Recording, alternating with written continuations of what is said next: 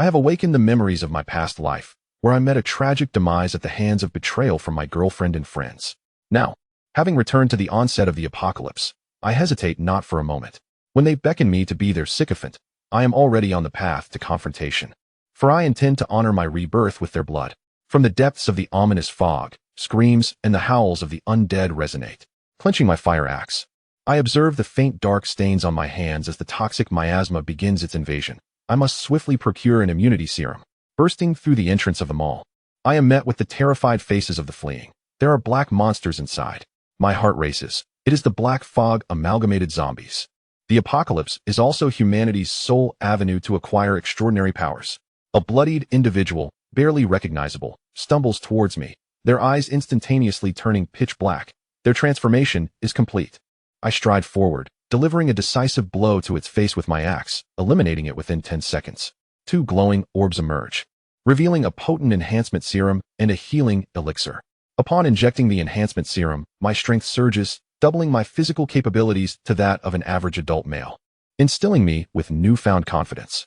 I navigate against the tide of panicked survivors into the mall, where rivers of blood flow and hundreds of corpses lie strewn about. The Black Fog zombies, akin to relentless killing machines, rend flesh and tear limbs, leaving despair in their wake. I seize the moment, wielding my axe with all my might towards its face. A resounding crack echoes as I carve a deep wound, exposing bone, yet my axe suffers a fracture. Resolutely, I abandon the axe for a metallic baseball bat, striking it against the wall, shattering its eye sockets. The zombie, enraged, retaliates, clawing at my abdomen. The Black Fog toxin visibly spreading. I do not evade. Instead, I exploit its impaired vision, driving my fingers into its eye. It thrashes wildly, biting a chunk from my forearm, yet I grasp a shard of glass, plunging it into its eye socket, piercing its brain. At last, the zombie falls still, transforming into a crimson mist that surges into my being. This is the reward for my kill. The grievous wound upon my body heals at an astonishing rate, the Black Fog toxin dissipating significantly. The surrounding survivors gaze at me in disbelief. He has triumphed. I clench my fists, feeling the surge of power within me. My extraordinary abilities are finally awakening. The survivors, who awaited Yang Qi's transformation into a corpse, were astonished to witness the crimson mist that emanated from the Black Mist zombie upon its demise. This miraculous phenomenon seemed to heal the majority of Yang Qi's wounds, and even appeared to repel the venom of the undead. They gazed at him with wide-eyed amazement. What could this crimson mist be? It had directly facilitated such a remarkable recovery. His injuries, which had been grievous, were healing at an astonishing rate. Yang Qi had suffered significant blood loss and was afflicted by a severe form of zombie toxin. Yet, he understood that this crimson mist, a reward for the Black Mist zombie's death, would heal at least 90% of his ailments. Just moments ago, the Black Mist toxin had invaded his brain, slowing his cognitive functions, but now he felt his senses sharpen as he regained consciousness. The crimson mist swiftly mended his wounds, suppressed the toxins within, and lightened the dark spots on his skin, with some even vanishing entirely. Most exhilarating for Yang Qi was the enhancement of his physique, continuously bolstered by the crimson mist. Due to the unexpected severity of his injuries, a substantial amount of the crimson mist's energy had been allocated to repair his wounds and counteract the toxins, leaving only 20% to fortify his body. Nevertheless, this enhancement equated to the effects of 2 grade enhancement potions. His physical attributes were now 4 times that of an ordinary person. With the injection of just 1 or 2 more grade enhancement potions, he would officially ascend to the status of a first-tier evolver. Yang Qi turned his gaze toward the luminous orbs that emerged from the disintegration of the Black Mist zombie, certain they would yield extraordinary abilities. 4 white orbs and 1 black orb. He immediately reached for the black orb, which contained a miniature black cloud, intermittently flashing with 3 or 4 bolts of blue lightning that emitted a resonating hum. This was the power of lightning elemental ability. He eagerly grasped the cloud. A surge of formidable energy flooded into Yang Qi's being. He yearned to shout in exhilaration that on the very first day of the apocalypse, he had become an ability wielder, and not just any ability, but one of devastating offensive prowess, the lightning elemental ability. Suppressing his excitement, Yang Qi then approached the 4 remaining orbs. One was a grade storage ring, another a grade combat knife, a third a grade immunity potion, and the last a grade enhancement potion. Without hesitation, he injected the enhancement potion. As the potion melded with his body, the familiar sensation of advancement washed over him. Yang Qi felt an overwhelming surge of power coursing through him, his blood racing, his heart pounding robustly, and his muscles slightly swelling with a delightful ache. While his vision brightened, he had leveled up. In that moment of ascendance, all of his strength had doubled. This was the reason everyone in the apocalypse could distinctly recognize their elevation. At the moment of advancement, all powers experienced a direct doubling. After injecting this enhancement potion, his strength and speed were approximately 5 times that of an ordinary person, and at the moment of leveling up, they doubled again, reaching a staggering 10 times that of an average individual.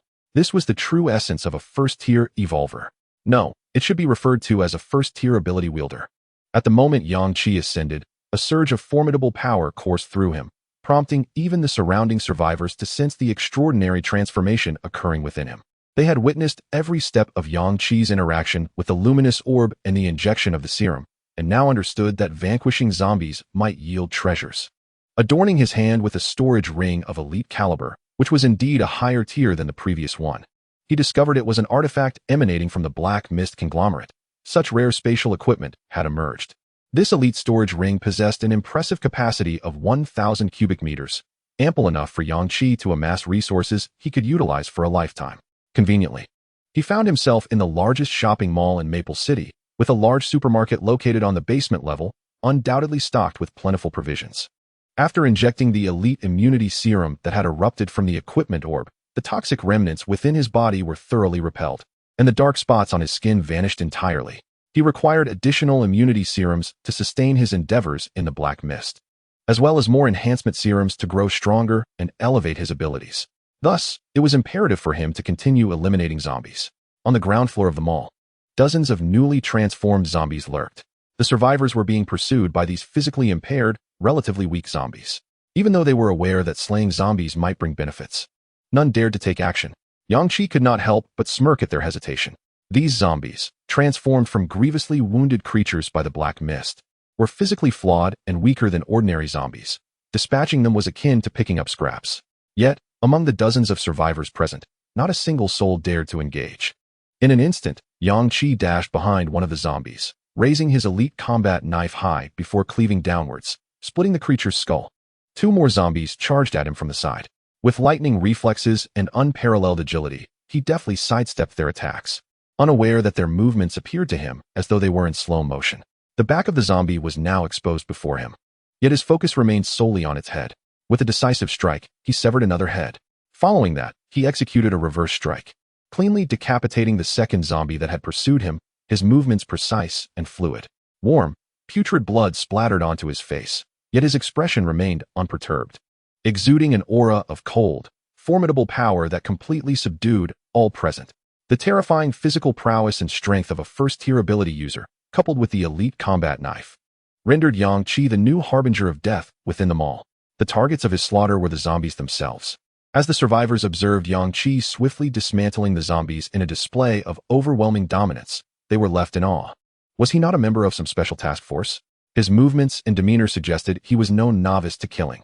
His strength had once again surged, surpassing his previous capabilities. Such levels of power and speed had transcended the realm of humanity. Unbelievably strong, far too strong. These zombies stood no chance against him.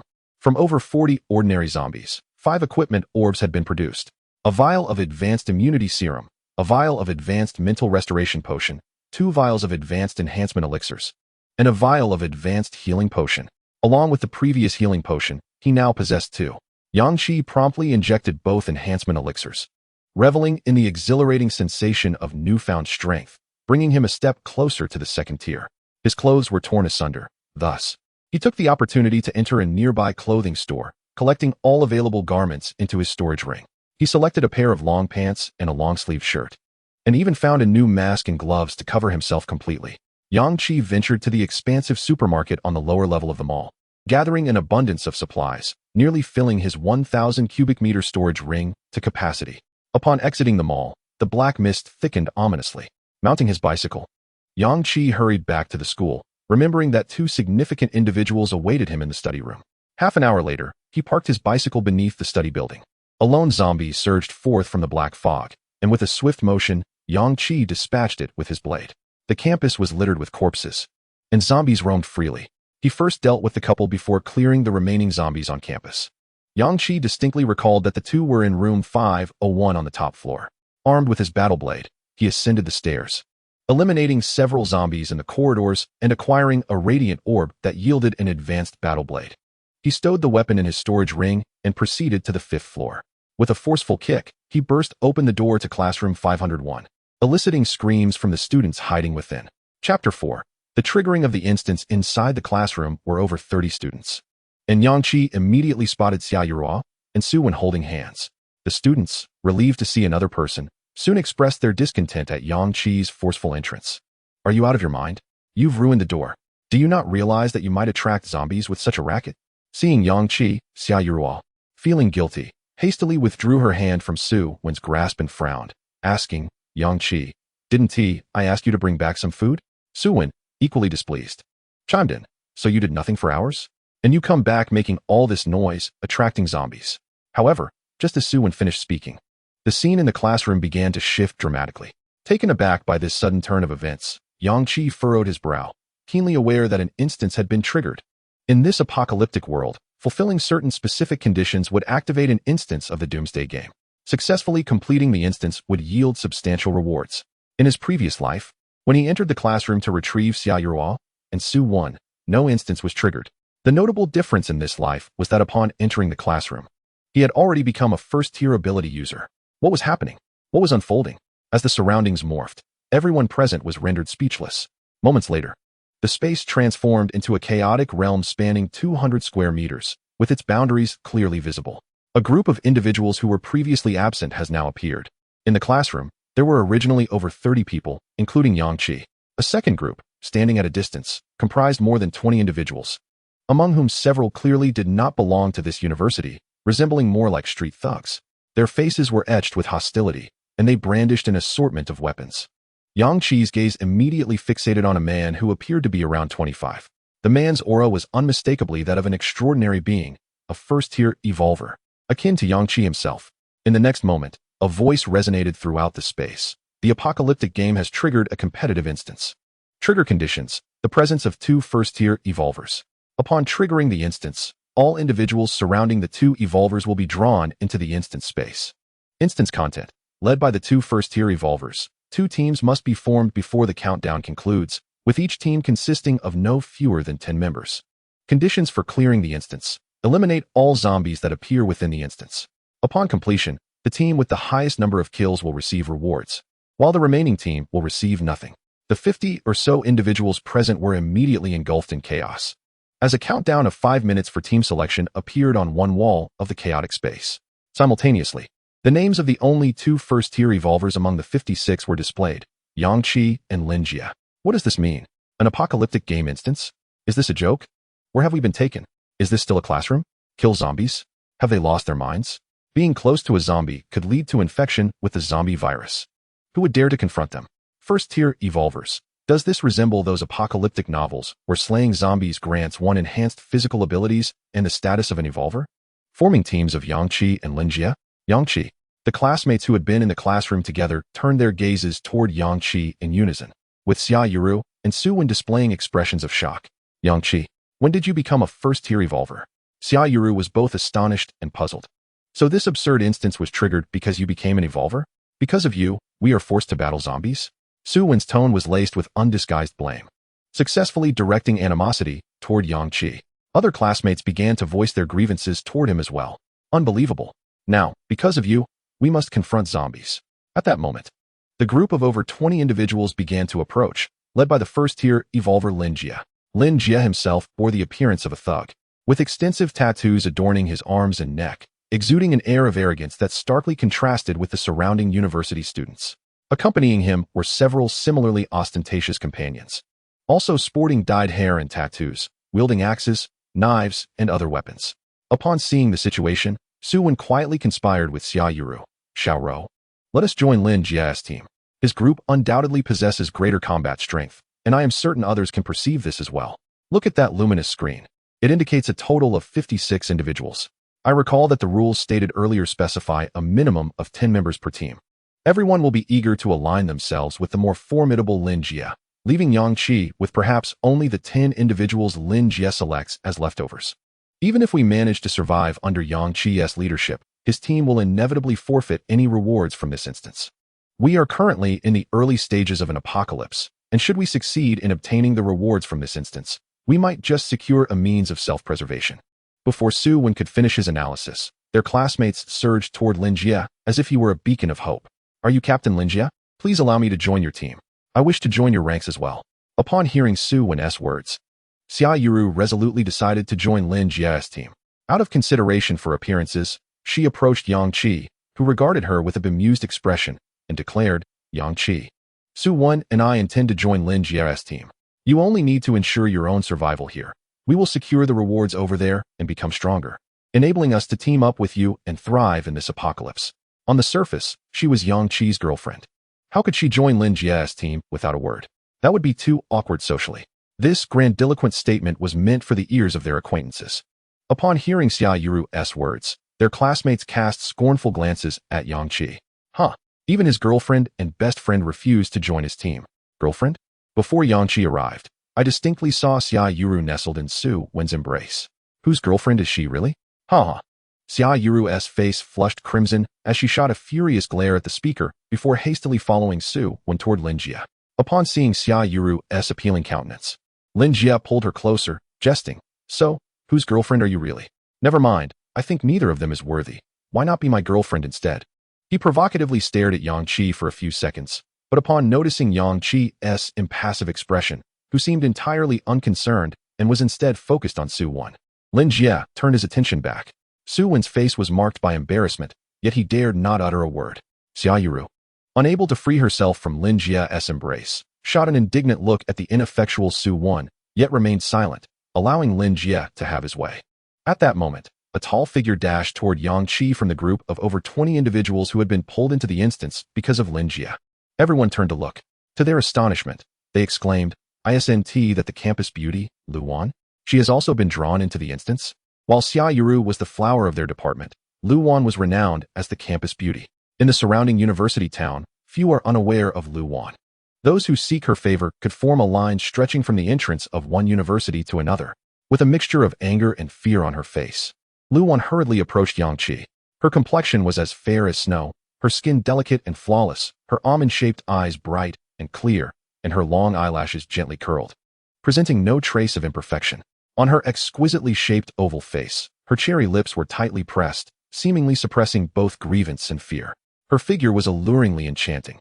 With a voluptuous bust, a slender waist, and long, straight legs, each feature radiating an irresistible allure. Even a mere few steps of her swift run captured the attention of everyone present. In this moment, Lu Wan's large eyes locked onto Yang Qi in a plea for help. Yang Qi, may I join your team? With her enticing lips parting and closing, Lu Wan uttered a statement that sent shockwaves through the crowd. Chapter 5. Only by killing you first. What? Had Lu Wan lost her mind? Yang Qi was merely a pale-faced boy. What was she thinking? No matter how one looked at it, Lin Jie was undoubtedly stronger. Voices of skepticism arose. Yet Lu Wan remained undeterred, her gaze resolutely fixed on Yang Qi. Close to 20 individuals who had previously appeared alongside Lin Jie, excluding his loyal brothers, rushed over. Their expressions mirrored Lu Wan's, filled with fear and anger. Lin Jie and his crew were lunatics, having indirectly caused the deaths of many classmates in the South Garden. They would push innocent people into hordes of zombies to lure the creatures away, using them as bait to kill the zombies. With reddened eyes, Lu Wan declared, "My 2 classmates were killed by them in this manner. If we wait for the instance to commence, they will surely employ the same tactics against their own teammates." Nearby, onlookers were bewildered to see Lu Wan and her group intent on joining Yang Qi's team. What were they thinking? To align themselves with that squad? It was utterly foolish. Following Yang Qi would only invite doom at the hands of the zombies. Lu Wan and her 21 companions joined Yang Qi's ranks, bringing their total to 22. Lin Jie's team comprised 34 members. The countdown began, 5 seconds. A rank battle blade materialized in Yang Qi's hand. As the countdown reached 0, all held their breath. The 4 walls of the chaotic space rippled like liquid, and human silhouettes emerged, breaking through the barriers. A relentless tide of terrifying zombies flooded into this instant space, charging towards the players gathered on either side. Nearly all ordinary individuals instinctively fled to the center of the space, striving to distance themselves from the walls. The sheer number of zombies sent expressions of terror and panic across every face, as they completely forgot that this was a competitive instance requiring the 2 teams to vie for kill counts, their focus solely on screaming and evading. At that moment, Yang Qi brandished his battle blade and charged directly into the oncoming horde of corpses. Having already ascended to the rank of a first-tier esper, he possessed 2 advanced healing potions and 1 advanced immunity potion, instilling him with unwavering confidence. Yang Qi's sudden rush forward was startling. Everyone gazed at him with wide eyes. Had Yang Qi lost his mind? There were already over 100 zombies here, with only 50 of us. It would mean that each person must confront 2 zombies on average. How could that possibly be achieved? This was a certain death trap. More zombies continued to infiltrate this space. Even if he were that so-called first-tier evolver, it was inconceivable that he could contend with such overwhelming numbers. With a battle knife in hand, Yang Qi advanced a few steps, swiftly cleaving open the skull of one zombie before immediately striking at the next. His movements were remarkably agile, and his strength was beyond that of an ordinary person. The 5 zombies at the forefront failed to touch a single hair on Yang Qi, and in the blink of an eye, they were all dispatched. The onlookers, save for the first-tier evolver Lin Jie, were rendered speechless. What? Impossible. How could he be so powerful? Xia Yura gazed at Yang Qi in astonishment, perceiving him as both formidable and unfamiliar. The aura emanating from him was entirely different from the Yang Qi she once knew, as if he were a transformed individual. Meanwhile, the surrounding zombies inched closer to the crowd. Suddenly, a piercing scream erupted from within the throng. One of Lin Jie's close friends violently shoved a somewhat frail girl out into the open. Not only that, but the girl, who was thrown 3 meters away, had her waist pierced by a dagger, blood gushing forth. What the hell was happening? Having witnessed the true nature of Lin Jie and his companions before entering the dungeon, Lu Wan and the others were now devoid of any shock. The dozen or so zombies that had been approaching were instantly drawn to the girl's cries and the overwhelming scent of blood, all lunging toward her. The allure of blood temporarily diverted the zombies' attention away from the living individuals, who were now desperately scrambling to tear into the girl's body in a frenzy. Her screams were drowned out, and within mere seconds, she became a mere puddle of blood accompanied by tattered, blood-soaked garments on the ground. The scene before them left the onlookers paralyzed with fear, speechless. Yet, this horrifying tableau ignited a glimmer of hope for their own survival. The realization that zombies could be attracted by sound and the scent of blood. If they employed this tactic to push others out as human shields, not a single person would dare to reprimand the scoundrel who had thrust the dagger into the girl and pushed her away. As long as the one pushed out was not themselves, that was all that mattered. As long as they could survive. Yang Qi paid no mind to the chaos unfolding behind him. He continued his relentless assault on the zombies. In the midst of his fervor, he stumbled upon a white light orb, an advanced enhancement potion. The display indicated that his team's kill count had already reached 15. Before he could utilize it, he suddenly turned to face Lin Jie, who was charging toward him from an unknown direction. A confident and arrogant smile adorned Lin Jie's face as he taunted Yang Qi, stating, "We are both first-tier evolvers. What if your kills surpass mine, and I fail to receive the dungeon rewards? I have not studied extensively, and the only solution that springs to mind is to eliminate you first." Lin Jie's proclamation captured the attention of everyone present. His loyal companions, emboldened by their weapons, pushed a few injured individuals aside to fend off the zombies while loudly proclaiming, "Yes, boss, take him down. Then all the spoils will be yours."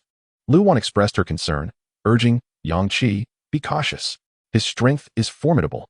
Just as the crowd anticipated an impending clash between first-tier evolvers, a sudden flash of deep blue light illuminated the space as Lin Jie approached Yang Qi.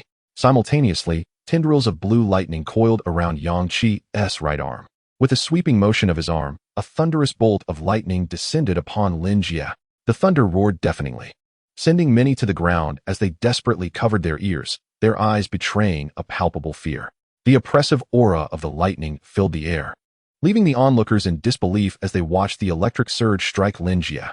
The impact caused Lin Jie to tremble violently for several seconds before collapsing to the ground, his body charred and marred with bloodstains. How is this possible? Such power cannot belong to a mere human. Lin Jie had been vanquished in an instant, defeated without even touching a hair on Yang Qi. The shock resonated through Xia Yuru, who covered her mouth in disbelief, murmuring, "Yang Qi's strength far surpasses Lin Jie's. I was so foolish."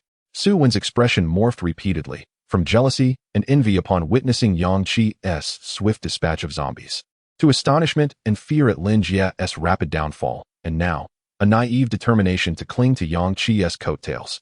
Under the astonished and fearful gazes of the crowd, Yang Qi swiftly dispatched 2 oncoming zombies and strode towards Lin Jie, who lay gasping for breath, not yet fully dead. Lin Jie's shocked eyes were fixed intently on Yang Qi. Expressionless, Yang Qi uttered not a single word before delivering a decisive blow, severing Lin Jie's head. Chapter 6. Revenge. Yang Qi's thunderous display, which had obliterated the first-tier evolver Lin Jie, left all witnesses in utter shock. Such formidable strength. Was Lin Jie truly a first-tier evolver? How could he have been so utterly outmatched by Yang Qi? Did you not witness Yang Qi's ability to wield electricity? That was no ordinary power. He was far beyond the realm of a typical first-tier evolver. Yang Qi then injected himself with a recently acquired tier enhancement serum, experiencing a comprehensive boost to his physical capabilities. Having ascended to the first tier, he had now injected 3 such serums, positioning his strength close to the mid-tier, vastly exceeding that of an ordinary first-tier evolver. The relentless horde of zombies emerging from the copy space remained undeterred by Yang Qi's thunderous onslaught. Instead, the deafening roar of the thunder drew them closer, converging around him in a frenzied swarm. Yang Qi barely had time to retrieve the advanced battle blade left by Lin Jie before he was thrust into combat against the surging mass of undead. The other participants in the instance, witnessing this alarming scene, turned pale with dread. Over 50 grotesque, howling zombies immediately engulfed Yang Qi, rendering him entirely invisible to their eyes. It was over. All the zombies had converged on Yang Qi. He was completely surrounded, and if he fell, we would all perish in this dungeon. No one but him possessed the capability to vanquish these fiends. With such a multitude of zombies, he would surely be torn to shreds. Once more, Yang Qi's elemental powers surged forth, more terrifying than when he had slain Lin Jie. Deep blue lightning erupted from his form, arcing between the nearest dozen zombies, instantly incapacitating them with severe electrical injuries. With no time to deliver finishing blows, he plunged into the throng of corpses. The advanced battle blade proved formidable, slicing through the zombies as if they were mere clay. Each strike was precise, cleaving the skulls of the undead to ensure their demise. However, amidst the chaos, his right shoulder and forearm were bitten by the relentless horde. The defense of a first-tier ability user was worlds apart from that of an ordinary person. These bites could easily rend flesh from a common human, yet on Yang Qi, they merely left 2 bloody tooth marks, swirling with dark mist. As toxins invaded his body through the wounds, his team's kill count had already surpassed 50, all achieved by his hand. The other participants stood in stunned silence. They had initially believed Yang Qi was doomed to fall to the zombie assault, yet to their astonishment, he had only incurred 2 bites while annihilating over 50 of the undead. Incredible, he had wiped them out in less than half a minute. That calculated to under a second per zombie slain. Did you not witness his movements? His agility and reaction speed far exceeded that of an ordinary person. Naturally, he could dispatch a zombie in less than a second. As the crowd murmured excitedly, Luan, the campus belle, boldly charged forward upon seeing the absence of zombies around Yang Qi. She dashed to Lin Jie's corpse and retrieved the advanced battle blade he had left behind.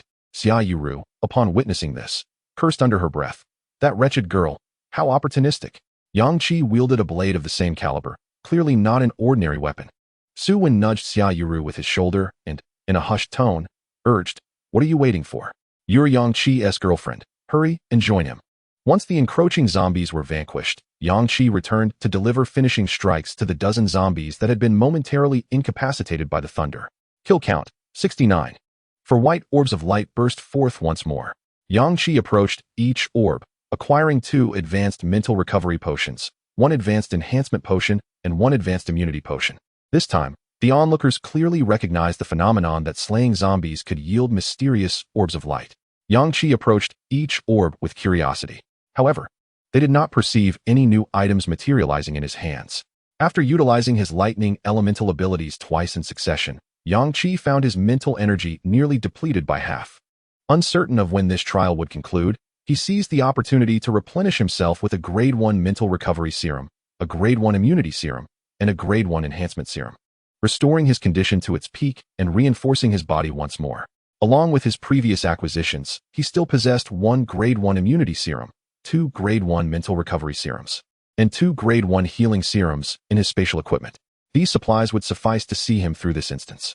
At that moment, a new wave of zombies emerged from within the walls, drawing closer to the group in the trial, their numbers exceeding 100. Upon witnessing such a staggering horde, the crowd instinctively rushed towards Yang Qi. Luan awkwardly brandished a Grade 1 battle knife, standing 2 meters away from Yang Qi. He cast a fleeting glance in her direction and reminded her calmly, "Aim for the head." Luan, thrilled by Yang Qi's engagement, eagerly nodded, understood. Almost simultaneously, Xia Yuro lunged forward, pushing Lu Wan aside, intent on throwing herself at Yang Qi. Quick to react, Yang Qi sidestepped, causing Xia Yuro to tumble unceremoniously to the ground. Shocked, she turned to Yang Qi, while Su Wan, initially intending to help Xia Yuro up, was startled by the sudden rush of zombies and instinctively retreated, pressing close to Yang Qi, exclaiming, "Yang Qi, save me!" Hearing the approaching zombies behind her, Xia Yuro could barely rise. She scrambled to Yang Qi's side, clinging desperately to his leg, crying, "Yang Qi, the zombies are coming. I'm so scared." Her appearance was utterly disheveled, far removed from her usual status as the belle of the department. Yang Qi chuckled softly, looking down at Xia Yuro with an air of superiority. "If you're afraid, go find Su Wan. Why come to me?" In the startled and panicked gazes of Xia Yuro and Su Wan, Yang Qi finally understood that during this time in his previous life, these two had already become entangled with one another rather than after the apocalypse began. Just as Xia Yuro opened her mouth to protest, she was met with the swift glint of the battle knife rapidly enlarging before her eyes. In an instant, she met the same fate as the zombies Yang Qi had previously dispatched, her head severed from her body. A collective scream erupted from those around them. Although they had witnessed Lin Jie and others pushing survivors out to confront zombies, this was their first experience of one person beheading another, leaving them pale with terror. Su Wan stood frozen, muttering in disbelief, "Surely, you wouldn't kill us like this." No sooner had he uttered those words than his own head fell to the ground. Having avenged the grievances of his past life by eliminating the two, Yang Qi remained expressionless, brandishing the bloodied battle knife as he faced the encroaching zombies. He bore no intention of safeguarding those around him. In his eyes, there existed only the zombies, the luminous orbs, and the pursuit of strength. The surge of lightning elemental power erupted. This time, Yang Qi wielded his abilities with increased finesse. Two bolts of thunder, thicker than before, descended from the heavens. The aura he emanated was palpably more formidable. Upon striking, the bolts scattered into a dozen arcs of electricity, precisely targeting the heads of the advancing horde of zombies. 12 zombies were obliterated in an instant by Yang Qi's surge of lightning elemental power. Chapter 7. Clearing the instance, this strike of lightning left the survivors present in utter astonishment.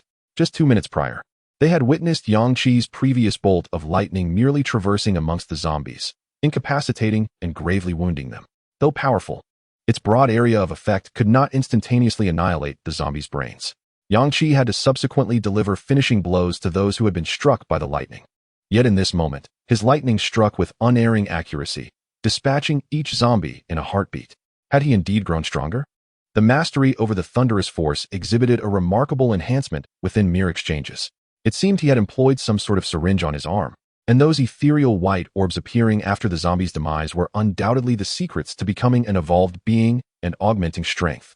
What should we do about the encroaching horde of zombies? Over 100 newly emerged zombies drew nearer to the survivors, who now clustered around Yang Qi. However, he appeared to deliberately evade them, weaving swiftly through the throngs of zombies. Yang Qi's speed transformed him into a mere shadow, and with each pass, the heads of the zombies fell in unison. "Help! Help us! Captain Yang Qi, save us!" Dozens of zombies lunged at the gathered survivors, and cries of horror echoed in the air. Only Lu Wan, armed with Lin Jie's elite sword, managed to sever a zombie's arm with a single stroke. She was astounded. "This blade is remarkably sharp. Despite my limited strength, I can effortlessly slice through a zombie's body." 3 zombies charged at Lu Wan simultaneously, and in a panic, she turned and struck one in the face with her sword. The might of the elite blade cleaved through half of the zombie's head. Lu Wan successfully dispatched one. However, before she could revel in her triumph, she was tackled to the ground by a zombie from behind. Pain surged through her shoulder and calf as 2 zombies began to feast upon her. In that moment, an unprecedented wave of terror engulfed Lu Wan's heart. Yet simultaneously, an unparalleled will to survive surged within her. Gripping the sword, she swiftly rolled over, pinning the zombie gnawing at her shoulder beneath her back. She rose to a seated position and delivered a fierce blow to the zombie feasting on her calf, cleaving through half of its body. Her calf was grievously wounded, rendering it incapable of supporting her weight, so she rolled to the side and swiftly dispatched the 3rd zombie that had yet to regain its footing. In the moment when the 3rd zombie's head was cleaved open, a burst of white light erupted. Lu Wan, drenched in blood, had her shoulder and calf gnawed down to the bone by the zombies. Enveloped in black mist, she was besieged by toxins and coupled with severe blood loss. Her condition was perilously close to unconsciousness. She persevered, crawling towards the white light. Upon contact, a vial of medicine appeared in her hand. Instantly, information flooded her mind, revealing that it was a high-level healing potion. With trembling hands, she plunged the vial into the flesh beside the wound on her calf. She yearned to inject it directly into the wound, but only bone remained, for the flesh had been devoured by the zombies. In an instant, the pain in her calf diminished significantly, and a semblance of color returned to her face, yet she still could not rise. Just then, several zombies, drawn by the scent of her blood, charged towards her. Lu Wan's expression had transformed dramatically compared to just minutes prior. Having personally slain 3 zombies and fought for survival in despair, she had experienced the might of the high-level battle blade and the miraculous properties of the potion. She was no longer the fearful survivor she once was. She resolved to survive and grow stronger. Lu Wan supported herself against the corpses of 2 zombies. Her upper body propped up as 3 more zombies lunged at her. With a swift motion, she swung her blade, severing the bodies of the 3 zombies. Only the upper halves remained, one of which grasped her ankle and bit down fiercely, as its head tilted back to tear into her flesh. Her battle blade cleaved through its skull. Yang Qi was right. It was imperative to destroy the heads of these zombies to eliminate them completely. Meanwhile, within the instance, the other survivors had dwindled from dozens to fewer than 10 in the span of less than 2 minutes. Suddenly, amidst the dimly lit instance, thunder roared. Bolts of lightning descended, instantly obliterating over 30 zombies. Lu Wan looked up in shock, and in that moment, as the 30 zombies fell, Yang Qi reappeared within her line of sight, having been surrounded. The remaining 40 zombies, attracted by the sound of thunder, howled and charged towards him, granting Lu Wan and the other survivors a temporary reprieve from the zombie threat. Those who had been grievously wounded, yet still clung to life, displayed expressions of schadenfreude at this turn of events. One among them snarled, "Serves him right. He could have protected us, yet he chose to distance himself, leaving us to suffer grievous injuries. Even if we are not devoured by zombies, we are merely awaiting our own transformation into one." His power of thunder was undoubtedly not something to be wielded at will. I had previously observed that each time he summoned it, his complexion would pale a shade, and even his movements in dispatching zombies would slow, indicating that utilizing such power was immensely taxing. He had employed the thunderous force several times in succession, and I wondered how he would manage to eliminate the remaining 40 zombies. Look, the walls of this space no longer bore any new zombies. Could it be that once these 40 zombies were vanquished, we would clear the instance? Lu Wan heard the conversations of the survivors and struggled to rise. The effects of a high-grade healing potion were insufficient to enable her ravaged flesh to regenerate swiftly, yet they significantly alleviated her pain.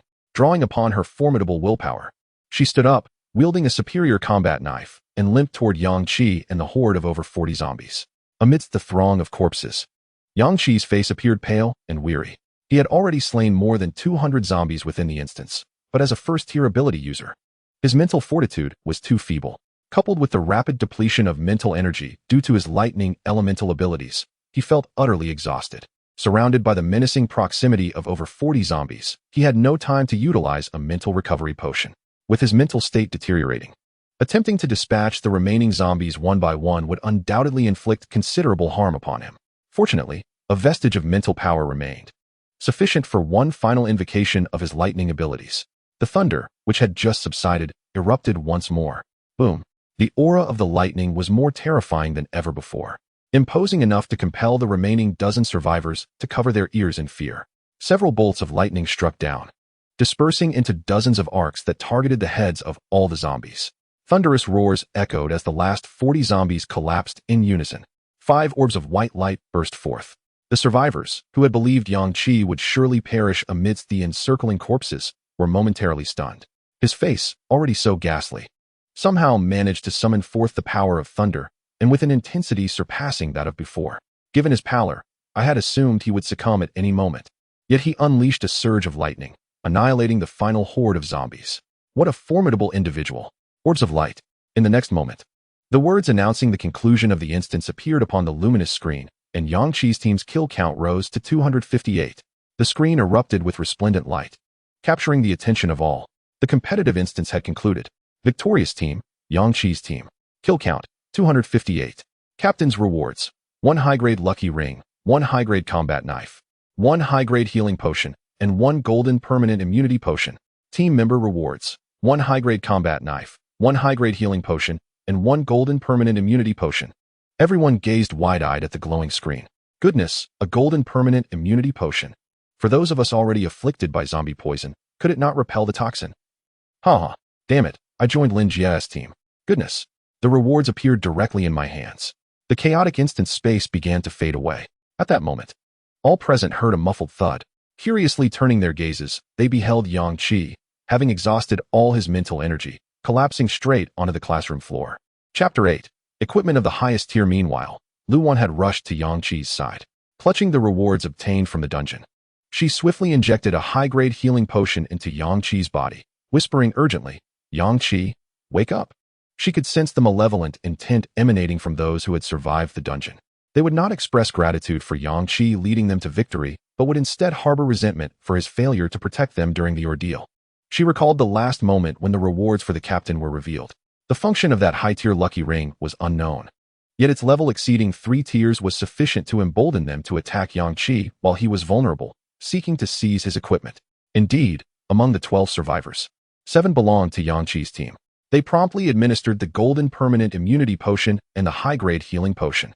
Instantly, the dense black mist enveloping them dissipated, and the dark spots on their skin vanished. However, they were gravely injured, and a single high-grade healing potion could not restore their full mobility immediately. Nevertheless, the 7 individuals rose to their feet, wielding their rewarded high-grade battle knives, advancing towards Yang Qi and Lu Wan with expressions of frenzied malice. Ha ha, he's unconscious. It must be due to overexerting the power of thunder. How splendid. If we kill him, we can seize his captain's reward. A high-grade battle knife. And that mysterious high-tier ring. Surely a valuable item. Let him be arrogant, looking down on us, treating our lives as expendable in the dungeon. Let us finish him off. He might have more treasures on him. Lu Wan was frantic. She could not comprehend why Yang Qi had collapsed. Without hesitation, she injected her golden permanent immunity potion into him. Just then, she noticed Yang Qi clutching several unfamiliar potions. Reacting swiftly, she snatched the vials from his grasp and tremblingly administered them into his body. She understood the power of the high-grade battle knife. She possessed 2, one as a dungeon reward and the other obtained from Lin Jia. But what use were they now? She was gravely injured herself. While 7 armed with high-grade battle knives were approaching Yang Qi with intent to kill, surrounded by swirling black mist, poison had already infiltrated Lu Wan's body, and her mind was on the verge of succumbing to the rampant black mist virus. Large patches of dark spots marred her once fair skin. This sight momentarily unnerved the assailants. "What are you afraid of?" bellowed one rotund man. Lu Wan was able to slay several zombies with that knife. With our 7, even if she truly transformed into a corpse, we could still take her down. A leering man added, "What a pity. I had hoped to experience the charm of the campus beauty." The 7 emboldened each other, drawing closer to Yang Qi and Lu Wan. Lu Wan injected all the potions into Yang Qi, desperately shaking his body, her voice rising into low, desperate growls. "You must wake up, Yang Qi." Upon finishing her words, Lu Wan abruptly stood up, clutching a formidable battle blade. Her face, marred by dark spots, and her eyes, as black as ink, conveyed an unyielding determination to confront her adversaries. The rotund man and the lecherous individual, having perceived that Lu Wan had reached her limit and was on the verge of transformation, swung their blades towards her head with reckless abandon. The others, witnessing this, simultaneously directed their strikes at Yang Qi. At that moment, a shadow suddenly sprang forth from behind Lu Wan. The blades of the rotund man and the lecherous one, still suspended in the air, were met with the sight of their heads careening away. Blood spurted forth. The 5 remaining assailants, who had intended to slay Yang Qi, felt their pupils constrict. Yang Qi was nowhere to be seen. Upon closer inspection, Yang Qi had already positioned himself before Lu Wan, while the 2 men had collapsed as headless corpses on the ground. What? How could this be? What manner of speed is this? Just a moment ago, he was lying right here. Had he not exhausted all his combat strength? Yang Qi refrained from immediately dispatching the remaining 5, instead retrieving the golden permanent immunity potion awarded by his captain from his spatial gear and turning to inject it into Lu Wan's neck. Instantly, the near completely darkened eyes of Lu Wan regained their clarity. The large blotches on her skin visibly dissipated, and the dark mist enveloping her wounds vanished entirely. In the next instant, Yang Qi appeared before the remaining 5, wordlessly delivering a series of lethal strikes, eliminating them all. Not far away, the 5 survivors, who had not received rewards from the instance and were on the brink of death, stared at Yang Qi in sheer terror. How had he suddenly regained his vitality? What had transpired? The speed was astonishing. He was far too swift for them to contend with. Indeed, he was a first-tier evolved being. Yang Qi regarded the remaining 5 without the intention of killing them. Lacking the golden immunity potion and having sustained severe injuries from the zombies, they were on the verge of transformation themselves. He contemplated that once they became zombies, they might yield white orbs upon their demise. Turning his gaze to Lu Wan, he remarked, "The potion I held earlier was a level 3 mental recovery serum. I merely collapsed from mental exhaustion." Lu Wan's face flushed crimson as she replied, "So, was the healing serum I began administering to you wasted?" A faint smile graced Yang Qi's face as he responded, "No waste at all. I was bitten a few times by zombies." Yang Qi scrutinized Lu Wan. He could not help but acknowledge that having been reborn and shaped by his past experiences, he harbored a profound sense of wariness towards others. Even with the school beauty, Lu Wan, he had refrained from any inclination of closeness. Yet, at a moment when his mental strength was depleted and all around him sought his demise, Lu Wan had recklessly come to his aid. Despite her own perilous condition, on the brink of transformation due to the dark toxin coursing through her, she had chosen to administer her golden immunity potion to him. Unsure of the reason behind his fainting, this act stirred a flicker of warmth within Yang Qi's icy heart. He retrieved the level healing potion awarded by the captain from his spatial gear and injected it into Lu Wan's shoulder. This is a superior healing potion, with effects exponentially greater than that of standard healing agents. Your flesh will gradually regenerate, and it is advisable to administer a few more doses of healing potions for added safety. Yang Qi entrusted his remaining 5 superior healing potions to Lu Wan, allowing her to utilize them at her discretion before approaching the 5 white orbs of light produced by the last few zombies. He obtained 2 superior mental recovery potions, 1 superior healing potion, 1 enhancement potion, and a superior storage ring. This storage ring boasts a capacity of 50 cubic meters, providing ample space. The potions obtained during their previous encounters with zombies had already been depleted by Yang Qi and Lu Wan. Upon acquiring the 4 new potions, Yang Qi placed 2 mental recovery potions into the storage ring, while he handed the superior healing potion, the enhancement potion, and the storage ring to Lu Wan. After using a particularly potent superior healing potion, combined with several standard healing potions, Lu Wan was able to walk normally again, with her wounds beginning to mend. Holding the enhancement potion, she inquired, "What is this potion? I have never seen it before." Yang Qi, having stored the 7 superior battle knives of the fallen individuals in the storage ring, replied, "An enhancement potion, it boosts your strength." Lu Wan felt a surge of excitement within her. She understood that Yang Qi's intention in providing her with this potion was to invite her to join him on his journey. Without hesitation, she injected the enhancement potion and instantly felt her physical attributes dramatically improve, her body brimming with newfound strength. The effect was astonishing. "I feel as though my power has doubled." Just then, the remaining 5 individuals completed their transformation into zombies. Yang Qi directed Lu Wan, "You go and eliminate those 5 zombies." Though she bore injuries, having consumed an enhancement potion had elevated her physical prowess to approximately double that of an ordinary person. And with the superior battle knife in hand, dispatching these newly transformed zombies posed little challenge. Lu Wan, with a slight limp, approached the zombies wielding her battle knife. Meanwhile, Yang Qi retrieved the superior luck ring and battle knife awarded for completing the dungeon. On the very first day of the apocalypse, he had acquired a piece of superior equipment. Upon touching the luck ring, an influx of information regarding the item flooded Yang Qi's mind. His expression turned to one of sheer elation. Wearing this luck ring would increase the drop rate of orbs from slain zombies from 10 to 20. Chapter 9. Treasure Hunting Dungeon. The drop rate has doubled. Truly, it is superior equipment. This signifies that for the same number of zombies slain, Yang Qi would acquire twice the quantity of various potions compared to others. He adorned the ring, then cast his gaze upon the pristine superior battle knife in his hand. In this dystopian world, equipment is graded, and zombies are classified as well. The superior battle knife cleaves through ordinary zombies as if they were mere clay. Its power magnified several-fold against first-tier zombies, yielding significant results. Meanwhile, Lu Wan rejoiced as she vanquished the 5 zombies. Exhilarated by the enhanced physical capabilities granted by the superior enhancement potion, feeling an indescribable thrill within her, she injected a potent enhancement serum, wielded a formidable combat knife, and possessed permanent immunity to the zombie virus, enabling her to effortlessly eliminate ordinary zombies. It was unfathomable to consider how powerful she would become after continuously acquiring enhancement serums while following Yang Qi on their zombie-slaying ventures. Lu Wan hastily approached Yang Qi. Her curiosity piqued as she gazed at the ring adorning his finger. "Is this the fabled lucky ring?" she inquired. "Indeed," Yang Qi replied. "The probability of each person obtaining luminous orbs from killing zombies is typically 10. However, This lucky ring elevates that probability to 20. Luan was taken aback. A doubling of the drop rate. We must swiftly clear out the zombies in the school. Yang Qi glanced out the window at the pitch-black sky and said, I am aware that a large treasure-hunting dungeon will manifest in Feng City tomorrow. The treasures within that dungeon are truly exceptional. Therefore, we must conserve our energy tonight. You should focus on recuperating. The two found a classroom on the top floor of the teaching building, where they took out food and water to replenish their strength. As Luan devoured her meal, she asked, Yang Qi, how did you acquire your thunder power? Was it a reward for completing a dungeon? This ability is an anomalous reward that emerges solely from defeating the black mist aggregates. It is the only means to gain such powers, Yang Qi explained. However, acquiring an ability is merely the beginning.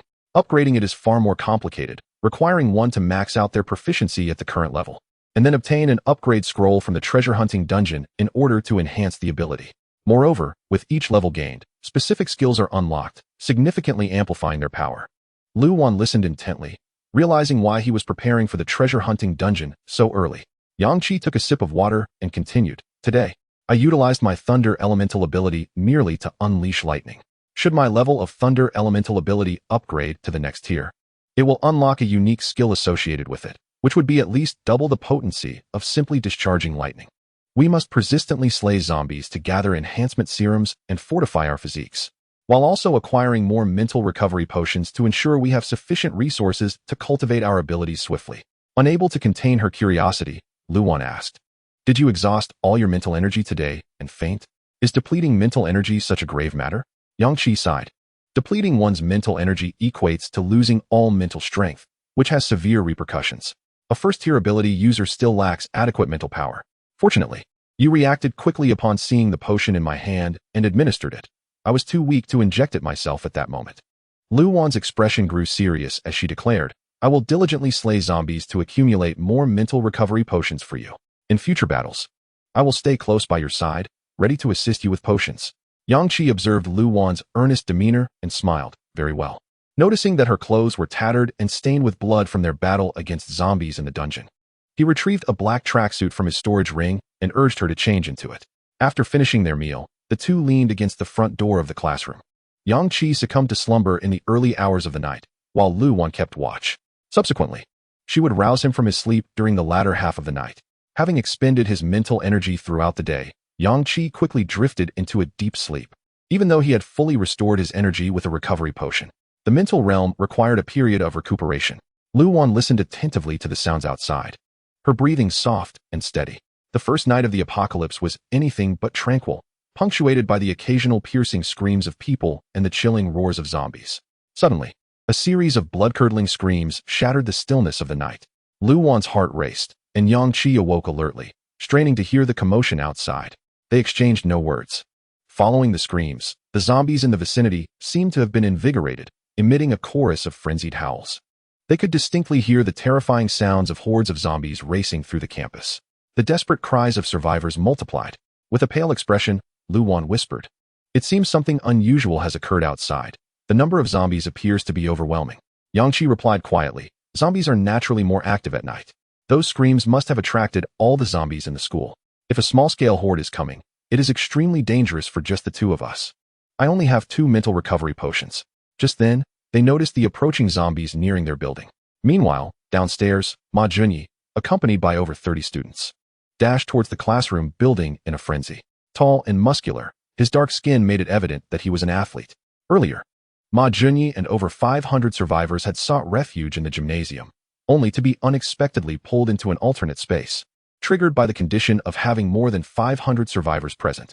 Remarkably, they had triggered a treasure hunting scenario. In this instance, there were no zombies, only peculiar creatures they had never encountered before. Their excitement surged as they read the scenario description, realizing that by defeating the diminutive beings burdened with packs, none taller than their knees, they could acquire various treasures. Upon witnessing the setting of the scenario, they felt assured that these pack-carrying figures posed no threat, with many appearing to be mere decorative plants. However, the moment the scenario commenced, they realized their grave misjudgment. Those seemingly weak beings possessed formidable strength. A single strike to their shins could shatter their bones into fragments, resulting in instant annihilation. Even the vibrant plants, which appeared to serve a decorative purpose, were revealed to be sentient, powerful, and carnivorous mutant flora. Out of the 500 who entered the treasure hunting scenario, only 30-some emerged alive. Nevertheless, they had gained numerous enhancement potions and formidable weapons during their harrowing ordeal. Among more than 30 individuals, 5 directly utilized 5 or 6 potent enhancement potions to ascend to the rank of first evolutionists. This remarkable achievement allowed them, upon exiting the dungeon, to entirely forget the harrowing scenes of death and despair they had just endured, swelling their spirits with an overwhelming sense of invincibility, prompting them to commence slaying the surrounding zombies. Consequently, the number of attracted zombies escalated rapidly, and within a mere 20 minutes, they successfully incited a minor zombie tide within the school premises. Chapter 10. Surrender the Food. With over 500 zombies in pursuit, Ma Junyi and his companions fled for their lives. As their feet pounded against the ground, they could even feel the faint tremors beneath them. The last few individuals in their group were seized by the zombies, their agonized cries utterly drowned out by the frenzied roars of the undead. Survivors scattered throughout the school were drawn to the terrifying commotion. Some bolder souls dared to peek out, only to turn pale with fear. They beheld, below the teaching building, a vast army of zombies relentlessly pursuing a group of individuals ahead. What on earth is happening? How did those people attract such a multitude of zombies? Ma Junyi, the most physically capable among them, was the first to ascend the steps, with the entrance to the second floor of the teaching building looming before him. He urgently called out to Li Xiaoyu, who was closely following him. Hurry, let us get up there quickly. I recall there is an iron gate between the third and second floors that can temporarily hold the zombies at bay. Meanwhile, in the innermost classroom on the 6th floor, Yang Qi and Lu Wan were rendered speechless. Yang Qi had just awakened from the first half of the night, allowing the injured Lu Wan to rest and expedite her recovery. However, at that moment, someone had drawn zombies into their building. Yang Qi heard a jarring metallic sound, accompanied by the noise of zombies colliding with something. He whispered, "Someone is coming up," judging by the sound. They must have barricaded the iron gate leading from the 2nd to the 3rd floor, and those zombies are attempting to break through. Lu Wan glanced at the wound on her calf, observing that much of new flesh had already grown back. Although not completely healed, she found herself capable of moving freely. The entire building seems to be shaking. I estimate there are at least 200 or 300 zombies. Is this not akin to the dungeon we experienced earlier today? Lu Wan expressed her concern. Yang Qi replied, I still possess 2 mental recovery potions and 1 healing potion. If we are to confront a horde of zombies similar in scale to today's dungeon, the mental recovery potions will surely be insufficient. His gaze then fixated on the lucky ring adorning his finger. However, with this lucky ring, the drop rate for loot upon slaying zombies reaches 20. While we dispatch the undead, we shall collect a plethora of luminous orbs. Since the zombies are upon us, we have no choice but to fight. Urgent footsteps echoed from the opposite end of the corridor. Downstairs, the relentless sound of zombies banging against the iron gate reverberated.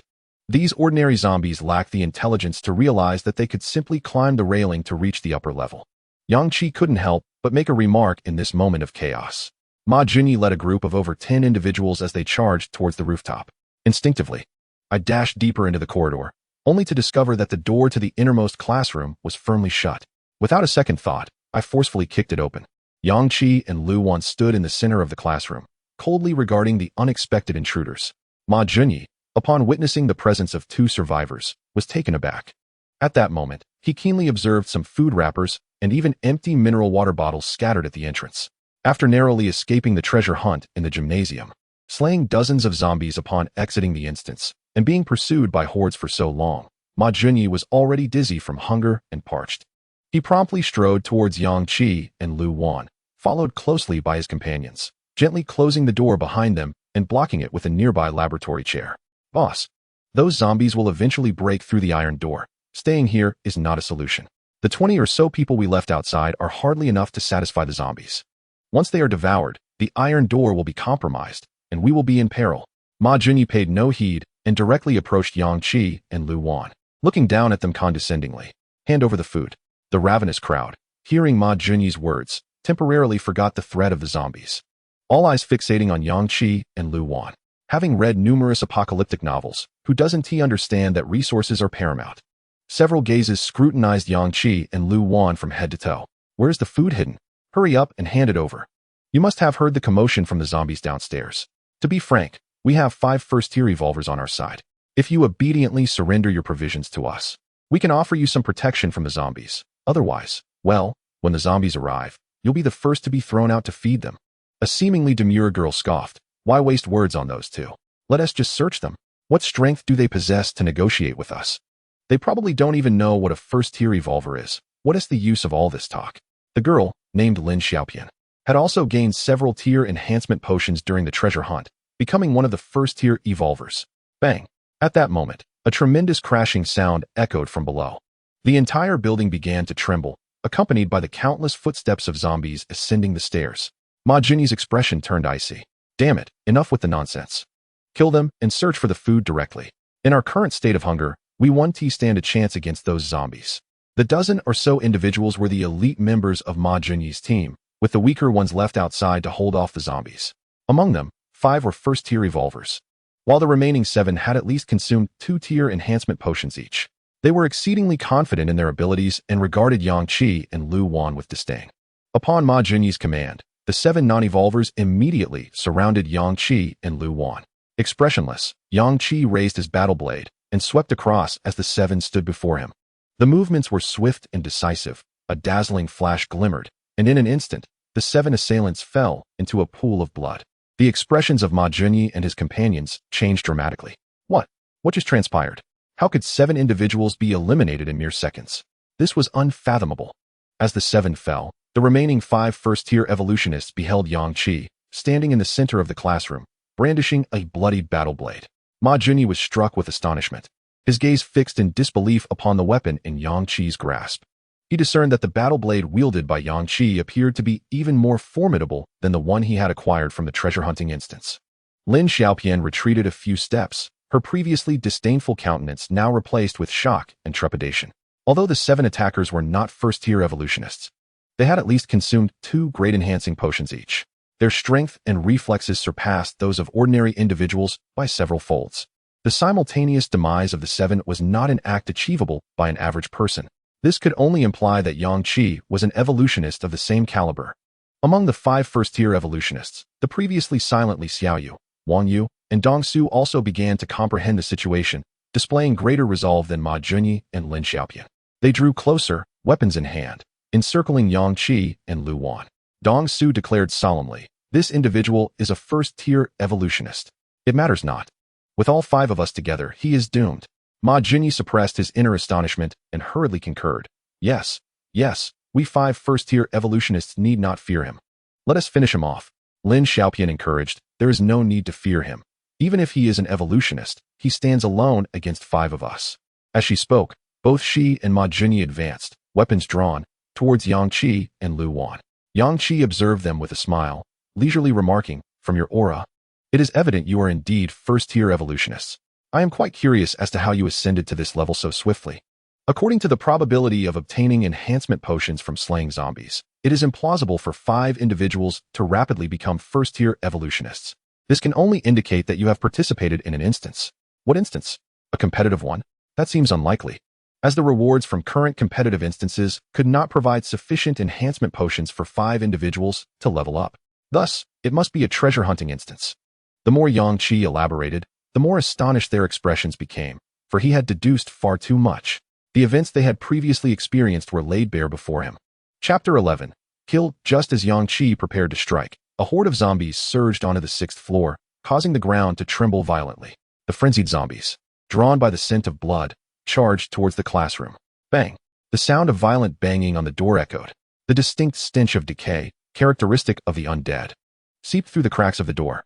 The desks and chairs braced against the door were violently scattered by the relentless onslaught. Lin Xiaopian stepped back in terror, exclaiming, "The zombies are coming. We are but 5. Bang! This time, the classroom door was shattered entirely. A horde of 5 or 6 zombies charged in relentlessly. Yang Qi swiftly grasped Wang Yu, who was engulfed in sheer terror. Despite his frantic struggles in midair, he despaired at the realization that Yang Qi's strength far surpassed his own. He flailed his battle knife in a futile attempt to defend himself, only to be hurled directly into the overwhelming mass of zombies by Yang Qi. Wang Yu lost his balance mid-flight and plummeted into the pile of corpses, unable to rise as a first-tier evolved being. He was instantly overwhelmed by the throng, managing to injure only 3 zombies with his weapon before succumbing to silence. Witnessing this scene, Ma Jinyi and the others lost all their earlier bravado, retreating to the farthest corner of the classroom. "It's over. We're doomed with so many zombies. This is all your fault." The moment we exited the instance, you began slaughtering zombies, leading to this relentless pursuit. We could have quietly evolved, and now we're facing death here. Who could have anticipated that these zombies would be drawn so easily?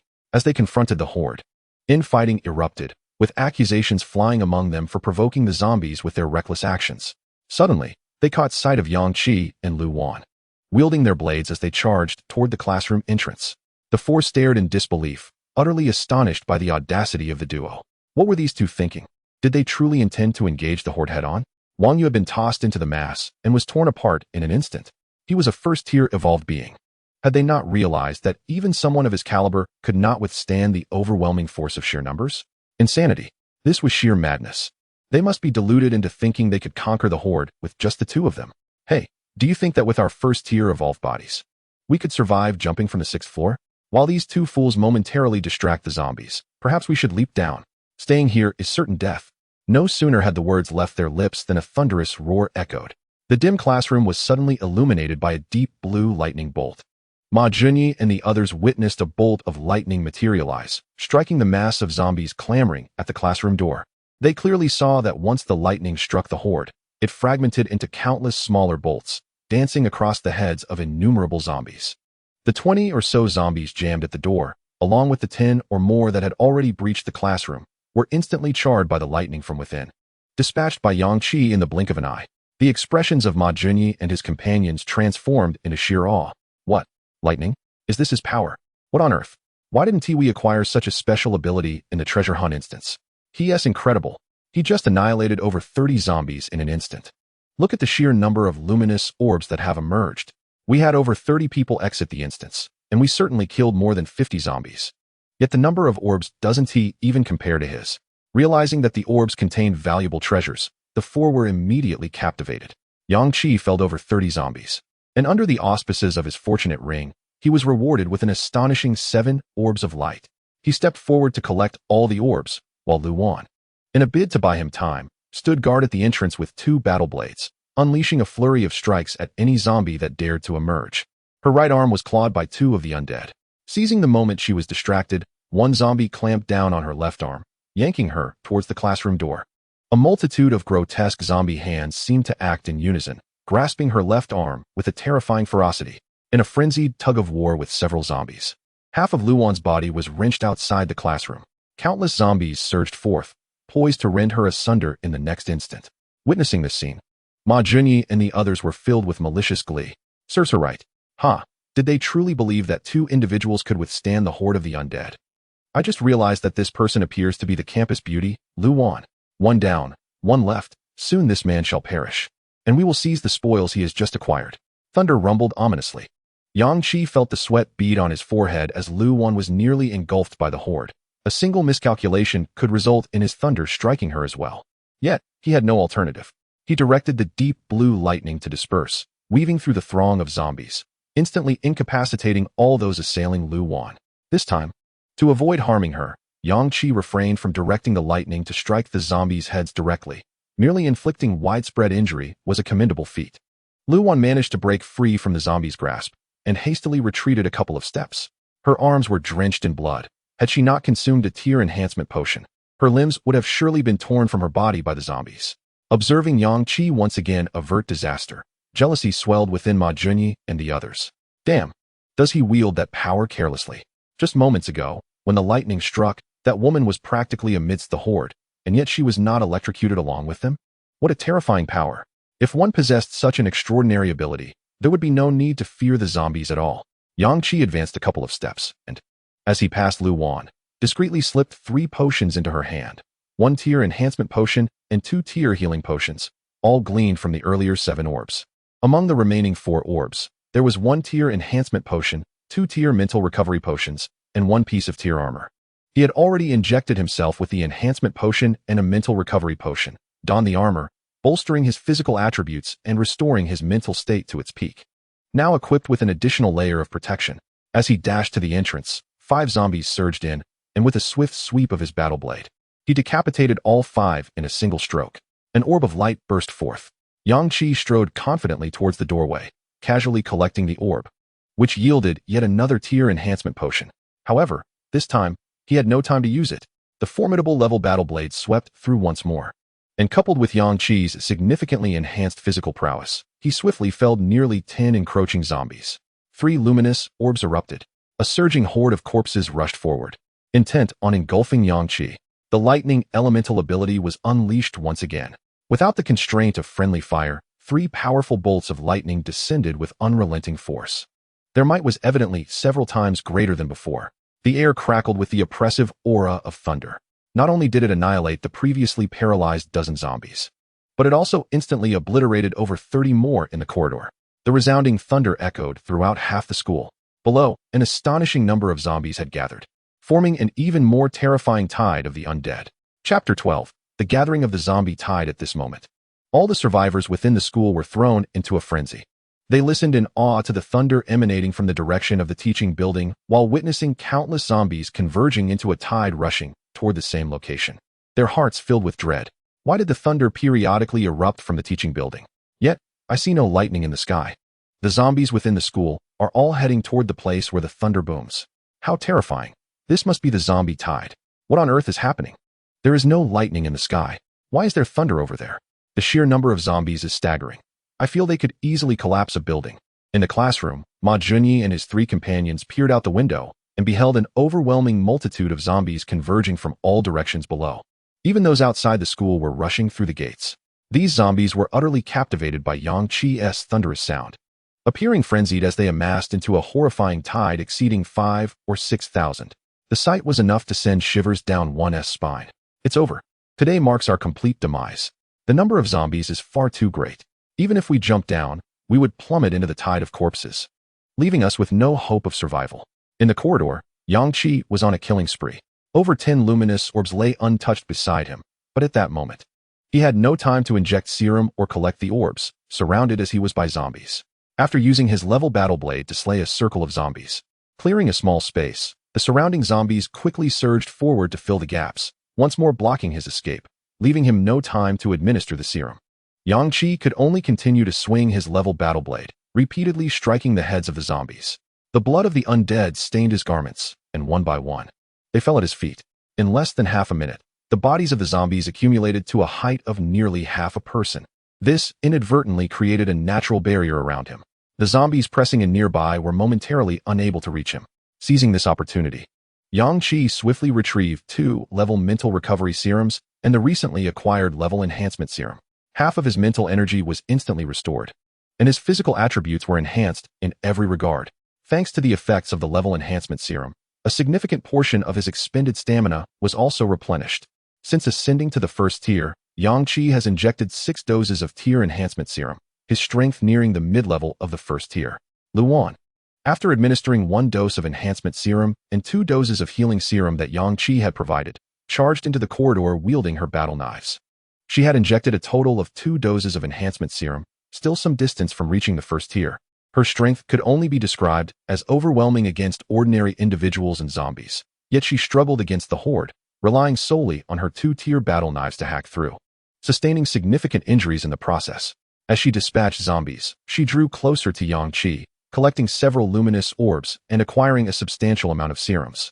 Once Yang Qi regained his composure, the zombies surrounding him began to crawl over the pile of corpses that shielded him, reaching out with their hands.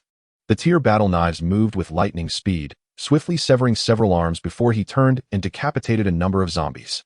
Just a few meters away, Lu Wan was on the verge of being overwhelmed by the horde when the power of the lightning element surged forth once more. Lightning erupted, illuminating the entire corridor in an instant. The grotesque and frenzied faces of the densely packed zombies were momentarily illuminated by the thunderous flash. The tier enhancement serum comprehensively bolsters all functions of the user. With each injection, Yang Qi's mental strength grows, augmenting the potency of his lightning abilities and raising his mental capacity. At that moment, lightning crackled throughout the corridor, surging wildly. The thunder roared. The deep blue light flickered for a full 5 seconds. More than 50 zombies in close proximity to Yang Qi were struck directly in the head and perished. Over 40 more, further away, were severely injured and incapacitated by the electric shock. The corridor was nearly cleared of zombies, and bloodied Lu Wan, dragging her severely injured body, immediately engaged with a dozen surrounding luminous orbs, half-seated on the ground, injecting 4 doses of healing serum simultaneously into her arms. before tossing the other spoils she had collected towards Yang Qi. Among them were 3 doses of Tear Mental Recovery Serum, 2 doses of Tear Enhancement Serum, 1 dose of Tear Immunity Serum, and a piece of Tear Battle Armor. A multitude of zombies that had previously blocked the staircase's entrance now surged into the corridor, trampling over the bodies of their fallen kin. Yang Qi strode purposefully towards Lu Wan to equip her with the Tear Armor when suddenly 2 shadows darted out from the classroom door behind her. Yang Qi's gaze sharpened, and the lightning element surged forth with pinpoint accuracy. In an instant, it struck the 2 figures. Lu Wan, taken by surprise, trembled as the thunder erupted less than half a meter behind her. This indicated that Yang Qi's lightning abilities had once again intensified, with even greater control. Hearing the heavy thud of bodies collapsing behind her, she turned to see that 2 of Ma Junyi's companions, armed with battle knives, had been reduced to corpses. Ma Junyi and Lin Xiaopian, closely following them, were taken aback. They had not anticipated that Lu Wan would be so severely injured, nor that Dong Su and the other would fail in their ambush. Yang Qi's lightning struck down the 2 with lethal precision. The disparity in strength was overwhelmingly vast. Upon witnessing the scene, Ma Junyi was utterly terrified. He cast aside his weapon, fixating on the indifferent gaze of Yang Qi, pleading incessantly, "I was wrong, please don't kill me. If anyone must die, let it be her." She was the one who suggested we eliminate Lu Wan to seize the spoils. Lin Xiaopian, the one being accused, widened her eyes in disbelief as she turned to Ma Junyi. In the next moment, she raised her weapon and furiously charged at him, exclaiming, "Damn you! Die! Die!" Having thrown away his combat knife and caught off guard, Ma Junyi was swiftly overwhelmed. Lin Xiaopian wielded a formidable weapon, being a Tier 1 evolver herself. Her frenzied onslaught of dozens of strikes quickly brought an end to Ma Junyi's life. Yang Qi had no time to waste on such trivialities, and with a swift strike of lightning, he eliminated Lin Xiaopian. He unleashed another wave of thunder, decimating half of the horde of zombies that flooded the corridor, while the remaining half fell paralyzed and unable to rise. At that moment, at least 40 orbs of light remained unclaimed in the corridor. However, Yang Qi did not rush to collect them. The effects of the 4 Tier 1 healing potions were quite evident. Lu Wan's complexion improved significantly, and the countless wounds on her body had nearly stopped bleeding. She was thoroughly battered. Yang Qi approached her, donning her with a set of Tier 1 armor and administering the only Tier 1 healing potion he possessed from his spatial gear. He also injected her with one of the 2 Tier 1 enhancement potions he had just acquired. He too desired to ascend swiftly. Yet in the face of the sudden zombie outbreak, it was imperative to elevate Lu Wan to Tier 1 promptly. Otherwise, even with a sufficient supply of healing potions, she risked bleeding to death, forcing Yang Qi to divert his attention to her amidst the chaos. By this point, Yang Qi had injected 7 Tier 1 enhancement potions since ascending to Tier 1 himself. Lu Wan had received a total of 3 Tier 1 enhancement potions. If her constitution were robust, she would need at least 2 more to reach Tier 1. If her physical condition were poor, it might take 4 or 5 more. Lu Wan stood up without uttering a single word, as nearly half of her blood had been lost, leaving her too weak to speak. Despair began to settle in as the building trembled. The zombies attracted by Ma Junyi and his companions were evidently not numerous enough to account for the chaos, suggesting that more were surging into the academic building. The campus was filled with the chilling cries of the undead. She lacked the strength to contemplate or ascertain how many zombies lurked within the building or how many were advancing toward them. The thought of facing them filled her with dread. With just the 2 of them, she knew it was impossible to overcome such a horde of zombies, especially since she was not even a Tier 1 evolver. She felt she had been a burden to Yang Qi all along. All she could do was assist Yang Qi in gathering orbs of light and fend off a few encroaching zombies. When the tide of the undead became overwhelming, she resolved to charge into their midst, using her own body to buy Yang Qi precious moments to escape. With Yang Qi's formidable prowess, he could easily descend from the outer wall. With her demise, he need not concern himself with her and could focus entirely on battle or retreat. Lu Wan approached, swiftly gathering the numerous luminous orbs scattered along the corridor. She then administered several healing agents before turning her gaze towards Yang Qi. His voice echoed from within the classroom. Utilize the advanced enhancement potions directly. You must rapidly ascend to the first tier. At the end of the corridor, a relentless horde of zombies surged forth. As Lu Wan sprinted towards the classroom, she extracted 3 advanced enhancement potions from the nearly 50 luminous orbs. In truth, there were even more of these potions, but she sensed that using just 3 would suffice for her advancement. Meanwhile, Yang Qi began to search the bodies of the deceased Ma Junyi and his 3 companions. These individuals had undoubtedly ventured into a treasure hunting instance previously, and perhaps they possessed valuable items.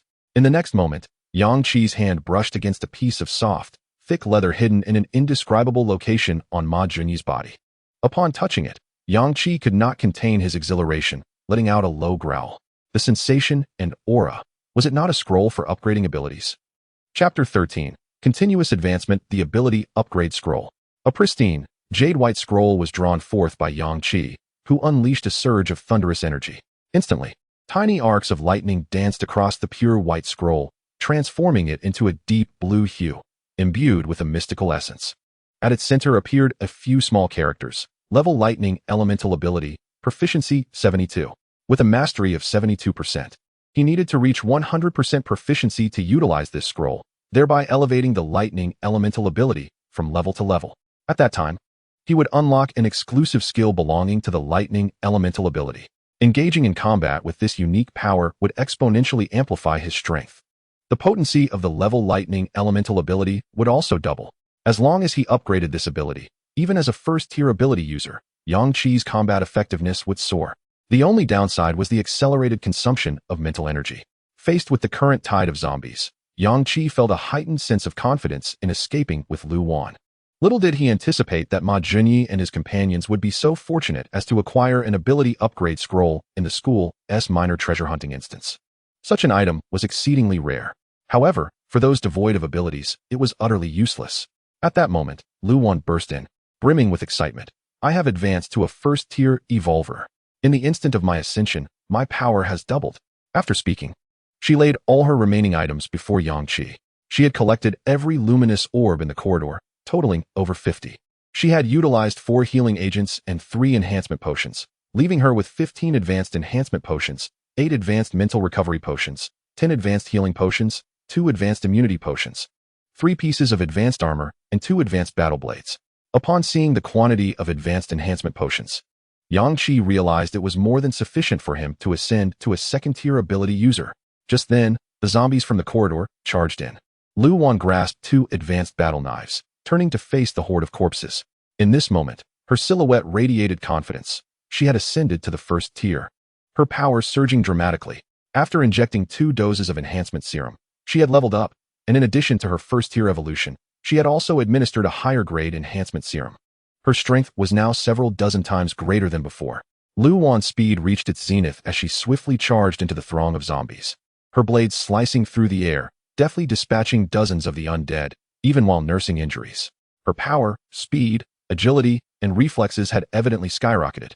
This stark contrast illustrated the chasm between a first-tier evolver and an ordinary human.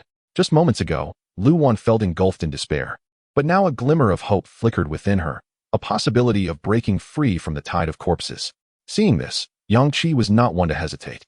As Lu Wan held the advancing horde at bay, he promptly injected the remaining 15 doses of advanced enhancement serum. For a normal person to ascend from the first to the second tier, between 18 to 25 doses of enhancement serum are typically required. Prior to this, he had already utilized 7 doses. With his physical constitution, injecting 15 more brought his total to 22, ensuring his ascension to the second tier. Yang Qi swiftly injected the serums. His foundational attributes proved formidable. Upon administering the 11th dose, he instantly evolved into a second-tier ability user. His already immense strength doubled in that very moment. First-tier zombies were no longer his match. Confronting ordinary zombies, which were even less formidable than first-tier foes, became a trivial task.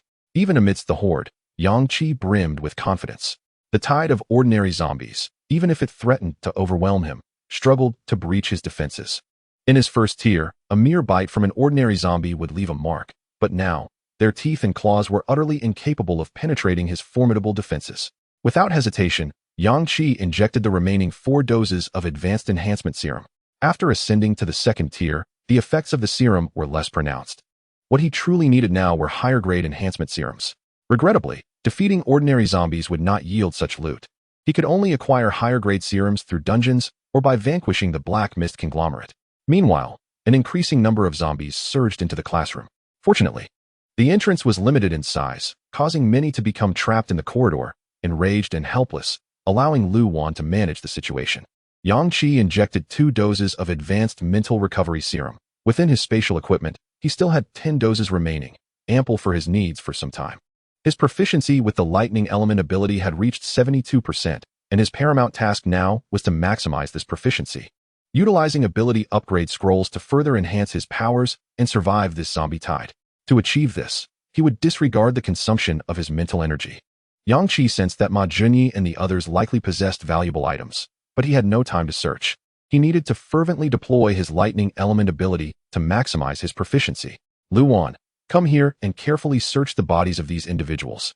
They have just emerged from a treasure hunting instance and are bound to possess valuable items. Leave the horde of corpses to me.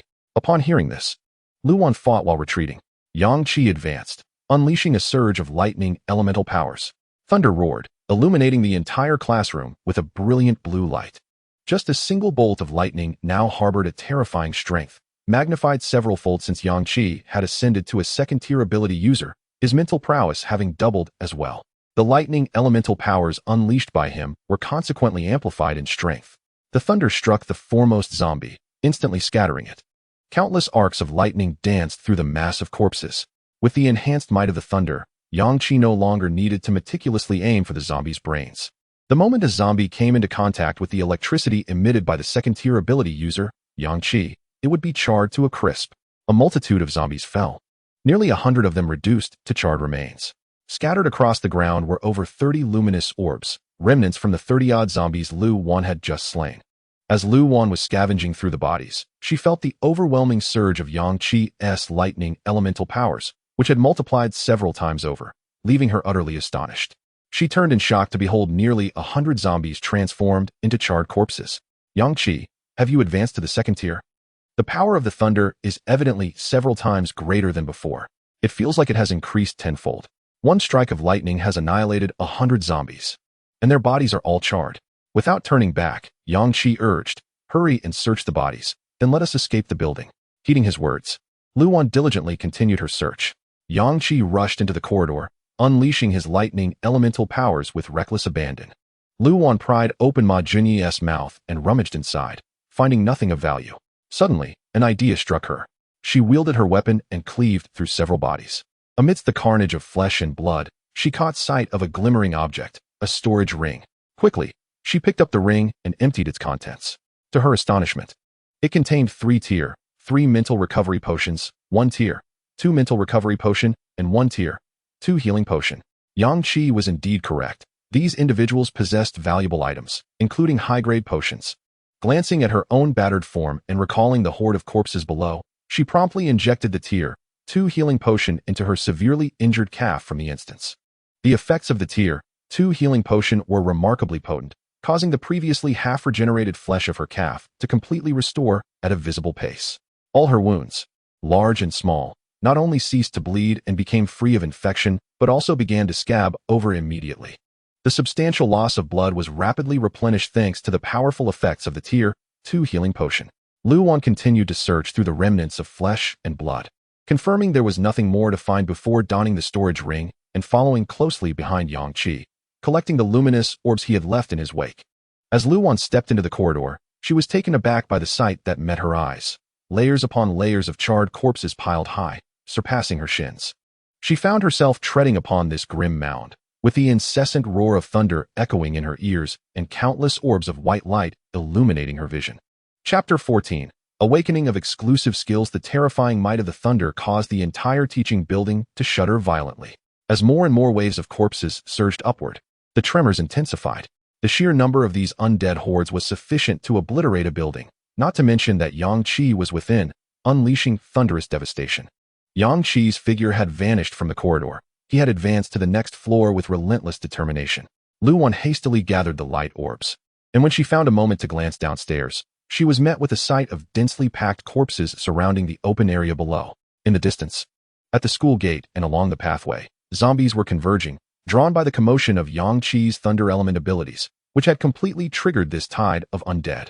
The other survivors within the school beheld this scene with overwhelming terror and despair, feeling as though the world was on the brink of destruction. I witnessed a figure appear in the corridor moments ago. He annihilated every zombie on that floor. The thunder accompanied his emergence. Thunder was his unique power. I also saw it. Every time the lightning flashed, a silhouette stood at its center, and then hordes of zombies would collapse in droves. Could it be that someone truly wields the power of thunder? This must be a joke. With such strength, wouldn't he be able to slay the zombies at will? Nonsense. Just look at how many zombies have come from below. I estimate there are already over 10,000.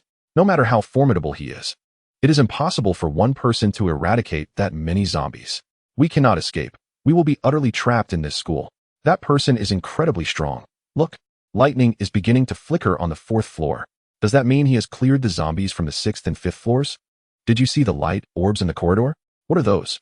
Yang Qi has eliminated the congestion of zombies on the 6th and 5th floors. Conservatively speaking, he has slain around 1,000. Translated into light orbs, that amounts to 200. He advanced steadily, casually collecting a few orbs along the way while continuously injecting himself with mental recovery potions. In one hand, he wielded a high-grade combat knife, while the other clutched tightly to an ability upgrade scroll. Each time he unleashed the power of thunder, the white scroll transformed into a deep blue, reflecting the proficiency of his thunder element abilities. At that moment, his proficiency had soared to 94. He merely needed to employ his thunder element abilities 2 more times to achieve 100% proficiency, after which he could use the scroll to upgrade his thunder element ability to a higher grade. The thunder rumbled. The tide of corpses roared. The teaching building trembled. Floorboards cracked. Debris tumbled. Stairs collapsed. The ability upgrade scroll that Yang Qi held in his grasp flashed with lightning. The proficiency of his thunder element ability reached 100. In the next instant, the upgrade scroll transformed into a bolt of thunder, merging seamlessly into Yang Qi's being. At this moment, the lightning elemental ability finally ascended to an advanced level, unlocking the exclusive skill known as Thunder Flash. An immense surge of thunderous power coursed through Yang Qi's body, accompanied by a wealth of information regarding the Thunder Flash skill and its immense strength. Lu Wan, having crawled up the crumbling staircase to the 3rd floor, beheld the spectacle of crackling lightning enveloping Yang Qi, his formidable aura leaving a profound impact on her. Gazing at his profile, she was overwhelmed with awe. In the next instant, a horde of frenzied zombies surged up the staircase from the 2nd floor. Yang Qi turned to face the oncoming swarm. Lu Wan noticed the blue lightning swirling in Yang Qi's eyes, reminiscent of a deity. Suddenly, Yang Qi transformed into a bolt of lightning, vanishing from sight. The thunder did not dissipate from the spot he had occupied. Instead, it rapidly surged down the staircase in mere fractions of a second, akin to a drawn sword. The thunder pierced through the entire staircase, cutting through the horde of zombies, causing them to collapse in unison. Lu Wan hurriedly looked on, witnessing Yang Qi, his entire being entwined in lightning, materialize at the end of the staircase. She stood there, mouth agape, unable to utter a single word in her astonishment. What transpired? How had Yang Qi instantaneously moved from the 3rd floor corridor to the staircase between the 2nd and 3rd floors in less than a second? The distance was at least 3 meters, and along his path, the lightning surged like a blade, annihilating all zombies in its wake. Lu Wan was so taken aback that she forgot to collect the luminous orbs that had burst forth, her gaze fixated in admiration upon Yang Qi's silhouette. Yang Qi turned to survey the fallen zombies on the staircase, thoroughly satisfied with his Thunder Flash skill. Thunder Flash was not merely a displacement skill. It was a potent ability brimming with lethality. In the instant he activated Thunder Flash, Yang Qi transformed into lightning, reappearing at his target location in less than a second, leaving behind a trail of formidable thunder that relentlessly struck down any enemies in its path. This skill was specifically designed to combat hordes of the undead. With Thunder Flash, Yang Qi could not only efficiently eradicate zombies, but also swiftly escape from their clutches. As a second-tier ability user, with his lightning elemental ability at an advanced level, his Thunder Flash could strike at a maximum distance of 10 meters, nearly the height of 3 floors. Thunder Flash operated in a linear fashion, capable of penetrating obstacles directly. The thunder unleashed during the execution of Thunder Flash was approximately twice as powerful as Yang Qi's standard use of his lightning elemental ability. This exemplified the formidable nature of the exclusive skill awakened after his ability advancement. However, the use of Thunder Flash would severely deplete Yang Qi's mental energy. Each activation consumed nearly 80% of his mental reserves. He promptly injected himself with 7-grade mental energy recovery serums to replenish his energy. When he was a first-tier ability user, 2 or 3 serums sufficed to restore his mental energy. However, as a second-tier user, his mental energy limit had increased, requiring at least 10-grade recovery serums to fully restore his depleted reserves. This is a manifestation of Yang Qi's relentless practice of his lightning elemental abilities, which has, in turn, honed both the quality and endurance of his mental fortitude. If an individual fails to acquire abilities at the first level, they possess no means to expend mental energy. upon advancing to the second level and obtaining abilities. It would require a minimum of 50 grade mental recovery potions to fully replenish their mental energy. The disparity between the first and second levels is indeed more than tenfold. However, Yang Qi, having become an ability user at the first level, consistently employed his lightning elemental powers, enhancing his mental energy quality to exceed that of the average person by several multiples. Consequently, at the second level, he only requires 10 grade mental recovery potions to achieve complete restoration. Presently, the efficiency of grade mental recovery potions is woefully inadequate for Yang Qi. What he truly necessitates are higher grade potions. As an unrelenting horde of zombies surged forward and the teaching building threatened to collapse, Yang Qi noticed Lu Wan's dazed expression and urged her, quickly gather the light orbs. We must jump from the third floor. Lu Wan's eyes widened in disbelief. Jump down? There are zombies below, at least 10,000 surrounding this place. Now a first-level evolver, she had diligently collected light orbs along the way, amassing over 400. The quantity of grade enhancement potions she possessed was indeed formidable. During her collection, she had already injected 20 grade enhancement potions, elevating her to a second-level evolver. With her current strength, leaping from the third floor would be as simple as descending a single flight of stairs. Yet, the problem lay in the fact that the ground below was teeming with zombies. They were densely packed, with no end in sight. Jumping down would be akin to courting death. Yang Qi struck down the advancing zombies with bolts of lightning, gathering over 20 light orbs in his vicinity before swiftly ascending to the third floor. Lu Wan, having no time for hesitation, trusted Yang Qi completely. She hurriedly collected the remaining light orbs on the third floor and followed closely behind him. Standing in the corridor, they observed the survivors scattered throughout the school buildings. At that moment, it was clear to see, amidst the flickering lightning, two figures standing in the corridor. Despite the terrifying number of zombies below, none managed to reach the safety of the third-floor corridor alive. Incredible. Truly incredible. That person wielding lightning is nothing short of extraordinary. No human could possibly achieve such feats. Do you feel that? The power of the lightning is even more formidable than before. That terrifying aura, I can sense it from such a distance. It is utterly horrifying. The one wielding lightning is indeed a force to be reckoned with. The strength displayed was astonishing. Yet, with so many zombies, how could they possibly escape the building? Moreover, the structure had already begun to crumble. At that moment, everyone witnessed an immensely powerful and thick bolt of lightning erupting with a thunderous roar. The lightning from the third floor slashed diagonally downwards, striking directly at the heart of the zombie horde in the open space before the teaching building. Chapter 15. The Heart of the Zombie Horde. Everyone who beheld this scene was utterly astonished. They beheld a colossal bolt of thunder piercing through the corridor of the third floor of the teaching building, striking directly at the epicenter of the horde. Yet, Yang Qi had vanished. The resounding roar of thunder echoed throughout the campus, reverberating across the surrounding streets.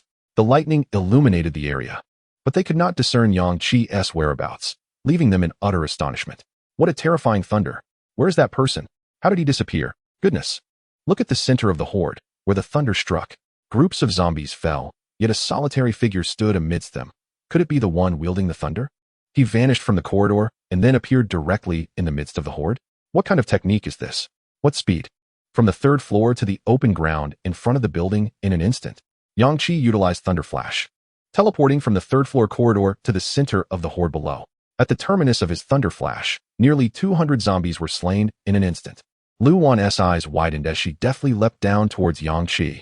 She landed firmly atop a mound of countless zombie corpses, without a moment's hesitation. Thrusting the soul-level recovery potion she had found on Ma Junyi into Yang Qi's arm, before commencing to gather the nearby orbs of light. Now, Lu Wan had evolved to the second tier. Although she lacked special abilities, her combat prowess was formidable. Armed with a level battle knife, she constantly brushed against the surrounding orbs, maintaining a distance of 2 to 3 meters from Yang Qi, while in her other hand, she held the recovery potion ready for immediate use. Yang Qi's mental energy was instantly restored to its peak state by the level recovery potion. Witnessing Lu Wan leap into the horde from the third floor, the surviving onlookers nearby went into a frenzy. Good grief! Are they both insane? A horde? Surely. There are over 10,000 zombies. Moreover, the zombies outside are still surging in. Are they throwing caution to the wind? Utter madness. Can the one wielding the thunder truly use this power without consequence? Impossible. This must deplete stamina continuously. Engaging in close combat with zombies to escape their encirclement is beyond the capabilities of an ordinary person. let alone when utilizing such a terrifying thunderous force. His stamina must surely be insufficient. What on earth are they thinking? With no other options, they pressed on. The teaching building, besieged by the horde and the thunder's impact, was already on the verge of collapse. No sooner had the thought crossed their minds than the 6-story teaching building behind Yang Qi and Lu Wan crumbled with a thunderous crash. Clouds of dust erupted, causing the ground to tremble violently. Hundreds of zombies nearby were instantly buried beneath the rubble. Many were crushed to death, while others, whose heads remained unscathed, dragged their mangled bodies in a desperate attempt to crawl out from the debris towards the two. The densely packed horde of zombies roared as they swiftly encircled Yang Qi and Lu Wan. Lu Wan, brandishing her battle knife, unleashed a frenzied assault upon the zombies. Having ascended to the status of a second-tier evolved being, she possesses extraordinary strength and terrifying speed and reflexes. Each strike effortlessly cleaves the heads of the undead in twain, as simple as slicing through a watermelon. In her current form, she moves with remarkable agility, having dispatched hundreds of zombies, emanating an aura of lethal intent. For the moment, Yang Qi refrains from utilizing his lightning dash, instead unleashing a torrent of lightning elemental abilities to bombard the countless zombies surging towards him. Bolts of lightning flicker incessantly in the darkness, illuminating a realm for the survivors, allowing them to witness the instant demise of innumerable zombies in the wake of the thunder. Everyone stands in awe, unable to fathom that such power could belong to humanity. A single surge of thunder can obliterate nearly 200 zombies. Previously, when he employed the lightning dash, he plummeted from the 3rd floor directly into the heart of the zombie horde, encountering no undead in his descent, only inflicting damage upon those at his landing site. Thus, the lightning dash, as a specialized skill, claimed merely 200 lives. Had he utilized it amidst the horde, the path of the lightning would have pierced through the zombies along a 10-meter stretch, inflicting simultaneous, doubled lightning damage to all within that vicinity, potentially exterminating at least 500 zombies. Since being encircled by the horde, Yang Qi's lightning elemental abilities have been unceasing. Even after fully restoring his mental energy, he had not once utilized the lightning dash, yet his mental reserves had been depleted twice. Both he and Lu Wan possess only grade mental energy restoration potions. The moment Lu Wan perceives a pallor on Yang Qi's face, she immediately carves through the zombies before her to reach him, injecting the grade restoration potion she had prepared into his body. Gather the surrounding orbs of light. I intend to use the lightning dash once more. This distance spans 10 meters, and I shall clear all zombies in that path. You run over and collect the orbs, ignoring those that are too distant. We will gradually maneuver our way out and break free from the horde. Upon finishing, Yang Qi continued, hand over all the grade mental energy potions you collected earlier. I will administer them myself. Your task is to gather the orbs that emerge from the zombies I slay, following closely behind me. From your earlier display against the zombies, it is evident that you have also become a second-tier evolved being, so I trust you will keep up. Lu Wan promptly presented the grade storage ring she had obtained from Ma Junyi, simultaneously dispatching more undead. As she stated, I gathered nearly 500 orbs, all contained within this new grade storage ring. Perfect. My storage ring will serve to collect new orbs shortly. Yang Qi's eyes lit up.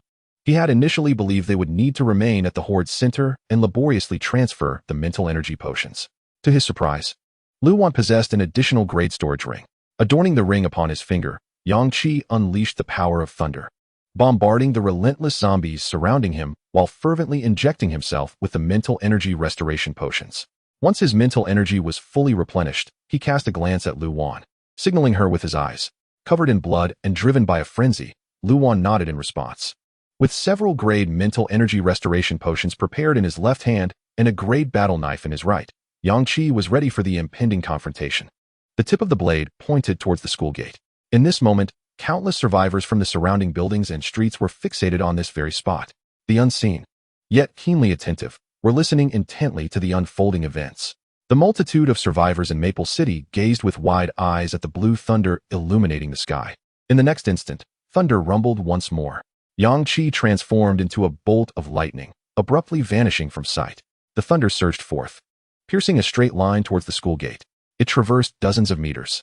This bolt of lightning measured over 10 meters in length and an astonishing 2 meters in width. The range of the attack exceeded even this. Any zombies within 5 meters of the trajectory were obliterated in an instant. Yang Qi reappeared at the far end of the lightning's path. The road was instantly cleared. The cleared area formed a nearly perfect square, 10 meters on each side. Lu Wan charged forward without hesitation. Yet, she could not forsake the vast number of light orbs. Yang Qi's strike of lightning had directly annihilated 600 or 700 zombies. For here lay the epicenter of the horde. The density of the zombies was terrifyingly high. They were packed so tightly that Yang Qi's thunderous power and strikes achieved maximum efficiency. These hundreds of zombies erupted, yielding over 100 light orbs. Chapter 16. Breaking through. Lu Wan surged forward at full speed, deftly maneuvering around the zombies, her eyes locked onto the scattered light orbs. Within mere seconds, she reached Yang Qi's side. After using a lightning strike, Yang Qi's mental energy depleted by 80%. The remaining 20% was sufficient for him to unleash several more bursts of thunderous power. Standing his ground, he frantically channeled his lightning abilities while injecting a mental energy recovery serum. The efficacy of the serum was disappointingly low for him at this stage. Tomorrow, he resolved to venture into that large treasure-seeking dungeon to stockpile an ample supply of higher-grade serums. As he administered the injection, he couldn't help but grumble. While Yang Qi dispatched zombies, Lu Wan gathered the light orbs. Once his mental energy was fully replenished by the serum, he unhesitatingly unleashed another lightning strike towards the school gate. Once again, a deafening roar of thunder erupted. Another robust bolt of lightning, extending 10 meters in length and 2 meters in width, pierced through the horde. Once more, a vast area was cleared of the undead. Hundreds of zombies met their demise, reduced to charred remains. Lu Wan followed closely behind, diligently collecting light orbs and dispatching any approaching zombies, arriving safely by Yang Qi's side. She had also prepared several vials of mental energy recovery serum, rushing over to administer them to him. With only 100 meters remaining to the school gate, Yang Qi calmly stated this, relentlessly bombarding the surrounding zombies with thunder, causing light orbs to erupt one after another, leaving him unconcerned about the supply of recovery serums. They coordinated seamlessly. Each time Yang Qi's mental energy was fully restored by the serum, he would immediately unleash a lightning strike, propelling Lu Wan forward by another 10 meters. 10 meters may seem short, yet they find themselves amidst an unyielding tide of the undead. Progressing slowly, they cleave through the horde, their pace hindered. Only Yang Qi's lightning flash enables them to advance 10 meters in an instant. Lu Wan has already attained the second level of evolution. As long as Yang Qi clears the path ahead of zombies, she can swiftly catch up while collecting the majority of luminous orbs. Yang Qi has lost count of the number of mental energy restoration potions he has consumed. His mental realm is beginning to wane. Thunder rumbles once more. Lightning flashes again. This time, the distance reached an impressive 12 meters. Yang Qi's advanced lightning elemental ability, through his relentless application, has seen an increase in proficiency, and his comprehension and mastery over the lightning element have surged, rendering his thunder increasingly potent. Even the recently acquired lightning flash has extended its teleportation range from a mere 10 meters to now 12. Hundreds of zombies have fallen. Yang Qi estimates that he has already slain over 5,000 tonight. Lu Wan has also dispatched her fair share. The survivors observing this scene are rendered speechless by their astonishment. They believe that Yang Qi and Lu Wan would not endure long amidst the zombie onslaught, for they are but two individuals, facing a relentless tide exceeding 10,000, continuously swelling in numbers. The horde is far beyond 10,000 now. How could just two people possibly survive this horrific surge? Is it true that they have already endured over 20 minutes at the heart of the horde? How many zombies have they slain? 3,000? 4,000? Thunder scarcely rests, erupting at every moment. It is precisely due to the terrifyingly destructive range of this thunder that they have managed to persist for so long within the horde. But how does he possess such formidable stamina? The consumption of such thunderous power must be immense. And what of the white orbs erupting from the corpses of the undead? What are they? Have you noticed that the woman among them has been diligently collecting those white orbs? Those orbs must be the source of the man's extraordinary strength. Otherwise, how could one explain his command over the power of thunder? This transcends the realm of science. The apocalypse has arrived. Nothing can be explained by conventional reasoning. Those white orbs hold the secret to their formidable prowess. Yet, to acquire those orbs, one must vanquish zombies as they do. But how could we possibly do so? They are far too powerful. They have advanced yet another 10 meters through the horde. They are nearing the school gates. Are they truly about to escape? Alas. Yet outside the school, the streets are also teeming with zombies. Countless undead, drawn by his thunder, have congested the surrounding streets. Even if they reach the entrance, there is no respite. Within Lu Wan's storage space, the number of mental energy restoration potions alone exceeds 500. She could hardly count how many zombies Yang Qi had slain with his thunderous might. She only knew that each time Yang Qi unleashed a lightning strike, propelling her forward several meters, nearly 1,000 zombies would be instantaneously annihilated. While Yang Qi stood still, Recovering his mental energy, he continued to unleash bolts of thunder, attacking the encroaching horde of zombies. Even though the supply of high-grade mental potions was ample, Yang Qi's complexion grew increasingly grim. Lu Wan was at a loss for words of comfort. They would be futile. She merely hoped to become a superpowered being herself, to share the burden with Yang Qi. Despite having ascended to the second tier of evolution, she still felt woefully inadequate in the face of the zombie tide. Without Yang Qi's thunderous power to support her, she too would be overwhelmed by the horde. Lu Wan brandished her battle blade, fiercely slashing at the zombies surrounding her. When you stand still, conserve your energy. Let me take care of the killing. Just focus on injecting the potions. I can endure. From here on, you need only unleash your lightning strikes. Together, we shall escape. The relentless tide of zombies surged forth. Lu Wan swung her blade horizontally, decapitating dozens of zombies in an instant. When one grasped her shoulder, she retaliated with a swift slash, cleaving the creature in two. More zombies closed in, yet Lu Wan's second-tier defenses were formidable. They could scarcely inflict harm upon her, especially clad in her high-grade battle armor. Yang Qi's mental energy surged back to full capacity. Lightning strike. With a hint of fury, Yang Qi transformed into a bolt of lightning, traversing the ground and landing 12 meters away, clearing the immediate vicinity of zombies once more. Lu Wan, having merely gathered a few dozen light orbs nearest to her, rushed to Yang Qi's side within moments, dispatching all the zombies that surged toward him. She noted that Yang Qi's complexion had turned an unprecedented shade of pallor. Her own stamina was waning. Her right arm, wielding the battle blade, had grown heavy and numb.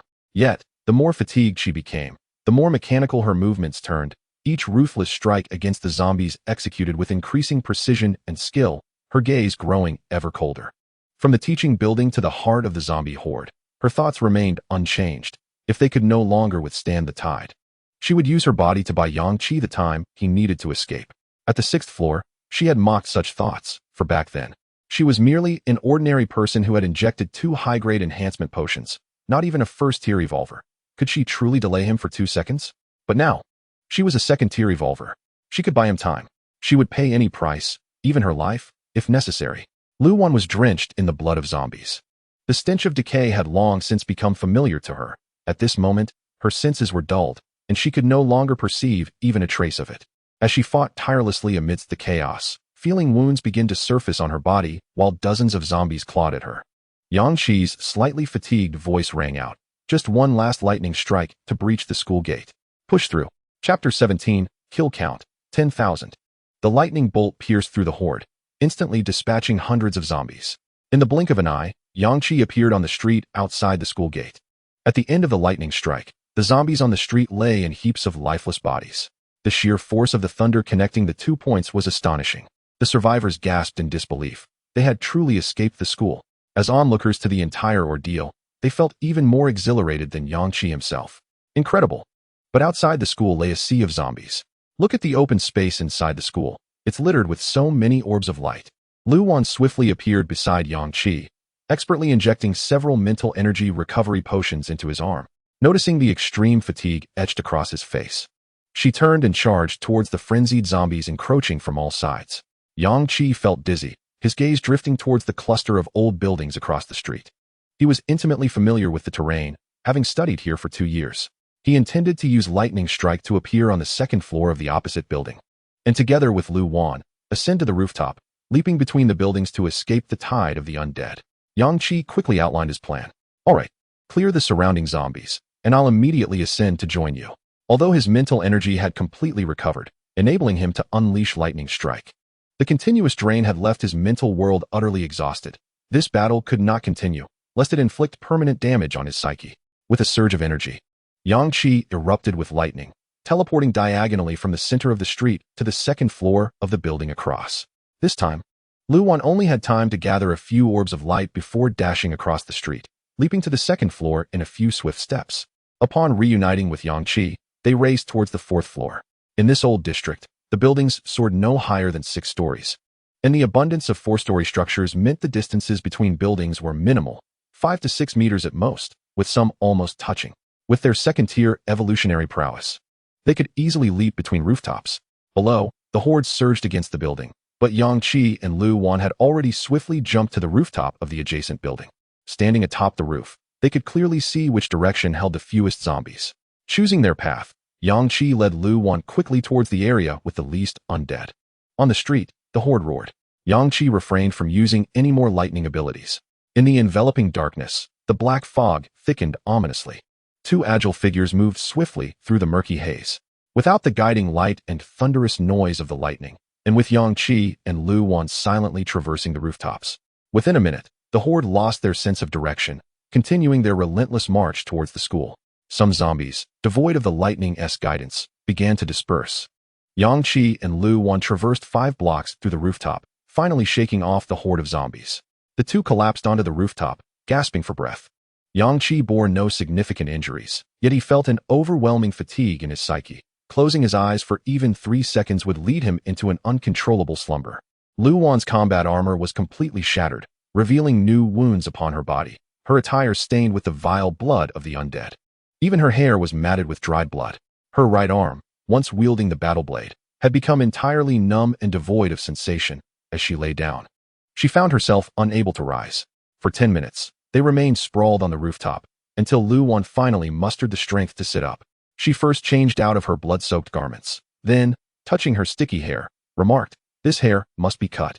Yang Qi responded with a gentle hum. With a swift motion, she wielded her blade to sever her waist-length hair and retrieved a bottle of mineral water to rinse her newly shortened locks. Yang Qi, too, bore traces of blood, which, if left unattended, would inevitably attract nearby zombies. Lu Wan propped up Yang Qi's upper body and tore open his athletic jacket. Yang Qi, suddenly alert, gazed at Lu Wan with a smile and jested, "Are you offering yourself to me?" Beneath the grime, Lu Wan's face flushed, and fortunately, the blood-stained garments concealed her embarrassment from Yang Qi. After a moment's pause, she retorted, "Even if I were, it wouldn't be now. We're both filthy." With that, she continued to remove Yang Qi's clothing and rummaged through his storage ring to find clean attire to dress him in. "You seem utterly incapacitated," Lu Wan expressed her concern. After waiting half a minute without a response from Yang Qi, she realized he had closed his eyes and fallen asleep in her embrace. "Sleep well. Dawn is still a few hours away," she whispered softly.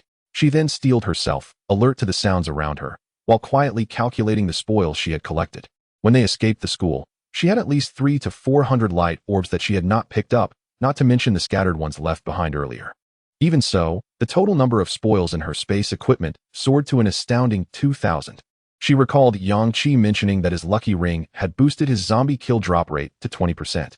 Considering the well over 100 mental recovery potions and healing potions used along the way, the number of light orbs obtained had far exceeded 2,000. Calculating further, had Yang Qi not killed at least 10,000 zombies? Lu Wan was struck with astonishment. 10,000. What a staggering probability. At the inception of the horde, there were approximately 10,000 undead. Yet, Ma Junyi and his group had only attracted a few hundred, which eventually escalated into a horde. This meant that Yang Qi had single-handedly annihilated an entire horde. With the sheer force of one individual, he had eradicated a zombie tide. Upon reflection, Yang Qi unleashed a tempest of lightning amidst the horde of zombies, capable of vanquishing nearly 600 to 700 of the undead.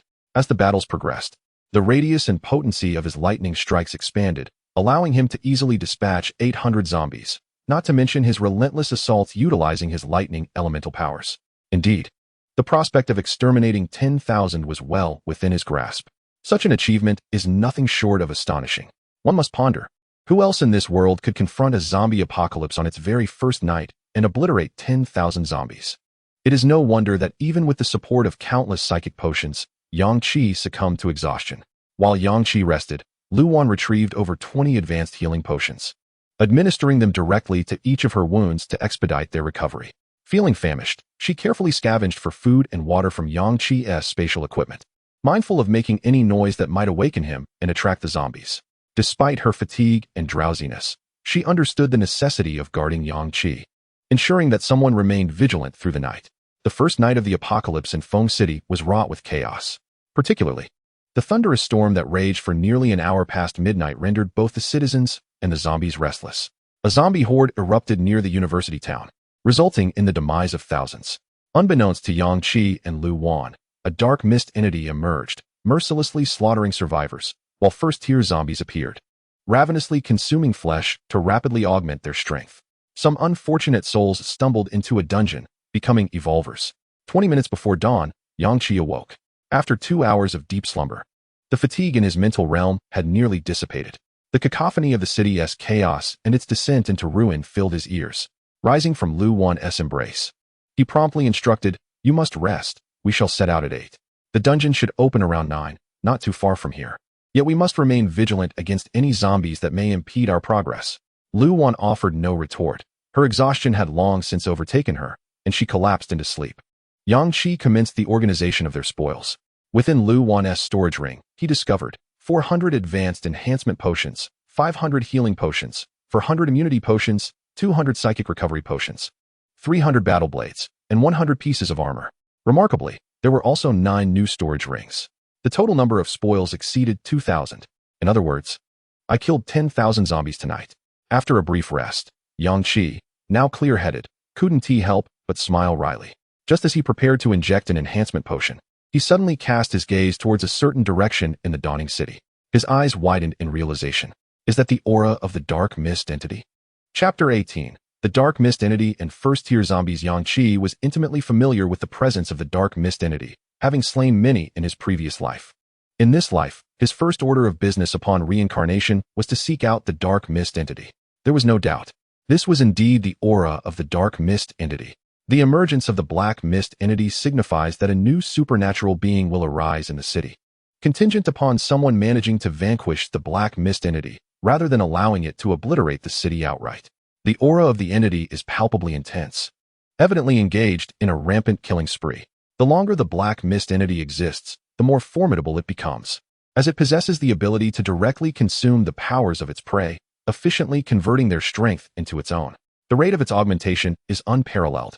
In the previous lifetime, there existed a Black Mist entity that survived for over 6 months, becoming a veritable nightmare of the apocalypse, instilling fear in all, rendering them unwilling to confront it. Yang Qi yearned to seek out the entity immediately, yet Lu Wan's condition compelled him to remain cautious and hold his position. Lu Wan had not slept a wink since the previous night, finally closing her eyes only now. She desperately needed rest. In the first half of the night, Yang Qi had rested while they agreed that Lu Wan would sleep in the latter half. However, the arrival of a horde of corpses, led by Ma Junyi and his companions, escalated into a full-blown tide of zombies, leaving Lu Wan awake the entire night, sustaining severe injuries as she fought valiantly. She was in dire need of recuperation. Yang Qi began administering the enhanced serums, but regrettably, the potency of the current grade was insufficient for him. 20 doses of the lower grade enhancement were less effective than a single dose of the higher grade. After injecting over 200 doses, with empty vials strewn about his feet, he finally sensed a significant increase in his prowess. To ascend from the second to the third tier required approximately 30 to 40 doses of the higher grade enhancement. The lower grade enhancement was merely a second-best option. He set aside half of his remaining doses for Lu Wan, as he seldom injected them himself, planning instead to seek higher grade enhancement serums in the treasure hunting instance. With his eyes closed, Yang Qi awaited silently. Minutes later, as the sun fully rose, he draped his clothing over Lu Wan's face. He noted that even with her short hair, her beauty remained unblemished. Rather, the shorter style accentuated her exquisite features and facial structure. A fleeting memory of Xia Yuru, another beautiful woman, invaded his thoughts, his girlfriend who had betrayed him, while Lu Wan, a stranger until now, had fought fiercely to shield him from the zombies. Yang Qi smiled softly, dismissing these sudden reflections. He concentrated on sensing the aura of the Black Mist entity. Its presence grew increasingly potent, evidently having consumed numerous lives and continuously strengthening. Despite the distance, he could hear the desperate wails of survivors and the furious roars of countless ordinary zombies emanating from that direction. The Black Mist entity's aura was no longer in its nascent stage. It had already surpassed the first tier and continued to grow stronger. Only those who had evolved beyond the first tier could hope to confront it directly, alleviating Yang Qi's concerns about anyone preemptively eliminating it. Half an hour later, as Yang Qi meditated, he suddenly opened his eyes. Another powerful aura had manifested. It was likely that of a first-tier zombie. The sudden emergence of this zombie's aura indicated that the Black Mist entity had located it, intent on exterminating the zombie to absorb its essence. The first-tier zombies had previously evaded the Black Mist amalgam, but now they found themselves compelled to confront it. In terms of the same tier, the Black Mist amalgam was significantly stronger than the zombies, yet unexpected occurrences could arise. Yang Qi, who had only injected a single dose of a tier-enhancing serum, relied on his past life's combat skills and experience, as well as a fearless demeanor, to slay a Black Mist amalgam. He glanced at Lu Wan, but ultimately refrained from awakening her. His thoughts were consumed by the black mist amalgam, which occasionally exuded a formidable aura, and the first-tier zombies. In that direction, even the ordinary zombies' roars had ceased, leaving one to wonder if they had been devoured by the black mist amalgam or had fled in terror from the two powerful entities locked in battle. In the streets of the old town, numerous survivors huddled in their homes, trembling as they listened to the terrifying sounds from outside. 10 minutes prior, a creature, shrouded in black mist and resembling a spider, had pursued a zombie and suddenly appeared on this street. An instantaneous clash ensued, leaving two buildings in ruins. The speed of the black mist creature was terrifying. With each movement, it transformed into an ethereal shadow, outpacing the observer's eyes. Its form, akin to a spider, scuttled rapidly over the exteriors of the buildings as it engaged the zombie in combat. This horrifying scene filled the onlookers with despair. The zombie was no ordinary one. Possessing a strength that was nothing short of fearsome, a single punch could shatter walls.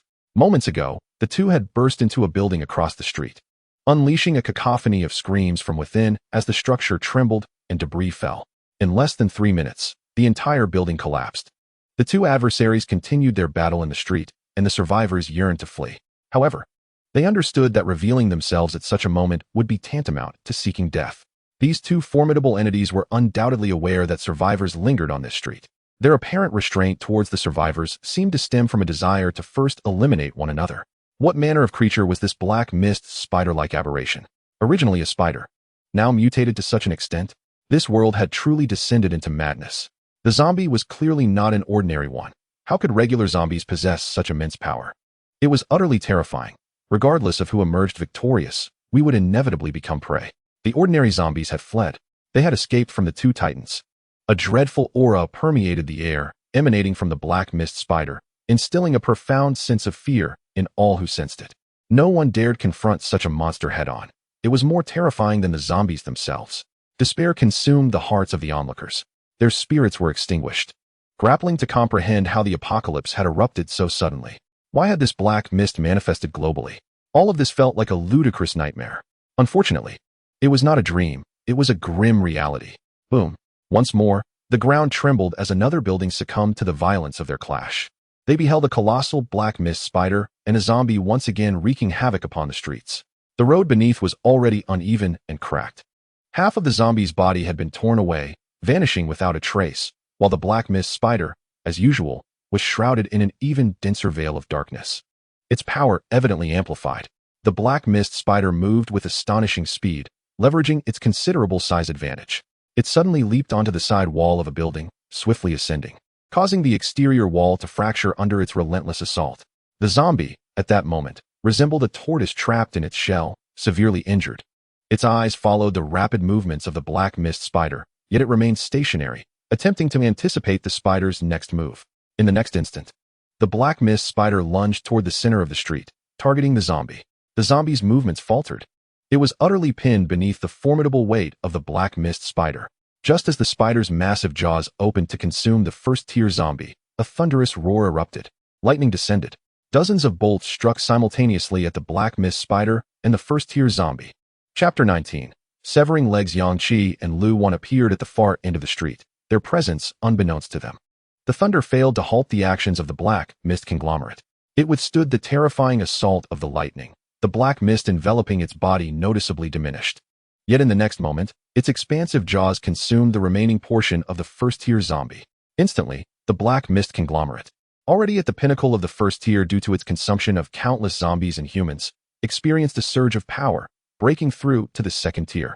The black mist surrounding it thickened to an extreme degree, its already considerable size swelling once more, obstructing much of the thoroughfare. A terrifying, malevolent aura filled the street, instilling profound fear in all nearby survivors. They were utterly perplexed by the previous lightning strike. It was over. The black mist spider had devoured the immensely powerful zombie, its aura skyrocketing by more than 5-fold. What a horrifying presence. Did such a creature truly exist in this world? How were we humans to survive? But wait, what was that lightning just now? How could it have appeared without warning, striking precisely where the black mist spider and the zombie were? Such coincidence seemed impossible. Could it be related to the thunder that reverberated for over an hour last night? Goodness, look over there. When did those two appear? Are they blind? Can't they see that terrifying creature? How dare they stand in the middle of the street? Have they not noticed that there is not a single living soul on this street, not even a zombie? They stand there, transfixed, staring at the black mist spider. Courting death. The horde of corpses is avoiding this black mist spider. What on earth are they doing? Meanwhile, the black mist spider had already locked onto the potent auras of Yang Qi and Lu Wan. They were the first two second-tier beings it encountered after arriving in this world. Having consumed a first-tier zombie, it had just ascended to the second tier. To their astonishment, two second-tier entities presented themselves unexpectedly. Should they devour these two humans, their power would surge, propelling them into the mid-tier of the second level, perhaps even reaching the higher echelons. The black mist spider darted forward, its form a mere blur, arriving before Yang Qi and Lu Wan in the blink of an eye. Its speed unparalleled. The survivors, already struggling to keep pace with the black mist spider, were struck with terror as they realized its velocity had evidently increased. They could only catch a fleeting shadow before the creature reappeared 50 meters away. What astonishing speed! It was utterly monstrous. It was headed straight for those two individuals. I warned them that those two were courting death. How dare they confront the black mist spider? Truly reckless. Just as they anticipated the black mist spider would consume Yang Qi and Lu Wan in one swift motion, thunderous lightning descended with a furious crack. It struck mercilessly upon the black mist spider. The woman among the duo had seemingly vanished to the side of the street, evading both the black mist spider and the lightning. Her speed was not much inferior to that of the spider. More astonishingly, the man did not flee. Instead, he stood resolutely before the black mist spider, wielding a formidable cleaver and delivering a flurry of strikes upon the creature's head. The unleashed lightning, akin to an unrestrained force, rained down upon the black mist spider. With each bolt, the dark mist enveloping the spider dissipated in strands. The powerful battle blade, incredibly sharp, carved deep gorges into the front of the black mist spider. From these gorges, black mist surged forth. The black mist spider erupted in a shrill, furious roar, a sound so jarring it left all present feeling dizzy. Yang Qi's relentless assault visibly diminished the dense black mist surrounding the creature. Onlookers were left in a state of shock, their eyes wide with disbelief. Had such a terrifying black mist spider truly been struck down?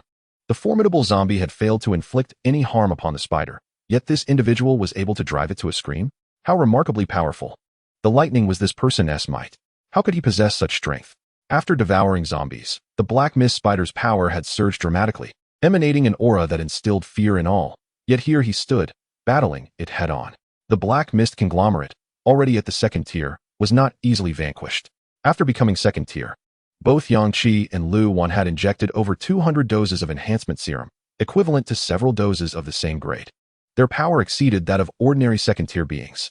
However, the black mist conglomerate inherently surpassed its evolutionary counterparts of the same tier, boasting an even more vigorous vitality. For the black mist saturating the air served as their source of strength. Under attack, the black mist emanating from the dark fog entity dissipated. Yet it possessed the remarkable ability to swiftly absorb the surrounding black mist to restore its injuries and strength. The black mist spider roared, its massive form leaping towards Yang Qi with ferocity. The thunderous assault came to an abrupt halt. However, in the next moment, Yang Qi, standing amidst the streets, transformed into a bolt of lightning and vanished. The thunder surged from the ground, soaring skyward. Like a sword piercing the earth, it penetrated the descending black mist spider. In that fleeting instant, the black mist enveloping the spider dissipated by at least half. And there stood Yang Qi, at the terminus of the lightning, directly above the black mist spider. The onlookers were utterly astonished, erupting into gasps of disbelief. Goodness, did I just witness him transform into pure lightning? And teleport above the black mist spider? Incredible! The thunder pierced through the spider's form. The terrifying pressure of the thunder was overwhelming. The force of this thunderstrike was twice that of Yang Qi's ordinary lightning. A dreadful aura enveloped the street, instilling fear in all present. The survivors looked at Yang Qi with eyes filled not with shock, but with trepidation. Positioned above the black mist spider, Yang Qi raised his advanced battle blade, descending with purpose. He crashed onto the wounded back of the black mist spider, the battle blade piercing through its body in an instant. Utilizing a thunderstrike consumed 80% of Yang Qi's mental energy. He would not resort to his powers again. However, this singular strike had severely injured the black mist spider, significantly impeding its ability to absorb the surrounding black mist for recovery. The black mist spider plummeted to the ground, creating a deep crater upon impact. Yang Qi, astride its back, withdrew his battle blade. The black mist spider violently flipped, casting Yang Qi off its back, and rapidly scuttled towards a nearby building. Seeing this, Lu Wan, wielding 2 battle blades, gave chase. With a swift step, Yang Qi propelled himself forward, clearly outpacing the black mist spider, positioning himself directly in its path. The battle blades slashed towards the spider's legs. Witnessing this scene, the survivors were driven to madness. Were these two truly hunting the black mist spider? It was unimaginable that such a fearsome creature was being pursued by 2 humans. Although the woman lacked special powers, her speed was evidently on par with that of the black mist spider. These two were undeniably formidable. Yang Qi severed the spider's legs. Its body lost balance, unable to maintain its rapid movement. Lu Wan caught up, furiously striking with her 2 battle blades. One slash targeted a hind leg, another aimed at its body. The power of her blades, though formidable, was not on par with the advanced tier, especially against a second-tier black mist entity. Lu Wan relentlessly struck 3 times before she managed to sever one leg, cracks appearing on her battle blade. She promptly switched to a new advanced blade. At this moment, the black mist spider had severed 3 of its legs, frantically absorbing the surrounding black mist to reconstitute its form. It sensed that Lu Wan's strength was inferior to Yang Qi's and swiftly turned to target the easier opponent. Observing this, Lu Wan quickly maneuvered to the side of the black mist spider, launching a dual-blade assault. Though her stance was not elegant, her attacks were frenzied and effective, severing yet another leg from the spider in mere seconds. Meanwhile, Yang Qi was not idle. He wielded his advanced battle blade to sever multiple legs from the spider, rendering it a massive, legless mass of confusion. Deprived of all its legs, the enormous body of the black mist spider collapsed onto the ground. Immobile and unable to flip over, its mouth, located beneath its abdomen, was blocked by the earth, leaving it completely vulnerable, a mere carcass awaiting slaughter. Chapter 20. The conditions for clearing the instance now devoid of any escape capability. The black mist spider was subjected to dozens of strikes from Yang Qi and Lu Wan, its body ultimately dissolving into red mist. A torrent of red mist surged into the two, continuously enhancing their bodies. Their strength increased, physical resilience improved, and mental capacity expanded. In an instant, both experienced a significant boost in power, nearing the mid-tier of the second stage, as if they had consumed nearly 10 advanced enhancement potions each. Simultaneously, from the spot where the black mist aggregation had vanished, 5 white orbs of light and 1 black orb materialized. The black orb signified a special ability. As Yang Qi approached the orb, he discovered a perfectly crafted crystal of ice suspended within it. This was the ice element ability. Go ahead, Lu Wan exclaimed, her eyes wide with delight. Me? She asked incredulously. Yes, you must become an ability user quickly, lest you find yourself charging into a swarm of corpses wielding your battle blade, Yang Qi replied. Overjoyed, Lu Wan immediately engaged with the ability orb and acquired the ice element ability. She promptly attempted to utilize her newfound power. A chill emanated from her palm, and the temperature in the vicinity plummeted. Ice began to crystallize atop her hand, and she jumped with excitement. I'm an ability user now, and I possess an elemental ability. Yang Qi chuckled. Your task from now on is to wield your ice element ability to slay zombies, thereby honing your proficiency. It's a pity you didn't become an ability user at the first stage. Your mental capacity hasn't been exercised. When you use your abilities, your mental energy will deplete at an alarming rate, and the advanced mental recovery potions we possess will have limited effects on you and me. Lu Wan nodded resolutely. I understand. I will make sure to use and develop my ice element ability in combat to enhance the quality of my mental capacity as quickly as possible. Yang Qi remarked. We can only rely on the forthcoming treasure hunting instance for advanced mental recovery potions. If the black mist spider hadn't been so swift, I might have slain a first-stage zombie, and with a stroke of luck, it could have dropped an advanced potion. Among the 5 white orbs, the rewards included 2 advanced mental recovery potions, 2 advanced enhancement potions, and 1 advanced healing potion. Without delay, Yang Qi injected himself with 2 advanced enhancement potions. With the addition of the previous black mist conglomerate's red mist and over 200 great enhanced potions, Yang Qi has, upon reaching the second tier, injected approximately 17 great enhanced potions, elevating his strength to the mid-second tier. He possesses 2 grade mental power potions, which instills him with a semblance of confidence as he prepares to enter the treasure hunting dungeon. Although the name of the dungeon appears innocuous, it is, in fact, among the most perilous types, with a significantly high mortality rate. The guardians of the treasures within, though seemingly small and endearing, harbor terrifying strength. Even Yang Qi cannot afford to be careless. He swiftly injected dozens of grade mental power recovery potions, fully restoring his mental state. Without delay, the duo hurried towards the location of the large treasure hunting dungeon, leaving the surrounding survivors in stunned silence. still reeling from the shock. Did those two truly slay the Black Mist spider and depart so nonchalantly? The entire sequence, from their arrival to the spider's demise and their exit, could not have taken more than 10 minutes, and they emerged virtually unscathed. Such prowess is utterly astonishing. The man who unleashed the thunder is undoubtedly the same one who had been continuously releasing lightning the previous night in the city. How could he possibly possess such power? Did you not notice that after the Black Mist spider perished, several luminous orbs emerged, one of which the woman absorbed, resulting in a layer of ice forming in her palm? It seems she too may have acquired a special ability. So, does this imply that in order to gain special powers, one must slay creatures like the Black Mist spider? Alas, I suppose I am destined to remain hopeless. In a large square in Maple City, a favored gathering spot for the elderly, the scene is now desolate. Typically, this area buzzes with activity as the elderly seek respite from the heat, play mahjong at nearby stalls, or stroll with their grandchildren along the riverside, enjoying the summer's cool embrace. However, at this moment, not a single soul can be seen. When Yang Qi and Lu Wan arrived around 10 in the morning, the vast open space beyond the square's steps was utterly devoid of life. Scattered survivors lingered in the vicinity. It is eerily unsettling. Anyone who steps into that space seems to vanish. Should we dare to venture over and investigate? Are you mad? Who knows what fate awaits? Those who disappeared may very well have perished, but it's not certain. Earlier today, while I was out gathering supplies, I overheard someone mention something called a dungeon. If one can successfully navigate the dungeon and fulfill its victory conditions, they will be rewarded handsomely. Such rewards could transform a person into an evolved being. I have heard of this as well. They say that entering a dungeon transports one to a wondrous alternate space. I believe those who vanished have entered the dungeon, thereby disappearing from the realm of reality. Moreover, I have heard that slaying zombies may yield luminous orbs from which various potions can emerge. Among these, the enhancement potion serves to elevate one's physical prowess. With sufficient injections, one could metamorphose into an evolved being. Upon hearing this, certain individuals present were instantly stirred with eagerness, yearning to step into the square's realm and wager their chances of entering the dungeon space. Given the current circumstances, it is only a matter of time before ordinary people succumb to the zombies or are slain by others who have evolved in their quest for food resources. Since yesterday, numerous individuals have emerged alive from the dungeon, each possessing the means to confront zombies directly.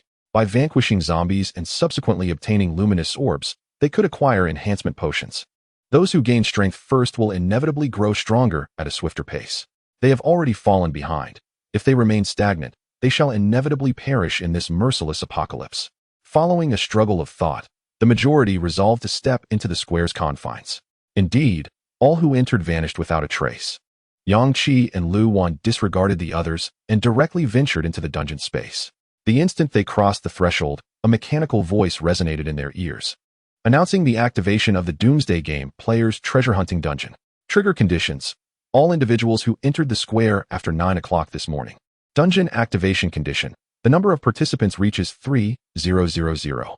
Dungeon objective: to acquire as many strength-enhancing treasures as possible within the treasure hunting grounds.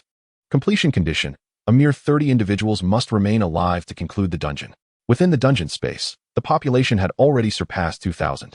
These 2,000 souls wore expressions of pallor, embodying the essence of despair as they awaited their fate. The group that had entered the dungeon before Yang Qi and Lu Wan no longer exhibited the earlier resolve and ambition to conquer the dungeon and become evolved beings. Instead, their faces now reflected only hopelessness and dread, solely due to the information regarding the dungeon's completion conditions. When 3,000 souls dwindle to a mere 30 survivors, the dungeon shall conclude, allowing them to escape. The remaining 970 shall meet their demise. Chapter 21, The Dungeon Opens. This game, involving 3,000 participants, was from the outset destined to allow only 30 individuals to successfully depart alive. A man beside Yang Qi, bearing dark spots on his face, attempted to lighten the mood, saying, "At least there is no black mist in this dungeon space." By observing the size and depth of the man's dark spots, Yang Qi surmised that if he continued to wander in the black mist-laden outside world, he would become a corpse within 20 minutes. Entering the treasure-hunting dungeon might at least provide the opportunity to find an immunity potion to suppress the black mist toxins. However, the creatures within the treasure-hunting dungeon, known as burden monsters, are not easily vanquished. Yang Qi pulled Lu Wan aside and remarked, "In the treasure-hunting dungeon, the most common adversaries are the burden monsters. Soon, you will encounter numerous diminutive figures, resembling paper dolls, burdened with packages on their backs. Eliminate these beings, and their burdens may fall to the ground, potentially revealing various potions or rare equipment, though such occurrences are rather improbable. More likely, you will face tracking attacks, which are inescapable and solely target those who have vanquished the package-bearing creatures. Lu Wan's eyes widened in astonishment as she exclaimed, "If we cannot evade them, must we endure these relentless tracking assaults?" Yang Qi nodded, affirming, "Indeed, these attacks are exceedingly potent. Given the average evolutionary level in this post-apocalyptic world, such assaults are sufficient to obliterate an ordinary individual who has received 2 or 3 injections of enhanced potions. The disparity between a second-tier individual and an ordinary person is already several dozens of times greater. However, there may also be tracking attacks capable of annihilating a first-tier individual, which is why treasure hunting instances rank among the most perilous and deadly of all types." He continued, "Those package-bearing creatures possess formidable strength, making it extraordinarily challenging for an ordinary person to defeat them. Furthermore, the consequence of attempting such a feat could very well be the receipt of despairing, instantaneous deaths from the tracking attacks. Within the treasure hunting instance, there may also be randomly occurring small-scale alternate spaces, which pose even greater dangers, as they may harbor unknown otherworldly beings and a variety of powerful monsters. Yet, should one succeed in vanquishing these creatures, rare treasures may be acquired. One must also be wary of the flora, as these are mutated plants. Some will attack proactively, while others lie in wait to strike when approached. Slaying these mutated plants may also yield valuable rewards." Lu Wan marveled, "If that is the case, won't the 3,000 participants swiftly dwindle to merely 30? She added, "This place is exceedingly treacherous, but fortunately, both of us are already at the second tier." Yang Qi responded, "Our levels serve as our advantage. Most package-bearing creatures are no match for us. Even if they unleash tracking attacks, they will inflict negligible damage upon us, and our spatial equipment contains hundreds of healing potions." Yang Qi's calm gaze swept across the more than 2,000 individuals present as he continued, "These people are already contemplating how to eliminate those beside them the moment the instance begins, hastening the reduction of participants to 30 and bringing this bizarre instance to an end. Yet, they remain blissfully unaware that mutual slaughter is unnecessary, for the powerful package-bearing creatures will swiftly diminish their numbers." He instructed, "Upon the instance's commencement, if you encounter a package-bearing creature, strike it down, understood?" Lu Wan, brimming with excitement, replied eagerly, "Yes. May I inquire what splendid items may be obtained?" "High-grade potions, ability enhancement scrolls, rare high-tier equipment, and even unique skills," Yang Qi enumerated. "Unique skills? Are such abilities not exclusive to those with powers? Moreover, one must possess an upgraded ability to awaken a personal skill." Yang Qi chuckled, "I merely speak hypothetically. Skill scrolls are exceedingly rare. Even in a large treasure hunting instance, their appearance is unlikely. And if they do appear, as you mentioned, they may correspond to abilities that do not align with one's own, rendering them mere relics within spatial equipment." As the conversation between the two unfolded, the number of individuals within the dungeon space grew increasingly larger, with many spontaneously forming teams. Unlike most competitive dungeons that mandate collaboration, this quest for treasures allowed for a more organic gathering. However, the majority were ordinary people, lacking a sense of security, and thus relied on forming alliances to find some semblance of calm amidst the chaos. Half an hour later, a luminous screen illuminated above them, displaying a singular, glaring line, "Survivor count, 3,000. Subsequently, the mechanical voice that had narrated the rules upon their entry into the dungeon echoed through the space. With a participant tally of 3,000, the treasure hunt officially commenced, and the countdown began. 5, 4, 3, 2, 1. During the countdown, an eerie silence enveloped the vast space, with only the emotionless mechanical voice resonating through the air. At the very moment the countdown concluded, a multitude of items materialized out of thin air. Tiny figures, no taller than the calves of adults, emerged, each burdened with packages of various colors. There were peculiar valley terrains and bizarre flora. The number of these diminutive beings surpassed 10,000, far exceeding the number of participants. As the valley formations appeared, the enormity of the dungeon space became apparent, revealing several hidden outlines of valleys that seemed ethereal amidst the chaos. Is this space truly so vast? What are these tiny beings? The instant the paper-like figures manifested, they scurried away in fright, as if terrified of humans, their little legs propelling them in all directions. Witnessing this scene, the crowd erupted in excitement, momentarily forgetting that the condition for clearing the dungeon was to reduce the survivor count to just 30. The diminutive creatures appeared utterly harmless. Their burdens resembled rewards from a game, and their flight suggested weakness, a fear of being harmed. In an instant, some took off in pursuit. The once fearful throng, which had huddled together, now dispersed wildly in chase of the seemingly feeble package monsters. Participants who had initially planned to eliminate surrounding survivors the moment the dungeon commenced, in a bid to hasten their escape, were now consumed by greed, lured by the enticing sight of the packages carried by these little beings. Quick, the one with the yellow bundle. It's slower. Let us intercept it. There are over 10 over there. Let us catch up. Surely, the contents of their packages must be treasures. My goodness, in this apocalyptic world, such a benevolent dungeon exists. The treasure hunt truly is brimming with riches. Among the crowd, there were those who appeared to possess insider knowledge. A young man, clad in advanced battle armor, wielding a formidable blade, stood tall at over 6 feet. With a well-proportioned physique and strikingly handsome features, he bore the countenance of a campus heartthrob, despite being in his early 20s. His demeanor was distinctly exceptional, exuding an extraordinary calmness and composure. Accompanying him were dozens of young men and women, each wielding formidable blades. Had Yang Qi been present, he would have discerned that these individuals were all first-tier evolvers. A somewhat corpulent man, radiating an imposing aura, approached the leader and whispered, "Liang Jin, shall we strike directly?" Liang Jin replied with serene composure, "Patience." With that, a faint blue light emanated from his left eye as he surveyed the fleeing bundles around him, ultimately fixating on one and declaring, "That one, without a doubt." In an instant, the stout man surged forward at full speed, embodying the prowess of a first-tier evolver. Sensing the impending threat from behind, the fleeing figure turned, its paper-like hands extending forward in a feeble attempt to defend itself. The corpulent man seemed to anticipate the paper figure's movements. As it attacked, he nimbly rolled aside, evading the assault, as if he were well-versed in the intricacies of the treasure-hunting realm. Simultaneously, Liang Jin's companions had encircled the paper figure. With the combined might of the first-tier evolvers, they swiftly triumphed over the paper entity. A bundle fell from the disintegrating figure, transforming into a potent enhancement elixir. The stout man picked up the elixir, excitement brimming in his voice as he presented it to Liang Jin, exclaiming, "An enhancement elixir. You can directly advance to the second tier." Typically expressionless, Liang Jin's face now exhibited a flicker of emotion. After administering the enhancement elixir, he ascended to become a second-tier abilities wielder. His companions were elated. Liang Jin was now more powerful. They resolved to unearth an ability upgrade scroll within this treasure-hunting realm, which would elevate Liang Jin's omnipotent eye. The paper figures were no match for them, and with Liang Jin's omnipotent eye guiding them, they would never misidentify the bundles. They would be impervious to the tracking assaults of the bundles. Liang Jin surveyed his companions and smiled. "Let us proceed to eliminate them, ensuring everyone levels up swiftly." Throughout the treasure-hunting realm, anguished screams echoed, filled with terror and despair. When ordinary individuals finally caught up to the paper figures, attempting to rip them apart, the paper figures spun gracefully, their seemingly harmless hands striking with lethal precision, shattering the bones of the assailants. After their assault, the paper figures frolicked away. Such injuries, characterized by shattered bones, were tantamount to death within the treasure-hunting realm.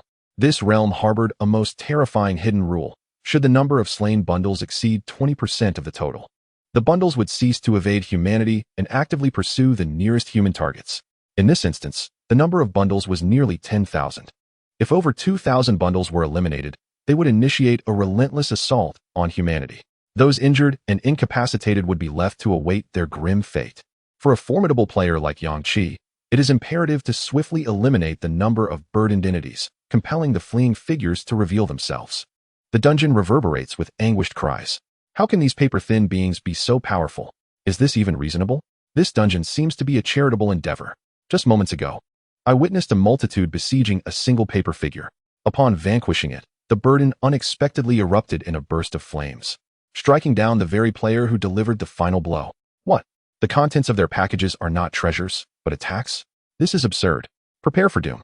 Meanwhile, Yang Qi and Lu Wan have descended into a frenzy of slaughter. However, fortune does not favor them. After defeating over 50 burdened creatures, they have unearthed only 2 treasures, while the remaining 40+ yielded nothing but assaults. Yang Qi endured 9 strikes of lightning, was scorched by fire 8 times, and swept into the air 3 times by gusts of wind, in addition to various other assaults. Each time he encountered a tracking attack, he did not flee, but rather met it head-on with his thunderous might. His thunder was so potent that the assaults dissipated halfway through their trajectory, losing all potency. Lu Wan, too, countered the tracking assaults with her ice element. Yet, her mental fortitude was insufficient. After a few attempts, she was drained and consumed numerous mental recovery potions. The two useful treasures they obtained were a mental recovery elixir and a healing potion of considerable grade, quite satisfactory. As they pursued a rapidly fleeing burdened creature, they observed others being mercilessly slaughtered by similar entities. The tremendous commotion generated by Yang Qi's thunder had already captured the attention of other players within the dungeon. Many gazes were now fixed upon Yang Qi and Lu Wan, filled with envy and resentment. Those two dispatch paper figures with astonishing speed. How are they so powerful? Of course they are strong. Did you not see the lightning erupting from that individual? I have heard that those possessing such extraordinary abilities are referred to as psychics. The woman is also a psychic. I just witnessed her conjure a layer of ice from beneath her feet, immobilizing a paper figure, allowing the man to strike it down with a single blow. Moreover, it unleashed that tracking attack. Yet, the man countered it with his thunder. Incredible. How did they acquire such powers? Perhaps within this treasure-hunting dungeon? If that is the case, we must intensify our efforts to slay these paper figures. We might just obtain such abilities ourselves. The prowess of those two indicates that defeating these entities likely yields valuable rewards. Should we inquire of them? Yang Qi dispatched another burdened creature, and this time, the spoils included a piece of equipment raw material. Lu Wan gazed curiously at the raw stone in Yang Qi's hand and inquired, "What purpose does this hold?" Yang Qidao remarked, "Upgrading equipment relies on this particular item. For instance, my level luck ring requires the collection of 50 pieces of great equipment essence and one enhancement space for great equipment in order to upgrade it. Only by placing the grade luck ring and the 50 pieces of great equipment essence into the enhancement space can one obtain the enhanced grade luck ring. The equipment essence is already quite difficult to obtain, and the enhancement space is nearly impossible to find on the burdened monsters. One must seek out the treasure dungeons to have a significantly greater chance of acquiring them." Lu Wan exclaimed, "What? That's so complicated. And it requires grade essence and enhancement space." The essence that Yang Qidao had acquired was of a lower grade, rendering it virtually useless to him. His only grade equipment consisted of a storage ring and a combat dagger. In the future, when he encounters stronger zombies, he could easily find higher-tier combat daggers. And the same applies to storage equipment. There was no need to expend essence or the precious enhancement space to upgrade. Yang Qidao, somewhat speechless, placed the items into his storage ring and frowned, saying, "These burdened monsters only flee in the early stages. We have to chase them down to kill them. It's too inefficient. We must quickly eliminate 20 of them to prompt their active appearance." Before the dungeon opened, Yang Qidao had already shared these unspoken rules with Lu Wan. Just as the two were about to embark on their mission, they noticed a group of individuals rushing towards them. "Wait, we saw you acquire a treasure. Could you please tell us what it is?" A woman resembling a middle-aged matron led the charge, attempting to seize Yang Qidao's wrist. Yang Qidao reacted swiftly, evading her grasp and regarding the group with a frown, stating, "You are of no use." The middle-aged woman paused momentarily before replying. "Then can you give it to me?" Lu Wan was taken aback. Yet, Yang Qidao remained unfazed. In his previous life during the apocalypse, he had witnessed the many facets of humanity. He simply scoffed and replied, "No. If you continue to waste my time, I will kill you." Upon hearing Yang Qidao's words, the middle-aged woman seemed to trigger some internal mechanism, exclaiming, "What did you say? You will kill me? Do you dare? I have a husband and son waiting for my return. What does that useless treasure matter to you? You are so powerful, you could easily acquire something better later.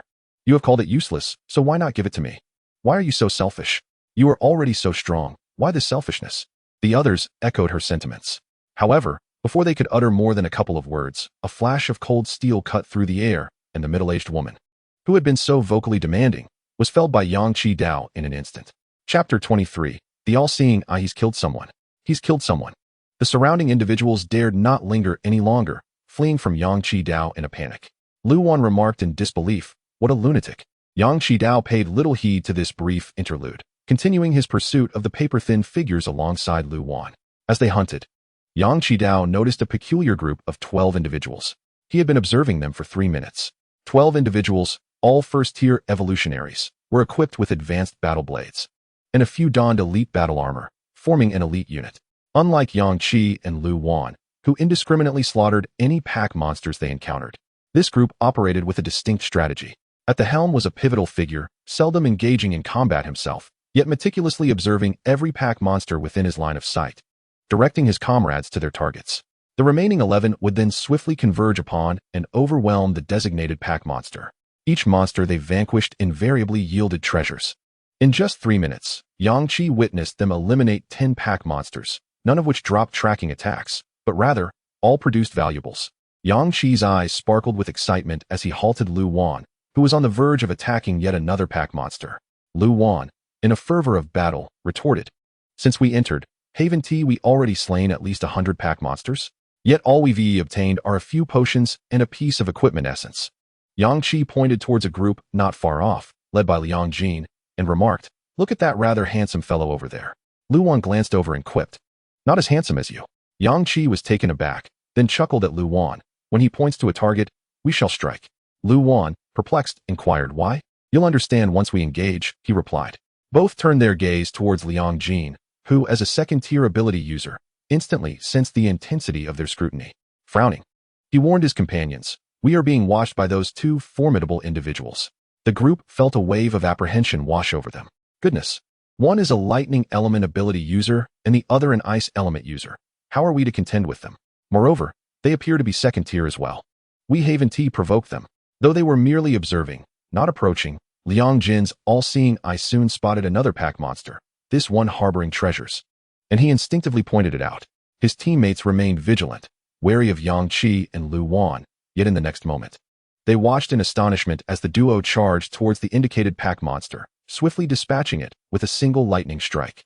An advanced enhancement potion dropped from the defeated creature.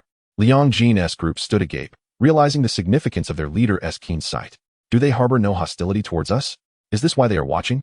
They then observed Yang Qi swiftly inject himself with the enhancement potion before turning to Liang Jin, their eyes gleaming with anticipation. Relieved by their apparent lack of aggression, Liang Jin nodded in acknowledgement of Yang Qi's prowess and pointed towards yet another pack monster. Once again, Yang Qi and Lu Wan dashed forward. Seizing the opportunity while they pursued the creature, Liang Jin directed his comrades towards another target, though they remained reluctant to leave their leader alone. "Boss, let us go together and take down that monster, while keeping our distance from those two," suggested the stout companion.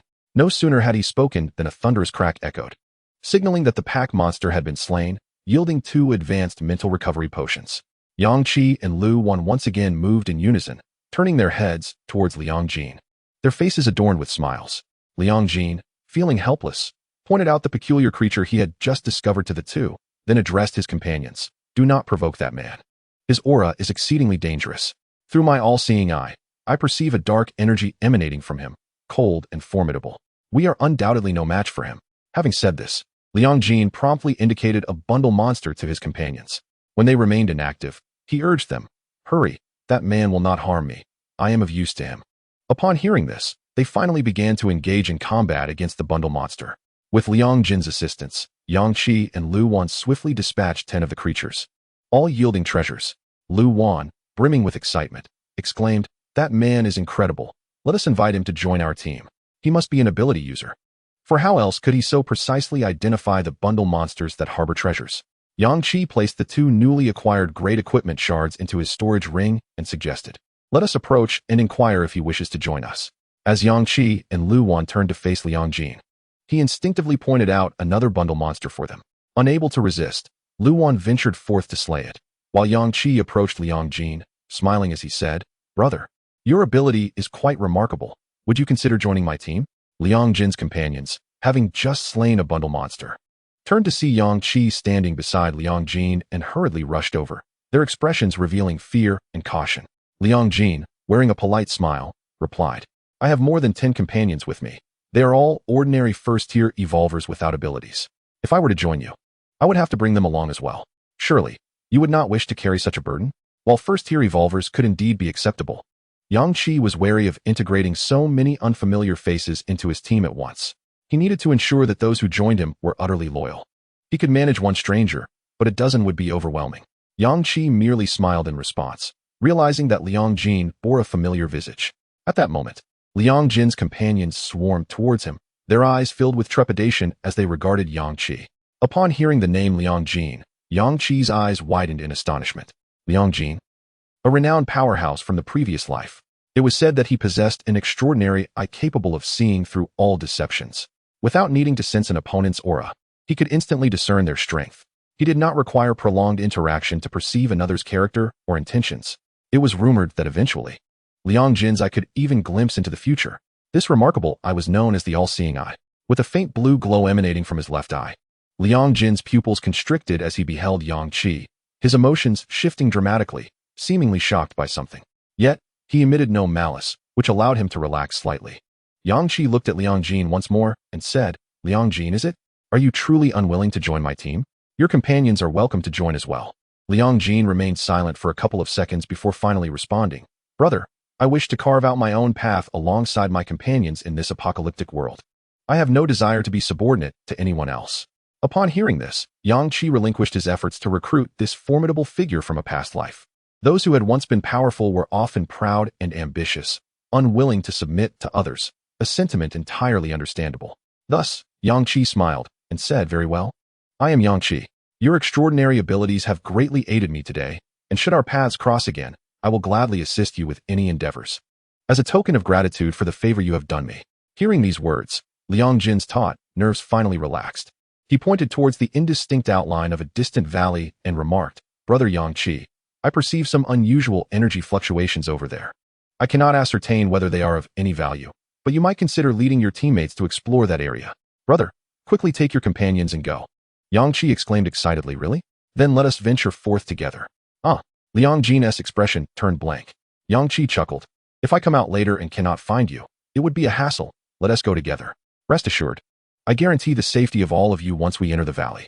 Chapter 24. The Stone Monsters. Yang Qi, Lu Wan, and Liang Jin, along with 12 others, embarked on their journey together. Along the way, Liang Jin would readily point out any creatures that might yield treasures. All were swiftly dispatched by Lu Wan using her ice element abilities. During this time, Lu Wan consumed a grade-level mental recovery potion, thanks to Liang Jin's assistance. Yang Qi's storage ring now contained 12 grade-level mental recovery potions, 8 grade-level healing potions, 2 grade-level immunity potions, and 4 grade-level equipment upgrade stones. Lu Wan had also acquired a grade-level battle knife, equipping herself with a superior weapon. The immunity potions held no value for Yang Qi, as both he and Lu Wan had already utilized the golden permanent immunity potion. Learning that only Liang Jin had achieved permanent immunity to the virus within his team, he generously gifted the 2 grade-level immunity potions to Liang Jin. 20 minutes later, they finally arrived at the valley's entrance, where a twisted vortex awaited them. Yang Qi immediately recognized it as a potential entrance to an alternate space within the treasure-hunting dungeon. The creatures within were formidable, and upon successful defeat, they would undoubtedly yield rare treasures. Yang Qi eagerly beckoned everyone to enter. Although Liang Jin and his companions were somewhat reluctant, they felt compelled to follow Yang Qi due to his overwhelming strength. As they penetrated the twisted entrance, before they could even discern their surroundings, the ground began to tremble. Within the alternate space, the ground surged like ocean waves, and several stone monsters erupted from the earth, roaring as they charged toward the group. These stone monsters resembled large lizards, emanating an aura of immense power. They traversed the violently undulating terrain with the grace of a dancer, their swift movements and agility starkly contrasting with their rigid, stony forms and colossal physiques. In the blink of an eye, they charged towards Yang Qi and his companions. The ground continued to convulse wildly, leaving the first-tier evolved individuals under Liang Jin's command struggling to maintain their footing, toppling awkwardly to the ground. Even Liang Jin himself was unable to keep his balance and was on the verge of falling when Yang Qi grasped his wrist, effortlessly lifting him back on his solid ground. Liang Jin, unable to express his gratitude, felt a dazzling blue light emanate from his left eye as he bellowed. These monsters possess second-tier strength. Yang Qi, upon hearing this, was filled with exhilaration. He had previously found it tedious to contend with those burdened creatures in the treasure-hunting instance. However, these stone monsters promised the potential of rare rewards upon their defeat.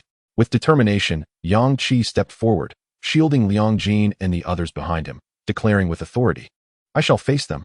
Lu Wan quickly rose, casting a cold, incredulous glance at Liang Jin, feeling slighted that Yang Qi had chosen to assist him instead of her. Noticing the shift in Lu Wan's demeanor, which seemed to harbor some animosity towards him, Liang Jin instinctively distanced himself from the frosty woman. Suddenly, a deafening clap of thunder reverberated through the alien space. Liang Jin and his companions were left in utter shock as they witnessed Yang Qi, who had been standing in front of him just moments ago, transform into a bolt of lightning and vanish from sight. The lightning surged forth like a blade, carving a breathtaking path and piercing through the body of a second-tier stone monster. As the creature collapsed into a heap of rubble, they finally beheld Yang Qi reappear behind it. The terrifying remnants of thunder filled the air. Goodness, a second-tier monster, defeated in a single strike. Liang Jin marveled. for even he, a second-tier ability user, could not vanquish such a formidable foe with ease. This bolt of lightning was at least twice as powerful as the one he had previously unleashed outside. Having observed Yang Qi obliterate those burdened creatures, he had already deemed his strength formidable. Little did he know that Yang Qi had not even exerted his full power. How astonishing! Yang Qi, also a second tier, had instantaneously dispatched a creature of the same tier. Moreover, he had reappeared several meters away in an instant. 10 luminous orbs burst forth. Lu Wan dashed forward to seize them, exclaiming with exhilaration, 10 great enhancement potions. The others were left in awe at the astonishing quantity of loot. Goodness! 1 kill yields 10 orbs, and they are all great enhancement potions. The opportunities in this alien realm are indeed bountiful. Slaying a monster grants 10 great enhancement potions. How extravagant! Several roaring stone monsters charged madly towards Yang Qi, their massive forms shaking the already unstable ground beneath them. As they bore down on him, Liang Jin and the others instinctively closed their eyes tightly. This is it. Who could have anticipated the terrifying nature of this alien space? The monsters within this realm are of an entirely different caliber compared to those paper figures outside. These creatures are all of the second tier. Yet we have only 3 second-tier fighters on our side, and Liang Jin, unfortunately, possesses limited combat prowess. It seems we are doomed. This time, we are truly finished. How can a single second-tier Yang Qi possibly contend with so many of his peers? As the thought lingered, a deafening thunderclap echoed through the air. Boom, boom, boom. The crowd, with eyes tightly shut, sensed an incessant flickering of deep blue light amidst the encroaching darkness. A more formidable aura surged forth, erupting with as temporary allies of Yang Qi. They were enveloped by an overwhelming sense of dread. The thunder raged as if it aimed to rend the very fabric of this otherworldly space. Unable to contain their curiosity, they opened their eyes and beheld Yang Qi amidst a horde of stone monsters. The air crackled with lightning. Yang Qi was ensnared in arcs of electricity, his movements summoning bolts that struck down upon the surrounding stone creatures with wild abandon, resembling a deity of thunder descended upon the earth. The stone monsters, battered by the relentless fury of thunder, shed their rocky exteriors. The weapon in Yang Qi's hand, a formidable battle blade, was entwined with strands of astonishing electricity. In a frenzy, he unleashed the power of thunder while weaving deftly through the stone creatures, cleaving at them with his blade. Each strike targeted the joints connecting the stones of the creatures' bodies, and with just a few precise blows, he could dismantle a stone monster entirely. Coupled with the explosive force of thunder in the vicinity, 3 stone monsters fell first, yielding a total of 20 radiant orbs. Lu Wan now? Yang Qi bellowed. Prepared and poised, Lu Wan brandished her battle blade, exuding an aura of chilling intensity as she surged forth. The ice spread across the undulating ground, forming a thick layer half a meter deep. In an instant, it immobilized the majority of the stone monsters present. However, the immense strength of the stone monsters allowed them to break free from their icy prison within mere seconds. Yet, the time Lu Wan had bought was sufficient for Yang Qi to inject 2 vials of potent mental recovery serum. Fully revitalized, Yang Qi wasted no time in seizing the luminous orbs before unleashing another wave of thunderous might. Boom! The entire otherworldly space quaked under the resonance of Yang Qi's thunder. Massive bolts of lightning descended from the heavens, their power magnifying with each strike, instilling profound terror in Liang Jin and his companions. They were left in awe, contemplating the nature of the monstrous beings they had unwittingly allied with in this realm teeming with threats. The swiftness of Yang Qi and Lu Wan was unparalleled as they nimbly navigated the chaos among the stone creatures, leaping, dodging, and attacking with unparalleled grace. Such extraordinary prowess imparted a harsh lesson to Liang Jin and his companions. Goodness! The fluidity of their movements resembled seasoned warriors, placing them on an entirely different echelon. Their skills were astonishing. Even without their powers, they would rank among the very best. Had they trained extensively? How could they be so formidable? Liang Jin, also a second-tier ability user, knew that if he were to engage the stone monsters, he would be swiftly vanquished, for he lacked the combat experience they possessed. Hearing the arrangements made by his companions, Liang Jin was momentarily speechless, his gaze towards Yang Qi now infused with a hint of admiration. Lu Wan continuously unleashed her ice element. The icy layer enveloped her advanced battle knife, and upon striking the body of the rock monster, the ice spread like a relentless affliction, infiltrating the cracks and rapidly disintegrating the creature from within. Her ice element ability proved somewhat effective against these rock monsters. After 20 minutes, the battle concluded. Yang Qi and his companion had successfully slain 15 rock monsters, yielding an impressive total of 118 white orbs of light. Chapter 25. Ascension to Tier 3. Yang Qi and Lu Wan began to sort through their spoils. They discovered a total of 17 Tier 2 enhancement potions, 45 Tier 2 mental recovery potions, 33 Tier 2 healing potions, 10 immunity potions, 16 Tier 1 equipment upgrade stones, and 20 Tier 2 equipment upgrade stones. Among these treasures, there was a special artifact, a Tier 2 shield spirit ring. This defensive equipment possessed 3 energy slots, recharging one slot automatically every 12 hours. Each slot could generate a formidable defensive shield. The Tier 2 shield spirit ring could withstand any attack from a Tier 3 evolutionary being or any ability below Tier 2. The only exception was the exclusive skill awakened when upgrading from a Tier 1 to a Tier 2 ability. Overall, the Tier 2 shield spirit ring was an exceptionally powerful defensive piece of equipment. It could recharge 3 slots in 36 hours, capable of absorbing 3 powerful attacks from abilities below Tier 2 and against Tier 3 evolutionary beings. Upgrading the shield spirit ring would undoubtedly reduce the recharge time and increase the number of energy slots, significantly enhancing its defensive capabilities. Coupled with the treasures obtained from slaying rock monsters, Yang Qi had already amassed 30 equipment upgrade stones. With just 20 more in a Tier 2 equipment enhancement space, he could elevate the shield spirit ring. Perhaps these items could be gathered during this treasure-seeking quest. Yang Qi donned the Tier 2 shield spirit ring. At the center of the ring was an exquisite silver shield, adorned with 3 rippling waves. At that moment, the first wave flickered faintly, while the other 2 remained dim. After 12 hours of recharging, the first wave would illuminate completely. Meanwhile, Liang Jin and his companions were in complete awe of Yang Qi. He glanced at the spoils acquired from the rock monsters within his storage ring and retrieved 2 Tier 2 enhancement potions, along with all 10 Tier 2 immunity potions, presenting them to Liang Jin as a token of appreciation. Consider this a toll for guiding me. Without your ability, I might not have found this entrance to the otherworldly space. Liang Jin gratefully accepted the items, exclaiming, "Brother Yang Qi, you are truly formidable." Yang Qi, upon hearing this, inquired eagerly, "Would you care to join me?" Liang Jin, feeling slightly embarrassed, chuckled, "Brother Yang Qi, I have previously expressed my thoughts, and they remain unchanged." Yang Qi sighed.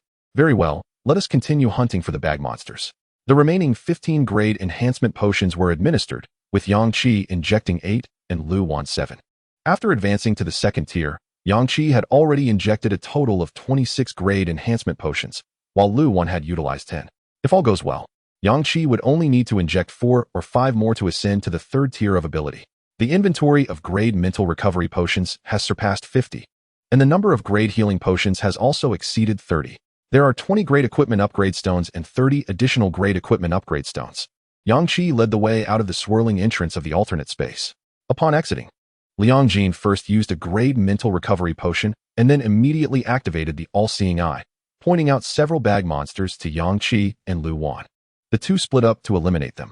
Liang Jin's companions also sprang into action, fervently slaying the surrounding bag monsters. With Liang Jin's all-seeing eye guiding them, they would not mistakenly attack the wrong bag monsters, wasting time fending off pursuit. Each bag monster slain would drop treasures. Not even a single grade item was among them. Starting from the base grade, grade equipment upgrade stones continuously emerged. After Yang Qi injected 5 more grade enhancement potions, he directly advanced to the third tier of ability. In that instant of advancement, a powerful aura doubled in strength, uncontrollably radiating into the surrounding space. Liang Jin and her companions widened their eyes in disbelief, exclaiming, "Yang Qi has advanced to the third tier. How swift! Such an overwhelming aura completely crushes the second tier." Indeed, it was fast. He and Lu Wan had directly acquired 17 grade enhancement potions in the alternate space, even allocating 2 to us. Incredible. Yang Qi reveled in the surge of formidable power coursing through him, wearing a satisfied smile. On the second day of the apocalypse, he ascended directly to the third tier. At the moment he reached the third tier, it also signified that the strengthening effects of grade enhancement potions on his body had become negligible. As for the grade enhancement potions, injecting a dozen might yield no noticeable effect at all. The grade healing potions and mental recovery potions could still be used with some efficacy. With Yang Qi's elevation in rank, his mental capacity has significantly increased. At the second tier, using Thunder Flash consumed around 70 to 80% of his mental power. Now, employing Thunder Flash might only deplete about 10% of his mental energy. Furthermore, as Yang Qi continuously utilized his lightning elemental abilities in the treasure hunting instance, the quality of his mental power has also improved, resulting in a slower rate of consumption. while relentlessly defeating bag monsters. Yang Qi could distinctly sense the presence of other powerful ability users emanating from 3 or 4 different directions within this instant space. They too were fervently vanquishing bag monsters. Initially, Yang Qi was concerned that when the number of survivors dwindled to 30, they might not be able to slay the requisite 2,000 bag monsters to elicit their active attack. However, that concern has dissipated. There are indeed formidable experts within this instant space. Yang Qi took a brief glance at the luminous display above, which indicated that the number of survivors in the dungeon stood at 1,006. Out of the original 3,000, 2/3 had perished within the span of less than an hour, leaving only 1,000 souls remaining. Once the burden monsters began their assault on the humans within the dungeon, this number would dwindle rapidly. 10 minutes later, an unexpected transformation occurred within the entire dungeon space. What had once seemed boundless and vast suddenly revealed the emergence of a colossal wall of light in the distance. This wall appeared to be circular, encasing the entire dungeon space like a birdcage, contracting at a visible pace. Observing this shift, Yang Qi exclaimed, "The burden monsters have already been reduced by 20. They will soon initiate their attacks on the nearest humans."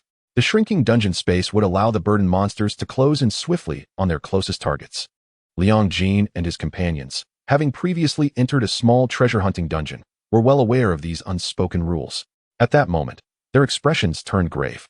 Previously, they could utilize Liang Jin's omniscient eye to select burden monsters that bore treasures to eliminate, but the situation had now drastically changed.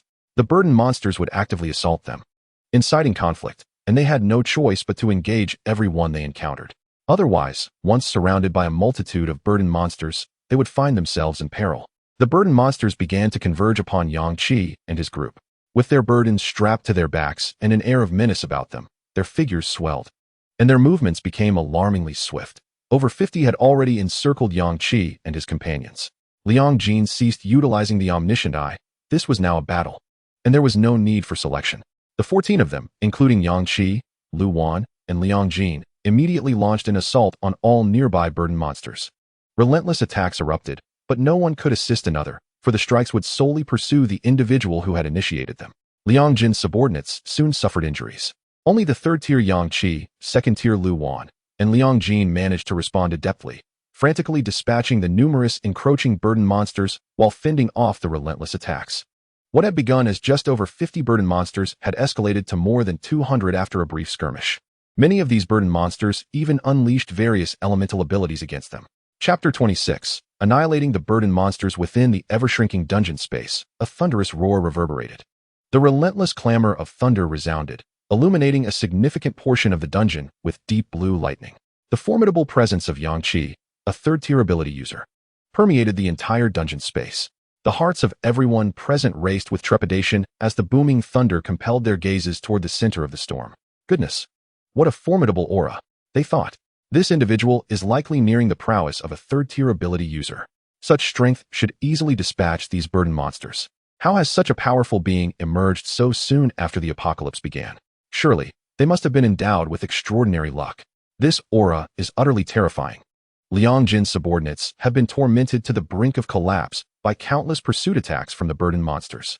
While a single or even a couple of these attacks may not inflict severe harm on a first-tier evolver, the relentless onslaught of 10, 20, or even hundreds has become unbearable.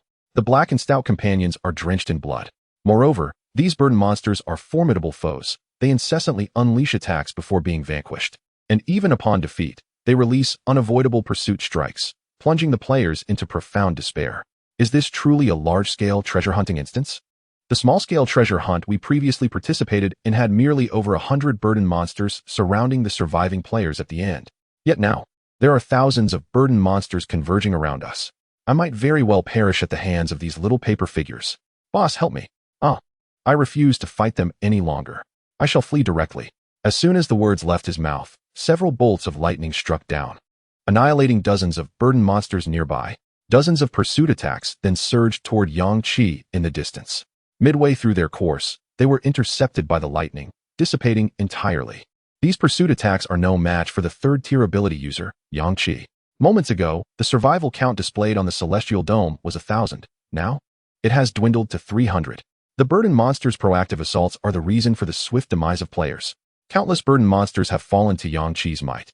With 95% yielding pursuit attacks, and the remaining 5% containing treasures. Lu Wan continuously unleashed ice element abilities, honing her mental strength and proficiency with the ice element. The hundreds of mental recovery potions in her spatial equipment are nearly depleted. Meanwhile, Liang Jin, devoid of elemental abilities, could only endure the pursuit attacks with his physical prowess and the newly acquired tiered combat knife.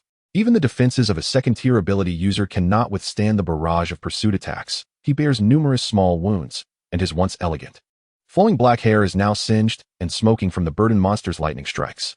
His tiered armor has long since shattered, requiring him to don multiple replacements. At the moment when 3 pursuit attacks locked onto him, a bolt of lightning suddenly struck before him. Subsequently, Yang Qi, enshrouded in lightning, appeared directly in front of Liang Jin. The lightning flashed, obliterating dozens of burdened monsters along the path. Yang Qi effortlessly deflected the pursuit attacks. Simultaneously, the 3 pursuit attacks collided with Liang Jin, and as the smoke cleared, a trickle of blood escaped from the corner of his mouth. With an air of authority, Yang Qi declared, "Do not engage, allow me to handle this." Liang Jin, filled with gratitude, replied, "But brother Yang Qi." Yang Qi waved his hand dismissively, leaving Liang Jin with a stylish silhouette, confidently asserting, "It's all right. However, even so, I will not join your team." Liang Jin, somewhat anxious, protested. Yang Qi's expression darkened as he retorted, "Even just to make a friend." With that, Yang Qi began to feverishly eliminate the surrounding burdened monsters. 20 pursuit attacks simultaneously locked onto Yang Qi, leaving the remaining survivors utterly astonished. Oh my goodness, could it be that there are over 20 tracking attacks? Even a first-tier evolved individual would undoubtedly perish under the onslaught of such an overwhelming barrage. There is no hope of evasion. It is utterly despairing.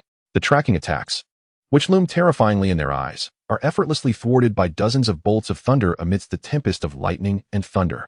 In the face of the dread pressure exerted by the thunder, these tracking assaults become utterly insignificant. The survivors, relentlessly pursued by the burdened creatures, stand agape in astonishment. My word, how formidable! It must be some sort of cheat. In the distance, flames erupt, and the sounds of slaughter echo relentlessly. Goodness, look over there. There is also a powerful psychic. Heaven above, a fire element psychic. How astonishing. This treasure-hunting instance is truly a gathering of the mighty. Even those who are not particularly strong can enter. With a stroke of luck, defeating a few burdened creatures that possess treasures could yield at least a grade potion. With a single grade enhancement potion, an ordinary person can ascend to a first-tier evolved individual, and with 2, a first-tier evolved can become second-tier. Those who are not strong can still achieve strength. As long as one reaches the second tier, it becomes exceedingly difficult to fall victim to tracking attacks. Indeed, anyone who survives and exits this instance is bound to become at least a second-tier evolved individual. Among Liang Jin's team, half of the first-tier evolved individuals have already advanced to second tier during the previous skirmishes with the burdened creatures. Ascending from first tier to second tier typically requires over 20 grade enhancement potions, but if they are grade enhancement potions, only 2 are necessary. For those with robust physical attributes, even 1 would suffice. Now that the burdened creatures are actively attacking the survivors, Liang Jin's subordinates are in a frenzy dealing with them, neglecting many treasures. As long as they can survive, there will undoubtedly be enough grade enhancement potions among the glowing orbs for all to reach the second tier. Even if they suffer severe injuries from the tracking attacks, the grade healing potions obtained previously ensure their survival. Death is simply not an option. Though the ordeal is rather tormenting, leaving them physically exhausted and questioning their existence. The number of survivors displayed on the screen continues to dwindle. Those who were previously injured cannot withstand even a single blow under the relentless assault of the burdened creatures. Meanwhile, around Yang Qi and his companions, over 100 treasures lie scattered on the ground. The number of burdened creatures has significantly diminished. Upon slaying the last burdened creature before him, Yang Qi glanced up to see that the number of survivors stood at 49. Lu Wan, panting, injected a grade mental recovery potion and remarked, "There are no more burdened creatures around us. Have they all been slain?" Yang Qi, observing the distant flames, replied, "The people over there are still fighting. There must be a few remaining." Liang Jin's team, severely injured, has begun to inject healing potions. Yang Qi then commenced gathering the treasures nearby. His keen eyes spotted a scroll for psychic enhancement. He quickly dashed over to retrieve it, exclaiming with excitement, "A psychic enhancement scroll." Upon finishing his words, he unleashed the power of thunder upon the scroll in his hand, revealing a level of lightning elemental ability with a proficiency of 40. The higher the level of the ability, the slower the proficiency would accumulate. After Yang Qi's lightning elemental ability advanced to this rank, He had endured countless waves of corpses, thousands of burden monsters, second-tier black fog conglomerates, and numerous 12th-tier stone monsters, yet his experience was still barely half full. He handed the ability upgrade scroll to Lu Wan and said, "Why not test your proficiency?" Lu Wan grasped the scroll and summoned the ice element, causing a beautiful layer of frost to cover the pristine white scroll. It displayed a level of ice elemental ability with a proficiency of 77. After observing this, Yang Qi remarked, "Keep this for your ability upgrade.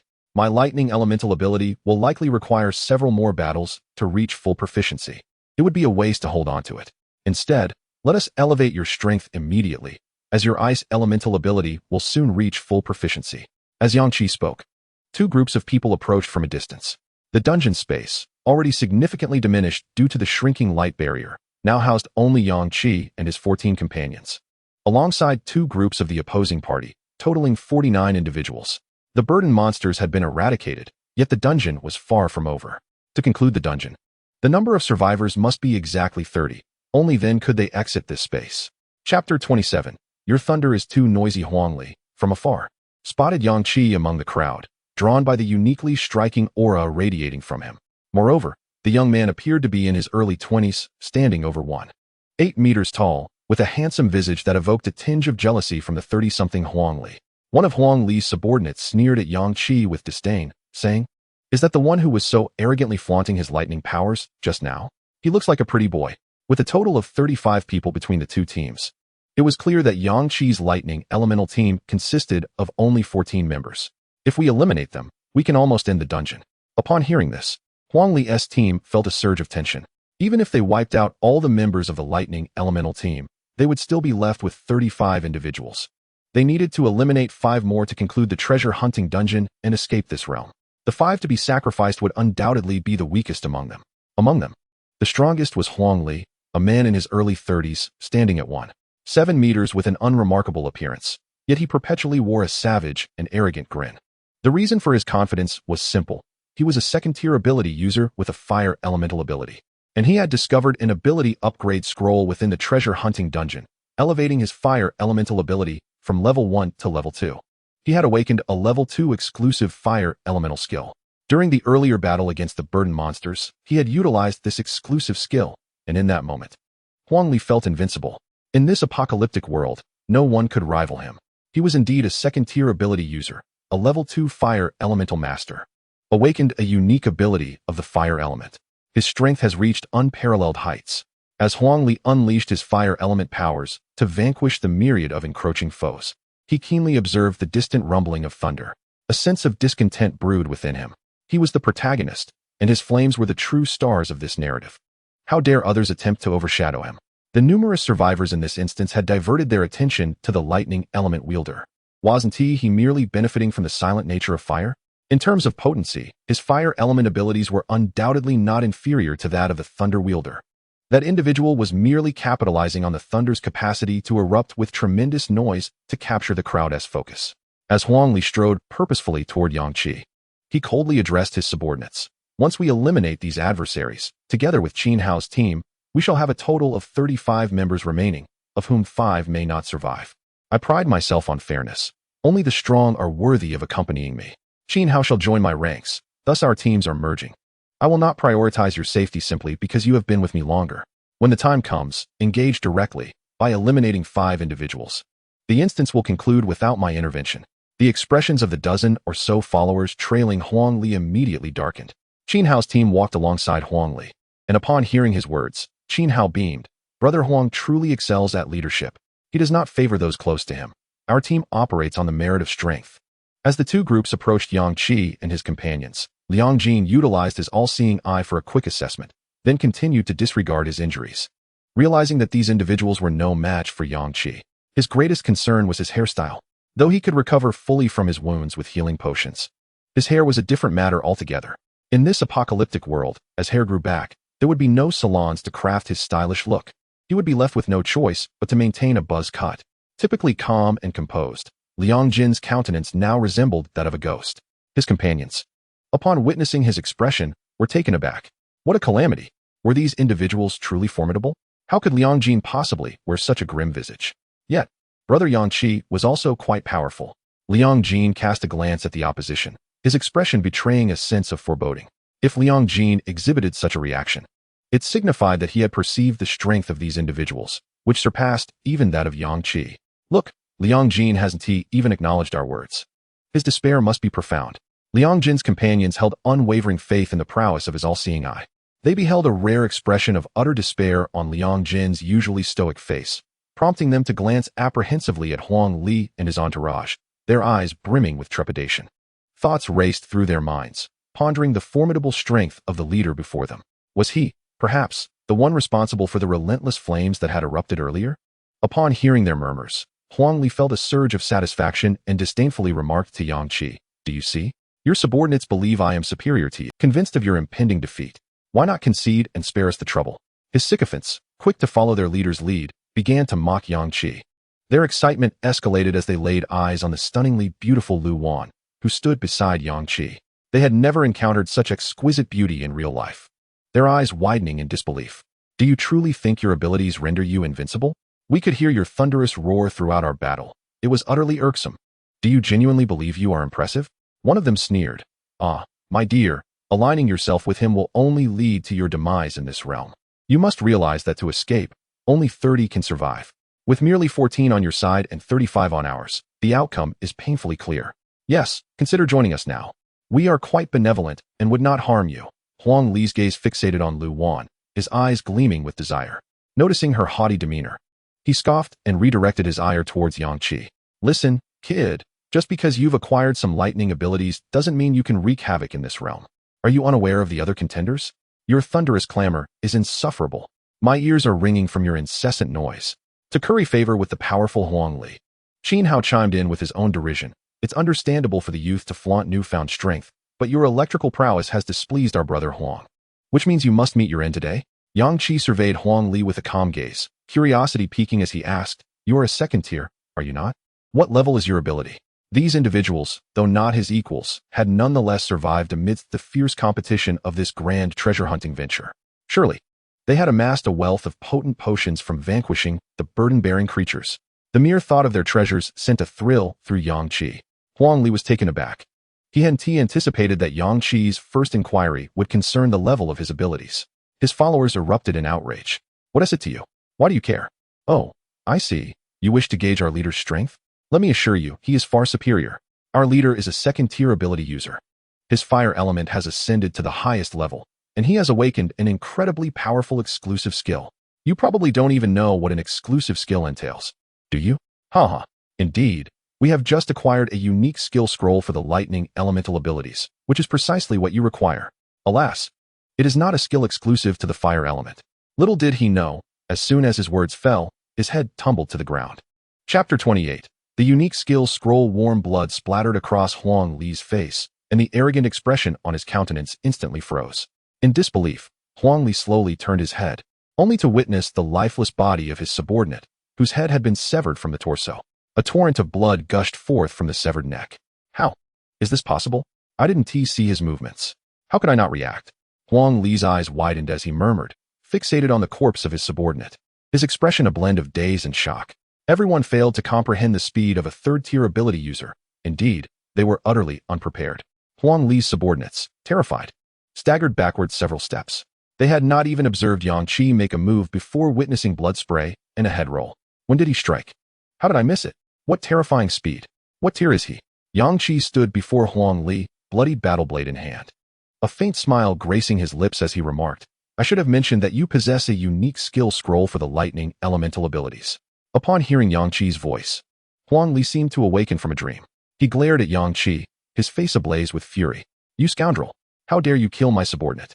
You are doomed!" He bellowed, resembling a furious rooster, his face flushed with rage. The temperature around them surged suddenly, and astonishing flames erupted from Huang Li's form. A massive tongue of fire surged toward Yang Qi, who stood less than a meter away. A tiered fire elemental skill, Inferno. He roared, a note of pride and arrogance lacing his voice. The overwhelming aura of fire eclipsed everything. The tiered fire elemental skill was exceptionally unique. It was a state of enhancement that, with Huang Li's current mental strength, could only be sustained for less than 5 minutes. During this brief window, all his fiery assaults would possess double the usual power. Yang Qi was certainly no match for him. Huang Li's subordinates hurriedly retreated, yet their expressions transformed from fear to exhilaration. They fixated eagerly on the flames that were poised to engulf Yang Qi. Ha ha ha, worthless fool. Now you see just how formidable our leader is, don't you? A tiered fire elemental skill. I wonder if you can leave with your body intact. A whole body? What a joke. I foresee him being reduced to ashes. Ha ha. Look at him. So arrogant, daring to touch our people, utterly ignorant. He deserves this. Without warning, a terrifying thunderclap resounded. The brilliance of lightning flared. In an instant, the might of the flames was utterly subdued. As the overwhelming breath of the thunderstorm swept through, all present displayed expressions of sheer terror. What an astonishing presence. Suddenly, as Yang Qi was about to be engulfed by flames, he transformed into a bolt of lightning, vanishing from the spot. The lightning surged forward, piercing through the flames with unstoppable force, breaching Huang Li's body and simultaneously penetrating those standing closely behind him. At the heart of the blazing wall, a void appeared where the lightning had passed. The path carved by the lightning obliterated Huang Li and a dozen others nearby in an instant. As onlookers focused their gaze, they beheld Yang Qi at the terminus of the lightning path. The flames dissipated into nothingness upon Huang Li's demise. The charred remains of Huang Li and his companions lay grotesquely upon the ground. The overwhelming pressure of the thunder filled the now diminished space of the instance. Every survivor felt an unprecedented terror coursing through them, as Huang Li's subordinates, with only a few fortunate enough to stand at the periphery, were engulfed in sheer panic and disbelief. In their eyes, the once formidable Huang Li had been effortlessly slain. The aura and power emanating from Yang Qi were at least several times greater than Huang Li's. He was far beyond a mere second tier. He was a third tier. This technique of his was likely an exclusive skill awakened after his ability had been upgraded. A second-tier ability user, unleashing an explosive exclusive skill, had been instantaneously eliminated by him. He could only be a third tier. There was no other explanation. No wonder they had failed to perceive his actions when he had dispatched Yin Jiao. How could mere first and second-tier users hope to comprehend the movements of a third-tier ability user? His strength dwarfed theirs by multiples. At this moment, the remaining few from Huang Li's team, along with Qin Hao's group, were utterly astounded. They finally grasped the magnitude of the terrifying entity they had provoked. As the path of lightning faded, Yang Qi turned to Lu Wan, who had been spectating, and instructed, "Search that individual." His subordinate mentioned a scroll containing a lightning element exclusive skill. Lu Wan replied with a smile, "Are you suggesting that if they don't divulge this information, you might still engage them in conversation?" Yang Qi casually remarked, not entirely out of the question. After all, each day is spent either slaying zombies or monsters in the instance. It's not every day that unfamiliar faces approach me for a chat. How could I simply resort to slaughter? I pride myself on my politeness. The remaining members of Qin Hao's group felt their hair stand on end upon hearing Yang Qi's words. Their only lingering sentiment towards him was sheer terror. No matter how much he appeared as a normal person while conversing with Lu Wan, in their eyes, Yang Qi had become a fearsome harbinger of death. His methods, his prowess. Huang Li was a second-tier ability user, and his abilities had been upgraded to that level.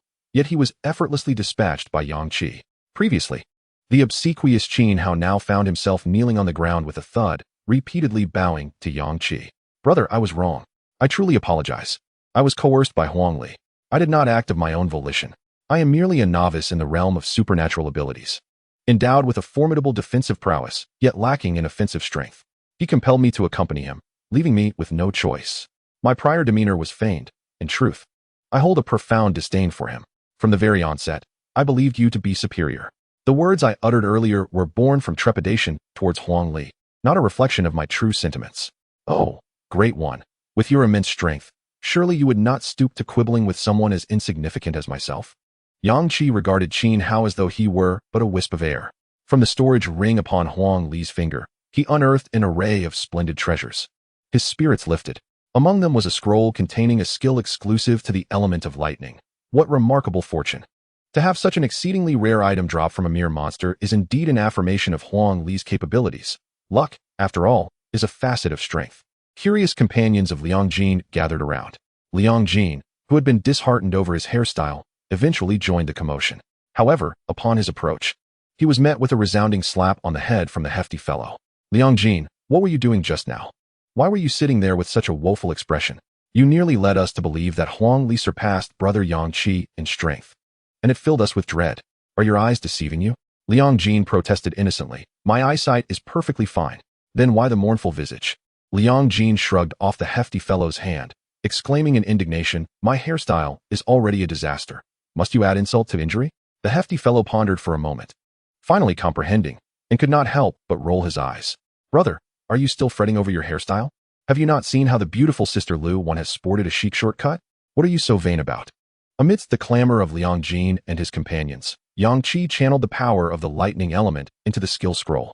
In an instant, he acquired a brand new, extraordinary skill, the Thunder Dragon. Chapter 29, Thunder Dragon summoned the storm, manifesting a fearsome Thunder Dragon of unparalleled combat prowess. The Thunder Dragon possesses its own consciousness. Not merely a puppet of Yang Qi, yet it remains utterly loyal, responding solely to his command.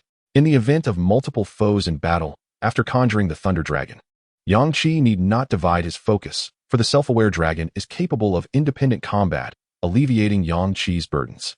Skills exclusive to supernatural abilities obtained through treasure hunts and other means do not adhere to specific levels. Their potency escalates with the enhancement of the wielder's strength. Undoubtedly, skills that demand substantial mental energy to execute, akin to Yang Qi's self-awakened skill, Lightning Flash, boast a might that is twice that of Yang Qi's current thunder abilities. The Thunder Dragon is particularly unique, a fusion of Yang Qi's thunderous power and the essence of the dragon, its strength surpassing that of the thunder abilities by more than double. Hence, upon invocation, the consumption of mental energy is alarmingly rapid. Yang Qi estimates that with his current mental fortitude, employing Lightning Flash consumes 10% of his mental energy, while summoning the Thunder Dragon would deplete a staggering 50%. The Thunder Dragon stands as a remarkably rare skill exclusive to the lightning element. Unexpectedly, within this grand treasure hunting instance, not only did a unique skill scroll manifest, but it also happened to be the lightning element belonging to Yang Qi. What fortuitous luck! Yang Qi marveled. Beside him, Lu Wan inquired curiously, Yang Qi, what exactly is this skill? The scroll appeared to depict a vividly lifelike dragon, surrounded by crackling lightning. Yang Qi replied with a smile, it's the Thunder Dragon.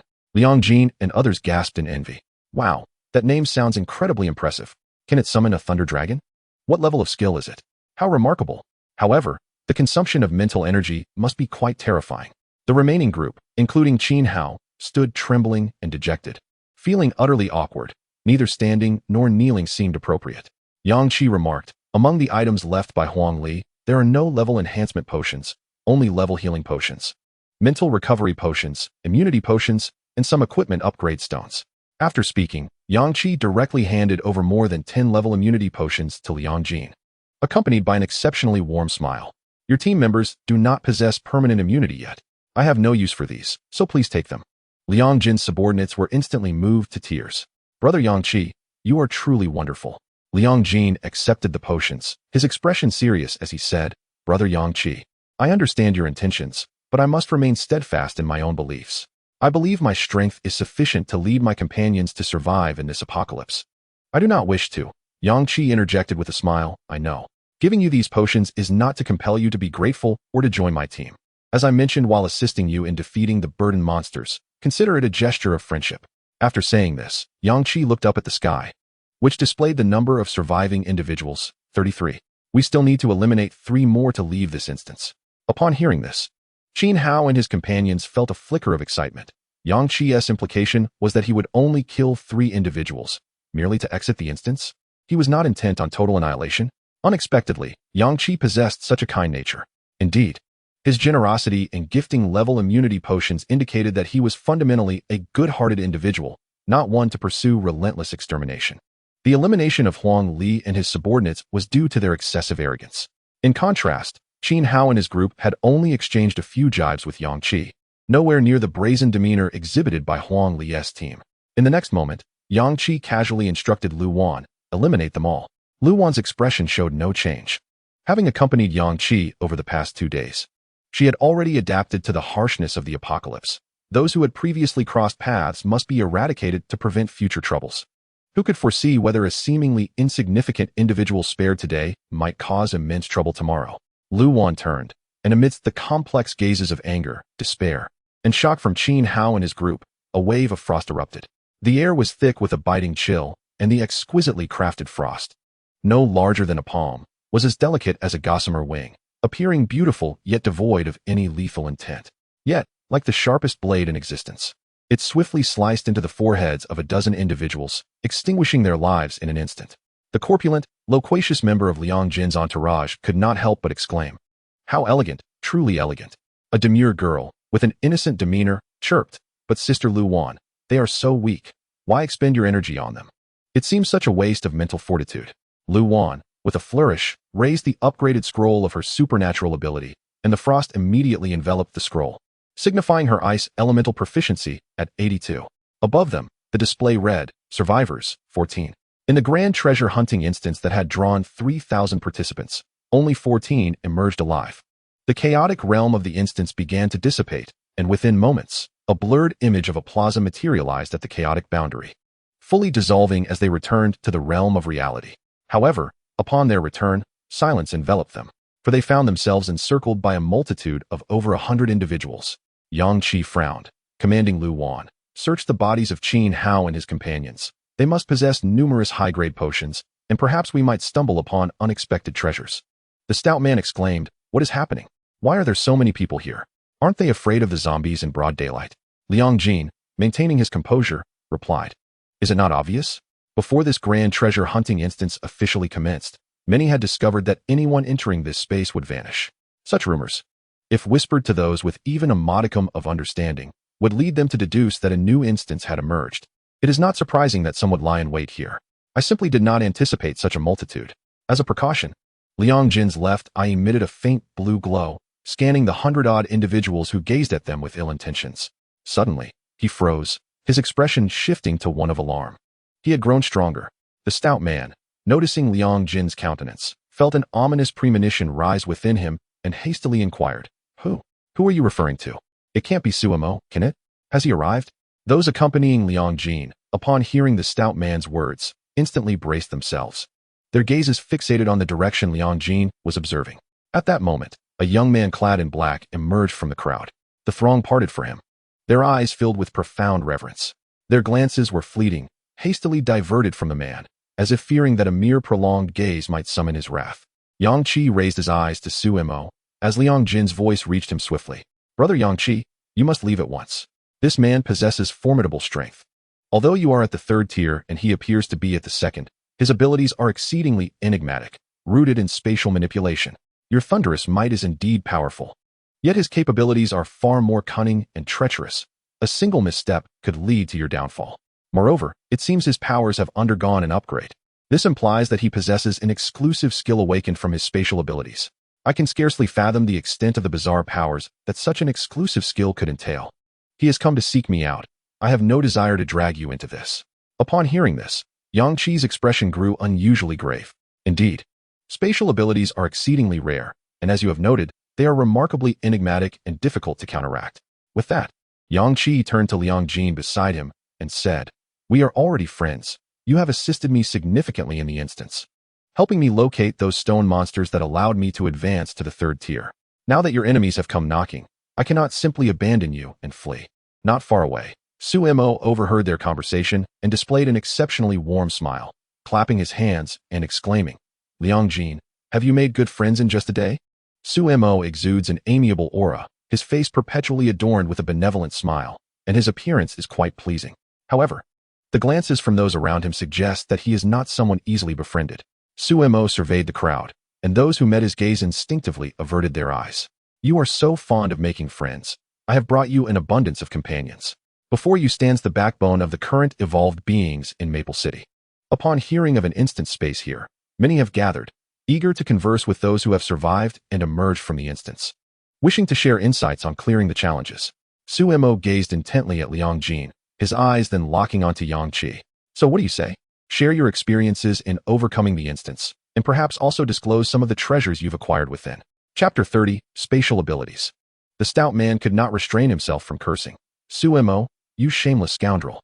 In response to the insult, Suemo displayed no sign of anger. Rather, he calmly smiled at the stout man, saying, "Wang Chengwu, you are still as impolite as ever."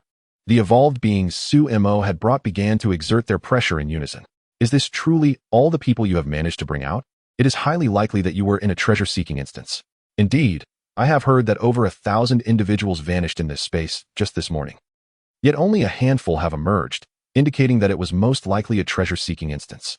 In an instance with over 1,000 participants, the few who survived must be carrying untold riches. I propose we follow Suemo's suggestion as evolved beings of Maple City.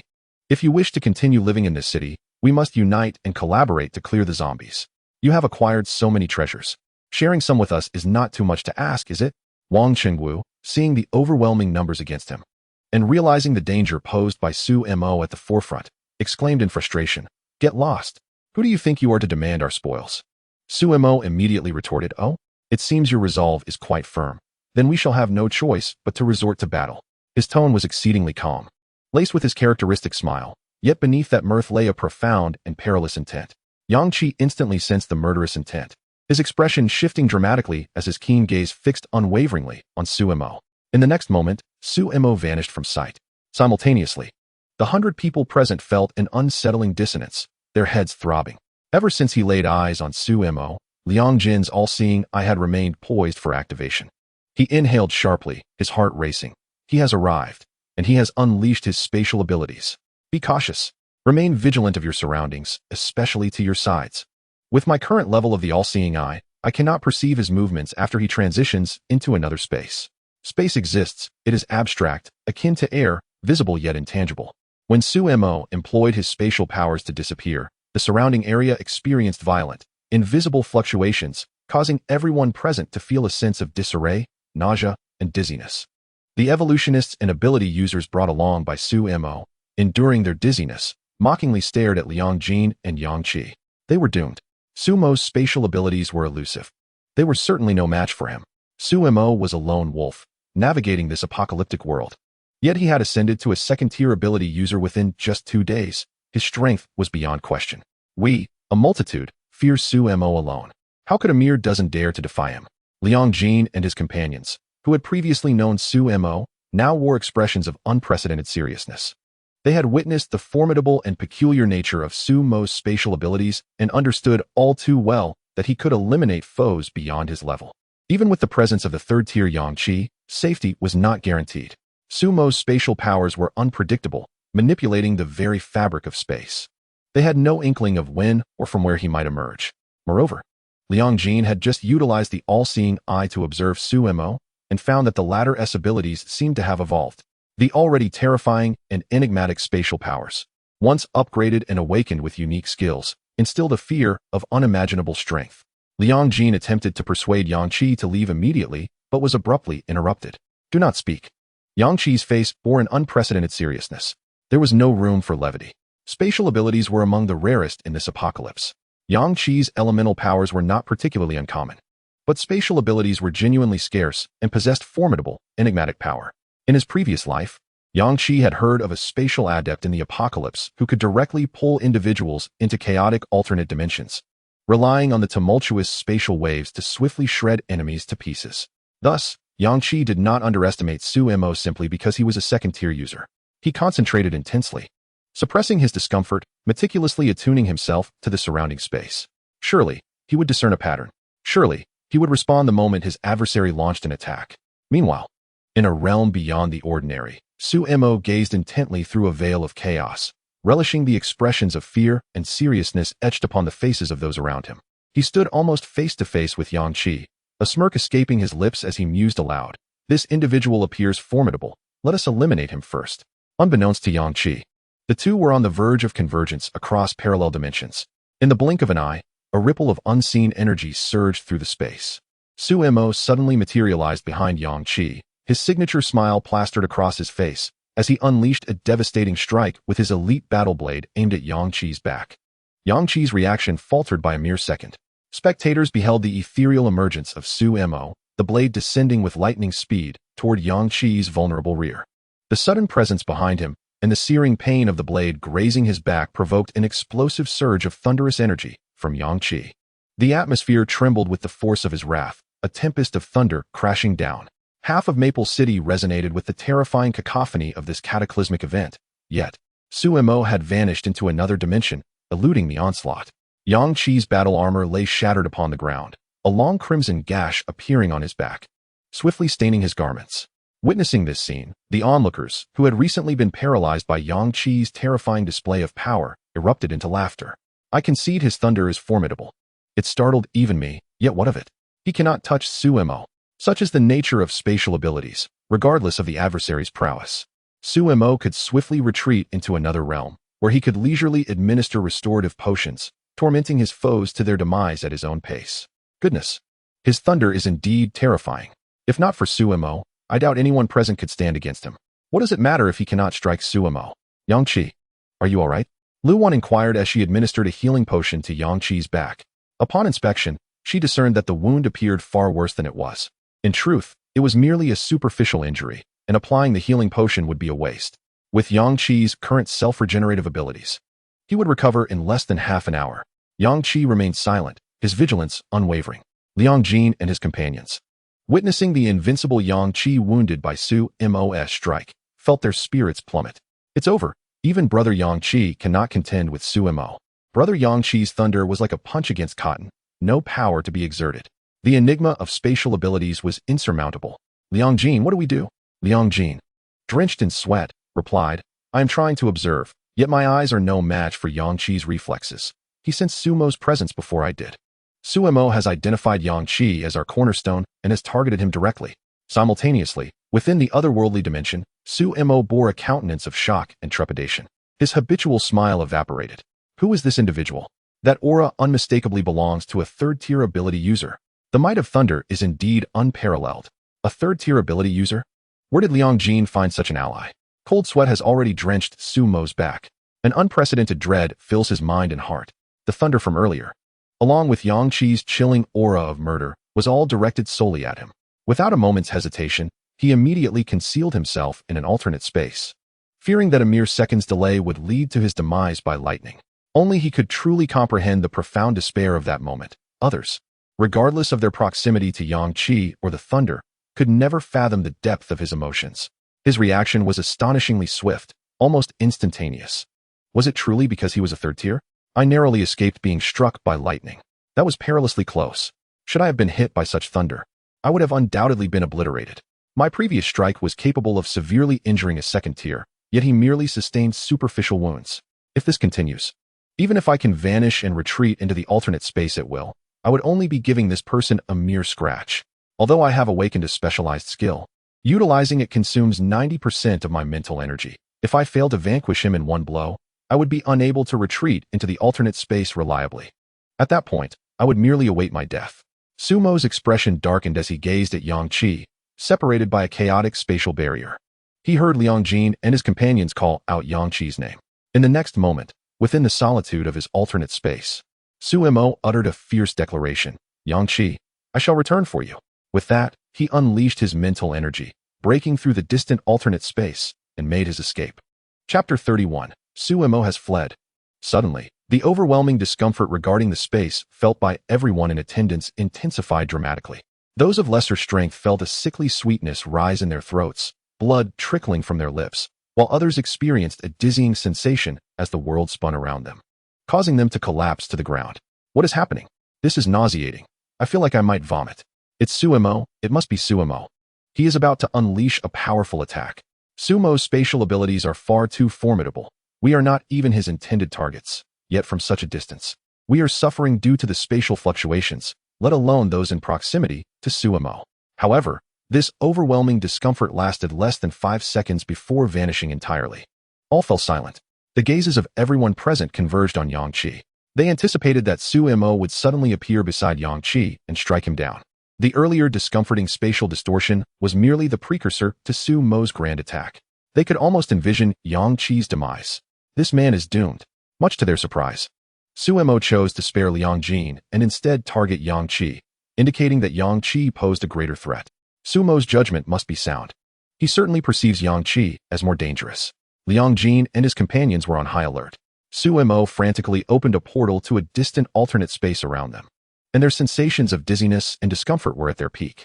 The stout Wang Chengwu suddenly retched, yet no one dared to mock him. Almost everyone in Liang Jin's team began to bleed from their noses, managing to stand firm only through sheer willpower. At the center of the violent spatial fluctuations, the discomfort experienced by Yang Qi and Liang Jin's group was magnified several times compared to the surrounding evolved beings. As the spatial turbulence ceased in an instant, everyone regained their clarity, alertly surveying their surroundings, while simultaneously being subjected to the scornful gazes of the onlooking evolved beings. Among the 100 people present, they remained silent for a full 2 minutes. No incidents occurred. The mocking expressions on the faces of the spectators gradually morphed into confusion and anxiety. They could no longer maintain their composure. Having awaited Su Mo's sudden appearance to utilize his spatial abilities to severely injure Yang Qi, they were finally on edge. What was happening? How much time had passed? Where was Su Mo? Why had he not yet made his move? He should have emerged the very moment the spatial fluctuations ceased. No, he ought to have appeared when the turbulence was at its most intense. What was he doing? Liang Jin sensed something amiss and spoke in a low voice. Strange, based on my understanding of Su Mo and his spatial abilities. He should have appeared 2 minutes ago when the space was in turmoil. Yang Qi hesitated, then remarked, during the peak of the spatial fluctuations just now, I felt he was not approaching us, but rather moving away. Liang Jin's group was taken aback. Yang Qi raised an eyebrow and looked into the distance, stating, 2 minutes is ample time for him to escape far away. Wang Qingwu wiped his mouth in disbelief and exclaimed, are you saying he ran away? That the violent spatial fluctuations were him fleeing? Upon hearing Yang Qi's words, Liang Jin finally grasped the situation. Indeed, have you forgotten? The last time we contested with Su Mo for the Black Light Cluster, he unleashed his spatial abilities from a considerable distance, and we could not even see him. He simply materialized around us, nearly seizing the all-powerful Eyes energy cluster. Even when we fought him afterward, he continued to slip into alternate spaces. Yet the spatial disturbances were markedly less intense. Liang Jin exclaimed in astonishment. This indicates that when the spatial fluctuations are exceedingly violent, it is actually him opening a passage over a vast area, coming from afar or heading toward a distance. When he is engaged in battle around us, the fluctuations are far less pronounced. The turbulence we just experienced was so severe that most second-tier evolved beings began to bleed from their noses. He was indeed around us just now. Thus, that intense spatial disturbance could only signify his escape toward the distance. After Liang Jin finished speaking, everyone fell silent. Wang Chengbin pondered for a moment before asking, so why did he run away? The demure-looking girl exclaimed with excitement. Are you joking? You don't know? It was Yang Qi's lightning that frightened him away. Ha ha. The laughter of the young women reverberated throughout the square. Those evolved individuals brought by Su Mo could scarcely believe the reality before them. Where was Su Mo? Su Mo, come forth. How could Su Mo possibly escape? He had already struck Yang Qi with a blade. The advantage was his, so how could he flee? Was this a jest? Voices called out Su Mo's name. But the only response was the profound tranquility of the space around them. Some had already accepted the grim truth with a wry smile. Mere moments ago, the area was devoid of spatial fluctuations. It was our own sluggishness, our inability to fathom that Su Mo would escape, that blinded us to the fact that he had already fled, far enough for the surrounding space to be so serene that all discomfort had vanished. How could Su Mo, a second-tier ability user, one wielding spatial powers, possibly escape? Why would he flee? Because of Yang Qi's thunder. At this moment, everyone involuntarily recalled the terrifying thunder that had suddenly descended. Su Mo had struck Yang Qi with a blade, only to be frightened away by Yang Qi's thunder. It was unfathomable that such a formidable Su Mo could be so intimidated by the explosive force of a single individual that he would flee. Huh? Are you still concerned about whether Su Mo has indeed escaped? Look around. The zombies have been drawn in by the cacophony of Yang Qi's thunder. The number of zombies is increasing. We must flee. Suddenly, a shadow darted in front of the person speaking. The crowd was startled, and upon closer inspection, it was Yang Qi. The man was so frightened that he lost control of his bladder. Midway through, Yang Qi decisively severed his head. Ladies and gentlemen, were you not eager to share in my spoils? Why the sudden urge to flee? Just moments ago, did we not vow to unite against the zombies of Maple City? Yet, the moment the zombies approach, you wish to abandon me with this mess? Yang Qi looked disdainfully at the gathered evolved individuals, pointing towards the encroaching horde of undead, and said, I have intelligence. Would you care to hear it? The crowd was momentarily taken aback, their minds struggling to grasp Yang Qi's words. Do you see those zombies with cores embedded in their foreheads? They are first-tier zombies. The crowd gazed in confusion, realizing that among the horde, several zombies indeed had a dark, crystalline core at their centers. First-tier zombies. Are they not more formidable than ordinary ones? Cores? What are those? Are they of any use? Yang Qi explained with a smile. Of course, they are useful. Those cores are predominantly black, yet they contain wisps of red threads swirling within the dark substance. The black represents the toxins akin to the surrounding dark mist energy, termed core waste. The red, however, is a substance that enhances physical attributes, akin to a strengthening potion, known as core source. First-tier zombies consist mostly of black core waste, with a small amount of red core source serving as the source of their formidable strength. Thus, the higher the zombie's level, the greater the quantity of red core source contained within.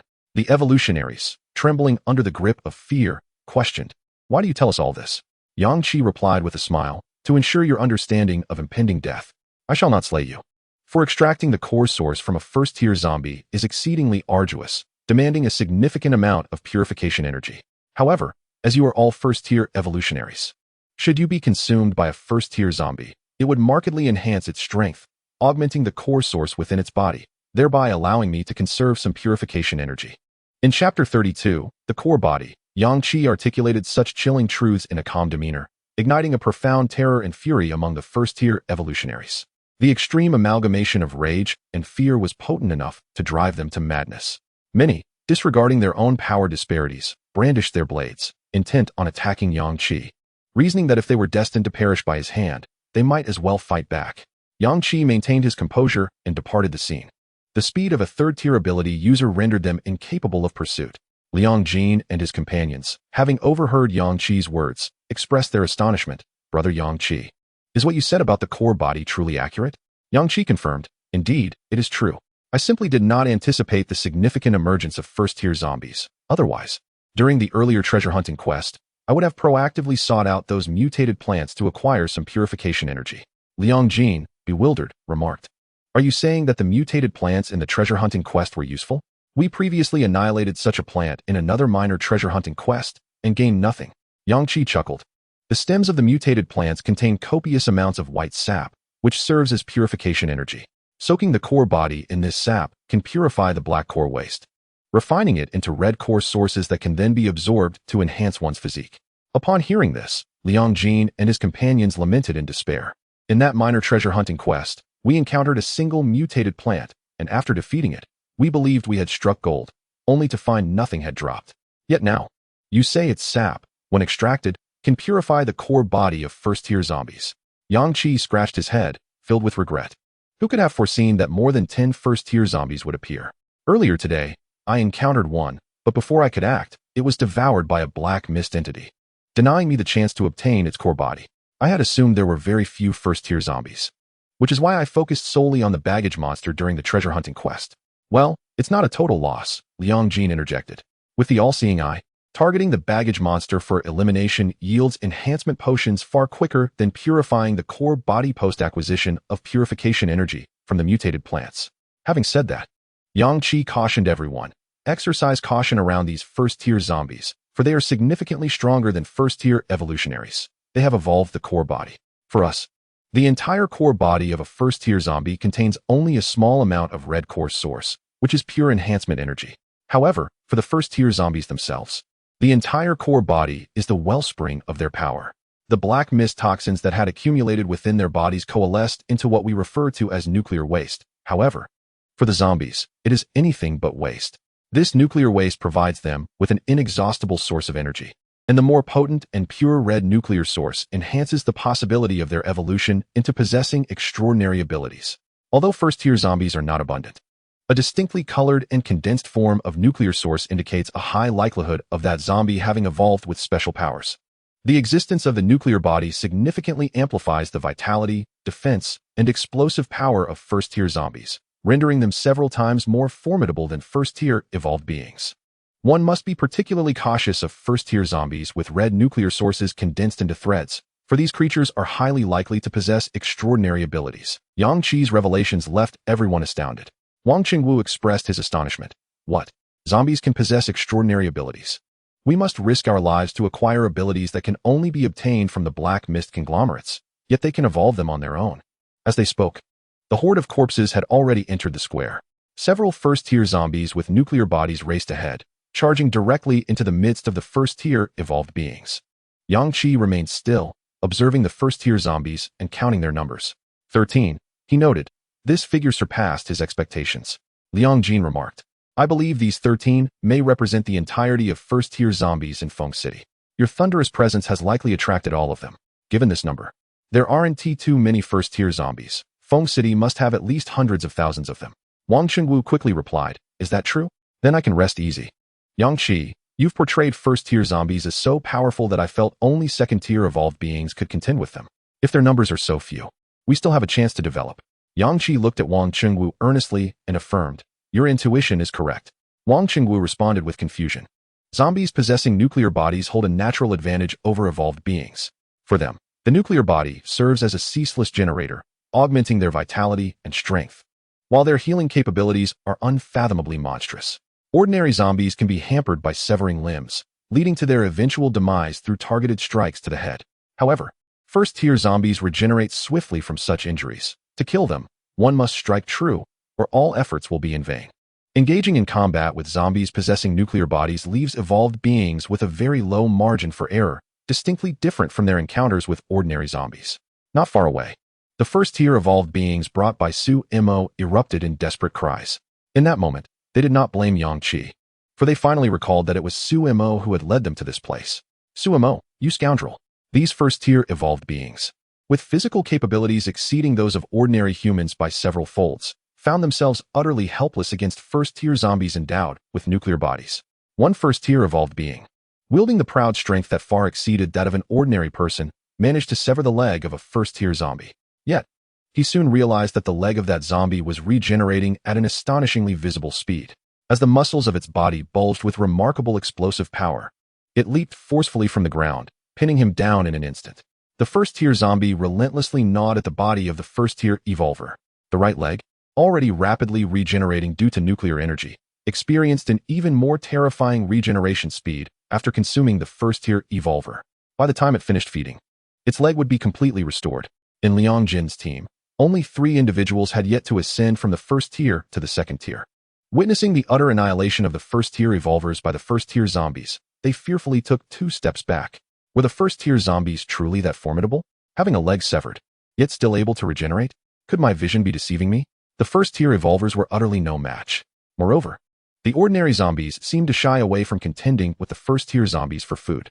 Yang Qi's gaze fixated upon the nuclear cores on the foreheads of several first-tier zombies.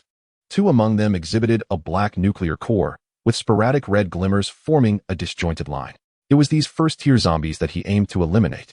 Chapter 33. Second-tier zombies. The survivors atop the surrounding skyscrapers had long been captivated by Yang Qi's earlier thunderous assault.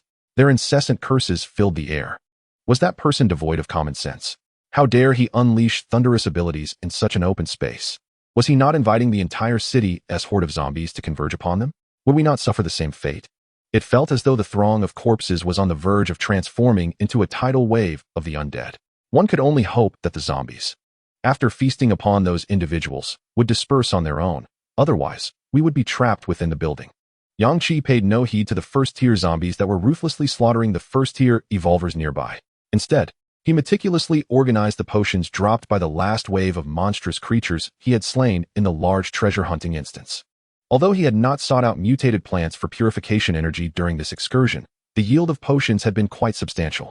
In Yang Qi's storage space, there were 288 grade mental recovery potions and 307 grade healing potions.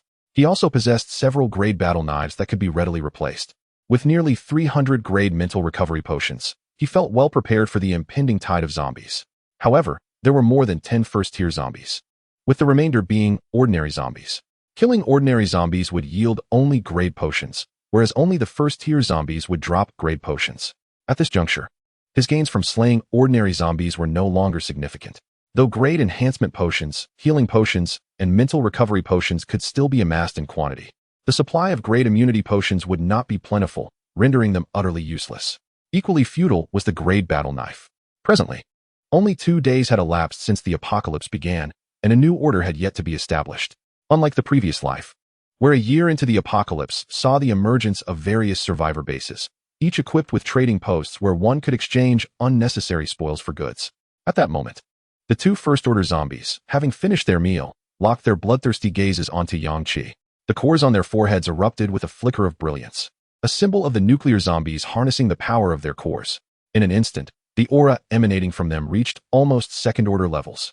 Their speed was terrifyingly rapid, closing the distance to Yang Qi in the blink of an eye. Liang Jin's subordinates were utterly unprepared, their eyes wide with shock as they beheld the 2 first-order zombies now standing before Yang Qi, their jaws nearly hitting the ground, filled with profound terror. Was this truly a first-order zombie? This was indeed a first-order zombie. Even ordinary second-order evolvers would be incapable of reacting to the speed they exhibited now. It was unfathomable to imagine a future where a horde of zombies consisted solely of such formidable First-Order beings. Within the inky depths of the First-Order zombies' eyes, a faint red glow emerged. Their powerful bodies were mere inches from Yang Qi. Having evolved a modicum of intelligence, they recognized that this human was formidable. Should they devour him, they would undoubtedly ascend to second-order status. The naked killing intent of the First-Order zombies enveloped Yang Qi. He merely smiled faintly, remaining still. A tendril of lightning quietly coiled around one arm, and with a mighty punch, he struck. In an instant, he pierced through the abdomen of the First-Order zombie. Retracting his fist, he then delivered a blow directly to the zombie's face, obliterating its head. In his grasp was the First-Order core. The second First-Order zombie roared, extending its hand to seize Yang Qi and rend his flesh. That fist, gripping the core and stained with zombie blood, once more descended with the force of thunder. The sound of thunderous claps resounded. With a single punch, Yang Qi obliterated the second zombie's head as well. In total, he unleashed 3 punches within a second, annihilating 2 powerful First-Order zombies. His agility and strength left Liang Jin and his companions utterly astonished. Did he just annihilate 2 First-Order zombies in a mere second? Moreover, he hadn't even unleashed his full, thunderous power. Simply enveloping his fist with lightning was astonishingly impressive. Yang Qi stored the 2 bloodied First-Order cores within his spatial equipment. Simultaneously, the over 100 First-Order evolvers led by Su Mo were completely decimated, all devoured by the horde of First-Order zombies. Ordinary zombies dared not contest the First-Order zombies for their prey. Just then, an overwhelmingly powerful aura suddenly surged through the horde, erupting in brilliant red light. The group surrounding Yang Qi, at the center of the encirclement, caught the attention of countless survivors in the surrounding tall buildings, all directing their gazes toward the epicenter of the transformation. There, they beheld a First-Order zombie, its core radiating an intense red glow, illuminating nearly half of its body. As the crimson light faded, everyone clearly witnessed the noticeable increase of the red core within the nucleus. In an instant, the aura of that first-tier zombie surged exponentially, amplifying by several folds. Liang Jin's all-seeing eye emanated a flickering blue radiance, reflecting his profound astonishment. This zombie has ascended to the second tier. Its strength has surged immeasurably. For an evolved being, an upgrade should merely double its power. How could it increase by so many times? This aura is already on par with any second-tier evolved being. Moreover, its strength is approaching that of a third-tier entity. I discern that there is a fluctuation of supernatural energy surrounding it. Without hesitation, Liang Jin turned to Yang Qi. Panic evident in his voice. Yang Qi, the zombies you spoke of that have evolved with supernatural abilities have indeed appeared. My eyes reveal that its powers are extraordinarily formidable, possessing an unimaginable strength. The terrifying aura of the second-tier zombie permeated the entire plaza, instilling dread in the hearts of the second-tier evolved beings present.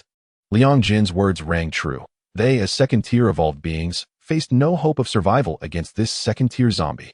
Just by its aura, it was evident that this second-tier zombie was immensely powerful. How could this be? Are we simply out of luck? A first-tier zombie has just advanced to the second tier before our eyes, and it has inexplicably evolved supernatural abilities. How can we, as second-tier beings, hope to contend with it? If even the first-tier zombies are this formidable, how powerful must the second-tier zombies be? As a second-tier evolved being, I can only contend with first-tier zombies. A zombie with supernatural abilities. How can humanity survive in this apocalyptic world? The survivors within the high-rise buildings felt the overwhelming terror of the second-tier zombies' potent aura. Even from a distance, their faces turned pale. What is this?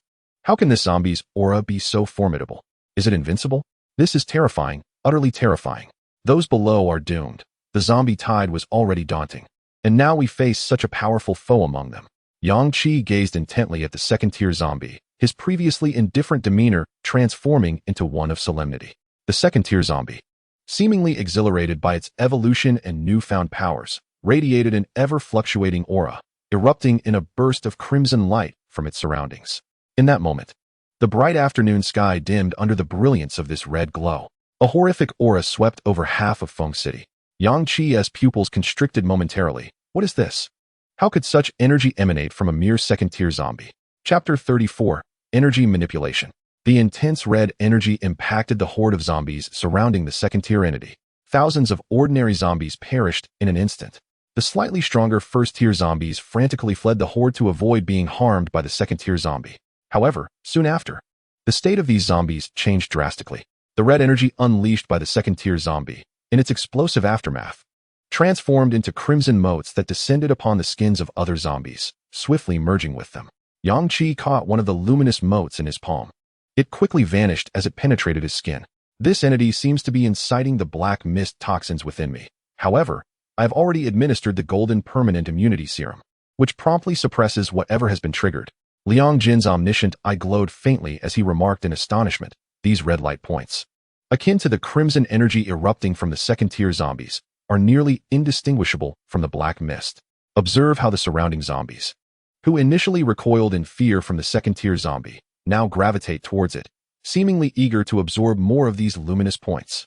For humans, the luminous points emanating from this red energy catalyze and accelerate the transformation process of the black mist toxins within us. Anyone who has not been administered the golden permanent immunity serum will be affected. Yet, for the other zombies, this red energy enhances their strength and exhilarates them. The stout Wang Chengwu, momentarily dazed, remarked, I recall the previous sensation of having absorbed an excess of black mist, which only left me feeling dizzy and filled with violent thoughts, but now I can distinctly sense the black mist energy within me. I had only injected a tier immunity serum upon exiting the instance. Alarmed, Wang Chengwu retrieved another precious tier immunity serum and injected it into his arm. Liang Jin's companions retreated, attempting to distance themselves from the frenzied second-tier zombie erupting with red energy. It was terrifying. Was this ability enhancing the strength of all nearby zombies? We are merely experiencing a fraction of this energy's overflow, yet it can accelerate the neutralization of the effects of our immunity serums. If we were to be directly struck by that red energy, we would surely be obliterated instantly. There is no waiting for transformation. Just moments ago, at least 2,000 zombies directly impacted by the red energy perished. Survivors in the high-rise buildings overlooking the square gaped in wide-eyed horror, their expressions reflecting unprecedented terror. What on earth is this? Can zombies possess such power? Is this an extraordinary ability? Aren't such abilities supposed to be acquired only by exterminating black mist aggregates? Such a terrifying energy, such an ominous aura. Have you noticed how the zombies in the square seem to have become invigorated? One by one, they began to roar and bellow, their cries reverberating through the air. Look, the backstreet. Zombies from other areas seem to have been drawn here. What is happening? After nearly 10 seconds of eruption, the red energy surrounding the second-tier zombie gradually diminished. It did not vanish entirely, but instead formed an energy membrane that clung closely to the second-tier zombie. In the vast square, red light points fell like stars. Its eyes, flickering with a faint red glow, fixated on Yang Qi. Liang Jin's expression turned grave as he advised, Brother Yang Qi, I believe it would be prudent to retreat. Its energy is far too formidable. Lu Wan glanced at Yang Qi, a hint of anxiety in her voice. Indeed, Yang Qi, this is perhaps the most formidable entity we have encountered thus far. The aura emitted by those previous black mist aggregates pales in comparison to that of this zombie, which is less than a tenth of its might. Its evolved abilities seem to manifest in this red energy. There are no extraordinary powers, just sheer strength. Yet, Yang Qi remained rooted in place. Beside him lay the headless corpses of the two first-tier zombies they had just defeated. He turned his gaze back to the second-tier zombie, clearly observing the red core within it, where the energy had coalesced into a tight, solid line. In the next moment, the second-tier zombie raised its hand. 3 streams of red energy materialized around Yang Qi, instantly ensnaring him with an unyielding grip, as if a python sought to crush his very form. Lu Wan, Liang Jin, and the others widened their eyes in shock. Yang Qi, what on earth is happening? Its red energy can manifest at a distance. Energy manipulation. The second-tier zombie lifted its hand once more. Countless streams of red energy appeared around Liang Jin and his companions, each imbued with tremendous power, hurtling toward them with unrelenting force. All of this transpired in the blink of an eye. The 3 first-tier evolutionists under Liang Jin were obliterated into a mist of blood mid-air. The remaining second-tier ability users were violently thrown back, grievously wounded. Lu Wan immediately unleashed her ice element, erecting a formidable ice wall before her.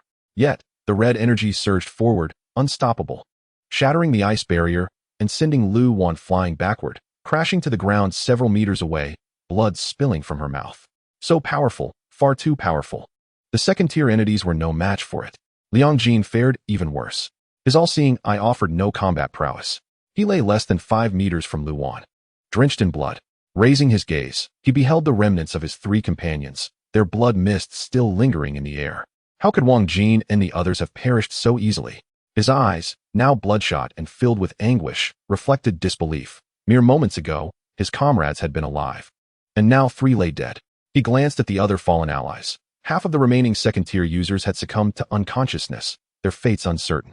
Simultaneously, he and Lu Wan turned their attention to Yang Qi, bound by the red energy. Yang Qi, run. A sinister smirk crept across the second-tier zombie's grotesque visage.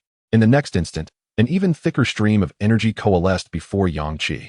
The zombie's arm swung down, as if pronouncing a death sentence upon him. The red energy, imbued with terrifying power, surged toward Yang Qi. With clarity still intact, Lu Wan and Liang Jin beheld this scene, their eyes brimming with despair. This energy aimed at Yang Qi was more potent than anything they had witnessed before. Even he would be instantly reduced to a mist of blood. Yang Qi. In the next moment, ensnared by 3 streams of energy, Yang Qi transformed into a bolt of lightning, vanishing into thin air. The lightning surged forward with tremendous speed, shattering the 3 binding energies, and collided head-on with the most formidable red energy. Lu Wan and Liang Jin widened their eyes, fixated on the bolt of lightning, forgetting to breathe, perhaps even losing a heartbeat. The lightning unleashed an unprecedented power. The stalemate lasted only a second before it tore through the energy, piercing the body of the second-tier zombie. A deafening roar echoed. Meanwhile, Yang Qi had already appeared at the end of the lightning flash, behind the second-tier zombie. As the lightning dissipated, the second-tier zombie slowly turned, effortlessly healing the wound on its chest that had been penetrated by the lightning at a visible pace. Yet, as it turned, it beheld a massive, deep blue dragon, head gazing back at it. Chapter 35. Red Rain. All eyes were fixed on Yang Qi, who emerged at the end of the lightning path, where bolts of lightning erupted, rapidly converging with a ferocious intensity. The deep blue lightning instantly overshadowed the glow of the red energy. A terrifying lightning dragon, spanning dozens of meters, took form in an instant. The raging aura of the lightning surged through the space like a tempest, dominating everything in its vicinity. In that moment, everyone's eyes widened in astonishment, transfixed by the sight of the lightning dragon. Within the vast square, apart from this dragon, nothing else could capture their gaze. What is this dragon? A dragon formed from gathered lightning? Impossible. The second-tier zombie turned, only to find the lightning dragon looming before it. A unique skill of the lightning element, its power surpassing that of a lightning flash. In the next moment, the dragon charged fiercely at the second-tier zombie. The dragon's head collided with the zombie's body, propelling it skyward. At that instant, the entire populace of Maple City witnessed the imposing and terrifying lightning dragon soaring through the sky. Wherever the dragon passed, thunder roared incessantly. Dark clouds gathered, as if a heavenly tribulation had descended. What on earth is that lightning dragon? So terrifying. Look, it's holding a person in its jaws. That person is still emanating red energy. The aura of that energy is frighteningly potent. It's as if countless deep red tentacles are thrashing about. Look, those red light points scattered in the air feel like a rain of light falling upon Maple City. Something is amiss. This red energy cannot belong to a superhuman. It is clearly the aura of a zombie. What? How can this possibly be a zombie? Can zombies possess supernatural powers? This must be a joke. Yet, this aura undeniably belongs to a zombie. As the lightning dragon launched an unrelenting assault, the second-tier zombie was enraged and panicked. It unleashed its energy with reckless abandon. The energy assaulted the body of the thunder dragon, while a significant portion dissipated into countless crimson specks, descending upon every corner of Maple City. Yang Qi injected himself with several doses of advanced mental recovery serum. The thunder dragon engaged in a fierce struggle with a second-tier zombie in midair.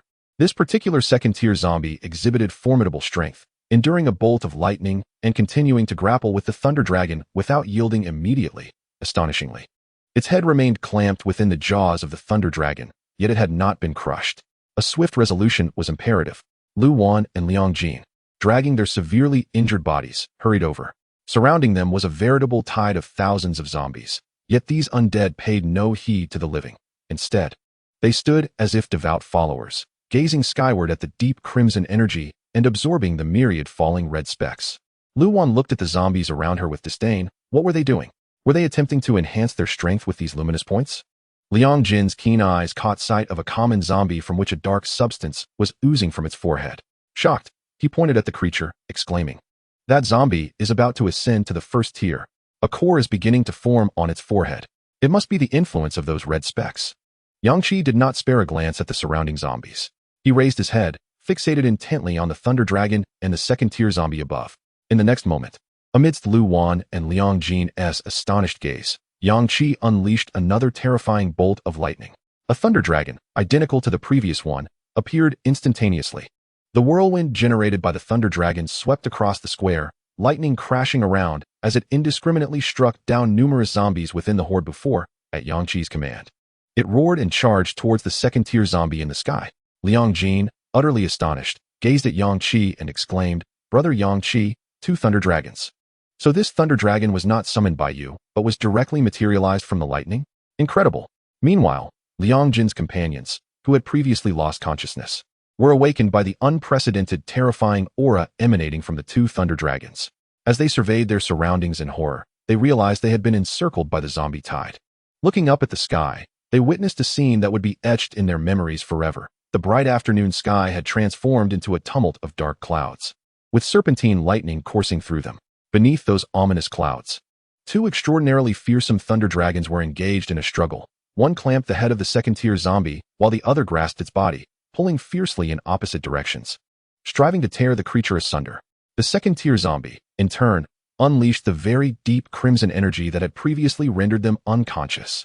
The oppressive force of the thunder and the aura of the deep red energy enveloped the entirety of Maple City. This awe-inspiring and horrifying spectacle would remain an indelible memory in the minds of all who resided in the city. At that moment, everyone looked skyward. "I can't believe it. The Thunder Dragon. This is undoubtedly the handiwork of Brother Yang Qi." The previous skill scroll was indeed the Thunder Dragon. So powerful. 2 of them, absolutely remarkable. The second-tier zombie is truly exceeding expectations. What kind of energy has it evolved into? The second-tier zombie in the sky is barely holding on. Its head has been firmly bitten by the Thunder Dragon from the very beginning, its teeth seemingly intent on crushing its skull. Had it not been for its astonishing defensive capabilities, coupled with the effects of the deep crimson energy, its head would have been shattered long ago. It endures relentless onslaughts of thunder. Without its formidable regenerative abilities, it would have perished several times over. Now, yet another Thunder Dragon has latched onto its waist. With 2 powerful Thunder Dragons working in tandem, no matter how strong its defense and self-healing capabilities, it is destined for demise.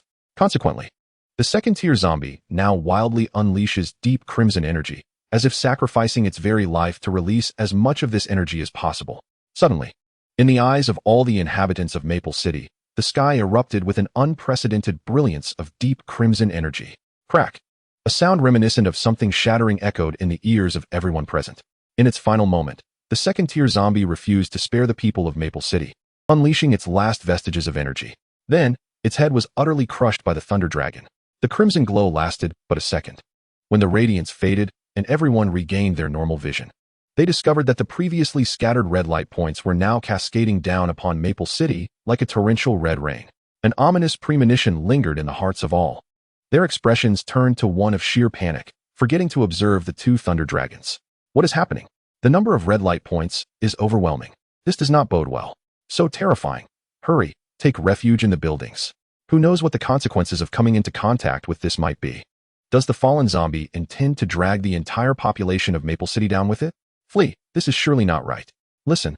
The sound of the zombie horde in the streets seems to have grown even more frenzied. One Thunder Dragon dissipated in midair. The one that had crushed the head of the second-tier zombie, now rushing towards Yang Qi with the second-tier core in its mouth. Along the way, it unleashed a terrifying storm of thunder, obliterating over 4,000 zombies from the horde in the plaza. The sphere of light burst forth as if it were free of cost. Chapter 36, The Gift Left Behind. This second-tier core, distinctly black and red, has a central red core source that has connected into a solid line. Should it be evolved into a core source using purifying energy, Yang Qi's strength would undoubtedly surge dramatically. He placed the second-tier core into his storage ring. Yang Qi gazed at the countless zombies with outstretched arms, welcoming the baptism of the Red Rain. The Thunder Dragon had nearly cleared half of the surrounding horde for him. However, Yang Qi knew that the zombie tide tonight was far from over. As the countless deep crimson light points poured down, obscuring vision, it resembled a blood rain washing over the land of Maple City, foreshadowing the impending carnage that would unfold here. Surrounding Yang Qi were the ordinary zombies, yet now, over half had begun to manifest their cores upon their foreheads. As luminous orbs descended, crimson cores swiftly emerged within the dark matter. Thus, first-tier zombies came into existence at a frenzied pace. Liang Jin's subordinates, upon encountering the radiant orbs, felt the insidious black mist within them surging uncontrollably. Ignoring the dwindling supply of immunity serum, they proceeded to inject themselves one after another. Yang Qi urged Liang Jin, "You must escort them into the building." If we lack sufficient immunity serums to withstand today's zombie tide, we are not fit to partake in this battle. Liang Jin nodded solemnly at Yang Qi, expressing his gratitude. Thank you, brother Yang Qi. Yang Qi raised an eyebrow, questioning, for what do you thank me? Liang Jin replied, for everything. Having said this, Liang Jin and his companions, seizing the moment while the surrounding zombies were still entranced by the rain of luminous orbs, swiftly made their way to the nearest tall building and sought refuge within. Yang Qi stretched his limbs, feeling the dense orbs cascading upon him.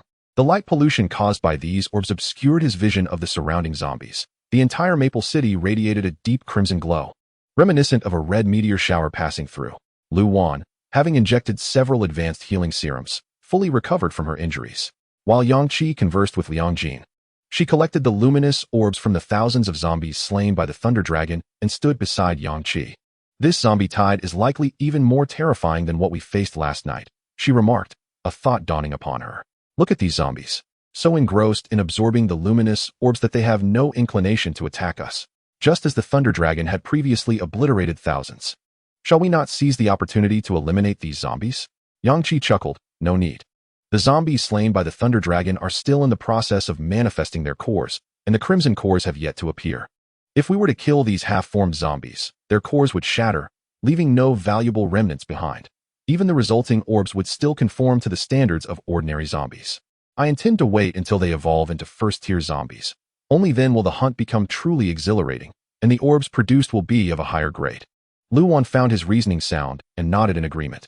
You are correct. Among the 800 orbs we just collected, only a few contained advanced serums, while the majority were of lesser quality, she added. Yang Qi observed the red orbs merging with his skin. Keep them for your use.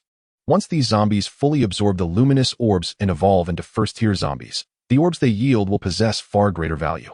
It's merely a matter of waiting a few minutes. In that brief interval, what would have emerged as advanced serums shall transform into superior ones. Is there a more advantageous wait than this? That second-tier zombie has indeed been a tremendous help. If one were to wait patiently, it would take at least 2 or 3 days for the ordinary zombies in Maple City to evolve into first-tier undead. However, the emergence of that second-tier zombie, with its crimson energy, has expedited the evolution of these zombies, allowing them to swiftly ascend to first-tier status, thus providing us with invaluable resources for enhancement. Meanwhile, throughout Maple City, ethereal points of light permeated the skin of each zombie. All the undead, as if responding to a call, surged from their shelter in the buildings to the open ground, roaring as they absorbed the descending crimson light. An increasing number of zombies began to develop cores upon their foreheads. The streets and alleys became teeming with these creatures, undergoing their own form of baptism. The survivors of Maple City stood frozen in awe at this spectacle. What on earth was transpiring? Were these red light points remnants from the zombie that had been slain by the 2 Thunder Dragons in the skies above? Why were all the zombies drawn to absorb these luminescent orbs?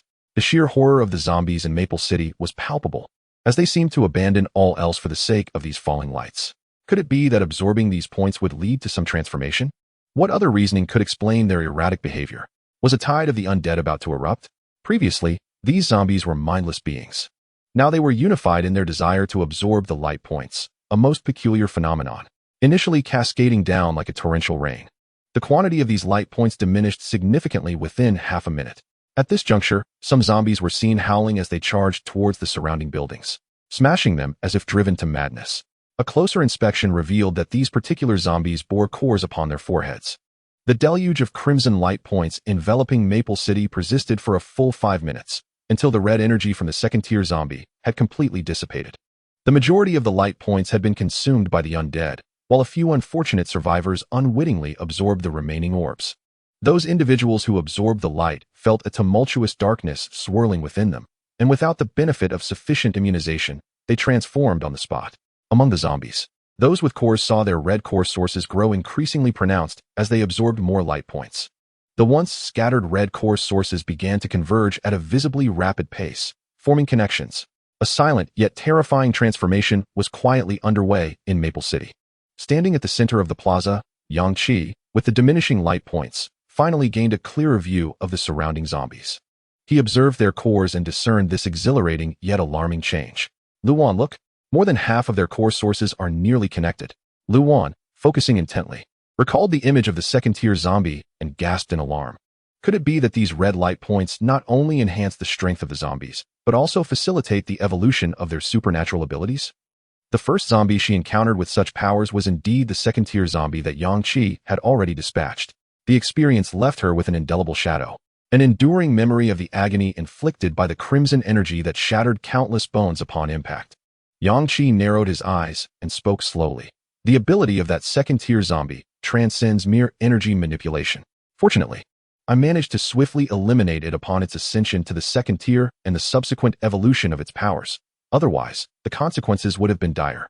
Observing the transformations of the surrounding zombies elucidates its ability to not only enhance itself, but to also empower other zombies, enabling them to evolve rapidly. Such a being spells catastrophe for humanity. My twin lightning dragons assailed it relentlessly, attempting to subdue it, yet it employed only a fraction of its energy to resist damage. While the majority was disseminated among the other zombies in Maple City, it is evident that the ability of this second-tier zombie was inherently designed to fortify its fellow undead. Should it be allowed to persist, it would swiftly assemble a formidable horde of zombies, all endowed with abilities of their own. At that moment, an electronic voice resonated within the minds of all survivors in Maple City, announcing the activation of a special quest, the gift left by the boss-level zombie. Chapter 37, Special Hidden Quest. Upon hearing the name of this quest, Yang Qi was momentarily taken aback. So, this zombie's power is extraordinary. It turns out to be a boss-level zombie. Within the ranks of the undead, there indeed exist those with innate talents, born as formidable entities. In the previous apocalypse, those powerful zombies that ruled over cities and transformed entire metropolises into domains of the undead were all of boss-level caliber. Such zombies possess an inherent charisma and dominance over ordinary undead, compelling mindless zombies to heed their commands and thereby forming a potent horde. Moreover, the intelligence of boss-level zombies is inherently distinct from that of their lesser counterparts. Even when ordinary zombies evolve to the second or third tier, their exhibited intellect remains severely limited. Conversely, boss-level zombies, even at lower tiers, possess wisdom that far surpasses that of typical zombies. At last, Yang Qi comprehended the final actions of that second-tier zombie. Despite the overwhelming potency of its crimson energy, it chose to allocate the majority of its strength to disseminate this energy throughout Maple City instead of retaliating against the lightning dragons. Its intelligence led it to realize that encountering Yang Qi marked its misfortune, and it would not survive. Nevertheless, it sought to ensure that Yang Qi and all the inhabitants of Maple City would suffer. Thus, it expended its full might to distribute an abundance of energy that would empower other zombies throughout the city. This, indeed, was the gift left by the boss-level zombie. Boss-level zombies are innate. They are not merely zombies that have evolved to a certain tier to be designated as such. Much like this second-tier zombie, which was evidently at a mere second tier, it was still referred to as a boss-level zombie by the overseers of the apocalyptic quest. Lu Wan exclaimed in astonishment, "A boss-level zombie? Yang Qi, what exactly is this creature? Could this be referring to the second-tier zombie you killed?" The chilling mechanical voice still reverberated in the minds of all the inhabitants of Maple City. Simultaneously, an invisible, birdcage-like luminescent barrier descended from the heavens, enveloping the entire city within its grasp. The survivors of Maple City, confronted with this spectacle, wore expressions of both bewilderment and shock. What in the world is happening? What is this barrier in the sky? It extends from the heights above to the very ground, and judging by its shape and size, it seems to encapsulate the entirety of Maple City. The voice continued to narrate. Dungeon activation conditions. The energy left by the Lord-level zombie has catalyzed all the zombies within Maple City, prompting their rapid evolution and awakening of extraordinary abilities. The number of zombies is increasing incessantly, posing an unprecedented crisis for the city. Dungeon duration, 24 hours. Dungeon completion requirement. Within the span of 24 hours, all players must collectively eliminate 500,000 zombies. Dungeon rewards. At the conclusion of the dungeon, the top 100 players based on the number of kills will receive substantial rewards. A special reminder, should the total kills by Maple City players fail to reach 500,000 within 24 hours, the challenge will be deemed a failure, resulting in the permanent sealing of the dungeon space. Upon hearing this final reminder, the entire Maple City erupted in chaos. What? Permanently sealed? This dungeon space encompasses the entire city? Previous dungeons have always transported participants to alternate realms. Yet, this time, the boundary of the dungeon space appeared directly above Maple City. 500,000? Are they mad? How could one possibly kill that many within 24 hours? How many zombies are there in Maple City now? How many survivors remain? Among the survivors, how many are evolved beings or possess extraordinary abilities? This is an utterly impossible dungeon to complete. If we do not slay 500,000 zombies within 24 hours, are we truly destined to be trapped within this dungeon forever, confined to Maple City alongside these utterly deranged zombies? This is madness, pure madness. Meanwhile, Su Mo, who was on the verge of escaping Maple City, gazed in despair at the descending barrier that obstructed his path. He stood frozen, absorbing the voice echoing in his mind. Am I going crazy? I was merely 50 meters away from fleeing the city. Am I truly losing my mind? The dungeon will officially commence at 4 p.m. with an 8-minute countdown. The final words of the mechanical voice drew forth a wave of complaints from the citizens of Maple City. Damn it, there are still 8 minutes until it opens. Why is the dungeon space being activated prematurely? In 8 minutes, I would have been on the outskirts of the city, with a fair chance of escape. And what does Lord-level zombie even mean? Is it referring to the one that was just struck down by the Thunder Dragon from the sky? If that person had not killed the zombie, would this dungeon have been triggered at all? Who on earth was reckless enough to slay that zombie? 8 minutes. The scattered red dots gradually began to fade away. The copy has yet to officially commence, yet Maple City has already succumbed to unprecedented chaos. The number of zombies in Maple City has exceeded 1 million, with 500,000 having evolved into first-tier zombies. At this moment, Maple City must be the most perilous place in the world, while elsewhere the zombies remain at a basic evolutionary level. More than half of the zombies in Maple City have already become first-tier. Among these first-tier zombies, a considerable number have developed extraordinary abilities. All thanks to the second-tier, Lord-level zombie. The square where Yang Qi and Lu Wan find themselves has transformed into a battlefield. Lu Wan, eliminate these zombies. The potions are not a concern. The potions dropped by first-tier zombies are all of high quality. This special hidden dungeon, if I secure first place, I can hardly fathom the treasures I might obtain. You must also strive for a position within the top 100. Apart from treasure-hunting dungeons, where the very nature of entry is to seek rewards, other dungeons yield substantial rewards upon completion. Not to mention this unique hidden dungeon. Frost erupted, an icy chill permeating the air. Dozens of thin shards of ice whirled and danced, aiming meticulously at the temples of the surrounding first-tier zombies. However, surrounded by first-tier zombies, Lu Wan found herself somewhat intimidated by their formidable presence. Of the 40-odd shards of ice, nearly half struck true, piercing into the zombies' brains. The remainder struck their necks, but lacked the power to sever their heads. The self-healing speed of the first-tier zombies was alarmingly rapid, restoring them almost instantaneously. Noticing Lu Wan's change in demeanor, Yang Qi refrained from further words and focused on unleashing his thunderous powers against the surrounding first-tier zombies. It had been a long time since he wielded his high-grade battle knife. With the silver blade now in hand, Yang Qi enveloped himself in lightning and charged into the horde of corpses. Each strike was raised high, infused with the might of thunder, and brought down upon the heads of the first-tier zombies. He ensured that each blow was lethal, leaving no opportunity for recovery.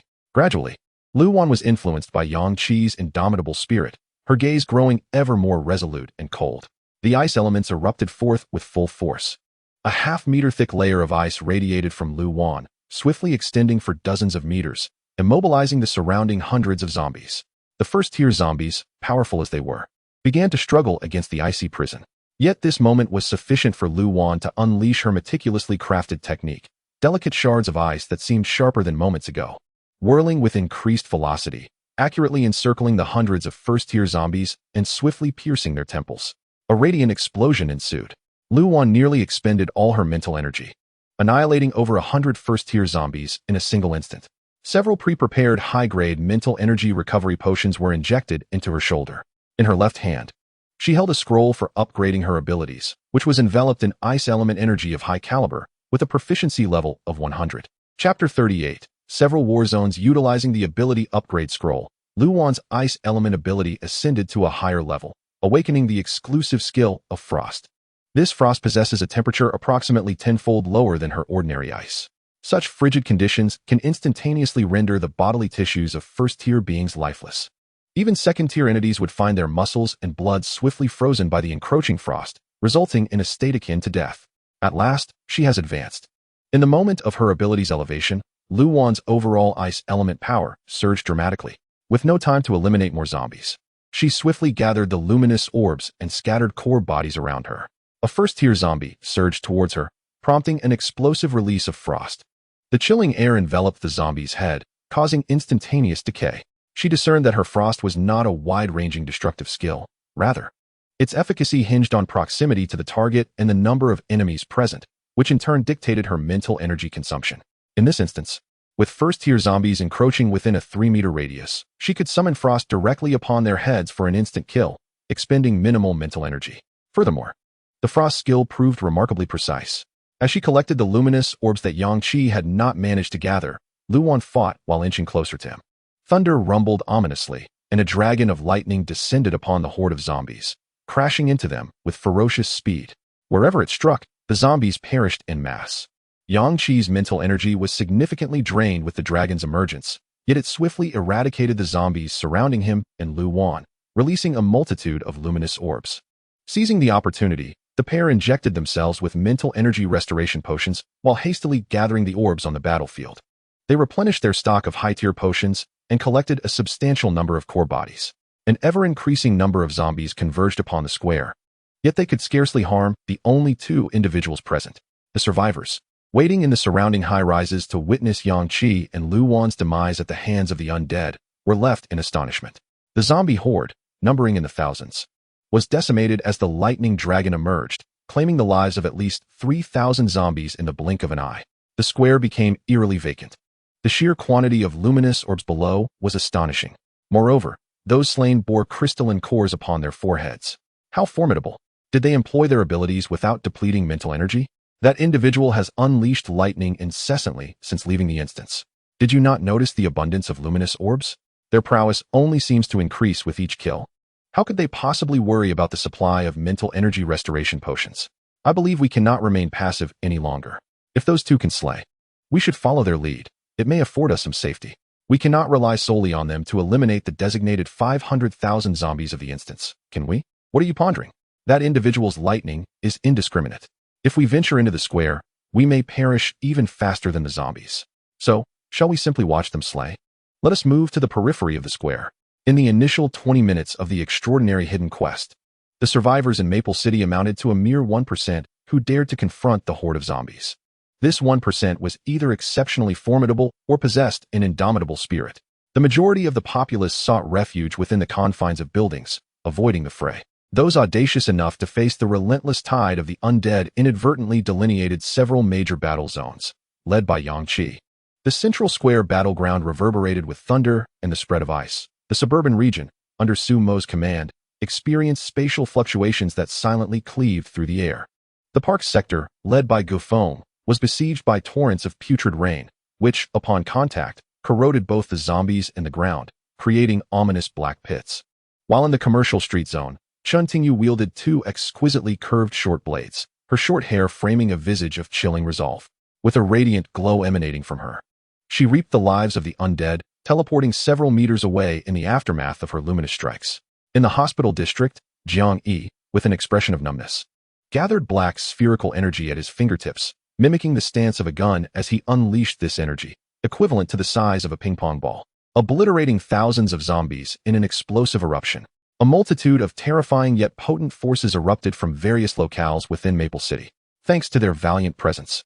The other survivors were astounded to discover that, on the second day of the apocalypse, such formidable superhumans had already emerged in their midst. Those sheltered in the towering edifices were frequently darting from one window to another, witnessing the cacophony of chaos from all directions, their jaws agape in disbelief. Look over there. It's flashing incessantly. What an overwhelming aura. That area is truly terrifying. The wails of the zombies are relentless, and an acrid stench wafts from that direction. Even at this distance, what on earth is happening? Oh no, another explosion of black energy. When that occurs, half of Maple City seems to dim momentarily. The most formidable presence must be emanating from the direction of the square, such a frightening thunderstorm, utterly astonishing. It appeared that the superhumans in these specific locations would constitute the main force in this quest, should they fail to vanquish the zombies. All would be ensnared within Maple City. Meanwhile, at the medical center where Jiang Yi found himself, he had fled from a small town to Maple City, originally intending to procure supplies in the metropolis. Little did he know that within half an hour of his arrival, the hidden quest would erupt, trapping him within this city beset by the undead. With no alternative, he was compelled to fight. As a second-tier superhuman, his powers were formidable, yet drained his mental fortitude immensely. Each burst of dark energy could annihilate thousands of first-tier zombies, but it also consumed half of his mental strength in a single use. Every time he obliterated the countless zombies before him, Rushing to gather the orbs for his mental recovery potions, the surrounding undead surged forward with renewed ferocity. The time he had to inject the potions was insufficient to replenish the mental energy he had so frantically expended. At that very moment, Jiang Yi noticed the surrounding black mist beginning to swirl rapidly, converging towards a singular point. His pupils constricted suddenly. As one who had previously slain a black mist amalgamation and gained extraordinary powers, he understood all too well what this phenomenon signified. The black mist amalgamation was about to manifest. Was it madness? There were tens of thousands of first-tier zombies surrounding him. And now a black mist amalgamation was to appear as well? My mental strength has never fully recovered. Jiang Yi hesitated for merely a second. He unleashed the scant remnants of his mental power. Dark energy surged from his fingertips, engulfing the surroundings in shadows, as he obliterated yet another 1,000 first-tier zombies before him. Swiftly, he gathered 20 or so luminous orbs closest to him and bolted away. Zombies surged around him, intent on encircling him, and he brandished his blade to fend them off. Although the entrance to a building lay less than 20 meters ahead, he found himself unable to break through, as the area was teeming with zombies. Behind him, the presence of the black mist amalgamation grew increasingly palpable. Limbs of countless zombies were entwined around Jiang Yi's body, gnawing at him mercilessly. With great effort, he freed one arm and swung his knife down upon the head of a first-tier zombie. The core fell from its forehead, and he snatched it up, attempting to cram it into his mouth. Yet, his face was obscured by the hands of several zombies. Desperately, he bit down hard, severing the fingers in front of his mouth, and forcefully stuffed the first-tier core inside, swallowing it whole. Exhausted of mental strength and besieged by hordes of first-tier zombies, his body marred with bleeding wounds, Jiang Yi experienced an extraordinary shift in essence as he consumed the core. Almost simultaneously, the black mist amalgamation took form behind him. Far away in the city center plaza, Yang Qi keenly glanced towards the medical center. A black mist amalgamation had emerged. Chapter 39. Black Energy. The moment Jiang Yi ingested the first-tier core, the crimson essence instantaneously enhanced his physical prowess and replenished a significant portion of his mental energy. However, the abundance of core waste violently assaulted his body, igniting a torrent of black mist within him, threatening to sear through his very organs. Jiang Yi's eyes transformed into a deep abyss of black. His mind was besieged by toxins, teetering on the brink of madness. Yet, in such dire circumstances, Jiang Yi clung to the last vestige of precious sanity, allowing black energy to erupt from his fingertips. The surging black mist and the unabsorbed core waste surged into the energy sphere. What was once the size of a ping-pong ball rapidly expanded to twice its size. Bursting forth, boom, the black energy erupted, casting the world into darkness. The unprecedented power obliterated all first-tier zombies affected by the wave of black energy, reducing them to mere dust. At last, Jiang Yi found himself in an open space. The intense blackness in his pupils receded somewhat as the core waste and black mist toxins were absorbed by the energy sphere, though the effects were not entirely without consequence. The frenzied sensation of being engulfed by the dark mist lingered in Jiang Yi's nerves, rendering him utterly disoriented. He stood there, surrounded by tendrils of black fog, emanating an eerie and maddened aura. The eradication of the zombies allowed him to finally discern the silhouette of the dark mist conglomerate 100 meters away. It was a humanoid entity composed of dark mist, or, more aptly, a dark mist zombie. The dark mist zombie was evidently taken aback by Jiang Yi's peculiar tactics.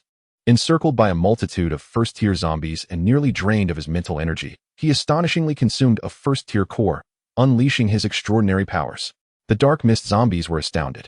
Upon its emergence, it realized it was surrounded by first-tier zombies, along with a formidable second-tier ability user. It yearned to devour Jiang Yi, the second-tier ability user, immediately. Yet it saw him ensnared by countless first-tier zombies. Consequently, it too abandoned the notion, furiously consuming the nearby first-tier zombies to augment its strength. As it sought out other powerful ability users in Feng City, it sensed several formidable presences within the city.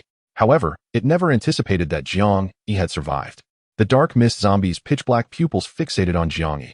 The mist swirled around its mouth, seemingly forming a tantalizing smile. In the next moment, the dark mist zombie lunged towards Jiang Yi with blinding speed. Jiang Yi coldly regarded the approaching dark mist conglomerate, noting with alarm that its aura had ascended to the third tier. He ought to have felt fear. Yet, at that moment, his mind consumed by madness. He was devoid of such an emotion. He merely crouched down, casually picking up 3 first-tier cores, and before the utterly astonished gaze of the dark mist zombie, he swallowed all 3 cores in one go. The previously cleared tide of corpses closed in once more. As the violent energy surged into Jiang Yi's body, A staggering 70 to 80% transformed into a dense, swirling black mist. Jiang Yi felt his stomach churning violently, as if something within him were about to explode. The madness encroaching upon his mind threatened to reduce him to a mere zombie, joining the tide of the undead. His arm rose, slightly bent. Yet it did not impede the formation of a black energy sphere at his fingertips. The core energy within him was rapidly drained, fully merging into the energy sphere, elevating its size and power to an unprecedented level. The dark mist zombie, rapidly approaching, chose to momentarily retreat from the impending danger. In the next instant, the black energy sphere shot forth, crashing into the horde of zombies. Boom! The black energy blotted out the heavens. The aura was terrifying to the extreme. Half of Feng City's sky was plunged into darkness. Countless first-tier zombies wailed, disintegrating into nothingness amid the explosive energy. Jiang Yi collapsed to the ground with a thud. In his eyes, now devoid of color, wisps of black mist still danced in the whites. He felt as though he were on the brink of death. Even though countless nuclear waste entered his body and was expelled within seconds through the energy sphere, it did not achieve a perfect outcome. Nor did it prevent his consciousness from being affected. This sensation, experienced by Jiang Yi numerous times over the past 2 days, had driven him to the brink of madness. Each day found him teetering on the edge of cadaverous transformation, despite narrowly escaping death each time. The overwhelming presence of toxic black mist saturating his mind and altering his nerves was rendering him nearly insane in a mere span of 2 days. He had become exceedingly irritable and bloodthirsty, yearning to attack everything in sight. Today, his misfortune compounded as he found himself ensnared within the outbreak of a first-tier zombie horde in Maple City. To exacerbate his plight, he encountered a black mist zombie. Alone and besieged by the horde, lacking allies and unable to gather light orbs to restore his mental strength, he resorted to the extreme measure of condensing energy spheres to regain his faculties. Today, it seemed he might meet his demise here. If he consumed a few more first-tier cores, he feared he would lose the last vestige of reason necessary to expel the nuclear waste, ultimately transforming into a true zombie, destined to be devoured by the black mist creature. In the next moment, he felt a swift gust approaching. Seeing Jiang Yi collapse, the black mist zombie charged forward, its arm thrusting into Jiang Yi's abdomen from behind. The excruciating pain ignited a spark of sanity within Jiang Yi's fraying mind. His abdomen was punctured, and blood erupted from his mouth. As the black mist zombie withdrew its arm, preparing to feast upon Jiang Yi, it suddenly noticed the side of Jiang Yi's face on the ground. An exceptionally dense black energy sphere had already taken shape. When had this madman consumed another core? Bloodied and with swirling black mist in his eyes, Jiang Yi managed to muster a frenzied, bloodthirsty grin. The black mist zombie was taken aback and immediately turned to flee at full speed. The black energy detonated behind it. Roar! The energy wave struck the zombie's back, dispersing nearly half of the black mist. It could hardly believe that it was a third-tier black mist amalgamation, yet had been nearly obliterated by a second-tier ability user S power. Was this person insane? Consuming cores was tantamount to self-destruction, yet he had ingested more than one. Still alive, and even wielded the core's power to slay surrounding zombies. The memory of Jiang Yi's expression and gaze at that moment would not leave its mind. The ground trembled violently, and the surrounding buildings shook, on the verge of collapse. Survivors hiding within the structures were utterly stunned by the spectacle. What on earth was he doing? Was he consuming the crystal core from a zombie's forehead? Was that something one could eat directly? Surely not. Hadn't they seen him enveloped in black mist after each consumption, his aura nearly indistinguishable from that of a zombie? Yet, how was it that he had not transformed nor perished? How had he even managed to slay thousands of zombies? The black mist amalgamation had retreated into the adjacent hospital. He should truly be dead this time. The dark mist conglomerate had just pierced through his body. This blow must have been his final retaliation before death. Alas, he was a formidable warrior, and I had hoped that the 50,000 zombies in the instance could be slain with his aid. At that moment, everyone stood in sheer disbelief as they witnessed Jiang Yi rise to his feet. The gaping wound in his abdomen, bleeding profusely, began to heal at an astonishing rate under the swirling black mist, visibly mending before their eyes. Goodness, is this the healing speed of a first-tier zombie? He has truly become one of them. A flicker of confusion appeared in Jiang Yi's misty eyes as he looked around, murmuring, "Where am I? So many cores and light orbs. I have struck gold." Numbly, he bent down to collect the spoils around him, while the tide of corpses began to coalesce once more. In that moment, Jiang Yi resembled a puppet devoid of thought and emotion. As countless zombies lunged at him with ferocity, he exhibited no reaction, instinctively swallowing 2 core fragments. This scene did not escape the notice of Yang Qi, who had just arrived. Chapter 40. Will normal combat occur? Lu Wan's eyes widened in shock as she exclaimed, "That person is consuming core fragments." Yang Qi instantly recognized Jiang Yi's face, once a powerful energy user in a past life. In that life, tales of Jiang Yi were plentiful. It was said that he could directly consume the cores of zombies, converting the energy of the cores into a fearsome explosion of power. Such an ability allowed Jiang Yi to absorb core energy without the need for purification. However, the side effects were equally significant. The core energy could not be fully harnessed for his energy attacks, and under the prolonged invasion of the dark mist, his mind had become quite unstable. Rumor had it that Jiang Yi was often erratic, at times forging brotherly bonds with other strong individuals before suddenly turning on them and ruthlessly assaulting their bases. There were whispers that he was not as insane as portrayed. He had eliminated former friends upon realizing they only sought to exploit his power to extract core energy, attempting to manipulate his befuddled mind. Yang Qi had once glimpsed Jiang Yi in an underground trading post. Even from a distance, he could sense the bloodthirsty instability emanating from him. He never expected to encounter Jiang Yi in Feng City. No wonder there had been recent eruptions of dark energy. After consuming the 2 first-tier core fragments, Jiang Yi's aura underwent a dramatic transformation. Darkness surged within his eyes, and dark patches appeared abundantly on his skin. He emitted a frenzied roar, indistinguishable from the growls of zombies. Struggling with his nearly uncontrollable body, a dense black energy sphere materialized before him. This sphere encapsulated a maddening power, resembling a black hole, as if merely gazing upon it would draw one in. Boom! A more terrifying energy storm than before swept through several city blocks. Countless zombies were reduced to ashes. Numerous buildings vanished. The survivors observing from the adjacent buildings were not spared from the calamity. The residual energy waves lingered, leaving countless energy crystals suspended in the air. Those further within the buildings were utterly astonished. He had not perished, nor had he transformed into a zombie. Instead, he had consumed 2 more energy cores, utilizing his powers to annihilate thousands of first-tier zombies. The nearest hospital to Jiang Yi, of course, was among the vanished. The black mist zombie, concealed within the hospital, revealed itself, leaping to the ground and creating a deep pit. Its bloodthirsty gaze fixated on Jiang Yi, scrutinizing his physical condition. As anticipated, Jiang Yi had collapsed. The black mist coiled around his wide-open eyes, refusing to dissipate. Jiang Yi beheld the 3rd-tier black mist zombie approaching him. He slowly recalled that he had been grappling with this creature, which had seemingly pierced his abdomen. It was futile. His consciousness was swiftly fading. Once his awareness completely vanished, and the black mist toxins took hold, he would inevitably become a zombie. Clutching 2 first-tier cores in his hand, his arm instinctively moved, yearning to bring the cores to his mouth. Yet, he found himself utterly immobilized, helplessly watching as the black mist zombie drew nearer. Surely this time, it was the end for him.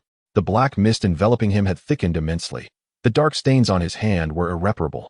The black mist zombie stared intently at its prey, having fully recovered from the injuries sustained during the energy explosion by rapidly absorbing the surrounding black mist. Just as everyone believed Jiang Yi would be torn apart by the black mist zombie in the next moment, a thunderous roar erupted in their ears. A terrifying lightning dragon, extending over 10 meters, charged in from an unknown direction, brushing past Jiang Yi's body and sinking its massive jaws into the 3rd-tier black mist zombie, dragging it away into the distance. What in the world was happening? Lightning, a lightning dragon. It was the ability user from the city center, the very individual who had slain that zombie earlier. How had he arrived here? Jiang Yi, lying on the ground and barely clinging to life, felt his eyes, under the encroachment of the black mist, gradually darkening. He heard the thunder and sensed the formidable presence of the lightning dragon that had brushed past him. Yet he struggled to discern the events unfolding before him. Just as the last remnants of white in his eyes were about to turn black, he perceived a shadow drawing closer, followed by the sensation of numerous needles injecting medication into his neck. Yang Qi and Lu Wan surrounded Jiang Yi, swiftly administering the high-level immunity serums they had collected from the thousands of light orbs, one after another. The survivors were left in stunned silence. How did they dare approach him? He was on the brink of transformation. Moreover, he was so powerful, upon becoming a zombie, he could very well turn into a 2nd-tier menace. It appeared they were incessantly injecting him. Could it be the immunity serums? After hundreds of high-level immunity serums entered Jiang Yi's body, the darkness in his eyes finally dissipated completely. Sensory recovery brought forth hazy memories back into his mind. He finally recollected where he was and what he had been doing moments ago. He became aware that the 2 individuals surrounding him had saved his life. The resounding clash of the thunder dragon and the 3rd-tier black mist zombie echoed in his ears, while before him, Yang Qi's earnest face was administering an injection. Several doses of high-grade mental energy restoration serum coursed through his body, reviving some sensation within Jiang Yi.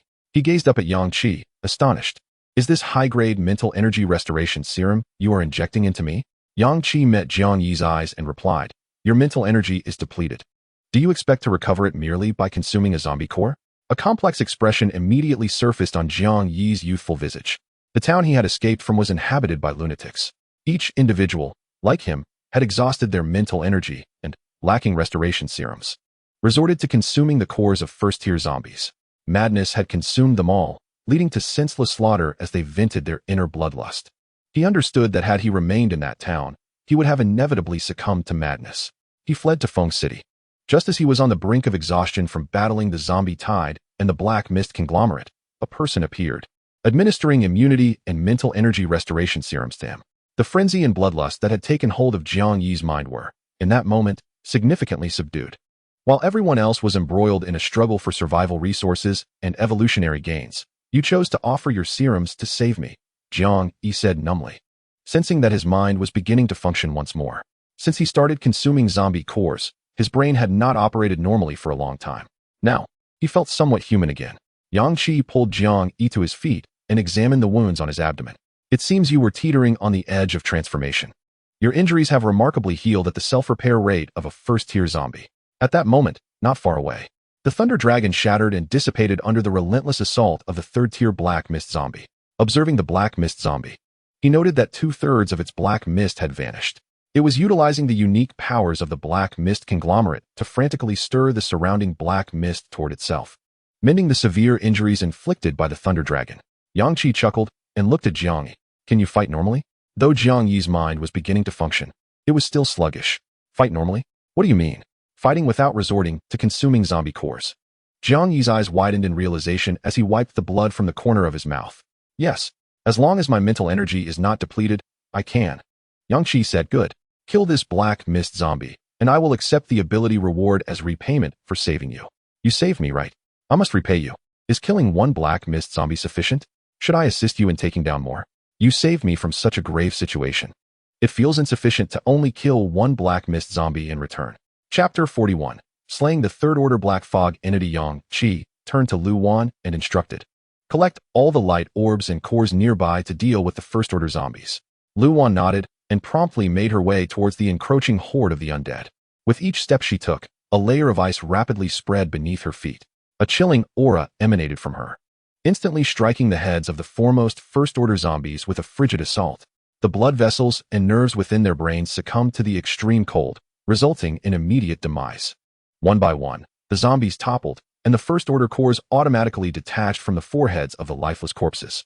Hundreds of palm-sized shards of thin ice materialized amidst the pervasive chill, resembling the countless energy crystals that had scattered throughout this space earlier. Exquisite in appearance, yet brimming with lethal intent. The shards danced like ethereal sprites, effortlessly slicing into the temples of the hundreds of First-Order zombies, instantly dismantling their cerebral structure.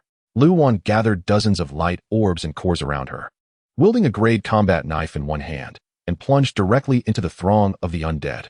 Jiang Yi watched Lu Wan's retreating figure with concern, exclaiming, are we really letting her face the horde alone? She doesn't have time to use her mental recovery potions. He understood all too well the helplessness and isolation of fighting alone without allies. No sooner had he spoken than a horrific presence surged forth. The Third-Order Black Fog zombie, having absorbed the surrounding miasma, had restored a significant portion of its injuries and was now charging directly at Yang Qi and Jiang Yi with frenzied intensity. The survivors, even from a distance, were paralyzed by the terrifying aura emanating from the Black Fog zombie. It was utterly horrifying. Was it already a Third-Order being? If this was indeed a Third-Order Black Fog entity, then the entire Maple City was doomed. Outside, a million-strong horde loomed, and now a Third-Order Black Fog entity had materialized. The Black Fog entity would undoubtedly target the most formidable individuals first, just as it was now intent on annihilating that person who consumed cores and wielded lightning. Should these powerful figures fall, the special hidden instance would inevitably fail, trapping all remaining survivors within Maple City. No, I must fight. I need to slay the zombies. We cannot wait for these strong individuals to rescue us. They are struggling to survive themselves. If they fail, the instance cannot be cleared, and we will eventually perish. Are you mad? Retorted a resolute man. I am not mad. Do you think these powerful figures downstairs became so formidable by doing nothing? They fought against zombies. Against the Horde. Without combat, one remains forever weak.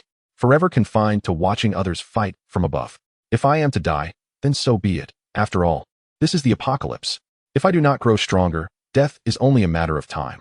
Meanwhile, downstairs, as Yang Qi prepared to unleash a lightning strike to pierce the black fog zombie's body, he noticed Jiang Yi, who had just recovered, moving even more swiftly than he. A dark energy sphere manifested at Jiang Yi's fingertips and was launched towards the black fog zombie. Boom! The energy exploded. The black mist zombie's body was suddenly engulfed in a surge of dark vapor. In the next instant, thunder erupted. Yang Qi unleashed his lightning flash, transforming into a bolt of lightning that penetrated the black mist zombie's form, appearing behind it. The third-tier black mist zombie was initially battered by Jiang Yi's exclusive dark energy skill, the energy sphere, which caused the mist to scatter, and was then immediately pierced by Yang Qi's exclusive lightning skill, lightning flash. Just as it had barely regained its form, it suffered a devastating blow, with the black mist dissipating once more. Yet, Yang Qi showed no intention of granting it respite. With his tiered battle blade in hand, crackling with thunder, Yang Qi's eyes blazed with electricity as he propelled himself forward with explosive speed. The ground beneath him fractured instantaneously. His battle blade descended with ferocity, unleashing dozens of strikes in the span of a second. The sheer might of Yang Qi, combined with the blade's power, forced the black mist zombie into a continuous retreat, leaving it astounded. What manner of being was this? How could he possess such strength? It was indeed a third-tier creature. Suddenly, the black mist zombie realized that Yang Qi was also of the third tier. However, as a black mist entity, it dominated any other existence of the same rank. Yet, how could this third-tier human's strength surpass its own? How many zombies had this man slain, and how many battles had he fought to acquire such terrifying power? The black mist zombie found itself nearly incapable of countering, desperately raising its arms to shield against the relentless strikes of the thunderous battle blade. Yang Qi, however, was far from satisfied with this onslaught.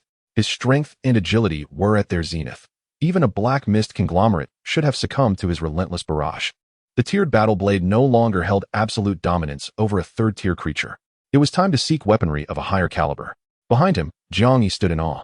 He could hardly fathom that Yang Qi had engaged the third-tier black mist conglomerate in such a direct manner, wielding his blade with only a single invocation of thunderous power throughout the encounter.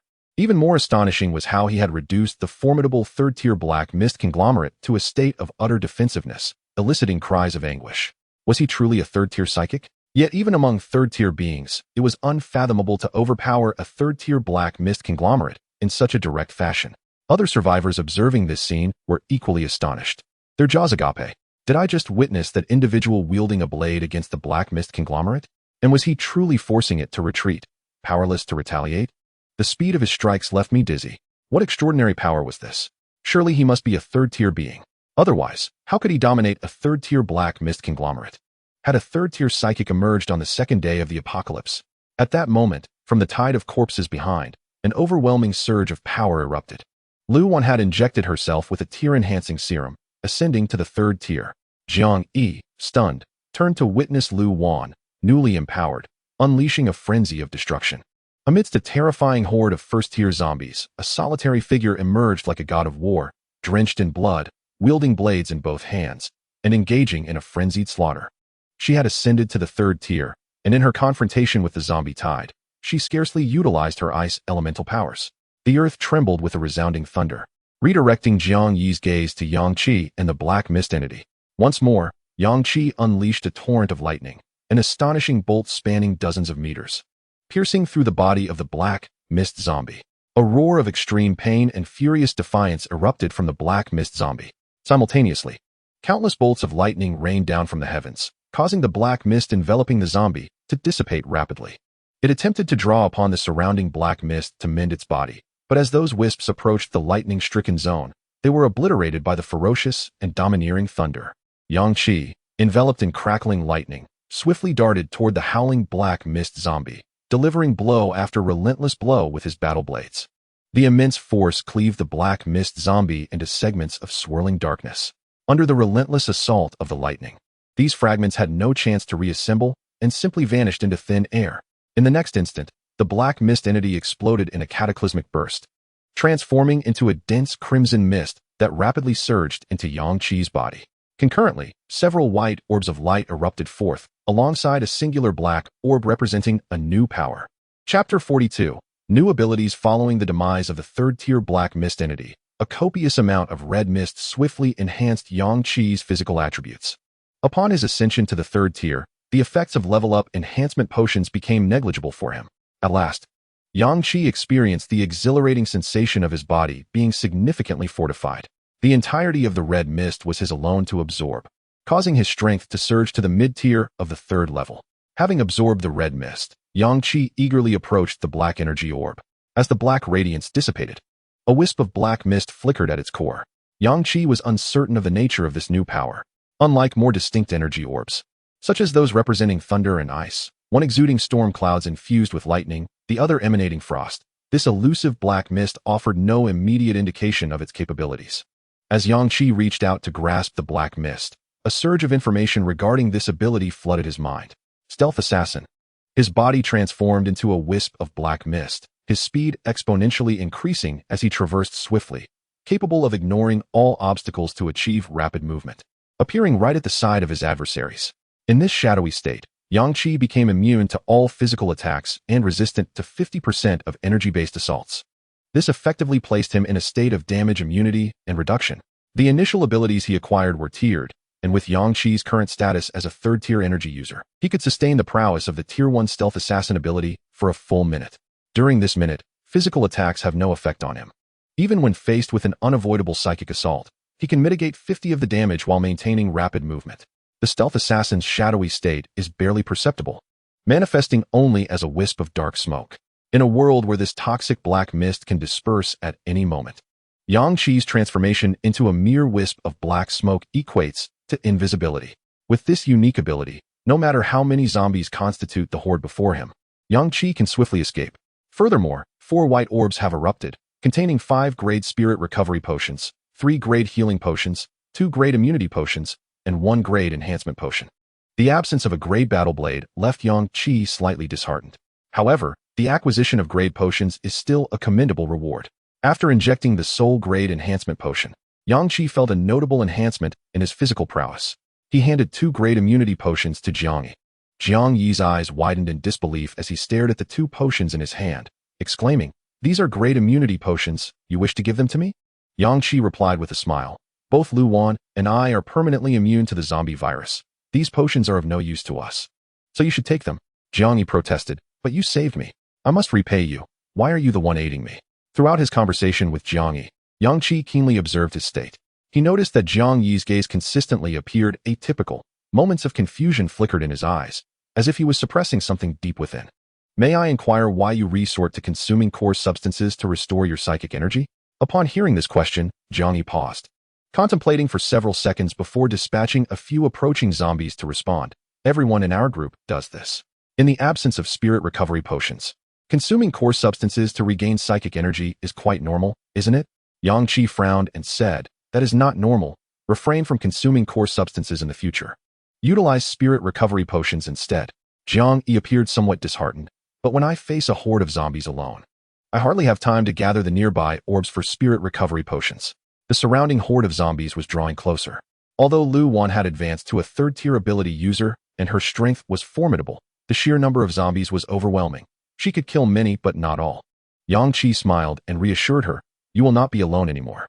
We will fight together. While 2 of us engage, the remaining 1 will gather orbs and core substances. Before meeting you, Lu Wan and I operated this way, yet we still struggled. With your addition, our trio will manage with greater ease. But you must promise me to cease consuming core substances." Jiang Yi's mind was already profoundly affected by the nuclear waste from the core substances. If this continued, he would inevitably become the madman spoken of in the previous world. Hearing Yang Qi's words, Jiang Yi's brain, though sluggish in response, saw his eyes redden. The horde of zombies roared as they surged forward. His mind struggled to catch up, yet his body reacted with remarkable swiftness. With bloodshot eyes fixed on Yang Qi before him, his hand pointed towards the horde of corpses to the side, unleashing a terrifying energy projectile that erupted forth. Upon witnessing this, Yang Qi's concerns for Jiang Yi dissipated entirely. Although Jiang Yi's mental faculties seemed compromised, his combat prowess remained undeniably formidable. Thunderward. Above the tide of the undead, a thunder dragon howled. Yang Qi, wielding a battle-worn sword enveloped in lightning, plunged into the throng of corpses. He first rushed to Lu Wan's side, administering several vials of mental recovery serum to her after 10 minutes of relentless fighting. Jiang Yi observed a vast swarm of zombies surging towards the street entrance, unleashing dark energy that obliterated hundreds of the undead surrounding him. He then pointed towards the street's mouth, where dark energy rapidly coalesced into a sphere at his fingertips before erupting forth. It struck the horde at the street entrance with pinpoint accuracy. Boom. Thousands of zombies were instantly annihilated by the explosive dark energy. As Yang Qi and Lu Wan fought, they drew closer to Jiang Yi. Lu Wan, take a moment to catch your breath. I'll cover you with Jiang Yi while you gather the spoils.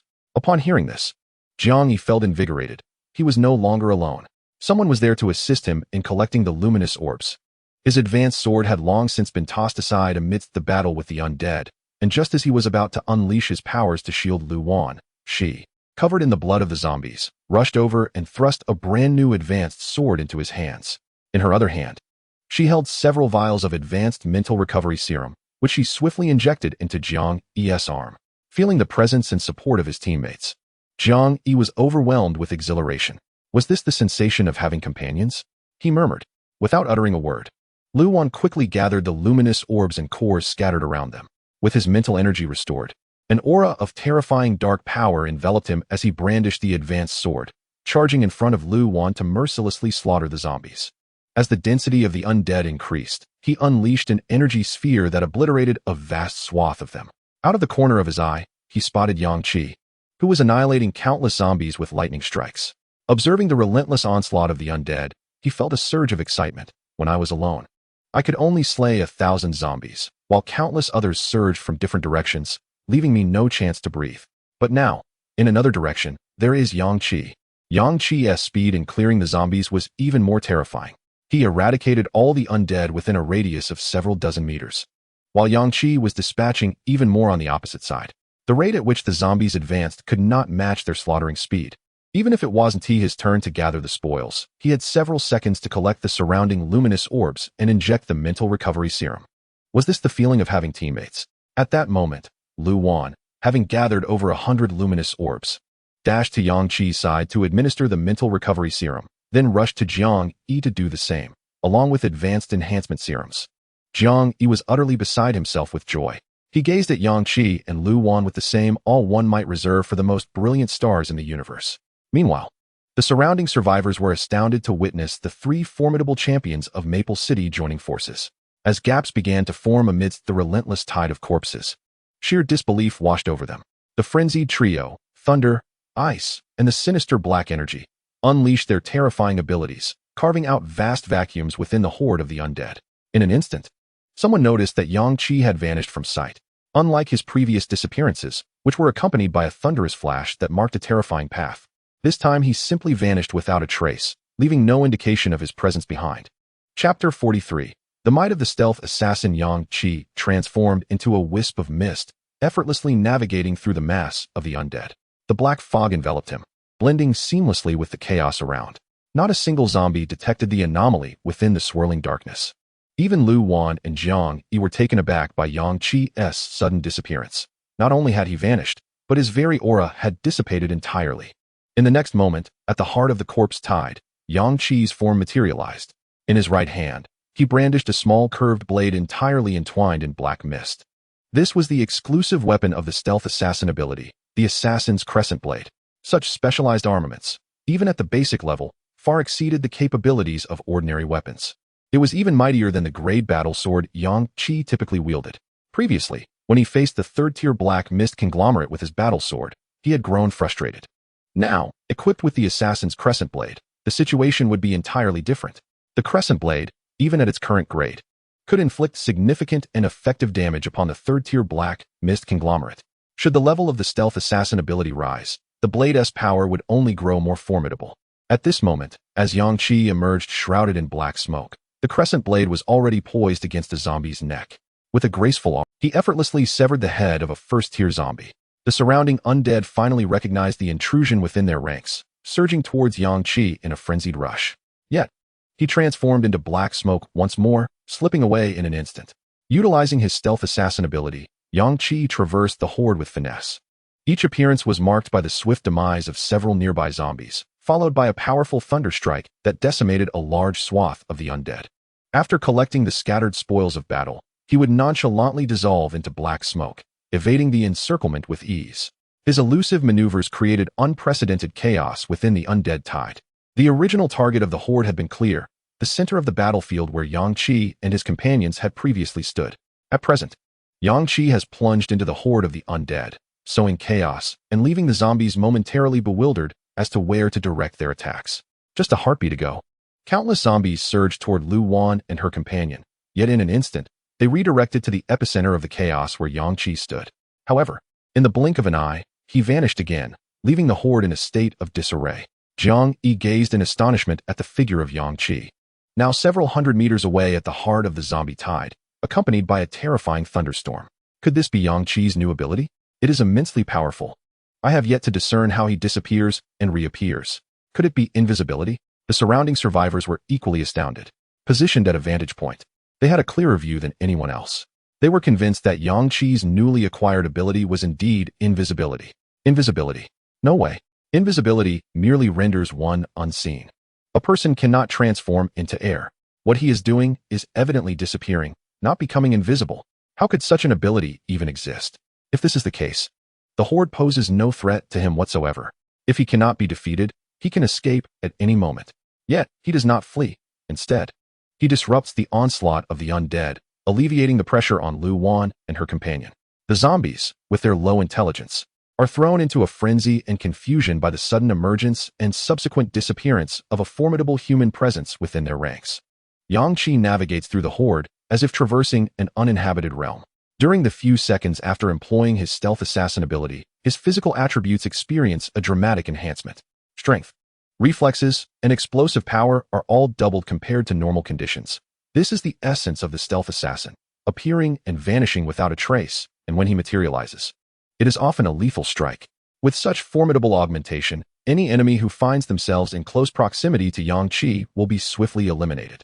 Even when faced with a Tier 3 Black Mist aggregator, Yang Qi, utilizing his stealth assassin ability, can close the distance rapidly, within moments of revealing himself. His physical attributes are all doubled, and with the powerful might of the assassin's curved blade, dispatching the foe is a foregone conclusion. When dealing with these first-tier zombies, the situation is even more favorable. In summary, Yang Qi's lightning elemental ability is a wide-ranging, high-damage area attack, while the stealth assassin ability delivers explosive single-target damage. Ideal for confronting higher-tier Black Mist aggregators. When facing the horde, he can incite turmoil among the zombies, specifically targeting the strongest among them for a swift kill, and then unleash his thunderous power at the heart of the horde to obliterate large numbers of them before vanishing again. The efficiency is remarkable. More importantly, this strategy disrupts the offensive rhythm of the horde, reducing the burden on Lu Wan and her companion. He can also scavenge for loot amidst the chaos, and if surrounded, he merely needs to dissolve into black smoke to escape. 5 minutes later, having caused significant turmoil within the horde, Yang Qi returned to Lu Wan and Jiang Yi's side. Jiang Yi, brimming with excitement, exclaimed, "Yang Qi, is your new ability invisibility?" Yang Qi chuckled and replied, "No, it is an ability far superior to invisibility. I shall demonstrate it for you next time." The quantity of advanced mental energy recovery potions within his spatial equipment has surpassed several thousand. Yang Qi injected dozens of these potions into Jiang Yi and Lu Wan, proclaiming, "I have discovered that among the horde of zombies, there exist a few exceptionally formidable ones. I shall penetrate their ranks and eliminate them. You need only deal with the ordinary first-tier zombies and pay me no heed." With that, Yang Qi utilized the potions to restore his mental energy to its pinnacle. In the blink of an eye, he transformed into black smoke, vanishing from the sight of Lu Wan and Jiang Yi. A pinnacle first-tier zombie lurked in the rear of the horde, towering above the others at nearly 2 meters tall. Its bloodthirsty gaze fixated on Lu Wan and Jiang Yi, who were 500 meters away. At that moment, the zombie sensed something amiss. Its pitch-black eyes scanned downward, and a man enveloped in swirling black mist suddenly materialized before it. A chilling black, curved blade pressed against its throat. The first-tier pinnacle zombie was taken aback, unable to react before Yang Qi severed its head. As the head of the first-tier pinnacle zombie tumbled to the ground, Yang Qi crushed it under, unleashing a storm of thunderous strikes upon the surrounding horde. He gathered luminous orbs and core bodies from the area, discerning several notably powerful entities amidst the throngs of zombies. He then dissolved into black smoke, disappearing from the scene. Meanwhile, Below a nearby building, a group of evolved beings had formed a team of over 70 members. The man leading them was the one who had previously resolved to confront the zombies independently to gain strength. Upon descending, they drew the attention of numerous zombies. Though Yang Qi's thunder, Lu Wan's ice, and Jiang Yi's energy bombs attracted 99% of the Horde's firepower, the remaining 1% was still substantial. In an instant, the 70-plus individuals found themselves embroiled in a bloody struggle. Yet, the first-tier zombies proved overwhelmingly powerful. Their strength, explosive force, and self-healing capabilities swiftly obliterated the aspirations of these first-tier evolved beings, rendering them acutely aware of their insignificance. Within a mere 2 minutes, their numbers dwindled by half. How could this be? We are utterly no match for the first-tier zombies. They despaired. After losing half their ranks, could they truly eliminate 5 first-tier zombies? Despair seeped into their hearts. The first-tier zombies were far too strong. Suddenly, the horde of first-tier zombies, poised to encircle the remaining 30 or so, abruptly halted. It was as if they had encountered something profoundly terrifying, parting to create a path. A shadow surged forth, delivering a punch that obliterated the head of a first-tier evolved being. The remaining 30 or so had scarcely perceived the assailant's movement. Only when the man's head erupted into a mist of blood did they turn to see a terrifying zombie radiating a metallic sheen standing before them. The zombie's forehead was adorned with a core of crimson energy, distinctly more abundant than that of its counterparts. This was an extraordinary second-tier zombie. Chapter 44, Equivalent Exchange. The overwhelming aura, exponentially mightier than that of a first-tier zombie, coupled with the metallic sheen glimmering on its skin, filled the hearts of the 30-odd survivors with an unfathomable dread. In the presence of such a terrifying creature, they found themselves left with no choice but to await their grim fate. As first-tier evolvers, they could inflict some damage upon first-tier zombies. However, the moment they laid eyes upon this second-tier abomination, they understood with chilling clarity that they could not harm it in the slightest. The two were simply not of the same caliber. The metallic luster on the zombie's form rendered any need for their intervention unnecessary. Its physical resilience surpassed their wildest imaginations.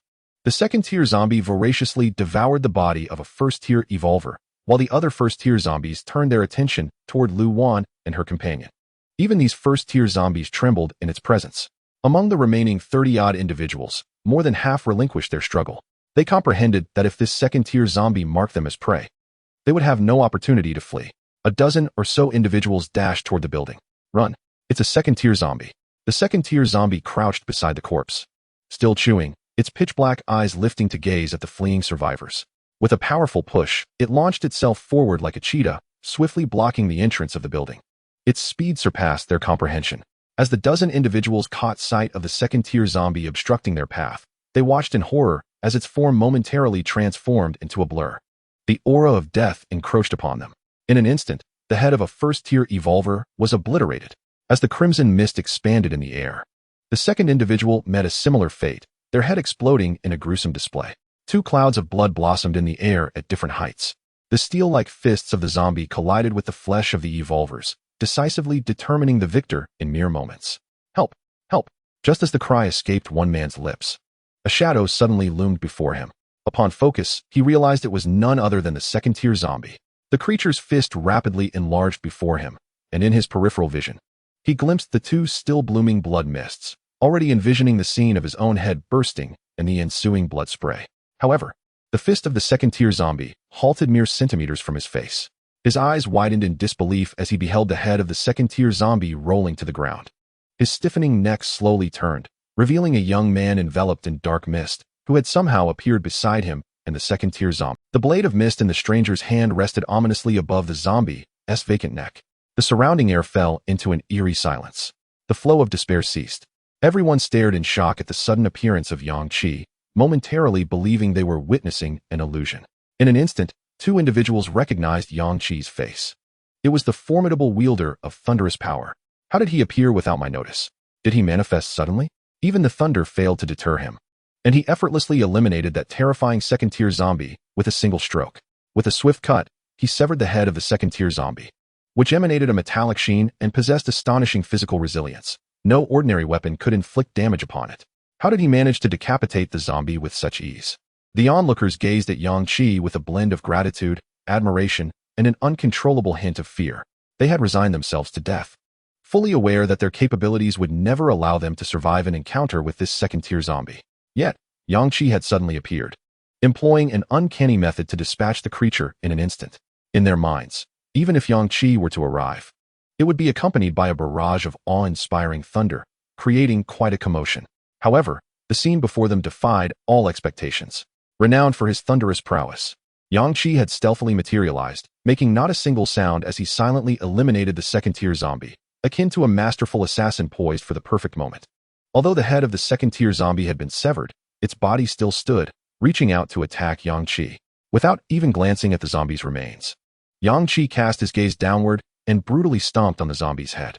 Blood mist erupted, reminiscent of the carnage wrought by the second-tier zombie just moments prior.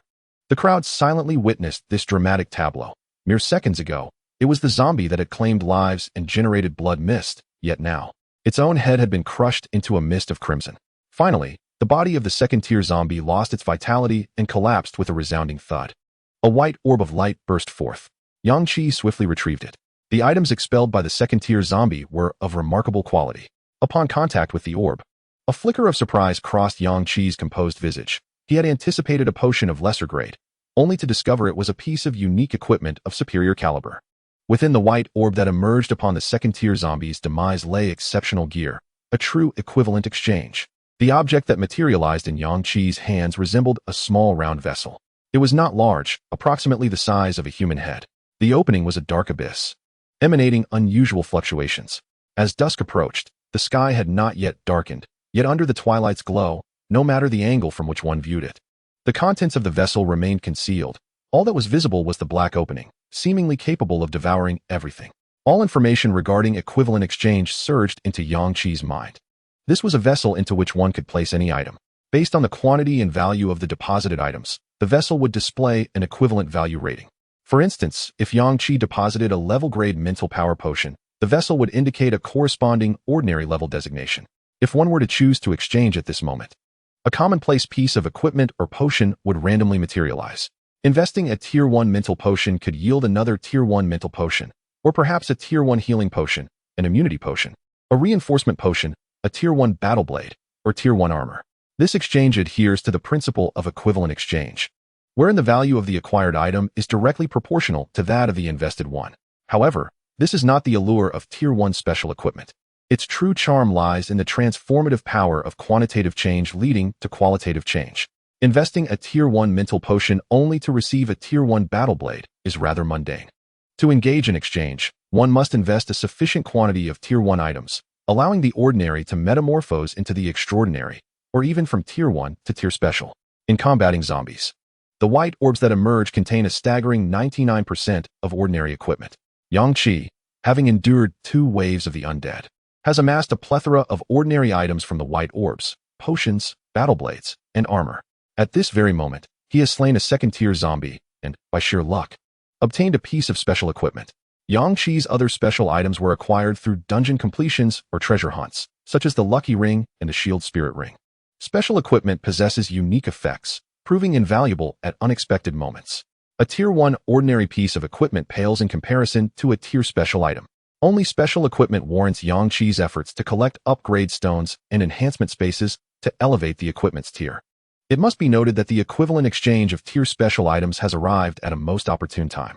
Yang Qi's spatial inventory is cluttered with over 1,000 Tier 1 battle blades that serve no purpose.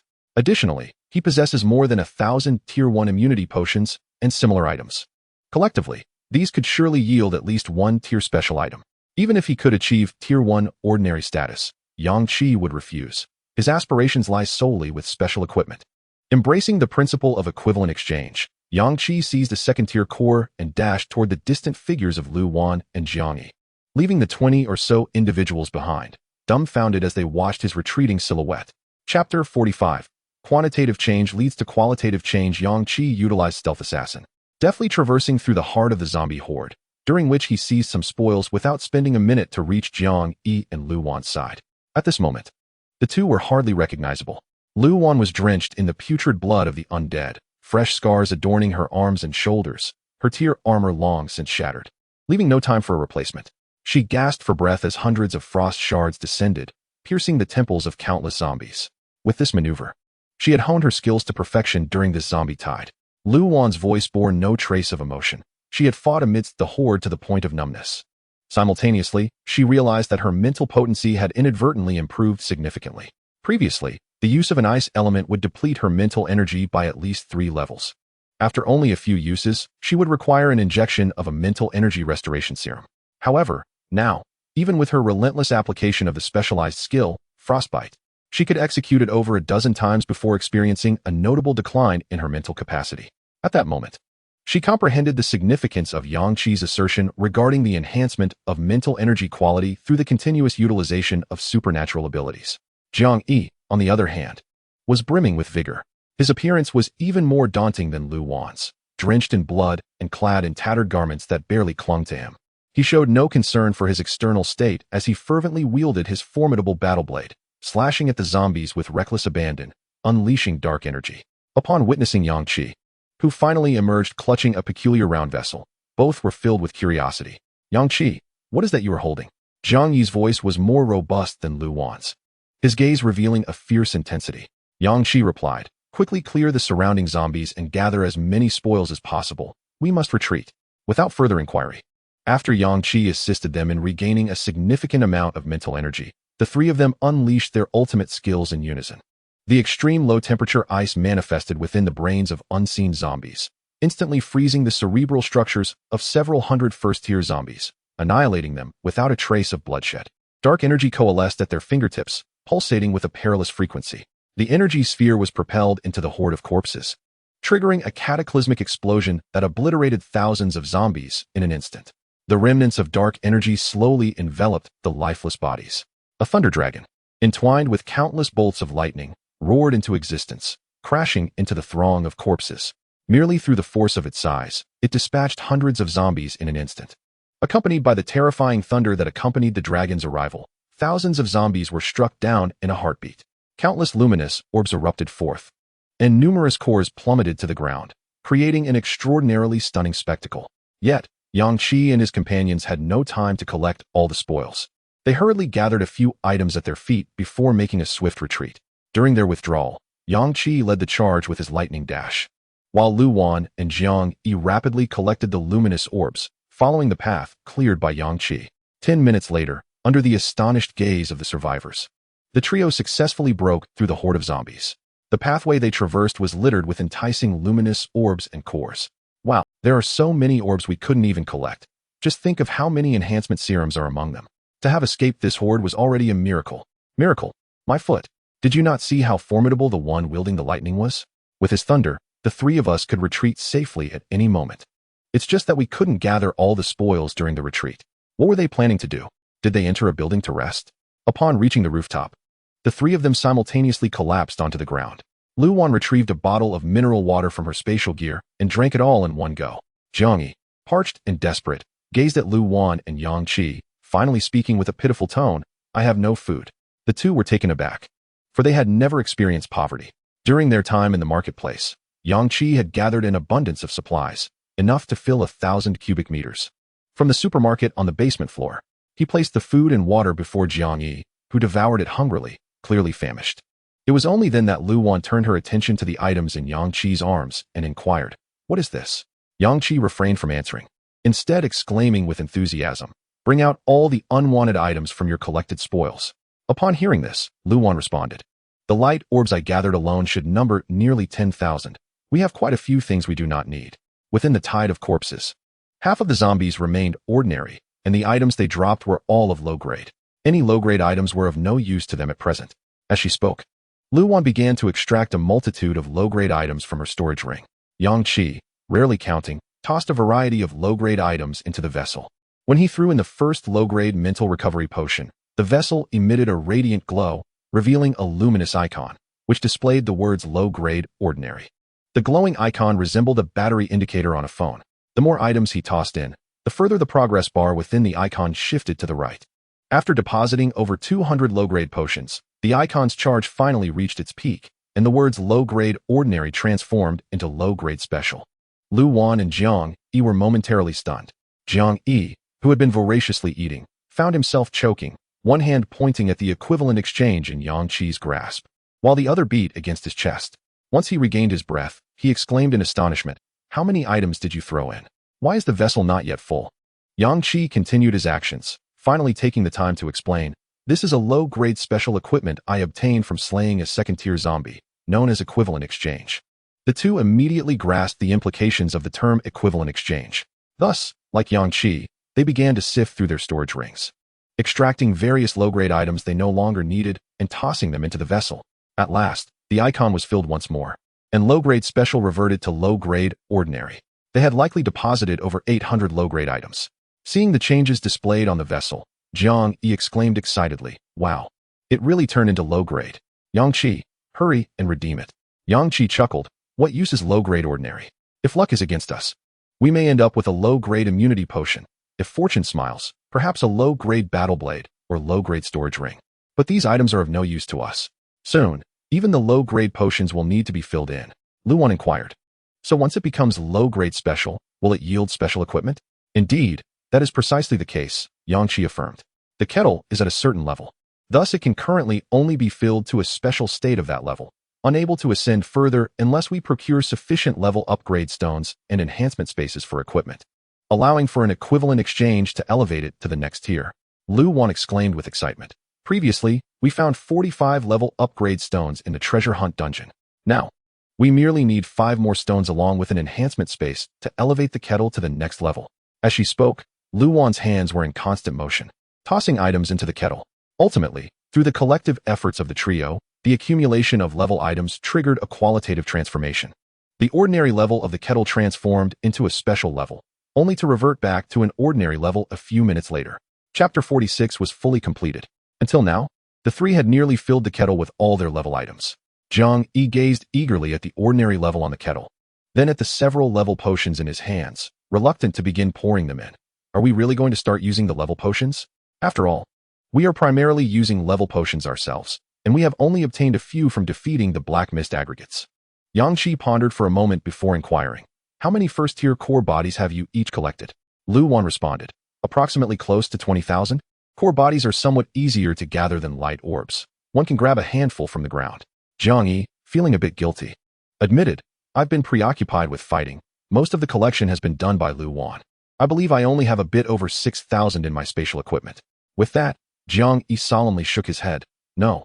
Those core bodies are equivalent to my mental recovery potions. I cannot toss them into the kettle." Yang Qi placed the equivalent exchange on the ground, resting a hand on Jiang Yi's shoulder. "From now on, you need to consume core bodies. Your abilities don't work that way." Jiang Yi questioned in confusion. "My ability is dark energy. I am quite sensitive to manipulating energy. By consuming core bodies, I can instantly expel a large amount of nuclear waste energy to augment my attacks. That is how it works." Yang Qi patiently guided him. "Jiang Yi, abilities can be developed, much like Lu Wan, who possesses ice elemental powers. She has awakened only one level exclusive skill, Ice Cold. Yet her ice can instantly form countless shards to accurately pierce the brains of over 100 first-tier zombies. This already counts as her own developed skill. What is your level exclusive skill for dark energy?" Jiang Yi replied, "The energy ball, the one I've been using all along." His mind took a moment to catch up, and then he added, "Right, so if I infuse nuclear waste energy into the energy ball to enhance its power, that too could be considered my own developed skill." "Yes, that is how I utilize my abilities." Yang Qi stared earnestly into Jiang Yi's eyes. "I still remember the first moment I saw you. You did not wish to perish. Your eyes reflected a yearning for survival, a desire for clarity."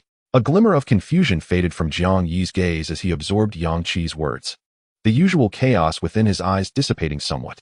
Seeing this, Yang Qi remarked, "Your mind has been significantly damaged by the incessant consumption of nuclear cores over the past 2 days. Eating these cores has become an instinctive action for you. If this continues, you will inevitably lose your sanity. Tell me, have you not noticed a rapid decline in your memory over these past days?" Jiang Yi nodded. "Indeed. At this rate, you might eventually forget both me and Lu Wan."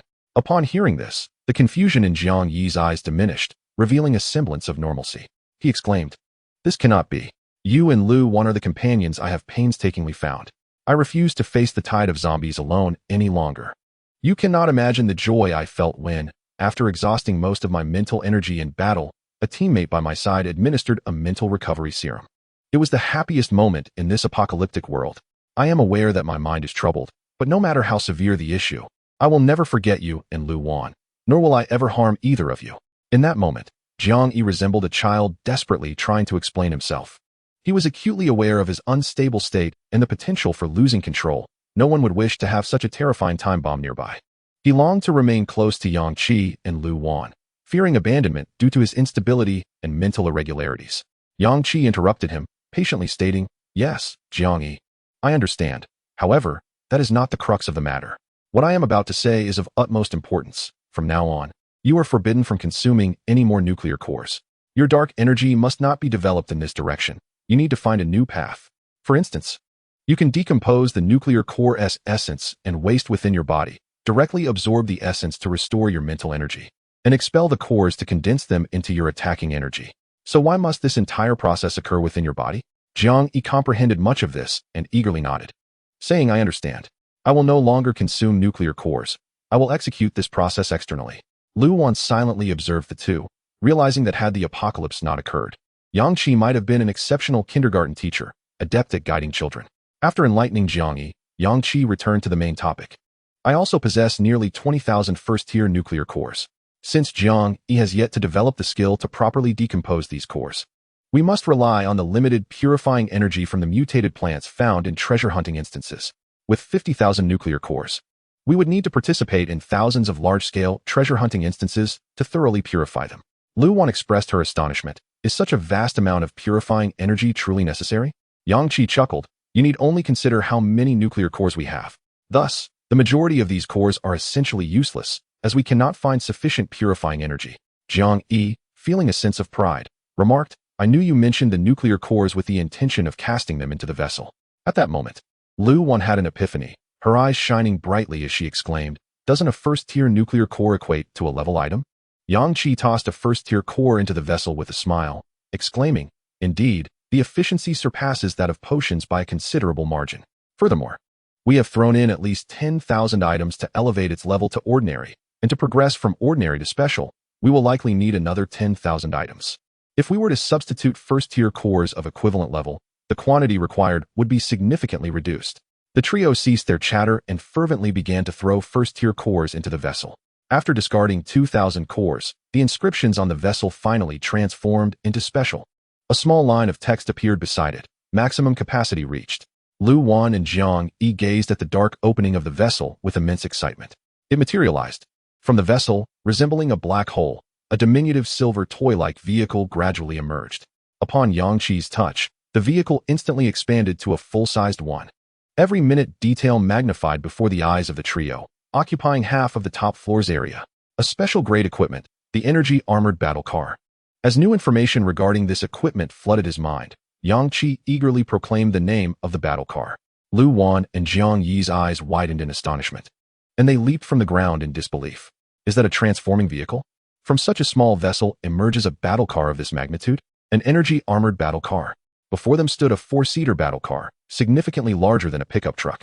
Its entirety was silver, boasting exceptional hardness and defense, rendering it nearly impervious to even second-tier zombies. Moreover, this vehicle was powered by the cores of zombies, ensuring that as long as cores were available, the battle car would possess boundless energy, capable of traversing the dystopian world indefinitely. Equipped with heavy machine guns, submachine guns, and artillery, all powered by energy derived from cores. Chapter 47. Golden Spring Water. This was not merely a vehicle. It was an exceptional battle car, impervious to typical zombies. It resembled a tank. Driving this vehicle, I felt we could recklessly charge through the horde of first-tier zombies. However, would it truly allow us to plow through the tide of corpses? With so many zombies, wouldn't they simply surround us, rendering movement impossible? Yang Qi caressed the vehicle's exterior, appreciating its extraordinary strength, and asserted, "This vehicle can indeed advance through a horde of first-tier zombies." Lu Wan, astonished, inquired, "Really? But how does the vehicle possess such immense energy? Do we need to gather diesel or something?" Yang Qi replied, "This is an energy vehicle. The cores of zombies suffice for all needs. The nuclear energy within the cores enhances physical attributes, and the nuclear waste is a formidable power, solely utilized by the zombies.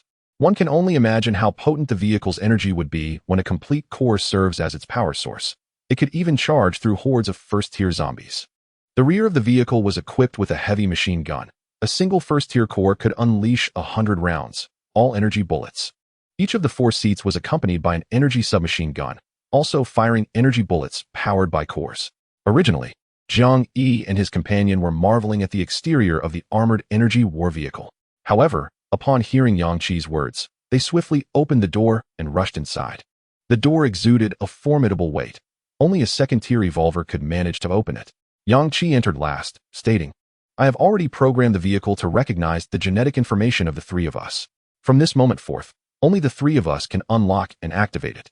The term Armored Energy War Vehicle encapsulates the core functionalities of this machine: armor for protection, weight for stability, performance, and weaponry. Its energy is entirely derived from nuclear core power. The vehicle's combat capabilities, particularly in the face of a zombie horde, are exceptional. Externally, it appears quite large, and internally, it offers a spacious environment. Though it accommodates only 4 seats, each can recline to serve as a small bed. Beside each seat is a mounted energy submachine gun. When combat mode is activated, the sealed muzzle opens, aligning itself with the exterior. Each magazine can simultaneously house 3 nuclear cores. And with the energy from a first-tier nuclear core, the submachine gun can unleash 500 rounds. In a moderately sized compartment behind all the seats, a heavy machine gun is stationed, its firepower surpassing that of the submachine gun. A single first-tier nuclear core provides enough energy for the machine gun to fire 100 rounds, yet it can hold up to 50 first-tier nuclear cores. When utilizing the machine gun, the rear armor of the vehicle must be opened to reveal a high-quality alloy mesh, allowing the gun's muzzle to extend beyond the net to attack the encroaching zombies. The net can also be fully raised to broaden the machine gun's firing range. The most formidable weapon on the entire vehicle resides in the turret atop the structure. 4 positions allow control over the turret, and a semi-transparent screen materializes before the operator, enabling observation of external conditions and targeting the zombie horde. The turret boasts the most potent attack capabilities. A single nuclear core can launch 1 energy shell, with the strength of the shell increasing with the core's tier. At this moment, Jiang Yi could no longer contain his eagerness to operate the turret. He could adjust the length and angle of the firing port, enhancing the operator's field of vision. The turret effectively serves as a detector as well. Lu Wan expressed her astonishment, stating, "Regardless of the type of nuclear core used, the turret will directly condense the energy of an entire core and then unleash it. The power is unimaginable." Jiang Yi swallowed hard, exclaiming, "Yang Qi, let South swiftly drive this war vehicle out to eliminate the zombies. With this equipment, we need not engage in close combat. From within the vehicle, we can obliterate the horde using the submachine gun, machine gun, and turret. Once the first-tier zombies are vanquished, we can disembark to collect more nuclear cores." Yang Qi, equally enthused, took his place in the driver's seat and directly loaded 100 first-tier nuclear cores into the energy initiator at the center of the steering wheel. These 100 first-tier nuclear cores would allow the vehicle to operate continuously for a month without pause. The vehicle's chassis is remarkably elevated. The mere quality of its tires constitutes top-tier equipment capable of crushing first-tier zombies effortlessly. Beneath the chassis, 10 high-strength alloy serrated blades are installed, whirring into action like a mobile meat grinder. No matter how many zombies are crushed, our war chariot will never find itself immobilized amidst a tide of corpses. Lu Wan felt a surge of excitement as she continually filled the long magazine of the heavy machine gun with nuclear cores from their spatial equipment. It was unfathomable that in this apocalyptic world, they possessed a battle vehicle. With this chariot, they could venture anywhere, utilizing it to confront the undead horde. It felt like a dream.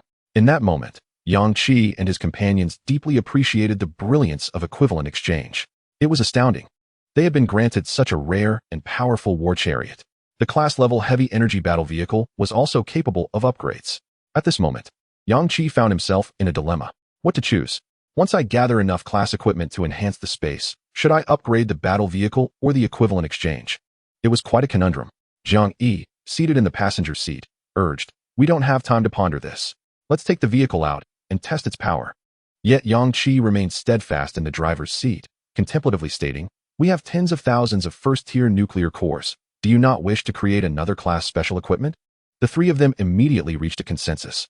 The equivalent exchange was positioned between the driver and the passenger seat, and they hurriedly began filling it with first-tier nuclear cores. A total of 6,000 first-tier nuclear cores were infused, elevating the energy bar of the equivalent exchange to the limit of class special. The moment of fruition arrived. A beam of golden light flashed at the mouth of the vessel. The 3 of them widened their eyes in unison. A golden necklace materialized at the vessel's opening. Yang Qi grasped the necklace, and information flooded his mind. Class special equipment, Golden Spring Water. Long-term wear of the Golden Spring Water by an ability user can subtly enhance the quality of their mental energy. Moreover, the golden spring water absorbs natural forces, allowing the wearer to manipulate the essence of nature, converting it into mental energy stored within the necklace. When the wearer's mental state falters, it can provide a restoration of mental energy. Yang Qi, astonished, articulated the function of the golden necklace. At the base of the necklace hung a circular pendant, framed in the same golden material, encasing a pure white circular essence akin to jade. The white jade radiated a subdued glow, shimmering with a captivating brilliance, exuding an aura of mysterious and formidable power. Upon hearing Yang Qi's description, Lu Wan and Jiang Yi were left speechless. After a moment, they exclaimed, "Wow! Doesn't this equate to an endless supply of mental energy restoration potions? And it can also nurture the wearer's mental energy.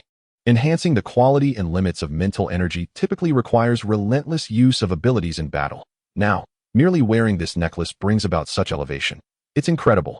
The trio has amassed over 40,000 first-tier nuclear cores, and currently, there are approximately 10,000 cores stored within the vessel. Among these, over 1,000 have been utilized to power their war chariot, fueling all the energy weapons contained within. This leaves them with a remainder of 30,000 cores.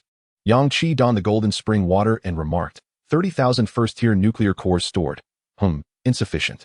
Jiang Yi must commence training to directly separate nuclear sources from waste, which will inevitably squander a considerable amount of nuclear cores in the process of experimentation. The equivalent exchange of utilizing nuclear cores for refueling is decidedly more convenient. Should we find ourselves embroiled in a large-scale war, with a horde of zombies surpassing our expectations, the artillery will serve as our formidable support. When one contemplates it, what can 30,000 cores truly accomplish? Lu Wan and Jiang Yi gazed at Yang Qi with eager anticipation. Chapter 48. The might of energy weapons. Under the cover of night, the city was besieged by zombies. In the initial hours following the activation of the hidden dungeon, various formidable figures shone brilliantly, yet it seemed they had all simultaneously paused to recuperate. Consequently, the overwhelming horde of zombies, numbering in the millions, momentarily lost their targets and began to surge into the adjacent buildings in search of survivors. This is dire. Without those powerful figures to attract the zombies' attention, they are now seeking out the survivors hidden within the buildings. Look at that building across the street. The corridor is overcrowded with zombies. The doors are utterly incapable of withstanding the force of these first-tier zombies. This is the end. How can we resist against such a multitude of zombies?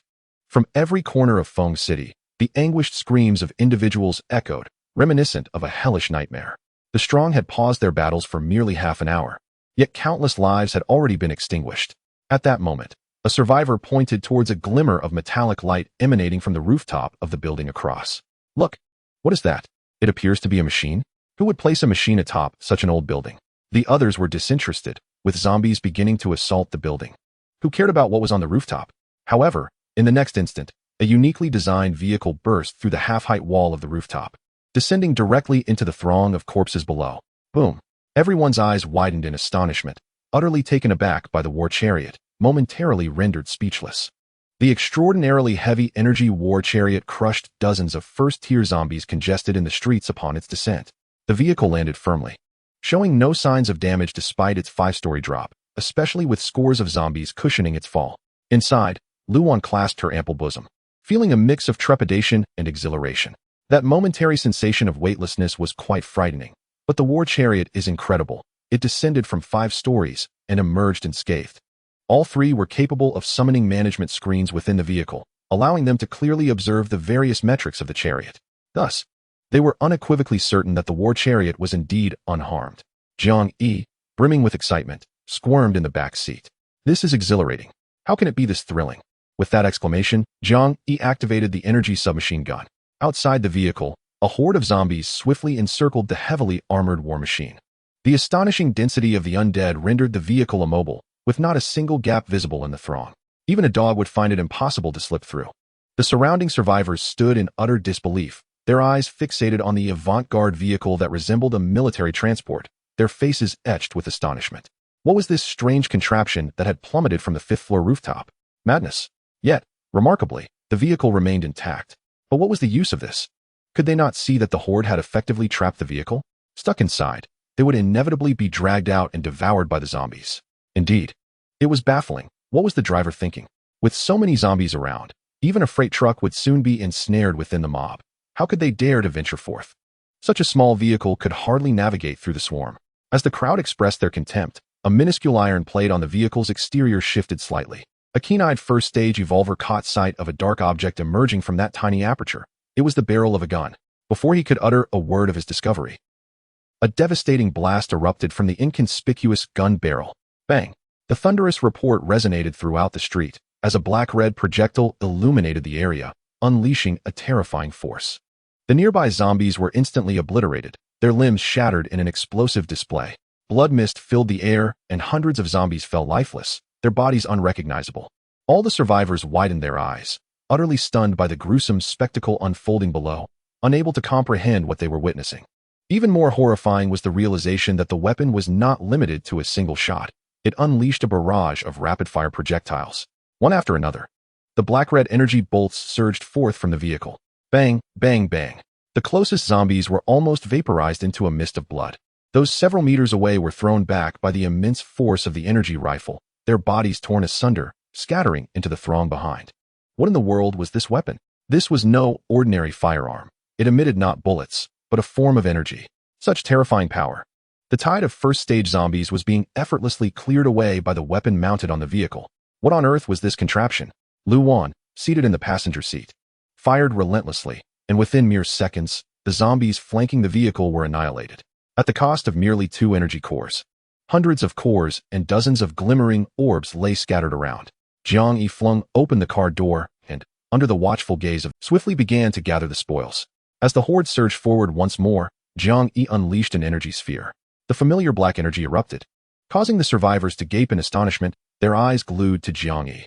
This was the formidable individual wielding dark energy. Just moments ago, they had utilized lightning and ice. And now the three of them dashed into that building together. Therefore, the individuals currently seated in this armored vehicle are indeed those three, with their formidable strength. Now bolstered by this weapon-equipped vehicle, could they possibly be invincible?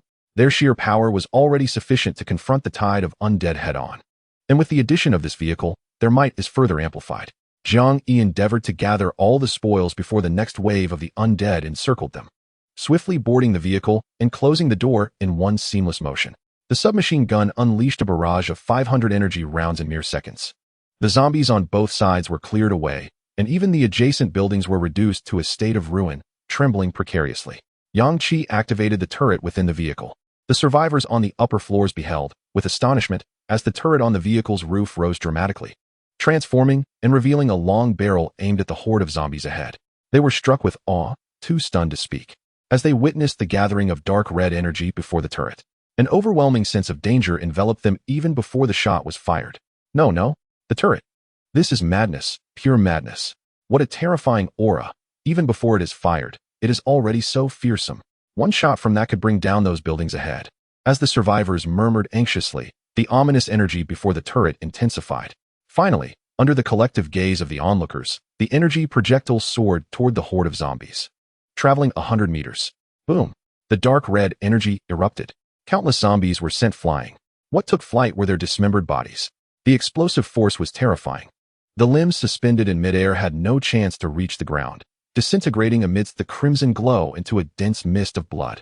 Chapter 49. Raindrop in front of the armored vehicle. Nearly 5,000 zombies were instantly reduced to ashes by the impact of this energy shell. The street was cleared.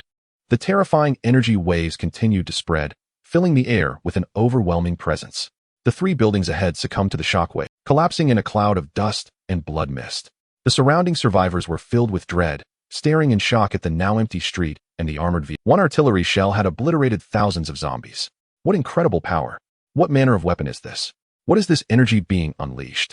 The tide of the undead is utterly powerless against such a weapon. Scattered across the street lay hundreds of luminous orbs and thousands of cores. At the far end, more zombies surged forth. Yet, the armored vehicle remained unmoved, not even shifting an inch. Once the density of the zombies reached a critical mass, another energy shell, having brewed for some time, was launched from the turret. Boom! The ground trembled violently. The blood mist once again enveloped the street. The number of cores and luminous orbs multiplied. Lu Wan and Jiang Yi exited the vehicle, swiftly gathering the spoils from their surroundings. Yang Qi drove the vehicle slowly forward, maintaining a parallel alignment with Lu Wan and Jiang Yi, ensuring that they could swiftly board the car when the tide of corpses converged. Jiang Yi, brimming with excitement as he collected the core samples, chattered incessantly, exclaiming, "WVE struck gold! WVE struck gold!" Once they had gathered the spoils, the horde of corpses began to amass, and the two quickly leaped into the vehicle. This time, the battle vehicle surged ahead at unprecedented speed, racing directly into the oncoming wave of zombies. The velocity was astounding, eclipsing that of any racing car. Goodness, how can this vehicle be so fast? Under the tense and expectant gaze of the crowd, the battle vehicle collided head-on with the dense horde of corpses. As the front line of zombies made contact, they were instantly crushed beneath the wheels. The heavy tires and chassis mercilessly ground the zombies beneath, turning them into a gruesome paste. The sharp blades beneath the vehicle began to spin at high velocity, violently shredding any zombies caught underneath. Blood and gore splattered from the underside of the battle vehicle, yet its speed remained unabated as it charged through the horde. While onlookers stood in stunned silence, the energy rifles on both sides resumed firing, unleashing a furious barrage. Dark energy beams erupted continuously. Countless zombies fell to the might of their guns. In a mere minute, thousands of zombies were dispatched, all thanks to the battle vehicle. Within the vehicle, Yang Qi and his companions had not drawn a single blade, utilized any abilities, nor expended even a modicum of mental strength. Such was the efficacy of advanced special equipment. As the vehicle doors swung open, Lu Wan and Jiang Yi repeated their earlier actions, swiftly gathering the scattered orbs of light and core samples. Jiang Yi had already injected himself with ample grade enhancement serums during his earlier skirmish with the Horde, elevating him to a third-tier ability user.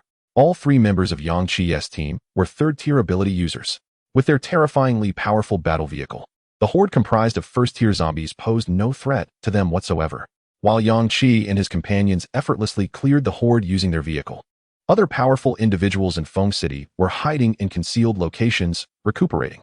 Within a decrepit and long-abandoned shopping mall, Chun Tingyu sat slumped at the entrance of a storefront. Her back against the cold tiles, one hand pressed against her abdomen, which was bleeding profusely. She had injected herself with dozens of grade healing serums. Yet her wound stubbornly refused to heal and continued to bleed. Sweat trickled down her forehead, dampening her short hair, as she recalled her earlier battle with that second-tier zombie. Arriving at a grim conclusion, the second-tier zombie possessed abilities that inflicted unimaginable damage on her coagulation function and self-healing speed, rendering her a third-tier ability user. Unable to benefit from the countless healing serums she had employed, she had lost a significant amount of blood and could not fight amidst the Horde in her current state. Coupled with the exhaustion from several hours of continuous battle, her mental state was severely fatigued, and she could only cease her engagement. I hope my scent of blood does not attract the zombies. Chun Tingyu gathered several thousand orbs of light, continuously selecting healing serums to inject beside her abdominal wound. After employing over 100 healing potions, the bleeding from her wounds finally began to diminish slightly. Observing this, a hint of a smile graced her otherwise impassive face. Just as she prepared to apply another potion, the sound of the mall's door creaking open reached her ears, followed by a cacophony of footsteps. Chun Tingyu held her breath, a sense of foreboding swelling within her. These were not the shuffling steps of zombies, who were never so silent or disciplined. The newcomers were evidently human. At times, humans could be far more terrifying than the undead. Yet, in her current state, gravely injured and severely weakened from blood loss, Chun Tingyu's combat capability was drastically compromised. She could utilize her light element for teleportation, but the brilliance of the light would betray her position in the darkened mall. Moreover, with her present level of ability, her teleportation range would not exceed 10 meters, rendering a swift escape impossible. A raspy voice abruptly pierced the darkness. I can smell the blood. Chun Tingyu's pupils constricted, and in the next instant, a shadowy figure loomed before her. Suddenly, the dim mall was illuminated by a flash of yellow light. Chun Tingyu teleported 8 meters away, but the light simultaneously revealed her location. The moment she harnessed her powers, she felt her recently healed wounds rupture, more blood spilling onto the tiled floor. Behind her, a gust of wind surged forth. The presence of her pursuer was no less formidable. They were a fellow Tier 3 ability user, just like her. In Feng City, Tier 3 ability users were a rarity, all having made a significant mark during today's zombie tide. So, who sought to end her life? Was it the one wielding lightning, or perhaps ice? Or was it the one manipulating dark energy? Maybe it was the one whose presence reeked of rot? As Chun Tingyu's mind raced through these possibilities, a pungent stench invaded her nostrils, providing her with the answer. Ignoring her injuries, she unleashed her light element once more, instantly appearing 10 meters away. However, as her form materialized, several large droplets of water fell heavily upon her face and shoulders. Her pale skin was instantly corroded by the droplets, leaving gaping, bloody wounds across her body. The searing pain shot through her nerves to her brain. eliciting a scream of anguish unlike any she had ever uttered. A large hand suddenly grasped her hair from behind, yanking her head back with force. Chen Tingyu's face was nearly disfigured by the highly corrosive droplets. The man loomed over her, a smirk playing on his lips. You are the one who wields light. Heh, why run? Gufeng's hoarse voice echoed in her ears. The droplets ceased their descent, yet the gaping crimson wounds on her body expanded at an alarming rate. Visible to the naked eye, her entire body began to rot, an unprecedented agony incessantly gnawing at her nerves. In this moment, she yearned for death, wishing to escape the depths of this excruciating torment. Gofeng's subordinates slowly approached. Boss, why did you use your powers right away? We didn't even get a good look at her. If she's too unattractive, having her around is pointless. Indeed, with you at the pinnacle of strength in our team. Even if she is formidable, what does it matter? She cannot compare to you. If she's not beautiful, just kill her. Gofeng chuckled hoarsely, his eyes gleaming with a predatory curiosity as they fixated on the wailing Chen Tingyu. He spoke slowly. I present you with two choices. First, be tortured to death by my acid rain. Second, be my dog, obediently following my commands from this point onward. Chapter 50. Killing rank amidst the piercing cries. There mingled sounds that were both weeping and laughter. Chen Tingyu glared fiercely at Gofeng, gritting her teeth against the searing pain, her expression contorted as she articulated. You being my dog is something I might consider. Gofeng was not taken aback by her retort. A cruel smile danced upon his face. In the next instant, he grasped her hair and forcefully slammed her head against the tiled floor. A chilling thud reverberated through the desolate mall as her head struck the ground repeatedly. The tiles already shattered, revealing the gray cement beneath. With each impact, a deeper dent formed in the cement. Chen Tingyu's visage became a grotesque blur of blood and flesh, her features indistinguishable.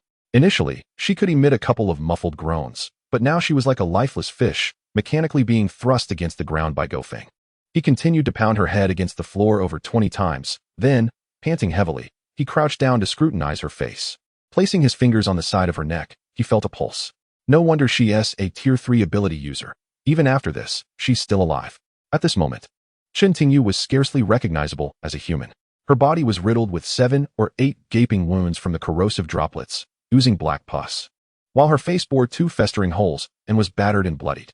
Her skull and facial bones were shattered, her nasal bone fractured, and the flesh on her face was almost entirely obliterated. Blood flowed ceaselessly from her abdominal wound. That she remained alive in such a state was nothing short of miraculous. Gofeng's subordinates gazed upon the scene with a morbid excitement. Still alive? Truly, as expected of a Tier 3, her vitality is remarkable. Boss, what shall we do with her?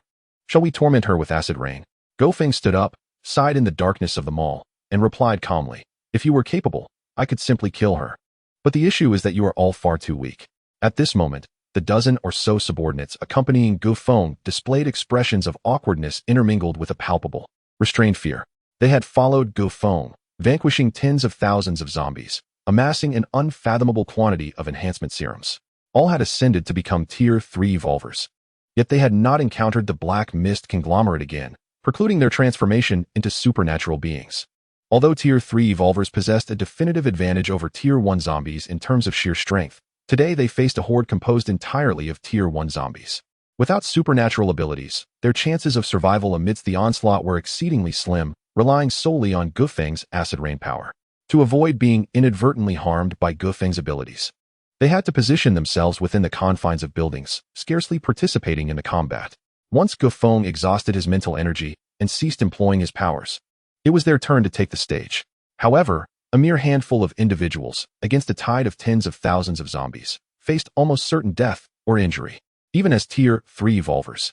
Initially, apart from Gofeng, their group comprised 16 Tier 3 evolvers, but in the chaos of battle, 5 had perished, leaving only 11. This reality greatly displeased Gofeng and imparted to him a profound truth. In this apocalyptic world, without supernatural powers, one amounted to nothing. What value was there in a high level of evolution? What significance did sheer strength hold? What purpose did speed serve? Against a horde of tens of thousands of zombies, even Tier 5 evolvers would meet their demise, let alone Tier 3 ones. This apocalypse was destined to belong to the supernatural beings. Only they possessed the capacity to eliminate thousands of zombies with a single strike and confront hordes of tens of thousands head-on. Deciding to take a brief respite, Gofeng began to search for other supernatural beings within Maple City. He was not seeking collaboration with these individuals, nor did he desire them as companions. Companions? Teammates? In Gofeng's world, Such concepts did not exist in the apocalypse. What he sought were subordinates, dogs who would obey his commands unquestioningly. Only he could wield control over the entire situation. Thus, he located Chen Tingyu. Upon her resolute refusal, he felt a surge of anger, but it did not drive him to outright kill her. This woman was a Tier 3 supernatural being, her powers related to light, which appeared quite rare. He could not afford to let such a valuable asset perish so easily. He would compel her to heed his words. He possessed numerous methods to torment an individual to the brink of despair, extinguishing their will. Ensuring obedience was merely a matter of time. Gufeng casually remarked. Administer the healing serum to her. She bears not only wounds inflicted by me, but also those sustained previously. Time swiftly approached midnight. As the clock struck 12, a series of large characters suddenly materialized upon the luminescent barrier enveloping Maple City, capturing the attention of all, prompting them to gaze upward in awe. Before them, the luminous screen displayed the rankings for the kills in a special hidden dungeon. Goodness, look up at the sky. Is that the kill leaderboard? Am I seeing this correctly? The person in first place has slain 100,000 zombies? 100,000? Surely, you must be mistaken. How could a single individual possibly kill 100,000 zombies? At that moment, the entire populace of Maple City was left in utter astonishment. All eyes were riveted upon the name that topped the leaderboard. A staggering kill count exceeding 100,000, Yang Qi. In that instant, everyone indelibly etched the name Yang Qi into their memories. Rank 1, Yang Qi, total kills, 100. 209. Rank 2, Gufeng, total kills, 52, 231. Rank 3, Lu Wan, total kills, 45, 033. Rank 4, Jiang Yi, total kills, 39, 872. Rank 5, Suemo, total kills, 27, 034. Rank 6, Chen Tingyu, total kills, 24, 213. Rank 7, Liang Jin, total kills, 9, 121. From this point onward, the number of kills saw a stark decline. The individual in 8th place had barely surpassed 500 kills. At this moment, nearly every resident of Maple City was gazing skyward, fixated on the astonishing leaderboard that left them in sheer disbelief. I've counted multiple times, and it's true, Yang Qi has indeed killed 100,000 zombies, though the second place has also claimed several thousand. Yang Qi's kill count is twice that of the runner-up. I cannot fathom how one person could eliminate 100,000 zombies in just over 7 hours. How extraordinary must the first-ranked individual be? Have you noticed that the combined kills of the top 7 individuals nearly approach 300,000? Truly remarkable. This leaderboard comprises 100 ranks, yet from the 8th rank onward, the achievements become far less impressive. The 8th-ranked individual has only slain just over 500, while the one holding the 100th position has managed a mere 19 kills. The total kill count for the top 100 amounts to 304, 767.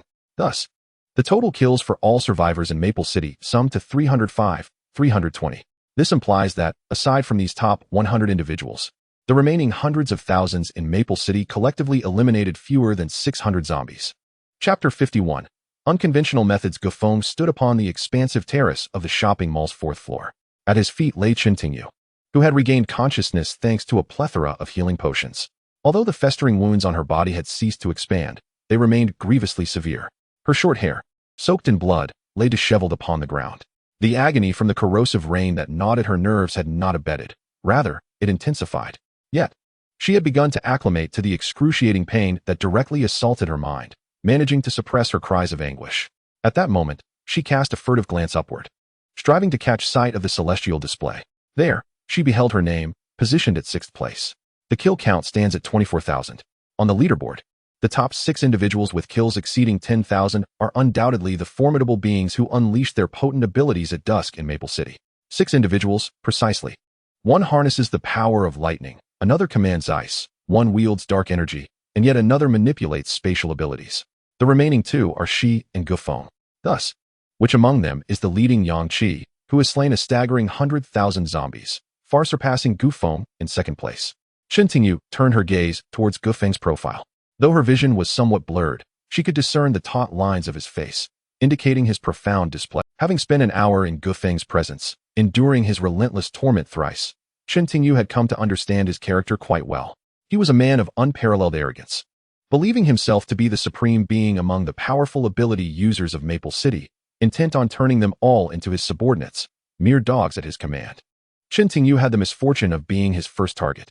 Observing Gufeng's face darken with frustration over his 2nd-place kill count, Especially as Yang Chi's kills were nearly double his own, a flicker of satisfaction crossed her mind. Gufeng, if I recall correctly, you just claimed that none of the ability users in Maple City could rival you, that you would be the undisputed leader of them all. Chen Tingyu's voice dripped with sarcasm. Her tone bore the weight of exhaustion and the pain of suppressed suffering. To her surprise, Gufeng did not unleash his fists or feet upon her. Instead, he remained eerily calm, staring at the sky and slowly uttering, and then? Chen Tingyu inhaled deeply, suppressing her nerve-wracking pain, and continued, Yang Chi, the number one, has slain 100,000 zombies, while you have only killed 50,000. This indicates that his strength is double yours. How can you possibly claim to be his superior? Fortunately, the instance of real-time kill rankings had emerged. Otherwise, had you encountered Yang Chi, it would have been you, reduced to a mere dog. Gufeng's third-tier evolved subordinates were infuriated, ready to strike Chen Tingyu, but were deterred by Gufeng's icy glare. They could only attempt to salvage his dignity with words. You know nothing. That Yang Chi likely has thousands of subordinates aiding him in this slaughter. How could one person possibly slay 100,000 zombies? He must be employing unconventional methods. Enough of your nonsense. Gufeng's gaze remained fixated on Yang Chi's name in the sky. The number of kills attributed to Yang Chi would soon increase by hundreds, perhaps even thousands, rapidly widening the gap between him and the second place. Just then, a cacophony of vehicles echoed from outside the mall. On the fourth-floor terrace, the eyes of a dozen individuals turned in unison towards the scene below. A vehicle, entirely cloaked in black, surged through the dense mass of corpses, barreling onto the pedestrian street in front of the shopping mall. What an audacious act! Who would dare to drive amidst such a horde of the undead? This was tantamount to courting death. The vehicle, though not particularly large, possessed an astonishing speed that surpassed that of racing cars. Its robustness and defensive capabilities rendered it impervious to the grasp of the surrounding corpses, leaving no trace upon its exterior. Even more ominously, as it collided with the densely packed undead, it mercilessly crushed them beneath its chassis. Concealed mechanisms beneath the vehicle ground the corpses to pieces, releasing a thick mist of blood that continuously enveloped the area. They could almost hear the sickening crunch of bones shattering under the tires and the horrific sounds of flesh being severed and pulverized. A trail of blood marked the path the vehicle traversed. Gufeng's subordinates stood in stunned silence. What manner of vehicle was this? How could it traverse the sea of corpses with such ease? It defied all logic. Given its size, its kinetic energy and impact force should have been inadequate to overturn and crush countless zombies. Even a large truck would have found its undercarriage obstructed by the bodies, rendering it immobile. This vehicle resembled a tank. It was evident that the first-tier zombies could not breach its exterior, signifying its status as a high-grade specialized apparatus. Gufeng's gaze fixated on the war machine below, his eyes gleaming with greed. Such a treasure would soon be ours. Upon hearing his words, his subordinates were instantly electrified with excitement. Suddenly, a series of gunshots erupted. Everyone froze momentarily, their expressions rife with shock as they beheld the black and red energy projectiles detonating on either side of the war vehicle. The dark pedestrian street was illuminated by the blasts, and the countless zombies that had surrounded the war machine were obliterated into a fine mist of blood. The zombies at the rear were torn apart by a relentless barrage of energy bullets from automatic rifles, resulting in the demise of thousands of first-tier zombies. Gufeng stared agog at the war vehicle below, a realization dawning upon him as he lifted his gaze to the sky. Amidst the cacophony of gunfire and the rumble of the vehicle, he noticed that 3 individuals among the top 7 in terms of kills were experiencing a significant surge in their counts, with dozens and even hundreds being added to their tallies. At that moment, the other ability users in Feng City had ceased their efforts, leaving only these 3, Yang Chi, ranked 1st, Lu Wan, ranked 3rd, and Jiang Yi, ranked 4th, whose kill counts continued to escalate. Gufeng squinted, his voice low and deliberate. So, the occupants of that war vehicle are indeed those 3? He had not expected that among the top 7, 3 would be allies. His subordinates looked at him in confusion. Boss, what did you just say? Gufeng chuckled, remarking, indeed, what you just said is accurate. Yang Chi's astonishing kill count is undoubtedly attributable to his unconventional methods. Not only him, but also Lu Wan and Jiang Yi, who rank 3rd and 4th, respectively, share the same approach. His subordinate, however, remained perplexed, growing impatient. Gufeng cast a fleeting glance at the individual before redirecting his gaze toward the armored vehicle below. Inside were Yang Chi, Lu Wan, and Jiang Yi. As the vehicle decimated zombies, only the kill counts of these 3 continued to soar. What? Ha! I told you. How could one person possibly slay 100,000 zombies? It turns out they have this armored vehicle. If I had such a machine, I too could take down tens of thousands of zombies. Humph. In the end, that Yang Qi is nothing but a mere pawn relying on the vehicle and equipment. Boss, you initially intended to locate all the supernatural beings in Maple City, yet these three have conveniently presented themselves to you. How does that not simplify your task? Not only did they arrive together, but they also brought along such a magnificent armored vehicle. Chapter 52. Thoughts upon overhearing Gufeng and his companion's conversation. Accompanied by the sounds of gunfire and the roar of engines, Chen Tingyu felt a wave of despair wash over her. She had never anticipated that the top-ranked Yang Qi was merely a beneficiary of high-tier special equipment to achieve his kill count of 100,000 zombies. Had it not been for this vehicle, Gufeng would have claimed the title of the highest kill count. Was there truly no one among the supernatural beings in Maple City more formidable than Gufeng? Contemplating this, Gufeng lowered his gaze, mockingly fixating on Chen Tingyu. The Yang Qi you placed your hopes upon is simply a person reliant on high-tier equipment. What will you do now? Through gritted teeth, Chen Tingyu retorted, do not rejoice too soon. If what you say holds true, and the third and fourth-ranked supernatural beings are allies of Yang Qi, then the three of them united would surely prove formidable against you. At her words, the others around them erupted into laughter. You've got to be kidding. All three of them are in that vehicle, holding the first, third, and fourth ranks, all thanks to it. Can't you see that yet? Ha! Their zombie kills are solely reliant on this armored vehicle. How could anyone possibly single-handedly slay 100,000 zombies? A knowing smile returned to Gufeng's face. He no longer fixated on the question of who ranked first or second. The fact that Yang Qi's impressive kill count stemmed from his armored vehicle indicated that he was inferior in strength. Moreover, he would soon descend to confront Yang Qi and claim the vehicle for himself. With a swift motion, he grabbed a handful of Chen Tingyu's hair and delivered a punch to her abdomen. Coughing violently, she found her insides severely damaged, blood spilling from her lips. She lacked the strength to even rise. Thus, Gufeng dragged her by the hair across the terrace for several meters before abruptly leaping from the fourth floor. Alongside their descent fell the highly corrosive acid rain. As the rain poured down, the thousands of zombies within the vicinity erupted into mournful wails. Inside the war vehicle, Yang Qi beheld a sudden downpour in the area ahead. Yet, as the raindrops struck the corpses of the zombies, they erupted into grotesque blood holes. Their flesh and bones disintegrated instantaneously. Within mere seconds, a first-tier zombie was reduced to a puddle of blood, vanishing entirely. The co-pilot, Lu Wan, stared in shock at this scene, exclaiming, "What is happening?" Jiang Yi quickly urged, "Reverse. We must not allow this rain to touch our vehicle." The survivors in the surrounding high-rises, witnessing the mass of zombies dissolve into blood in mere moments, were engulfed by a pungent stench filling the air, and they realized this was the work of one of the superhumans in Feng City. Could this rain be the source of that horrific odor? What an efficient method to exterminate zombies. The rain seemed to cover an area of 500 square meters, directly annihilating thousands of zombies. This supernatural ability could ensure the complete eradication of zombies within a designated range. Such a formidable power, turning the undead into mere blood. Look at the kill ranking on the screen. Someone remarked. Gufeng hasn't moved in hours, yet in the moment the rain fell upon the horde. His count soared by the thousands. As the survivors spoke, a shadow descended rapidly from the high-rise. Gufeng landed steadily amidst the blood of the dissolved zombies. Clutching the anguished Chen Tingyu, his acid rain did not cease. Any zombie that entered the acidic downpour would be transformed into blood within seconds, merging into the crimson river pooling at their feet. At that moment, all eyes were fixated on Gufeng and Chen Tingyu. Aside from the sound of the rain, the only audible noise was the woman's agonizing cries. "Kill me, kill me." The unique nerve pain of the acid rain surged through her mind, making her feel as if a quarter of her body had already melted away.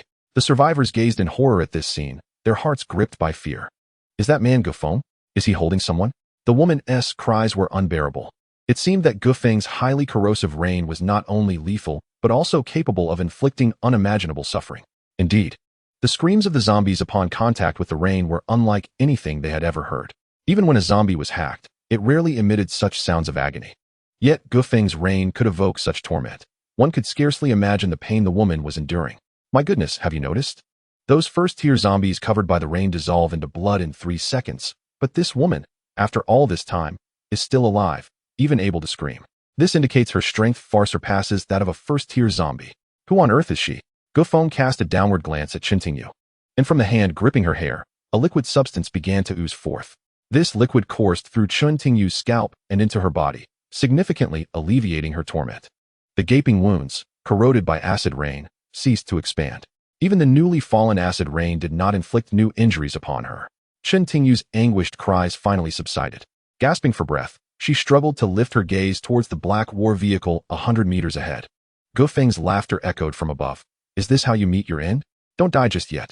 A Tier 3 ability user with light elemental power. You must become my loyal hound. Chen Tingyu's spirit had shattered. She longed for death. Desperately, she fought against Gu Feng's grasp. The light elemental power erupted, and Gu Feng felt an emptiness in his palm as Chen Tingyu instantaneously appeared 8 meters away. Yet, gravely injured, she could barely stand, collapsing into a pool of zombie blood upon her reappearance. Freed from Gu Feng's control and devoid of his antidote, her body was once again ravaged by the acid rain. Her skin disintegrated, revealing blood and flesh beneath, and in some severely corroded areas, even bone began to show. Excruciating agony tormented every nerve in her being. She unleashed a horrifying wail amidst the downpour. In that moment, she despised being a Tier 3 ability user. If she were a Tier 1, she would have succumbed long ago. Yet, she was a Tier 3, and death eluded her. In the next instant, Gu Feng's large hand once again seized her head. The antidote secreted from his palm permeated her skull. Her pain eased by half, and the decay halted its spread. On the brink of madness, Chen Tingyu nearly clung to Gu Feng's leg, weeping for more antidote to alleviate her suffering. As this thought surged through her mind, she froze. So, Gu Feng's demand for her to be his dog was precisely this. Ha ha ha ha ha. Amidst the rain, Chen Tingyu erupted into a frenzied laughter.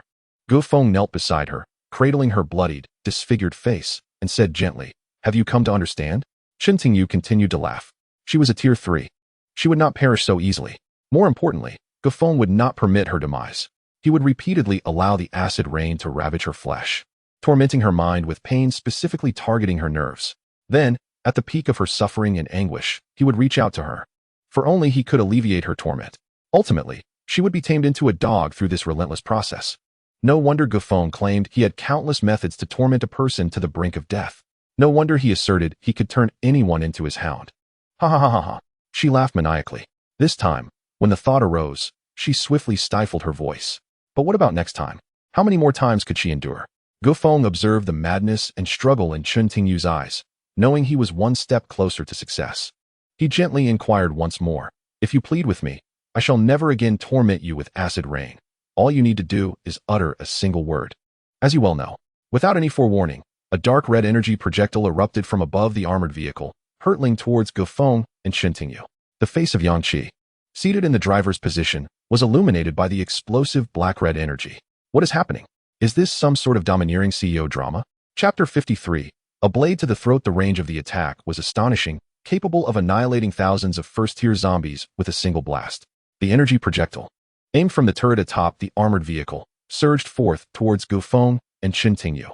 The dark red energy instantly illuminated the surroundings. An overwhelming wave of energy erupted, dispersing Gu Feng's rain curtain. Survivors gaped in disbelief, their eyes fixated on the open space before the shopping mall, their faces etched with shock. What on earth? Did they just fire directly from the armored vehicle? How dare they? That is Gu Feng, the second-ranked killer in all of Maple City.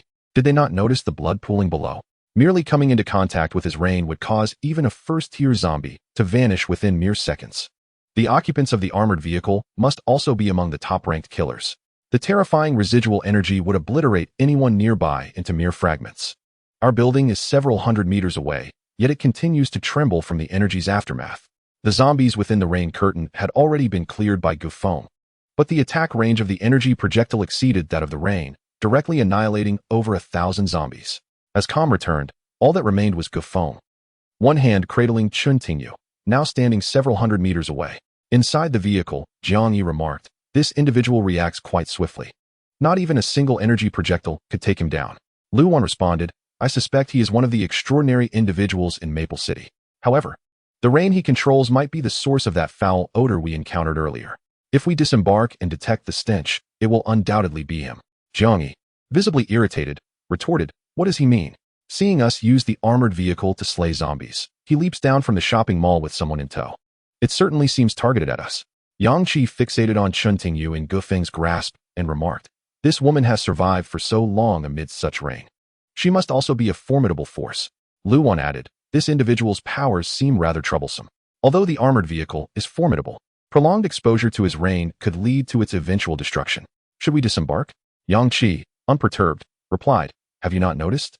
When he appeared, the rain curtain clearly could have enveloped the armored vehicle, yet he refrained from doing so.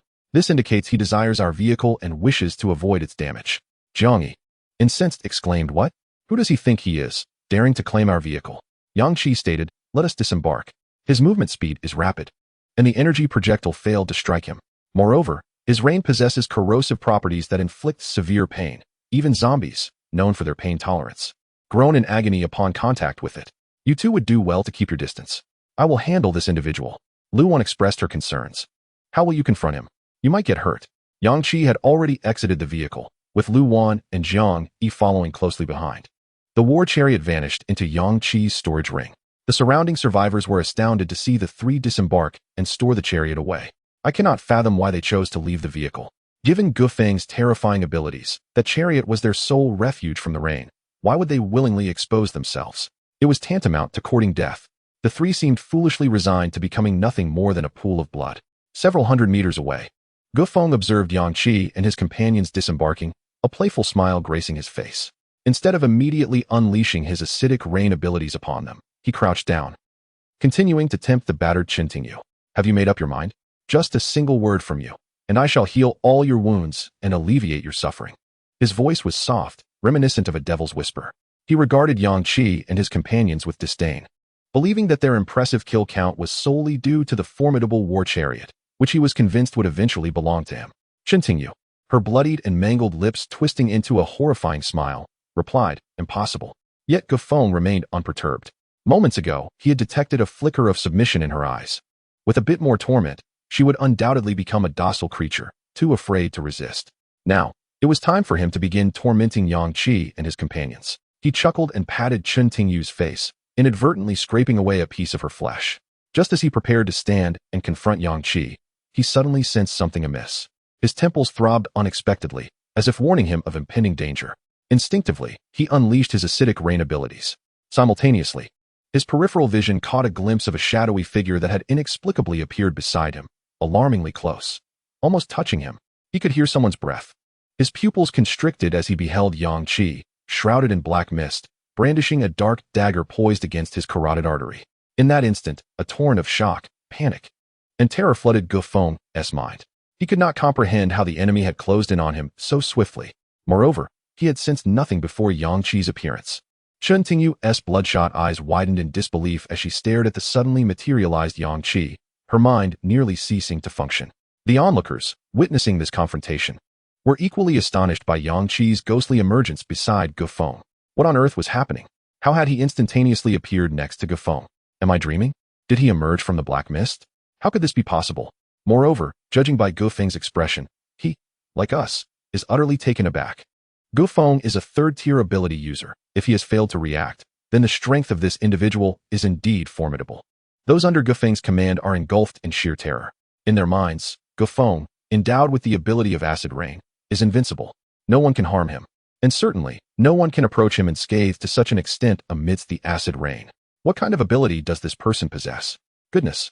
How does he wield such a myriad of techniques? Are those battle vehicles cloaked in invisibility? It must be invisibility, otherwise, how could he have vanished from sight in an instant, only to reappear beside the boss in the next second, while everyone stands in utter shock? Yang Qi's stealthy assassin ability has surged to its zenith. Upon the conclusion of his stealth state, within roughly 10 seconds of revealing himself, Yang Qi's strength, speed, and all other faculties have doubled from their normal state. In his grasp is a weapon, an exclusive tool of his ability, entirely composed of black smoke, the assassin's curved blade, rivaling the finest combat swords. The blade slices through the air in an instant. With this strike, Yang Qi aims to sever the opponent's carotid artery. With a sickening sound, the curved blade pierces the throat. A torrent of blood erupts, splattering across Yang Qi's face. At this moment, the acid rain begins to fall in large droplets. Just as the first drop is about to land on Yang Qi, he re-enters stealth mode, transforming into a cloud of black smoke and vanishing. Meanwhile, Gufeng desperately presses both hands against his carotid artery, but the crimson liquid flows uncontrollably through his fingers. In terror, he opens his mouth to utter something, yet blood surges forth from his throat. He releases one hand, revealing several healing potions, trembling as he plunges one into the other side of his neck. In that moment, everyone witnesses the unimaginable. Just as the acid rain is about to strike Yang Qi, he completely disappears. Chapter 54. Unexpected gains. He vanished. He truly vanished. What on earth is happening? The rain has undeniably begun to fall. Could it be that he disappeared at the very instant the first drop was about to hit him? Such terrifying reflexes. Who on earth is this person? He must be a third-tier user. This is the individual who has just slain the second-ranked Gufeng. How could he have cut his throat with a single blow? Several healing potions, including one precious high-tier healing potion, swiftly mend the severed carotid artery. The blood finally ceases to flow. Standing amidst the deluge of acid rain, Gufeng's clothes are soaked through with his own blood, while beneath him, Chen Tingyu emits a wail of unprecedented despair. Yet, at this moment, Chen Tingyu's heart swells with joy. Amidst her tragic and furious cries, a manic laughter escapes her lips. Ha ha ha! He has slashed your throat. Ha ha ha! He does not rely on battle vehicles to achieve such a high kill count. It is his prowess that prevails. Ha ha ha! Gufeng, you are finished.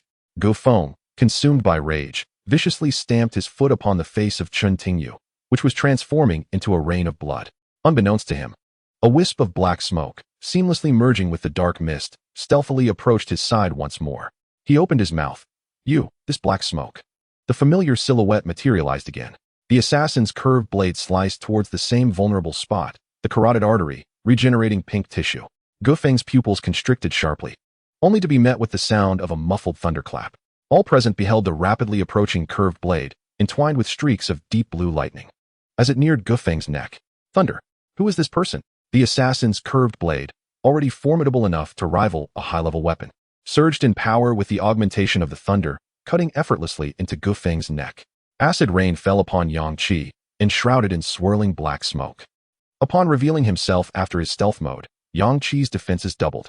The terrifying acid rain, capable of corroding Chen Tingyu, a fellow Tier 3 ability user, struck his face and shoulder, instantly dissolving his garments, yet leaving only burn-like red scars upon his skin. The scars did not spread, nor did they ooze with blood. What kind of defense is this? Is he entwined with black mist? Is he even human? With the doubled strength of a Tier 3 ability user, he unleashed a razor-sharp curved blade in a sweeping motion. Gufeng's head tumbled to the ground amidst the acid rain. The downpour abruptly ceased. Chen Tingyu's anguished cries were silenced. She lay on the ground, watching in horror as Gufeng's terrified face rolled to meet her own. Moments later, she erupted into maniacal laughter. Ha ha! Gufeng, ha ha! The black smoke enveloping Yang Qi dissipated. He touched the red scar on his face, grinning through the pain. It truly hurts. A profound silence enveloped the surroundings. Gufeng's subordinates, who had remained on the fourth-floor terrace of the mall to avoid the acid rain, now gazed in utter shock at the dismembered body of their leader below, disbelief etched across their faces. How could their boss be slain so easily, in just 2 strikes? This was Gufeng, a Tier 3 ability user. In his acid rain, no one could harm him. What is going on? He was attacked by the acid rain, yet only bore a few red scars. This is illogical. That last strike, it wielded the power of thunder, did you see? So this person is the powerful individual who summoned the thunder earlier? Is this Yang Qi? Is Yang Qi an ability user of the lightning element? How is this possible? Even if Gufeng were no match for this person, he could never have fallen in just 2 moves. Gufeng's acid rain seemingly had no effect on this individual. Why? Not only did it fail to melt his body, but it also did not seem to inflict significant pain. The surrounding survivors gaped in astonishment at the vacant space before the mall, unable to believe what they had witnessed mere seconds ago. My goodness, he killed Gufeng with just 2 strikes. Who on earth is this person? A user of lightning abilities. In less than 20 seconds, 2 swift strikes led to the demise of the formidable second-ranked adversary. A quick-witted individual gazed up at the heavens, exclaiming, "Look, Gufeng's name has turned gray." Indeed, Gufeng had met his fate. It was revealed that the names of those who were slain in the rankings would appear in gray. Yet the zombies he had previously vanquished remained accounted for within the instance. At that moment, a more astonishing revelation unfolded upon the celestial screen. A line of text emerged on the kill leaderboard. Player Yang Qi has eliminated the second-ranked player Gufeng. Upon the conclusion of the instance, if Gufeng remains on the kill leaderboard, Yang Qi shall receive his ranking rewards. Upon reading this, Yang Qi smiled. What an unexpected windfall. Instantaneously, Feng City was abuzz with excitement. The survivors gaped in astonishment. No way. This person is Yang Qi. Gufeng truly walked into a trap. The second-ranked player confronting the first, only to be retaliated against, and so effortlessly dispatched by Yang Qi. It became clear why Yang Qi's kill count was double that of the second place. His prowess was indeed formidable. To confront Gufeng directly and eliminate him in under half a minute was no small feat despite Gufeng's remarkable abilities. How could anyone else have inflicted such minimal cost to eliminate him amidst the highly corrosive rain? One would have to shed a layer of skin. Or rather, I would say, shed a layer of flesh. Yang Qi was simply too powerful, I remarked. No wonder the occupants of the armored vehicle hesitated to fire upon witnessing Gufeng's terrifying abilities. It turns out that the one ranked above him was none other than Yang Qi. Chen Tingyu chuckled briefly, then grew weary. Her gaze was fixed upon Yang Qi as she suddenly spoke. Your short blades are quite unique. I also possess 2 curved short blades. Yang Qi regarded her from his elevated position and inquired, Who are you? I am Chen Tingyu. Oh, the one ranked 6th. You saved me. Thank you. Chen Tingyu's heart brimmed with gratitude towards Yang Qi. At that moment, clarity dawned upon her.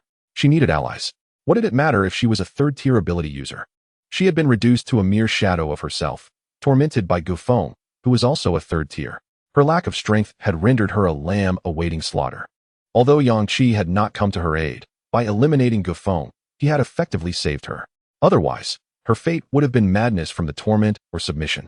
Becoming Gufeng's loyal hound, she silently vowed to repay Yang Qi with all she had. Moreover, he was the unrivaled champion of Feng City, effortlessly slaying Gufeng. With a faint whisper, Chen Tingyu asked, May I join your team? I won't be a burden. I am a 3rd-tier ability user with light elemental powers, which are quite rare. I wish to repay you. Before she could finish, she succumbed to unconsciousness. Meanwhile, Yang Qi had already begun to search the fallen body. He discovered the storage ring of Gufeng, and as he delved into it with his mental energy, he excitedly waved to Lu Wan and the others nearby. A space for equipment enhancement. Chapter 55, New Members. Upon hearing Yang Qi's enthusiastic voice, the 2 individuals swiftly activated their 3rd-tier abilities and rushed to Yang Qi's side like the wind. They beheld a palm-sized, light blue metal box in Yang Qi's hand. This exquisite and compact box emanated a familiar aura that left Lu Wan astonished. Is this a spatial fluctuation? It's identical to the sensation we experienced when we encountered Su Mo, she exclaimed. Jiang Yi frowned and inquired, Who is Su Mo? He is the one who killed the 5th-ranked individual. His ability is spatial in nature, and the feeling emanating from this box is exactly the same. Yang Qi replied with a smile. Now, the question arises. Gufeng possesses a space for equipment enhancement, along with 10 pieces of equipment upgrade crystals. And with my 45 crystals, we have gathered all the necessary materials. Now, I hold the options for equivalent exchange, a tier shield spirit ring, a tier heavy armored energy war vehicle, and a tier golden spring water. Which upgrade would be the most advantageous? Lu Wan pondered and suggested. I believe upgrading the golden spring water would be best. You won't need to worry about mental energy depletion during battles, nor about the lack of time to inject mental energy recovery potions amidst the zombie tide. Jiang Yi countered, I think upgrading the war vehicle is preferable. The tier war vehicle would allow us to rampage through the 1st-tier zombie tide. If it were to transform into a higher tier, it would be utterly formidable. Yang Qi observed the approaching horde of zombies and stated, Let us retreat to that shopping mall. Lu Wan pointed at Chen Tingyu, who had fainted on the ground, and asked, What about her? Are we just leaving her here? Yang Qi replied, We should take her with us. She is a light element ability user. Lu Wan's eyes lit up, and she promptly hoisted Chen Tingyu onto her shoulder. Although the pus trickling from Chen Tingyu stained Lu Wan's attire, she did not mind. As her own clothes were already soaked with zombie blood, no one could afford to be picky. The trio dashed toward the mall, with Jiang Yi lagging slightly behind. Just before entering, he unleashed a final dark energy sphere upon the horde, obliterating thousands of zombies, leaving no time to collect spoils.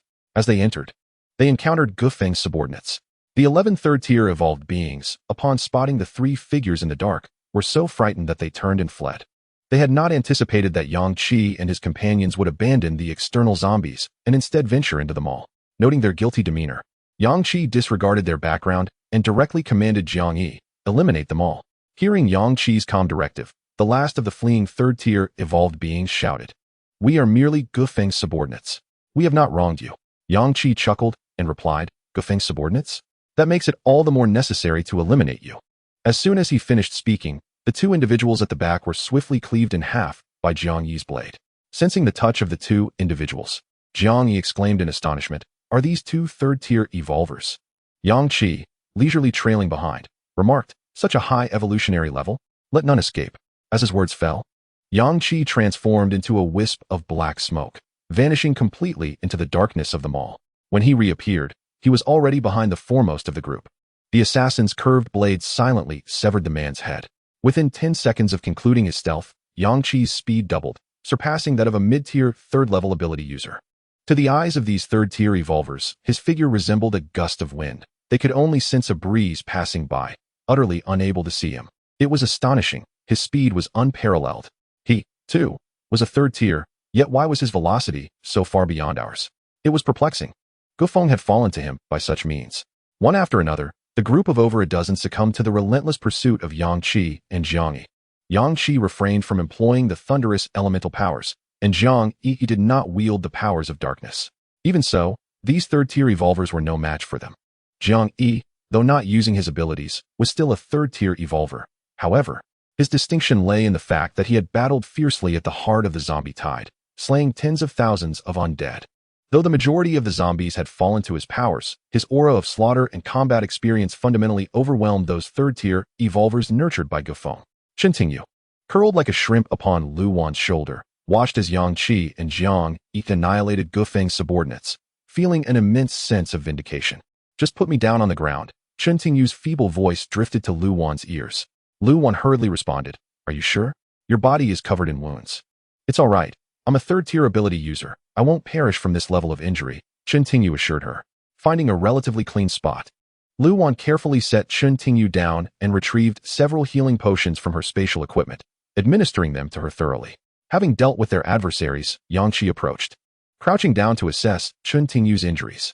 He extracted 3 healing potions from his storage ring, acquired from the slaying of a third-tier Black Fog zombie. He handed the potions to Lu Wan, saying, "The effects of these are quicker, but do not cease administering the lower-grade healing potions. Continue until her combat strength is restored, or it may take an indeterminate time for her to recover." Chen Tingyu gazed at the 3 individuals surrounding her, unable to believe she was still alive. Standing beside 3 formidable ability users from Fengchen, she could only attribute her extraordinary luck to being rescued by Yang Qi and his companions. Her gratitude towards Yang Qi was beyond words. Without him, she could hardly imagine the dire situation she would be in now. "Yang Qi, thank you. Truly, I shall spend my life repaying you. I will do whatever you ask of me," she spoke, her voice laden with emotion. Jiang Yi, intrigued, inquired, "How did Gufeng manage to capture you? Are you not a third-tier ability user as well? Is your light element ability truly so ineffective? How could you be so thoroughly defeated by Gufeng?" Lu Wan, who was tirelessly administering healing potions to Chen Tingyu, paused momentarily and shook her head with a resigned smile. Chen Tingyu weakly explained, "I previously fought a second-tier zombie endowed with extraordinary powers and sustained grave injuries. Its ability is peculiar. The wounds inflicted by its attacks fail to clot properly, and my abdomen has been bleeding profusely.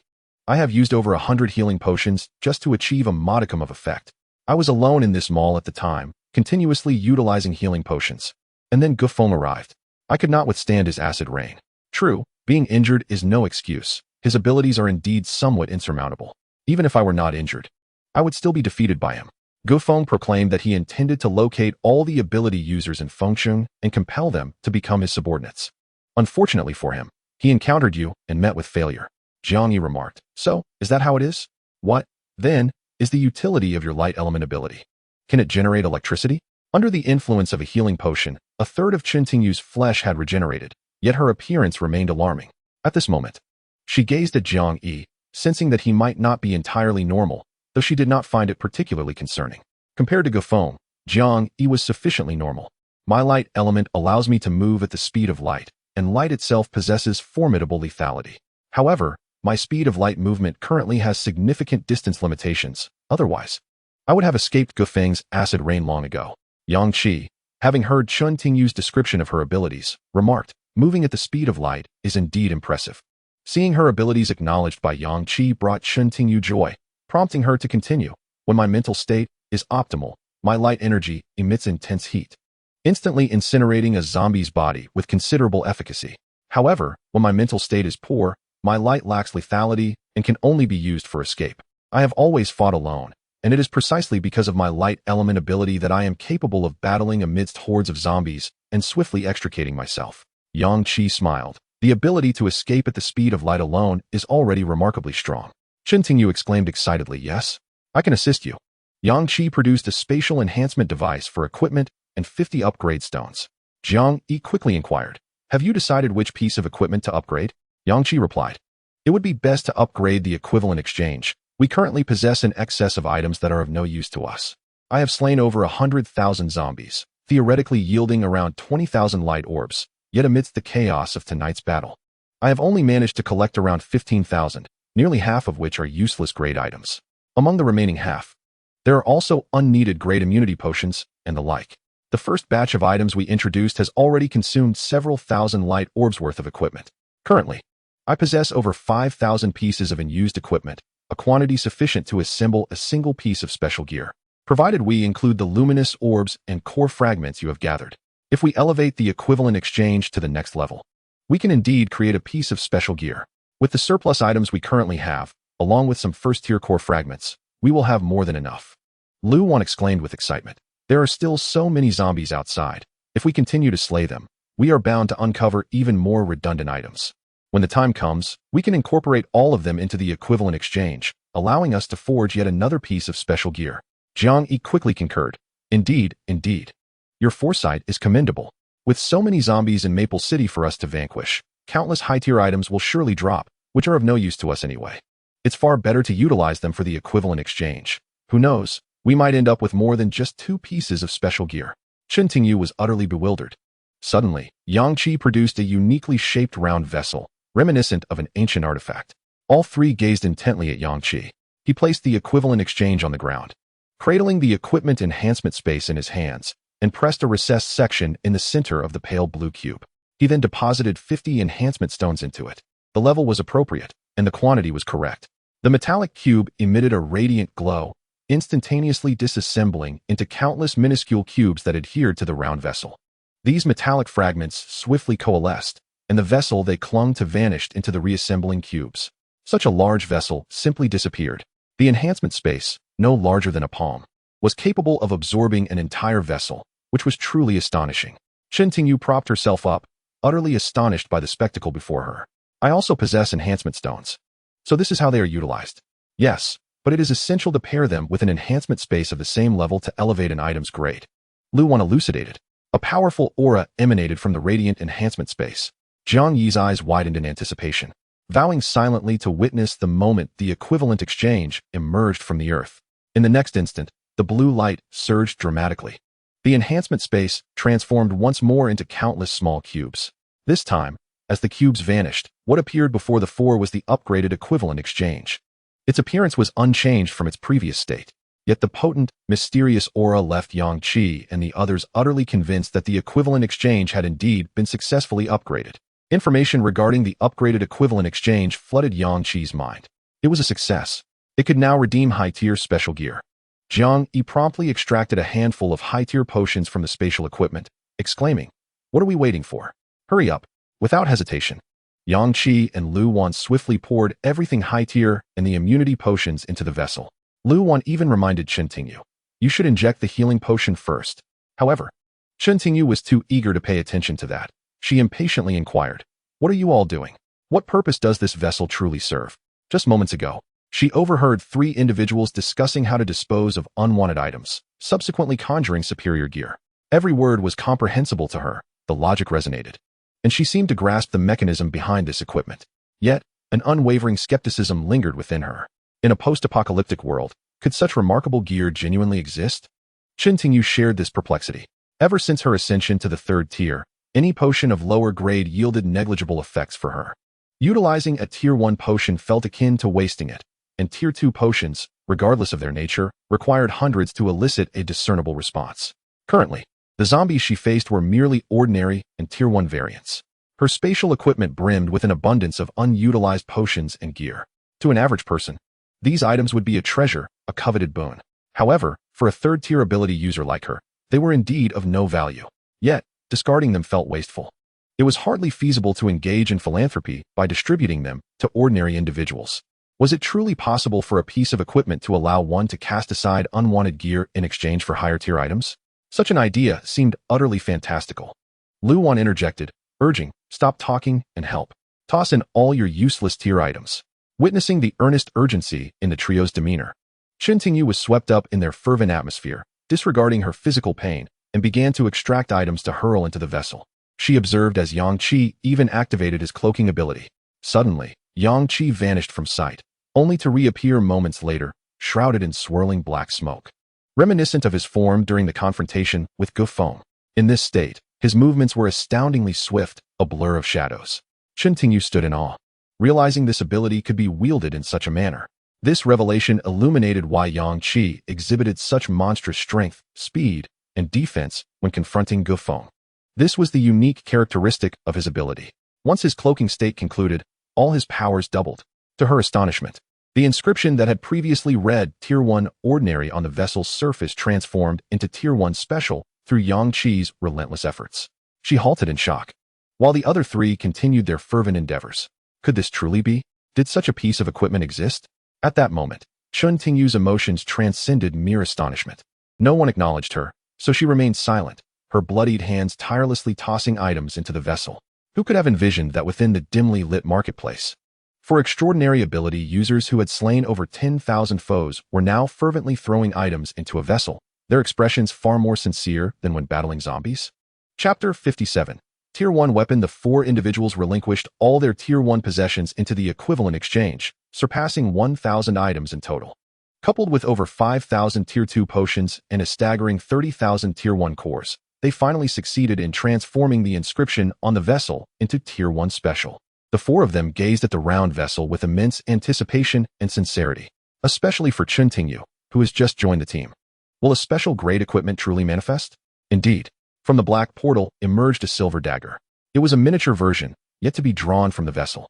Upon witnessing this, Yang Qi swiftly retrieved the dagger. The moment it was extracted, the dagger expanded. An overwhelming aura surged forth, impacting the four present with its formidable presence. This aura undeniably belonged to a special grade equipment. A weapon. A saber. Marvelous. At last, a piece of equipment that could directly enhance combat has arrived. Chen Tingyu gazed in disbelief, her eyes wide as she fixated on the battle saber in Yang Qi's grasp. A special grade equipment had truly manifested. This battle saber, entirely silver in hue, appeared to be wreathed in faint tendrils of red, emanating a metallic scent of blood that instilled fear at first glance, marking it as a terrifying instrument of slaughter. The blade was long and thick, visually not appearing particularly sharp, yet it bore an undeniable aura of oppression, as though it could vanquish foes with a mere sideways swipe. I sensed that this weapon was entirely distinct from the sabers spawned from the light orbs, not only in terms of grade but also in its presence and design. This saber appeared exceedingly heavy. It seemed that an ordinary person would struggle to wield it in battle. Information regarding this special grade saber flooded Yang Qi's mind. Its name was the Breaking/Heavy Saber. It possessed immense destructive power. The hallmark of the Breaking/Heavy Saber was its considerable weight. It could not be lifted by anyone below the third tier. Even for those at the third tier, lacking sufficient strength would render them incapable of wielding it effectively, turning it into a burden that would hinder their performance. Yang Qi's prowess already placed him in the mid-range of the third tier, his strength surpassing that of an average third-tier ability user. Coupled with his extensive combat experience, having slain over 100,000 zombies in a single night, none were more suited to wield this saber, steeped in a murderous aura, than he. To be precise, around 30,000 of those zombies were dispatched by him using a war vehicle. Approximately 50,000 were eliminated through his lightning element abilities and stealth assassin skills. The remaining 20,000 were vanquished in close combat against the Horde. Furthermore, Yang Qi had experienced more than one such tide of zombies. The countless zombies he had felled during these waves had rapidly enhanced his proficiency with the blade and mastery over his strength. At this moment, gripping the weighty Breaking/Heavy Saber, Yang Qi felt no strain. As a weapon of unique designation, the Breaking/Heavy Saber possessed a significant advantage over ordinary battle sabers. It could unleash blade energy, provided its wielder was sufficiently strong.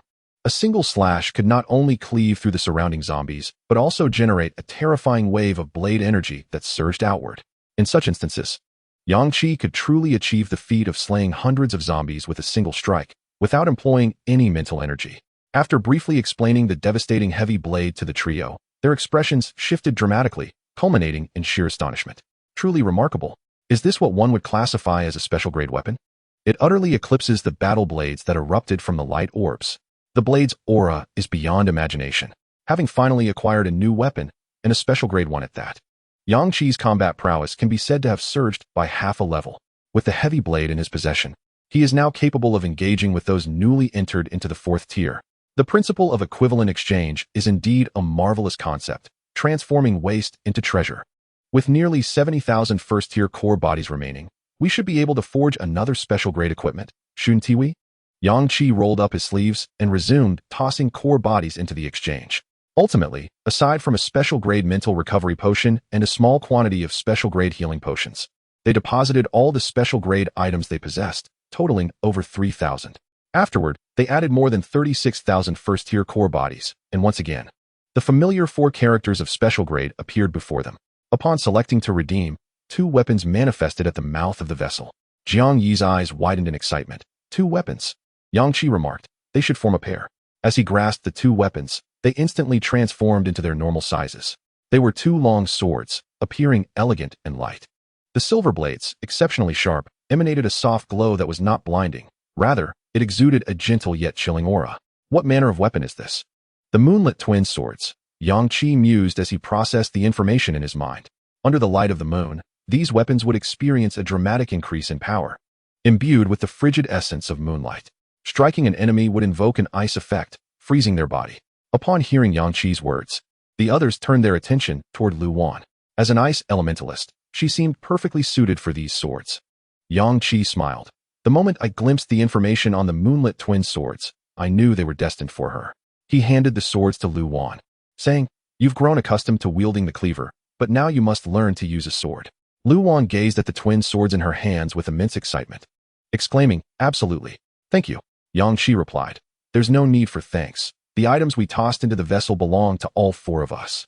Whoever the items suit, they shall wield them." Lu Wan eagerly began to practice wielding the long swords. Meanwhile, Yang Qi organized the contents of their spatial gear. Now, among the 4 of them, fewer than 1,500 special-grade mental enhancement potions remained, with only a little over 300 special-grade healing potions left. They still had just over 30,000 core bodies, sufficient for the consumption of the war chariot. After discarding unnecessary equipment through equivalent exchange, Yang Qi felt remarkably unburdened.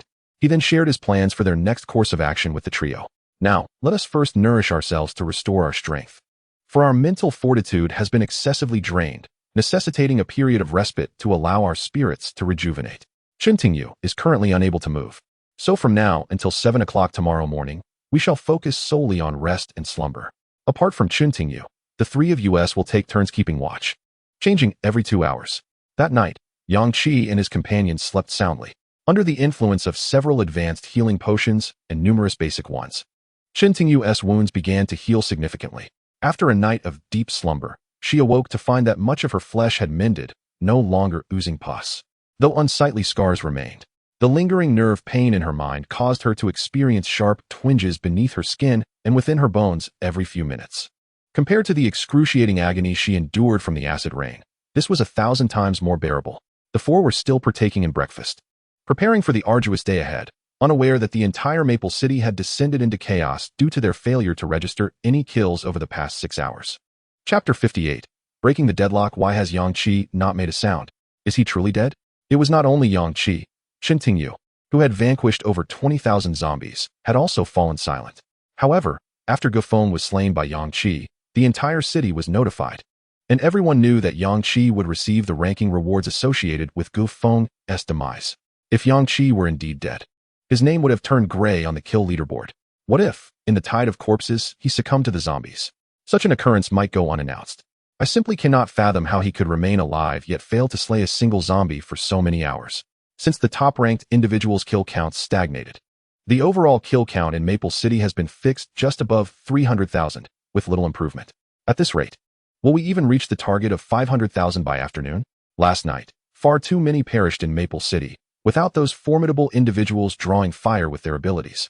Zombies rampaged through buildings, invading the sanctuaries of survivors, while over 300,000 zombies were eliminated. The number of Maple City survivors who lost their lives surely exceeds that figure. Why is Liang Jin, ranked 7th, so inept? I observe his kill count rising by dozens in mere moments, yet throughout the night, it remained below 20,000, keeping him in 7th place. The one ahead of him, Chen Tingyu, had also been silent all night, yet she still surpasses him. Are you still complaining? At least she has managed to slay over 17,000 zombies. Can you say the same? Meanwhile, Su Mo remained at the outskirts of Maple City, steadfastly guarding the barrier that enveloped the city. After a night of relentless battle, His kill count had risen from the 5th position with just over 27,000 kills at the 0-point announcement to the present 4th position with 43,000 kills. He concealed himself within an alternate dimension, continuously injecting himself with advanced mental recovery potions. On the celestial screen, Yang Qi's unchanging kill count remained vastly ahead, unassailable by any. Su Mo gritted his teeth and muttered to himself in frustration. How on earth did he manage to kill so many? Indeed, that thunderous power of his is so extraordinary. A single strike can obliterate thousands of zombies. Who could possibly rival him? Is he dead? How come he hasn't slain a single one throughout the night? Could it be that he truly perished? I recall that after the announcement of his elimination of the second-ranked Gufeng, his kill count remained unchanged. Upon this realization, Su Mo felt as though he had unearthed the truth. Could it be that he fell in battle against Gufeng, both suffering devastating injuries? Gufeng was slain by Yang Qi, yet Yang Qi himself was gravely wounded and subsequently overwhelmed by the horde of zombies. Su Mo suddenly felt a surge of cleverness. However, after a brief moment of elation, a wave of regret and emptiness washed over him. He had experienced the terrifying aura of Yang Qi's thunder up close and understood the extent of his formidable strength. But Gufeng, who ranked second, was certainly no ordinary adversary. When the kill rankings were initially announced, Su Mo had only managed to secure the 5th position, meaning those above him were undoubtedly exceptional talents. It would not be an easy feat for Yang Qi to eliminate Gufeng. Oh, Yang Qi, without you and the efforts of the others who have surpassed 10,000 kills, how on earth can I possibly slay 200,000 zombies in less than 12 hours all by myself? Damn it, Yang Qi, how could you have died? He lamented. You could at least have remained inactive, but what about that Lu Wan, Jiang Yi, and Qin Tingyu? Why have they all fallen silent? And why did you have to take down Gufeng? Leave him for me to handle the zombies. I don't want to be trapped in Maple City for life. Only he and Liang Jin were still engaged in the fight against the undead, and he felt utterly exhausted. How had he never realized before how inept Liang Jin was? After such a long time, he could see that Liang Jin was indeed putting in a considerable effort, yet his kill count had yet to surpass 20,000. That so-called all-powerful eye of his seemed to possess no combat prowess whatsoever. Liang Jin, you useless fool. As he spoke, Su Mo felt tears welling up. At midnight, he had witnessed the ferocity of Yang Qi and Gufeng. In less than 12 hours, the total kill count for the entire city had exceeded 300,000, leading him to believe that surpassing 300,000 was a certainty. However, to his utter shock, less than 20 minutes after the kill rankings were released, Gufeng was slain by Yang Qi. At that moment, upon seeing the announcement on the screen, Su Mo felt indifferent. Gufeng was dead, so what? There was still the mightier Yang Qi. With the remaining time, Yang Qi could easily slay another 100,000 zombies. Coupled with the efforts of other capable individuals, surpassing 500,000 would be a simple task. Yet, after Gufeng's demise, among those who had surpassed 10,000 kills, only Su Mo remained active. Liang Jin, who had managed just over 9,000 kills, was working diligently, having not rested throughout the night. All of Maple City bore witness to Liang Jin's tireless efforts. Yet his progress was painfully slow, now only reaching 17,000. Su Mo scrutinized the other individuals in the top 100 and discovered that the 10 closest to him were all subordinates of Liang Jin. However, their kill counts were pitifully low, each only amounting to a few hundred, which was merely a drop in the bucket compared to the grand target of 500,000. During this period, both of Liang Jin's subordinates had fallen. It was evident that they had met their demise at the hands of the zombies. Yang Qi, you truly are a remarkable individual, insistent on slaying that Gufeng for what reason? Now, I am left to accompany you in your grave. At the stroke of midnight, the total kills were just over 300,000. The latter, a certain Jiang Yi, had dispatched over 1,000, and Yang Qi had also taken down several thousand. As had Lu Wan. Gufeng, before his death, had managed to eliminate a few thousand as well. I observed that the kills attributed to them were primarily the result of the chaotic aftermath of their battles against the zombies. Now, we were barely over 350,000, a complete disaster. After a moment of despair and reminiscing about Yang Qi, Su Mo shook his head within the alternate space, preparing to venture back into the fray. Damn it, perhaps I should seek out Liang Jin. Together, we could search the city for a black mist conglomerate to grant him an offensive ability. Otherwise, reaching the target of 500,000 would be impossible. Shortly after I departed from the square, this instance erupted. Liang Jin lacked offensive abilities and swift movement, and he might still be near the square. I must lead him to the black mist conglomerate to break this deadlock. With this thought, Su Mo refrained from using his spatial abilities to eliminate zombies and instead re-entered the alternate space, heading towards the central square. Meanwhile, near the central square, Liang Jin and his group remained trapped within the building where Yang Qi had commanded their retreat. Among them, Liang Jin was the only one with abilities. Yet his all-seeing eye was entirely devoid of combat prowess. They could only defend within the confines of the building, relying on its layout to fend off the zombies. At that moment, Liang Jin suddenly sensed a formidable presence. He dashed to the window, activating his all-seeing eye to enhance his vision. There, at the edge of the square, he beheld a mass of black mist gathering. It was the Black Mist Conglomerate. Liang Jin's weary and despondent voice echoed within the room. Chapter 59. The Beast-type Black Mist Conglomerate. Within a few minutes, the surrounding survivors noticed the unusual occurrence at a corner of the square. The size of this Black Mist Conglomerate was utterly colossal. It had absorbed nearly all the black mist from the square and was still pulling in more from the surrounding area. Its hazy outline grew larger, nearing a height of 2 stories, yet it continued to amass black mist. Goodness, this Black Mist Conglomerate isn't even fully formed yet. How much more black mist does it intend to absorb? This is terrifying. It has already surpassed 6 meters in height. If it fully materializes, it transform into a monster? A single punch could potentially collapse the building. This is disastrous. The zombies below are already numerous, and we can hardly dare to show our faces. If another terrifying Black Mist Conglomerate were to emerge, the surrounding populace would be doomed. Liang Jin gazed with despair at the ever-growing mass of black mist outside, unable to fathom how he, without combat abilities, could possibly vanquish this conglomerate. Behind him, his companions had fought throughout the night, losing 2 of their own. Since the dungeon commenced at 5 o'clock yesterday afternoon, they had not rested. Now, it was already 7 in the morning. Over 12 hours of intense combat, coupled with the harrowing loss of comrades, had pushed everyone's physical and psychological endurance to its limits. Liang Jin instinctively glanced up at the sky. Fixating on the player ranked first in kills, Yang Qi, he murmured, "We have not perished." Yang Qi is even less likely to succumb to the tide of corpses. He turned to his still battling companions, Wang Chengwu and others, declaring, "We cannot stay here any longer. We must retreat. The Black Mist entity will find us." Wang Chengwu, fighting while retreating, despaired, "But how can we break out? We are merely a handful of individuals.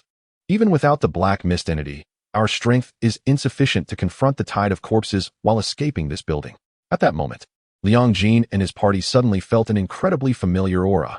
An unsettling sense of dizziness washed over them. Liang Jin's eyes widened in astonishment. Is that Suemo? How did he arrive here?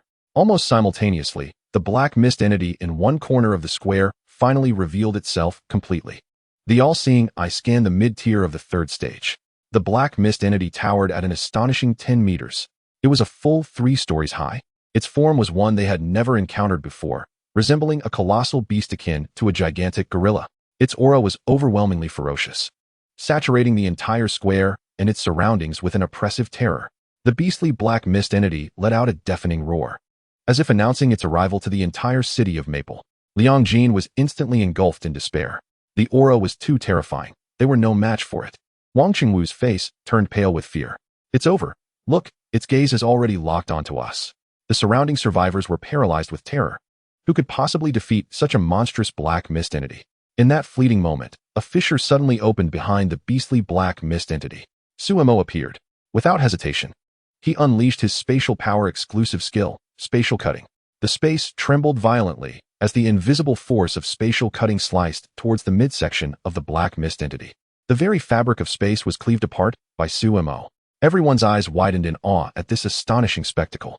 The newly formed Black Mist entity was severed in half with a single, decisive strike. By the heavens, is that the powerful individual wielding spatial abilities? How incredibly strong he is. They had thought little of him after his earlier conflict with a few others, presuming him insignificant. Yet here he demonstrated his immense strength. All eyes were fixated on the clash between the Black Mist entity and Suemo, filled with uncontainable anticipation. Little did anyone know, Sumo's face turned ashen to the extreme. In the fleeting moment when he severed the Black Mist Conglomerate with a spatial cut, he vanished into an alternate dimension, eluding the gaze of all present.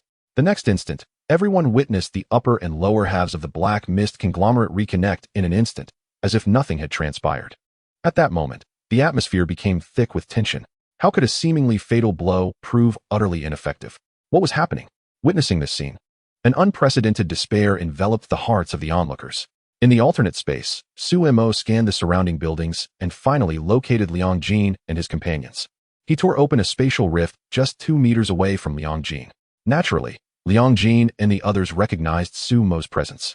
As they were all too familiar with the aura of his spatial fluctuations, Liang Jin, filled with vigilance, fixed his gaze on Su Mo and said in a low voice, "Are you still trying to kill me at this moment?"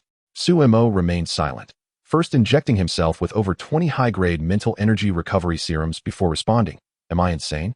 Who said I came to kill you?" Yang Qi and the others stood still. Gufeng had been killed by Yang Qi, and throughout the night, the number of kills had scarcely changed. Now it was almost 8 in the morning. If they did not slay 500,000 zombies before 5 in the afternoon, they would be trapped in Maple City forever. Wang Chengwu retorted, "Then what are you here for? To scratch that black mist conglomerate's back?" Su Mo smiled thinly and replied, "I came to collaborate with you. Initially, I intended to find Liang Jin and take him to confront the black mist conglomerate in Maple City, hoping to grant him an offensive ability. But lo and behold, upon my arrival, a black mist conglomerate appears. Don't look at me like that. If circumstances were normal, would I really share my abilities with you? My mental energy is already insufficient. Acquiring another ability would yield greater damage. It's better for Liang Jin to gain an offensive power, which could help us reach the target of 500,000 zombies before 5 in the afternoon." At that moment, the group had no inclination to scrutinize the veracity of Su Mo's words. They only knew that the black mist conglomerate had indeed appeared, but it was clear that defeating it was beyond their combined efforts. Liang Jin declared, "This black mist conglomerate is of mid-tier 3rd stage, stronger than a typical 3rd stage entity. And its power is dangerously close to that of a 4th stage zombie. It's futile to continue." Hearing Liang Jin's words, Su Mo's anger ignited. "Give up? If we are to abandon this, it shall only be at 5 in the afternoon. If we do not eliminate this black mist conglomerate now, you will not acquire the new offensive ability, and we will fail this unique hidden mission. We will all inevitably perish in Maple City. I will not relent until 5 in the afternoon." 10 minutes later, Su Mo and Liang Jin were simultaneously thrown back by the colossal black mist conglomerate, crashing violently onto the plaza's ground, blood spilling from their mouths. In their eyes, an unprecedented unwillingness burned bright. Following the emergence of the black mist conglomerate, it swiftly devoured thousands of zombies in the plaza, its overwhelming power instilling terror in the remaining undead, causing them to flee the square. They could only focus entirely on battling the black mist entity. However, the adversary was far too formidable. Su Mo's most powerful skill, spatial cutting, inflicted merely negligible damage upon the black mist entity, which could instantaneously absorb the surrounding black mist to mend its wounds. After merely a few minutes of combat, both were gravely injured. Liang Jin was on the brink of death, having barely inflicted any harm on the black mist entity. At most, he managed to evade several lethal strikes, thanks to the foresight granted by his all-purpose eye. In that moment, profound despair enveloped them, as they envisioned the imminent moment when Feng City would be completely sealed off. Meanwhile, far away in the shopping mall, Yang Qi remained blissfully unaware of the multitude of souls in Feng City who were concerned for him. Suddenly, he gazed towards the central square with joy, exclaiming, "The black mist entity has appeared." Chapter 60. What do you want from me? Su Mo and Liang Jin lay on the ground, vomiting blood, unable to rise. When the beast-like black mist charged towards them, despite its massive form, it moved with astonishing speed. With every step it took, the ground trembled violently, exuding an unparalleled sense of oppression. The two, nearing their physical limits, found their adrenaline surging as they beheld the rapidly approaching monstrous black mist, urging their nearly collapsing bodies to leap from the ground. There was no chance of winning. They had to escape quickly. Su Mo was utterly drained of mental energy and could not even access the alternate dimension at that moment. The surrounding survivors, witnessing the scene, wore expressions of utter despair. Even with the combined efforts of 2 third-tier ability users, they were completely overpowered by this black mist entity. Its strength was overwhelming, capable of crushing them with sheer force. It turned out that even 3rd-tier ability users could be so thoroughly defeated. Liang Jin's teammates, sheltering within the buildings, wore ashen expressions. As 3rd-tier evolvers without any abilities, they were powerless against a tide of corpses, let alone this entity, whose power was infinitely close to that of a 4th-tier being.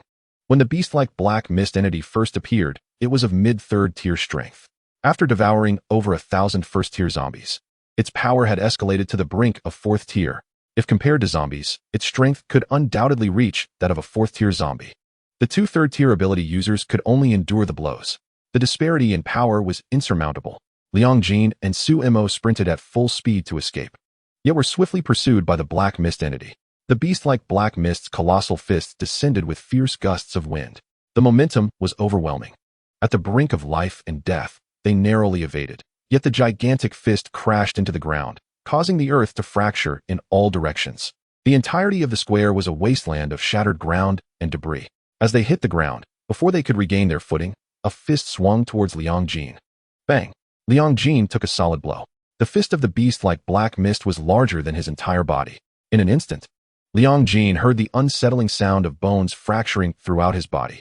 Struck by the unfathomable force of the beastly black mist, he was propelled through the air for over 30 meters before crashing violently through the third-floor window of a building. Blood gushed from his mouth, and dozens of bones had shattered, leaving only one leg capable of supporting his weight.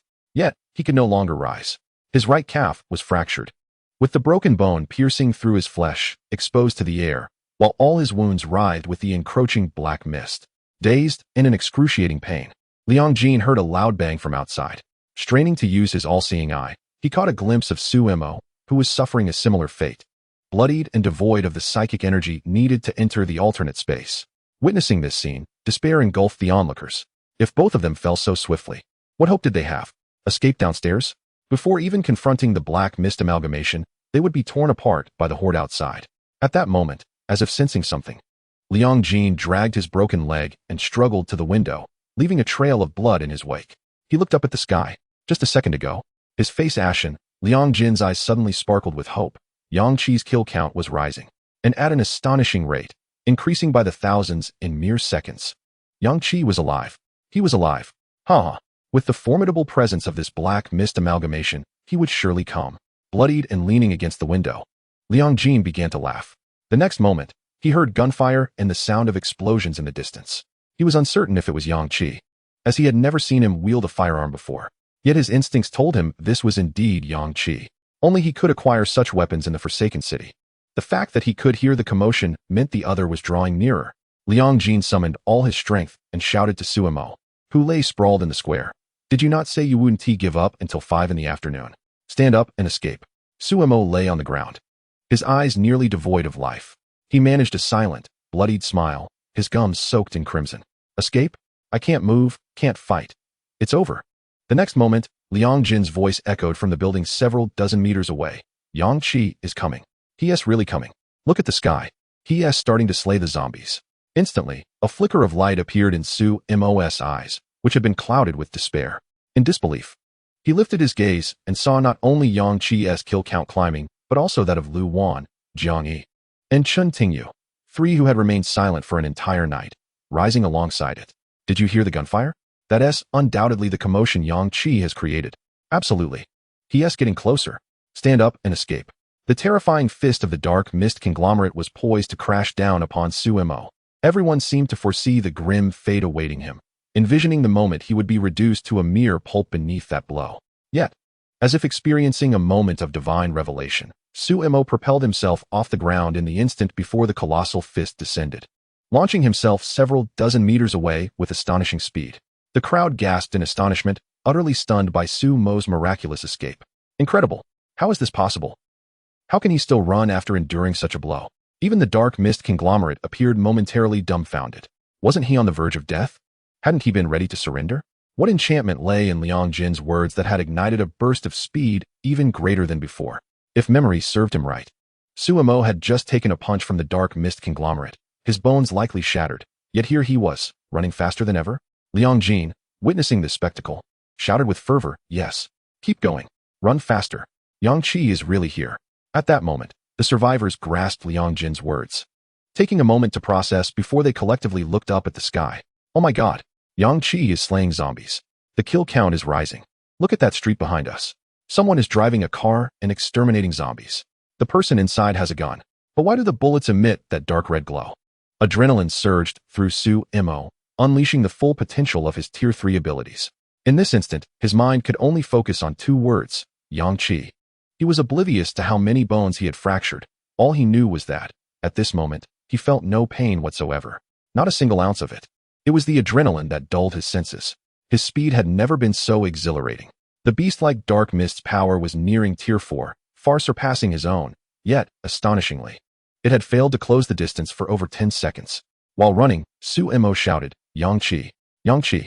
He could hear the deafening gunfire and the explosive sounds of artillery. That was where his hope lay. The crowd could only watch as the bloodied Su-Mo tore through the square in a distorted, frenzied manner, racing into the alley while continuously calling out one name, Yang Qi. Yang Qi, there's a dark mist conglomerate here. If you don't come soon, I will kill it. You will miss out on an ability. The dark mist conglomerate suddenly accelerated, finally narrowing the gap between itself and Su-Mo. Sensing the horrific presence closing in behind him, Su-Mo yelled with even greater desperation, Yang Qi. Everyone bore witness to this heart-stopping scene. Just as the shadow above him threatened to engulf Su-Mo, a calm voice, tinged with laughter, resonated in his ears. Why are you calling for me? Chapter 61. The Sacred Sorcerer. A jolt coursed through Su-Mo's heart as he recognized the voice of Yang Qi, yet he could not see him. The sound seemed to emanate directly from beside him. In his peripheral vision, a shadowy figure emerged from the darkness. Hand over the storage ring. Before Su-Mo could grasp the meaning of this command, he beheld Yang Qi, enveloped in swirling black smoke, brandishing an extraordinarily fearsome great sword. The moment the blade materialized, Su-Mo was overwhelmed by its formidable aura. His eyes widened in disbelief. Merely the existence of this sword instilled in him, a third-tier ability user, an intense sense of oppression and imminent danger. Above him, the shadow of the beast-like black mist continued to expand rapidly, descending upon him. Meanwhile, Yang Qi vanished into black smoke. Su-Mo, in astonishment, looked up to see Yang Qi suddenly materialize atop the beast-shaped black mist. Had he acquired a new ability? The nearby survivors gazed in utter shock at this spectacle. Who was this person? Had he lost his mind? Two third-tier ability users had already been defeated in unison. How could he dare to fly directly above the conglomerate of black mist alone? This was sheer folly. Yang Qi raised the terrifying greatsword high, its surface shimmering with an eerie crimson glow. The scent of blood, the aura of the blade, and the essence of slaughter coalesced into one, condensing upon the sword. Once his stealth state concluded, Yang Qi unleashed his doubled strength into the blade, delivering a powerful strike. Under the astonished gazes of all present, the devastating blow cleaved through the entire beast-shaped black mist conglomerate from top to bottom, empowered by Yang Qi's immense force. Just as they anticipated, the black mist conglomerate would, like before, swiftly reassemble and recover from its injuries. They were horrified to witness that the crimson blade aura transformed into countless visible razor-sharp edges, viciously slicing through the two halves of the black mist conglomerate. The destructive power was nothing short of terrifying. The frenzied, bloodthirsty aura of the blade permeated the street, filling every onlooker's heart with dread and astonishment. My goodness, what a formidable strike! The black mist conglomerate could not even begin to heal, or rather, whatever recovery it attempted was immediately countered by the same quantity of blade aura that obliterated the black mist. The black mist conglomerate erupted into a wretched howl. The surrounding black mist surged, only to be obliterated by the crimson blade aura. Mere seconds later, the massive form of the black mist conglomerate disintegrated completely under the relentless assault of the blade aura. Crimson mist surged forth, rushing into Yang Qi's body. An abundance of this red mist fervently enhanced Yang Qi's physical attributes. With closed eyes, he reveled in the evolution of his body. Once he absorbed all the crimson mist, his power had ascended to the pinnacle of the third tier. Yang Qi estimated that with the injection of approximately 4 more potent enhancement serums, he would elevate himself to a fourth-tier ability user. At that moment, the entire street fell into an eerie silence. Due to the relentless pursuit of the beastly black mist conglomerate, this street was devoid of even a single zombie. Su-Mo, dragging his severely wounded body, turned back in astonishment to gaze at Yang Qi, his face a mask of shock. How could you be even stronger than before? The survivors were equally incredulous at the unfolding events. 2 heavily injured third-tier ability users and the formidable black mist conglomerate had been vanquished by a single stroke from this man. Just one stroke. Was this truly possible? Was this reality? A single blow had felled the black mist conglomerate? How terrifying that strike was. The power of that blow was utterly astonishing, instantly obliterating the black mist conglomerate. Could such a powerful human truly exist in this world? It was utterly beyond comprehension. Who was this individual?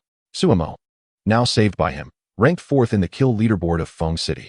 The exclamations of awe from those around could no longer be contained, yet Yang Qi remained unfazed, turning to approach the luminous orbs that had emerged upon the death of the black mist conglomerate. The first orb, naturally, represented the ability, an orb of black light. Within it, a beautifully crafted silver staff slowly rotated, emanating a sacred radiance. Yang Qi was unable to discern the nature of this ability, indicating yet another rare power. He could only reach out to touch it. Upon contact, Yang Qi immediately leaped back. The others, including Lu Wan, rushed over, alarmed. What happened? Yang Qi, incredulous, turned to his companions, exclaiming, "This is a healing ability." Realizing the magnitude of Yang Qi's reaction, they understood just how rare this ability was. Upon hearing it was a healing capacity, they comprehended Yang Qi's excitement even more. Lu Wan exclaimed, "A healing ability means we won't need to rely on healing potions anymore?" Healing ability? Does such a power truly exist? Su Mo, who had also grasped the significance, quickly inquired. A healing ability would save us a great deal of healing potions, especially during a zombie tide. Lu Wan added, "Moreover, Chen Tingyu's injuries haven't fully healed yet. No matter how many healing potions we use, the effect is limited. If we possess this ability, wouldn't her recovery be expedited?" Yang Qi looked at his companions and stated, "I do not intend to learn this ability. I am the primary damage dealer and will have no time to heal teammates during combat." After a moment of contemplation, Lu Wan replied, "I'll take it. Utilizing a healing ability should consume considerable mental energy, and I believe my mental fortitude is quite good. Additionally, I am attentive enough to care for everyone during battle." Yang Qi smiled and said, "Very well, then you shall learn it. This ability is known as the Holy Sorcerer and comes with a unique piece of equipment, the Holy Staff, which is the weapon floating within the orb. While wielding the Holy Staff, the sorcerer's mental recovery speed is 10 times that of their natural state. The average individual naturally regains their mental fortitude at a rather sluggish pace. However, this enhancement, tenfold in effect, allows one to distinctly perceive a gradual restoration of their mental energy, rendering it a commendable boon. Furthermore, this exclusive equipment is not merely a manifestation of condensed energy, but rather a tangible entity. During moments of leisure, Lu Wan can wield the staff to expedite her mental recovery while simultaneously nurturing her spiritual essence. In simpler terms, it resembles a diluted version of the Golden Spring. When the Holy Sorcerer brandishes the staff to channel divine healing powers, the efficacy of the healing is doubled compared to ordinary releases. It can be asserted that this specialized equipment significantly amplifies the potency of the Holy Sorcerer's unique abilities, while also alleviating the alarming rate at which healing powers deplete mental energy. Upon mastering this skill, Lu Wan immediately summoned the staff into her hand. The staff, entirely silver in hue, is adorned at its pinnacle with a lustrous, translucent silver gem. Intricate and exquisite patterns are etched upon the staff, seemingly imbued with magical properties. The designs shimmer with vibrant colors, exuding an air of mystery. Measuring only the length of an arm, it occupies minimal space when held. Those who beheld Yang Qi and his companions found it impossible to divert their gaze from the staff. The sacred aura emanating from it unmistakably signified its exceptional quality. The reward for vanquishing the Black Mist entity was indeed tantalizing. Not only had they acquired extraordinary powers, but they were also bestowed with such formidable equipment. Feeling the mysterious and potent divine healing energy coursing through her, Lu Wan was filled with exhilaration. Without hesitation, she waved the staff towards Chen Tingyu, unleashing a cascade of sparkling silver, healing energy. Chapter 62. The little brother, a formidable wave of healing energy, surged into Chen Tingyu's body, mending her wounds at an astonishingly visible pace. The ghastly red scars rapidly faded, while fresh skin burgeoned forth. Even the relentless nerve pain that had tormented her began to dissipate. Chen Tingyu gazed in astonishment at the transformation occurring within her body. Feeling the vibrant life force of the healing energy flow through her, a sensation bordering on the miraculous. Jiang Yi exclaimed, "The effect is astonishing. It's even more potent than a high-grade healing potion." Silver luminescence continuously cascaded over Chen Tingyu. In less than 2 minutes, she was completely healed. Not a trace of potential scarring remained. Lu Wan remarked, "The rate at which mental energy is consumed is indeed significantly faster than that of ice elements. However, the staff is persistently replenishing my mental energy, making it manageable." Moreover, it was Chen Tingyu's severe injuries that made it feel particularly taxing under normal circumstances. With the Holy Sorcerer's abilities, I could swiftly heal injuries of a lesser magnitude. Chen Tingyu, with gratitude shining in her eyes, turned to Yang Qi and Lu Wan, saying, "Thank you so much." With her facial wounds entirely healed, the group finally beheld Chen Tingyu's true appearance. To their surprise, she was an exquisite beauty, comparable to Lu Wan. While Lu Wan's beauty was more immediate and striking, leaving a lasting impression, Chen Tingyu possessed a more understated, yet captivating allure. Yang Qi approached the remaining clusters of white light, acquiring 2 advanced enhancement potions, 2 advanced mental recovery potions, and an advanced battle blade. Without hesitation, he injected the enhancement potions, bringing him tantalizingly close to the 4th tier. The mental recovery potions were entrusted to Lu Wan, as her divine sorceress abilities would prove invaluable in the forthcoming battle against the horde of corpses. Her mental consumption would be alarmingly rapid, making the allocation of the recovery potions to her quite prudent. The advanced battle blade was bestowed upon Jiang Yi, as Yang Qi already wielded a formidable heavy blade and a specialized weapon, the assassin's curved blade, composed of condensed black smoke. Lu Wan possessed the dual swords of the moon, while Chen Tingyu had the light elemental's exclusive weapon, the blade of flowing light. Jiang Yi remained the sole individual still utilizing an advanced battle blade, making this acquisition particularly essential for him. Upon receiving the blade, Jiang Yi's joy was akin to that of a child. Ha ha ha, I finally possess my own exclusive weapon. What does an advanced battle blade even mean in terms of exclusivity? I don't care, this is my exclusive weapon. Tell me, who among us, apart from our team, has wielded weapons of advanced tier or above? At that moment, Yang Qi turned to Su Mo with a cheerful smile and said, I ask you to hand over your storage ring as a token of gratitude for saving your life. Su Mo paused for 2 seconds, finally recalling Yang Qi's words from before the confrontation. So that was the implication. With a resigned sigh, Su Mo relinquished his storage ring. Could you please leave me a few healing potions? I'm on the brink of death. My leg is broken, and without healing potions, I will perish amidst the horde. Yang Qi accepted Su Mo's storage ring and assessed its contents. Quite impressive for a 3rd-tier ability user who had slain over 40,000 zombies. Inside, there were approximately 8,000 1st-tier core fragments, over 1,000 2nd-tier items, and more than 1,000 3rd-tier items. There were no special equipment pieces, but this collection could certainly be used for equivalent exchange. To save your life and receive these worthless items in return, I feel rather shortchanged, Yang Qi remarked. Su Mo's eyes widened. You might not value 2nd-tier items, but nearly 10,000 1st-tier core fragments constitute a fortune, wouldn't you say? Yang Qi chuckled. Do you truly regard your life so cheaply? As the effects of adrenaline wore off, Su Mo grimaced in pain, lacking the strength to engage in banter with Yang Qi. He pleaded, Brother, I genuinely thank you. Could you persuade Lu Wan to heal me? I beg you.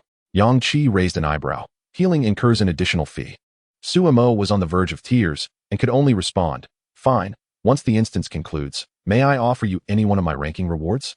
This is from the top 10 of a special hidden instance, with over 1 million survivors from Maple City participating. You can imagine how splendid the rewards must be, right?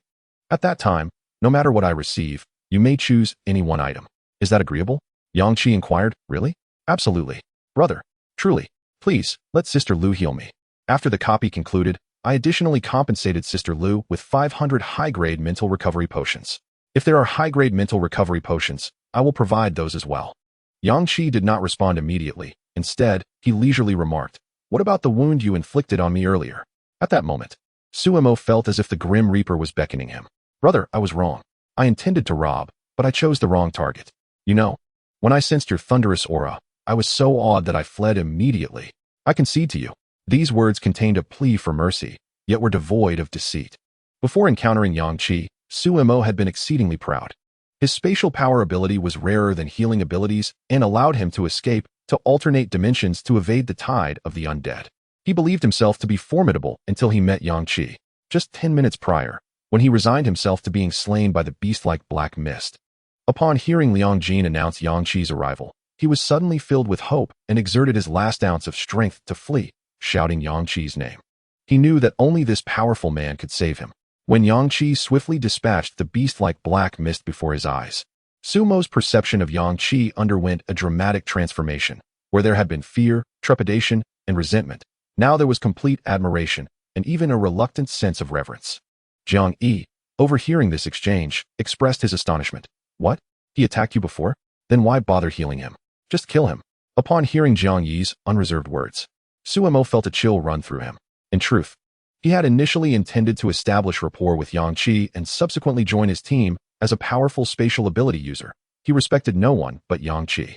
In a post-apocalyptic world, solitary survival was nearly impossible, and if he were to ally with anyone, it would have to be Yang Qi, whose strength he could wholeheartedly trust.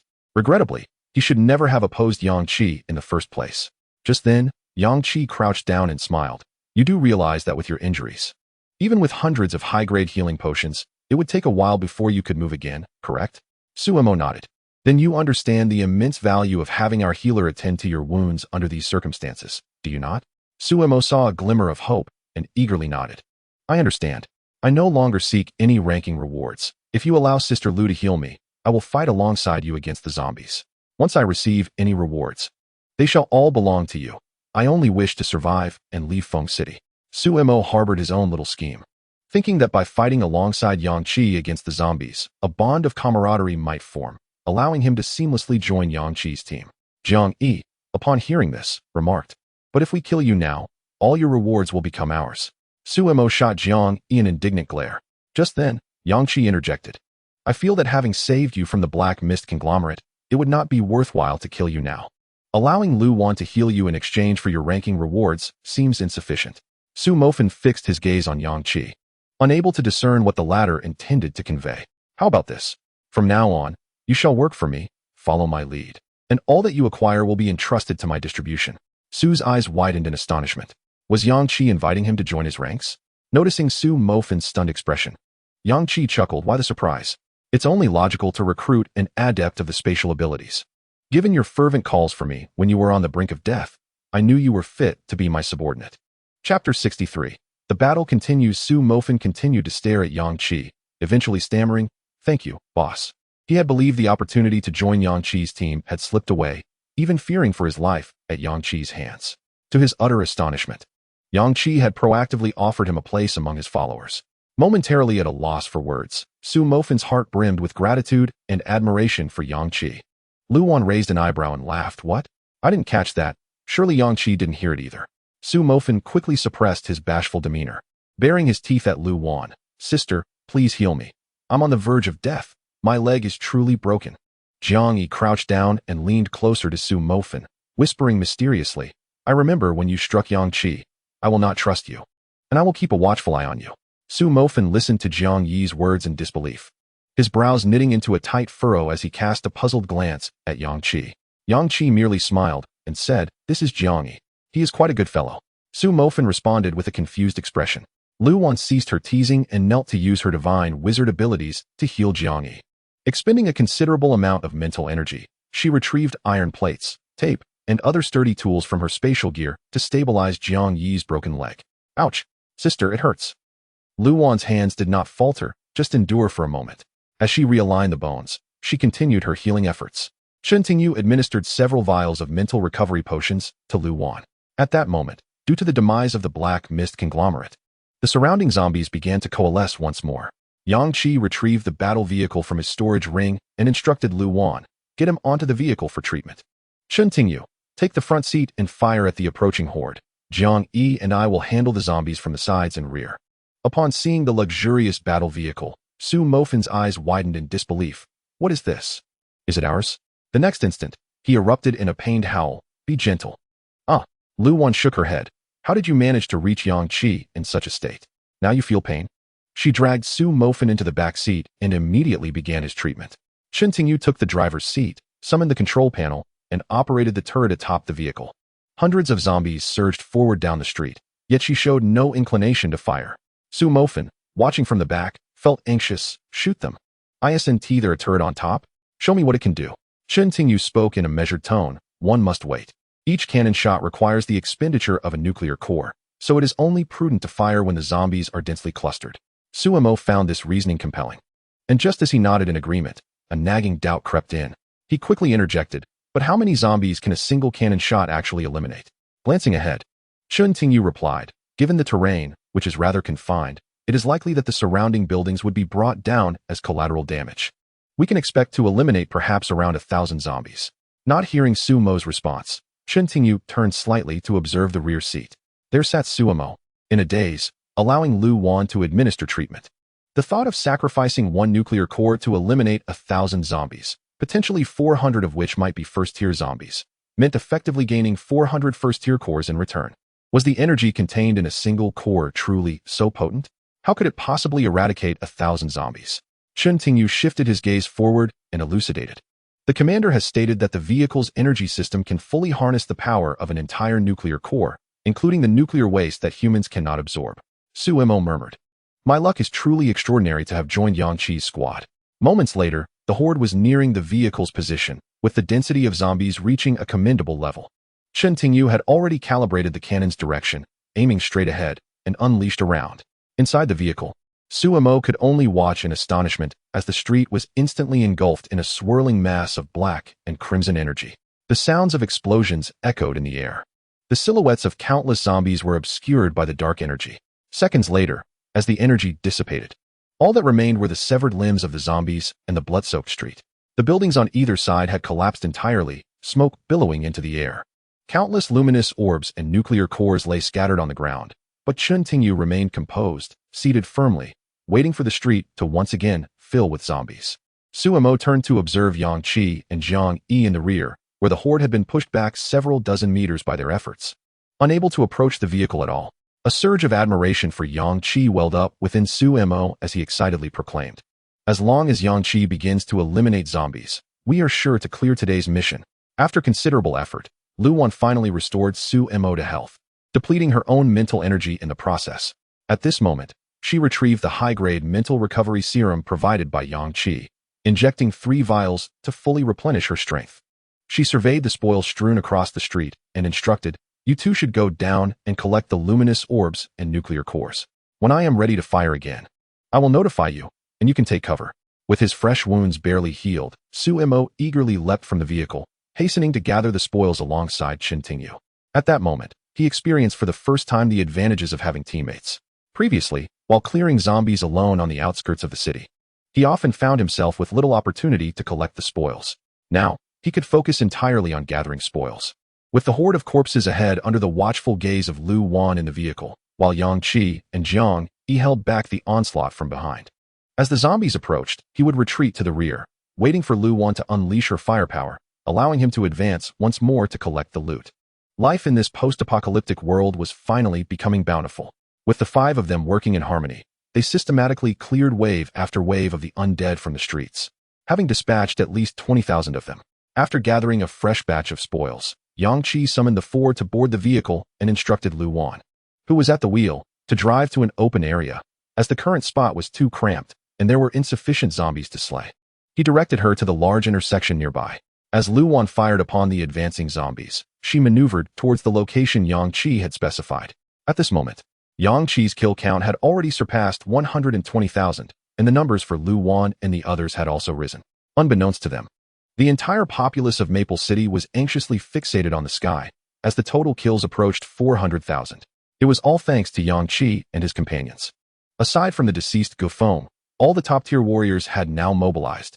It was still only 9 in the morning, and it seemed that by afternoon, they might clear the instance. This was truly remarkable. Yang Qi's team had become the beacon of hope for over 1 million people in Maple City. 10 minutes later, the battle vehicle arrived at the intersection Yang Qi had mentioned. This location, prior to the outbreak, was a vital transportation hub in Maple City, featuring 10 lanes of traffic in each direction. Along the way, zombies were drawn to the roar of the vehicle's engine and the intermittent bursts of gunfire, trailing behind the war machine.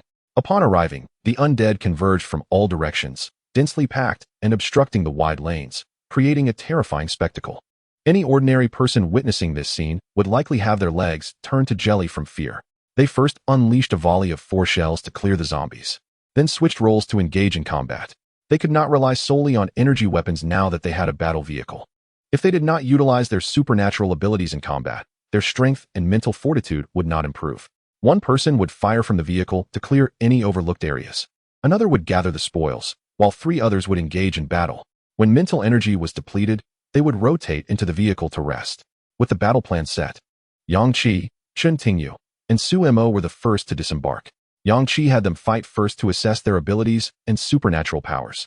Previously, Suemo had provoked Yang Qi and then fled, leaving Yang Qi unaware of Suemo's true strength. As the leader of the team, Yang Qi took the initiative, launching a thunderous attack upon the horde. Chapter 64, A Person of Great Character. The thunder roared as a deep blue lightning dragon descended, crashing into the mass of zombies.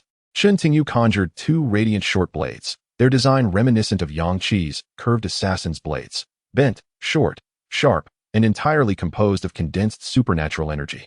She gripped the blade of radiance with both hands, her body flickering before vanishing into the horde of corpses in an instant. The blade, sharp beyond compare, severed the heads of dozens of zombies on either side at the precise moment Chun Tingyu materialized. It did not merely decapitate, rather, it cleaved each head in twain from the center, utterly obliterating the zombies' brains in a single strike. Observing this singular maneuver, one could discern that her previous solo slaughter of 20,000 zombies was no mere feat of chance. Her prowess had reached the pinnacle of the third tier. Eradicating a mere 10 zombies amidst the tide was a trivial task for her. She did not even clear her immediate vicinity of the undead. Appearing right in the midst of them, as the surrounding zombies regained their senses, they lunged toward her. Yet, she transformed into a beam of light.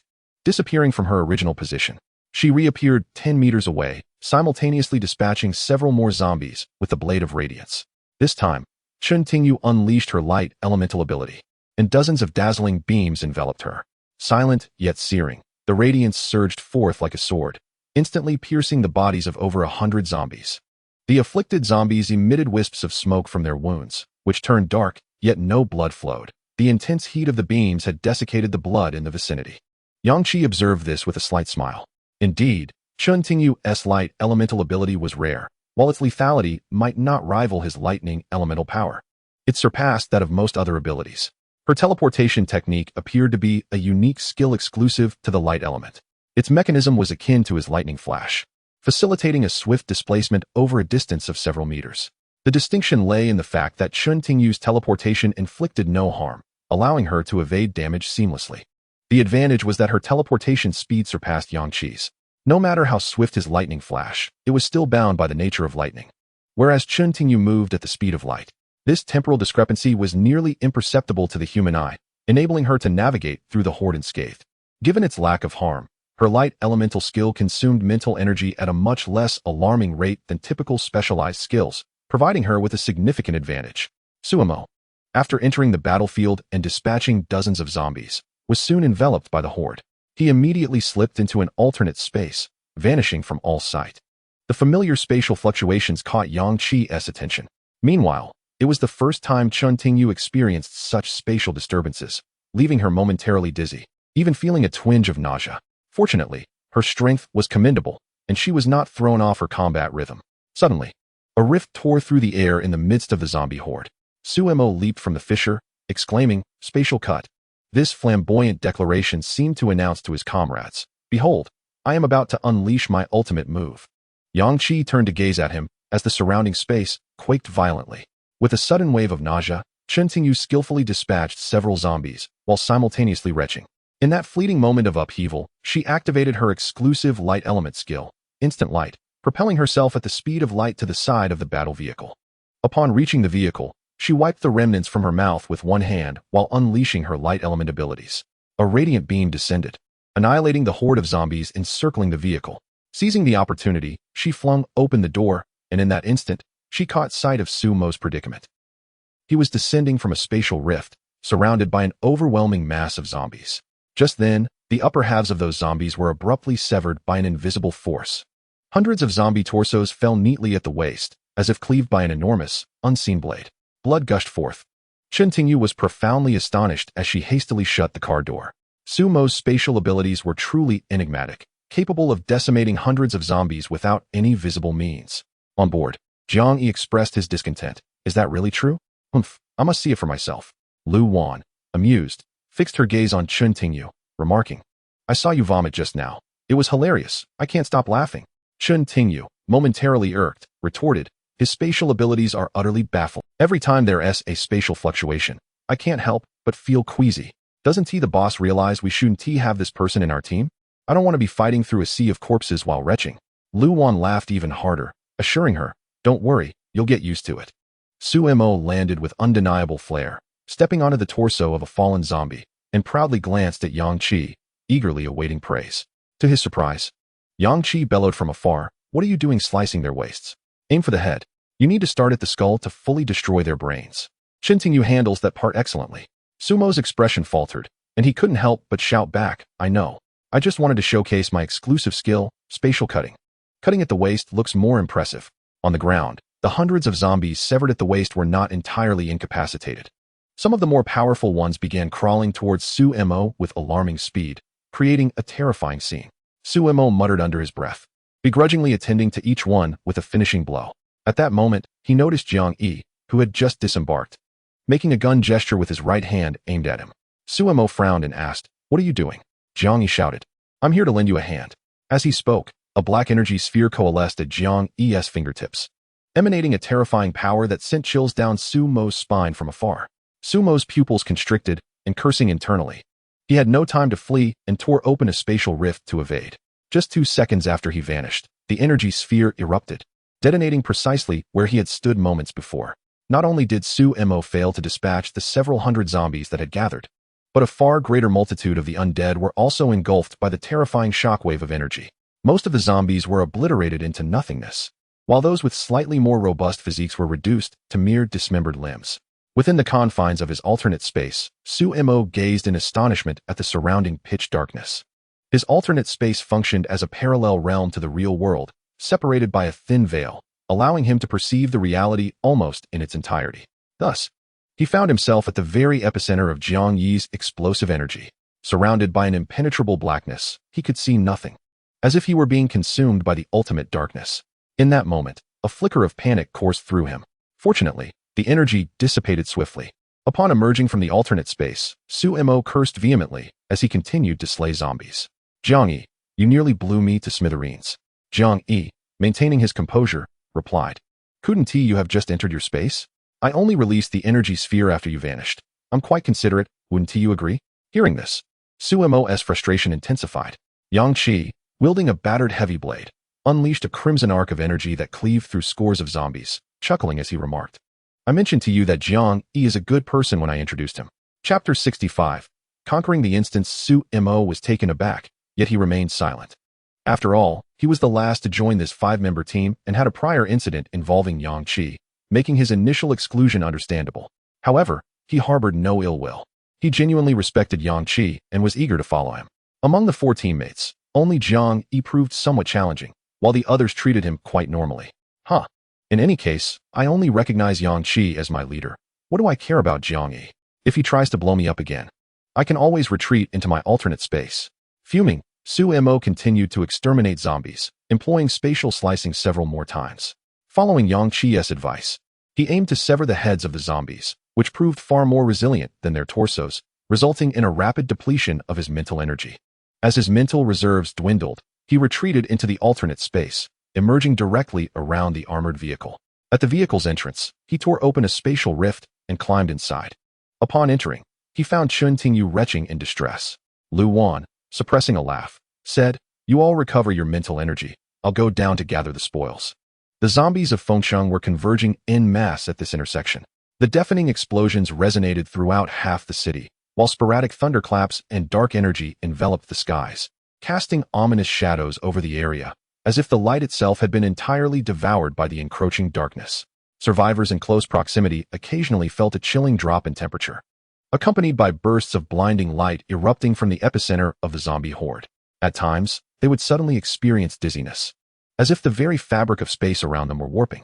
The extraordinary abilities of these individuals are truly formidable, their gazes fixated intently on the distant battleground's epicenter.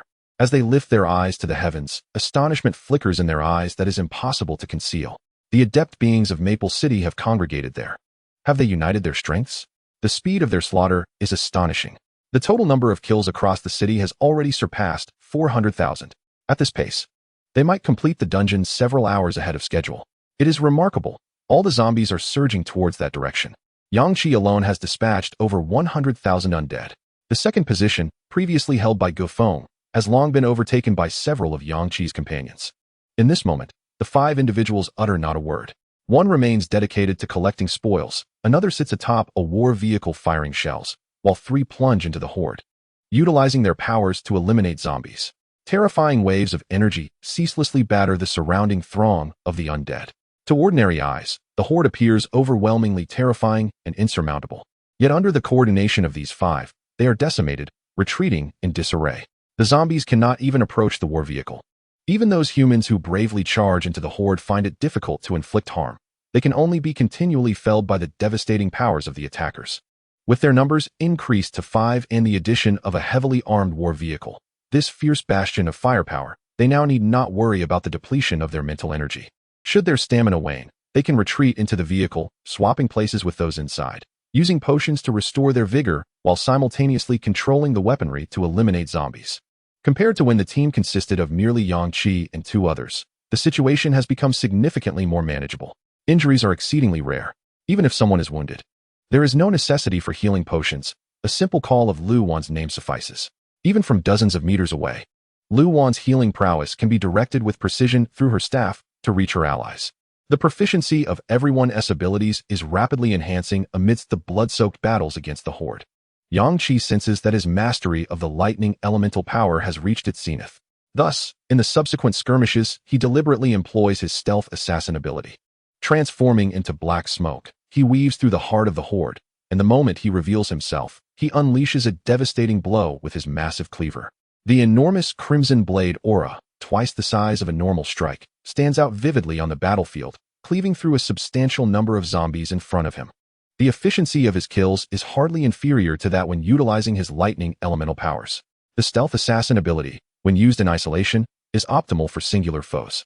However, during the brief window of heightened power following his stealth, combined with Yang Qi's lightning abilities or the massive cleaver, it can inflict terrifying damage. This allows Yang Qi to continuously utilize his stealth assassin ability even against the Horde, thereby augmenting his proficiency. The five have descended into a frenzy of slaughter. They have no time to glance at the kill count displayed in the sky, fully absorbed in the relentless tide of zombies before them. With each fallen undead, countless orbs of light and cores burst forth. Yang Qi scarcely took a moment's respite. Equipped with extraordinary gear and a golden spring, he had amassed a significant reservoir of spiritual energy overnight. By noon, the inhabitants of Maple City were electrified. Their eyes fixed upon the celestial screen displaying the total kill count, 490,000, and it was only noon.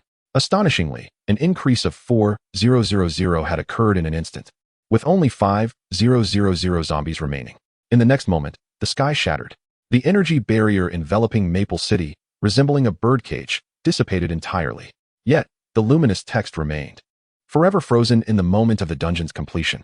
Beneath the four characters that elicited frenzied cheers from countless onlookers were the names and kill counts of the top 100 warriors. As the luminous screen fractured, Yang Qi and his companions looked up. Rank 1, Yang Qi, with a kill count of 162,034. Rank 2, Lu Wan, with a kill count of 64,233. Rank 3, Jiang Yi, with a kill count of 63,876. Rank 4, Su Mo, with a kill count of 60,124. Rank 5, Chen Tingyu, with a kill count of 56,219. Rank 6, Gufeng, with a kill count of 53,007. Rank 7, Liang Jin, with a kill count of 27,120. From the 8th position onwards, the kill counts began to rise in hundreds. The combined kill count of the top 7 exceeded 480,000. In contrast, the remaining population of over 1 million in Maple City collectively managed fewer than 20,000 kills. Yang Qi alone had slain 160,000 zombies. How extraordinary! The second-ranked individual had eliminated over 60,000, and even doubling that amounted to only 120,000, far inferior to Yang Qi's prowess. It was unfathomable that one person could annihilate 160,000 zombies. I speculated that the ability user wielding thunder in Maple City must be Yang Qi, for each thunderclap resonated with a terrifying aura that swept across half the city, truly fearsome. The top 7 combined had surpassed 480,000 kills, and they had completed the dungeon by noon. This indicated that even without the rest of Maple City's populace joining the fray, these 7 individuals could easily secure a successful dungeon completion. Yang Qi had defeated Gufeng, thereby earning 2 rank rewards. Remarkable. Yang Qi glanced at the still unabated tide of corpses and commanded, "All aboard, charge through the Horde." He was eager to claim his rewards. Chapter 66, The Thunder Zone Sealed. Enshrouded in fog below, Yang Qi, Lu Wan, and Su Mo unleashed a simultaneous powerful attack, obliterating thousands of surrounding zombies and clearing a designated area, neglecting to collect any spoils as they returned to the battle vehicle. The vehicle accommodated only 4 seats, each distinctly separated rather than aligned in a row. Consequently, Su Mo, who boarded last, found himself squeezed into the narrow gap between the 2 rear seats. Yang Qi sat in the back seat, first emptying a magazine of bullets from his submachine gun to clear the zombies on the right. Then, he heard a mechanical voice echoing in his mind. "Congratulations, player, for achieving the first place in the kill ranking for this special Hidden Dungeons boss-level zombie. You have received the following rewards: 2 ability upgrade scrolls, 1 free skill scroll, 1 golden permanent immunity potion, 10-level enhancement potions, 20-level mental recovery potions, 20-level healing potions, 1-level combat dagger, 50-level equipment upgrade crystals, 1-level equipment enhancement space, 50 more level equipment upgrade crystals, 1-level equipment enhancement space, and 10 liters of purification energy. At that moment, the precious level potions seemed trivial. What truly mattered were the 2 ability upgrade scrolls. This equated to 2 high-tier rewards. Yang Qi had participated in a large treasure hunting dungeon, slaying countless burden monsters, yet had not obtained even a single scroll. This time, he was directly rewarded with 2. Moreover, there was also a free skill scroll. This was an exceptionally significant special skill scroll obtained from treasure hunting dungeons, most of which were designated for specific abilities, akin to the lightning element special skill scroll, Thunder Dragon, that Yang Qi had previously acquired. Many skill scrolls obtained from treasure hunting dungeons did not align with one's own abilities, relegating them to gathering dust in spatial equipment. However, this rare free skill scroll could randomly awaken a special skill of the corresponding ability by channeling one's power into the scroll. All ability users could utilize it. The rarity of the free skill scroll was nearly on par with that of the ability upgrade scroll. Together, these 3 scrolls amounted to 3 high-tier rewards bestowed upon Yang Qi. Additionally, he had a complete set of equipment upgrade rewards, one set at level and another at level, sufficient for Yang Qi to upgrade a level equipment to level and another from level to level. Truly a fitting reward for the first place in the special dungeon. The dozens of level potions were also commendable. At present, Yang Qi could advance to the 4th tier using just 2 level enhancement potions. If he employed level potions, the outcome would be even more remarkable. Yang Qi promptly took out all the level enhancement potions and injected one. Instantly, a powerful aura surged from him, and under the watchful eyes of his teammates, he broke through to the 3rd tier, becoming a 4th tier ability user. Suemo exclaimed, "You've leveled up? Are your enhancement potions level? That's fantastic. The boss has reached the 4th tier. Wow, a 4th tier ability user in our team. What are your rewards?" "I have an ability upgrade scroll. I have one too, and a free skill scroll." According to the description, it seems all ability users can utilize this, guaranteeing the awakening of a skill. Amazing. The mechanical voice in Yang Qi's mind had not yet ceased. "Congratulations, player, for defeating the 6th-ranked player, Gufeng. His rewards belong to you. A scroll for the enhancement of supernatural abilities. 1. 5-grade enhancement potions. 5-grade mental restoration potions. 5-grade healing potions. 1-grade battle dagger. 1 liter of purifying energy." Aside from the scroll for enhancing supernatural abilities, the rewards for the 6th place were decidedly less appealing. Yet, it was this very scroll that elevated the status of the 6th place reward to remarkable heights. The 6th place received a reward comparable to that of grade status. Through conversations with his fellow teammates, Yang Qi learned of their respective rewards. Lu Wan and her companions each received a scroll for enhancing supernatural abilities, alongside a scroll for skill freedom. Following that were the potion rewards. From the 2nd place onward, the rewards consisted exclusively of grade potions, with the quantities diminishing as one descended the ranks. Lu Wan, in 2nd place, obtained a grade battle dagger, while the others received grade daggers as well. The 2nd and 3rd places each received a golden permanent immunity potion, a reward that ceased to be offered from the 4th place onward. The 2nd place also received a complete set of grade equipment enhancement kits, while the 3rd and 4th places were awarded grade equipment enhancement kits. Starting from the 5th place, the rewards of equipment enhancement kits were no longer available. Next came the purifying energy rewards. The 1st through 6th places received rewards of 10, 5, 5, 3, 2, and 1 respectively. When the equipment enhancement kits are consolidated, they can upgrade 2 grade pieces of equipment to a higher grade, or 3 grade pieces to an even higher grade. Almost all of Yang Qi's special equipment could be upgraded once. The top 5 places were also granted a scroll for skill freedom, enabling each individual to awaken a unique skill. Each of Yang Qi's 4 teammates possessed a scroll for enhancing supernatural abilities, allowing them to upgrade their powers. Yang Qi, however, was fortunate enough to possess 3. 2 from his 1st place victory, along with 1 from his 6th place reward. The bounty from this endeavor was exceedingly bountiful. Eagerly, the group injected all the grade enhancement potions they had received. Yang Qi also distributed the 5 grade enhancement potions from the 6th place among them. Except for Yang Qi, who was at the 4th level, all others nearly reached the mid-tier of the 3rd level. Upon becoming a 4th level supernatural being, Yang Qi injected the remaining 9 grade enhancement potions at once. It would take approximately 100 grade enhancement potions to ascend from the 4th to the 5th level. However, Yang Qi had no intention of advancing to the 5th level through the use of these potions. The grade potions could only be acquired by defeating 3rd level zombies. Currently, most zombies were first level, with second level ones being rare and third level ones possibly non-existent. To obtain great enhancement potions, one would have to venture into dungeons, which was an inefficient method compared to directly seeking out black mist aggregates to kill and absorbing the red mist for advancement. The 5 individuals in the vehicle were filled with exuberance, for all of them could upgrade their supernatural abilities. Yang Qi's current powers were Grade Lightning Elements and Grade Stealth Assassin. With 3 scrolls for enhancing supernatural abilities, he could elevate both powers to a higher level, awakening 3 exclusive skills in the process. Additionally, he still possessed 2 scrolls for skill freedom. Yang Qi held an ability upgrade scroll in his hand, infusing it with the power of thunder. Level, Thunder Elemental Ability, Proficiency, 100. In an instant, the scroll transformed into a bolt of lightning that surged into Yang Qi's body. The thunder element officially advanced to a higher level of ability. He awakened a unique skill, Thunder Zone Lockdown. Within the designated area, a deluge of thunder would descend, creating a thunder zone with a barrier of lightning surrounding it, prohibiting any entry or exit. The power is naturally beyond compare, doubling that of the intermediate thunder. It could also create a sealed thunder zone to prevent enemies from fleeing. When faced with a horde of corpses, the effectiveness would undoubtedly exceed all expectations. Even against a swarm of third-tier zombies, Yang Qi could trap them inside and strike mercilessly. The might of the unique skill, Thunder Zone Lockdown, could inflict substantial damage on third-tier zombies.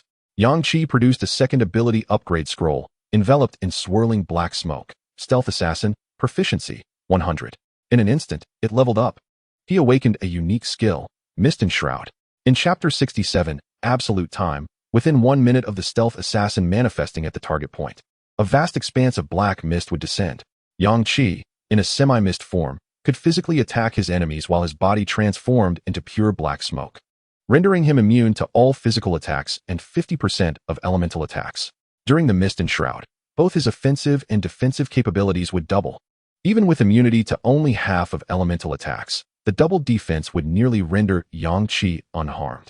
Mist and Shroud is the invulnerability state of the Stealth Assassin's black smoke, compounded with a 10-second bonus state after the black smoke form ends. He had a full minute of this power. Yang Qi felt that within the minute of Mist and Shroud, it was his absolute time. No one could defeat him while shrouded in mist. As the proficiency of the Stealth Assassin ability increased, so too did Yang Qi's own strength, ensuring that this minute would only lengthen. With 1 final ability upgrade scroll remaining, Yang Qi stowed it away in his spatial equipment, awaiting the proficiency of the Stealth Assassin to reach 100 before using it. Then, he discovered a free skill scroll. Yang Qi infused it with the power of thunder. The next moment, 2 words emerged on the scroll, Thunder Tribulation. This skill was straightforward yet potent, releasing thunder in a fierce manner. Unlike before, the Thunder Tribulation was no longer merely a manifestation of Yang Qi's mental energy. It could draw upon the thunderous forces of heaven and earth, amplifying Yang Qi's lightning. The power of Thunder Tribulation was no longer just 2 times that of Yang Qi's normal lightning. It was at least 3 to 4 times greater. The range of Thunder Tribulation was equally vast, descending over a wide area. Yang Qi estimated that using Thunder Tribulation against a horde of zombies, even those composed of third-tier ones, would result in instant annihilation. Now, as a 4th-tier ability user, with the Thunder Elemental ability upgraded to a higher level, his inherent strength was formidable. With such power, employing Thunder Tribulation could truly obliterate large swathes of third-tier zombies. Yang Qi now possesses extraordinary skills, Thunder Dragon and Thunder Calamity. His Thunder Element exclusive skill, Thunder Flash, and his Stealth Assassin exclusive skill, Mist Envelopment, add to his formidable repertoire. Among all his abilities, the most destructive is undoubtedly the Thunder Calamity, capable of summoning the wrath of the heavens. If he were to unleash Thunder Calamity while cloaked in Mist Envelopment, the ensuing zombie tide and concealed special dungeon would yield immense rewards for him. Having ascended to the 4th tier of ability users, he has seen his powers continually evolve, awakening several formidable abilities. By vanquishing zombies, he has garnered luminous orbs, receiving a remarkable exchange that has afforded him several potent auxiliary equipment. Yang Qi cast a glance at the others in the vehicle. At that moment, Su Mo presented his rewards to Yang Qi, stating, "Boss, as I said, I'll give you all my ranking rewards." Yang Qi raised an eyebrow and replied, "Didn't you just consume the enhancement potion?" Su Mo stammered, "I was so thrilled with my reward that I instinctively used the enhancement potion. You know how it is, when an evolver finds a luminous orb. If it contains an enhancement potion, it's typically used immediately, and I've developed that reflex." Yang Qi waved his hand with a smile, saying, "Keep it for yourself." I have more than enough, and I still have a scroll for ability enhancement waiting for future use. You are my subordinate now. If you remain too weak, I will have to watch over you during confrontations with others, so it's better for you to grow stronger quickly. Suemo looked at Yang Qi with excitement, exclaiming, "Boss." Jiang Yi extended his hand and said, "Then give it to me." Sumo's excitement and admiration vanished in an instant as he warily scrutinized the serious Jiang Yi, remarking, "I feel something off with you." Without hesitation, Suemo activated the ability enhancement scroll. His space power ascended to the next level, awakening the exclusive skill, space compression. In an instant, Suemo erupted with exhilaration, shouting, "Space compression! Haha, this skill is incredible." The others gazed at him with curiosity. "Boss, in the future, I can directly compress the space around my enemies and make them explode. Isn't that amazing?" Yang Qi chuckled, responding, "Indeed, quite impressive." This was precisely why he refrained from eliminating Suemo. Space-type ability users are exceedingly rare and immensely powerful. The fact that Suemo could escape in a severely injured state to call for help by shouting Yang Qi's name indicated that his feelings towards Yang Qi had transformed from enmity to loyalty. Quickly use the Freedom Skill Scroll, Yang Qi reminded him, eager to see what unique skill Suemo would awaken. Clutching the Freedom Skill Scroll, Suemo felt the invisible force of space surge within him, while Chun Tingyu beside him covered her mouth, suppressing her nausea. Above the scroll, for characters appeared, Space Passage. In that instant, Yang Qi felt even more excitement than Suemo. A space passage. Could it allow others to pass through as well? Sumo's eyes widened as he stared at Yang Qi, exclaiming, "Boss, how did you know?" Yang Qidao remarked, "The power of spatial manipulation you possess enables you to create a spatial passage, yet it can only accommodate you alone. Those devoid of spatial abilities cannot traverse your passage. This skill is aptly named Spatial Passage, and it certainly transcends the ordinary pathways you typically navigate." Suemo promptly replied, "Indeed. This spatial passage is far more stable than the ones I could conjure myself, devoid of severe spatial fluctuations.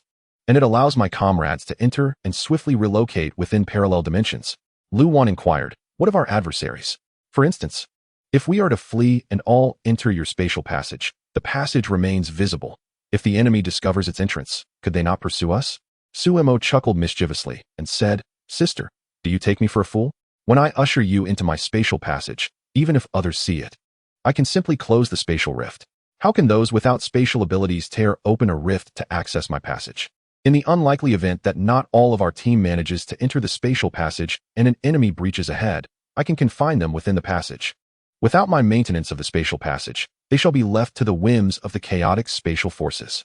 Should there arise another unlikely scenario where I cannot close the rift in time, preoccupied with leading your escape while enemies pursue us from behind, I can collapse the rear section of the spatial passage, sealing their fate within the rift.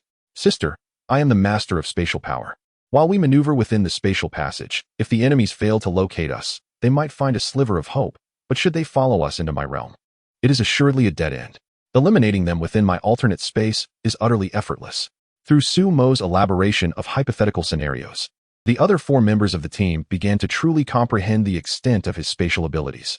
However, this spatial passage skill, given my current capabilities, can only span up to 500 meters. Even if we traverse the passage ahead and simultaneously collapse the one behind us, I will not be able to forge additional stable passages in a short span of time. Yang Qidao responded, "That's commendable. The ability to allow all 5 of us to vanish into parallel space is impressive. How long can you maintain the stability of this 500 meters? Suemo, brimming with excitement, replied, "It can last quite a while. My foremost skill lies in stabilizing space. Previously, I survived the onslaught of the undead merely by retreating into the alternate space whenever my mental energy was depleted, and even while in the alternate realm, I must consistently uphold its stability. When I first acquired spatial powers, I could barely endure a few minutes within the alternate space before exhausting my mental faculties. However, after rigorous training during this undead surge, I have learned to stabilize the space with minimal mental energy. I estimate that I can maintain a stable spatial passage for at least half an hour, accommodating all of you." Yang Qidao's eyes lit up, and he momentarily exclaimed, "Excellent. We have gained another trump card." Receiving Yang Qidao's praise, Suemo felt a swell of pride within. In that moment, Jiang Yi utilized an ability upgrade scroll, enhancing dark energy to a higher level. He awakened a unique skill, Energy Storm, while simultaneously employing a free skill scroll to acquire a special ability, Dark Instant. Chapter 68. The Wave of Blessings. Jiang Yi, what is your level-specific skill? Noticing Jiang Yi's bewildered expression, Yang Qi patted him on the shoulder. Energy Storm is essentially the pure release of dark energy, which doubles its potency. What about the special skill? Jiang Yi replied, perplexed. Dark Instant supposedly plunges enemies into eternal darkness. What does that mean? Yang Qi furrowed his brow and inquired, what does the skill description say? It states that it causes enemies to be engulfed in darkness, rendering them devoid of all senses, while their bodies suffer from the invasion of darkness. Yang Qi exclaimed in delight, what is confusing about that? It's quite formidable. Upon hearing this, Jiang Yi scratched his head and responded, really? Hearing you say that puts my mind at ease. I find this skill rather abstract, and I'm struggling to comprehend its true potential.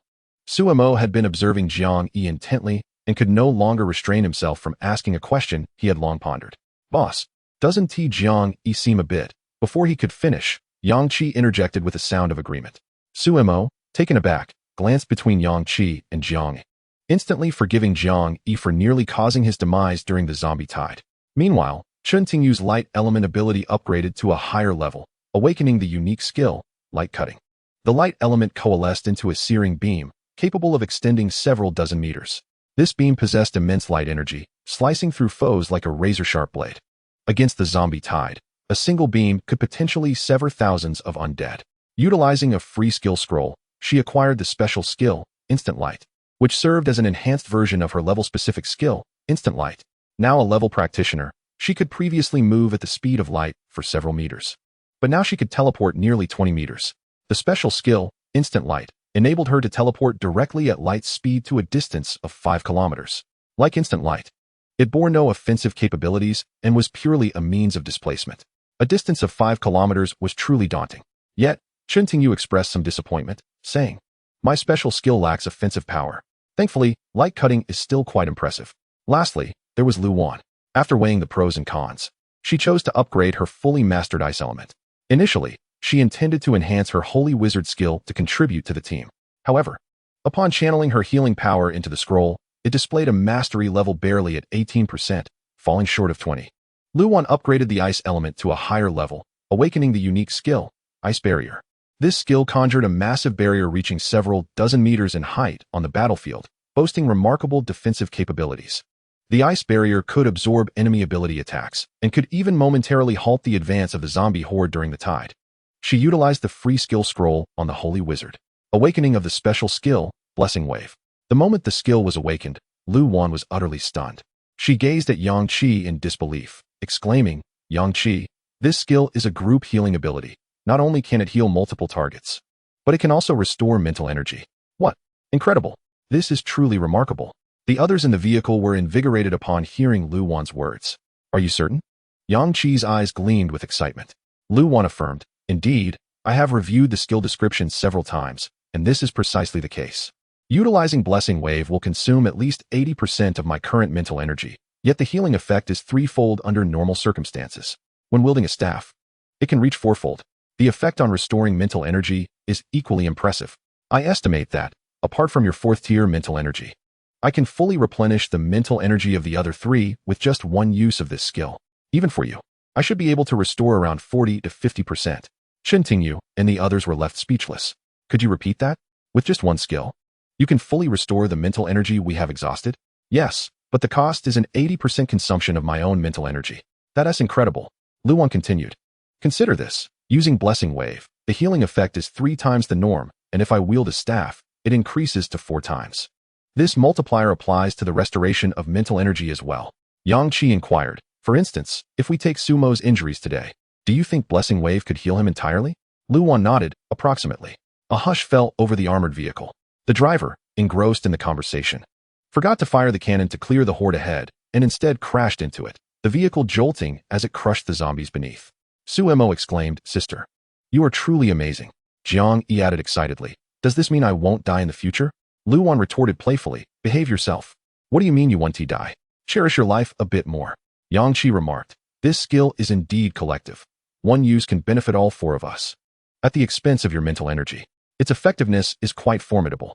At this point, aside from Yang Qi, who had one ability upgrade scroll remaining, all others had exhausted their upgrade and free skill scrolls. The strength of the 5 had significantly surged. It was time to upgrade their equipment. The 6 rank rewards combined could upgrade 3-tiered pieces of equipment and 2-tier pieces.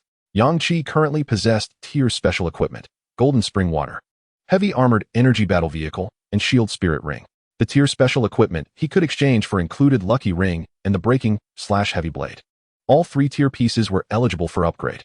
After a minute of contemplation, Yang Qi decided to postpone upgrading the breaking/heavy blade. The tier breaking/heavy blade was a top-tier weapon capable of cutting through even third-tier foes, more than sufficient for the current apocalypse. Thus, delaying the upgrade was feasible. However, the upgrade via equivalent exchange was essential for Yang Qi to obtain the tier special equipment. The level lucky ring boasts a drop rate of 20. Upon upgrading, this rate is assuredly enhanced.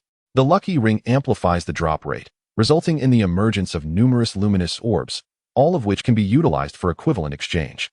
These 2 pieces of equipment are nearly inseparable. Once the equivalent exchange is upgraded to the next level, items must be filled into a special level. Should they consist solely of low-tier materials, a minimum of 100,000 is required. It is imperative to augment the drop rate of the lucky ring to satiate the insatiable abyss of equivalent exchange. Having made his decision, Yang Qi promptly retrieved the equipment upgrade stones and enhancement spaces, commencing the systematic upgrade of his gear. Su Mo, witnessing the equipment upgrade process for the first time, stared wide-eyed, only to be met with disdain from Jiang Yi for his lack of experience. The level lucky ring upgraded to the next tier, elevating its drop rate from 20 to 30. The level equivalent exchange ascended to the next tier, enabling the highest equipment exchange limit, transforming into a level special. The level shield spirit ring upgraded to level, increasing its energy slots from 3 to 5, wherein 1 energy slot now replenishes in 6 hours instead of 12. The shields generated from 1 energy slot, which previously could withstand attacks up to the 3rd tier, now fortify against those up to the 4th tier. Previously, it took 36 hours to fill 3 energy slots to resist 3 attacks. Now, it requires 30 hours to fill 5 energy slots to endure 5 assaults. This equipment is undeniably formidable in its defensive capabilities, though regrettably, Yang Qi has yet to find an opportunity to employ it. The level golden spring upgraded to level, allowing for greater storage of mental energy, faster replenishment, and a more pronounced effect in nurturing mental strength. Lastly, there remains a level heavy armored energy war vehicle currently in motion. Chapter 69. Command of Fate. The level heavy armored energy war vehicle sped through the streets of Maple City. The sound of submachine guns erupted on either side. The energy cannon atop the vehicle steadfastly aimed forward, clearing the path ahead. With hundreds of thousands of zombies still unvanquished, the conclusion of the dungeon merely meant that Maple City was no longer isolated. The tide of the undead had not receded. Yang Qi had no intention of lingering in Maple City to exterminate zombies. In this reincarnation, he possessed memories of significant large-scale dungeons from his previous life. The major treasure-hunting dungeon from yesterday was the only noteworthy instance within this city. The special hidden dungeons were triggered by various coincidences, or rather, the butterfly effect instigated by Yang Qi's rebirth. Rather than focusing on zombie eradication, Yang Qi prioritized the rewards from the dungeon. He was aware that, half a month after the apocalypse erupted, several large-scale dungeons would emerge in Haiqing. The major treasure-hunting dungeon, the Zoo dungeon, special dungeons, and the special cruise ship dungeon. Each of these instances had gained immense notoriety in his past life. Over half of the renowned powerhouses from the previous apocalypse hailed from Haiqing. These formidable individuals had undoubtedly reaped substantial rewards from the consecutive special dungeons of Haiqing. Naturally, Yang Qi would not let this opportunity slip by. Haiqing was not far from Maple City, and at the vehicle's pace, it could be reached within a day. He spent several days in Maple City, and to prevent any unforeseen incidents on the road, he decided it was imperative to leave immediately. Chen Tingyu, who was driving, inquired, "Boss, where are we headed now?" Yang Qi replied, "We are departing from Maple City." Upon hearing this, the others in the vehicle expressed a surge of excitement. "Where shall we go after leaving Maple City?" Yang Qi responded, "To Haiqing, a large metropolis brimming with opportunities." Maple City can only be considered a medium-sized city. Haiqing, on the other hand, is a bustling metropolis with a population exceeding 10 million. It was thriving and could be regarded as an international city even before the apocalypse. "I have never ventured into such a grand city before the outbreak," Su Mo exclaimed with anticipation. Lu Wan added, "Indeed, in a large city with a dense population, the number of zombies would naturally be greater, thus increasing the likelihood of encountering black mist conglomerates. The chances of triggering various quests would also be heightened. We should indeed head to a more populous city." Jiang Yi, however, disagreed with Lu Wan's assertion, who says that a larger population increases the likelihood of encountering black mist conglomerates. "The small town I resided in had a permanent population of no more than 100,000, yet on that fateful night, our sanatorium alone encountered 5 black mist conglomerates. All eyes in the vehicle turned towards Jiang Yi, their expressions filled with astonishment, except for Chun Tingyu, who was focused on driving. Yang Qi furrowed his brow and asked, "By the way, Jiang Yi, from which town do you hail?" Jiang Yi replied, "From Fate Town, a small town near Maple City, under its jurisdiction." Upon hearing the name Fate Town, the atmosphere in the car shifted dramatically.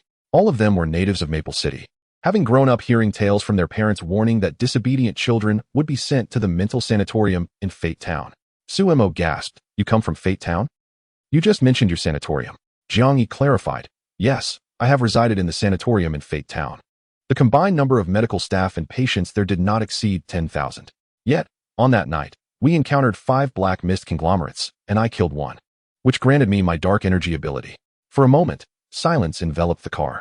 Everyone assumed Jiang Yi had consumed too many cores, leading to a brain affected by the toxins of the black mist, resulting in his peculiar state.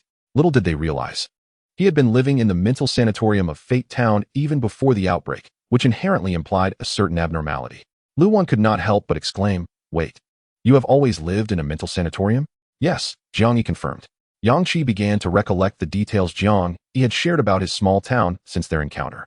He finally recognized a question he had previously overlooked. "Jiang Yi, I recall that after I saved you, you mentioned that everyone in your town recovers their mental strength by consuming cores?" Jiang Yi affirmed, "That is correct." Yang Qi frowned and pondered, "How could this be? I always believed your ability to restore mental strength through consuming cores was a result of your dark energy power." Jiang Yi's mind began to swirl with confusion. He nodded. Bewildered, "Isn't it?" Yang Qi remarked, "The issue lies here.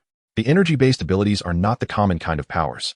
Even if there are individuals in Ming Town who possess energy-based abilities, it is improbable that everyone is an energy-based ability user, is it? How is it that everyone in your vicinity is restoring their mental strength through consuming core bodies?" Jiang Yi found himself increasingly perplexed. He furrowed his brow, gazing ahead, striving to unravel Yang Qi's inquiry, yet found himself at a loss for words. Yang Qi could only urge him, "Please recount your experiences in Ming Town before arriving at Maple City in detail." Jiang Yi's expression finally relaxed somewhat. "All right, but I do not recall all my experiences in Ming Town, as I was preoccupied with consuming core bodies, resulting in many lost memories. At times, I would regain consciousness and be utterly unaware of how I had arrived at my current location." "Well, share whatever you can remember," Yang Qi encouraged. Jiang Yi began.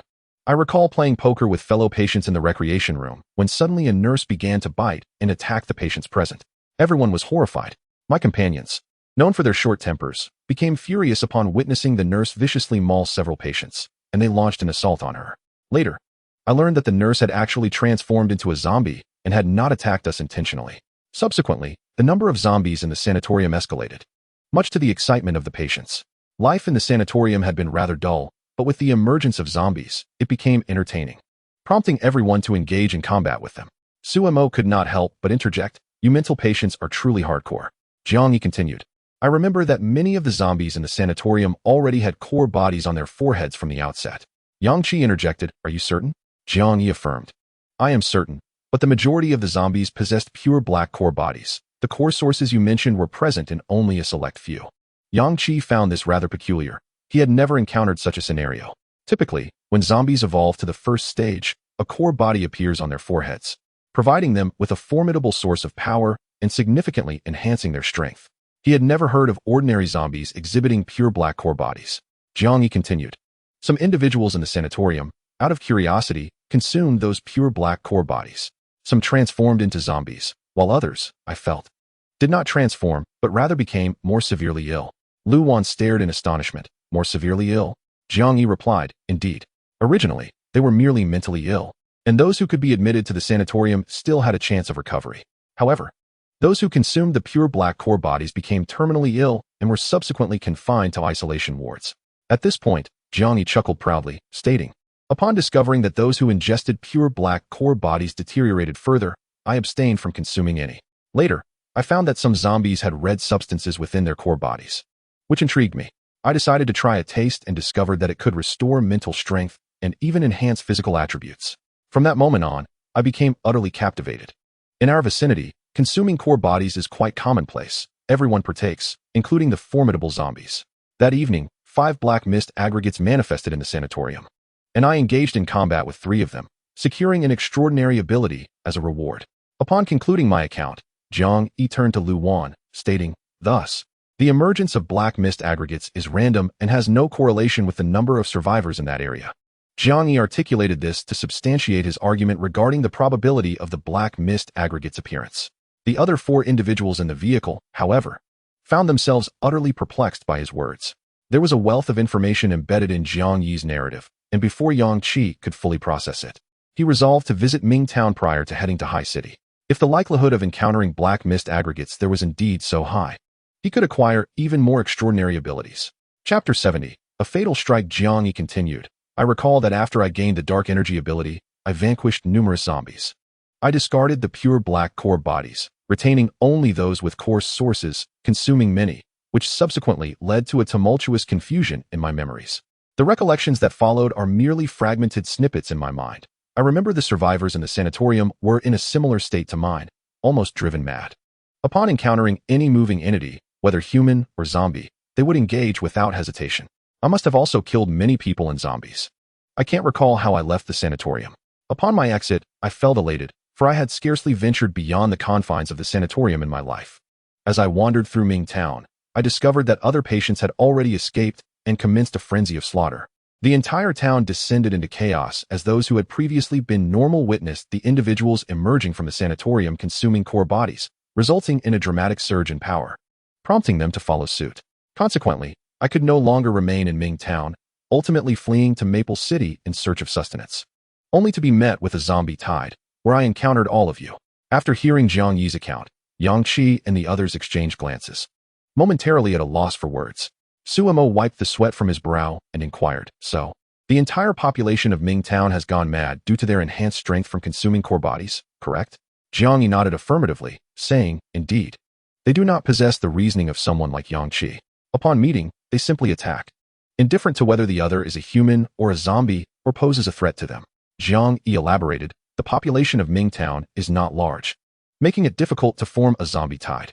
Moreover, the inhabitants are quite fierce, thus they do not falter in their resistance against the zombies." Suemo forced a stiff smile, remarking, "Indeed, they are quite formidable, having learned from the people of your sanatorium." Jiang Yi added, "While there are not many zombies in Mingtown, those present are exceptionally strong." Lu Wan regarded Jiang Yi with a gaze tinged with sympathy, saying, "It seems the situation in Mingtown is rather unusual." Yang Qi asserted, "Let us venture to Mingtown."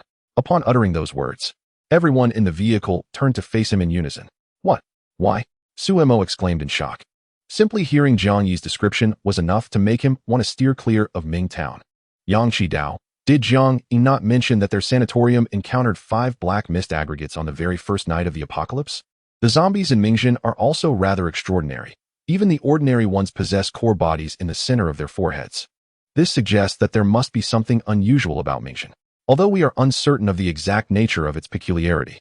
The high probability of black mist aggregates appearing there compels us to venture forth, to slay a few and strive to acquire a new ability for each of us." Jiang Yi replied with enthusiasm, "Hooray! There are indeed numerous black mist aggregates there." After leaving the sanatorium, I encountered other survivors from Mingzhen who mentioned that several locations within the town were plagued by these aggregates, leading to the massacre of many townsfolk. Eventually, it was the ability users who emerged from the sanatorium that vanquished the black mist aggregates. Lu Wan expressed her astonishment. "On the first night of the apocalypse, not only did your sanatorium have 5 black mist aggregates, but there were also others throughout the town. Mingzhen is truly peculiar." Yang Qi, brimming with excitement, proclaimed, "Therefore, we must investigate. Each aggregate we slay grants us a new ability, and once we reach Haiqing, our advantages will multiply." Jiang Yi concurred, "Absolutely. With the 4 of you by my side on this return to Mingzhen, our strength is formidable, and we shall undoubtedly seize the black mist aggregates from others. We will gain even more abilities." Suemo, seeing the course of events solidified, resigned himself to fate. "Then let us proceed. After all, I possess a spatial passage, and should any unforeseen danger arise, I can aid your escape." With the next destination decided, Yang Qi retrieved the purification energy. The first prize awarded was 10 liters. Within Yang Qi's spatial equipment, there were tens of thousands of first-tier core bodies, but only 5 second-tier ones. Such a precious resource as purification energy would naturally be reserved for purifying the second-tier core bodies. The first-tier core bodies could be utilized for equivalent exchange. Purifying these 5 second-tier core bodies would require approximately 2 liters of purification energy. Yang Qi produced a container, a reward that appeared to be an ordinary glass jar, filled with a milky white liquid. He instructed Jiang Yi to hold the jar and toss the 5 second-tier core bodies inside. Pay close attention and learn, Yang Qi said. Jiang Yi asked, puzzled, learn what? Yang Qi smiled. To purify the nuclear waste. Your dark energy possesses this effect. Otherwise, you would not be able to expel the nuclear waste from your body and concentrate it into energy orbs for release. Jiang Yi inquired. By observing the purification energy purifying the core bodies, will I learn how to do it? Yang Qi coughed lightly and rubbed his nose. I cannot say for certain, as I lack energy-based abilities. You must rely on your own insight. Just watch closely. Jiang Yi nodded in understanding. Yang Qi then retrieved the equivalent exchange for upgrading to the next level. He rubbed his hands together in excitement. Are you ready? In the final battle against the zombie tide, I defeated several tens of thousands of zombies, acquiring a substantial number of core bodies and light orbs. Along with the contributions from my 4 teammates, we should be able to fill in the requirements for a special piece of equipment at level 2. 5 individuals aboard the vehicle produced all their valuable items, retaining only the vital mental recovery potions. They nearly depleted the rewards from the luminous orb. Subsequently, they invested 80,000 first-tier core fragments, finally revealing a unique inscription on the vessel that signified a special grade. Gradually, a glowing, card-like object materialized at the mouth of the vessel. As Yang Qi reached for it, an influx of information about the card surged into his mind. It was a special-grade equipment card, titled Fatal Strike, capable of absorbing 1 lethal blow. However, the card required integration into his body to take effect. Yang Qi felt a twinge of disappointment, as he had hoped for a formidable weapon or a highly beneficial auxiliary gear. Instead, he had received merely a card, Fatal Strike, which granted him an additional life, a chance for redemption. Yet, Yang Qi struggled to conceive any entity that could deliver a fatal blow to him at this stage. He was already a 4th-tier ability user, his evolutionary level far surpassing the average in this apocalyptic world. With elite thunder elements, stealthy assassin capabilities, and formidable specialized weaponry, he possessed numerous potent skills. Conversely, the others in his team expressed satisfaction with the card. Boss, are you not pleased? This is a life we're talking about. 80,000 first-tier core fragments, along with countless valuable items, can buy you a life? Sounds like quite a bargain to me. Moreover, it's your life. Yang Qi smiled and assimilated the card into his being. All right then, but we've exhausted all our resources. Next time we wish to obtain special-grade equipment through equivalent exchange, we'll have to venture into other cities to confront the zombie hordes. Lu Wan remarked, when we reach a metropolis like Sea City, with its millions of inhabitants, I doubt we will lack for zombie hordes. The armored vehicle had already traveled a considerable distance from Maple City. The number of zombies outside the city had diminished, yet a trail of undead followed closely behind. As the road cleared, the vehicle surged forward at full speed, swiftly shedding its pursuers within 10 minutes. At 5 o'clock in the afternoon, they parked the vehicle in a concealed location, and Yang Qi retrieved the upgrade kit prepared for the armored energy vehicle. Commencing the enhancement process. Chapter 71. Come inside and I will tell you the reemergence of the armored energy vehicle, enveloped in reinforced spatial particles, was nothing short of spectacular. The vehicle was now taller and longer. Once inside, Yang Qi and his companions discovered that the original 4-seater had transformed into a 6-seater, providing ample space. With the increase in seating, 2 additional fixed-energy submachine guns had been added.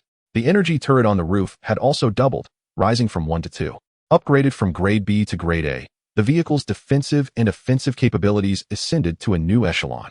Even a horde of zombies pressing down upon it could inflict no damage.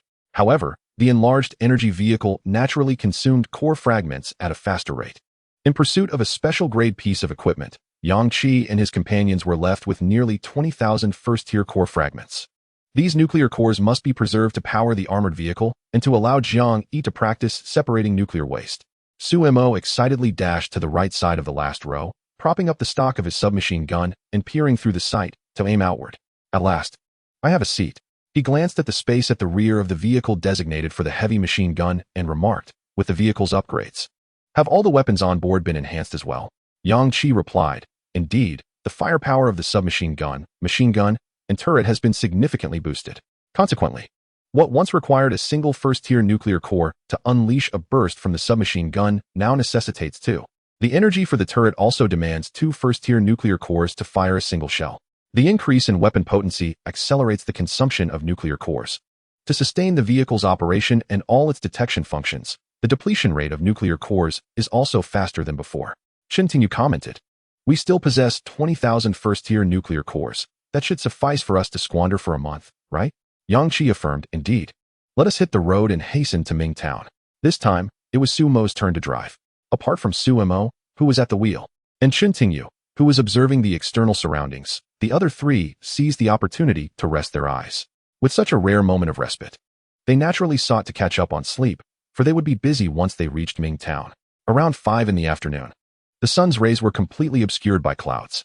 Coupled with the ever-present black mist, the entirety of Mingtown appeared shrouded in darkness. The town resembled an ancient settlement, marked by a stone archway at its entrance, inscribed with the 2 characters for Mingtown. This served as a clear demarcation for entering the town. A few hundred meters before the stone archway, the 5 of them disembarked from the vehicle. After storing the armored vehicle in a spatial ring, Yang Qi gazed distantly at Mingtown several hundred meters away. At this distance, compounded by the density of the black mist, an ordinary person would only be able to discern the shadow of the archway. However, as a 4th-tier ability user, Yang Qi's vision surpassed that of ordinary individuals by 100-fold. He clearly discerned the 2 characters for Mingtown and noticed that the black mist within the town seemed significantly denser than that on the main road they occupied. He furrowed his brow and turned to Jiang Yi, inquiring, "Is the black mist in Mingtown denser than that in Maple City?" Jiang Yi pondered for a moment and replied, "It seems so. The black mist in Mingtown is indeed thick, unlike Maple City, where the mist only becomes dense at night." Yang Qi remarked, "If that is the case, we may have identified the reason for the high concentration of black mist aggregates within Mingtown." Su Mo, somewhat exasperated, interjected, "Jiang Yi, the information concerning the density of the black mist in Mingtown is crucial. Why did you not mention it earlier?" Jiang Yi retorted, "I had no idea this information was significant. Who could have known?" Yang Qi disregarded the banter between his comrades and instead attentively listened to the sounds ahead. Sensing something was amiss, the dense black mist indicated a greater presence of toxic black mist, suggesting that Mingtown would be rife with zombies and black mist aggregates, their strength surpassing that of those in other cities. Logic dictated that it should be a scene of chaos, with blood flowing freely. Yet, he heard not a whisper of sound. The town resembled a desolate landscape, devoid of both human presence and the stench of the undead. Yang Qi lowered his voice, cautioning, "Let us proceed with care, remaining silent. There is something amiss here." Su Mo, upon hearing this, whispered, "Boss, what seems out of place?" Yang Qi responded, "There is not a single sound from either humans or zombies. Consider Feng City. Did it ever experience a moment of tranquility after the apocalypse erupted?" Su Mo's trepidation regarding Mingtown intensified upon Yang Qi's words, yet he remained silent, carefully trailing behind him. The 5 of them approached the town stealthily. As their field of vision expanded, they neared the stone archway when suddenly, sounds emerged from within. In an instant, it felt as though they had transitioned between 2 worlds. The archway marking the boundary. Inside Mingtown, a fierce-looking middle-aged man leaned against the stone archway, glaring menacingly at Yang Qi and his companions. Behind him, 3 second-tier zombies sprinted, pursued by a stout, elderly woman. The woman shouted, "What are you running for? Stop right there." Several dozen meters away, a somewhat younger man squatted at the street corner, his countenance dark as he observed the elderly woman chasing the zombies. Noticing Yang Qi and his group at the town's entrance, the young man's expression shifted. He quickly dashed over, his speed indicating he had reached the 3rd tier. He pressed himself against the pillar of the stone archway, extending his hand as if to make contact with Yang Qi's group, only to be repelled violently, crashing to the ground. This action seemed to trigger something in the middle-aged man beside the archway. Startled, the man's expression morphed from shock to fury as he charged at the young man, delivering a fierce kick while shouting, "Are you insane? Trying to scare me to death? You know we can't get out." The young man, clearly formidable, evaded the second kick and sprang to his feet. Opting not to engage in a fight, but instead retreating to the street corner he had previously occupied, his gaze fixed intently on Yang Qi and his companions. The middle-aged man spat in the direction of the young man before returning to the stone archway, leaning against it with a sinister glare directed at Yang Qi's group. Meanwhile, the elderly woman continued her pursuit of the second-tier zombies. Suddenly, she accelerated, her speed surging dramatically. The experienced Yang Qi and his companions recognized that the woman had merely been feigning her earlier sluggishness. Her speed had evidently reached the 3rd tier. In a swift burst of energy, she caught up to one of the second-tier zombies, delivering a powerful punch that penetrated its back, obliterating its body. Su Mo stared in astonishment at the bizarre scenes unfolding before him, and was the first to speak. "Boss, this place feels uninhabitable by humans." Lu Wan also managed a wry smile, adding, "The people here seem remarkably strong. The 3 individuals we see now appear to be at the 3rd tier." Chen Tingyu remarked, "This is the first time I've encountered a 3rd-tier woman in a place like Fengsheng. where people cower and hesitate to confront zombies. Those bold enough to fight are mostly the youth, leading to a predominance of young evolvers and supernatural beings. Jiang Yi, unconcerned, replied, I've said it before. The folks from Mingjin are all formidable. Encounters here often lead to conflict, regardless of whether one is a zombie or a human. At this moment, Yang Qi turned to the middle-aged man before him, his face adorned with a smile, and politely inquired, Sir, why are you unable to leave? The man's sinister expression lingered, and upon hearing Yang Qi's question, he smirked menacingly. Young man, come in, and I shall tell you. Chapter 72. Those who recognize the times are true heroes. During their conversation, Yang Qi noticed several individuals peering coldly from the windows of the old 3- or 4-story buildings at the town's entrance. Jiang Yi casually remarked, Humph, they must be trapped in the instance, unable to escape due to unmet conditions. The middle-aged man visibly flinched at Jiang Yi's words, then growled, If you know, why ask? Get lost. Just as he impatiently diverted his gaze, he caught sight of Yang Qi stepping boldly into Mingjin. His expression froze, his mouth agape in disbelief at Yang Qi's audacity. The 4 behind Yang Qi followed suit without hesitation. The moment they passed through the stone archway, a voice resonated in their minds. Congratulations, players, on entering the instance space. Triggering a special escape instance. Completion conditions. Uncover the cause of the dense black fog in Mingjin.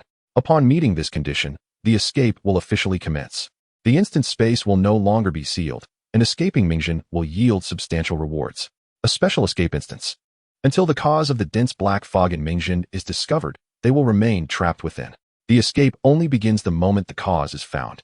Lu Wan and the others had never experienced an escape instance, especially one with such peculiar conditions.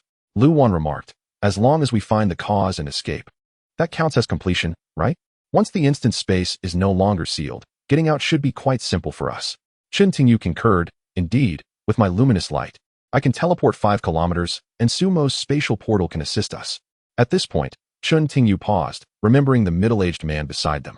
Yang Qi calmly stated, The most troublesome aspect of this instance will likely emerge the moment we discover the cause. At that instant, we may attract immense danger. At last, the middle-aged man seemed to regain his composure. He stared at Yang Qi and his companions, a peculiar smile creeping across his face. Young man, you possess a certain bravery. Yang Qi noticed that the inhabitants of Mingjin, who had been observing them from the buildings, began to stir with newfound intent upon witnessing their entrance into the town. The young man, previously kicked by a middle-aged man, stood up from the street corner and strolled towards Yang Qi and his companions at a leisurely pace. The elderly woman, having slain 3 second-tier zombies, was in the midst of clearing the 3 second-tier cores in her hands. She turned her head to glance at Yang Qi and his group, a profound smile gracing her face. From the 3rd-floor window of a nearby building, a young woman clad in a nightgown and wielding a kitchen knife leaped down, landing gracefully on the ground. Her face was adorned with exquisite makeup, her lips painted a vivid crimson. Shortly thereafter, another young man in plush pajamas descended from a different building, appearing no older than 16 or 17, a metal rod in hand. His demeanor calm as he approached Yang Qi's group with swift strides. In the shadows behind the structure, a middle-aged man in a soiled apron, who had been hiding for an unknown duration, emerged brandishing a bloodstained, chipped battle knife. With a sinister grin, he charged towards Yang Qi and his companions at full speed. The middle-aged man standing beside Yang Qi, upon witnessing the commotion from the other neighbors, fearing his prey might be snatched away, acted swiftly. His movements were agile, clearly marking him as a 3rd-tier evolver. His attack was ferocious, his palm lunging toward Yang Qi's abdomen. Observers from the nearby town, witnessing this scene unfold, sighed in resignation, lamenting the middle-aged man's advantageous position. If only I had remained by the stone archway all this time, one remarked. The man with the battle knife, exuding a bloodthirsty aura, was the fastest, nearly reaching Yang Qi's group. Yet, he could not surpass the middle-aged man directly in front of Yang Qi. In a moment of desperation, the man flung his blood-soaked battle knife aimed at Yang Qi's forehead. Just as they presumed Yang Qi would either be disemboweled by the first middle-aged man or struck by the second's blade, Yang Qi's response was as swift as lightning. He deftly seized the wrist of the attacking man with one hand while delivering a punch to the man's temple with the other, all under the astonished gaze of the assailant. With a resounding crack, Yang Qi, a 4th-tier evolver, shattered the middle-aged man's skull with a single blow. The man crumpled to the ground, revealing the rapidly approaching figure of the second middle-aged man. The battle knife flew towards Yang Qi, who effortlessly tilted his head aside, evading the incoming projectile with remarkable ease. The second middle-aged man, witnessing this turn of events, attempted to halt his momentum, but it was too late. He had charged forward with too much force to stop. There stood Yang Qi, wearing a gentle smile. The bloodthirsty grin had vanished from the middle-aged man's face, replaced by an unprecedented expression of terror and disbelief. He realized that the man guarding the stone archway was a third-tier evolver, just like himself. Third tier. This young man had obliterated the head of a third-tier evolver with a single punch. Such overwhelming power was enough for even the madman to recognize that the opponent was a fourth tier. Yang Qi smiled as he fixed his gaze upon the approaching middle-aged man, delivering yet another precise punch. With a resounding thud, the man's face crumpled under the impact, his skull shattered. He collapsed atop a lifeless body, motionless. All of this transpired in less than 5 seconds. Yang Qi glanced down at the two overlapping corpses and remarked, "Jiangyi, is this how warmly the people of Mingtown greet visitors?" The remaining residents of Mingtown were taken aback, their pupils dilating in shock. Those who managed to remain at the town's entrance were weak, third-tier evolved beings, while the stronger among them were third-tier abilities users. Yet, before them stood this young man, effortlessly dispatching two third-tier evolved beings with nothing but his fists, without so much as a hint of fatigue. Such overwhelming strength could only belong to a fourth-tier individual. Meanwhile, those who had remained motionless within the buildings swiftly closed their windows. An elderly woman, who had just risen, met Yang Qi's gaze and offered a gentle smile before squatting back down, retrieving several pristine core bodies from her pocket and diligently polishing them with the hem of her clothing. A young man walking down the street witnessed this scene with an expressionless face, turning on his heel to walk away. This time, he did not return to the street to squat, but instead ventured deeper into the dense black fog. A young woman clad in pajamas, wielding a kitchen knife, displayed a fluidity of motion as she approached the street corner. She directly embraced the young man she collided with, her face breaking into an alluring smile. Her vibrant red lips curling as she softly cooed, "Little brother, would you like to come play at my house?" A young man in a plush pajama set, who had leapt down from above wielding an iron rod, stood awkwardly in the middle of the street, caught in a dilemma between moving forward and retreating. Yang Qi chuckled at the unfolding scene, yet before he could utter a word, he suddenly sensed the swirling black mist of Mingtown. His excitement surged as he exclaimed, "The black mist conglomerate has appeared."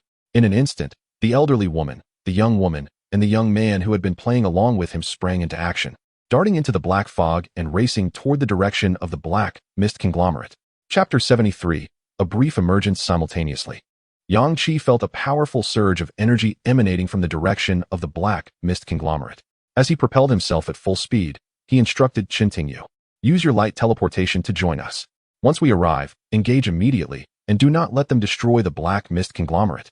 Without a word, Chen Tingyu transformed into a beam of soft yellow light, vanishing from sight. Merely 5 seconds later, amidst the encroaching black mist, a flash of yellow light erupted, and she reappeared, panting, her complexion slightly pale. The repeated use of light teleportation had drained much of her mental energy. No need to dwell on the past. They have already vanquished the black mist entity. Yang Qi came to a halt. Without Chen Tingyu uttering a word, he sensed that the presence of the black mist entity had vanished just 2 seconds prior. From the moment this entity appeared to its demise, no more than 10 seconds elapsed. This clearly indicates that there are hidden talents within Mingtown. A formidable black mist entity could not survive for more than 10 seconds upon revealing itself. Su Mo, astounded, exclaimed, "It just died. Surely, this cannot be. After all, this was a black mist entity." Lu Wan was equally astonished, believing that only Yang Qi had the capability to eliminate a black mist entity with such swiftness. The few old acquaintances of Yang Qi, who were not as swift, including the boy in plush pajamas, the streetwise youth, the lady in a nightgown, and the short, stout matron, slowed their pace behind him, their faces betraying a sense of unwillingness. "Who, pray tell, acted with such rapidity?" The youth spat in disdain. The matron, gazing at the kitchen knife in her hand, cast a sidelong glance at Yang Qi and his companions, murmuring, "I have no idea. There are simply too many people in Mingtown." Lu Wan hastily inquired of Chen Tingyu, "What transpired just now?" Chen Tingyu, having injected several doses of mental recovery serum, appeared considerably revitalized as she replied, "I utilized the light flash ability and saw over a dozen individuals besieging that third-tier black mist entity, which had already been dispersed. All of them were third-tier, including 2 ability users. I glanced for just a second, and as I was about to dash over, the black mist entity was obliterated, and red mist spread forth. One man came into contact with the dark orb and obtained an ability. The others, having failed to seize the orb, turned to me and, noticing my unfamiliarity, exhibited considerable hostility. I uttered not a word, yet several third-tier individuals charged at me intent on my demise. I dispatched 3 with my light energy cutting and promptly returned.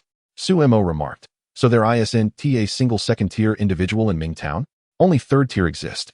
Yang Qi replied slowly. It seems our assumption that many could slay black mist entities and each acquire a new ability is overly simplistic. The inhabitants of Mingtown are strong, and they too are hunting the black mist entities. Jiang Yi queried, what shall we do then? Yang Qi stated, let us wander through Mingtown and see if the next black mist entity might be closer to us, while also investigating why the black mist is so dense here. Escaping this scenario is an endeavor that must be accomplished sooner or later. With that, Yang Qi turned his gaze towards the individuals preparing to depart. Gentlemen, might I trouble you for a moment of conversation? The individuals, who had been departing at a leisurely pace around Yang Qi, halted at his utterance, for they had witnessed his formidable prowess at the town's entrance. In Mingtown, these individuals had become accustomed to slaying on sight. Those who survived were at least second or third tier, with the second tier already having perished. The surviving third-tier individuals were well aware of the danger posed by one another, thus maintaining a semblance of peace. This reasoning parallels their current fear of Yang Qi. Recognizing their inability to confront Yang Qi due to his formidable strength, they abandoned their frenzied bloodlust and greeted him with smiles. The enthusiastic matron was the first to approach. Young man, what would you like to discuss? She inquired, as the others joined her with cheerful expressions. Yang Qi, returning the smile, asked, Madam, why haven't I encountered any zombies in this town? The matron waved her hand dismissively and replied with a grin. Oh, the zombies have all been eradicated. Lu Wan and Chen Tingyu exchanged astonished glances. Given the town's population, there should still be at least 20 to 30,000 zombies. Jiang Yi remarked. No wonder we only saw those 3 second-tier zombies you dispatched upon entering the town. Yang Qi continued his inquiries. Then why haven't I seen any corpses of zombies in the streets? Not only are there no bodies, but even bloodstains are remarkably scarce. Aside from the powerful evolvers and abilities present in Mingtown, along with the pervasive black mist, it hardly resembles a post-apocalyptic world. The streets were eerily quiet, devoid of any corpses, and even traces of blood required careful scrutiny to detect. There was no sign of battle. The only commotion had occurred when the black mist conglomerate had suddenly appeared moments ago. Upon hearing his remarks, the matron leaned closer to Yang Qi, her face wrinkling into an exaggerated expression as she mysteriously explained, Young man, being new here, you may not know that the black mist in Mingtown actually consumes corpses. Hearing this, Su Mo couldn't help but shudder, casting a nervous glance at the surrounding black mist. Madam, please don't frighten me, he exclaimed. The matron feigned indignation. Who is frightening you? This is the truth. If you don't believe me, just ask them. She gestured toward the others. As Yang Qi turned his gaze towards them, a well-groomed young woman responded with a smile. The matron speaks no exaggeration. In Mingtown, whether it's a human corpse or a zombies, after a single night, they will vanish without a trace. A young man added, at night, the black mist in Mingtown becomes exceedingly dense. Even we third-tier evolvers are unable to see beyond a meter in such thick fog. Looking up at the darkening sky, the young man continued, it's nearly 6 o'clock. In another hour, night will fall. I advise you not to linger outside after dark. Find a building, secure the doors and windows, lest the dense black mist seep in. The matron eagerly concurred. Indeed, we can confirm that the black mist consumes corpses, but whether it preys on the living remains uncertain. After all, if a living person were devoured, they would never speak of it again, and no one would ever know. With that, the matron smiled and asked, Young man, do you have any further questions? If not, I shall be on my way. Yang Qi responded, I do have more questions. The matron, still smiling and showing no signs of displeasure, replied, very well, very well.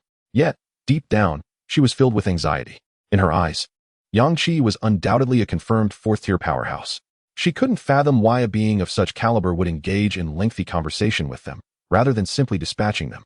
As the elderly woman pondered, a youth clad in pajamas, seemingly younger and lacking the confidence of the other adults, abruptly declared, if you wish to kill us, then do it swiftly. The expression on the woman's face instantly morphed into one of fierce malevolence, contorted as if struggling to suppress the urge to slay the boy before her. The smile that once adorned her visage vanished entirely, her chaotic eyes narrowing with a predatory gleam directed at the youth. Meanwhile, the young man stood with his hands shoved deep into his pockets, observant and poised to flee at any moment. Yang Qi turned his gaze towards the boy and queried, why would I want to kill you? The youth retorted, you are stronger than us. Is it not customary for the powerful to eliminate the weak? Yang Qi, somewhat exasperated, chuckled softly and replied, when I entered the town of fate, I sensed your intentions to attack me. However, your movements were sluggish compared to those of the 2 middle-aged men. Before you could take a few steps, my overwhelming strength became apparent, prompting your hasty retreat. At this level, there is no need for me to resort to killing you. My teammates and I entered the escape dungeon of Fate Town and encountered you, seeking information from you, as you still hold some value. Why would I kill you? The group listened in bewilderment, struggling to comprehend his words. In their world, the strong simply eradicated the weak without the need for justification. Encounters typically ended in violence, and if one could not prevail, they would flee. The four individuals standing before Yang Qi had engaged in numerous skirmishes before, yet none had succeeded in vanquishing the other, rendering their efforts futile. Among them, the woman exhibited a relatively sane mindset. She then asked, "Are you implying that once you obtain your answers, we may leave?" "Indeed," Yang Qi affirmed. The woman exhaled in relief and inquired, "What else would you like to know?" Yang Qi continued, "Having spent so many days in Fate Town, do you understand why the black mist is so dense?" Upon hearing this question, the woman chuckled softly and replied, "This is beyond the purview of ordinary Tier 3 individuals like us. We merely guard the town's entrance, waiting for those who can manage this matter to find the answers. Once they do, we can escape Fate Town directly." "Oh, who are these individuals capable of handling this matter, and where can they be found?" The woman gestured towards the depths of Fate Town, stating, "The Mental Health Institute. The remaining few strong individuals in Fate Town have likely entered there in search of answers." Chapter 74, The Strong in Fate Town. Yang Qi was not taken aback by this revelation. Lu Wan and the others displayed varied expressions. Yang Qi inquired, "The strong in Fate Town? Tier 3 hardly qualifies as strong. So, the individuals you refer to as strong are Tier 4? Without needing Yang Qi to ask further, the woman began to explain. Before the escape dungeon was activated, Fate Town launched a large-scale treasure hunt dungeon just last night. This treasure hunt ensnared all surviving residents of Fate Town, totaling over 10,000 individuals. As she reminisced about last night's treasure hunt instance, a hint of a smile graced the young woman's face. The participants had gone into a frenzy within the instance. Those paper-thin figures were exceedingly weak, and the ultimate carnage primarily unfolded among the survivors. Many formidable individuals from the town of Fate were revealed during last night's treasure hunt. Should you desire information, I am willing to barter this precious intelligence for my life. The young woman smiled coyly and cast a captivating glance toward Yang Qi. Although I do not know their names, we have assigned code names to these powerful beings. One young man, wielding black flames, seems to be of a similar age to you. Though lacking in your charm, his hair is somewhat long. He is likely a third-tier ability user, referred to as Black Flame. Black Flame is exceptionally strong. It feels as though he has ascended to at least the 4th tier following the conclusion of the treasure hunt. Less than an hour after the treasure hunt ended, the escape instance commenced, yet Black Flame had already departed from the town of Fate before the escape instance began. I witnessed his departure with my own eyes. There is also a rotund bald man, brandishing a peculiar cleaver, who enjoys conversing with his weapon. We have dubbed him Butcher, and he is quite powerful as well, having left prior to the start of the escape instance. Additionally, there is a doctor clad in a white coat, who appears to have previously worked at a psychiatric hospital. He wields a sharp scalpel. While it is unclear what abilities he possesses, his agility is remarkable, having slain countless burden monsters and an extensive number of evolved ability users. We simply refer to him as Doctor, and he too is no longer in the town of Fate. Jiang Yi, growing somewhat impatient, asked, "What purpose does it serve to discuss those who have already departed from the town?" The young woman replied with a smile, "Because these individuals are formidable. I thought that if, by chance, you encounter them after leaving the town, you would at least have the intelligence gleaned from me." Continuing, she added, "Among those still residing in the town of Fate, there is a witch. She is quite young, likely around your age, capable of summoning powerful magical entities. She herself is rather eccentric, conversing with her summoned creatures. After the escape instance commenced, she entered the psychiatric hospital and has not emerged since. My hopes of escaping the town of Fate are partly pinned on her. There is also a man who shares my penchant for wielding a kitchen knife. We have nicknamed him Kitchen Knife, as he indiscriminately attacks anyone in sight. His knife appears ordinary, yet it is likely of superior quality. Another man, known for his madness within the town, is referred to as Madman. However, he exhibits little aggression towards humans and can occasionally engage in coherent conversation. He often talks to himself, evidently a product of that psychiatric facility. These three individuals all entered the psychiatric hospital after the escape instance was triggered. The residents of the town believe that the source of the dense black mist lies within the hospital. However, since those three ventured inside last night, they have yet to emerge, and there has been no significant activity from the hospital. The situation inside remains a mystery. After speaking, the young woman discreetly observed Yang Qi and said, "If it were you who entered, Perhaps you could unravel the secrets of the Black Mist. If I am not mistaken, you are of the 4th tier, correct? Yang Qi remained noncommittal. The woman continued, do not be deceived by the apparent tier of the few individuals I mentioned. They are indeed formidable. None of them emerged after entering, and I sense that it is exceedingly perilous inside. Yang Qi raised an eyebrow at her and queried, so do you wish for me to enter or not? The woman chuckled softly and replied, from my perspective, your presence as a 4th tier would considerably enhance my chances of escape. However, from your own standpoint, it would be prudent to refrain from entering. The circumstances within the sanatorium are decidedly unsettling. At that moment, Jiang Yi interjected, I just came from the sanatorium, and I did not notice anything amiss there. Upon hearing this, the woman and her companions turned their gazes towards him. You emerged from there? How did you return after leaving Life Town? The matron murmured. To successfully escape, the secret must lie within the sanatorium. I have explored every corner of Life Town aside from the sanatorium today and found nothing. The issue surely resides within. The boy in pajamas boldly remarked, are you truly of the 4th tier? Well, even if you are, you may not stand a chance against those formidable 3rd tiers the woman mentioned. They have not returned. So it would be wise for you all to refrain from entering the sanatorium and instead wait with us at the town's entrance. Suemo, overhearing this, rolled his eyes and retorted, child, do you comprehend what it means to be 4th tier? Speak only if you understand. Just then, in the twilight of Life Town, the black mist suddenly surged. Everyone present was immediately filled with excitement. Yang Qi directed his gaze towards the direction of the swirling mist, unleashing a bolt of lightning and urging everyone to pursue at full speed. The young woman instinctively prepared to follow but abandoned the idea upon seeing Yang Qi's retreating figure. A 4th tier has gone. I have no chance. With that, she turned and vanished into the depths of the street consumed by the black mist. The matron hesitated for a moment but ultimately decided to pursue. The youth and the young man, witnessing the matron's determination, also charged forward. This time, fortune favored Yang Qi immensely. The black mist conglomerate materialized almost at the street's entrance. However, he was not the swiftest. At the moment the black mist conglomerate appeared, individuals leaped from the adjacent buildings. 4 or 5 shadows, with unwavering resolve, aimed directly at the black mist conglomerate's position and jumped from above. As their auras erupted, Yang Qi instantly discerned that they were all 3rd tier and among the strongest of their kind. The strength of the black mist conglomerate also seemed to align with the 3rd tier. Yet, its aura was nowhere near as potent as those maniacs from Life Town. In less than a second, Yang Qi made a swift judgment. The instant those 5 individuals landed atop the black mist conglomerate, it would be obliterated. In Life Town, even the black mist conglomerate faced certain death upon exposure.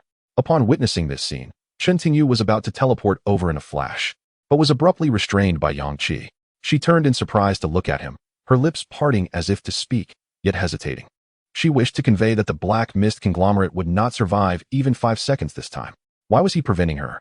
Her temporary light could still allow her to rush forward and contend for the extraordinary energy spheres with that group. Suemo exclaimed in alarm, Chow, we're running out of time. At that moment, the sky above Ming Town darkened ominously, laden with thick clouds. Thunder rumbled ominously, and countless bolts of lightning descended in an instant, forming a cubic spatial area that enveloped the black mist conglomerate and the 5 individuals suspended in midair. This was the exclusive skill of the lightning element, Thunder Zone Lockdown, combined with the special lightning ability, Thunder Cataclysm. If time was of the essence, then they would strike together. Chapter 75, Silver Flame. The thunder roared, descending like an unrelenting tempest. The atmosphere was charged with an overwhelming force. The deafening sound of thunder exploding in the ears of all in Ming Town. The entire town was shrouded in a blue radiance of lightning, the fierce aura of a 4th tier ability user permeating the air. All eyes were drawn to the epicenter of the thunderous eruption. The trio of women trailing behind immediately halted, their gazes fixated on the area sealed by lightning ahead. Their faces bore an expression of shock, unprecedented in its intensity. How formidable! Not only was he a 4th tier user, but also a powerful ability wielder. The status of the black mist conglomerate was now beyond their sight. There was no need to observe further. With such might, the black mist conglomerate would surely be annihilated in an instant. The young woman who had reached the end of the street turned abruptly, her heart racing as she beheld Yang Qi's indistinct silhouette within the black mist. Her lips parted slightly, and after a moment, she murmured incredulously, how could this be? This is overwhelmingly powerful. In that instant, she resolved to join Yang Qi in entering the mental rehabilitation facility. With his strength, perhaps he could indeed alter the situation. Previously, she had described those within the facility as exceptionally formidable, and she had not exaggerated. Those 3 individuals were indeed powerful. Yet, Such fierce and fearless lunatics had vanished without a trace after entering the facility to escape Ming Town, underscoring the grave peril that lay within. She had almost resigned herself to remaining in Ming Town. Now, however, she saw hope in Yang Qi. Without hesitation, she stepped toward him. At that moment, even Yang Qi's four companions were utterly astounded. This marked the first time Yang Qi had earnestly unleashed his power since advancing to the 4th tier and awakening several skills. The unparalleled force of his attack left the four in a state of shock. Su Mo gazed at Yang Qi with a mix of excitement and admiration, exclaiming, "Boss, you are simply incredible. Those individuals are surely going to be struck down by the lightning. Is this the thunder cataclysm that draws upon the heavens? Its power must be at least 3 to 4 times that of ordinary thunder. Moreover, with the leader's deadly zone sealed off, who could possibly emerge alive from this intricate combination of attacks? Furthermore, the leader had yet to employ the assassin's stealth. Once utilized, its potency would double, bringing it perilously close to the power of a 5th-tier ability user. The thunderstorm lasted for less than 5 seconds, and the encircling walls of lightning vanished. A torrent of crimson mist surged directly towards Yang Qi. As Lu Wan and the others prepared to evade, allowing Yang Qi to bask in it alone, he interjected, "Let us absorb it together. You are all 3rd tier, and you cannot absorb as much as I can." Considering the myriad crises lurking within the psychiatric facility, which could surpass imagination, Yang Qi seized the opportunity presented by the red mist to enhance his teammates' physical prowess. The 5 of them absorbed the mist collectively. Ultimately, Yang Qi consumed half of it, while the remaining 4 shared the other half. Even so, their strength saw a remarkable enhancement, nearing the pinnacle of the 3rd tier. The 5 individuals who had previously engaged the black mist entity vanished without a trace after the thunder dissipated, completely erased by the terrifying storm. A single black orb and 3 white orbs materialized at the locus where the black mist entity had appeared. Yang Qi approached and grasped the black orb. As the darkness receded, a silvery flame flickered in the palm of his hand. Lu Wan and the others gathered closer, their curiosity piqued by the flame. "Is this a flame? Why is it this color?" they wondered. "A fire element ability? How extraordinary. Its potency must be exceptional. Yet, this color is rather peculiar." Chen Tingyu remarked, "Do you recall what that woman said earlier? There is a powerful ability user in Mingjin who wields black flames.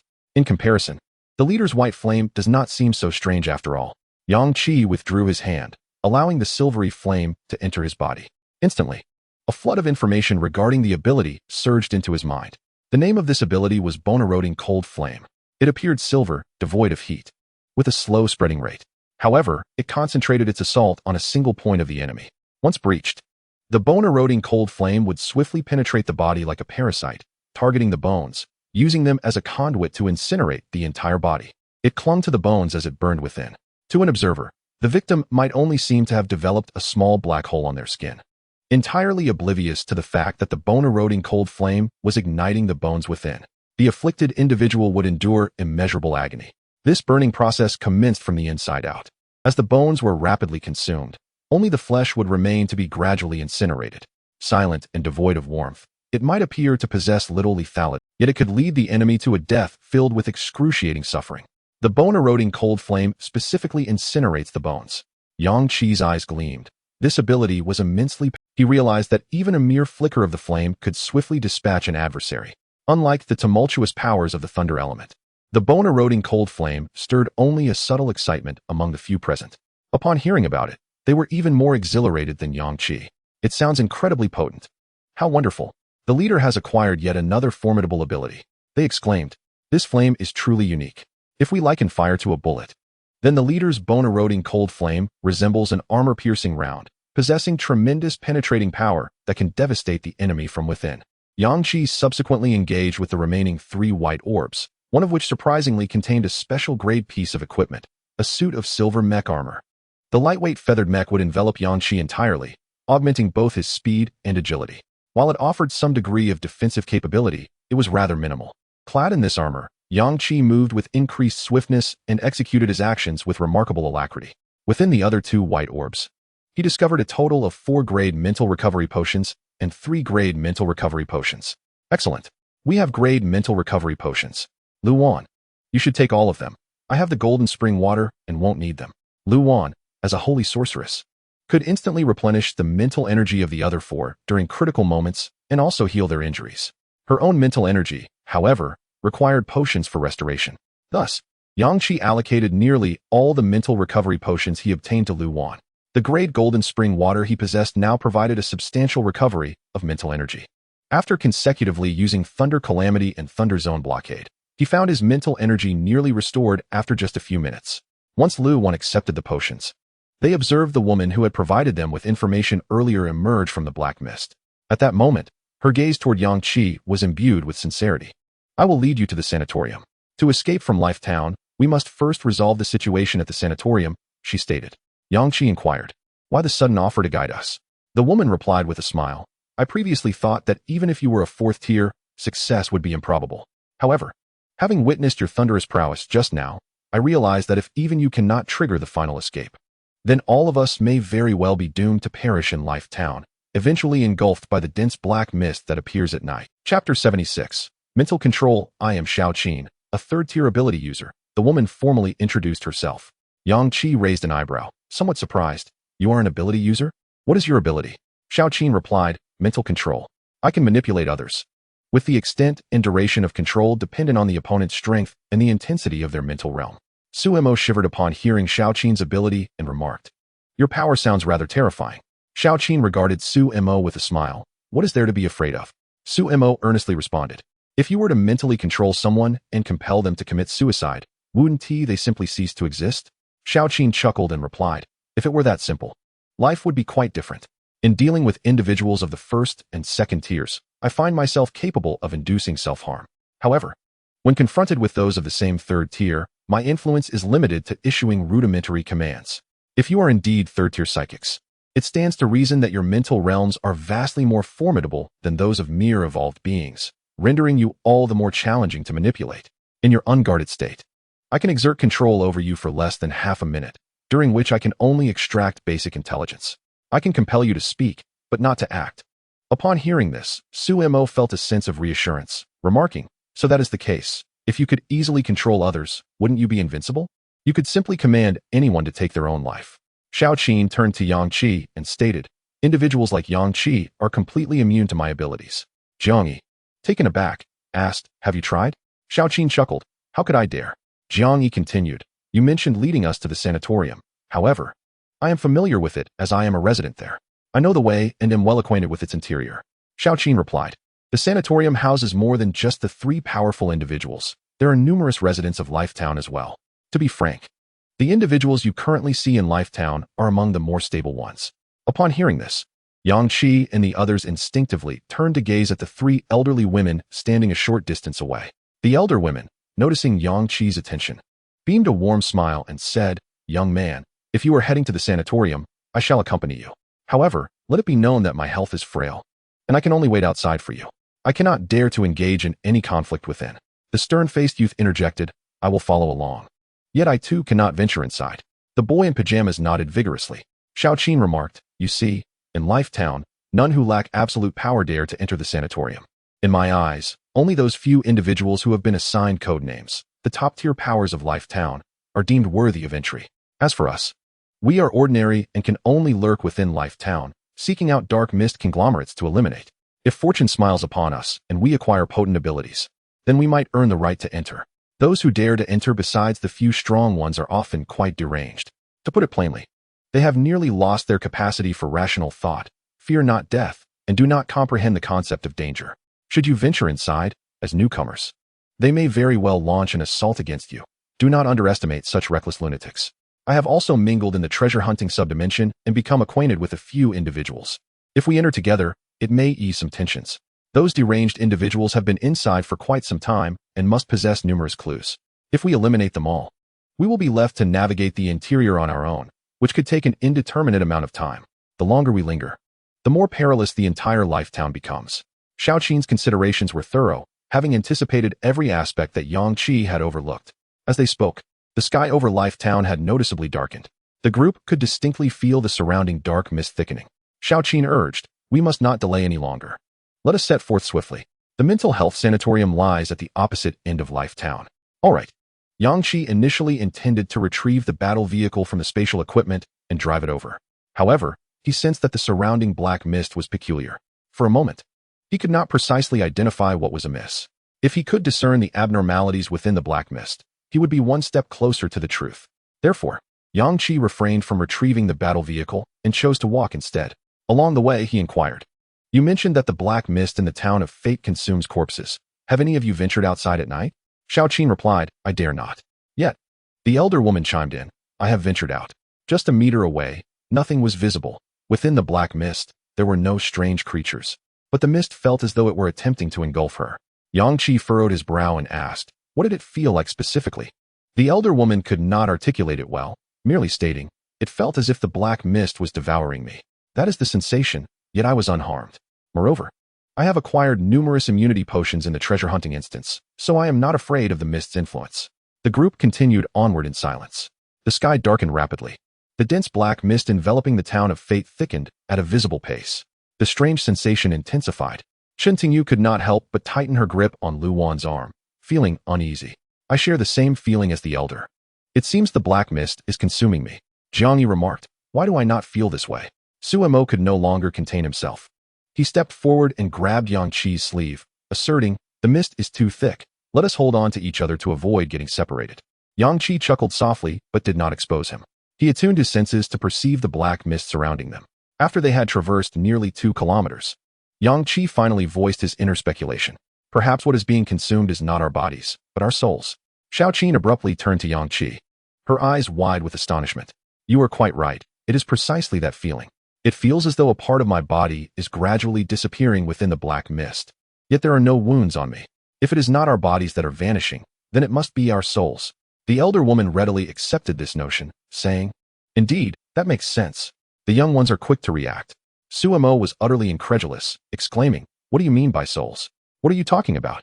Yang Qi stated, "Since we have uncovered the true nature of this black mist, we need not waste any more time. Let us board the vehicle." As he spoke, a heavily armored energy battle vehicle suddenly materialized in the center of the street, startling Xiao Qin and the others. Yang Qi opened the door. "There are only 6 seats. We shall have to squeeze in." Under the astonished gaze of Xiao Qin and her companions, Yang Qi and the others swiftly boarded the vehicle. "With this, we can traverse the apocalypse at will." They marveled at the formidable appearance of the vehicle. The group quickly climbed aboard. The black mist had thickened to an astonishing degree. Even the vehicle's detection system could only perceive a range of 2 meters. Under the guidance of Xiao Qin and Jiang Yi, the armored vehicle finally came to a halt in a narrow alley after 5 minutes. Jiang Yi spotted a sign by the roadside and pointed, saying, "This is the sanatorium." The dense black mist obscured their view of the building's architecture as they parked at the entrance. Upon disembarking and securing the vehicle, Yang Qi's attention was drawn not to the sanatorium ahead, as Jiang Yi had indicated, but rather to the end of the street. The keen senses of a 4th-tier ability user allowed him to detect the presence of another ability user approximately a dozen meters away, where an intense fluctuation of energy suggested an imminent eruption.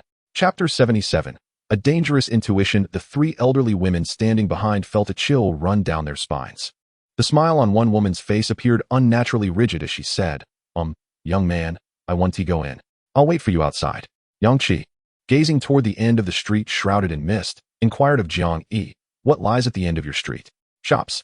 Residences?" Jiang Yi replied, "No. There are no other buildings near the sanatorium. At the end of the street, it seems to be a waste disposal site, with several large trash bins and a refuse shed." Yang Qi said, "There is someone there. Let us take a look." Upon hearing Yang Qi's intention to approach, the elderly women hurried to follow, fearing they might lose him in the black mist, which could spell disaster for them. Yang Qi noticed that as he drew closer to the sensed presence, the fluctuations intensified remarkably. However, he did not perceive any murderous intent emanating from it.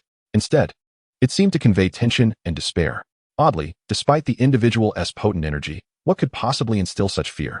The aura exuded a palpable sense of dread and avoidance, devoid of any inclination to fight. Upon reaching a large trash bin, Yang Qi swiftly lifted the lid.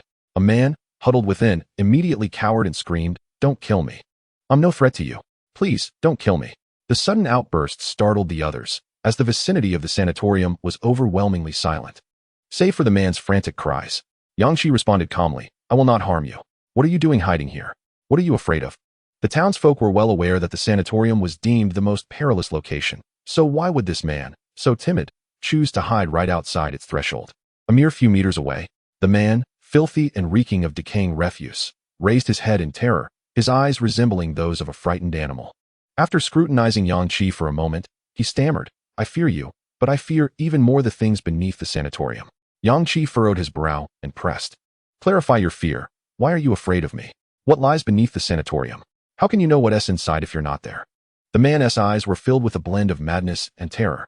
It is uncertain whether he has consumed an excessive amount of the core substance, but he appears to be in a rather abnormal state. He cast a furtive glance toward the unseen sanatorium, shrouded in black mist, as if fearing that some entity might overhear their conversation. In a hurried and hushed tone, he declared, I can sense danger. You are perilous. And what lies beneath the sanatorium is even more treacherous. Trust me, I can feel it. In this cursed town, no one can escape. This evasion scenario is unsolvable. It is utterly impossible for anyone to leave this town alive after encountering that entity below. Absolutely impossible. As he spoke, his demeanor grew increasingly frantic. He glanced repeatedly at Yang Qi and the encroaching black mist behind him. You are powerful, indeed dangerous, I can feel it. But you will never be able to contend with that entity on the negative first floor. The man's words sent shivers down the spines of all present, save for Yang Qi. Even the usually composed Jiang Yi seemed to succumb to the man's palpable fear, anxiously interjecting, what are you talking about? There is no negative first floor in the sanatorium. I have resided there for several years, and it is absolutely impossible. He added, I have never heard of anything lurking below. The man fixed his gaze on Jiang Yi and asserted, this is my ability, as long as it remains intact. My instincts will never deceive me. The sanatorium must possess a negative first floor. Yang Qi inquired, what is the name of your ability? The man promptly responded, danger sense. I am acutely sensitive to peril. The moment you entered within 500 meters of me, I sensed danger. You are formidable, and thus I fear you. Knowing I could never be your match, Yang Qi remarked, if you can sense the danger on the negative first floor of the sanatorium and are so terrified, why do you hide here? The man let out a hollow laugh and replied, what good does it do to hide far away? Can one truly escape this cursed town? Thus, I maintain that this evasion scenario is unsolvable. No one can leave here alive after encountering the entity on the negative first floor, unless someone sees that entity, triggers the escape, and is positioned far from the sanatorium, perhaps near the town gate. I can assure you, the one who triggers the escape will not survive. At that moment, the elderly woman exchanged a glance with the youth and the young man, as if affirming their prior decision to wait at the town gate, anticipating that other powerful individuals would trigger the escape, allowing them to flee immediately. This man, who claimed to possess the ability of danger sense, confirmed their previous choice. Recklessly accompanying Yang Qi to the entrance of the sanatorium had indeed been a miscalculation. However, now, the sky had completely darkened, and the surrounding black mist had thickened to an extreme.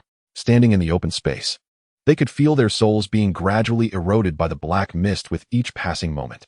As natives of this cursed town, they were acutely aware that no other structures existed near the sanatorium. Without Yang Qi's vehicle, returning to the town gate to evade the encroaching mist was nearly impossible. If one were to refrain from entering with Yang Qi, the only relatively safe haven appeared to be the refuse bin occupied by that individual. At that moment, the elderly woman swallowed hard, approached the dumpster, and leaned in to assess how much space remained, stating, young man, make some room. Without regard for the man's astonished gaze, she promptly leaped into the trash bin, squeezing in. The remaining youth and young man opted for a nearby dumpster. Yang Qi found himself both amused and exasperated as he observed these individuals. The man continued, the secret lies on the negative first floor. He discerned that Yang Qi and his companions were determined to trigger their escape. Having shared so much, the elderly woman and her companions were frightened enough to join him in hiding within the refuse bin. However, the remaining 6 displayed no signs of retreat. The man reiterated with insistence, to trigger the escape, you must go to the negative first floor. His obsessive repetition of this statement was driving Jiang Yi to the brink of madness, who incessantly insisted to Yang Qi, there's no negative first floor in the sanatorium. This man is undoubtedly deceiving us. Having resided here for so long, how could I not know? Everyone in the sanatorium will affirm that there is no negative first floor. Yang Qi chose not to dwell on it further and kindly covered the 2 bins with their lids. From within the dumpster, the elderly woman's muffled voice emerged. Young man, thank you. If the escape is triggered, I'll be sure to assist you. Yang Qi, accompanied by Jiang Yi and the 4 others, including the undeterred Xiao Qin, made their way to the entrance of the sanatorium. At first glance, there was nothing particularly noteworthy about the place. It comprised several 4-story old buildings. Jiang Yi led the way, saying, the main entrance is here, let us enter through the front. The moment they stepped inside, the 6 were astonished to find that within the sanatorium, not a trace of black mist lingered. Chapter 78. Everyone will die within the expansive lobby of the sanatorium. Several individuals donned in bloodstained patient uniforms occupied various corners.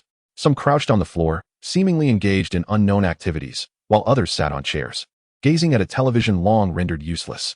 A few strolled down the corridor. In the pitch-black lobby, devoid of black mist, Yang Qi and his companions could see as clearly as during the day, thanks to the absence of any fog. They observed the movements of 5 patients with clarity.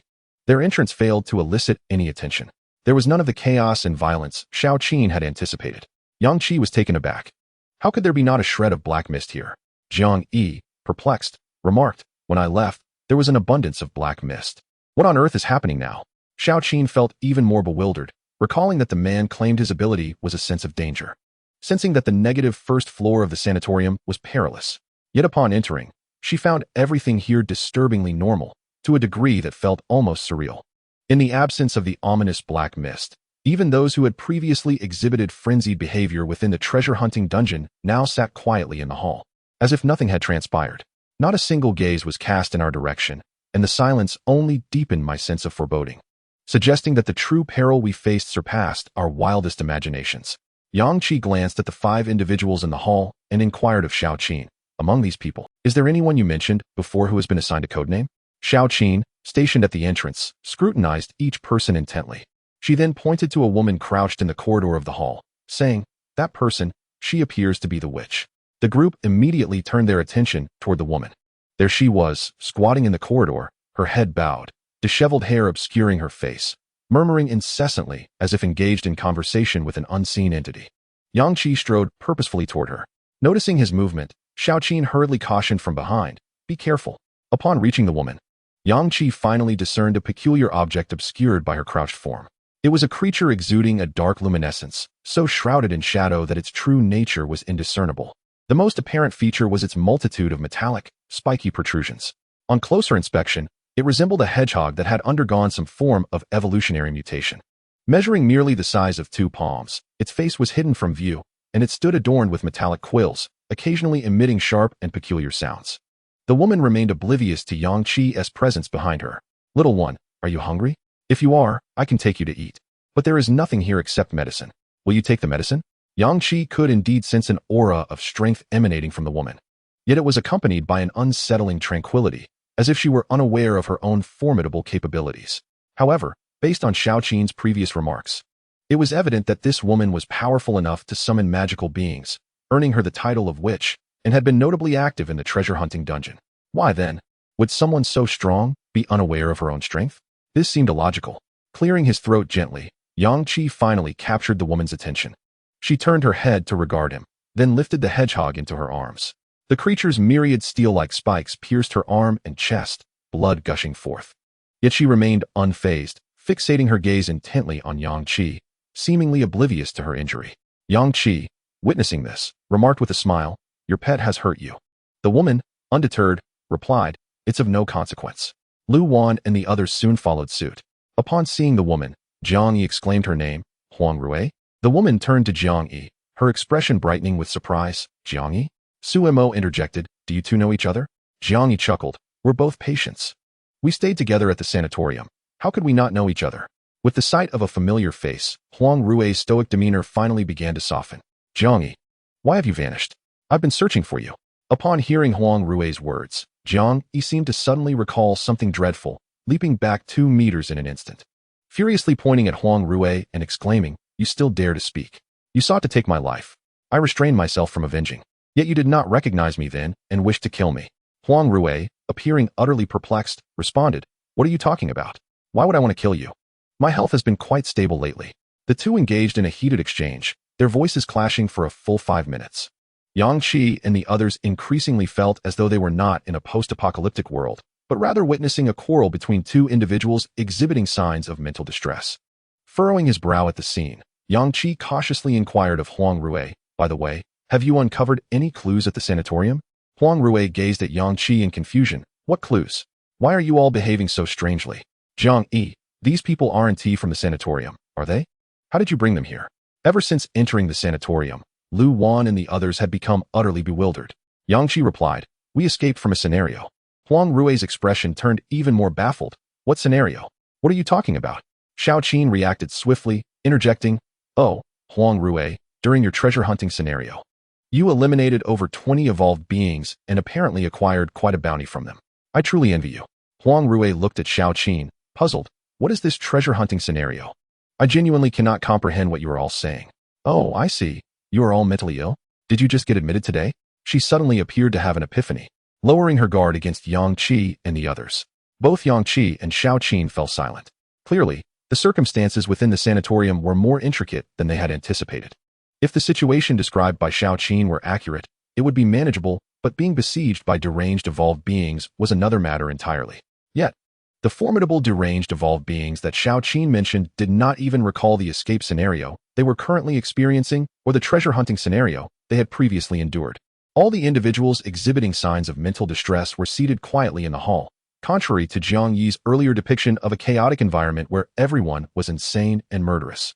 Yang Qi took a deep breath and said, Xiao Qin, look at the other 4 individuals. They are not the powerful ones you recognize, correct? Xiao Qin confirmed once more. No, Yang Qi stated. Good, let us begin exploring the sanatorium to see if there are any peculiarities.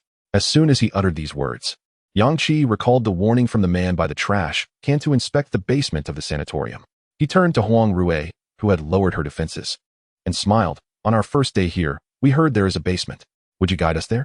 Huang Rui replied, there is no basement. You can ask Jiang Yi. Yang Qi chose not to respond to Huang Rui further. He looked at his companions earnestly, saying, everyone, be cautious. I intend to directly breach the floor of the hall to ascertain whether a basement truly exists here. Xiao Mo and his companions exchanged tense nods, their latent energy surging. Poised for battle. In Yang Qi's hand, a formidable blade materialized. Just as he was about to strike, a man's frenzied voice erupted from the staircase. Stop. You cannot damage the ground. If you do, we are all doomed. The attention of everyone in the hall turned towards the man.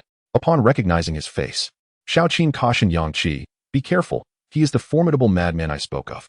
Chapter 79. The Black Mist Tentacles. Yang Qi scrutinized the man, who appeared to be in his 30s. Clad in a patient-esque garb from a mental health facility, his pallor and panicked expression were evident. Yang Qi swiftly discerned the anomaly. Unlike Huang Rui and the other patients, whose clothes bore the stains of blood, indicative of violence against humans or zombies, the man before him, well known to Xiao Qin and active in the treasure-hunting quests, wore a pristine outfit, seemingly untouched and new, a stark contrast to his frenzied demeanor. The man descended the stairs with urgency, standing before Yang Qi, his voice trembling. What do you intend to do? Do you wish to damage the ground? Do you comprehend the horrors that lie beneath? Yang Qi fixed his gaze upon the man. You know there is something beneath? Huang Rui, standing nearby, interjected with confusion. Zhang Ruijin, where is there a basement here? Please refrain from making wild claims. Xiao Mo, in a hushed tone, inquired of Jiang Yi, do you know this man? Jiang Yi nodded. Yes, he is also a patient from the facility, named Zhang Ruijin. Xiao Mo then turned to Xiao Qin, whispering, are you certain this man is the formidable figure you mentioned from the Fate Town? He appears anything but strong. At this moment, Xiao Qin furrowed her brow. Observing Zhang Ruijin and Huang Rui, she was confident in her recognition. The hedgehog cradled in Huang Rui's arms was summoned by her, aligning with her abilities. Yet, the demeanor and aura of both individuals were drastically different from their lethal presence just a day prior in the treasure-hunting quest. Now, there was no hint of bloodlust or the essence of power. They seemed merely like ordinary mental patients.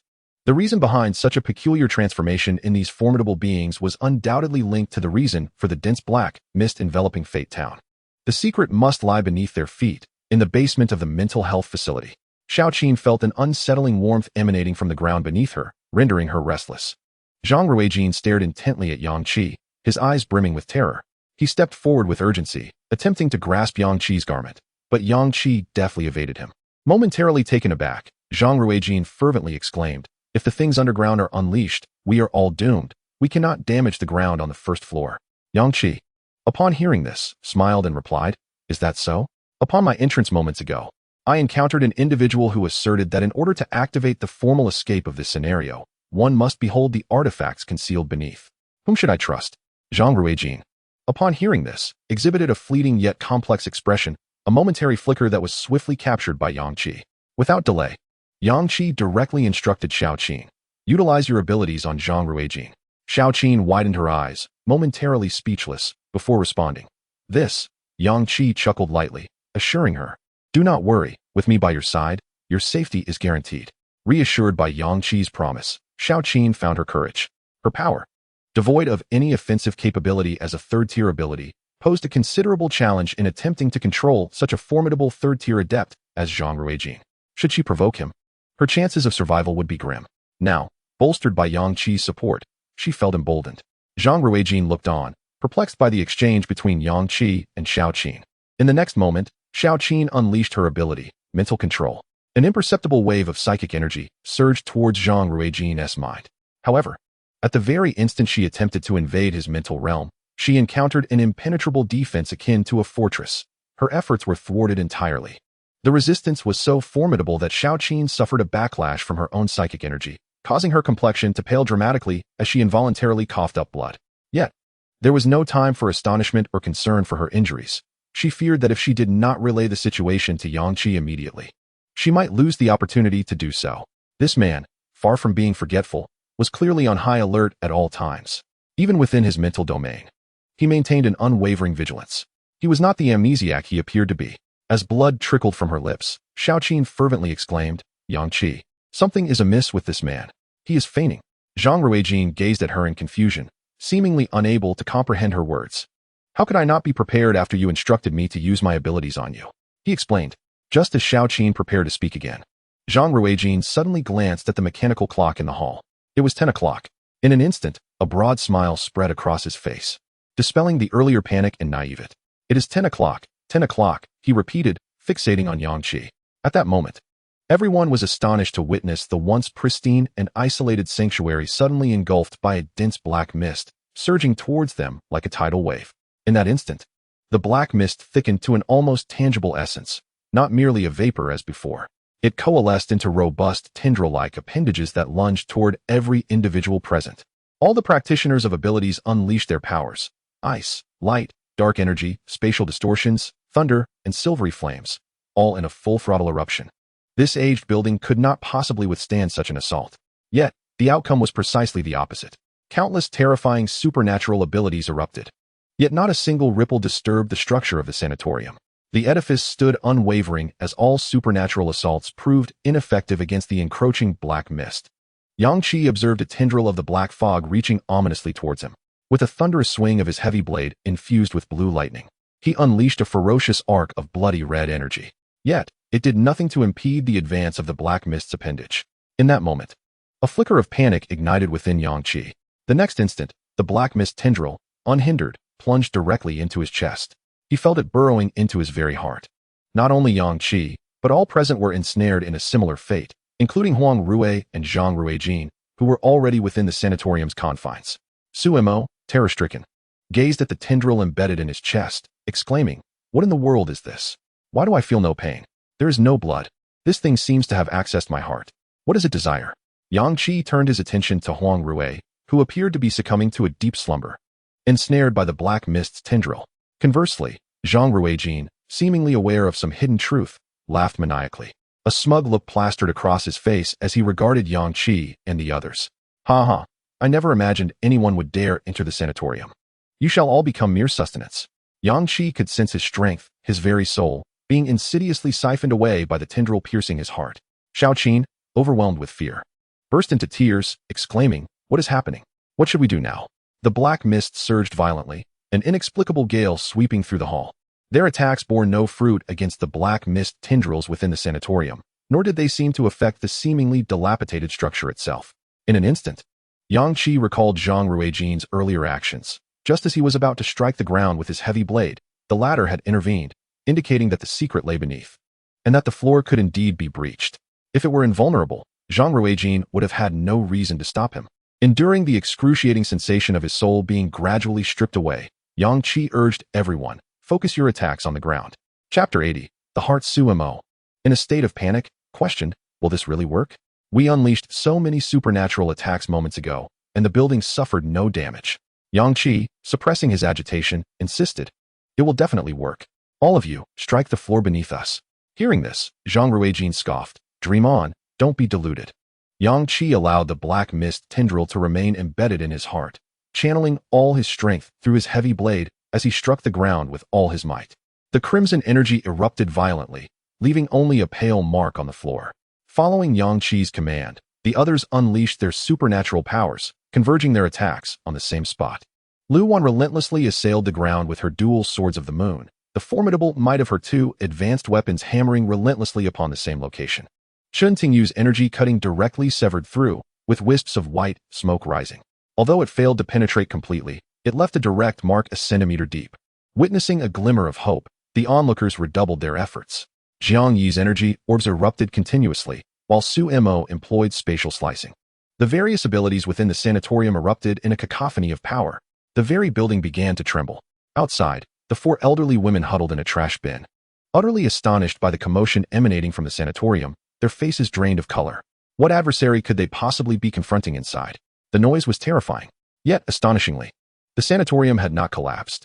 This must also be related to the entity beneath. Gradually, Zhang Ruijin's composure began to falter. He was well aware that the structure of the sanatorium was susceptible to destruction. Not only the floor, but the entire building could be compromised. However, under the influence of the underground entity, the whole sanatorium had seemingly come to life, rendering it extraordinarily resilient. Resilience, however, does not equate to absolute invulnerability. This was precisely why he hurried down to intervene when he heard Yang Qi preparing to assault the floor from the second floor. He had thought that by 10 o'clock, the entity below would fully awaken, with the tendrils of black mist emerging to easily subdue this group. Yet, he had not anticipated their ferocity. Despite the first wave of supernatural assaults leaving the sanatorium unscathed, most would have long since surrendered. But they persisted, determined to breach the floor and reach below. Even more alarming was the fact that the section of the floor under concentrated attack was indeed showing signs of fracturing. Have you all lost your minds? Your hearts are connected to the tendrils of black mist. How can you wield such incredible power? The black mist tendrils will relentlessly siphon your souls, memories, and strength. How can you still remember your purpose? Zhang Ruijin's words clarified Huang Rui's peculiar condition. At that moment, Huang Rui hung from the ceiling, ensnared by the black mist tendrils. Her eyes tightly shut, appearing to be in a deep slumber. The summoning item she had clutched was now absent. She was genuinely affected by the black mist tendrils, having lost her memories. Yet, Zhang Ruijin himself had a tendril embedded in his chest. Why had he not forgotten? In fact, he seemed to be allied with the entity below, safeguarding it from discovery by others. Yang Qi pondered as he exerted greater force with each passing moment. Simultaneously, he felt the gradual siphoning of his soul, the side effects taking their toll on his cognitive speed. It felt as though an invisible film had enveloped his mind, dulling his perception of everything. The more this occurred, the more desperately Yang Qi unleashed his various means to assault the floor. The expressions of his companions nearby gradually morphed into anguish. This suffering did not stem from the depletion of mental energy, but from the torment of having their souls extracted. Lu Wan sheathed her twin swords of the moon, and a sacred wizard's exclusive silver staff materialized in her grasp. Uncertain of its efficacy, she murmured, wondering if it could perhaps mitigate the soul absorption rate inflicted by the tendrils of the dark mist. Blessing wave. Powerful silver energy surged forth from the staff, enveloping Yang Qi and the others in an instant. Their mental fortitude was instantly rejuvenated, fatigue dissipating like mist. The chaos clouding their minds, due to the siphoning of a portion of their souls, began to clear. Yang Qi exclaimed in astonishment, "It can slow it down." Lu Wan was equally taken aback. The blessing wave, a boon she could also partake in, restored her allies' mental energy though not her own. Yet, she felt the pace at which the dark mist tendrils drained their souls had noticeably lessened. Without hesitation, Lu Wan produced 2 potions for mental recovery and activated the blessing wave once more. The previously lethargic Chen Tingyu and the others were now fully revitalized, launching a fervent assault on the ground. Zhang Rui, standing nearby, was left speechless. He exclaimed in disbelief, "How can there be something that slows down the soul absorption of the dark mist? This is impossible. What is this woman's ability?" Xiao Qin, equally astonished, mused, "A healer? Incredible." Her kitchen knife was far from high-grade equipment, already showing signs of wear. Suddenly, a sound of shattering broke the air, causing everyone to freeze momentarily. A fissure appeared prominently on the gray floor tiles. Yang Qi urged, "Hurry up." They were all locked onto by the dark mist tendrils. Even reaching the outskirts of the life town would be futile unless they completely departed. Thus, they had to trigger their escape promptly.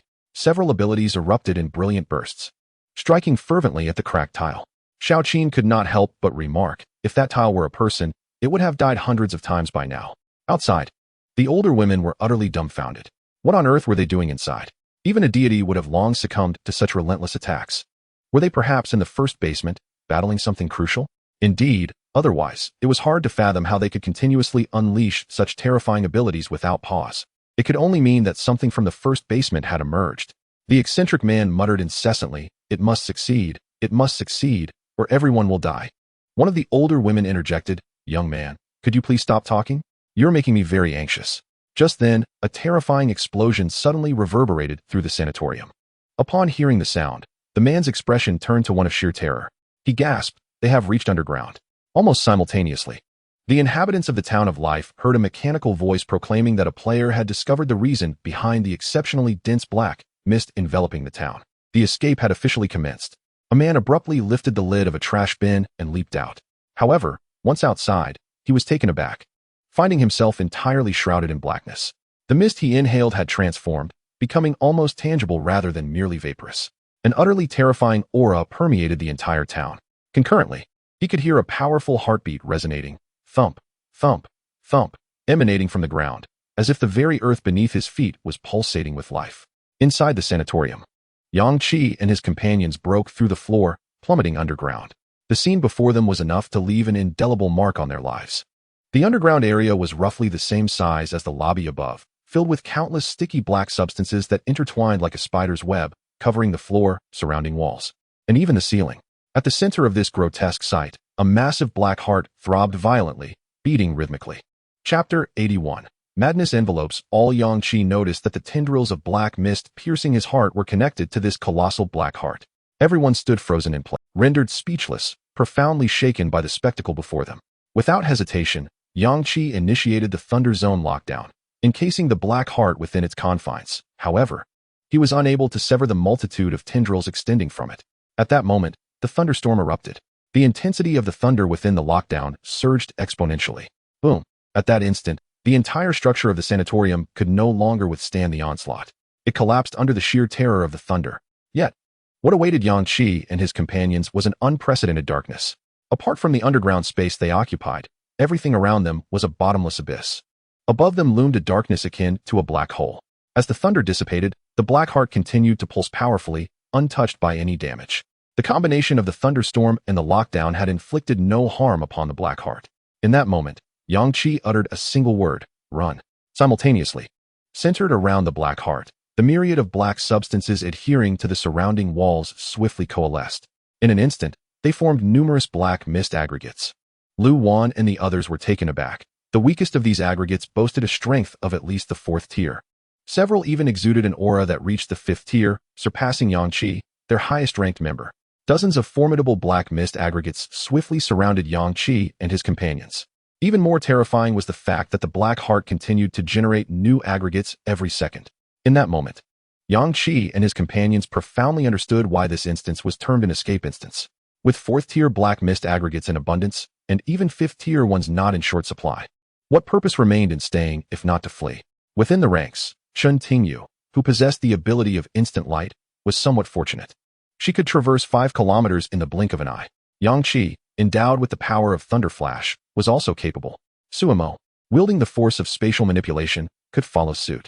Even if they utilized Su Mo's unique skill, the spatial passage, to create a 500-meter rift into another dimension for everyone to enter, this distance seemed trivial in the face of the 5th-tier black mist aggregates. The predicament arose the moment Yang Qi shouted for them to flee, as over 10 black mist aggregates swiftly surrounded them. While Yang Qi could escape alone, as could Chen Tingyu and Su Mo, they could not abandon Jiang Yi and Lu Wan. Moreover, witnessing the astonishing number of black mist aggregates materializing before them, it was impossible for Yang Qi to remain indifferent. With his current prowess, dispatching a 4th-tier black mist aggregate with a single strike was effortless. Having been encircled, he understood the necessity of creating an opening to facilitate their escape. Without hesitation, as a 5th-tier black mist aggregate charged towards him, Yang Qi unleashed a thunder flash, piercing through its body, and reappeared behind it, wielding his heavy blade to strike with full force at 2 4th-tier black mist aggregates behind. Yang Qi bellowed, "Follow me and charge out." Among them, the swiftest was Chen Tingyu, who grasped Lu Wan and Jiang Yi by the hands, deftly evading the 5th-tier black mist aggregate that was recuperating from the thunder flash's assault, and hastily followed Yang Qi. They soon realized that these black mist aggregates, born from the black mist heart, were recovering from injuries at a speed that was exponentially greater than any they had previously encountered. After all, they were in the heart of the black mist's domain, where even the black mist heart, an entity far beyond their comprehension, had manifested. The black mist throughout the entire command town was on the verge of liquefying. It was no wonder that the recovery rate of these black mist aggregates was astonishing. Before Yang Qi, the two fourth-tier black mist aggregates, cleaved in half by his heavy blade, began to gather the black mist at their severed edges. Yet, in the next instant, a surge of crimson blade energy surged into their forms. The furious red energy rampaged within their bodies, ruthlessly dismantling their interiors. While they attempted to mend their wounds at the severed edges, they simultaneously endured the terrifying onslaught of blade energy elsewhere. Their recovery was simply outpaced by the destruction. Boom. The sound of two consecutive explosions echoed. These were the detonations of the two fourth-tier black mist bodies. Two black orbs and dozens of white orbs erupted forth. From the front and sides, fifth-tier black mist aggregates pressed in. Yang Qi barely had time to seize one of the black orbs. His teammates, in perfect harmony, watched as Jiang Yi promptly grabbed a black orb along with two white orbs, while Lu Wan, Shen Tingyu, and Suemo also collected one or two white orbs as they passed by. At that moment, the two fifth-tier black mist aggregates had already flanked them from both sides. Moreover, more black mist aggregates charged toward them from just a few meters away. In this moment of life and death, Yang Qi and his companions felt no fear. What good is fear? They charged forward. Xiaoqin struggled to keep pace behind them. The instant she witnessed Yang Qi dispatch two fourth-tier black mist entities with a single stroke, her entire worldview shattered. Half a minute earlier, on the ground, the building of the nursing home was obliterated by a thunderous strike, marking the beginning of their escape. The elderly woman and her companions emerged from the refuse. Driven by the instinct to flee, yearning to distance themselves swiftly from the chaos surrounding the nursing home. Yet, she could not forget her earlier words to Yang Qi, promising to assist them outside the facility. The streetwise youth, astonished that the elderly woman did not flee but hesitated to peer into the depths of the nursing home, exclaimed, "Hurry, you cannot be serious about aiding them. Yang Qi is a fourth-tier ability user. If he cannot escape, your assistance will only lead to your demise." In the next moment, the expressions of the four changed drastically. They sensed the terrifying presence of the black mist entities in their domain. The black mist entities had never instilled fear in them, for here, they were the hunters.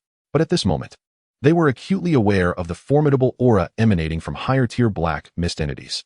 The elderly woman's face reflected shock as she remarked, "So many black mist entities. All at the fourth tier, 3, 4, 6, and still increasing. What is happening? No, there is an even more potent presence. Could it be a fifth-tier black mist entity? How is this possible? How could there be so many black mist entities appearing at once, especially of the fourth and fifth tiers? They are on an entirely different level than the third tier ones we previously hunted." Her curiosity peaked. Fear lingered, yet curiosity prevailed. Deep within, she felt an overwhelming urge to confront the black mist entities simply because she was from the Life Town. After the apocalypse erupted, the residents of the Life Town learned to consume core entities from those in the nursing home, leading to an irrational state of mind. Yet, this very madness had empowered the survivors, enabling them to engage in brutal combat with zombies, securing immunity and enhancement serums. Consuming core entities fortified their bodies and restored their mental faculties, while survivors in the vast city of Maple struggled against second-tier black mist entities. Those from the Life Town had already begun to compete in hunting third-tier black mist entities. The elderly woman could not resist taking steps towards the nursing home. She murmured, "Escape? Impossible.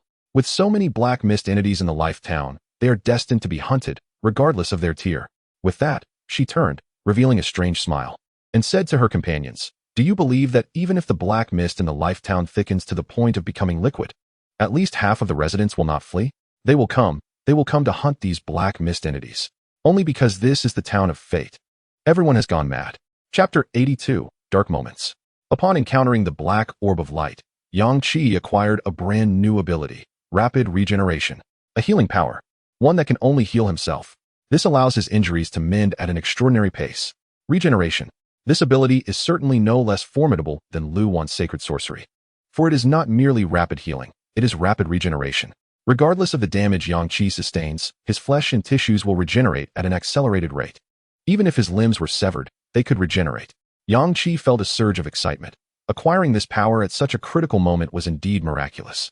The two fourth-tier black mist entities he had just slain had already transformed into a dense crimson mist, all of which infiltrated the bodies of him and his companions. The four of them, originally peak third tier, now sensed the imminent prospect of advancement. Surrounding them were two fifth-tier black mist entities, alongside countless fourth and fifth-tier black mist entities. This scene was far more terrifying than being surrounded by a tide of corpses. Yet, at this moment, there was not an ounce of fear in the hearts of Yang Qi and his companions. Having faced the tide of corpses and death, they fully understood that in such dire times, only through slaughter could they carve a path to survival. There was no need for Yang Qi to issue commands. Everyone present unleashed their most potent abilities in unison. The surrounding space trembled violently, the thick black mist transforming into undulating waves. Utilizing a space-specific skill, Space Slash, the surrounding force instantaneously severed a fourth-tier black mist entity at its waist. Its body was effortlessly cleaved in two by Su Mo's spatial cut. The liquid-like black mist surged wildly toward the severed edge of the fourth-tier black mist entity. Su Mo was all too familiar with this scene. Back in the central square of Maple City, facing a beast-like black mist entity, his Space Slash had proven futile. Now, witnessing a nearly identical scenario, the black mist entity's recovery speed was dozens of times greater than the previous one, and Su Mo should have felt despair. Yet, he did not despair. With a burst of power from his space-specific skill, Space Compression, the two halves of the entity, still not fully reconnected, were instantly subjected to the intense pressure of the surrounding space. The black mist twisted and deformed. The sound of sonic booms erupted. The black mist enveloping the entity continually exploded and dissipated. Su Mo's current strength was merely peak third tier, not yet fourth tier. Even exerting his full power with two space-specific skills did not lead to a swift demise of this black mist entity. Just then, a soft yellow glow descended. Chun Tingyu's light elemental ability, Light Slash, manifested several brilliant and searing beams, which sliced through the exploding black mist entity from various angles.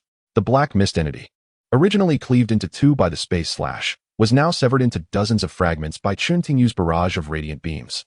Upon witnessing the scene, Su Mo became even more frenzied, unleashing his full might in a spatial compression attack. Boom.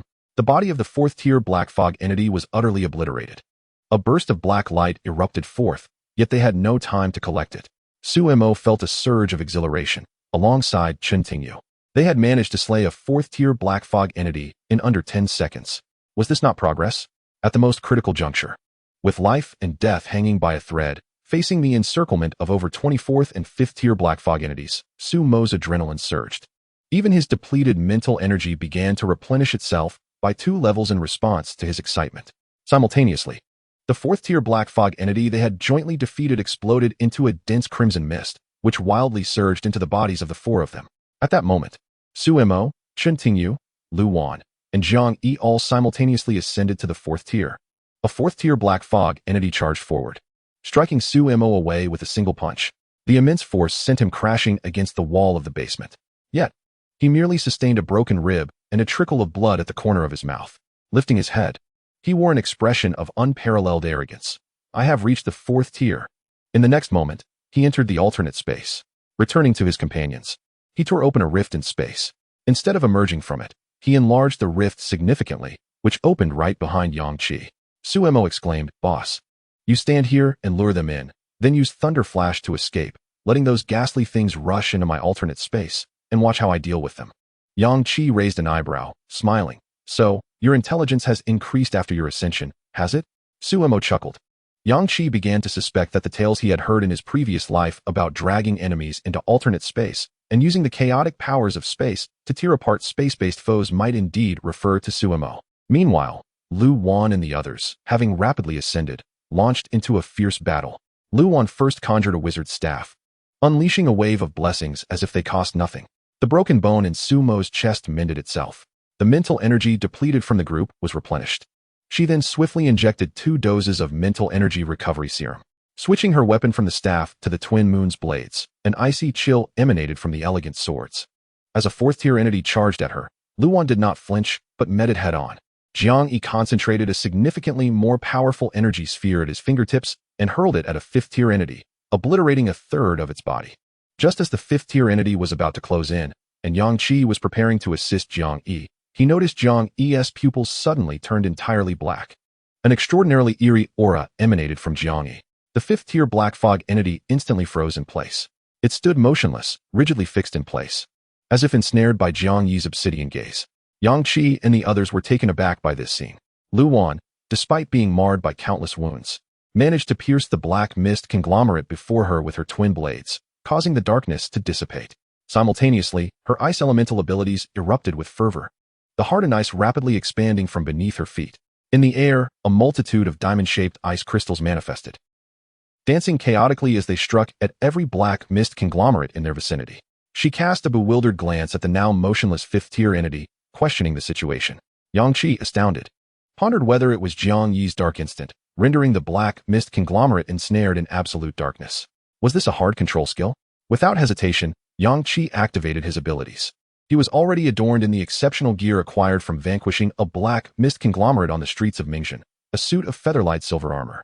Cloaked in this metallic sheen, Yang Qi moved with the swiftness of a swallow, his speed augmented to terrifying levels due to his lightning elemental affinity. The stealth assassin ability surged forth, transforming his armor into a wisp of black smoke that enveloped him. In an instant, he appeared before the fifth-tier black mist conglomerate. The space around him shrouded in an expanding mist from his exclusive stealth skill. Enveloped in dark smoke and immune to physical attacks, Yang Qi's power, defense, and speed doubled. He unleashed a devastating strike with his heavy blade, while the thunderstorm and thunder zone descended simultaneously. Under the amplified effects of the mist, the power of his thunderous assault was doubled, and all his strikes landed critically upon the fifth-tier black mist conglomerate, rendered immobile by Jiang Yi's control. Chapter 83. Vanquishing the fifth-tier thunder rumbled as crimson blade energy cleaved through the air. The fifth-tier black mist conglomerate, utterly subdued by Jiang Yi's dark instant and rendered immobile, disintegrated under the full force of Yang Qi's onslaught. All present were left in stunned awe, fixated on Yang Qi and Jiang Yi. Jiang Yi, with pupils turned to black, focused intently on the fifth-tier black mist conglomerate, immobilizing it in place. Yang Qi, unleashing his full array of powers as a fourth-tier adept, dealt fifth-tier damage, causing the formidable conglomerate to collapse instantaneously. The elder lady, having just reached the edge of the ruins above the basement, witnessed this astonishing spectacle. Her mouth agape in disbelief, she exclaimed, "The fifth-tier black mist conglomerate. This is truly a fifth-tier entity."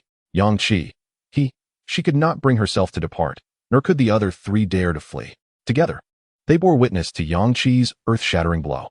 Deep blue lightning rained down from the black mist. The dense fog, nearly liquid in its consistency, was cleaved apart by the thunder, dispersing the surrounding darkness and revealing the basement scene. The rhythmic tremors of the ground were indeed the heartbeat of that singular heart. My goodness, Yang Qi had effectively shattered the very form of the fifth-tier black mist conglomerate. A chilling aura enveloped the atmosphere. Was he not a fourth-tier ability user? That strike could have easily obliterated a fifth tier. The tumultuous, liquid-like black mist surged rapidly toward the location of the fifth-tier black mist aggregation. Yet, Yang Qi's terrifying thunder did not relent. Harnessing the power of heavenly thunder, the might of his tribulation was thrice to 4 times that of ordinary lightning. And under the doubling effect of the shrouded mist, its potency soared to 7 or 8 times that of regular thunder.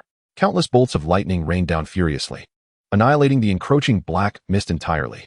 The crimson blade aura unleashed by the slashing heavy sword detonated within the shattered form of the fifth-tier black mist aggregation like a series of explosive bombs. Boom. The fifth-tier black mist aggregation was left with no chance to recover, utterly disintegrating. An unprecedentedly dense crimson mist quickly infiltrated the bodies of Yang Qi and Jiang Yi. Yet another black light orb erupted forth. Regrettably, they had no opportunity to retrieve it. Surrounding them were dozens of black mist aggregations, having already encircled them. Yang Qi's swift decimation of a fifth-tier foe was solely due to that fifth tier standing idly for him to strike. He turned his gaze to Jiang Yi at his side. He noticed that the darkness in Jiang Yi's eyes had faded, revealing a semblance of confusion. A fourth tier being charged toward the dazed Jiang Yi, but Yang Qi swiftly yanked Jiang Yi behind him with one hand while wielding the slashing heavy sword with the other, cleaving the fourth-tier creature in two. His thunder never ceased. The enhancement time of the mist enveloping them had yet to expire. The lightning zone was sealed, and the tribulation rained down relentlessly. The 20 or so fourth-tier black mist aggregations, under the overwhelming thunder of Yang Qi, were continuously blasted into black mist. The effort to reconstitute their bodies from the black mist consumed every ounce of energy they possessed, rendering them incapable of attacking anyone else under Yang Qi's relentless thunder. Only the fifth tier remained active. The more than 24th tier beings, bombarded by Yang Qi's thunder, fell rapidly one after another with the cooperation of other members. The number of black light orbs produced had long exceeded 10. Jiang Yi, still bewildered and being pulled by Yang Qi, inquired, "Yang Qi, what just transpired? I saw that fifth tier charging at me, and I used Dark Instant, but I'm unsure what it accomplished. Yang Qi smiled. Excellent. You effectively controlled that 5th tier directly. Did you not notice your strength surging? Jiang Yi, feeling the powerful energy swirling within him, widened his eyes. So we killed that 5th tier? I'm nearly at mid-4th tier. What about you, Yang Qi? Yang Qi replied, I am at the pinnacle of the 4th tier, with a bit more absorption of the crimson mist. I shall ascend to the 5th tier. The other members unleashed their abilities with fervor, dispatching several 4th tier beings and absorbing an immense amount of crimson mist, not less than what Jiang Yi had garnered. The strength of everyone had nearly reached mid-4th tier. Even Xiao Qin, who had been following them, had her power elevated to the peak of the 3rd tier, on the verge of advancing. Xiao Qin's weapon had long been rendered useless, and Lu Wan took a moment to toss her a tiered battle sword. Lu Wan's supply of mental recovery potions was nearly depleted. In the midst of battling these dozens of black mist entities, no one could afford to ponder the depletion of their mental energy. They could only rely on Lu Wan's waves of blessings to restore their spirits. After Yang Qi swiftly dispatched a 4th tier entity, he hastily tossed the golden spring water around his neck to Lu Wan, urging the others, seize this opportunity to gather a few ability orbs and learn from them directly. Hearing this, Jiang Yi unleashed his dark energy abilities while lamenting, the ability orb I picked up earlier specializes in marksmanship, but I lack a firearm. It merely enhances the precision of my energy spheres, which, to begin with, are designed for broad area explosive damage and do not require aiming. Aside from Yang Qi, Chen Tingyu and the others bore injuries, some with broken bones. Thanks to Lu Wan's sacred sorceress abilities, which she continuously wielded through her staff to cast healing spells, everyone's wounds began to mend rapidly. This marked the first significant impact of the sacred sorceress powers they had acquired, especially after previously facing the tide of corpses with relative ease. Now, they found themselves up against an ever-increasing horde of black mist entities. Even as everyone advanced in rank, their numbers remained woefully insufficient compared to the multitude of black mist entities. With Lu Wan healing their injuries and restoring their mental energy, the black mist entities, in contrast, were bolstered by a continual influx of dark mist that facilitated their rapid recovery. They could only fight with greater fervor, striving to eliminate the wounded black mist entities before they could recuperate. Everyone was consumed by the frenzy of battle, leaving no room for respite. Su Mo retreated into a spatial rift, injecting several vials of mental energy restoration serum. Targeting a black energy orb, he tore open a spatial fissure beside him, reaching out to grasp the orb and acquire the new elemental ability of wind. Before he could revel in his newfound power, however, his outstretched arm was seized tightly by a 5th-tier black mist entity. In an instant, the aura of death enveloped him. Sumo's pupils dilated in terror as he instinctively attempted to pull the entity into his spatial realm, but his strength was no match for the 5th-tier entity. He could not budge it. With overwhelming force, the 5th-tier black mist entity swiftly tore off Sumo's right arm. A piercing scream of agony erupted from him, and he immediately closed the fissure. Within the spatial realm, blood flowed freely. Sumo's complexion turned pale as he witnessed Lu Wan anxiously searching for him in the outer world. Summoning his last reserves of strength, he moved to Lu Wan's side and tore open a spatial rift. Almost simultaneously, Yang Qi, Jiang Yi, Chen Tingyu, and Xiao Qin appeared before Mo and Lu Wan, shielding the two. Hurry, treat him. We will hold the line. As the twin swords of the moon were sheathed, silvery light flickered from the sorceress's staff, and a powerful healing energy surged into the severed end of Mo's right arm. The bleeding ceased almost instantaneously. Fresh, red tissue began to writhe and regenerate at an observable pace, restoring Mo's arm. Such potent healing power visibly drained Lu Wan's vitality. As her complexion grew increasingly pallid with every passing second, Mo gritted his teeth, gazing at the resolute figures standing before him, his heart a tumultuous blend of emotions. Yang Qi's bone-eating cold fire proved ineffective against these black mist aggregates. Their nature as a unique ability was inconsequential, for these entities possessed no bones. Their forms were entirely composed of mist, rendering the targeted efficacy of the bone-eating cold fire futile. A massive heart of black mist pulsated powerfully, with its black mist veins stretching nearly across the entire ground of Fate Town, several penetrating the chests of Yang Qi and his companions, siphoning their very souls. Yang Qi understood that prolonging this situation was untenable. Their pace in exterminating the black mist aggregates could not match the speed at which they emerged. At that moment, a shadow suddenly leaped down from above. Yang Qi looked up in astonishment. Andy? The warmth that once adorned her face when she was with Yang Qi had vanished entirely. She had succumbed to madness. Above her, numerous figures, heedless of their safety, descended like a torrent. They were all inhabitants of Fate Town. Yang Qi was momentarily stunned before he quickly shouted, "Continue. Hurry and use your instant light to gather all our black light orbs." Chapter 84. Advancement before them. The onslaught of the black mist aggregates was ferociously relentless. Yang Qi and his companions fought desperately to protect Lu Wan and Su Mo behind them. Chen Tingyu was reluctant to leave, but faced with the reinforcements from Fate Town, she had no choice but to collect the black light orbs. Those were their spoils of war, an abundance of abilities. More than 10 ability orbs remained uncollected. In the next instant, Chen Tingyu transformed into a beam of light, vanishing from her spot. In the blink of an eye, she reappeared next to a black light orb, reaching out to grasp it just as a fourth-tier entity was about to pounce on her. She vanished again, reappearing beside yet another black light orb. With Chen Tingyu gone, only Yang Qi and Jiang Yi remained to resist the black mist aggregates. Without an offensive ability, Xiao Qin could only continuously assist Lu Wan by injecting her with mental recovery potions. Fortunately, Yang Qi had temporarily bestowed the golden spring upon Lu Wan, and with the restorative properties of her wizard staff, her mental energy remained balanced. Yang Qi and Jiang Yi unleashed their abilities with fervor. Thunder roared, and dark energy erupted. The mist had enveloped the area for over a minute. Yang Qi disregarded the drain on his mental energy and activated his stealth assassin ability once more. His body transformed into mist, yet he remained stationary, appearing directly in place. The mist enveloping the surrounding area doubled the potency of all his attacks for the next minute. The Thunder Zone was sealed, with Thunder Tribulations and Thunder Dragons appearing in succession. His mental energy was on the verge of depletion. Jiang Yi concentrated black energy orbs at his fingertips, hurling them at the black mist aggregates that continued to explode.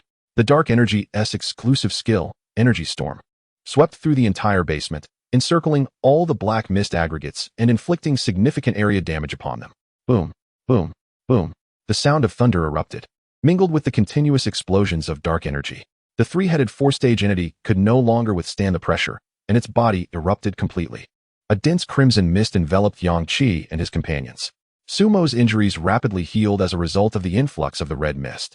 Lu Wan, feeling the weariness in her mental realm, experienced an immediate revitalization, her mental strength significantly restored.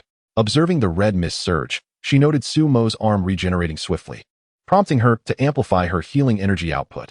Meanwhile, Yang Qi and Jiang Yi fervently absorbed the red mist, restoring their mental energy and enhancing their physical prowess. At the same time, Chen Tingyu, who had ventured out alone to collect spoils, repeatedly activated her momentary light 5 times, striving to evade the encroaching black mist entities. She unleashed bursts of luminous energy to slice through the bodies of the black mist conglomerates, facilitating her safe retrieval of the dark orbs. The brilliance shone once more as Chen Tingyu appeared beside 2 of the black orbs. However, to her shock, she found herself confronted by a 5th-stage black mist entity that awaited her presence. With no time to touch the orbs, her body erupted with light, seemingly on the verge of vanishing. The 5th-stage black mist entity, swift in its movements, reached out with its dark hand just as she appeared. In a desperate bid, she unleashed her light energy, severing the 5th-stage entity into several pieces. Yet, there was no escape. The dark hand was poised to shatter her form. The onlookers gasped in horror, while Chen Tingyu's mind momentarily ceased to function. At that critical juncture, a myriad of terrifying lightning bolts suddenly enveloped the 5th-stage black mist entity. The lightning zone sealed off the entity's form, isolating it from Chen Tingyu. An ominous aura, belonging to Yang Qi, saturated the entire space, causing all to gaze at him in utter astonishment.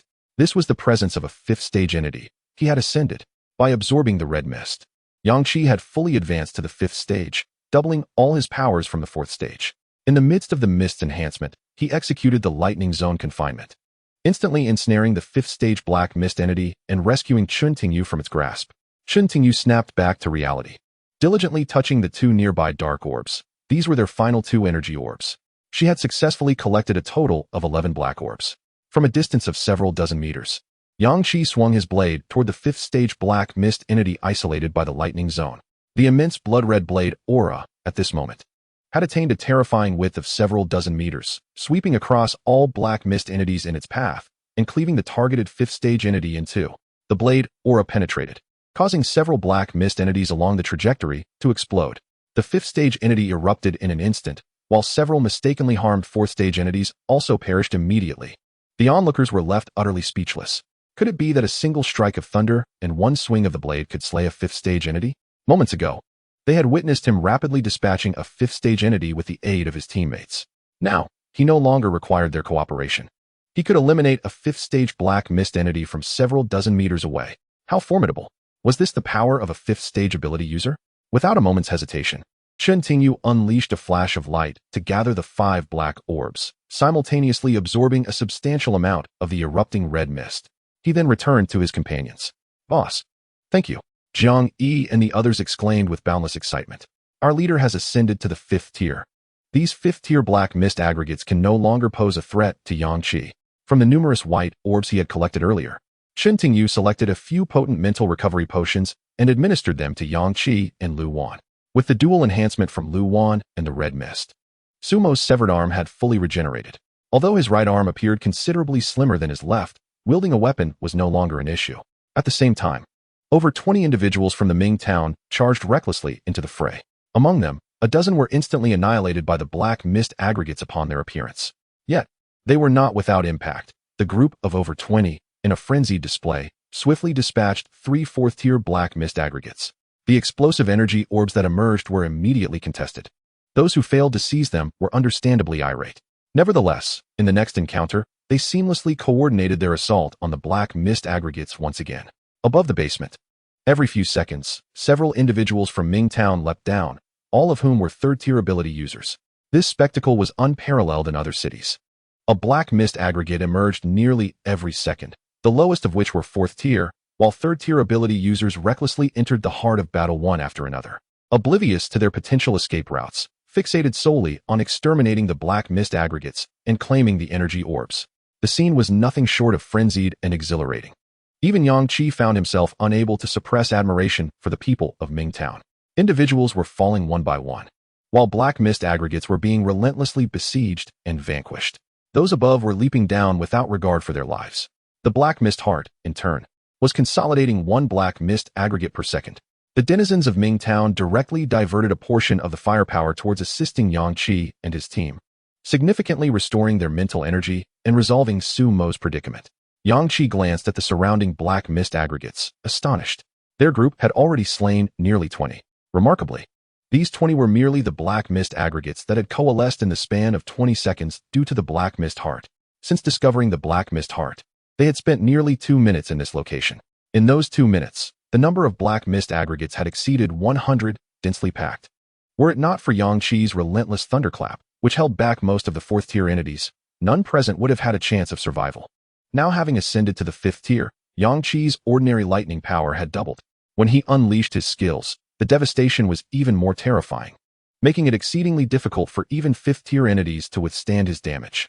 Yet the dilemma lies in the fact that, regardless of the formidable thunder unleashed by Yang Qi, the heart of the black mist remained steadfast and immovable. All their hearts bore the imprints of the black mist tendrils that extended from this core. The adrenaline from their recent battle had allowed them to momentarily disregard the grim reality of their souls being gradually siphoned away. As they regained their senses, Yang Qi and his companions perceived an unsettling anomaly. Their memories had grown somewhat hazy. Yang Qi spoke gravely. If we continue down this path, we shall inevitably succumb to the grip of the Fate Town, forgetting that we are still entangled in the escape scenario. It is time to retreat. We cannot linger in combat. We have slain enough of the black mist amalgamations. The energy orbs we collected have yielded nearly 20 of them. We are powerless against the heart of the black mist and its tendrils, and retreat is our only option. Otherwise, we shall all perish here.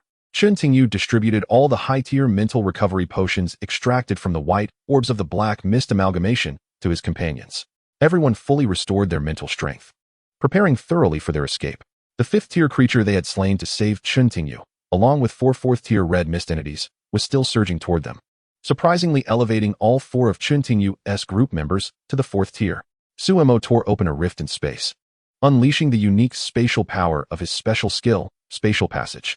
Let us go.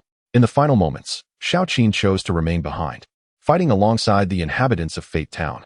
Yang Qi and his companions swiftly leaped into the rift. Before the rift could close, the half-body of a 4th-tier black mist amalgamation quickly squeezed through. Upon witnessing this, Su Mo revealed a confident smile, the most assured of the day. In an instant, the rift that had been wide open was abruptly sealed with a wave of Su Mo's hand. The overwhelming force of his spatial power instantaneously severed the 4th-tier body. The portion of the black mist body left in the alternate space was swiftly torn apart by the invisible chaotic forces of space. While Suemo reveled in his triumph, Yang Qi and the others had already darted 500 meters away to the end of the spatial passage. Suemo followed closely behind. Yang Qi glanced down at the black mist tendrils gripping his chest, frowning as he remarked, "We cannot sever this thing even upon entering the alternate space." Suemo replied, "If entering the alternate space were sufficient to sever it, I would have rid myself of these black mist tendrils long ago." Yang Qi turned to his companions and stated, "Without us on that side, the inhabitants of Fate Town will not withstand the onslaught of those black mist amalgamations. They will undoubtedly pursue us from the basement. Once we emerge from the alternate space, we shall disregard everything and flee directly. Follow my path of Thunder Flash." Everyone nodded in agreement. Suemo tore open the rift, and Yang Qi led the charge, unleashing Thunder Flash to repel the dense black mist, clearing their line of sight.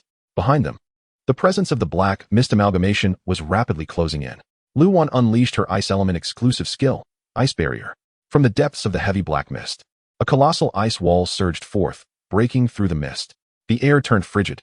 Currently, Lu Wan has ascended to the rank of a 4th-tier ability wielder, her power over ice elements being a formidable force. The exclusive skill she employs, the Ice Barrier, is capable of withstanding the onslaught of a 4th-tier black mist entity for a sufficient duration of several seconds. However, when faced with a 5th-tier adversary, the Ice Barrier falters, barely enduring for 2 seconds. Yet, she tirelessly conjures one ice barrier after another behind her companions. The foremost 5th-tier entities relentlessly shatter these barriers, colossal blocks of ice crashing to the ground, sending icy shards scattering in all directions. Initially, Suemo was perplexed by Lu Wan's seemingly futile efforts. Yet, in less than half a minute, he was astonished to observe that the ice barriers, which had been easily breached by the 5th-tier black mist entities moments ago, were now capable of holding them at bay for over 5 seconds. The durability of the ice barrier, under Lu Wan's repeated concentration, grew increasingly formidable with each iteration, its defensive prowess amplifying exponentially. Suemo could not suppress his admiration as he glanced at Lu Wan, who steadfastly wielded her wizard's staff, aiding in the restoration of her mental fortitude. The group moved with remarkable speed. Each ice barrier could effectively delay their pursuers for a minimum of 5 seconds. Lu Wan's barriers formed a cascading domino effect behind the group, their sheer numbers allowing them to widen the gap between themselves and the black mist entities. The thunderous sounds of shattering ice and collapsing walls echoed behind them, as they distanced themselves from the heart of the black mist beneath the sanatorium. The tendrils of darkness gripping Yang Qi and the others grew increasingly dim. Just then, an exceedingly intense explosion reverberated from behind. The entire town trembled violently, akin to a cataclysmic earthquake, the ground heaving and rolling like waves. Almost everyone was thrown to the ground. At that moment, Yang Qi felt an unprecedented sense of peril. He swiftly turned to glance back. Before his eyes, Lu Wan's ice barrier succumbed to the chaotic tremors of the ground, collapsing as ice shards plummeted, accompanied by a deafening roar from below, as if some lurking beast was about to erupt from the earth. Yang Qi and his companions, being mid-tier ability wielders, quickly regained their balance after the initial fall. Each summoned their powers and sprinted towards the town's entrance. In his memory, just ahead lay the stone archway through which they had entered. As Yang Qi ran, he cautioned, "Everyone, be vigilant. I sense an extraordinary aura. It seems our escape from the town will not be so simple. Just as we are on the verge of fleeing, calamity may strike." Suemo echoed his alarm. "I share that unsettling feeling. The ground quakes without any other apparent cause. This is certainly more than a mere earthquake." Adjusting to the frenzied tremors, the group sprinted towards the stone archway. The closer they drew to it, the more their hearts raced with anticipation of freedom. Even as the ominous presence of the black mist entities receded, an inexplicable danger drew ever nearer. As Yang Qi was the first to rush toward the stone archway, the ground beneath him trembled violently, shattering into fragments. The very foundation of the life town lay hollowed out beneath, with a viscous black liquid coursing below. A dense black mist enveloped the flowing river, while massive, solidified black mist hands reached out toward the onlookers. After escaping the sanatorium, the ethereal black mist tendrils that had materialized before them suddenly surged with energy, not only regaining their former intensity of color, but also growing thicker. For the first time, the tendrils from their chests erupted with a force that hindered their movements, attempting to pull them into the surging black mist river below. Yet, everyone had prepared for this. Suemo tore open a rift in space, creating a stable passageway spanning 500 meters, connecting to the outside of Life Town. With unparalleled speed, they resisted the powerful tug of the black mist tendrils and surged into the rift. Shintingyu, being weaker and more slender, was pulled back out of the rift by the tendril's immense strength after entering the alternate space. Fortunately, Yang Qi acted swiftly, seizing her arm and pulling her back up. Several oppressive black mist hands reached directly toward the alternate space. Sumo's expression changed drastically. For the first time, he felt that the alternate space he had opened was on the verge of being shattered by the power of the black mist hands. With a pale face, he immediately closed the rift. Without hesitation, everyone sprinted frantically within the alternate space. As they crossed through the stone archway of Life Town, the black mist tendrils finally slipped away and dissipated from their chests. However, the black mist tendrils left behind a gaping void, a dark hollow in their chests. In that fleeting moment of their disappearance, they felt an unsettling emptiness, as if something profoundly significant had been lost. Such delicate feelings were hardly suitable for contemplation at that moment. They had finally escaped Life Town, a few hundred meters away. As they exited the spatial passage and glanced back at the stone archway of Life Town, they beheld an overwhelming black mist engulfing the area, akin to a dark tornado sweeping over the entire town, rendering any glimpse of its inner workings impossible. When they departed, the entire ground of Life Town had collapsed, revealing the black mist river that had formed beneath, its origins unknown. The terrifying aura emanating from the black mist river and its heart would remain etched in their memories forever. Yang Qi, now a 5th-tier ability user, found it effortless to eliminate 5th-tier black mist conglomerates. Yet, against the black mist river and its heart within Life Town, his attacks proved utterly ineffective. Zhang Yi could not help but voice his concern. What about Annie, Huang Rui, and Xiao Qin? Will they never return? Lu Wan replied, perhaps. They chose to stay. And there is nothing we can do. Su Mo, still shaken, remarked, I never imagined that at the last moment Xiao Qin would choose to remain and fight against the black mist conglomerate. I feel they have truly lost their minds. Just then, the sound of the mission's conclusion echoed in their minds. Congratulations to the players for successfully escaping from the Town of Fate and completing the dungeon. Chapter 86, The Heart of the Black Mist. Reward, The Heart of the Black Mist. And then, there was silence. With no further explanation as to what the Heart of the Black Mist truly was, Yang Qi gazed down at the dark void in his chest. Although he had acquired the extraordinary ability of rapid regeneration, the black hole remained, indicating that this was no ordinary wound. Strangely, he felt no pain. After the game administrator announced the reward, nothing new appeared in anyone's spatial equipment, suggesting that the reward had already manifested within them. The black hole left behind after being connected by the tendrils of the black mist. Zhang Yi incredulously reached toward the void in his chest, expecting to be able to insert his hand directly inside, only to find that it felt just like normal skin, delineating a boundary that separated the interior from the exterior, preventing his hand from passing through. Lu Wan frowned and remarked, is this truly the heart of the black mist? It feels rather ineffectual. I sense nothing at all. Could it be related to the black mist heart beneath the sanatorium? Chen Tingyu added, this reward is exceedingly peculiar, lacking any explanation, leaving us with a black hole whose nature remains unclear, whether it is beneficial or detrimental. Su Mo sighed, adopting a pessimistic tone. I have a feeling this is not a good thing. At that moment, Yang Qi found himself at a loss to articulate what the heart of the black mist truly entailed. He recalled the moment of his escape from the Town of Fate, the fleeting emptiness he felt when the black mist tendrils severed, and inquired, did any of you feel anything when the black mist tendrils vanished? Zhang Yi replied, not at all. I felt nothing, but I do feel quite fatigued. Earlier, didn't you mention that those black mist tendrils were siphoning our souls? Perhaps I am weary because my soul has been diminished? Lu Wan interjected, I did experience something then, a strange feeling that I cannot quite articulate. It felt akin to losing something significant. Could it be that we have lost a considerable part of our souls? Suddenly, Yang Qi reached out and poked at the area of the black hole in his chest, determined to delve deeper. As he did, blood flowed from the void, behaving as if it were genuine skin. The others stared at him in astonishment, exclaiming, Boss, what are you doing? Yang Qi, suppressing his discomfort, continued to probe deeper, even his wrist disappearing into the black hole. The group held their breath, seemingly anticipating his actions. After several seconds, Yang Qi's expression grew unusually grave.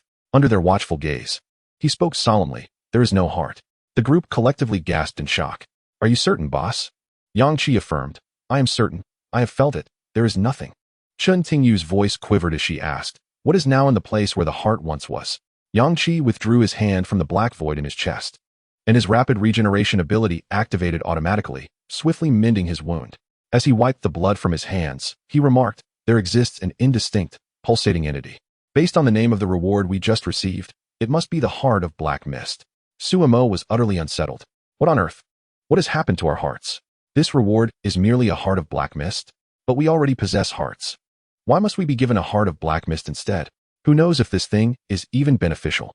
It certainly cannot be better than our original hearts. Yang Qi pondered for a moment before suggesting, is it possible that the moment we entered the sanatorium, it was predetermined that we would lose our original hearts? Suemo gasped. Why? Yang Qi explained, upon entering the sanatorium, the condition for our chests to be connected to the black mist tentacles was triggered. Just as the connection between the black mist tentacles and our chests was severed, not only did I sense a profound loss in that instant, but Luwan felt it too. At that moment, our hearts must have already been seized by the entities of the Town of Destiny. Without the reward of the Heart of Black Mist, we would have perished. Although the instance concluded just now, we all know that the moment we stepped out of the Town of Destiny, the black mist tentacles were severed. Thus we completed the instance and received our reward. This implies that at the very moment we left the Town of Destiny, our hearts had been entirely taken, and the Heart of Black Mist. The reward for completing the instance had already taken the place of our hearts. Otherwise, we would be dead. After listening to Yang Qi, the group fell into silence. The current situation had utterly surpassed their expectations. They had come to the Town of Destiny merely because Jiang Yi had mentioned the numerous clusters of black mist therein. They had intended to make a profit and acquire a few new abilities. Little did they anticipate that not only would they trigger an escape instance, but they would also encounter the Heart of Black Mist and the Black Mist River, ultimately losing their original hearts at the moment of completing the instance. Replaced by an unknown Heart of Black Mist, Yang Qi remained silent for a full 5 minutes before tousling his hair and reassuring the others. After a few minutes of adjustment, I don't feel any different from my previous heart. Jiang Yi was the most optimistic among them. Consider this. The Heart of Black Mist beneath the sanatorium must be incredibly powerful. Perhaps our hearts are comparable to that entity. The very name is the Heart of Black Mist. Moreover, the world is now enveloped in black mist, and since our hearts are composed of black mist, it signifies that this world shall belong to us in the future. Chen Tingyu chuckled at Jiang Yi's words, her expression finally lightening. Luwan also quickly accepted the reality, stating, what has occurred has already transpired. Although we cannot yet discern any difference since our hearts have been replaced with the Heart of Black Mist, we shall take it in stride. Even if problems arise later, we will surely resolve them together. Suemo gazed at Yang Qi and took a deep breath, proclaiming, all right. Yang Qi looked at the group and said, let us bring forth all the black orbs and distribute the abilities. The mention of this instantly lifted the spirits of everyone present. Chen Tingyu, the one who has gathered the most black orbs, swiftly retrieved more than a dozen luminous spheres from her storage space. Most of these orbs were beyond the comprehension of the onlookers, who huddled together in an attempt to analyze their mysterious powers. This one appears to possess energy-related abilities. It must be given to Jiang Yi, someone suggested. And what is this? It seems like a lump of iron. Who would dare to learn that? Could this be a sword? It surely cannot be a weapon, could it? Perhaps it relates to swordsmanship? Luwan might be able to learn this, given her dual swords of the moon. What about this droplet? It likely embodies the water element. Yet what utility does that serve? It pales in comparison to Luwan's ice element. A dark, enigmatic orb drew their attention, evoking unease. I certainly do not want that, one remarked, as several voices chimed in with their assessments. Suddenly, Yang Qi recalled a grave concern and stated, every individual should be limited to 5 abilities at most. The group paused momentarily. Luwan quickly interjected. But you already possess 4 abilities: lightning element, stealth, bone-eroding cold fire, and accelerated regeneration. There are over 10 abilities here, and you can only select one. Yang Qi nodded in acknowledgement, his gaze drifting toward one particularly shadowy orb among the collection. This orb exuded an aura of profound mystery and strength. Although he could not discern its specific ability, its potency was sufficient for his needs. He resolved to choose this orb, intending to further analyze the others, as each individual was restricted to 5 abilities. Chapter 87. Metal Life. The orb Yang Qi selected, among the myriad of luminous spheres, was the most enigmatic and powerful. At its core lay an object resembling a black hole, roughly the size of a fist. This black hole pulsated rhythmically, sometimes contracting slightly before expanding once more, as if it could consume everything in its vicinity. Yang Qi turned his attention to the other orbs, one of which captivated him with a swirling energy. This energy shifted form every few seconds. At times, it changed color, while at other moments, its shape transformed entirely, releasing an aura distinct from moments prior. Pointing to this orb, Yang Qi excitedly addressed Jiang Yi. This is an energy-related ability, and judging by the orb's transformation, it likely pertains to energy conversion. Jiang Yi widened his eyes in astonishment and asked, should I learn this? Initially, He possessed only a dark energy ability, but while in the underground infirmary, he encountered a black orb that granted him expertise in marksmanship. Now, having gained 2 abilities, he could still acquire 3 more. The memory of hastily learning the marksmanship skill caused him a pang of regret, for such weaponry was typically reserved for tanks and could not be wielded otherwise. Thus, this ability felt like a wasted opportunity. If this ability indeed relates to energy conversion, you could swiftly learn to separate nuclear sources and waste, Yang Qi remarked. Upon hearing this, Jiang Yi reached out eagerly for the energy orb, while all eyes were fixed on him in anticipation. As Jiang Yi's expression gradually morphed into a state of bewilderment, Su Mo awkwardly laughed and remarked, "He wouldn't be at a loss on how to wield this extraordinary ability, would he?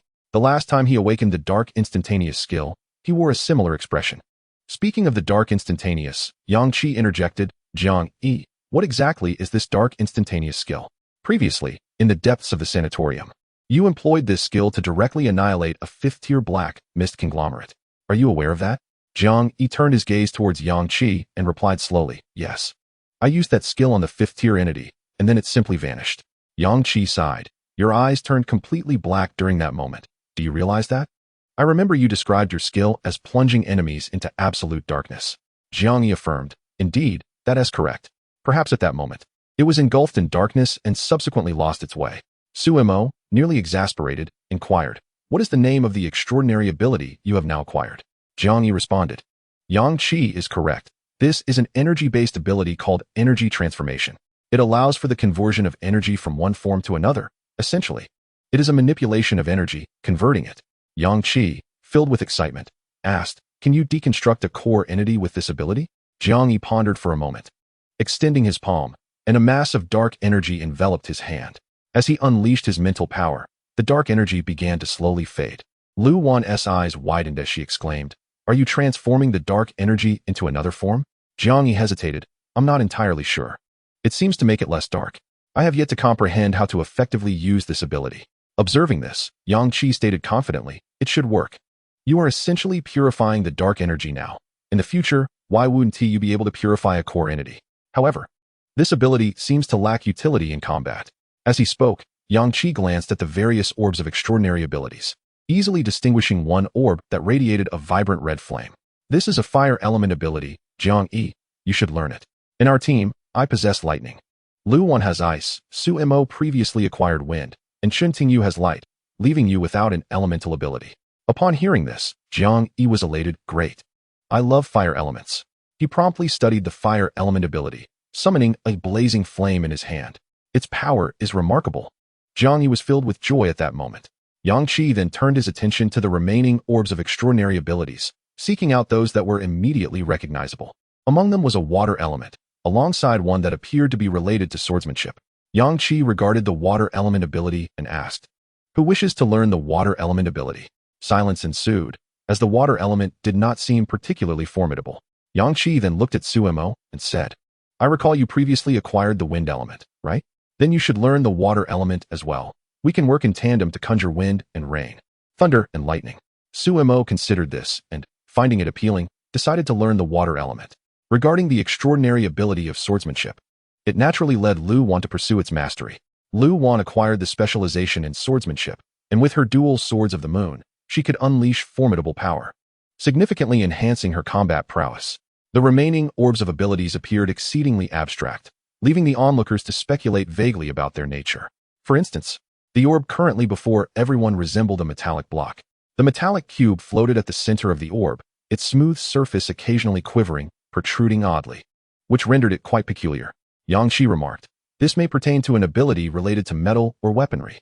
Who wishes to learn it?" After a moment's contemplation, Su Mo responded, "I shall learn it. I have no special weapon, and acquiring this skill would compensate for my deficiencies in armament." Yang Qi nodded in agreement. Upon absorbing the orb, Su Mo's expression transformed into one of perplexity. "What is wrong? What is the name of this ability?" Su Mo turned to Yang Qi and stated, "Metal life." "What?" The crowd found it difficult to comprehend the potential applications of such an ability. Su Mo began to elucidate, "It bestows life upon metals, encompassing various weapons and even our war chariots." Yang Qi and the others were utterly astonished. "You mean you can animate our war chariots? Will they heed your commands? If they come to life, will they flee from us? If they do become sentient, will we be unable to store them in our inventory?" Suemo clarified, typically. The metallic items I imbue with life will obey my commands. However, for weapons that you have long utilized, such as the boss's heavy slashing sword or Lu Jia's dual swords of the moon, once awakened, they will undoubtedly respond to their original masters. This is because weapons inherently possess a spirit, and your prolonged engagement with them will foster an emotional bond. Should our war chariots gain life, they are likely to follow our orders, though there is a possibility of them developing distinct personalities, which would be beyond my control. Yang Qi inquired.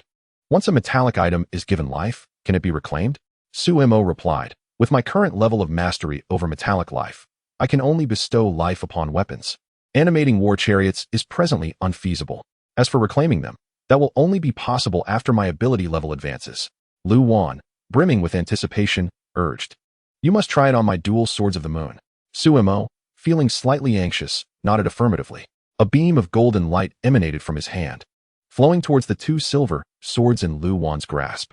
Chapter 88. The hammer, the silver dual swords trembled in Lu Wan's hands as the golden light danced around them. Moments later, a muffled voice emerged from the swords. I can speak now? To Lu Wan's astonishment, it was not a single voice but two. Both swords had come to life. Filled with exhilaration, Lu Wan leaned closer to her swords and questioned, You are alive? The first voice, somewhat haughty, retorted, Humph. We were always alive. The second voice, serene and composed, affirmed, Indeed. The first voice continued, Now we can converse. The advantage lies in guiding you with the sword, enabling you to grow stronger. Do express your gratitude. The second voice fell silent. Lu Wan narrowed her eyes at the first sword and replied, Thank you. Humph. Yang Qi and the others laughed heartily at the exchange. Yang Qi remarked, Lu Wan's sword certainly possesses a unique personality, doesn't he? Suemo chuckled, Indeed. Yet it harbors no inclination towards devouring its master. It simply has a stubborn disposition. The sword, upon hearing this, grew displeased and retorted, I am not stubborn. I am inherently powerful. This is merely strength. Suemo turned to Yang Qi and asked, Boss, would you care to test your broken/heavy blade? Yang Qi replied, Yes, once a weapon is imbued with life, its might is amplified, and it can engage in dual cultivation with its master, serving as a means to enhance strength. Suemo nodded. Golden light erupted from his hands, enveloping the broken/heavy blade. As the golden hue faded, a crimson aura emerged. The scent of blood permeating the surrounding space, evoking memories of the oppressive sensation they first experienced upon encountering the blade, its bloody essence, and overwhelming power. Undoubtedly, the broken/heavy blade had gained life, yet it merely quivered in Yang Qi's grasp before falling silent once more. Yang Qi raised an eyebrow and mused. Does this imply that my broken/heavy blade's personality is aloof? Suemo chuckled. Indeed, it is quite aloof, offering no words. However, you should be able to communicate with it in your mind. Yang Qi smiled. Yes, I have already made contact. The broken/heavy blade exuded a calm, aloof demeanor, speaking little even in the spiritual realm, conveying thoughts rather than explicit words. Its singular message was one of death. It was, after all, a weapon of slaughter. Imbued with an innate bloodlust, the more foes and undead it claimed, the stronger it became. Now that it possessed life, its power surged significantly, fully harnessing its strength to assist Yang Qi. Although Suemo's metallic life ability did not directly enhance his combat prowess, it elevated the strength of the entire team by bestowing life upon their weapons. Once this ability is upgraded, even their battle chariot could gain life, facilitating better synergy. It was indeed a rare and potent ability. Suemo had initially contemplated granting life to his grade battle knife, but reconsidered. He would undoubtedly switch to a special weapon in the future. What then would become of the grade battle knife? It was no ordinary blade, but a living companion that fought alongside him. Thus, he resolved to withhold life from his current weapon for the time being. The group once again focused on the various spheres of energy. In one of the spheres, a character was perpetually shifting. This character appeared to be forged from a peculiar power, as if laden with endless curses. Yang Qi pointed at the sphere and remarked, This ability must pertain to curses, given the constantly evolving character. No sooner had he spoken than the character transformed into the word yes, as if it were attempting to communicate with him. Upon witnessing the scene, Lu Wan eagerly exclaimed, I wish to learn this. It seems that one can vanquish their opponent merely through words. The character transformed once more. Jiang Yi widened his eyes and remarked, What a remarkable ability. After Yang Qi nodded, Lu Wan reached out to grasp the luminous orb. The power of a curse word master is a form of cursing energy, capable of bestowing beneficial words upon allies while inflicting malevolent words upon foes. The potency of the formed curse words varies, consequently affecting the expenditure of mental energy. with palpable excitement. Lu Wan explained her newfound ability as a curse word master to the group. Jiang Yi, astonished, inquired, "If you curse someone to death, will they not perish immediately?" Lu Wan replied, "A curse as powerful as death will consume nearly all my mental energy, and depending on the strength of the adversary, some may succumb, while others may only suffer grave injuries. If the opponent is too formidable, forcing a death curse upon them may result in a backlash against me." Yang Qi frowned and advised, "Then it would be prudent to refrain from using such extreme words." Lu Wan nodded in agreement, stating, "Unless absolutely necessary, I shall not employ such drastic curses. Words like break or bind are less taxing and carry no risk of backlash." The group turned their attention to the singular, striking orb among all the luminous spheres. Within this orb, an inexplicable energy surged wildly, causing the membrane encasing the ability to bulge and pulse with boundless vitality and strength. Chen Tingyu gazed at the orb with growing interest and said, "Boss, I believe this must be a powerful ability. May I have it?" Yang Qi replied, "Certainly. Though its nature remains unclear, there is an inherent risk, and each individual may possess only 5 abilities. Consider your choice carefully." Chen Tingyu asserted, "I have made my decision." With that, her hand made contact with the orb. The giant spirit power, simply put, signifies immense strength. No, colossal strength. With my current status as a 4th-tier ability wielder, harnessing the giant spirit power allows me to effortlessly unleash 5th-tier strength. Chen Tingyu was overflowing with excitement. For others, this ability may seem singular in purpose, merely enhancing strength. However, for Chen Tingyu, who struggles in close combat, this power was especially essential. During our escape from the perilous town, the dark mist tendrils suddenly unleashed tremendous force, threatening to drag everyone into the river of shadows. I alone, lacking sufficient strength and being lighter in weight, nearly succumbed, but fortunately, the boss pulled me back. Now, with the giant spirit power, strength is no longer my weakness. It was evident that Chen Tingyu was thoroughly satisfied with this ability. The giant spirit power indeed compensated for her shortcomings, significantly enhancing her close combat capabilities.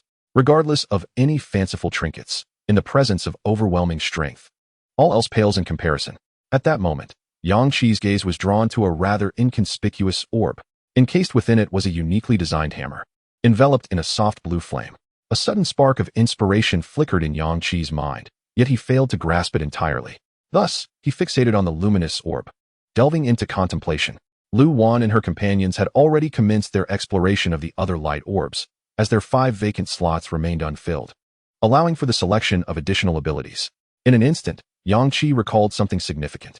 A look of unprecedented astonishment and excitement crossed his face. In his previous life, he had heard of a particular ability that could forge weapons and equipment, collectively referred to as the artisan system. According to a renowned craftsman from his past life, the orb of artisan ability he had obtained resembled a hammer ablaze with flames. Chapter 89. Mental storage. Pointing at one of the light orbs, Yang Qi exclaimed, "This must be the artisan ability."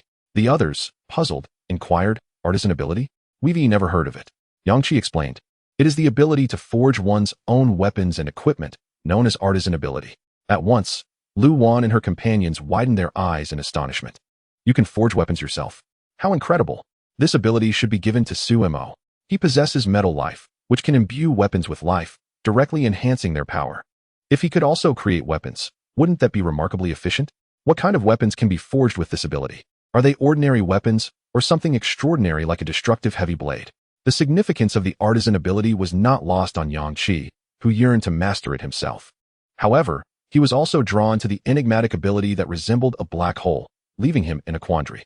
Su Mo interjected, "I already possess space power, wind element, water element, so I can only learn the last ability." Lu Wan remarked, "So you are not interested in this artisan ability?" After much deliberation, Su Mo finally replied, "Actually, I could consider it. With space power, wind element, and water element, my combat capability is sufficient. Metal life indeed complements the artisan ability. However, I worry that I might not excel at it, given my lack of knowledge about weapons. If the weapons I create turn out to be inferior to even the most basic ones, wouldn't that be a waste of such a rare ability?" Yang Qi reassured him, "As long as you acquire this ability, the weapons you forge will surely be anything but ordinary. The moment you gain the artisan ability, all knowledge related to weaponry will be bestowed upon you." Su Mo hesitated. "Really?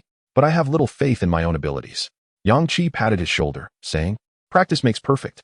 There is no need for concern. However, Utilizing the artisan ability to create weapons will undoubtedly consume a significant amount of your mental energy and will reduce your rest time. Whenever you have a moment, you must forge weapons to enhance your proficiency in this ability. Jiang Yi chimed in, hurry and craft a gun for me. My marksmanship specialization depends on you. Su Mo replied, mental energy shouldn't be an issue. The energy expended during rest can be replenished, which effectively enhances the quality of my mental energy. Yang Qi concluded, very well, then you shall learn this ability. With a heart full of trepidation, Su Mo finally approached the orb of the artisan ability. The master craftsman held a black hammer in his hand, adorned with intricate flame patterns. Su Mo, taken aback, exclaimed, goodness! This extraordinary ability not only bestows upon me a hammer specifically designed for weapon forging, but also grants me a unique flame for smelting metals. It is as if I have acquired a weapon of supernatural prowess along with a special elemental fire. His earlier distress vanished entirely, replaced by unbridled excitement as he wielded the weighty hammer. I now possess comprehensive knowledge about weaponry. Given sufficient metal materials, I could instantly craft a firearm for Jiang Yi. I could even forge ammunition. As for cold weapons, the possibilities are endless. However, to create exceptional weapons like the Severing Blade or the Twin Swords of the Moon, rarer materials would be required. This hammer feels like a top-tier unique weapon, capable of forging metal and weaponry. Its destructive power is undoubtedly formidable. Furthermore, with the smelting flames that can roast even metal, how could it not be employed to scorch foes? Yang Qi chuckled, that is splendid. Your hammer, along with your flames, can serve as a means of attack against adversaries. The group turned their attention to the next orb of abilities.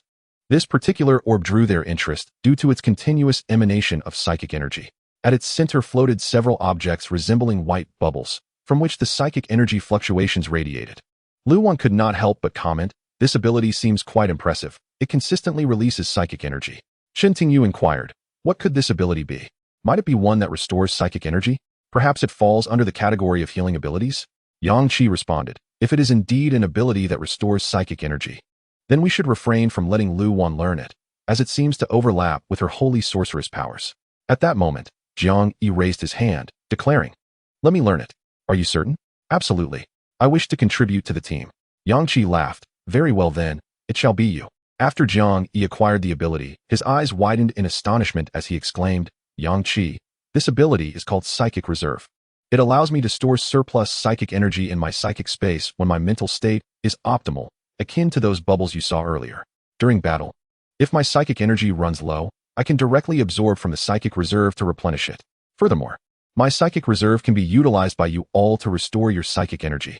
The others immediately erupted with excitement. Goodness! That means the energy stored within contains your excess psychic energy, implying that during combat, you can restore our energy without depleting your own? How could such a wondrous thing exist in this world? Jiang Yi contemplated further, adding, I believe I could directly convert the core source within my nucleus into psychic energy stored in my psychic space. Yang Qi gazed at him with anticipation, inquiring, can you do it? Jiang Yi replied, I possess the ability of energy transformation, and coupled with my dark energy, I am naturally adept at manipulating energy. Furthermore, my Psychic Reserve ability allows me to store psychic energy. It seems rather simple to me. Shen Tingyu exclaimed with excitement, if that is the case, then all our tens of thousands of first-tier core bodies can be transformed into psychic energy by Jiang Yi, which we can directly utilize to restore our psychic power whenever needed. Jiang Yi, eager to try, responded, I believe it is feasible. I shall attempt it shortly. He moved aside, retrieving a first-tier core body, and began to experiment with the transformation of its energy. Lu Wan glanced at the other luminous orbs, pointing at one that continuously morphed, exuding an eerie aura of dread. She remarked, Yang Qi, I sense this ability must be related to illusions, akin to Shao Qin's power of mental control over others. I wish to learn this. I shall take a chance. Yang Qi replied, if it indeed pertains to psychic abilities, it is certainly more suited for your study. Previously, when you utilized the Holy Sorcerer ability, your psychic energy quality was significantly enhanced. And with the Sorcerer's Staff restoring your psychic power, if you acquire this psychic ability, you will not only maximize its potency, but also elevate your psychic energy quality once more. Lu Wan nodded, very well. I shall wager that this orb embodies a psychic ability. With that, she reached out towards the most peculiar orb. All eyes were fixed upon her. Instantly, Lu Wan's expression transformed into one of immense excitement. What ability is this? Nightmare Invasion. Chapter 90. Nightmare Invasion indeed. This is a psychic ability that can forcibly plunge others into a dream state, killing within the dream. Lu Wan was overwhelmingly exhilarated. yet the others appeared somewhat bewildered. Killing in a dream? Is that even possible? Sister Lu, I understand every word you say, but when put together, it eludes me. Nightmare invasion, Lu Wan clarified, attacks the mental realm of others, forcibly drawing them into a dream I create, where I can directly eliminate them. Even those of formidable strength, once ensnared in the dream, I can at least severely injure them, inflicting grave damage upon their mental world. It feels akin to Shaoqin's psychic ability. Yet my offensive and controlling aspects are far stronger, killing without a trace. Moreover, the quality of my psychic energy is unparalleled. Lu Wan was filled with exuberance. This was indeed a remarkably powerful psychic ability. Chen Tingyu expressed envy. It sounds incredibly impressive. It feels as though the enemy stands there, suddenly dazed, and then they bleed to death. They wouldn't even comprehend how they perished, nor would their companions grasp the manner of their demise. This ability is formidable. After an intense discussion, the group finally shifted their attention to the next luminous orb. One particular orb fluctuated, shifting from a chunk of metal to a droplet of water, and then to a mound of earth, continually changing its form, making it quite conspicuous. Yang Qi pointed at the luminous orb and remarked, "This orb seems to possess a formidable power, yet I cannot ascertain its precise nature." Su Mo replied, "In any case, it no longer concerns me. I have already reached my limit with 5 abilities. Acquiring these orbs is akin to opening blind boxes, yet fortunately, the powers we have obtained are quite useful." Lu Wan chuckled. "Typically, we do not have the opportunity to open blind boxes. Each time we acquire one, we immediately learn it. Today, however, having defeated nearly 20 shadow conglomerates, we have amassed a plethora of these orbs, exceeding our learning capacity, which allows us a choice." Chen Tingyu inquired, "Boss, are you not going to learn this one? It appears quite impressive." Yang Qi gestured towards the orb he had already selected and stated, "I have chosen this one. Thus, I can only learn one more. Who among you will take this?" Lu Wan surveyed the group and belatedly noted, "It seems only you and Chen Tingyu can still learn. The 3 of us have already reached our 5. My abilities are Ice Element, Holy Sorceress, Nightmare Invasion, Curse Master, and Swordsmanship Expertise. Jiang Yi possesses Dark Element, Marksmanship Expertise, Mental Storage, Energy Conversion, and Fire Element. Sumo's powers include Space Force, Wind Element, Water Element, Master Artisan, and Metal Life. Chen Tingyu has only Light Element and Giant Spirit power left, allowing her to learn 3 more. You have Lightning Element, Assassin Stealth, Bone Corroding Cold Fire, and Supersonic Regeneration, enabling you to learn 1 more, but you have already chosen yours, so this ability can only be learned by Chen Tingyu. Chen Tingyu nodded and reached for the orb. Her expression immediately shifted. Under the gaze of her companions, she slowly articulated, "Material reconstruction. This should be an extraordinary ability, but I feel..." Yang Qi interjected with urgency, "Material reconstruction? Literally, does that mean you can completely transform one substance into another? Just like the contents of that orb, can metal become water? Does this not directly alter the molecular structure of the material?" As he spoke, Yang Qi felt a sense of astonishment. If you can develop this ability, it truly becomes invincible. Everything around you can be restructured, even oxygen. Oxygen, combined with other molecules available around you, can be reconstructed into metal? Or, can human tissue be directly reformed into something else? Goodness, if you can achieve such a level, wouldn't that mean you could eliminate anyone you encounter? Upon hearing Yang Qi's analysis, Chen Tingyu felt tears welling up. The issue is that I have no understanding of the structure of materials. Oxygen is simple, but the human body is far too complex. I can barely manipulate oxygen and metal. That is already my limit. I feel that this is an ability only a top scholar deserves to wield. Learning it would be a sheer waste. In that moment, Chen Tingyu felt utterly despondent. Yang Qi's analysis of the material reconstruction ability was nearly spot on. It was precisely because of this that she felt she had squandered such a remarkable power. As Yang Qi articulated, once she comprehends the intricacies of human anatomy, she will possess the capability to deconstruct an adversary's corporeal form, transforming them into an entirely different substance upon mere sight. For instance, she can currently conceive of the iron ions present in human blood, which she could directly reconstitute into metallic iron. Is this not exceedingly bizarre? The crowd once again engaged in fervent discussions regarding Chen Tingyu's newfound ability of material reconfiguration, and after rallying their support for her, they turned their attention to the other ability orbs. Chen Tingyu has the potential to learn 2 more abilities, yet her mind is preoccupied with how to harness her power of material reconfiguration. Consequently, the group urged Yang Qi, "Leader, you have already chosen this ability. Hurry and learn it. We are eager to discover what this ability entails." Indeed, they have been kept in suspense. Let us behold the ability that captivated the leader at first glance. Truthfully, Yang Qi felt a pang of anxiety. If he counted correctly, they had acquired a total of 19 ability orbs. excluding the super speed regeneration he absorbed during battle, along with Su Mo's wind element and Jiang Yi's gun proficiency. They brought forth 16 ability orbs. These 16 orbs were akin to unboxing surprises. Yang Qi focused intently on one orb resembling a black hole. Just before absorption, he finally understood why this orb had drawn his attention. It bore a striking resemblance to the black misty heart within the chests of the 5 of them. As he grasped the orb, all knowledge pertaining to the ability surged into Yang Qi's mind. Star Devour. Just those 2 words alone offer little insight into the ability's function. However, Yang Qi's pupils dilated in sudden realization. This is a devouring ability. He would possess a black hole.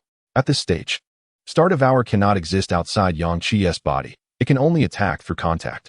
The moment his black hole encounters an enemy, it will directly consume everything in its vicinity. This is a genuine instant kill ability. The sole drawback is that Star Devour can only manifest from the palms of Yang Qi. To devour an enemy, he must approach closely enough for the black hole to make contact with their body. However, closing the distance to an opponent is a trivial task for Yang Qi. Assassin Stealth. By employing Assassin Stealth, his body transforms into a wisp of black smoke, allowing him to appear directly before his adversary, the black hole of Star Devour manifesting in his hand, with its devouring power potentially doubling under the influence of Assassin Stealth. Yang Qi mused that this ability is named Star Devour rather than simply Devour, for the black hole possesses the capacity to consume even the vastness of the cosmos. Chapter 91. A new endeavor before the others could voice their inquiries. A palm-sized black hole materialized in Yang Qi's palm. The spherical entity emanated an enigmatic force, causing those nearby to experience an inexplicable sense of trepidation. Chen Tingyu gazed at the black hole with a hint of trepidation and remarked, "Boss, this black hole feels utterly terrifying. What is the name of this extraordinary ability? It seems as if everything could be devoured by it." Yang Qi replied, "This ability is known as Star Devourer. It is a power of consumption that can engulf everything it comes into contact with." Jiang Yi exclaimed excitedly, "How formidable! An ability that can consume everything. Yet, why is it called Star Devourer instead of simply Devour?" The black hole emanated a formidable force of absorption, accompanied by a subtle pull. Yang Qi, sensing the might of the Star Devourer, felt a deep satisfaction. The ability he had chosen at first glance truly exhibited extraordinary power. With a few ability orbs remaining, Chen Tingyu could select 2 more, yet her mind was consumed with thoughts of the material reorganization ability. She persistently attempted to reshape a clump of clay in her hand. Yang Qi turned his gaze toward the town of Destiny, several hundred meters behind them, now entirely engulfed in black mist. This place had succumbed completely. Lu Wan sighed. "If only Shao Qin had left with us." Chen Tingyu echoed, and that elderly woman, who initially intended to escape, rushed into the black mist conglomerate when it appeared. "I never even saw whether she was killed by it," Su Mo remarked. "How could there be any hope for survival? The only reason we could momentarily fend off those black mist conglomerates was because we were present. Once we depart, how long can they hold out? Even if they go mad, it is impossible." Yang Qi suddenly recalled Zhang Ruijin and said to Jiang Yi, "It seems that Zhang Ruijin has some understanding of the black mist heart. When we were attempting to breach the ground, he unexpectedly intervened to stop us. Has he exhibited any peculiar behavior?" Jiang Yi pondered Yang Qi's words for a moment before responding. "He is quite intelligent. Back at the sanatorium, he often took the lead, guiding us in secret rebellions against the doctors and nurses. His ideas have always proven effective." Lu Wan questioned, "He is intelligent? Are you certain he is not simply deranged?" Jiang Yi asserted, "He is indeed intelligent. Everyone believes so." Yang Qi then inquired, "After the emergence of those black mist conglomerates, did you pay attention to Zhang Ruijin's movements?" Chen Tingyu sighed. "The situation was so chaotic and urgent. My mind was solely fixated on eliminating the black mist conglomerates, and I did not notice Zhang Ruijin." Others shook their heads in agreement, stating they too had failed to observe him. "Boss, why are you so concerned about him? I believe he has already been taken by the black mist conglomerates." Yet Yang Qi replied, "I sense it is not as simple as that." Jiang Yi suggested, "Yang Qi, let us leave this place. I am quite fatigued and wish to rest, while also wanting to continue experimenting with my newfound ability to conserve some mental energy." Yang Qi retrieved the battle vehicle, and the group boarded. Their first task was to sit in the vehicle and extract various energy-supplying foods and bottled water from their spatial equipment, indulging in a hearty meal to satiate their hunger. At this moment, the clock strikes midnight. Yang Qi commanded, "Everyone else, aside from the driver, should rest and sleep. Refrain from engaging in any other activities. We have all exerted ourselves to the utmost in the battle against the Black Fog Collective. It is imperative that we take a few hours to recuperate. The driver shall rotate every 3 hours." Chen Tingyu promptly replied, "All right, I will drive first. You all can rest. I'm perfectly fine. The group arranged the driving sequence, ensuring that everyone would receive ample sleep. The war vehicle began its journey towards the predetermined destination of Haiqing. The following day, Jiang Yi sat at the back of the vehicle, amidst the familiar cacophony of explosions. Suddenly, he let out a shriek of triumph. I did it. I succeeded. Yang Qi immediately turned to him, filled with anticipation. You succeeded? Yes. I successfully separated the nuclear core and purified the nuclear waste. I also extracted the nuclear source and converted all its energy into mental reserves, storing it in my mental space. Jiang Yi exclaimed with unparalleled excitement. The purified nuclear waste, now diminished in mass, was also contained within. Jiang Yi was covered in dust. His mental energy nearly depleted from tirelessly employing energy conversion and mental storage abilities over the past several hours. He had finally succeeded in transforming and storing the first nuclear core. The others in the vehicle erupted in joyous celebration. Jiang Yi, you are incredible. I knew you could do it. Ha ha ha, Jiang Yi is amazing.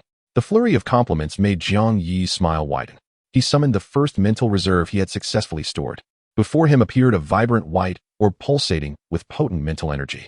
The orb surged into Jiang Yi's body, and his pallid complexion, a result of his exhausted mental energy, almost instantaneously regained nearly half of its vitality. Jiang Yi, exhilarated, declared, "It truly is pure mental energy. I have successfully converted it. The nuclear source energy has been transformed into mental energy. Moreover, I purified the nuclear waste. And the power from the purified waste has also been successfully converted into mental energy. I have stored all this energy within my body using my mental reserve ability. Isn't that remarkable?"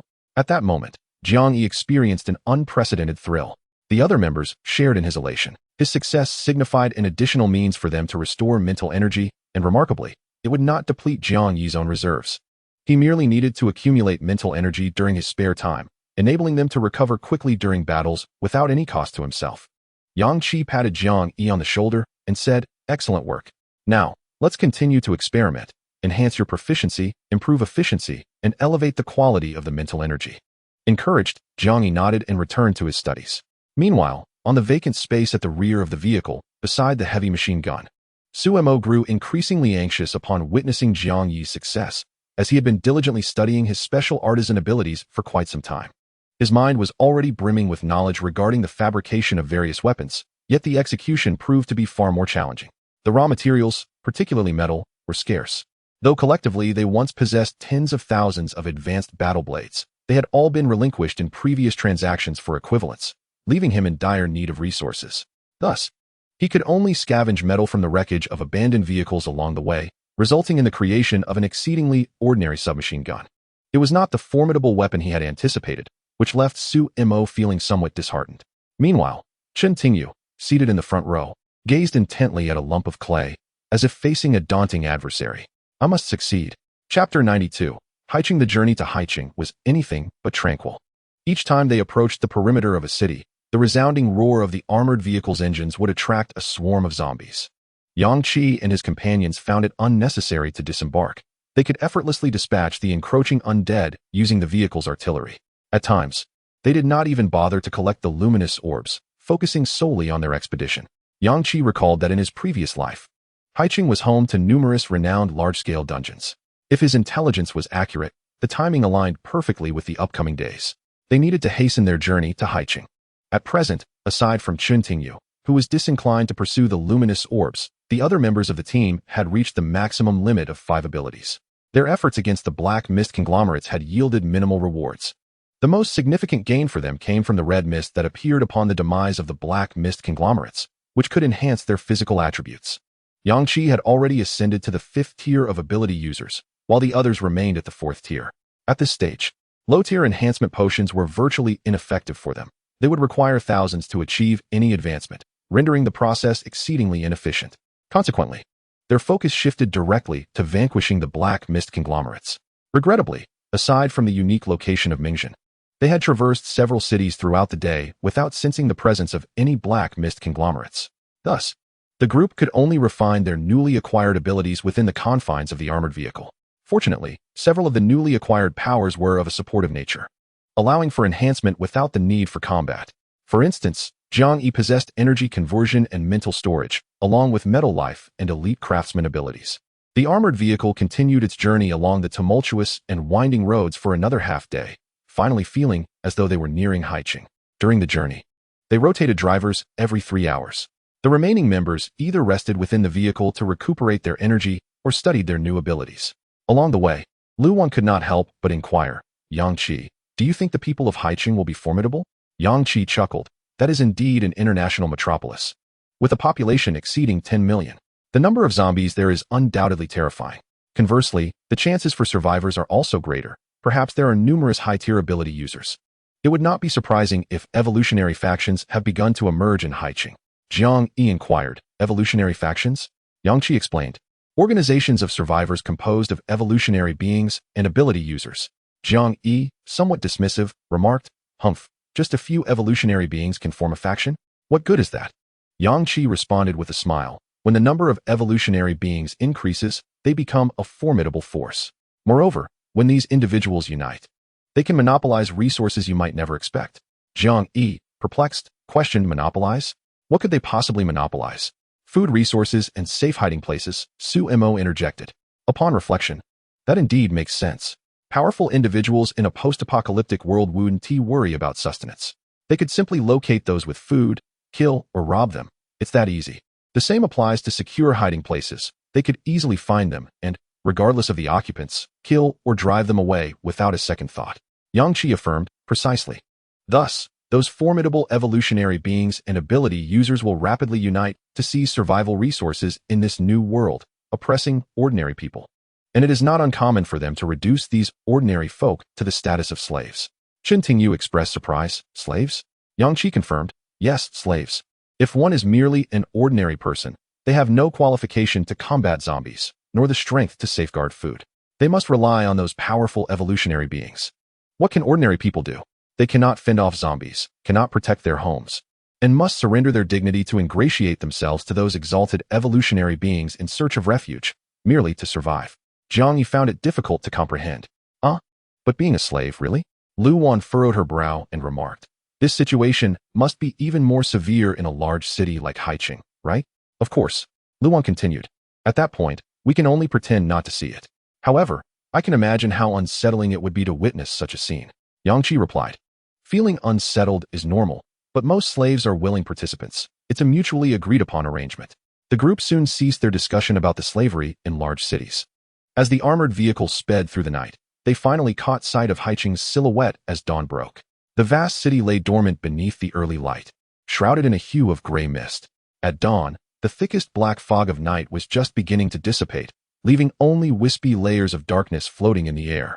Viewed from a distance, the city appeared devoid of lights, yet its iconic structures still towered into the clouds.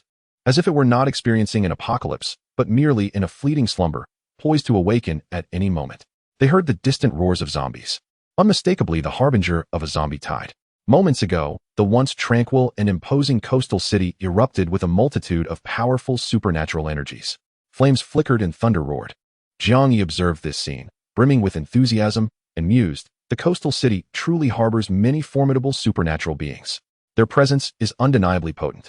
The momentum of this zombie tide is even more terrifying than that of the previous tide in Maple City.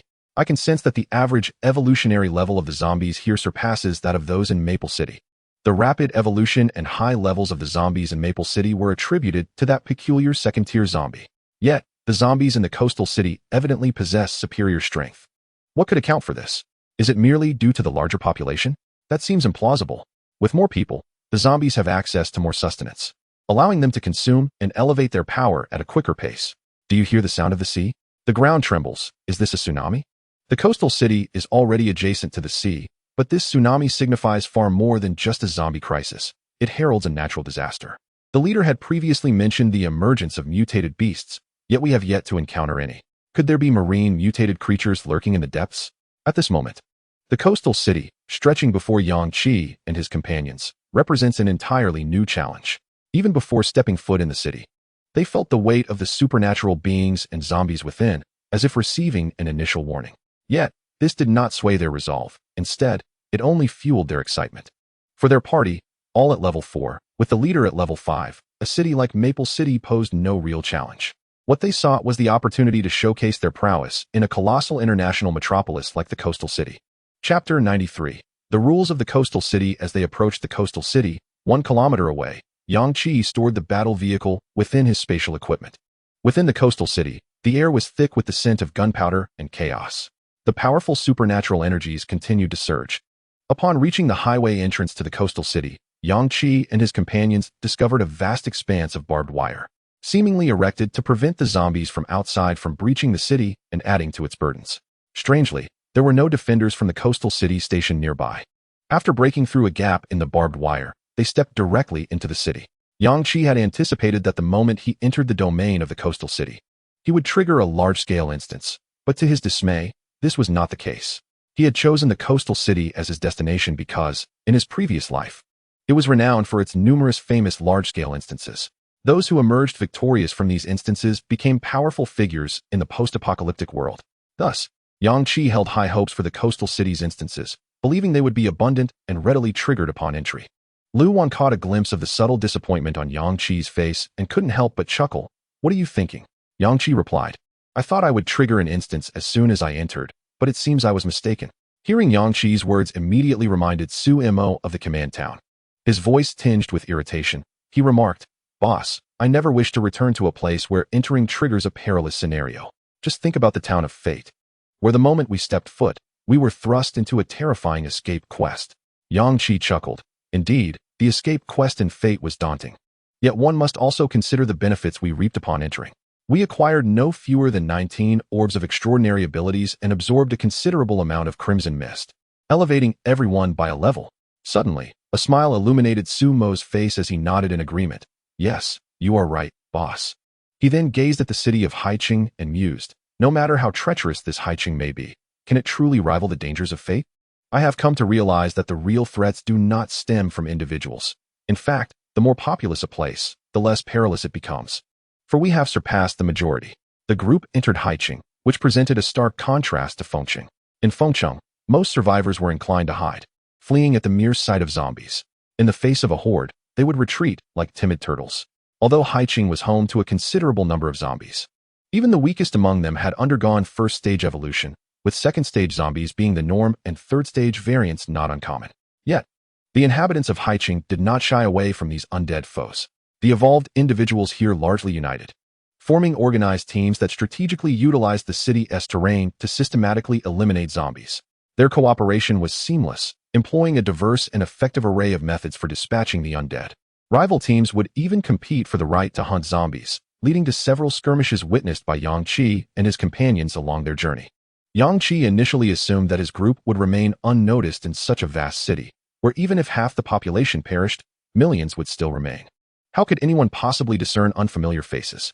To his surprise, he felt numerous malevolent gazes scrutinizing them throughout their passage.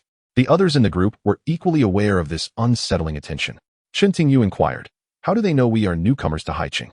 They are all staring at us, fixating particularly on the rings we wear, as if they are poised to rob us at any moment." Yang Qi furrowed his brow. "I too find it peculiar. With so many survivors in Haiqing, how can they identify those who have just arrived?"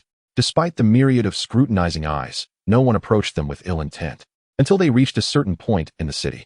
As they ventured deeper into Haiqing, intending to discover a location that might trigger another quest, they encountered an enormous metal plate stretching across the entire street, effectively blocking their path. Towering 5 stories high, Yang Qi could not fathom the purpose of such an object prior to the apocalypse. Factories had long ceased operations, rendering the fabrication of such a massive sheet of metal impossible.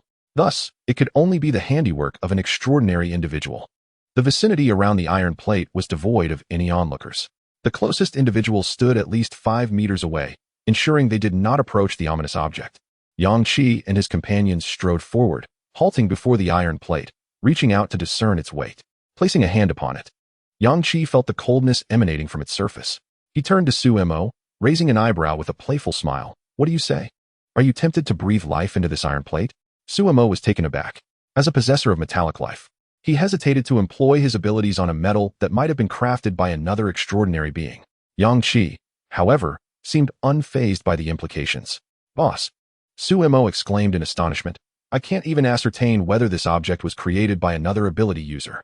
If I were to imbue it with metallic life, and it awakens only to be loyal to its original creator, wouldn't we find ourselves in a predicament? I currently lack the means to reclaim life, once given. Yang Qi chuckled. What is the worst that could happen? It's merely a piece of iron. How much chaos could it possibly unleash if it were to gain life?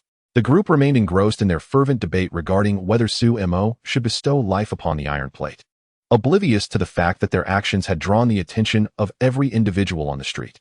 What were these people up to? Why were they congregated at the boundary? Tampering with the isolation board? Had they a death wish? In High City, regardless of one's power or arrogance, such audacity was unheard of unless a faction had resolved to declare war. It was evident that these individuals were newcomers, unrecognized by anyone, and not affiliated with any faction in High City. Their aimless wandering through the streets, devoid of organization or purpose, marked them as outsiders. Should someone intervene and remind them? It was laughable that newcomers to High City, oblivious to its rules, dared to act with such impunity. At that moment, the crowd, which had been chattering just moments before, fell eerily silent. They instinctively parted to create a path, their expressions swiftly sobering, even avoiding glances at the newcomers. A man clad in battle armor approached, flanked by several similarly attired subordinates, exuding an air of authority as he advanced towards Yang Qi and his companions. Sensing the sudden hush, Yang Qi and his friends turned around leisurely, meeting the man's gaze with calm resolve. The leading figure had initially intended to confront these newcomers, imparting a memorable lesson about the city's unspoken rules. However, upon catching sight of Lu Wan and Chun Tingyu, he froze in place, his eyes widening in astonishment. Utterly captivated by their beauty, his desire unabashedly evident. Meanwhile, those who had previously been discussing Yang Qi's group now recognized Lu Wan and Chun Tingyu. They dared not utter a sound, their astonishment conveyed solely through their incredulous glances at the two women, who were truly exceptional. After a brief moment of stunned silence, Zhang Feiyu strode purposefully towards Lu Wan and Chun Tingyu. As he walked over, his first words were, "Join our Sea Dog team as slaves." "No, you need not be slaves. All you must do is serve me well. Regardless of your abilities, I shall ensure you thrive in Sea City." Chapter 94. The Power of the Black Hole. As soon as Zhang Feiyu's words fell, everyone witnessed Yang Qi suddenly extend his right hand. The crowd gasped in astonishment, their eyes wide with unprecedented shock. Before they could voice any opinions, they saw a black sphere emerge from the center of Yang Qi's palm. In that instant, as the swallowing black hole manifested, the atmosphere transformed dramatically. Even those who were previously oblivious to Yang Qi's capabilities could now feel the profound and formidable aura of the black hole, causing their expressions to change.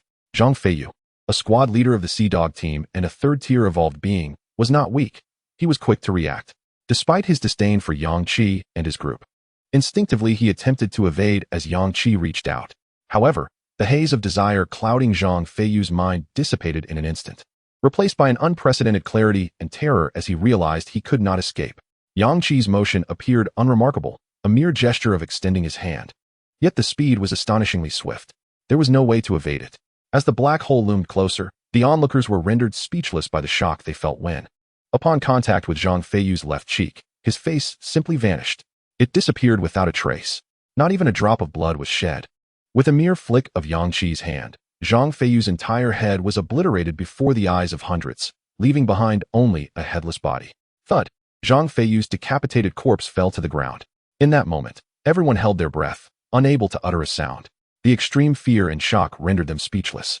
Yang Qi withdrew his hand, and the black hole dissipated.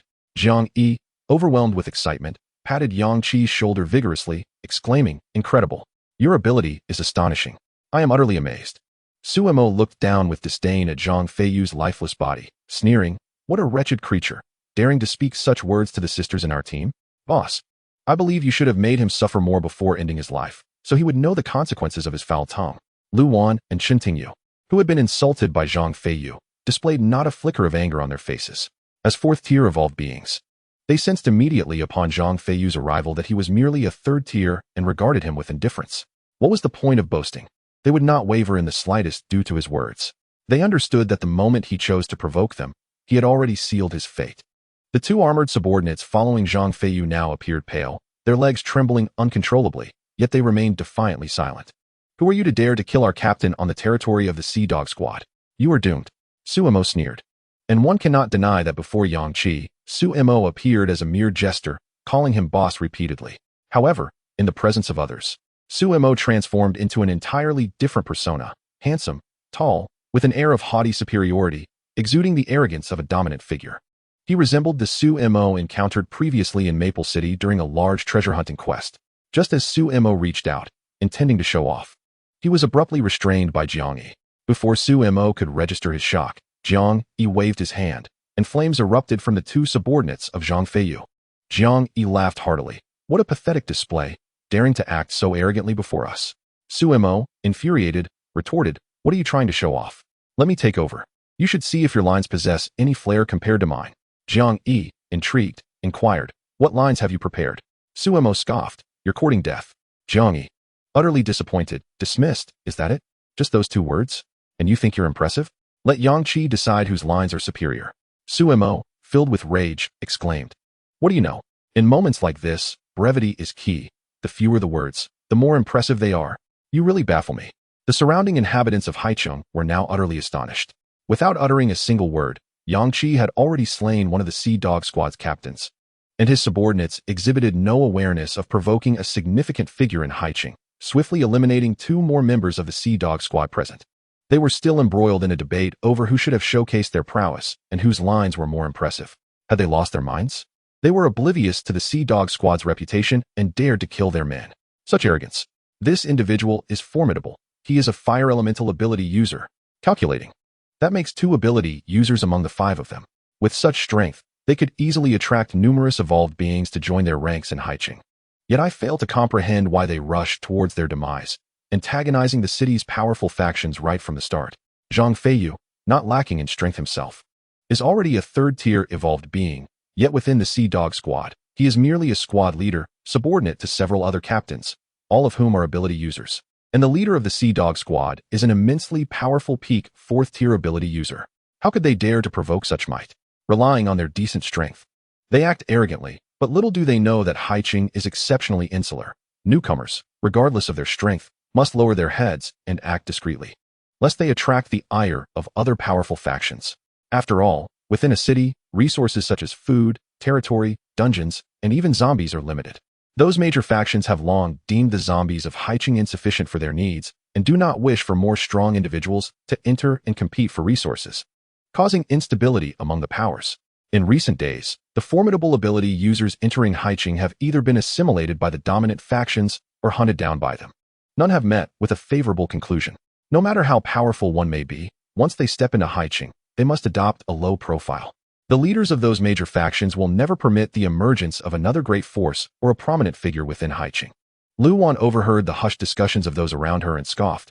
What a ridiculous name, the Sea Dog Squad. Is this the caliber of forces in Haicheng? Just the name alone indicates a lack of promise. The Sea Dog Squad is utterly laughable. At that moment, the iron plate behind Yang Qi suddenly shifted, sliding to one side like an elevator door.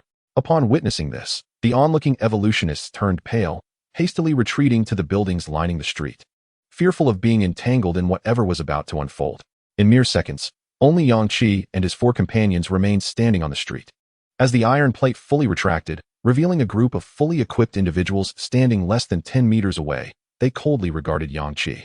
These individuals exuded a chilling aura, emanating the lethality of long-standing combat experience, and their evolutionary levels were formidable. The evolutionists who had sought refuge in the upper floors gasped as they recognized the newcomers. Goodness!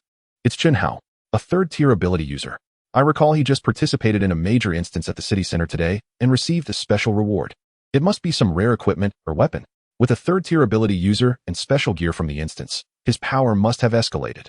The onlookers realized the dire fate awaiting Yang Qi's group. Chapter 95. The hidden chain. Chen Hao's cold gaze fixated on the 2 Sea Dog Squad members still ablaze behind Yang Qi, his eyes slowly shifting towards Yang Qi. You dare to kill our people? He uttered, each word spat out with venom. Clearly, someone had slain members of the Sea Dog Squad on their territory, inciting his wrath to an uncontainable degree. A palpable aura of menace enveloped Chen Hao, causing the surrounding evolutionists to hold their breath, too fearful to utter a sound. Their expressions towards Yang Qi and his companions ranged from sympathy to ridicule. In the next moment, Jiang Yi, standing behind Yang Qi, suddenly glanced down in confusion at his own body, where an unknown silver chain was gradually materializing. Hearing Jiang Yi's puzzled exclamation, the group turned to look at him. They beheld Jiang Yi bound tightly by a silver chain, his arms immobilized against his sides. The chain was exquisitely crafted, slender as a thumb. adorned with intricate patterns that seemed to subtly shift, mesmerizing the onlookers. With a hint of exasperation, Jiang Yi remarked, I can't move. It seems my mental power is restricted as well. It feels nearly impossible to unleash my abilities. As a master craftsman, Sumo's eyes immediately sparkled with excitement as he rushed to Jiang Yi's side, his hands eagerly exploring the iron chain. What a remarkable item. Truly exceptional. Boss, this is a treasure. The patterns on it contain unique runes, imbued with tremendous binding power and the ability to restrain extraordinary abilities. If I could study this and procure superior materials, I would undoubtedly be able to replicate it. Meanwhile, Chun Hao stood in bewilderment. He listened to Sumo's words with a blank expression, struggling to comprehend what he was saying. The members of the Sea Dog team behind him frowned, casting wary glances at Yang Qi and his group, particularly at Su Mo, who was audaciously touching the hidden chain. What is he doing? Is he out of his mind? Replicate it? Who does he think he is? This is a special reward our captain obtained from a major raid today. An exceptional piece of equipment. The hidden chain. He thinks he can replicate it. Ridiculous. Clearly. They are so impoverished that they probably don't even know what special equipment is. Yet they shamelessly claim they can study and replicate the hidden chain. The onlookers above were equally astonished. Were they mistaken? One member was already bound by the iron chain, yet they appeared utterly unperturbed, not only untroubled, but seemingly exhilarated. How bold of them to touch Chun Hao's special equipment. Yang Qi, having heard Sumo's words, chuckled and said, Isn't this already ours? It's right there on Jiang Yi. How can anyone take it from us? At this proclamation, a hush fell over the crowd. Everyone questioned if their ears were deceiving them. Chun Hao's eyes widened in disbelief. Deep down, he regretted using the hidden chain against this group. For Yang Qi's assertion was so self-evident, as if the hidden chain were indeed their possession. Yang Qi approached Jiang Yi and began to touch the hidden chain as well.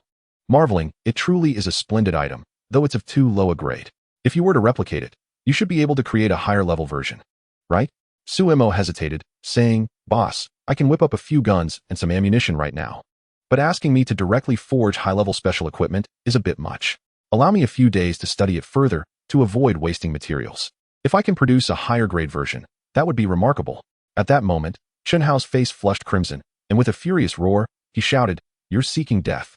Ironically, his first action was not to attack Yang Qi and his companions, but to retract the hidden chain. Everyone watched in astonishment as the silver iron chain, which had just materialized on Jiang Yi, began to fade, its color diminishing until it became translucent within seconds. Jiang Yi shouted. He trying to reclaim the chain. The tactile sensation of the chain in Yang Qi's grasp lessened significantly, becoming nearly impossible to hold on to. Quick, use Metal Life. Without a moment's hesitation, Su Mo complied with Yang Qi's command, grasping the segment of the chain that had yet to vanish completely, unleashing his Metal Life ability. In an instant, the iron chain that had just vanished reappeared in its entirety. Now imbued with life, it trembled excitedly upon Jiang Yi, and moments later, it coiled around him, gliding like a serpent. What is happening? How is the chain moving on its own? Everyone was astounded, unable to comprehend the bizarre scene unfolding before them. Chun Hao, who controlled the chain, was equally taken aback, his shock palpable as he desperately attempted to command the chain to become invisible and return to him. Yet he failed. He could distinctly hear an unfamiliar voice echoing in his mind. Ha! I am alive. I can speak. Hooray! The voice was playful, akin to a child's. But Chun Hao was certain he had never heard it before. It was certainly not the voice of anyone he knew.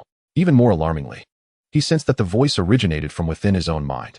In a fit of agitation, he abruptly turned to his subordinates and bellowed, Who is speaking? His subordinates trembled in fear at his outburst. Captain, no one is speaking.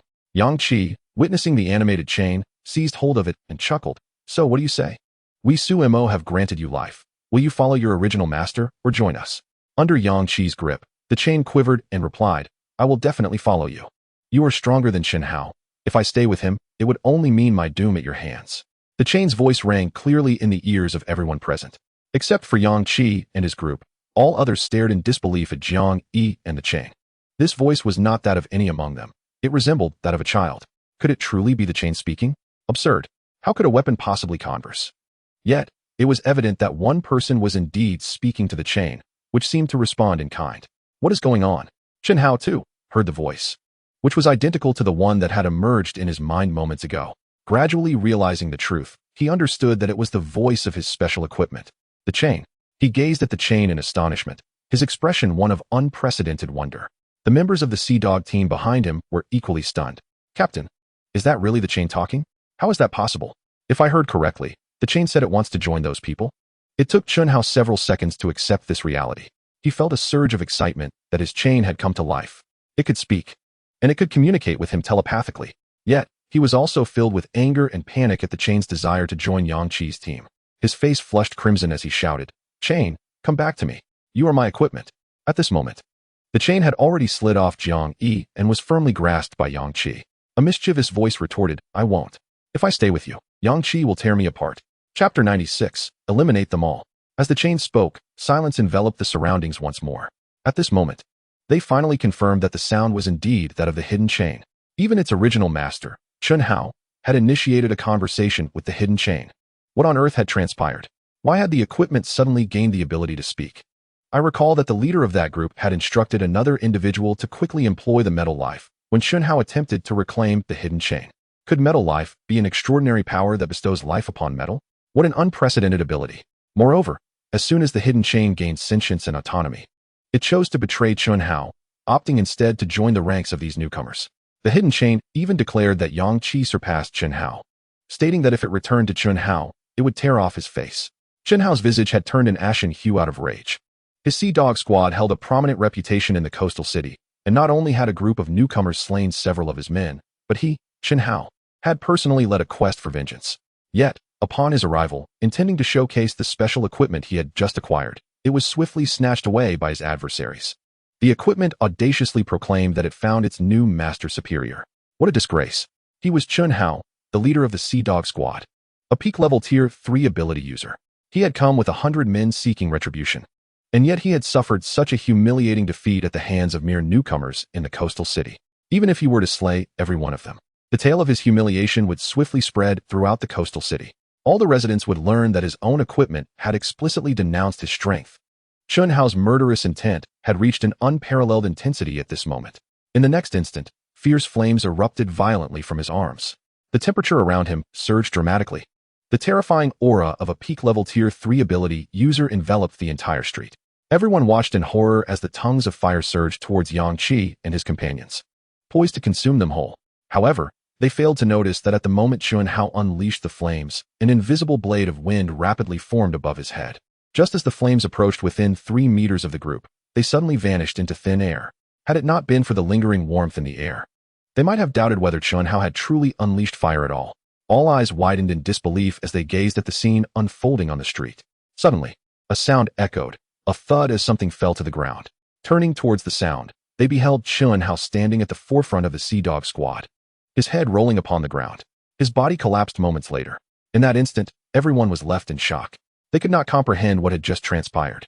The remaining members of the Sea Dog squad, numbering in the hundreds, stared in terror and disbelief at Chun Hao's lifeless form, their eyes filled with incredulity. What had occurred? How had their captain met his demise? What had severed his head?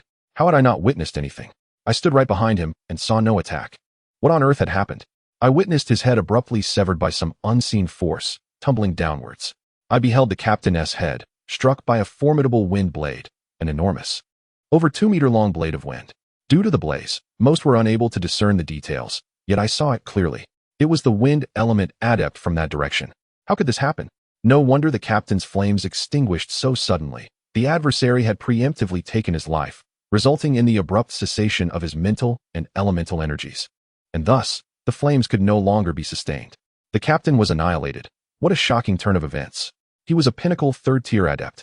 With just one more injection of a strengthening serum, he could have undoubtedly ascended to the 4th tier. The individuals in the upper levels of Haiqing watched the unfolding scene below with sheer astonishment, feeling as though they were witnessing history in the making. Chun Hao, slain in an instant. Goodness, he was a major force within the Sea Dogs team, on the brink of advancing to the 4th tier. The higher-ups of the Sea Dogs awaited Chun Hao's promotion, anticipating an augmentation of their power within Haiqing. Little did they realize that he would fall today at the hands of newcomers to the city. A tempest was brewing in Haiqing today. Though the Sea Dogs were not the largest faction in the city, they were a formidable presence. The demise of a pinnacle 3rd-tier adept would undoubtedly invite rival factions of similar strength to encroach upon the Sea Dogs' territory.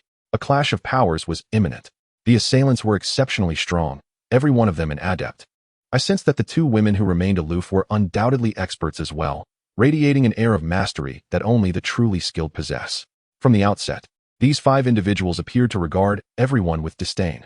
Yet, their audacity, having recently arrived in Haiqing, to directly assassinate Zhang Feiyu and Chun Hao of the Sea Dogs, would surely provoke a coalition of all factions in the city against them.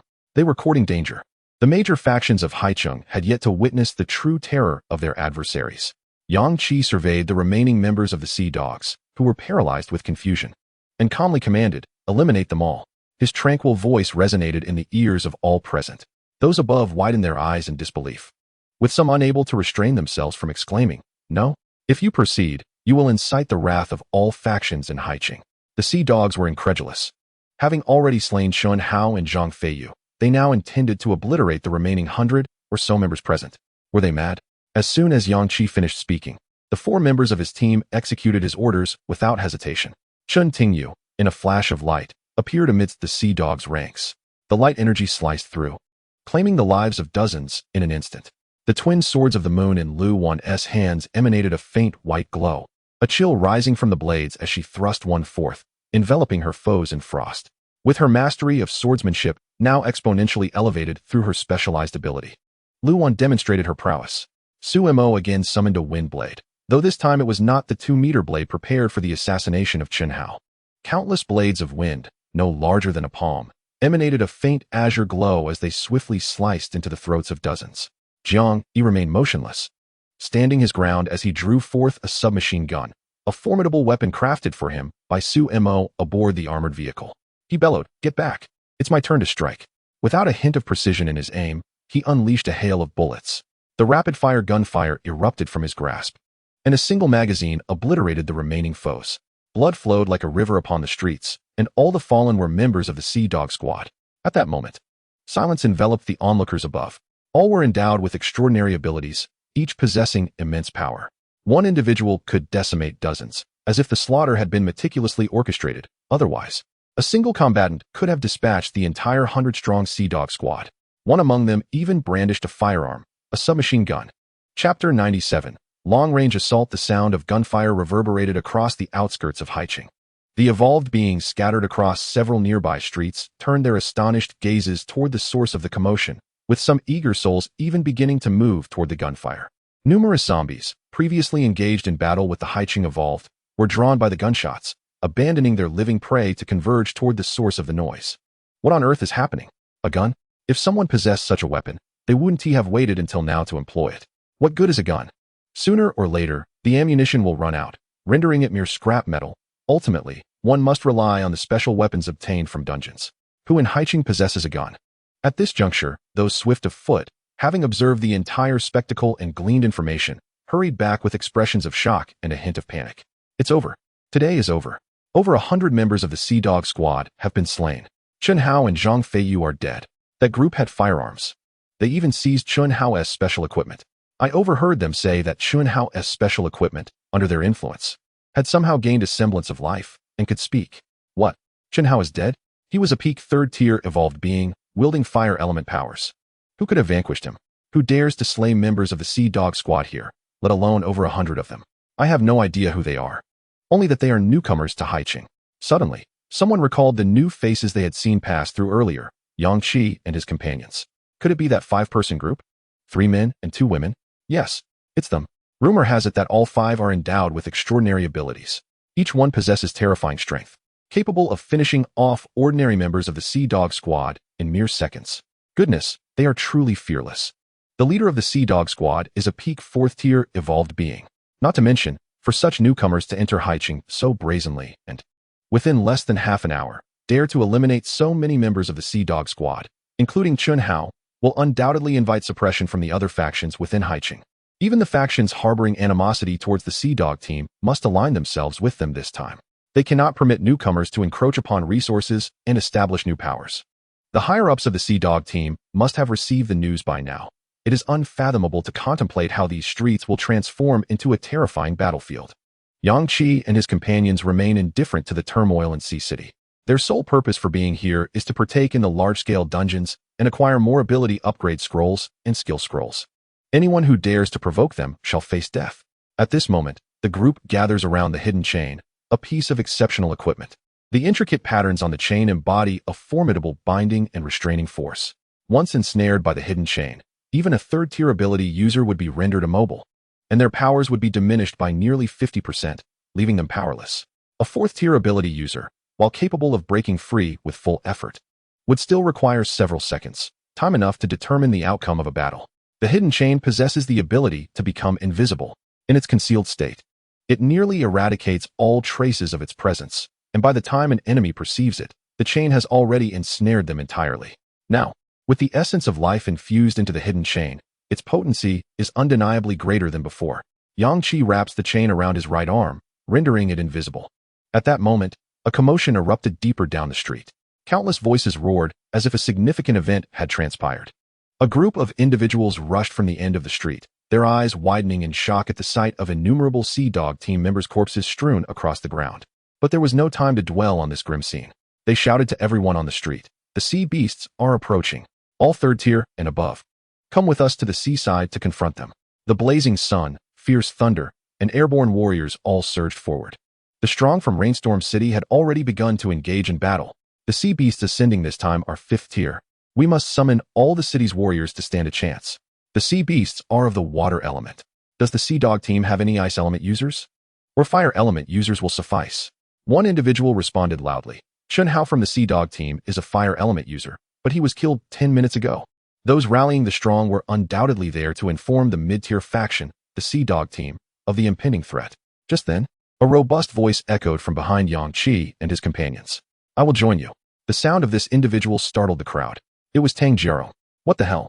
The leader of the Sea Dog team has arrived. A composed man in his 30s stood at the center of the street. His icy gaze silently fixed on Yang Qi and his companions, who only revealed their backs to him. Simultaneously, an earth-shattering battle erupted on the coastal side of Sea City. The dazzling light of abilities transformed the sky into a kaleidoscope of colors. A piercing, beastly roar resonated throughout the entirety of Sea City. The prolonged roar, infused with the dampness of the sea air, enveloped the surroundings. In that moment, the majority of those present found themselves ensnared in an illusion. As if the ground had vanished beneath their feet, plunging them into the depths of the ocean, their bodies engulfed by the surging waves. Towering crests of water crashed down upon them, plunging them into a sense of weightlessness and suffocation. Countless individuals convulsed and collapsed, their expressions contorted with agony and confusion, reminiscent of stranded fish cast ashore.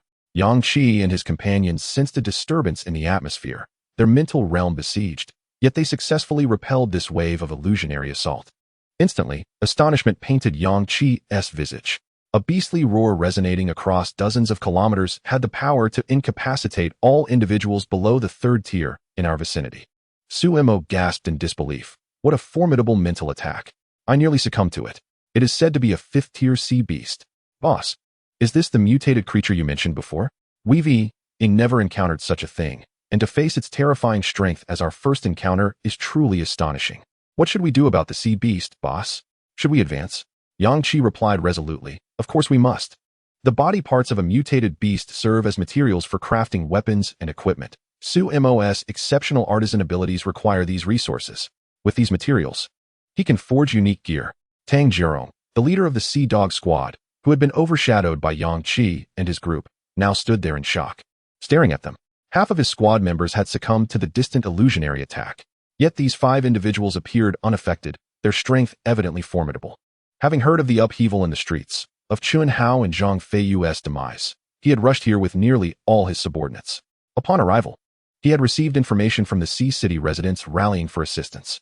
His initial plan was to eliminate Yang Qi and his companions before heading to the seaside for support. However, in the next moment, the terrifying attack from the sea beast struck, incapacitating nearly half of the surrounding 1,000 individuals. Thus, Tang Jiarong discerned that Yang Qi and his companions possessed unfathomable power, immediately abandoning any thoughts of confrontation. Moreover, he overheard Yang Qi express intentions to confront the sea beast. A sly smile crept across Tang Jiarong's face. It was fortuitous to head to the seaside, where all factions, large and small, would converge. At that moment, he could settle scores with Yang Qi and his group, knowing that every force in Sea City would align with him to eliminate them. Consequently, Tang Jiarong resolved to remain passive, directing his men to the seaside for support. Meanwhile, the other Sea City inhabitants who had narrowly escaped the calamity were left shaken. What a monstrous sea beast! To be able to attack us from such a distance. It's utterly terrifying. I reckon only those at the 4th tier can mount an effective offense against such a creature. Even the 3rd tier folks are merely bystanders in this fight. Fear not. With the leaders and core members of those major factions present, even a 5th tier sea beast shall not stir the tides. Upon finishing his words, the crowd gazed with a sense of admiration at the members of the Sea Dog squad making their way down the street. Tang Jiarong, a peak 4th tier adept, was their hope for assistance, relying on these formidable individuals. However, at that moment, all eyes turned quizzically towards Yang Qi and his companions, who stood defiantly in the middle of the street. Were they refusing to yield? Had they not noticed the Sea Dog squad advancing to confront the 5th tier sea beast by the shore? Did they not realize that the leader of the Sea Dog squad was among them? They remained there, seemingly apprehensive about being overlooked. Tang Jiarong furrowed his brow, contemplating whether to take a detour or to request that Yang Qi and his group step aside. Yet this was his territory. When had he ever been required to make way for others on his own ground? Nevertheless, the uncertainty surrounding the true strength of Yang Qi and his 4 companions left him reluctant to initiate a confrontation. What if he were to suffer a setback? This thought stirred an unsettling feeling within him. It was this instinctive unease that compelled him to remain silent and opt for a detour. Losing face was trivial compared to the prospect of losing his life. Thus, the several hundred onlookers watched in astonishment as Yang Qi and his group stood resolutely in the street, oblivious to the approaching throng. As they neared, Tang Jiarong unexpectedly moved to the side of the street, silently passing by Yang Qi and his companions.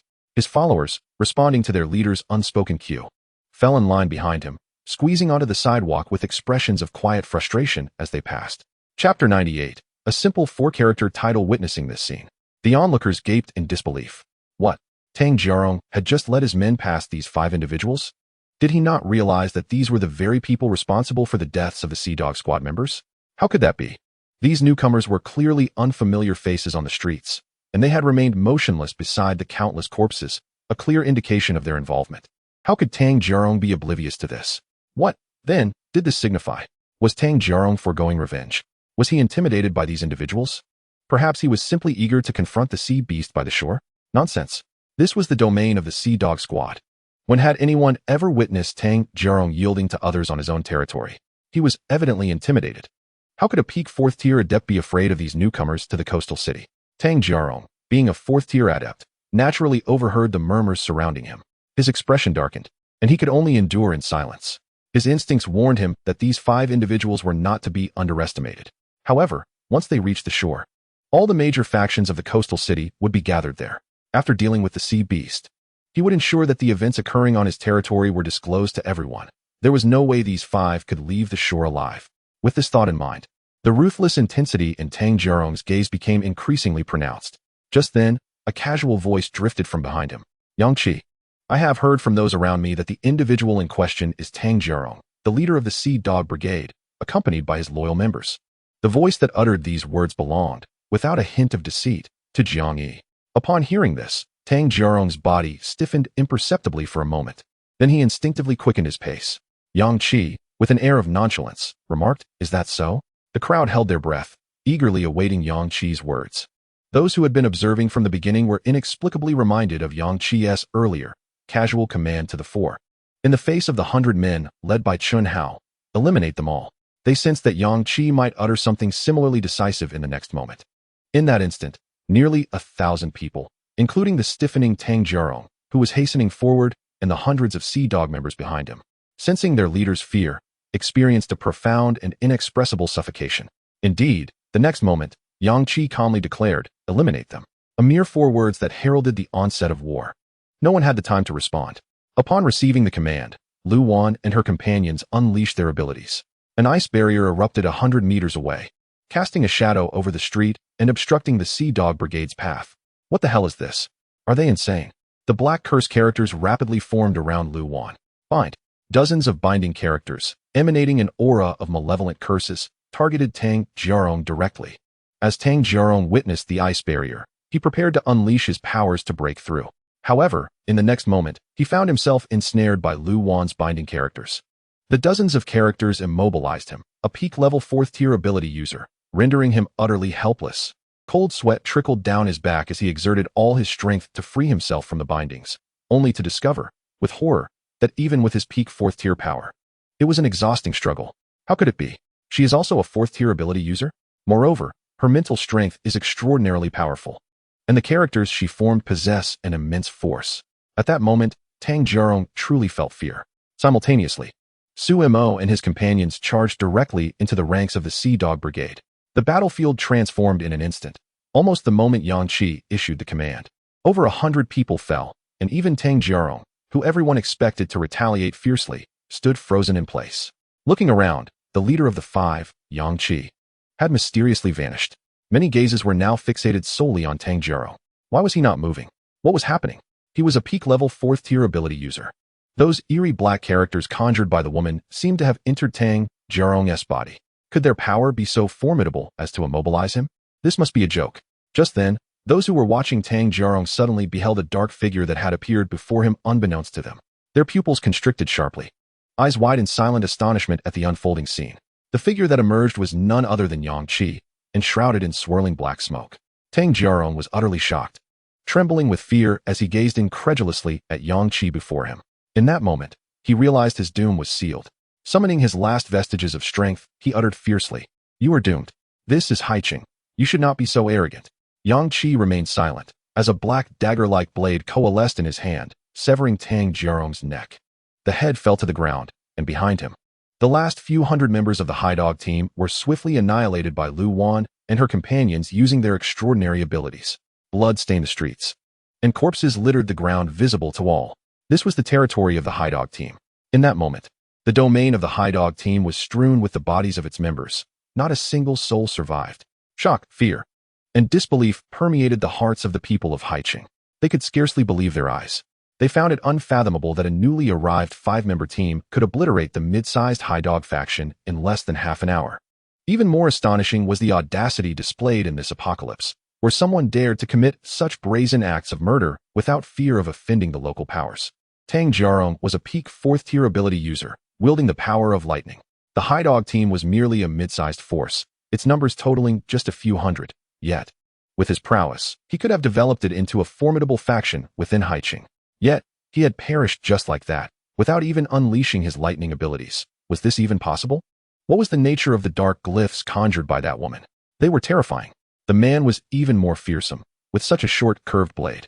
He had effortlessly severed the head of a peak 4th-tier ability user. A peak 4th-tier ability user, no less. Even if he stood there allowing 2nd and 3rd-tier users to attack him, it would take ages for them to breach his skin. Yet, his head was cleaved off as if his flesh were mere tofu. This was too terrifying. This quintet was too formidable. The 4 others had dispatched the hundreds of Hai Dog members in mere seconds. Among those hundreds were several captains of the Hai Dog team, all at peak 3rd tier or just entering 4th tier. Yet, they had been dispatched like mere fodder. Their abilities were overwhelmingly powerful. I could not even comprehend the powers of some among them. Moreover, it seemed they possessed more than one ability. Who were they truly? Su Mo exuberantly rushed to Yang Qi's side, exclaiming, "Boss, it seems the Hai Dog team has occupied several streets nearby. If we eradicate them, will those streets then belong to us?" Jiang Yi scoffed, "Humph, just a few streets? What is so great about that? This is merely the outskirts of Haiqing.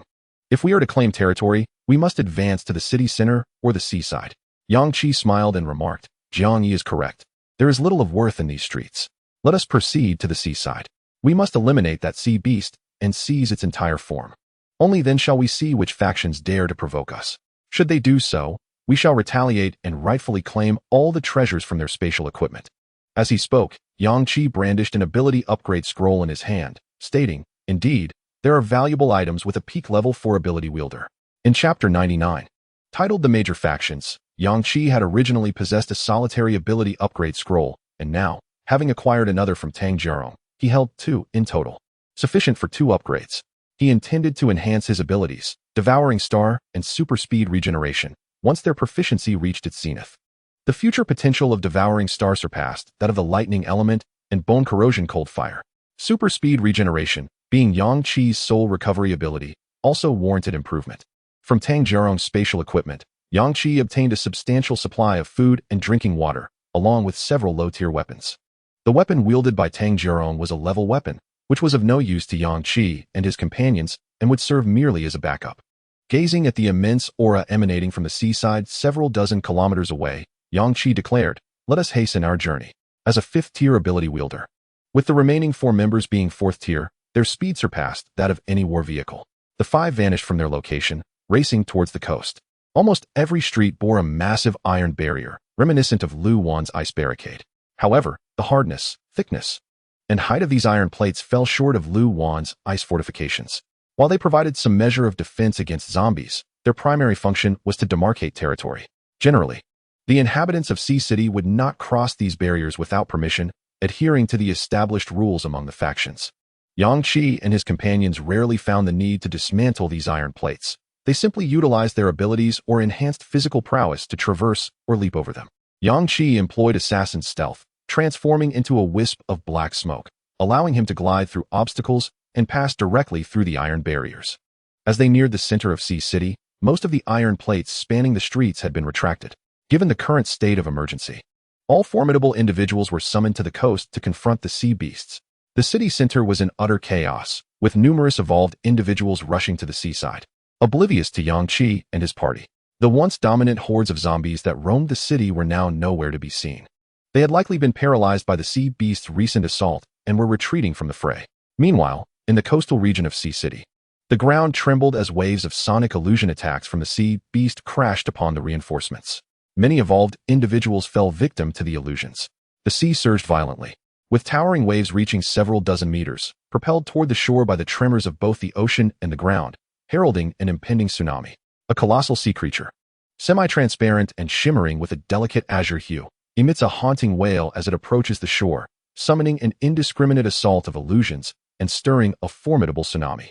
Beneath the terrifyingly swift waves, a multitude of glimmering eyes subtly emerge, hinting at the gathering of other marine beasts. This is dire. It is rallying its kin.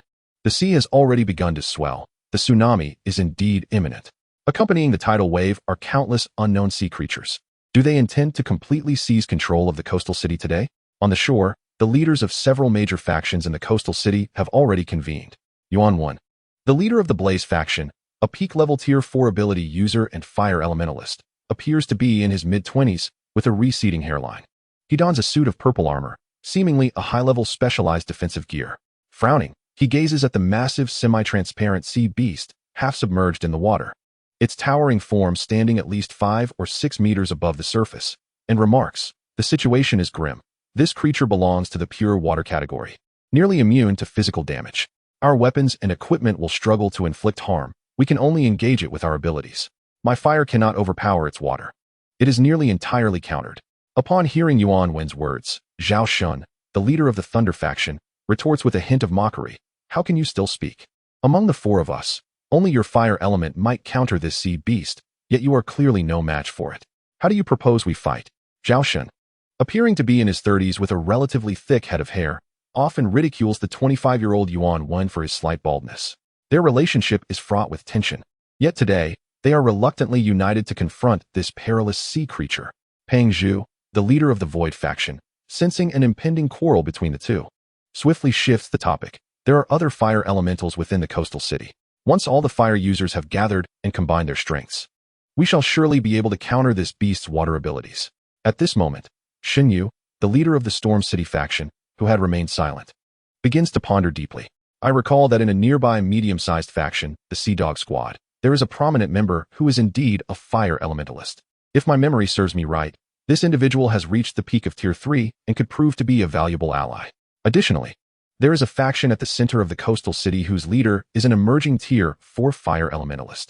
The coastal city should harbor several fire elementals. As long as they are Tier 3 or above, they can collaborate with Yuan 1 to test their combined fire attacks against the sea beast. As she speaks, Shen Yu's steady gaze falls upon the waves approaching the shore. The other sea creatures summoned by this formidable beast suggest their inferiority in strength. These creatures will require the ordinary members of the various factions to combat them. We must not allow them to land and invade the coastal city, otherwise, the evolutionaries within will face slaughter, and this place will inevitably succumb to the dominion of the sea beasts.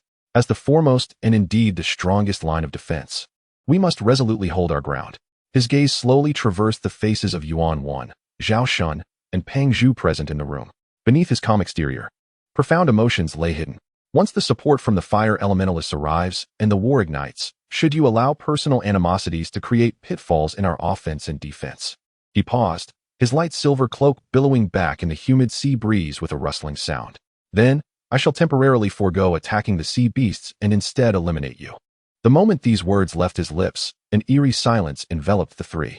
If the great powers of Haiqing number over 1,000, then at the pinnacle of this dizzying array of forces stands the Storm City, led by Shen Yu. This is solely because Shen Yu is the only 5th-tier ability user in all of Haiqing. The distinction between 4th tier and the pinnacle of 4th tier is inconsequential in Shen Yu's eyes. With a mere wave of his hand, he could obliterate them all. It would not be an exaggeration to say he stands atop the pinnacle of Haiqing. No one dares to provoke him. Under the blazing sun and amidst the thunderous skies, another prominent force in Haiqing, whose 3 leaders are renowned 4th-tier peak ability users, exudes such power that they could stride across the land without fear. Yet, when facing Shen Yu, they did not even dare to raise their voices. A suffocating silence persisted for half a minute. The 3 stood behind Shen Yu, speechless, their eyes fixated on the approaching tsunami, their anxiety mounting. Behind the 4 stood thousands of elite members from the 4 great powers, each with a serious demeanor and weapons in hand. Just then, a group rushed over in haste. Lord Shun, the 3rd-tier fire elementalist from the Sea Dog Squad, has been slain. Aside from him, the remaining 5 fire elementalists in Haiqing have gathered. Upon hearing this, Shen Yu's expression darkened, and he calmly replied, "Was it the enemies of the Sea Dog Squad who did this? How unfortunate, to choose this moment to eliminate him, leaving us 1 fire elementalist short." Yet the messenger, flustered, exclaimed, "No. It was killed by newcomers to Haiqing today." Chapter 100, It is now. The faces of the various leaders present turned pale the instant they heard this proclamation. To their astonishment, the messenger continued excitedly, "I went to summon the Sea Dog Squad for assistance and witnessed those 5 individuals personally slay their leader, Tang Jero. The Sea Dog Squad's several hundred members were instantly annihilated. The Sea Dog Squad no longer exists." The hot-tempered Yuan one was the first to voice his outrage. Damn, what newcomers possess such audacity to arrive and directly eradicate a mid-sized power in Haiqing? Behind the leaders, more and more factions from Haiqing began to congregate, their numbers surpassing 10,000. As this multitude heard the news, chaos erupted. "The Sea Dog Squad has been wiped out. This cannot be true. Our territory lies adjacent to the Sea Dog Squad, and Tang Jiarong was a peak 4th-tier lightning elemental user. Tang Jiarong was exceptionally powerful. Once again, the pinnacle of the 4th tier, with abilities as formidable as the lightning element, the Sea Dog team is merely a medium-sized force, comprised of only a few hundred members.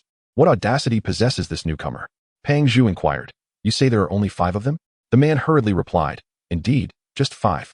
All are ability users, each at least at the peak of the 4th tier." During their conversation, the shadow of immense waves had unknowingly enveloped Shen Yu, who stood at the forefront.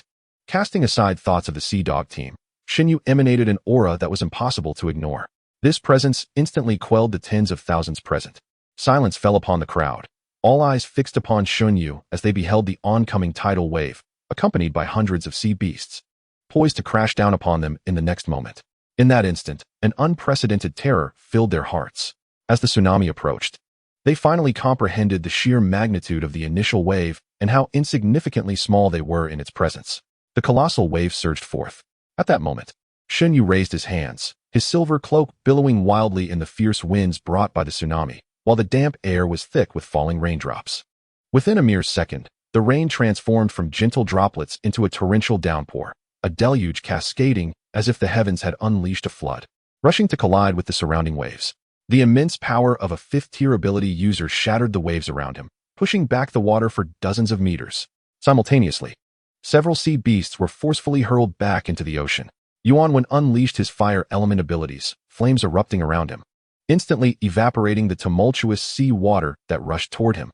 Zhao Shen clenched his hands, conjuring 2 blue lightning swords that materialized from thin air, and with a powerful slap, he cleaved the monstrous wave, forcing the water to retreat on either side. Pang Zhu summoned a fierce gale that inflated the garments of the thousands present. In an instant, a massive tornado formed, sweeping away the remaining waves. The last of the tidal surge was torn apart by the whirlwind, carrying with it the remaining sea beasts, which were tossed into the air before crashing back into the ocean. At that moment, the multitude of over 10,000 behind Shen Yu held their breath. In that fleeting second, all they could hear was the roar of the tsunami, followed by the sounds of flood, thunder, blazing fire, and raging winds. When tranquility was finally restored, the waters near the shore were stained with crimson. In the next heartbeat, a thunderous cheer erupted. How powerful! Absolutely astounding. Is this what it means to be an ability user at the pinnacle? They had forcibly repelled the tsunami that threatened to engulf the coast. Remarkably, not a single one of the hundreds of sea beasts managed to land. They were either slain, grievously injured and retreated, or directly driven back. Truly formidable. With their presence, how could the sea beasts possibly seize the coastal city? The throngs of over 10,000 individuals comprised the elite members of major factions such as Stormrain City, as well as leaders and members from other forces within the coastal city. At this moment, they were all deeply shaken by the formidable prowess displayed by Shun Yu and his three companions. However, Zhao Shun, standing ahead, coldly interjected, "What is there to be so excited about? The four of us have already withstood countless waves of tsunami. This tsunami was not their greatest challenge. The most formidable threat lay in the fifth-tier sea beast, which continued to summon tsunamis and unleash illusionary attacks from the shallow waters mere meters away. For nearly 20 minutes, the four of us attempted to strike it, yet our efforts yielded little, leaving us powerless against its relentless onslaught. We could only stand here in passive defense against the tsunamis and sea beasts it unleashed, utterly incapable of thwarting its illusionary assaults. It had yet to engage us in earnest, so we awaited the arrival of the other fire elemental abilities wielders in the coastal city, knowing we must eliminate it before it attempted to reach the shore. Its current strategy was to deplete our strength with tsunamis, breach the coastal defenses, and facilitate the landing of other sea beasts to massacre the weaker human populace. The once celebrating multitude now fell into an uneasy silence. Yuan Wen impatiently exclaimed, "Those fire elemental abilities wielders, hurry up and join me. We must unleash a combined fire assault on that fifth-tier sea beast. Once it is vanquished, the tsunamis will cease, and the other sea beasts will no longer attempt to invade the coastal city." Upon hearing Yuan Wen's command, 5 fire elemental abilities wielders who had just arrived approached him hesitantly. Under normal circumstances, they would never have had the privilege to stand beside a powerhouse like Yuan Wen. Among these 5, one had just entered the 4th tier of fire abilities and was the leader of a medium-sized faction, while the other 4 were 3rd-tier fire abilities wielders, 2 at the peak of the 3rd tier and the other 2 in the mid-range. Yuan Wen regarded them with dissatisfaction, recalling the incident with the Sea Dog Squad, and muttered under his breath, "Once we deal with the sea beasts, I will personally hunt down those 5 newcomers to the coastal city. What audacity they possess, daring to extinguish a medium-sized faction on their very first day here, especially by eliminating a fire elemental abilities wielder of utmost importance to the coastal city at this critical juncture." The others remained silent. Once he had finished venting his frustration, Xinyu was the first to speak up. "We must act swiftly. Let us see if the combined fire abilities of the 6 of you can inflict effective damage on this sea beast." With a stoic expression, Xinyu gazed at the 5th-tier sea beast, which roared from several dozen meters away. Yuan Wen then straightened his demeanor, taking 10 seconds to assess the fire ability's potency and the level of control exhibited by the other 5. Finally, he impatiently scoffed. "It is impossible to merge the fire abilities of 6 individuals. We have never coordinated before. If we attempt such a reckless maneuver, the fire energies will clash. It would be better for each of us to maintain our distance and simultaneously unleash our fire abilities to attack the sea beast." The other 5 individuals naturally dared not voice their opinions. Following Yuan Wen's instructions, they dispersed, maintaining a distance of at least 5 meters between one another. Among them, 2 mid-tier 3rd-level fire element manipulators were exceedingly anxious. Their inherent weakness was exacerbated by the necessity to launch an attack on the sea beast from several dozen meters away. With their limited fire element capabilities, could their flames possibly reach the beast from such a distance? It seemed utterly implausible. Just as their apprehension peaked, Yuan Wen, standing at the center, issued a command. Now, instantaneously, the 6 of them unleashed their mental energies. 6 distinct flames of varying potency surged forth simultaneously towards the 5th-level sea beast, situated several dozen meters away. The fears of the 2 mid-tier 3rd-level manipulators were swiftly validated. Their noticeably weaker flames, after barely reaching 20 meters, sputtered out, extinguished upon the ocean's surface. Their faces turned pale with dread. The remaining 4 flames advanced toward the sea beast in succession. Though they erupted simultaneously, the speeds of their assaults were markedly disparate. Yuan Wen, at the pinnacle of 4th-level prowess, unleashed the most formidable and rapid fire. Just 2 meters behind his flame trailed that of another 4th-level manipulator. Following closely were 2 flames from peak 3rd-level manipulators. In the fleeting moment before Yuan Wen's fire struck the beast, its massive maw cracked open, seemingly revealing a smug grin. In the next instant, the beast plunged its enormous head into the sea, vanishing entirely. The 4 flames landed in the water, evaporating some of the seawater before dissipating. Yuan Wen stood dumbfounded, and moments later, he exclaimed in frustration, "This creature lacks martial ethics. Why is it dodging? It didn't evade before." The throngs of over 10,000 spectators, Witnessing Yuan Wen and his companions being toyed with by the sea beast wore expressions of grave concern. How could this be? Did they think the sea beast was mindless like a zombie? It possessed intellect, and not a trivial one at that. This was indeed troublesome. What was to be done? At that moment, the mischievous sea beast re-emerged, now much closer, a mere 30 meters from the shore. Seeing this, Yuan Wen's face contorted with rage as he bellowed. Now? Now. Suddenly, a voice nearly overlapping Yuan Wen's erupted from behind him, a foreign sound. Shen Yu's pupils quivered in disbelief as he turned around. There, just 2 meters behind him, a dark rift in space had been torn open. 5 figures swiftly emerged from within. Chapter 101. Focused Fire Assault. Astonishment gripped Shen Yu as he beheld the unprecedented sight of 5 figures darting forth from the spatial rift. The other inhabitants of Haicheng were equally taken aback. Where did these individuals come from? What on earth? We are standing here in the thousands. A tall woman, unable to advance further, unleashed a sudden surge of mental energy. The powerful wave of her mental force left those around her utterly astonished. The sorceress activated her extraordinary abilities. Lu Wan, with unwavering determination, summoned a swirling black aura of curses around her, which transformed into over 20 characters that swiftly flew towards the 5th-tier sea beast. Sensing the impending danger, the creature attempted to plunge back into the depths of the ocean. However, Lu Wan's incantations had already penetrated its semi-transparent body. Although the power of the 4th-tier spells was insufficient on their own, their sheer number compensated for it. Coupled with Lu Wan's exceptionally honed mental strength, the 20-plus incantations firmly restrained the 5th-tier sea beast upon the surface of the sea. The onlookers widened their eyes in disbelief at the spectacle. Subsequently, Yang Qi and his 3 companions surged forward, unleashing their extraordinary powers. A tempest of thunder and lightning descended with immense force. The ferocious deep blue lightning harnessed the celestial energies, striking the sea beast with a multiplied ferocity. The area of thunder effectively ensnared the creature, obscuring it from view. All that could be heard was the deafening roar of thunder within the confined space. The terrifying aura of the lightning reverberated throughout half of the coastal city, leaving thousands around in sheer astonishment. What kind of thunder is this? It feels dozens of times more powerful than Zhao Shun's. The crowd pondered, who are these 5 individuals? How did they suddenly find themselves at the forefront? Strangely, the moment the woman-esque characters entered the sea beast's body, the creature, which had been diving into the water, abruptly ceased its movements. If I'm not mistaken, those characters seemed to bind it. As the discussions among the crowd continued, the thunderstorm abated. Previously, under the relentless assault from Shen Yu and his companions, the 5th-tier sea beast had only sustained minor damage, but now it bore grave wounds. Its semi-transparent body, seemingly filled with liquid, was now oozing pale blue blood from deep gashes, staining the previously dark waters a light blue. Incredibly, the attacks had taken effect.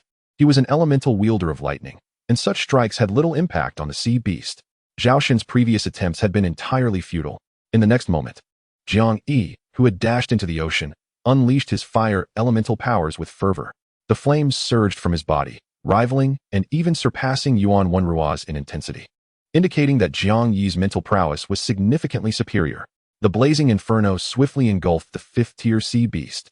Sensing the potency of her binding characters waning, Lu Wan unhesitatingly conjured another 20 characters to hurl towards the creature engulfed in flames.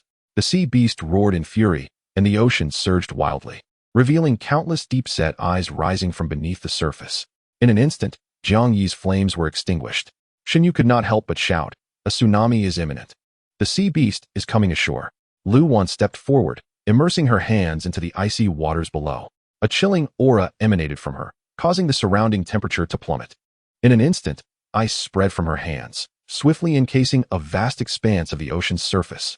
In a moment of tumultuous unrest, as if to unleash a tsunami that would engulf the coastline, the relentless waves were suddenly encased in layers of ice by Lu Wan. The numerous sea beasts near the shore were similarly immobilized, and even the 5th-tier sea beast, a mere 30 meters from the coast, found itself ensnared in an icy shackle. The speed at which the ice spread was astonishing, exceeding the imagination of the thousands present. It was the sea, after all. Within just 2 seconds, the ice reached the 5th-tier sea beast's side, continuing its frenzied expansion into the deeper waters. Who were these individuals? After experiencing Jiang Yi's flames, one could only realize that Lu Wan's ice element was far more effective against this sea creature. However, encasing the sea in ice demanded immense energy, even from Lu Wan, who had already conjured over 40 high-intensity incantations, leaving her mental strength nearly depleted. She called out sharply, "Jiang Yi, Jiang Yi nodded vigorously with excitement. Two orb-like spheres of light materialized before him, swiftly merging with Lu Wan's psychic reserves. In an instant, her mental power was entirely restored. The previously slowed advance of the ice resumed its full speed. However, she did not engage in futile efforts. After thoroughly encasing the waters behind the fifth-tier sea beast in ice, she halted the ice's spread and redirected all her power toward the beast. The creature, composed largely of seawater, was soon transformed into a frozen sculpture, encased inside and out in ice. Observing this, Yang Qi took immediate action. His body transformed into a plume of black smoke, which swiftly darted above the sea surface and reappeared before the fifth-tier sea beast. Shrouded in swirling black smoke, Yang Qi's strength doubled. In the next moment, he executed a lightning dash. A bolt of tremendous thunder piercing through the massive body of the fifth-tier sea beast from front to back. Inside the ice sculpture, pale blue blood surged forth, and a massive cavity was blasted through the creature's midsection. Yang Qi materialized behind the fifth-tier sea beast, firmly planted on the icy surface crafted by Lu Wan. The crowd of thousands gasped in terror, their eyes wide as they witnessed the bewildering spectacle before them. An array of inexhaustible and diverse supernatural assaults. This was particularly effective against a creature composed of seawater, transcending their understanding. Jiang Yi stood 10 meters away on the icy surface, his fingertips coalescing into a sphere of dark energy that he hurled toward the fifth-tier sea beast. The dark energy erupted in an instant, enveloping the surroundings in darkness. Simultaneously, Chun Tingyu's light energy cutting and Su Mo's spatial cutting struck in unison, severing the exposed portions of the fifth-tier sea beast into 3 segments. Another wave of thunderclouds descended. Boom! Amidst the icy sea besieged by dark energy, a torrent of lightning cascaded down like divine retribution. The icy waters shattered.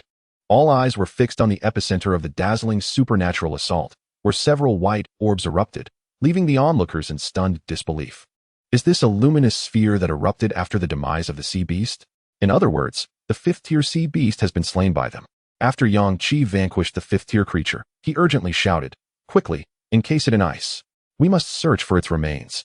Lu Wan promptly activated her ice elemental powers once more, reconstituting the shattered ice blocks that had been struck by Yang Qi and his companions.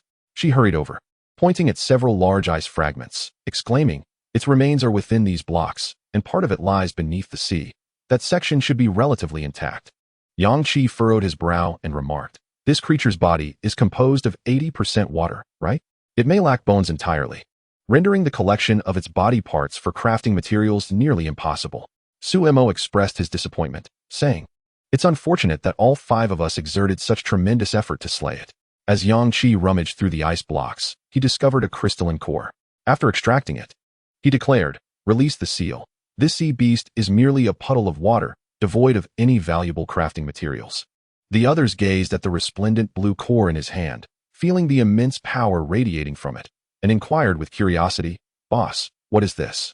Yang Qi replied with a smile, "It is akin to a zombie core, yet the core of an aberrant beast is composed entirely of pure energy, which can be absorbed directly.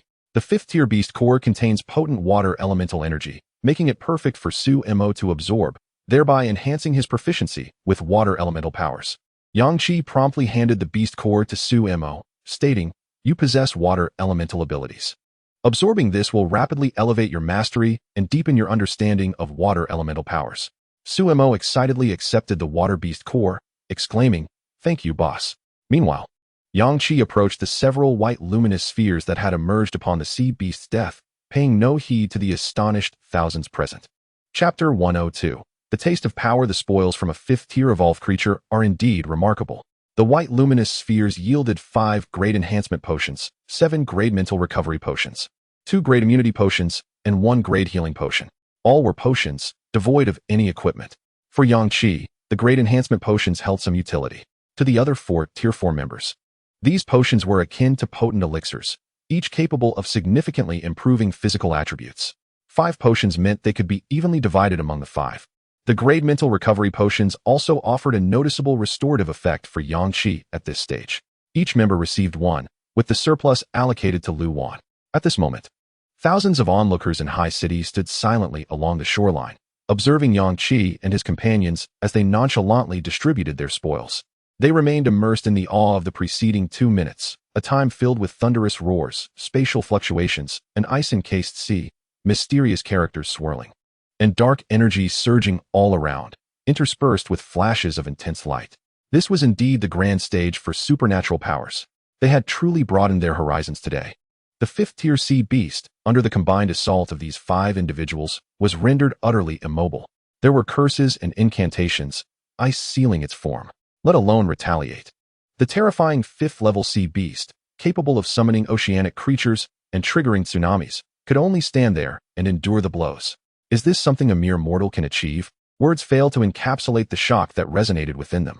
The 5th-level sea beast, which was originally thought to bring calamity upon the sea city, and which even Xin Yu found formidable, was vanquished by these 5 individuals in less than 2 minutes. How many extraordinary abilities did they employ during this encounter? It felt as if each one possessed more than a single power. Who on earth were they, unseen in the sea city until now? Their strength was overwhelming. And even now, I remained baffled by how they suddenly appeared behind Xin Yu. They truly possessed audacity. After all, he was the only 5th-level ability user in Sea City, the man standing at its pinnacle. At that moment, Xin Yu surely could not comprehend the situation. In front of him was a 5th-level sea beast, and behind him were 5 unfamiliar figures materializing out of thin air, leaving him utterly bewildered. Logically, with such formidable individuals in Sea City, how could we not recognize them? Xin Yu gazed in astonishment at Yang Qi's silhouette against the frozen sea, his expression an intricate tapestry of emotions never before seen. As a 5th-level ability user, he instantly recognized Yang Qi's rank the moment he made his move. He had to concede. Yang Qi was immensely powerful, incredibly powerful. He even felt humbled in his presence. Having been the foremost figure in Sea City for so long, he thought he would never encounter anyone stronger than himself. This was Sea City, with a population exceeding 10 million and over 1 million evolved ability users, and he was the mightiest among them. Yet today, he faced someone stronger. Meanwhile, Yuan Wen and several fire element ability users felt a burning heat on their faces. They had hoped to rally all fire element ability users in Sea City to confront the 5th-level sea beast. However, given their initial encounter, where they were toyed with by the sea beast, no matter how many fiery assaults they launched subsequently, it was all in vain. The sea beast could dive into the ocean at any moment to evade their attacks. Only the ice element woman among the 5 could restrain the 5th-level sea beast, freezing it in place to endure the blows. At that moment, the individual who had been tasked with notifying the smaller factions at the outskirts of the city finally arrived breathlessly at Xin Yu's side. This person had long recognized the 5, for anyone who had seen them could never forget. In a panic, he exclaimed, "Lord Shun, these 5 are indeed those I mentioned earlier, the ones who annihilated the Sea Dog team at the city outskirts." Upon hearing this, Xin Yu was not the least bit surprised. "Yes, I am aware." However, Yuan Wen and his companions were taken aback, quickly surrounding Xin Yu. In a hushed tone, Yuan Wen spoke, his voice betraying an uncontrollable mix of fear and exhilaration. "We must deal with them. They have broken the rules of Sea City, arriving with a display of force, obliterating a mid-sized faction, and while all the powers of Sea City were uniting to confront the 5th-level sea beast, they directly opened a spatial rift behind you. This is a blatant disregard for your authority." Zhao Shen pondered for 2 seconds before solemnly stating, "This matter does not seem so easily resolvable. We have all witnessed the prowess of those 5 individuals." Yuan Wen, taken aback by Zhao Shen's unexpected reluctance to eliminate Yang Qi and his companions, exclaimed in fury, "Zhao Shen, what are you thinking? It is precisely because of their strength that they must be eradicated. Each of them possesses the capability to challenge the leader of a mid-sized power. The man leading them possesses strength that far exceeds both you and me.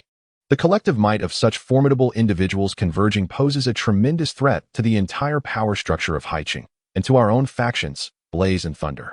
Can you not fathom the impact?" Upon hearing Yuan Wen's words, Zhao Shun fell silent, a look of inner turmoil crossing his face. Unexpectedly, Pang Zhu, the usually diplomatic leader who often mediated between them, spoke calmly. "They must perish, otherwise, Haiqing will face a cataclysmic upheaval." Zhao Shen cast a surprised sidelong glance at Pang Zhu, remaining silent. Yuan Wen, relieved by Pang Zhu's agreement with his perspective, turned to Xin Yu and said gravely, "We await your command." Xin Yu, with his eyes closed, contemplated in silence. He possessed a clean, unremarkable appearance, yet among the 4, he was the strongest, albeit the youngest at merely 24 years of age. He pondered the odds of confronting Yang Qi as an adversary. What were his chances against all 5 of Yang Qi's companions, when the 4 of them combined their strength to oppose Yang Qi's group? What were the probabilities of their success? Seeing Xin Yu lost in thought, a rare moment of weighing the pros and cons, The usually impatient Yuan when became anxious. He hastily urged, Xinyu, remember, for all this time, Haiqing has been under your control. The entire city heeds your every word. In the fierce territorial disputes among the powers, your command alone can broker peace between two warring factions, facilitating a harmonious division of territory. Everyone in Haiqing yearns to join your Storm City, all the strong, upon acquiring high-tier equipment and abilities. Do not think first of their own use, but rather of presenting them to you, seeking an opportunity to join Storm City. Your Storm City symbolizes unparalleled strength, the pinnacle of power in Haiqing. Perhaps your formidable prowess and accumulated resources render you indifferent to the equipment that others may covet. Yet you are intimately familiar with the taste of power. In Haiqing, regardless of how strong a person may be or how elevated their status before you, they can only bow in submission, not daring to utter a word that might displease you. The moment you enter a room, all must rise. When you speak, silence befalls the crowd. You are the one who understands the essence of power more than anyone else in Haiqing. And now, with these 5 ticking time bombs entering the city, you, a 5th-tier ability user, are more acutely aware of that man's might than the rest of us. Thus, I take the risk of incurring your displeasure to assert that this individual will undoubtedly threaten everything you have established in Haiqing. Do you wish to relinquish your power? To speak rather harshly, in the future within the confines of Haiqing, it may very well be that upon the entrance of that man, you will be compelled to rise alongside others. It may be that when he speaks, you too must choose silence, just like everyone else. Having tasted the essence of power, can you truly endure such a fate? At this moment, Xinyu's expression, somewhat placid, could not help but twitch slightly. Indeed, the flavor of power. Upon encountering him, all must adopt a solemn demeanor. When he speaks, all are obliged to listen attentively, a sense of superiority enveloping the atmosphere. Observing this, Yuan seized the opportunity to assert, those 5 individuals are formidable, yet can they truly stand against the entirety of Haiqing? In matters of united opposition, the people of Haiqing are the most cohesive. The leaders of all factions shall support you. Their ability to effortlessly slay that 5th-tier sea beast was merely due to that woman's ice element ability, which countered the creature. In a confrontation with us, victory or defeat is far from certain. Pang Zhu also remarked, should war be declared, we already have tens of thousands on our side. And if we gather all remaining ability users of Haiqing, we will number in the tens of thousands. Can we not contend with those 5? We are not like that sea beast. We will not be restrained by that man's ice element ability. Moreover, this is our home ground. At that moment, the 5 individuals, having injected themselves with a potent enhancement serum, strode across the frozen surface of the sea. Chapter 103 states that one can utilize a potent enhancement serum to elevate the strength of all 4th-tier members to the pinnacle of 4th-tier prowess.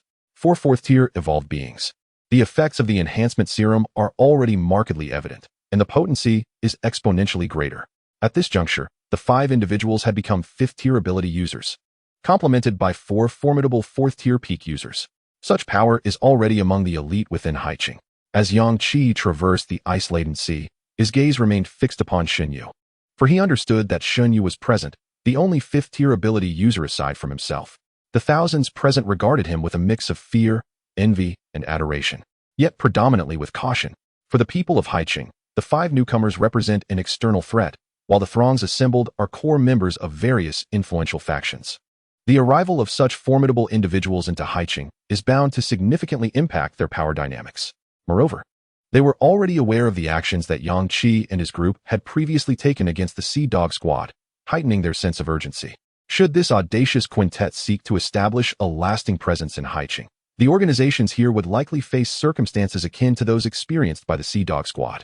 In this apocalyptic world, all resources are finite: food supplies, secure territories, and avenues for strength enhancement. The introduction of new, powerful ability users into Haiqing necessitates a redistribution of the already allocated resources, consequently diminishing the shares of all other factions. Thus, there was no need for the leaders of the various factions to convene and voice their opinions. The ordinary members had largely resolved within themselves to take action against Yang Qi and his companions. The hostility of the thousands present was glaringly apparent.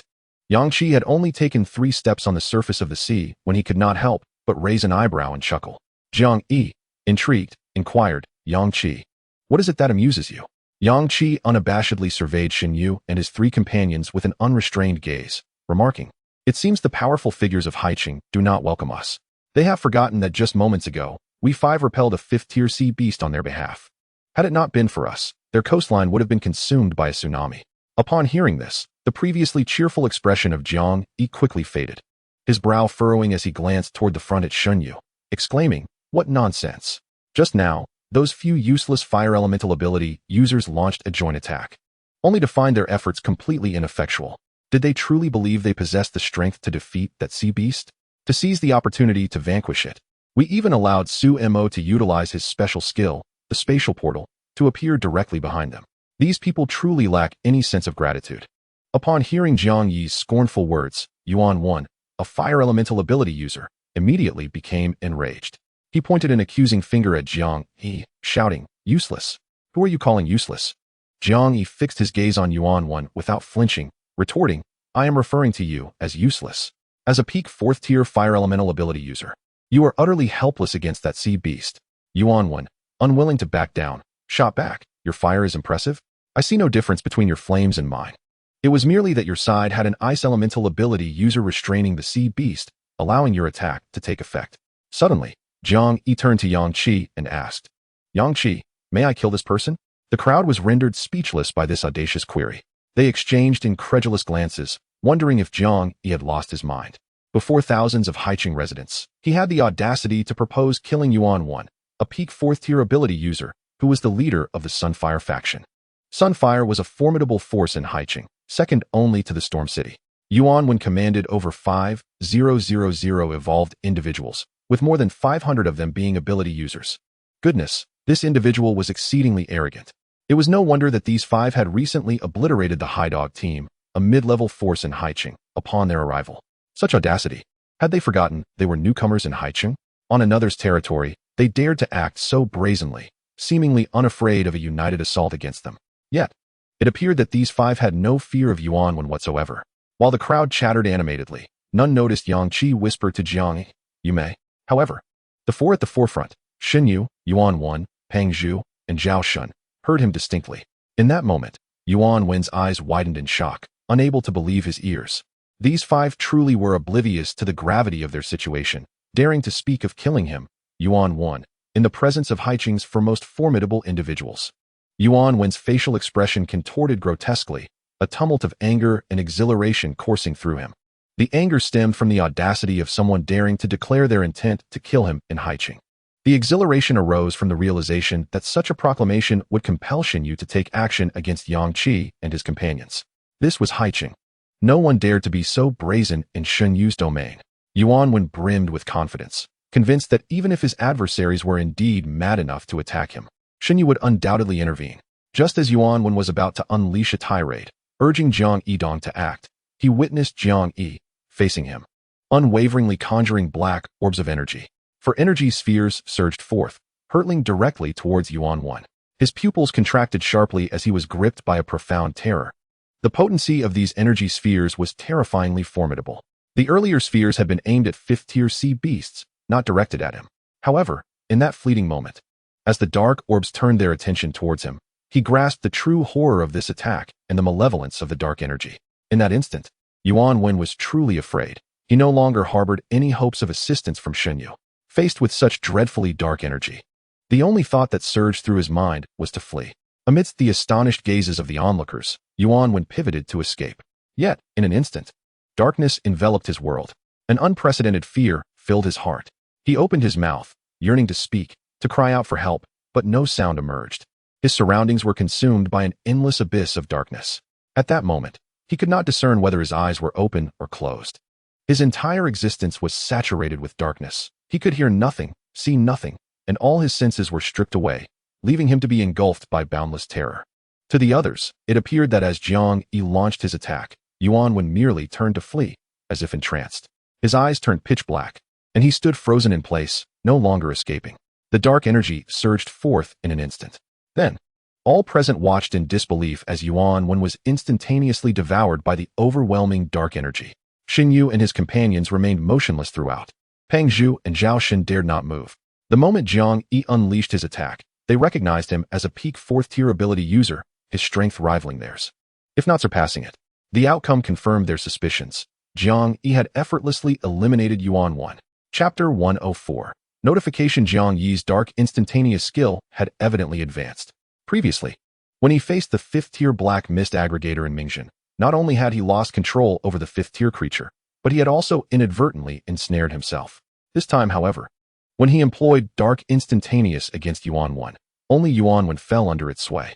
The energy spheres continued to explode upon Yuan 1, swiftly annihilating him. Witnessing this spectacle, Jiang Yi was filled with immense exhilaration, leaping high in delight.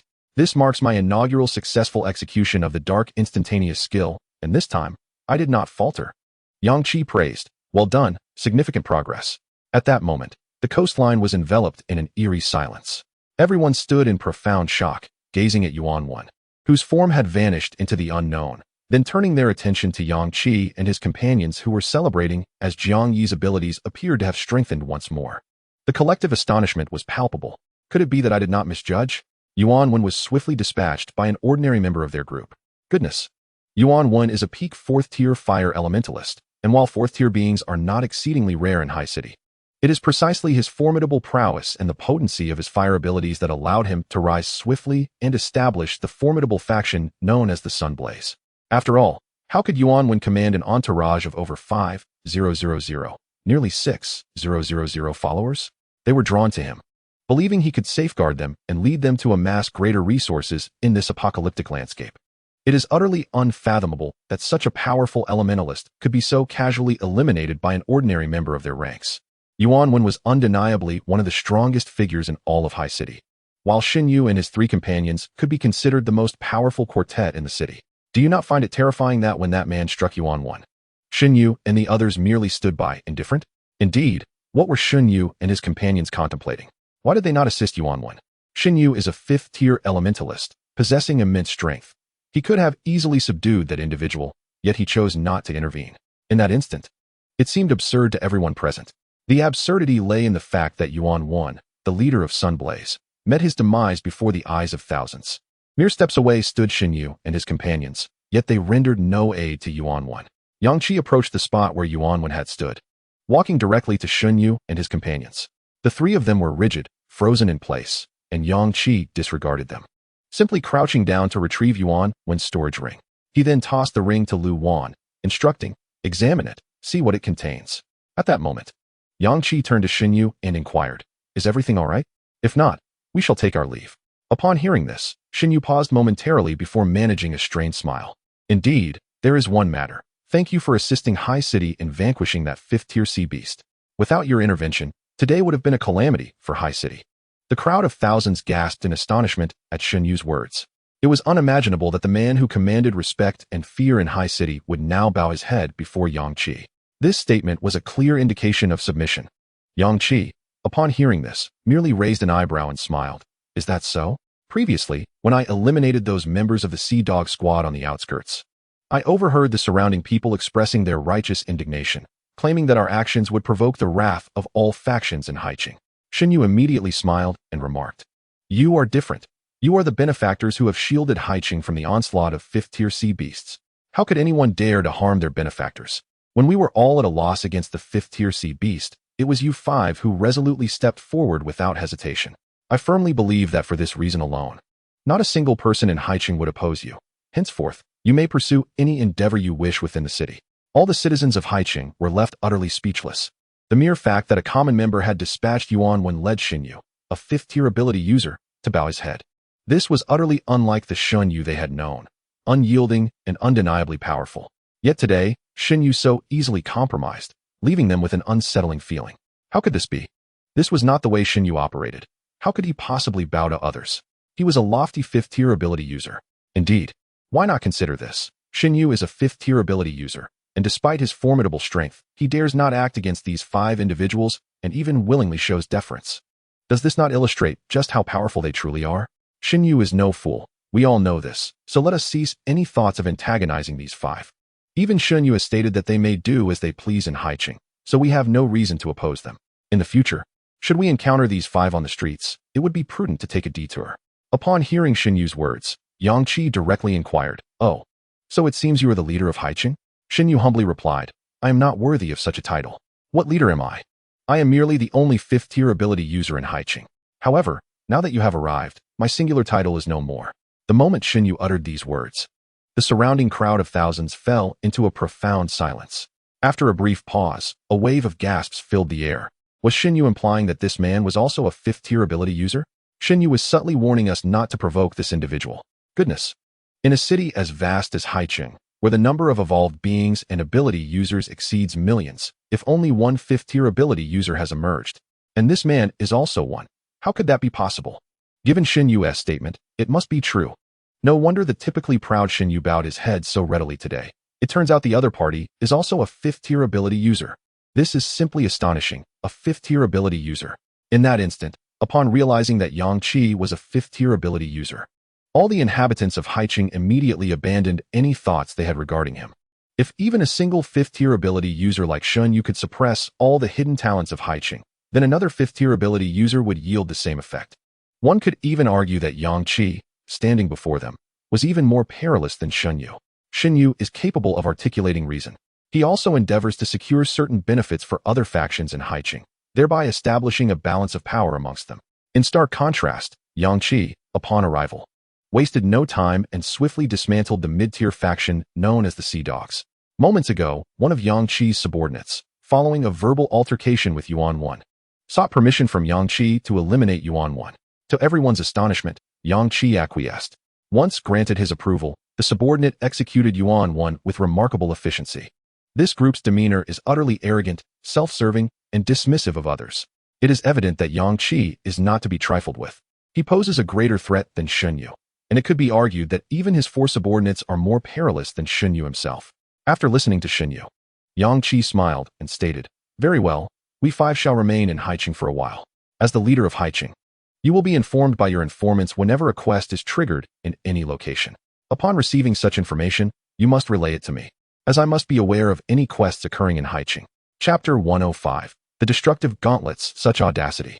To address the leader of Haicheng in such commanding tones, instructing him to notify him of the unfolding quests. Until today, the millions residing in Haicheng could scarcely fathom someone speaking to Shin Yu in such a manner. Thousands present bore complex expressions as they fixated on Yang Qi and Shin Yu. Remarkably, Shin Yu exhibited no sign of discontent in response to Yang Qi's pronouncement, at least, not outwardly. With a smile, Shin Yu replied, "No problem." After a brief pause, he added, "I am Shin Yu. I am Yang Qi. This is Lu Wan, Chen Tingyu, Jiang Yi, and Su Mo." Yang Qi casually introduced his team members. Just as Shin Yu prepared to greet each of them with a smile, he heard Yang Qi declare, "We are not residents of Haicheng. Having just assisted you in resolving such a significant dilemma, might you not offer us some form of compensation?" The multitude of Haicheng residents stood astounded. Did he truly dare to ask Shin Yu for a reward? This was the first instance I had witnessed someone making such a request of Shin Yu. Surely, my ears are not deceiving me. Shin Yu's smile remained unperturbed as he responded, "Indeed, brother Yang Qi. How about the equipment enhancement space and the equipment upgrade crystals? These items are exclusively found within treasure quests and cannot be obtained from slaying ordinary zombies. I also possess a special weapon that I find cumbersome to wield. Of a high tier, I shall include it as well. Do you find this sufficient?" A collective gasp arose from the crowd of Haicheng residents. A high-tier special weapon was being offered so readily? A high-tier special weapon. Yang Qi's eyes gleamed as he remarked, "Let me see that weapon." Shin Yu retrieved from his storage ring a pair of fiery red gauntlets. The moment the special weapon appeared, it radiated an extraordinary aura, setting it apart from the ordinary. True to its name, one can perceive the overwhelming destructive power of these gauntlets at a mere glance. Dubbed the Destruction Gauntlets, I have never utilized them, as I am unaccustomed to close combat. Thus, they have gathered dust in my possession. Might I propose these as a reward for Yang Qi and his four companions for their conquest of the fifth-tier sea beast? Yang Qi beamed in agreement. Upon laying eyes on the gauntlets, he had already envisioned who among the team would wield them. Chen Tingyu. Chen Tingyu had acquired the extraordinary ability of the Giant Spirit, which significantly augmented her strength. However, when she engaged in combat using her light element abilities, her Giant Spirit prowess remained unutilized, lacking synergy. With the addition of these formidable destruction gauntlets, her melee destructive capabilities would be unfathomable. Upon receiving the gauntlets, Yang Qi tossed them directly to Chen Tingyu. Meanwhile, Shin Yu produced 2 sets of advanced equipment for upgrades. The multitude in Haicheng stood in awe, their eyes wide with astonishment. Shin Yu was genuinely generous. Advanced special weapons and 2 sets of upgraded equipment. Yang Qi, having acquired the advanced special weapon, chose not to keep it for himself but instead bestowed it upon his subordinate. In some respects, he exhibited even greater magnanimity than Shen Yu. Shen Yu's offer of the advanced special weapon was intended to deter Yang Qi from causing trouble in Haiqing. Yet Yang Qi's decision to forego personal enhancement in favor of his subordinate was a remarkable gesture. Yang Qi, having slain the 5th-tier sea beast and received only a few advanced potions, felt quite satisfied with the 3 offerings from Shen Yu. Observing Yang Qi's uplifted spirits, Shen Yu ventured to suggest, "Brother Yang Qi, since you are newly arrived in Haiqing and lack a place to stay, why not take refuge with me? This would also enable me to promptly inform you of any intriguing dungeon news that may arise." Jiang Yi nodded enthusiastically in agreement. "This person seems quite agreeable." Su Mo added, "This way, we wouldn't need to scour the city. He will keep us informed of any major dungeons, making it exceedingly convenient." To my astonishment, the audacity of these individuals was remarkable. Shen Yu was inviting them to Storm City, and they responded with an air of entitlement. Such an invitation was coveted by all in Haiqing. Shen Yu gazed expectantly at Yang Qi, saying, "Brother Yang Qi." Yang Qi replied, "Then let us proceed." At that moment, Zhao Shun and Peng Zhu, who stood beside Shen Yu, became as silent as statues, uttering not a word. Yuan Wan, of comparable standing, had already been slain, rendering them unworthy of conversation in the presence of Yang Qi and his companions. With Yang Qi's affirmative response, Shen Yu took the lead, making his way into the city. Peng Zhu and the others, recognizing the moment, lowered their heads and remained still, under the watchful gaze of thousands. Yang Qi and his companions were reverently escorted away by Shen Yu. Following in their wake were the members of Storm City, who, in contrast to others, displayed a notable adherence to decorum. From the instant Yang Qi and his companions emerged from the spatial rift, not a single word was uttered by the Storm City members. There was not a single word of discussion among Yang Qi and his companions. They merely followed Shen Yu's directives. Shen Yu expressed a favorable disposition towards Yang Qi and his group, which in turn elicited their utmost respect for him, ensuring that no whispers circulated behind his back. Simultaneously, they understood the immense strength possessed by Yang Qi and his companions, who had garnered such regard from Shen Yu. Due to the earlier incident involving the 5th-tier sea beast, the seaside district had attracted countless evolved beings and supernatural entities. Before they even reached the shore, they witnessed Shen Yu entering the seaside area accompanied by several unfamiliar figures, engaging in jovial conversation. The onlookers were astonished, having been in the sea city for so long. They had never seen such a humble and warm smile on Shen Yu's face, as if those 5 individuals were esteemed guests of the city. Once Shen Yu and his entourage had moved away, the onlookers hurriedly sought information. They soon discovered that the 5 strangers accompanying Shen Yu were the very ones who had vanquished the 5th-tier sea beast. Furthermore, they had accomplished this feat in a mere 2 minutes, with Shen Yu not even lifting a finger. After slaying the 5th-tier sea beast, one of these 5 had directly eliminated the leader of the Sunfire faction, Yuan Wan, in an instant. Instantaneously, this explosive news spread like wildfire throughout the sea city. Goodness! Something significant has transpired by the seaside today. The 5th-tier sea beast has been defeated, but the assailants were not Shen Yu and the fire element supernatural beings. They were 5 newcomers to the sea city. Yes, those 5 who annihilated the Sea Dog team. Even more alarmingly, Yuan Wen has been killed. The Sunfire faction is now leaderless. With Yuan Wen's demise, the Sunfire faction was on the verge of collapse, and its formidable core members were already preoccupied with negotiating with other factions in search of new alliances. What was Shen Yu's reaction to Yuan Wen's death? What was his response? He bestowed upon those individuals a highly specialized weapon and treated them with utmost courtesy. What does Shen Yu's demeanor imply? In hushed tones, one person remarked, "What do you mean? Don't you understand? That is Shen Yu, a 5th-tier supernatural being. His attitude towards those 5 speaks volumes. This implies that Shen Yu perceives himself as inferior to those 5 and wishes to avoid confrontation with them." Meanwhile, Yang Qi strolled through the streets of Sea City, occasionally furrowing his brow. Shen Yu, noticing Yang Qi's expression, cautiously inquired, "Brother Yang Qi, is something troubling you?" Yang Qi replied with a frown, "Did you not sense it? In the seaside district, there is always a peculiar mental energy that sweeps by from time to time. Whenever I attempt to delve deeper into this energy, it vanishes." After saying this, Yang Qi turned to Shen Yu and asked, "Are you certain that you are the only 5th-tier supernatural being in Sea City?" Chapter 106. Frequency of mental energy. Upon hearing this, Shen Yu, who had maintained a composed smile, suddenly turned serious. He spoke with a hint of urgency. "You sensed it too?" Yang Qi confirmed, "Indeed." Shen Yu swiftly remarked, "In fact, over the past few days, I have occasionally sensed that fleeting presence of mental energy you mentioned. I inquired among others, yet they claimed not to feel anything. I initially thought I was being overly sensitive, perhaps even neurotic, but now that you've brought it up, I can affirm that my feelings were not erroneous. There is indeed something hidden in Haiqing that eludes my understanding. Yang Qi furrowed his brow, pondering. An existence unknown to you? He turned to the members and inquired. Have you felt anything? Su Mo, somewhat impatient, replied no. Jiang Yi shook his head, stating, I feel nothing. Lu Wan expressed uncertainty, saying, I sensed a slight something. But had you not mentioned it, I would have merely assumed someone in Haiqing was probing our essence with mental energy. Chen Tingyu shook her head. Gesturing with the boxing gloves she always wore, indicating that she was ready to strike at Yang Qi's command. Upon hearing the members' feedback, Yang Qi concluded, if even those at the peak of the 4th tier feel nothing, it implies that the source of this mental energy must be at least of the 5th tier. Xin Yu frowned and countered, it seems unlikely that it could be a 5th tier ability user. What is there to hide? The stronger one is. The more inclined they should be to confront zombies and participate in missions to enhance their powers. A powerful ability user would find it difficult to conceal themselves within the city. Hence, it must be either a zombie or a sea beast. Yang Qi nodded. It likely pertains to a sea beast, thus we cannot afford to be complacent. Your team should be stationed along the coastline, monitoring any movements of the sea beasts, correct? Xin Yu affirmed.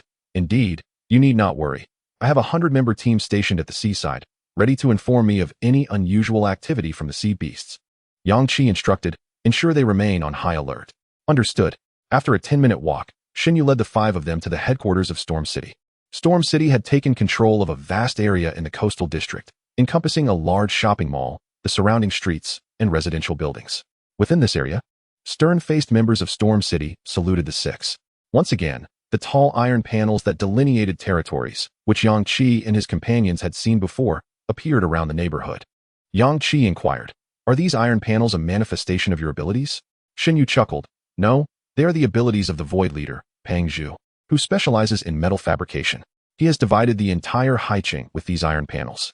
He specifically creates these metal panels and imbues them with my mental energy imprint, as well as the imprints of the leaders and core members of the respective factions. Only those who have received the mental energy imprint can manipulate the movement of the panels. Despite the fact that these panels, produced in bulk, are not particularly strong in defense, capable of being forcibly broken by 4th-tier individuals, the rules of Haiqing have rendered these panels symbols of territorial division. Generally, no one dares to attack them, and they also serve to fend off zombies. Yang Qi listened intently, intrigued by Pang Zhu's metal-manipulating abilities. However, he had no intention of allowing Pang Zhu to join his team, as his first impression had been far from favorable. Though Pang Zhu had yet to utter a word to Yang Qi, an intangible magnetic field between individuals rendered Yang Qi instinctively wary of him. Before Yang Qi could speak, Jiang Yi, with utmost seriousness, interjected, Yang Qi, do not allow that Pang Zhu to join our ranks. His expertise in metal fabrication may indeed assist Su Mo's elite craftsmen, but I find him untrustworthy. Yang Qi chuckled and replied, I never suggested we let him in. With that, he turned his attention back to Xin Yu, inquiring with curiosity. Given that those below the 4th tier cannot breach the metal plates forged by Pang Zhu, why not encircle the entire Haiqing? This could serve as a defense against the zombies outside the city. Xin Yu responded, the area of Haiqing is vast. To have him create enough metal plates to encircle the city would take at least 3 to 4 months. Moreover, the zombies currently outside the city are insufficient for those factions to handle. The people of Haiqing would prefer the zombies to enter the city. Lu Wan chuckled. Haiqing truly is unlike other cities. Xin Yu solemnly stated, Brother Yang Qi, your proposal for an encircling project is indeed something I have been contemplating as well. As the apocalypse progresses, formidable mutated beasts and zombies will inevitably abound. Should a powerful high-tier zombie unexpectedly emerge from outside, the factions on the outskirts would be in peril. Presently, I find Haiqing's development satisfactory. It has temporarily achieved a relatively stable state. I aspire to transform Haiqing into a bastion of survival, where survivors can find respite, coexist, fortify against zombies, grow stronger, and gradually establish a new order. I hope for this place to become a stronghold for humanity amidst the apocalypse. I cannot bear to witness every region succumb to chaos. As long as there are people, and as long as there are strong guardians, human civilization shall not falter. Su Mo, somewhat disdainful, remarked, your ideals are indeed noble, but we reside in tumultuous times. It may not be that simple. Unexpectedly, Yang Qi replied, indeed. You may attempt it, provided your strength can suppress all within Haiqing. Xin Yu interjected, I cannot. Before your arrival in our faction, I managed to maintain control within Haiqing. But when faced with a formidable sea beast, I felt diminutive. He gazed earnestly at Yang Qi and his companions, stating, "I am genuinely grateful to you all. Had you not appeared today, I would have been powerless against that fifth-tier sea beast. Had it continued its rampage, I shudder to think of the consequences. The people of Haiqing may be spreading rumors that I fear you. They speak true, for I do fear you, as you are stronger than I. Yet, simultaneously, I am thankful and hold you in high regard." Yang Qi responded, "I am aware, when the spatial rift tore open, I sensed your fifth-tier presence and was already on guard against you. Had you made even the slightest move, I would have eliminated you before confronting the sea beast. But you refrained from attacking us." Shen Yu smiled. "The manner of your arrival was so extraordinary that I thought to myself, you must be incredibly powerful. If you could assist us in slaying that fifth-tier sea beast, who you are and what your intentions are would matter little." To my utter astonishment, it was unnecessary for the inhabitants of Haiqing to intervene. You five directly vanquished a fifth-tier sea beast. With that, Shen Yu inquired, "Brother Yang Qi, do you intend to remain in Haiqing indefinitely? This city is vast, with opportunities to trigger instances at any moment. Staying here would significantly accelerate your growth and strength." Suemo chuckled, "Stay in Haiqing? Are you not concerned we might usurp your position as the foremost in this city?" Shen Yu replied, "What significance does it hold to be the top in Haiqing? My sole desire is for Haiqing to become one of humanity's strongholds. Who leads it matters not." Yang Qi shook his head, stating, "No, once we have accomplished our tasks in Haiqing, we shall depart." Shen Yu, somewhat disappointed, responded, "Ah, that is acceptable. Henceforth, Haiqing will serve as your stronghold. You may return at any time, and none would dare provoke you here." Unbeknownst to the six, beneath Haiqing, a fearsome high-tier zombie, its body seemingly adorned with translucent bubbles, was cultivating its mental prowess. As its mental frequency reached a satisfactory level, the bubbles illuminated, and the high-frequency mental energy refracted through these bubbles, dispersing into a form of ultra-long-range signal detectable only by zombies. Chapter 107. The entire city aids you in slaying mutant beasts. As Yang Qi and Shen Yu conversed, they simultaneously paused, exchanging a knowing glance. "Here it comes again," Yang Qi remarked. "I sense it too." Hearing their words, Suemo anxiously questioned, "Why can I not perceive anything?" Jiang Yi replied, "It has been said that only those at the fifth tier can sense it. Are you of that caliber?" Suemo shot a glare at Jiang Yi, indignantly retorting, "Are you at the fifth tier?" Jiang Yi answered, "I am not, hence my lack of urgency." Sumo's mouth twitched in irritation, but he ultimately restrained himself. Yang Qi frowned. "It appears fleeting, impossible to probe. When did you first experience this mental energy?" Shen Yu promptly responded, "It began the night before last. That day, it only occurred once. Since yesterday, however, it has become more frequent, manifesting 5 times in a single day. And today, while in your company, it has intensified. Within just half an hour, it has appeared thrice."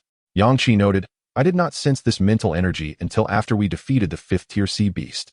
Perhaps our commotion alerted the entity lurking in the shadows? Yet, what purpose does its release of this mental energy serve? It has not manifested as a tangible attack against us." Subsequently, Shen Yu treated Yang Qi and his companions to roasted sea beast meat, seizing the opportunity.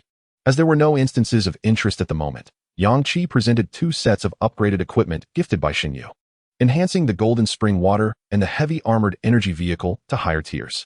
Once upgraded, the Golden Spring Water's capacity to store and provide mental energy became alarmingly formidable. Upon closer inspection of the necklace's pendant, one could discern a luminous aura surrounding the jade-like charm, twinkling like stars. The starlight continuously streams into the pendant, as if the entire interior of the pendant encapsulates an ocean of stars, storing an immense reservoir of mental energy. This phenomenon exemplifies the Golden Spring's astonishing ability to absorb the surrounding mental energy at an incredible pace. Feeling the warmth closely adhering to his neck, Yang Qi surmised that with his current 5th-tier mental prowess, the Golden Spring could perpetually maintain his mental energy in its prime state, unless he unleashed a relentless barrage of formidable skills. Even when Yang Qi employed his most energy-consuming skills in rapid succession, the Golden Spring would replenish his expended mental energy at half the rate of his consumption, ensuring he would never be completely drained. Upon upgrading from tier to tier, the war vehicle expanded to accommodate 10 individuals. Its size transitioned from that of a pickup truck to one nearly comparable to a large cargo truck. The vehicle's frame grew taller and longer, allowing for a more spacious interior, while various weapons were directly enhanced to tier capabilities.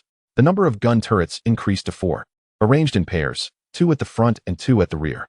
The fixed submachine guns also increased to 10, while the count of heavy machine guns remained unchanged.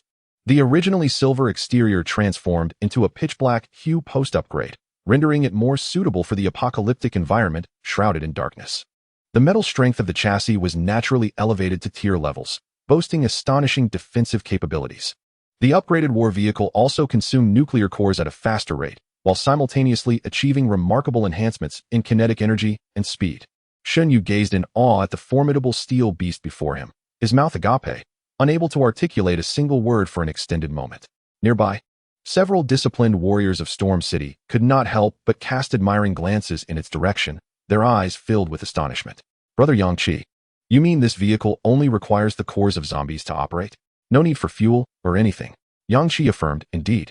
Shen Yu's eyes brimmed with unprecedented envy and longing. This is incredible, and it's equipped with so many high-tier weapons.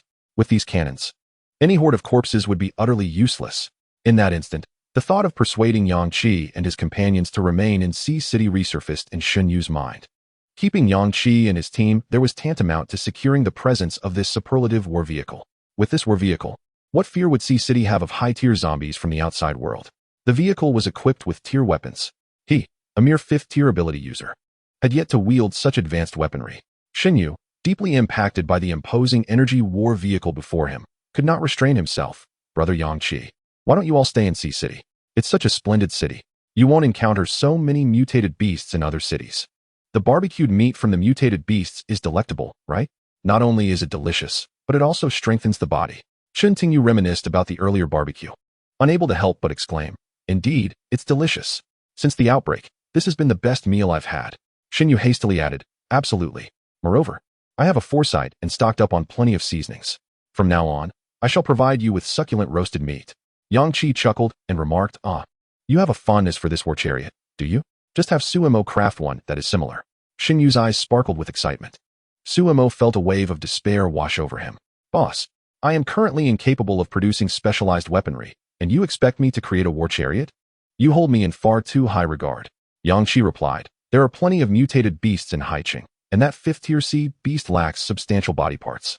We can gradually hunt some high-tier mutated creatures. Materials will certainly not be in short supply. Once we gather enough resources, you can attempt to forge the hidden chain, the breaking/heavy sword, and the dual moon's twin swords. Upon your success, you may commence the construction of the war chariot. Rest assured, with Shen Yu's assistance, we will have ample materials. Shen Yu, filled with enthusiasm, immediately pledged, Brother Yangqi, is this truly the case? Yangqi affirmed, indeed, Suemo is a master craftsman. Shen Yu sprang to his feet, summoning the warriors of Storm City around him. All of you, go hunt the mutated beasts. Any and all mutated creatures will do, as long as they possess bones and hides. Strive to preserve the entire carcass. Bring back all body parts. Those who slay the most shall receive rewards. Convey this command to all factions in Haicheng. Any who arrive at Storm City with valuable mutated beast corpses will be rewarded. If the specimens are particularly rare and of high tier, they may earn the right to join Storm City. The warriors accepted their orders and quickly dispersed. Some formed teams to hunt the mutated beasts while others set about spreading the news. Suemo stood in astonishment, watching Shen Yu's decisive actions. Boss, you intend to have the entire city assist me in hunting mutated beasts to gather special materials. Are you trying to work me to death? Yangqi gave Sumo's shoulder a reassuring pat and said, consider your spatial powers. Think of the immense effort you've invested to elevate your spatial abilities to this level. To swiftly enhance your skills as a master craftsman, this is essential. Taking Yangqi's words to heart, Suemo recognized their truth and resolutely declared, the boss is right. This is indeed the way forward. Very well, I shall exert myself to the utmost. The entire Haicheng became a hive of activity. The mightiest faction in Haicheng, Storm City, made a grand investment for the 5 individuals arriving today, urging the populace to hunt mutated beasts while specifically instructing them to preserve the entire corpses. They no longer measured success by the number of kills, but rather by the quantity of body parts brought forth. Previously, the flesh of the mutated beasts held the highest value, as it could be consumed as a food resource, offering exceptional nutritional benefits and promoting physical well-being. However, Storm City declared that the bones, hides, claws, and scales of the mutated creatures were now the primary metrics of worth. In an instant, the entire city buzzed with activity. The citizens of Haicheng, while cautious in their previous hunts of zombies to avoid damaging the city's infrastructure, now cast aside their reservations. For in Haicheng, the most abundant mutated beast was the mutated rat lurking in the city's sewers. Chapter 108. urgent side quest, numerous main thoroughfares had been shattered, and the evolved beings formed teams to descend into the murky and foul-smelling sewers, pursuing the mutated rats. These aberrant rodents varied in size, with some as large as adult cats, while others approached the dimensions of large dogs, even pigs. In Haicheng, these mutated rats preferred to roam the sewers, emerging only under the veil of night. As dusk descended, even the mightiest individuals found refuge within the confines of buildings. For the collective presence of these mutated rats was undeniably terrifying. Deep within the city's sewer system, where the evolved had yet to venture, a high-tier zombie occasionally emitted waves of psychic energy, seemingly aware of an impending threat. In that moment, it abandoned any regard for the few powerful beings it had sensed and erupted with a frenzied display of psychic force. The multitude of bubbles covering its body radiated a brilliant luminescence, transmitting its high-frequency psychic energy across hundreds, even thousands of kilometers. Throughout Haicheng, what was once an elusive sensation felt only by the fifth-tier evolved, Yangqi and Xunyu, was now palpable to all those above the third tier. However, the frequency of this psychic energy manifested as an unbearable, piercing noise within their minds. Many third-tier individuals clutched their heads in agony, recalling the terror of being assaulted by the fifth-tier sea beast's illusion earlier that day. Among those hastily hunting the mutated rats were several who had already succumbed to the illusions conjured by the fifth-tier sea creature. Their physical condition was already compromised, yet the allure of joining the grand venture in Storm City proved irresistible. Little did they suspect that within mere 20 minutes, they would face yet another unknown assault from a mysterious entity. What on earth is happening? My head aches terribly. Is this an attack from the mutated rats? I have heard tales of a rat king lurking within Haicheng's sewers, a creature of at least peak fourth-tier strength. Could it have sensed our incursion and retaliated? What is this sound? It feels as though my head might explode. Someone, go and alert the Storm City personnel. Is that even necessary? I sense this attack emanates from a considerable distance. We are all affected, and Xunyu surely cannot have missed it. Many, valuing their lives, promptly retreated from the sewers. Some had ventured deep into the darkness, and upon realizing the dire situation, attempted to break through the pavement above to escape. Yet at that moment, the mutated rats, which had been stealthily hiding just moments before, seized the opportunity amidst the chaos of the evolved beings and launched a counterattack. The most conspicuous signs of evolution in Haicheng's mutated rats were their teeth, claws, and tails. A second-tier mutated rat could possess a tail extending up to a meter in length. The tails of third-tier mutated rats were even longer and thicker, brimming with unimaginable strength. Before several third-tier evolved beings could discern the shadows before them, their minds were ensnared by the psychic waves of the high-tier zombie. They found themselves ensnared by the robust tails of the rats, which mercilessly flung them against the damp, filthy walls of the sewer. With a swift motion, they found themselves ensnared by the grip of death. They scarcely had time to rise when grotesque, pig-like mutated rats leapt upon them, their sharp claws instantly severing necks and limbs, before indulging in a gruesome feast. The evolutionists, in a state of disarray, hastily fled the underground sewer area. Yet it was conservatively estimated that over 1,000 had already fallen prey to the mutated rodents. Meanwhile, within the stronghold of Storm City, as the high-level zombies unleashed a surge of psychic energy, Yangqi and his companions abruptly stood to attention. This time, Yangqi directed his gaze to the ground beneath his feet, exclaiming, "That entity lies beneath the surface of Haicheng." Suemo furrowed his brow, responding, "Underground again. I have developed a phobia of what lies beneath." Lu Wan closed her eyes, concentrating intently on the jarring psychic waves. Ever since she had acquired her psychic abilities and been besieged by nightmares, her mental prowess had grown increasingly formidable and acute. At this moment, she discerned that this psychic wave was not an attack, but rather a transmission of a signal. Chen Tingyu observed Lu Wan intently, inquiring, "What is it?" Lu Wan, still with her eyes shut and a serious countenance, replied, "This psychic wave seems to be conveying some form of information to a specific group." Yangqi immediately turned his attention to Lu Wan, recalling certain rumors from his past life. It was said that some high-level zombies had evolved psychic abilities, predominantly for the purpose of controlling other zombies. The more powerful psychic zombies might even be capable of summoning all nearby zombies to their vicinity, a terrifying prospect indeed. To gather all surrounding zombies in one place would trigger a zombie tide. If the summoning range were confined to Haicheng, Yangqi would have no cause for concern. With the average strength of Haicheng's evolutionists, combined with the support of the 5 of them, even a zombie tide would not pose a significant threat. However, what he feared was the possibility that the summoning range extended beyond Haicheng, potentially drawing all zombies from nearby cities. If that were the case, It would not merely be a zombie tide in Haicheng, but rather a convergence of every zombie from surrounding cities, besieging Haicheng. Yang Qi promptly articulated his thoughts aloud. Xin Yu and the others were, understandably, astounded. My goodness, I thought it was a sea beast. Is it truly a zombie? Xin Yu recalled, earlier. It was mentioned that the most prevalent mutated creatures in Haicheng are the swarms of mutated rats dwelling underground. The inhabitants of Haicheng might have ventured below to capture these rats, unwittingly triggering the high-level zombie's sense of crisis, prompting it to unleash a powerful psychic wave to summon all nearby zombies. Yang Qi disregarded their reactions, continuing his analysis. Prior to this, only Xin Yu and I could sense each other's psychic waves, indicating that the opposing entity possesses at least 5th-tier strength.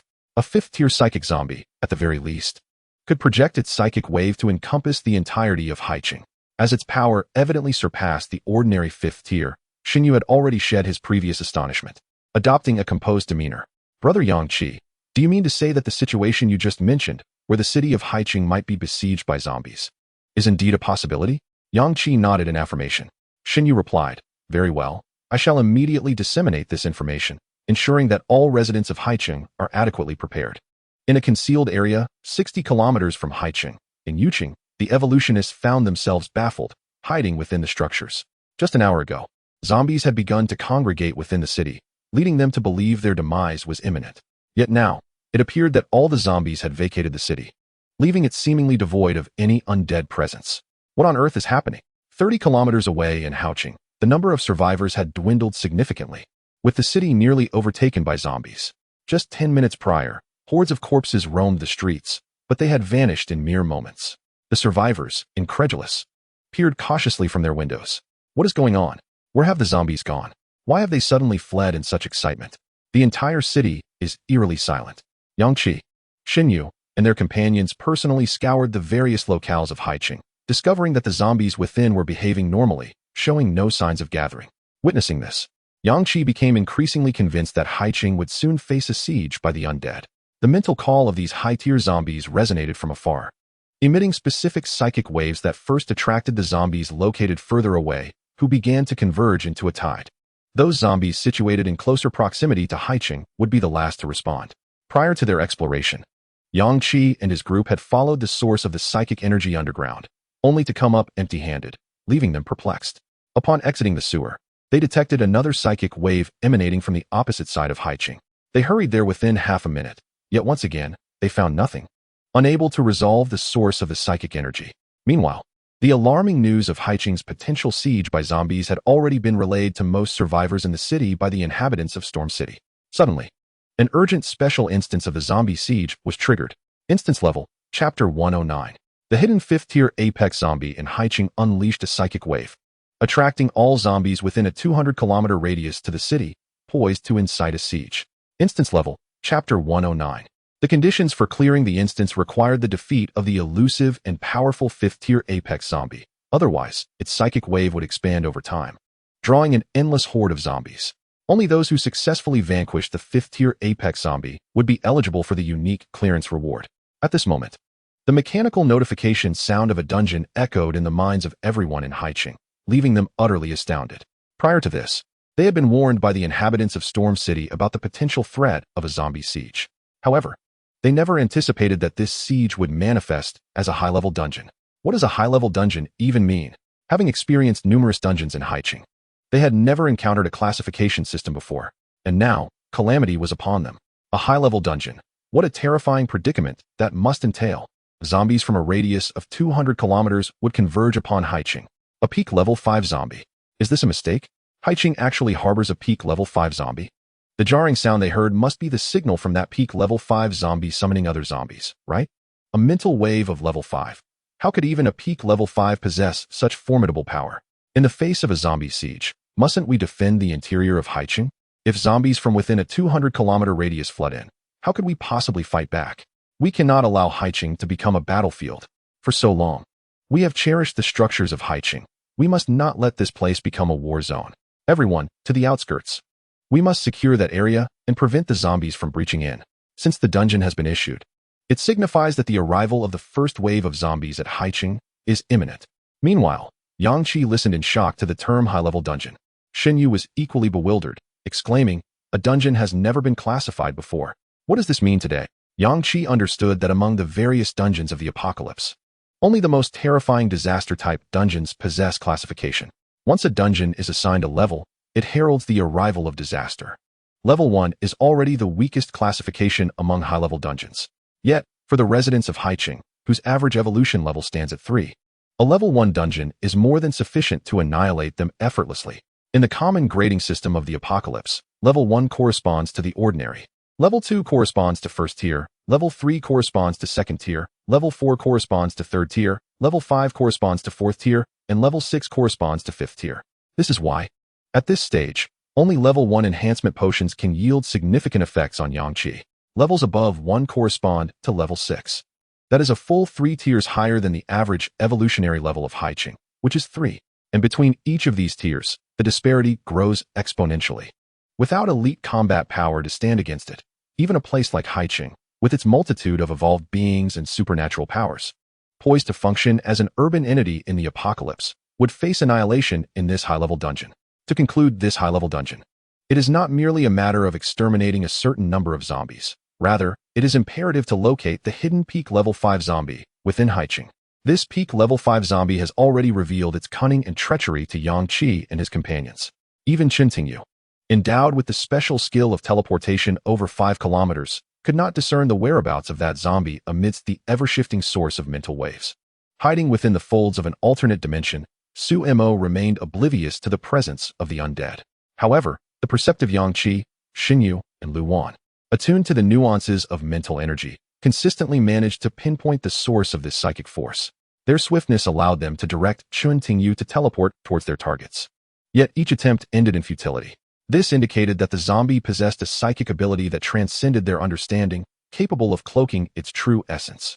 The group was at a loss for strategies to contend with this situation, rendering them unable to locate the 5th-tier pinnacle zombie. Should they fail to eradicate this formidable foe, the tide of zombies descending upon Haiqing would only multiply incessantly. In this moment of silence, Yang Qi ruminated intensely on how to unearth the whereabouts of the 5th-tier pinnacle zombie. Yang Qi, do you comprehend what a level dungeon signifies? Lu Wan inquired. Yang Qi responded gravely. It denotes a catastrophic scenario. If we do not swiftly fulfill the conditions for clearing it, Haiqing shall inevitably succumb. Taking a deep breath, Xinyu exuded the authoritative demeanor befitting the leader of Haiqing. He promptly commanded the core members of Storm City, all core members, gather the elite forces of Storm City and mobilize to the outskirts. We must not permit a horde of zombies to invade Haiqing. A portion shall remain within the city to eradicate the zombies here. The waves of psychic energy will eventually affect the zombies inside the city. Should they coalesce into a massive horde while we are preoccupied at the outskirts, the survivors will find themselves besieged from within and without. We must retain 10 ability users within the city to lead ordinary members in swiftly cleansing the undead. The remaining members are to lend their full support at the outskirts. Furthermore, disseminate my battle plan to other factions in Haiqing, ensuring they retain some forces to guard the city. Inform Pang Zhu to diligently construct metal barriers. I shall provide the materials, commencing from the west, to gradually seal off the area. We shall hold out for as long as we can. Simultaneously, instruct Pang Zhu to dismantle the metal barriers within the city and relocate them to the outskirts, arranging them in a circular formation around the city. Zhao Xin must engage the enemy at the outskirts. The leaders of other factions are also to head to the outskirts to prevent a substantial influx of zombies into Haiqing. Upon receiving their orders, the core members of Storm City dispersed with alacrity. The majority of the city's stalwart forces hastened towards the outskirts. Pang Zhu, ever diligent, collected thousands of iron plates that had previously demarcated the territories within the streets of Haiqing, then entered a building on the outskirts to activate his metal manipulating ability. Before him, a multitude of mutated beast bones were refined under a surge of crimson energy, transforming into molten metal, which coalesced into towering metal walls. The iron plates previously utilized in the city were mere ordinary metals like iron and copper, reconstituted with a modicum of mutated beast bone. However, to confront the impending level dungeon, Storm City invested heavily, providing him with an abundance of mutated beast bones, 80% of which were sourced from mutated rats. He meticulously selected the bones, claws, and teeth of these creatures, employing them as the primary materials for his construction. The metal produced this time exhibits a significantly enhanced strength, making it exceedingly difficult to breach even for mid-tier 4th-level entities. Unfortunately, the adversary we face is the relentless tide of corpses. One mid-tier 4th level being may withstand an assault for a short duration, but what of the hundreds or thousands that follow? This metallic plate can likely endure only for a few fleeting minutes. Yet, those few minutes are invaluable. They provide ample time to thwart the oncoming horde, allowing elemental practitioners to unleash their formidable powers and eliminate hundreds of the undead. My task is to fabricate more metallic plates capable of resisting the tide for several minutes. After assigning tasks related to Haiqing, Xinyu turned to Yang Qi and inquired, "What shall we do about that peak 5th level zombie?" Yang Qi replied, "First, we must locate the peak 5th level zombie. Shen Tingyu can teleport up to 5 kilometers. She will scout all locations emanating psychic energy within Haiqing. Su Mo can traverse the alternate dimension, allowing him to remain hidden there while the 5th level zombie feints elsewhere to investigate other areas. The remaining 4 of us, myself, you, Lu Wan, and Jiang Yi, shall confront the zombies on the outskirts of the city." Almost instantaneously after Yang Qi finished speaking, the ground beneath them began to tremble. Outside Haiqing, the first wave of zombies had crossed the highway, low hills, and rivers, drawing ever closer. Chapter 110. The tide of corpses approaches. The ominous horde resembled a plague of locusts. The survivors stationed at the outskirts of Haiqing, near the highway entrance, were utterly stunned by the sight before them. A river, which they had believed to be a natural barrier, flowed swiftly across the landscape. They had grossly underestimated the zombies' capabilities. For those at the 3rd level, this river posed no obstacle whatsoever. Countless zombies eagerly responded to the psychic summons of the peak 5th level zombie. Leaping from the road into the water, the surface of the river was obscured, only to reveal a dense mass of zombies crossing. Many of the zombies possessed powers that made them conspicuous as they leaped swiftly through the throng. Some even appeared to have the ability to fly, zipping just above the tide of corpses. Goodness, those zombies can fly. Their speed is astonishing. The sheer ferocity of these zombies was terrifying. Those who had survived in Haiqing thus far were all at least 2nd level evolvers, having faced numerous trials and tribulations, including past zombie crises in the city. Yet, the tide before them was clearly beyond anything they had encountered previously. This was the culmination of every zombie within a 200-kilometer radius. From their vantage point atop the high buildings, they could not discern the end of the zombie horde. The distant ground was completely overrun by the undead. The tide of corpses roared with excitement, surging toward Haiqing with unprecedented speed. Before the tide reached the city's gates, the practitioners with ranged abilities sprang into action, determined to strike first. Dozens of extraordinary attacks materialized above the horde of zombies, striking with tremendous force. At least thousands of the undead were slain. Yet not a single gap appeared in the advancing tide of corpses. This number was but a drop in the ocean. The onslaught of the extraordinary beings seemed to invigorate the zombies. They roared and surged towards Haiqing with frenzied intensity. Within the city, the tremors of the ground became increasingly pronounced. In that moment, everyone understood the horde was upon them, and the zombies were about to encircle the city. Yang Qi, accompanied by Xinyu, Lu Wan, and Jiang Yi, hastily raced towards the outskirts of the city.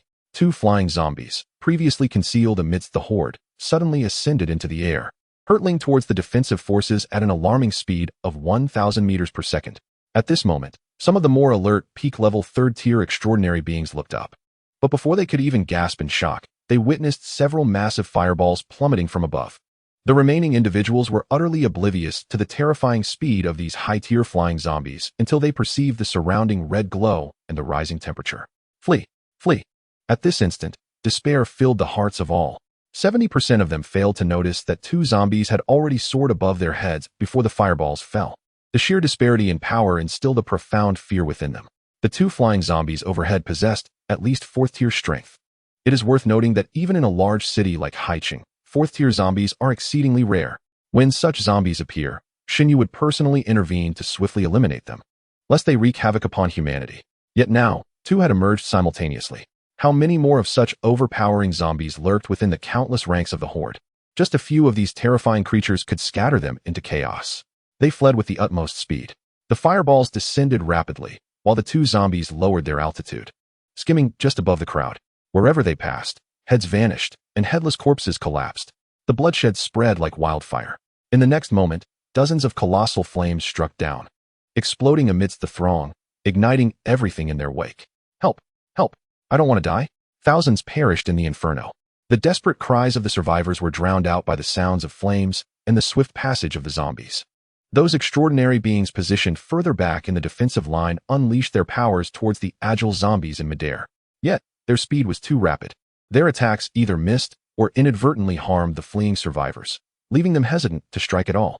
In that moment, the expressions on everyone's faces reflected the utmost horror. They stood there, transfixed, gazing at the two zombies that soared low, mercilessly slaughtering the fleeing survivors. How could this be? The strength of these two creatures was overwhelming, truly formidable. Had the zombies evolved the ability to fly? Was that not absurd? And they could unleash fireballs? I must be losing my mind. I truly feel on the brink of insanity. Just the presence of these two zombies at the forefront was enough to breach our defensive lines, annihilating thousands of us in an instant. The main horde of zombies had yet to arrive, and I dared not imagine the chaos that would ensue if they clashed. Were the leaders of the factions not yet here? Only they could deal with these two zombies. Their speed in the air was astonishing. Once attacked by abilities, they would simply ascend into the sky, and our strikes would inadvertently harm our allies on the ground. How could we fight under such circumstances? Moreover, the majority of the people could scarcely keep up with the speed of these flying zombies. This level of difficulty in the dungeon was terrifying. Victory seemed unattainable, utterly impossible. Just these two flying zombies could effortlessly eliminate all low-tier evolvers in Haiqing, unless one were a high-tier wind element ability user. Who could even hope to strike these two fiends? Once more, the zombies dipped to a lower altitude, relentlessly pursuing the fleeing survivors. Suddenly, one of them shot upwards into the sky and then dove sharply towards the rear lines of the ability users. The ability users widened their eyes in horror, as their field of vision was suddenly filled with over 20 massive fireballs. Once again, it was that flying zombie capable of launching fireballs. Fear gripped the hearts of the ability users, yet they did not falter. This was their defensive line. If they were to be shattered merely by the assaults of two high-tier flying zombies, then today's battle against the zombie siege would be deemed an unequivocal failure. Over 100 ability users simultaneously unleashed their powers towards the approaching fireballs. Lacking defensive abilities, they could only counter the enemy's attacks with their own. Among them, the most powerful were at the peak of Tier 3, with many others at the pinnacle of Tier 2 and 3. Their diverse abilities collided with the fireballs less than 10 meters from the ground. At this proximity, the intense heat of the fireballs made them break into a sweat almost instantly. The clash of abilities unleashed a violent surge of energy. The assaults of over 100 ability users were visibly obliterated by the fireballs. In less than 5 seconds, those 20-odd fireballs, now diminished in size, plummeted towards the ground without resistance. Despair spread among all. In their final moments, they could scarcely believe that tens of thousands on the front lines had been annihilated by just two high-tier flying zombies. Chapter 111. The might of thunder. Thousands of evolvers and ability users rushing to the aid of Haiqing beheld, from several kilometers away, the battlefield engulfed in flames. Many survivors who had escaped the front lines wore expressions of utter despair. The expressions of those individuals ranged from vacant to filled with terror. Upon seeing the newly arrived reinforcements, they could only babble incoherently, exclaiming, "Why have you only just arrived? Why so late? Thousands have already perished." What? Just 2 of them? Just 2? What is happening? Explain clearly. The leader among them was the head of a minor faction, possessing the strength of an initial 4th-tier ability user. Grasping a seemingly sane individual, he urgently inquired, "What has transpired? How could it be that thousands are already dead?" The man, regaining his composure, recognized the 4th-tier ability user before him as a potential savior, and hurriedly responded, "You must go quickly. Assist us. It's not merely thousands who have perished. At least 5 or 6,000 are gone. 2 4th-tier zombies. They can fly. We are utterly unable to strike them. We can only be mercilessly slaughtered." Upon hearing this, the minor faction leader was taken aback. "What did you say? Flying 4th-tier zombies?" The man retorted angrily. "Do you not believe me? Go see for yourself." Suddenly, from beneath the ground, a black hand emerged, thrusting forth as if from the very earth itself. It seized the man's ankle with a fierce grip. Being a 4th-tier ability user, he reacted swiftly, swinging his blade at the hand. However, the assailant's strength proved superior, yanking him downward and causing him to lose all balance. His strike went awry, and he was pulled into the earth, disappearing without a sound. The distant cries and the crackling of flames contrasted sharply with the surrounding silence. Everyone stared in disbelief at the gaping hole in the ground, the darkness below concealing all, and none dared to venture forth to investigate. They were aware that the individual who had just vanished was the leader of a minor faction in Sea City, somewhat renowned, and an initial 4th-tier ability user. Yet, in less than a minute upon reaching the battlefield, he had been slain by a zombie. Under the watchful eyes of hundreds, he was silently dragged into the depths by a lurking creature from below. After a brief moment of silence and shock, the crowd scattered like frightened birds. They anxiously regarded the void in the earth several meters away. The zombies had already invaded this place. A fourth-tier ability user had been so easily vanquished. What could these zombies not do? Were we to engage in combat with such entities? Ha ha ha, what a jest. A fourth-tier ability user had perished without a sound. How could we possibly fight? At that moment, a profound despair enveloped the remaining survivors. New reinforcements continued to arrive. Yet these ability users could only watch helplessly as more individuals fell victim to the flying zombies. With their current strength, they could not keep pace with the speed of the two zombies, let alone strike them. Even more terrifyingly, the horde of zombies had completely breached the outskirts of Sea City due to the relentless activity of the two formidable, airborne fourth-tier zombies. The defensive line of Haicheng has been pushed back by at least 2 kilometers. The entrance to the highway has been entirely abandoned, forcing a retreat to the outskirts of the city. It is over. The tide of the undead has arrived. Ahead lies an innumerable horde of frenzied zombies. Above, high-tier zombies soar through the air, raining fireballs upon them. Additionally, one lurks beneath the ground, occasionally dragging an ability user into its eerie depths. They are utterly powerless against these 3 zombies endowed with extraordinary abilities. At the forefront, tens of thousands of soldiers from Haicheng have already engaged in combat with the initial wave of the undead horde. Countless ability users hurl their powers at the advancing zombies. Among the throng of the undead, there are also numerous zombies possessing unique abilities. On the human side, most acquired powers are elemental, enabling long-range attacks. Conversely, the awakened abilities of the zombies are predominantly characterized by extreme enhancements in physical attributes, whether it be in speed, defense, or strength. Such zombies are terrifyingly adept in close combat. Once a zombie ascends to the first tier, its self-healing capabilities become astonishingly formidable. The second and third tier zombies before them possess an extraordinary vitality. If one fails to deliver a decisive blow to the head, they will instantly suffer a fierce counterattack from the undead. The remarkably resilient zombies withstand the onslaught of abilities as if they were tanks, tearing through the evolved with their bare hands. Currently, the number of evolved individuals who have reached the outskirts of Haicheng is a mere 50,000. Yet, the zombie army before them seems endless.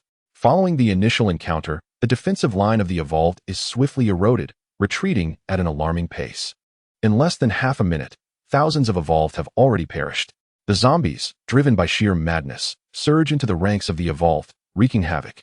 At the point of contact between the two forces, humanity has become embroiled in a chaotic melee with the undead.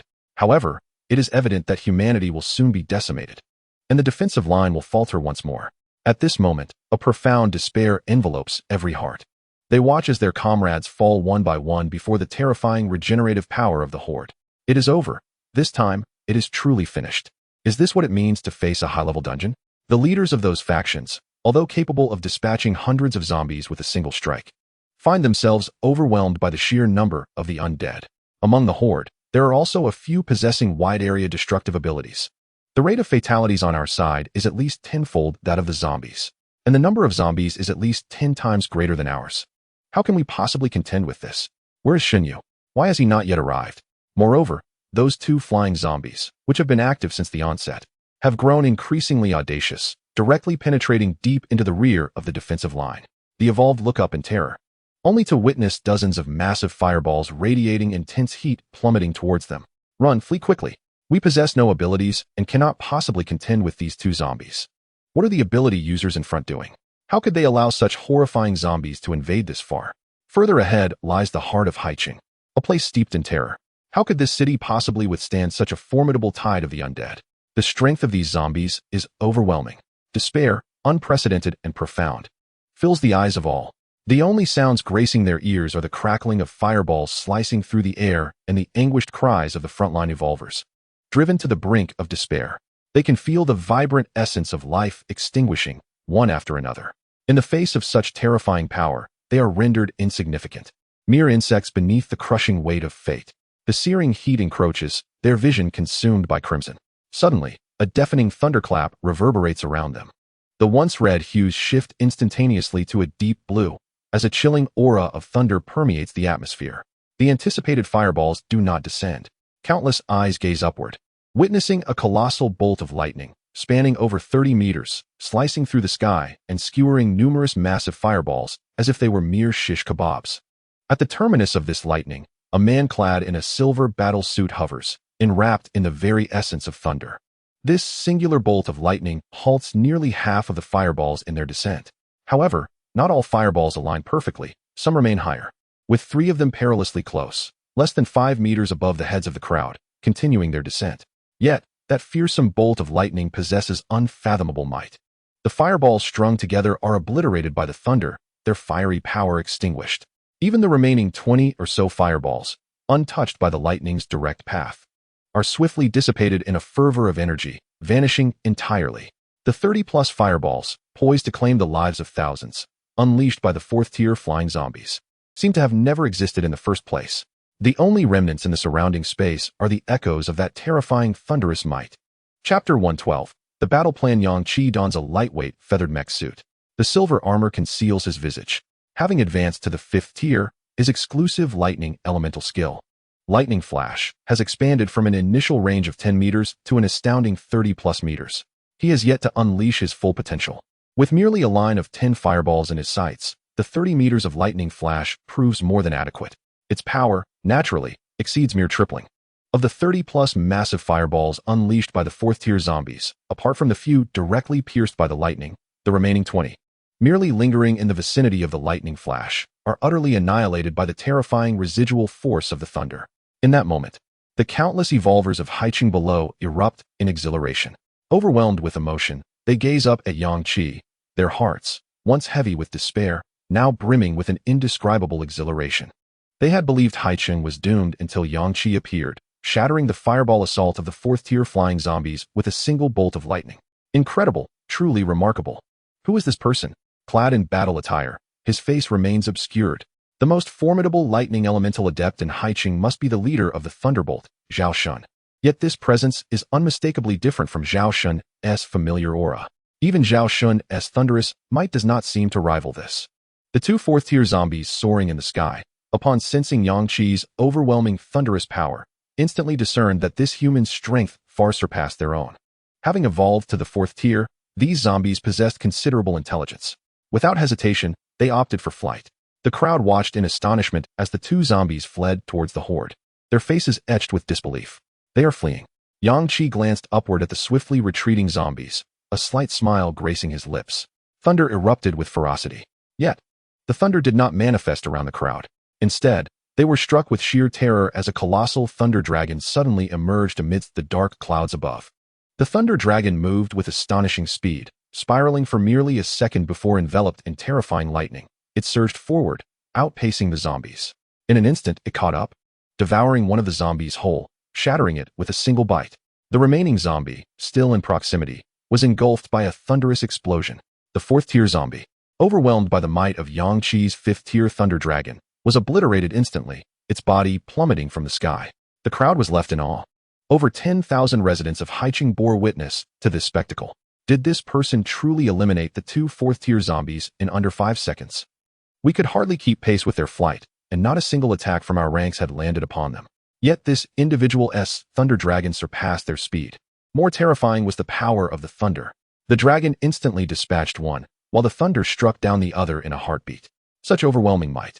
I doubt even a peak 4th-tier being could accomplish this.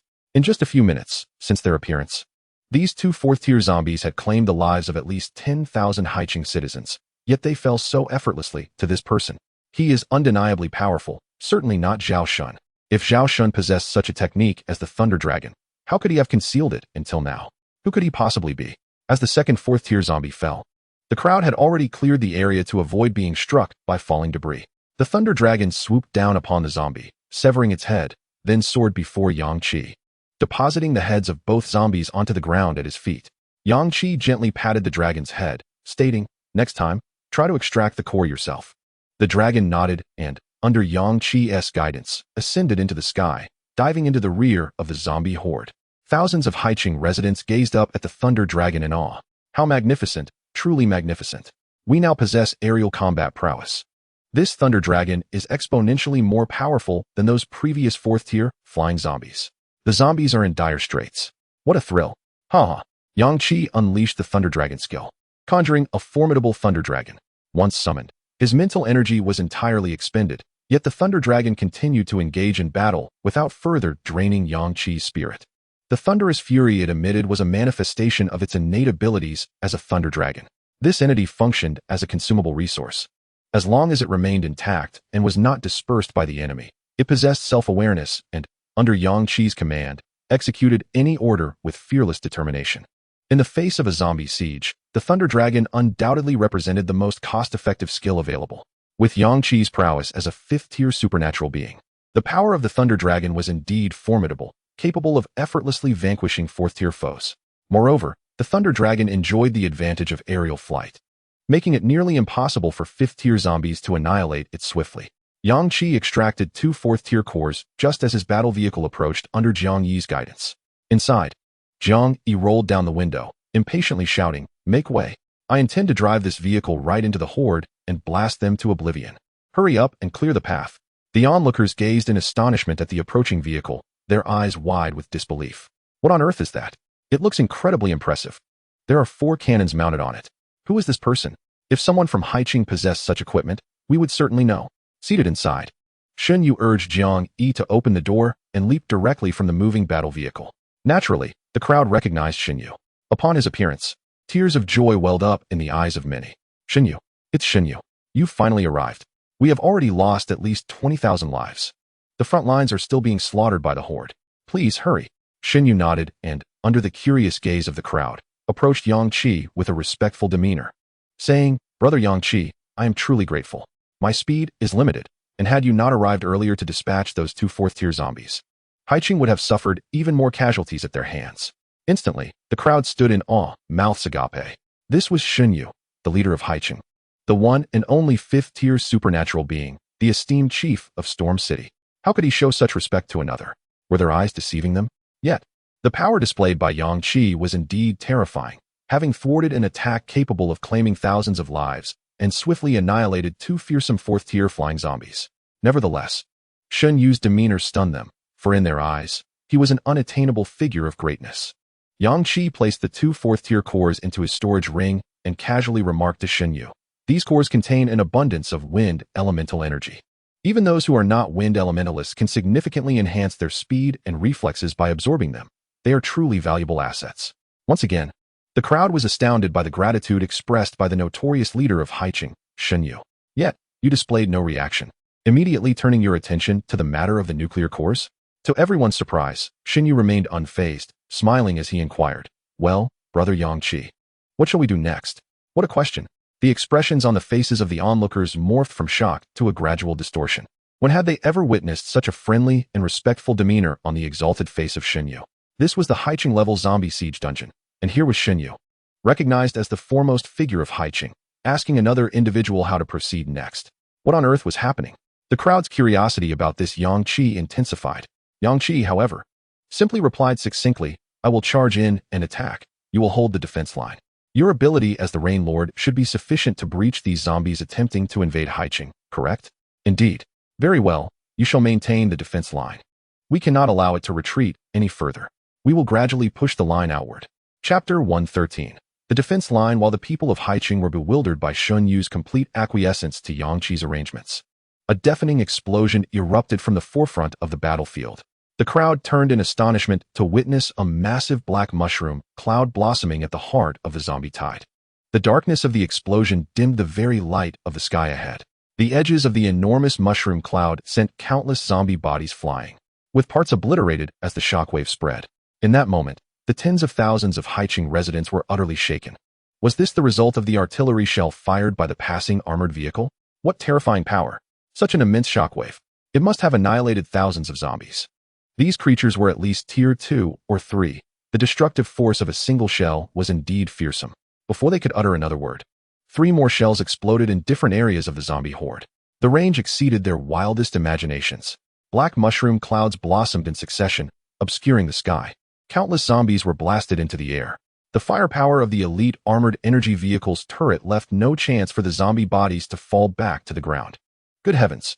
I can see it clearly now. Those fired shells are not ordinary munitions, but rather terrifying orbs of black energy. For shells had likely claimed the lives of at least 20,000 zombies. It was astonishing at this rate. As long as the vehicle had a sufficient supply of shells and the occupants continued to fire, they could temporarily hold the defense line. Jiang Yi, driving the armored vehicle, had already surged to the forefront of all the Haiqing residents. The 4 shells had merely utilized 4 Tier 2 nuclear cores. They still possessed plenty of cores, and even a Tier 1 core could eliminate over 2,000 zombies with a single shot. The armored vehicle had indeed plunged into the heart of the zombie tide. Yet not a single living zombie stood in its vicinity. Lu Wan opened the rear panel of the armored vehicle, revealing a heavy machine gun. Jiang Yi maneuvered his vehicle with finesse, skillfully drifting as he unleashed a torrent of gunfire from the heavy machine gun, targeting the relentless horde of zombies from every conceivable angle. The explosive black tongues of fire from the heavy artillery left the thousands of inhabitants of Haicheng at the forefront utterly astonished. Just half a minute prior, these individuals were engulfed in despair, convinced that they were engaged in a battle that was unequivocally unwinnable. They witnessed their comrades fall victim to the zombies, their blood staining the outskirts of the city. They yearned for vengeance, yet their second and third tier powers felt feeble against the overwhelming tide of the undead. The terrifying defensive and regenerative capabilities of these mid-tier zombies afforded no margin for error. They could only hope to deliver a devastating blow to the zombies' heads with their initial strike to ensure a kill. Chaos ensued as everyone fled in disarray, acutely aware that even retreating to the rear offered no safety, for lurking in the distance were 2 immensely powerful 4th-tier, flying zombies, brazen and menacing. Just as despair enveloped the crowd, thunder roared. A man clad in battle attire, reminiscent of a thunder god, emerged to intercept a barrage of fireballs from behind, summoning a terrifying thunder dragon that swiftly annihilated the 2 4th-tier, flying zombies. The pressure on the defensive line was instantly alleviated. The colossal thunder dragon, stretching dozens of meters, soared overhead and plunged directly into the sea of zombies. Its combat prowess was nothing short of terrifying, even without unleashing thunder. The sheer weight of its massive form crashing down upon the horde was akin to squashing countless ants, effortlessly dispatching thousands of zombies. The dragon continued to unleash astonishing bolts of lightning, bombarding the undead swarm, further diminishing the strain on the defenders. As the beleaguered inhabitants of Haicheng prepared to regroup and hold their ground, a massive, jet-black war vehicle, resembling a steel beast, boldly emerged from the throng. Their confusion quickly turned to awe as the vehicle advanced with audacious intent toward the zombie horde. What followed was a barrage of cannon fire combined with a relentless sweep from the heavy machine gun, obliterating the first wave of zombies that approached the Haicheng forces. At that moment, an unprecedented sense of astonishment filled their hearts. The one who wielded thunder and the one who commanded the war vehicle appeared as divine warriors descending from the heavens. Their mere presence had turned the tide of battle. Just moments ago, they had been mercilessly slaughtered by the zombies, and now, tens of thousands of the undead lay slain. Who were these formidable individuals? The leaders of Haicheng possessed no such capabilities. Jiang Yi, seated in the driver's seat, decided against firing more shells. He leaned out and shouted to the exhilarated residents of Haicheng behind him, "I need someone to drive, a few to reload the weapons, and others to manage the cannon fire. I'm going down to slay some zombies." The crowd behind him was momentarily stunned, then erupted with enthusiasm. "I'll do it. I learn quickly. Let me fire the cannons. Let us annihilate these zombies." Lu Wan interjected, "Let the injured come up first." On the journey, Shen Yu entrusted them with a vital request, to safeguard the survivors of Haicheng as much as possible. His aspiration was to transform Haicheng into a sanctuary for survivors in this apocalyptic world, and naturally, he wished for the population to flourish, not wanting to witness the tragic loss of numerous survivors due to the recent zombie siege. For Lu Wan, even a modicum of her sacred healing powers could instantaneously mend the grievously injured. Moreover, this zombie siege instance was of a high level, and Lu Wan believed that their strength alone would be insufficient. The assistance of ordinary evolvers was essential. For instance, at this very moment, elite fighters like Lu Wan and Jiang Yi were ill-suited to remain within the armored vehicle, tasked with operating artillery and machine guns. Instead, they should plunge into the throngs of zombies, employing their abilities to swiftly eradicate the undead. The combat capabilities of the armored vehicle and its efficiency in clearing zombies were exceptionally high. Neglecting its use would be a tremendous waste. Thus, it was necessary for the less powerful individuals of Haicheng to manage the weaponry within the vehicle. Upon hearing Lu Wan's words, the people of Haicheng began to haul the severely injured onto the armored vehicle. A few individuals with some knowledge of marksmanship stepped forward voluntarily. 10 seats meant 10 submachine guns, complemented by heavy machine guns at the rear and 4 turrets above.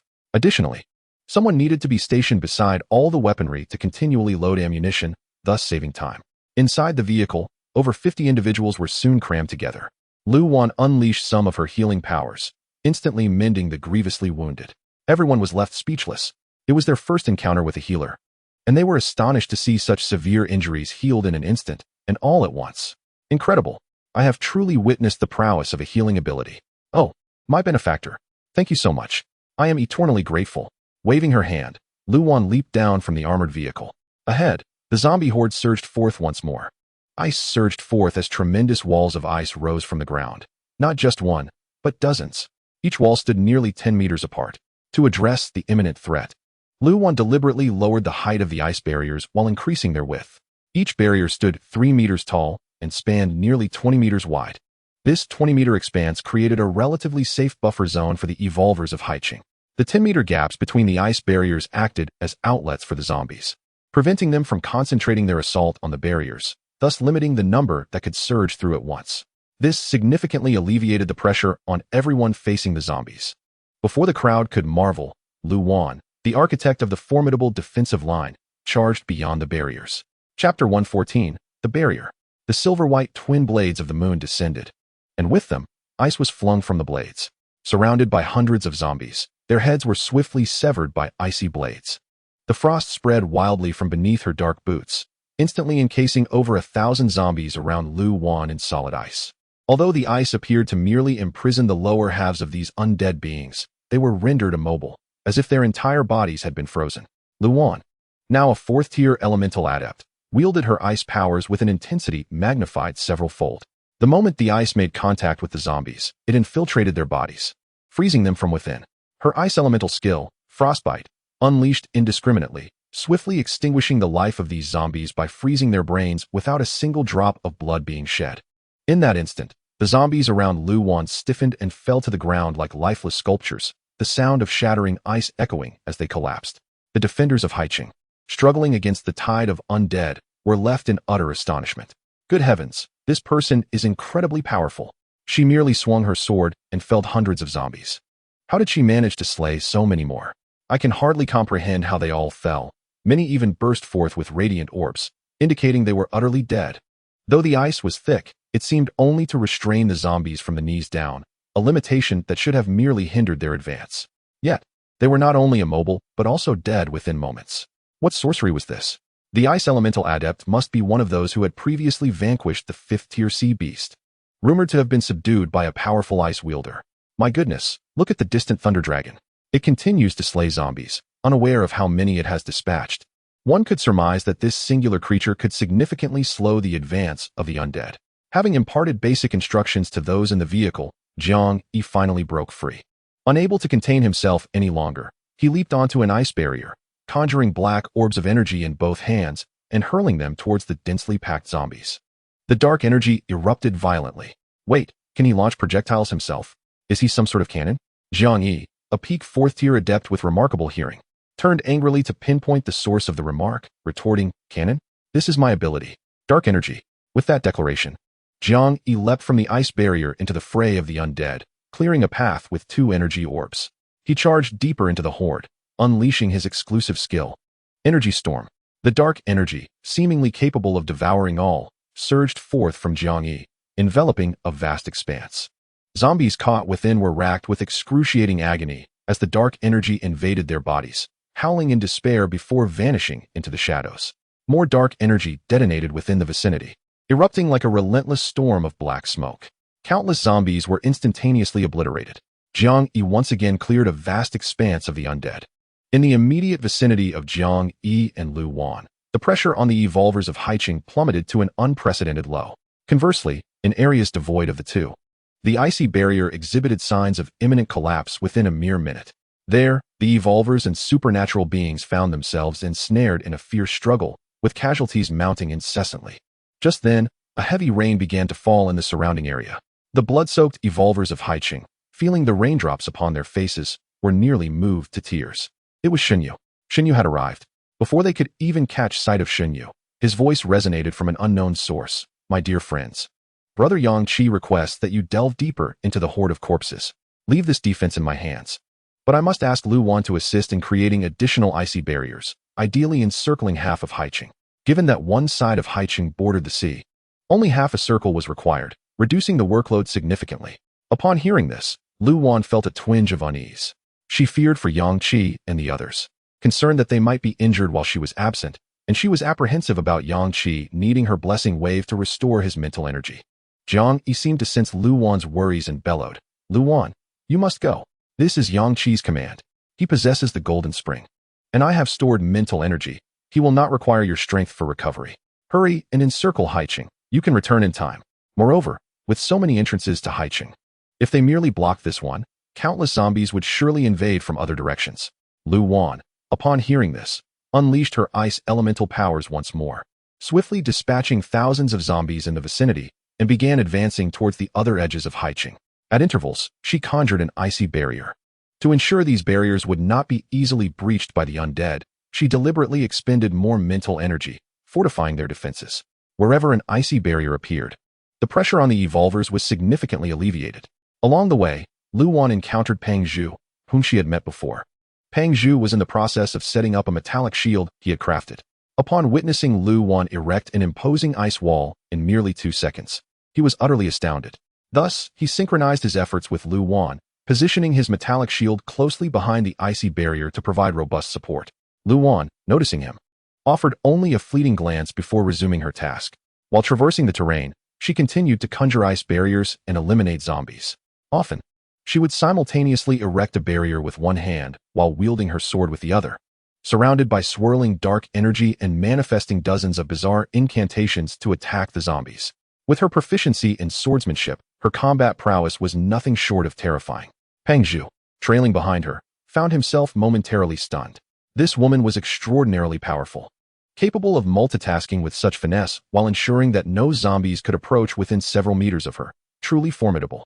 On the front lines, Jiang Yi had plunged deeply into the horde, nearly reaching the Thunder Dragon, temporarily entrusting the war chariot of the evolvers from Haiqing.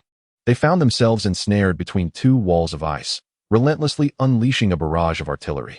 Shen Yu maneuvered deftly among dozens of these icy barriers, targeting the densest clusters of zombies. Utilizing his domain of torrential rain, he summoned a deluge that cascaded downwards, obliterating thousands of zombies in a single direction. The flood intensified, transforming the ground on the outskirts of the city into a quagmire. Each surge of water erupted like the release of a colossal river, its ferocity capable of annihilating thousands of the undead in an instant.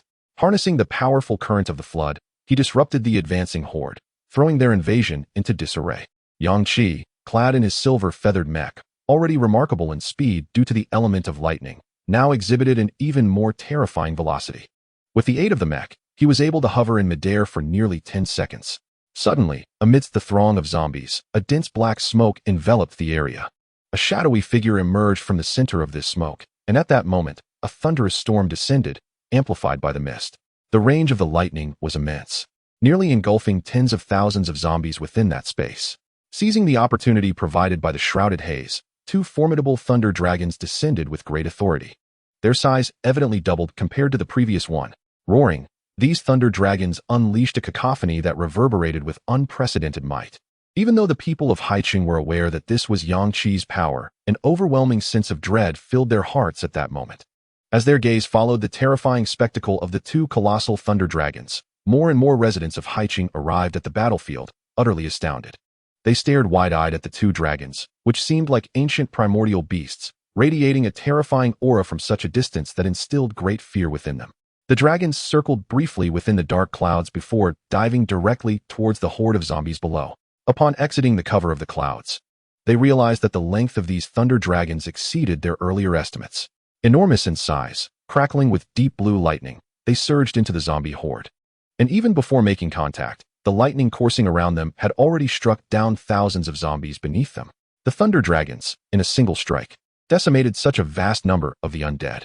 Due to Yang Qi's luck ring at level 30, thousands of white orbs of light burst forth, though in the next instant, the horde surged forward, temporarily obscuring the light orbs from view. The onlookers could still sense the unusual magnitude of the orb explosion. "This isn't right," they exclaimed. The number of orbs just now must have been in the thousands, even if the two thunder dragons had yet to truly engage. Merely harnessing the residual power of the thunder to eliminate 10,000 zombies would yield only 1,000 orbs at a 10% drop rate. Yet the quantity of light orbs clearly far exceeded that. "What is going on?"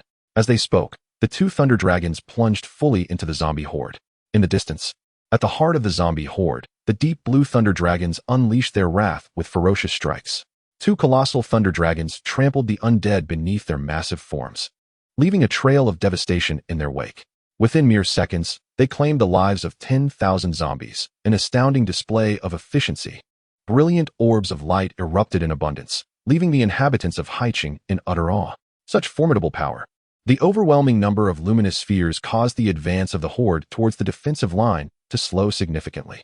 Additionally, their armored vehicles stood vigilant, targeting the densest clusters of zombies with artillery fire, drastically reducing the rate of death on their side. It was hard to fathom that just 10 minutes earlier, they had been relentlessly pursued and slaughtered by the horde.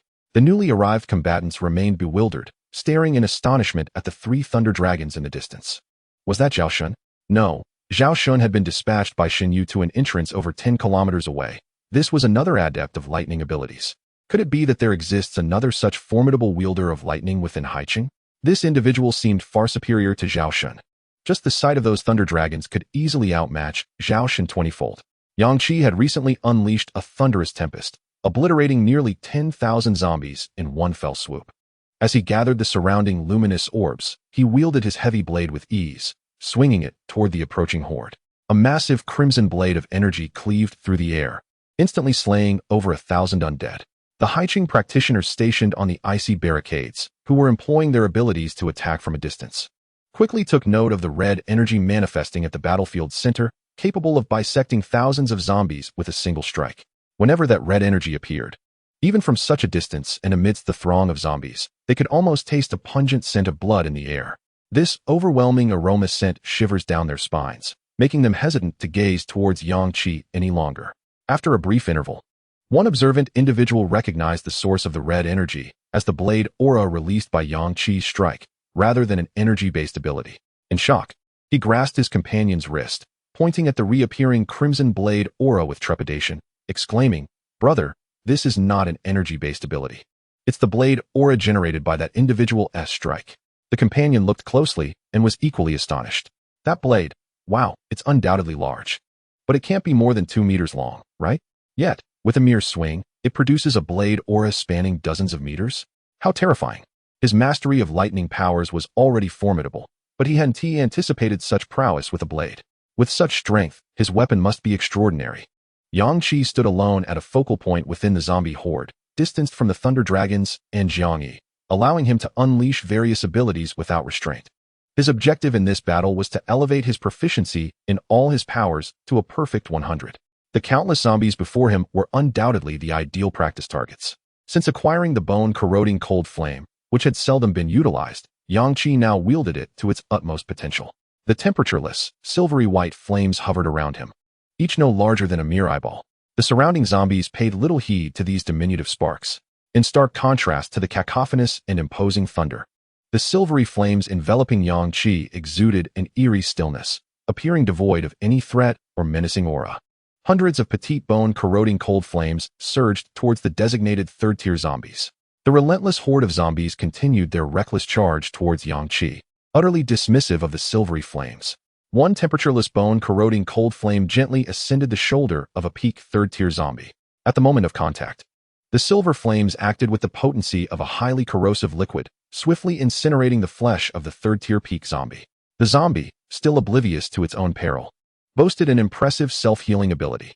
It dismissed the flames as inconsequential, merely a trivial annoyance upon its shoulder. After all, what power could such a temperatureless flame possess? Its regeneration could easily restore any flesh consumed by such a minuscule fire. With a triumphant roar, it bared its fangs and charged at Yang Qi. Yet, in the next heartbeat, it felt its bones ignited to ashes. Without the support of its skeletal structure, it collapsed without warning, trampled by the horde behind it. Unnoticed by the other zombies, its body disintegrated into ashes from the inside out, vanishing entirely. This horrifying transformation did not occur solely in this one peak third-tier zombie. The remaining hundreds of bone-corroding cold flames exhibited the same deadly efficacy. Upon making contact with the zombie's skin, they penetrated with formidable precision, creating an inconsequential hole in the surface before invading the zombies' bodies and bones. Then, like a raging inferno, they swiftly incinerated the entire skeletal structure to ash. before seemingly nonchalantly consuming the remaining flesh, leaving only the core scattered amidst the white ashes. The bone-corroding cold flame truly annihilated the zombies imperceptibly, from beginning to end. This eerie cold flame emitted neither temperature nor murderous intent. Although these zombies possessed a degree of intelligence, it was limited. Their cognitive abilities were solely focused on assessing the strength of their adversaries. Had Yang Qi unleashed thunder, the surrounding zombies would have fled in a panic. However, if he ceased the thunder and instead summoned countless bone-corroding cold flames, the ostensibly harmless flames would bolster the zombies' confidence, prompting them to charge directly towards Yang Qi. Suddenly, amidst the throng of corpses, Yang Qi sensed an exceptionally prominent aura. He smiled faintly, relishing the opportunity to vanquish the formidable zombies amidst the horde. In an instant, Yang Qi unleashed a lightning flash, swiftly pursuing the ominous presence ahead. A peak fourth-tier zombie, leaping rapidly through the mass of corpses, was advancing towards the defensive line. Its leg muscles had swelled to a grotesque size, resembling a robust, giant bullfrog. With limbs firmly planted on the ground, it surged into the air, soaring several dozen meters above the surface. With each leap, it covered a distance of several hundred meters, landing upon its fellow zombies, crushing them beneath its weight. Before long, the ability users stationed at the icy barrier beheld this exceptionally prominent fourth-tier zombie drawing near at an alarming pace. Merely the sight of its abnormal form instilled a profound sense of dread. What on earth is that? Quick, fortify our defenses. A powerful zombie is approaching. We cannot allow it to breach our line. Otherwise, we risk experiencing another massacre akin to that caused by the two previous fourth-tier flying zombies, resulting in the instant demise of tens of thousands. Chapter 116. Astonishing Defense. Oh no. The aura emanating from this zombie is evidently more formidable than that of the previous two fourth-tier flying zombies. Its speed is astonishing. With each leap, it can advance 700 to 800 meters. Its muscles seem capable of tearing apart a fourth-tier ability user with ease. Hurry, alert those in the battle vehicle. Aim for that zombie. Where's Shinyu? Shinyu has gone over there. He should be able to sense the presence of this powerful zombie. Remain calm. The peak fourth-tier zombie landed once more, crushing 5 more zombies beneath its weight. Its leg muscles expanded rapidly, brimming with unimaginable strength. As it leapt into the air once again, this time, it gathered all its might, aiming to leap over the icy barrier and breach the defensive line of the Evolvers in Sea City. At the zenith of its ascent, it could see the inhabitants of Sea City nearly a kilometer away behind the icy barrier. Saliva dripped from its maw. Just then, it heard the sound of thunder erupting from behind.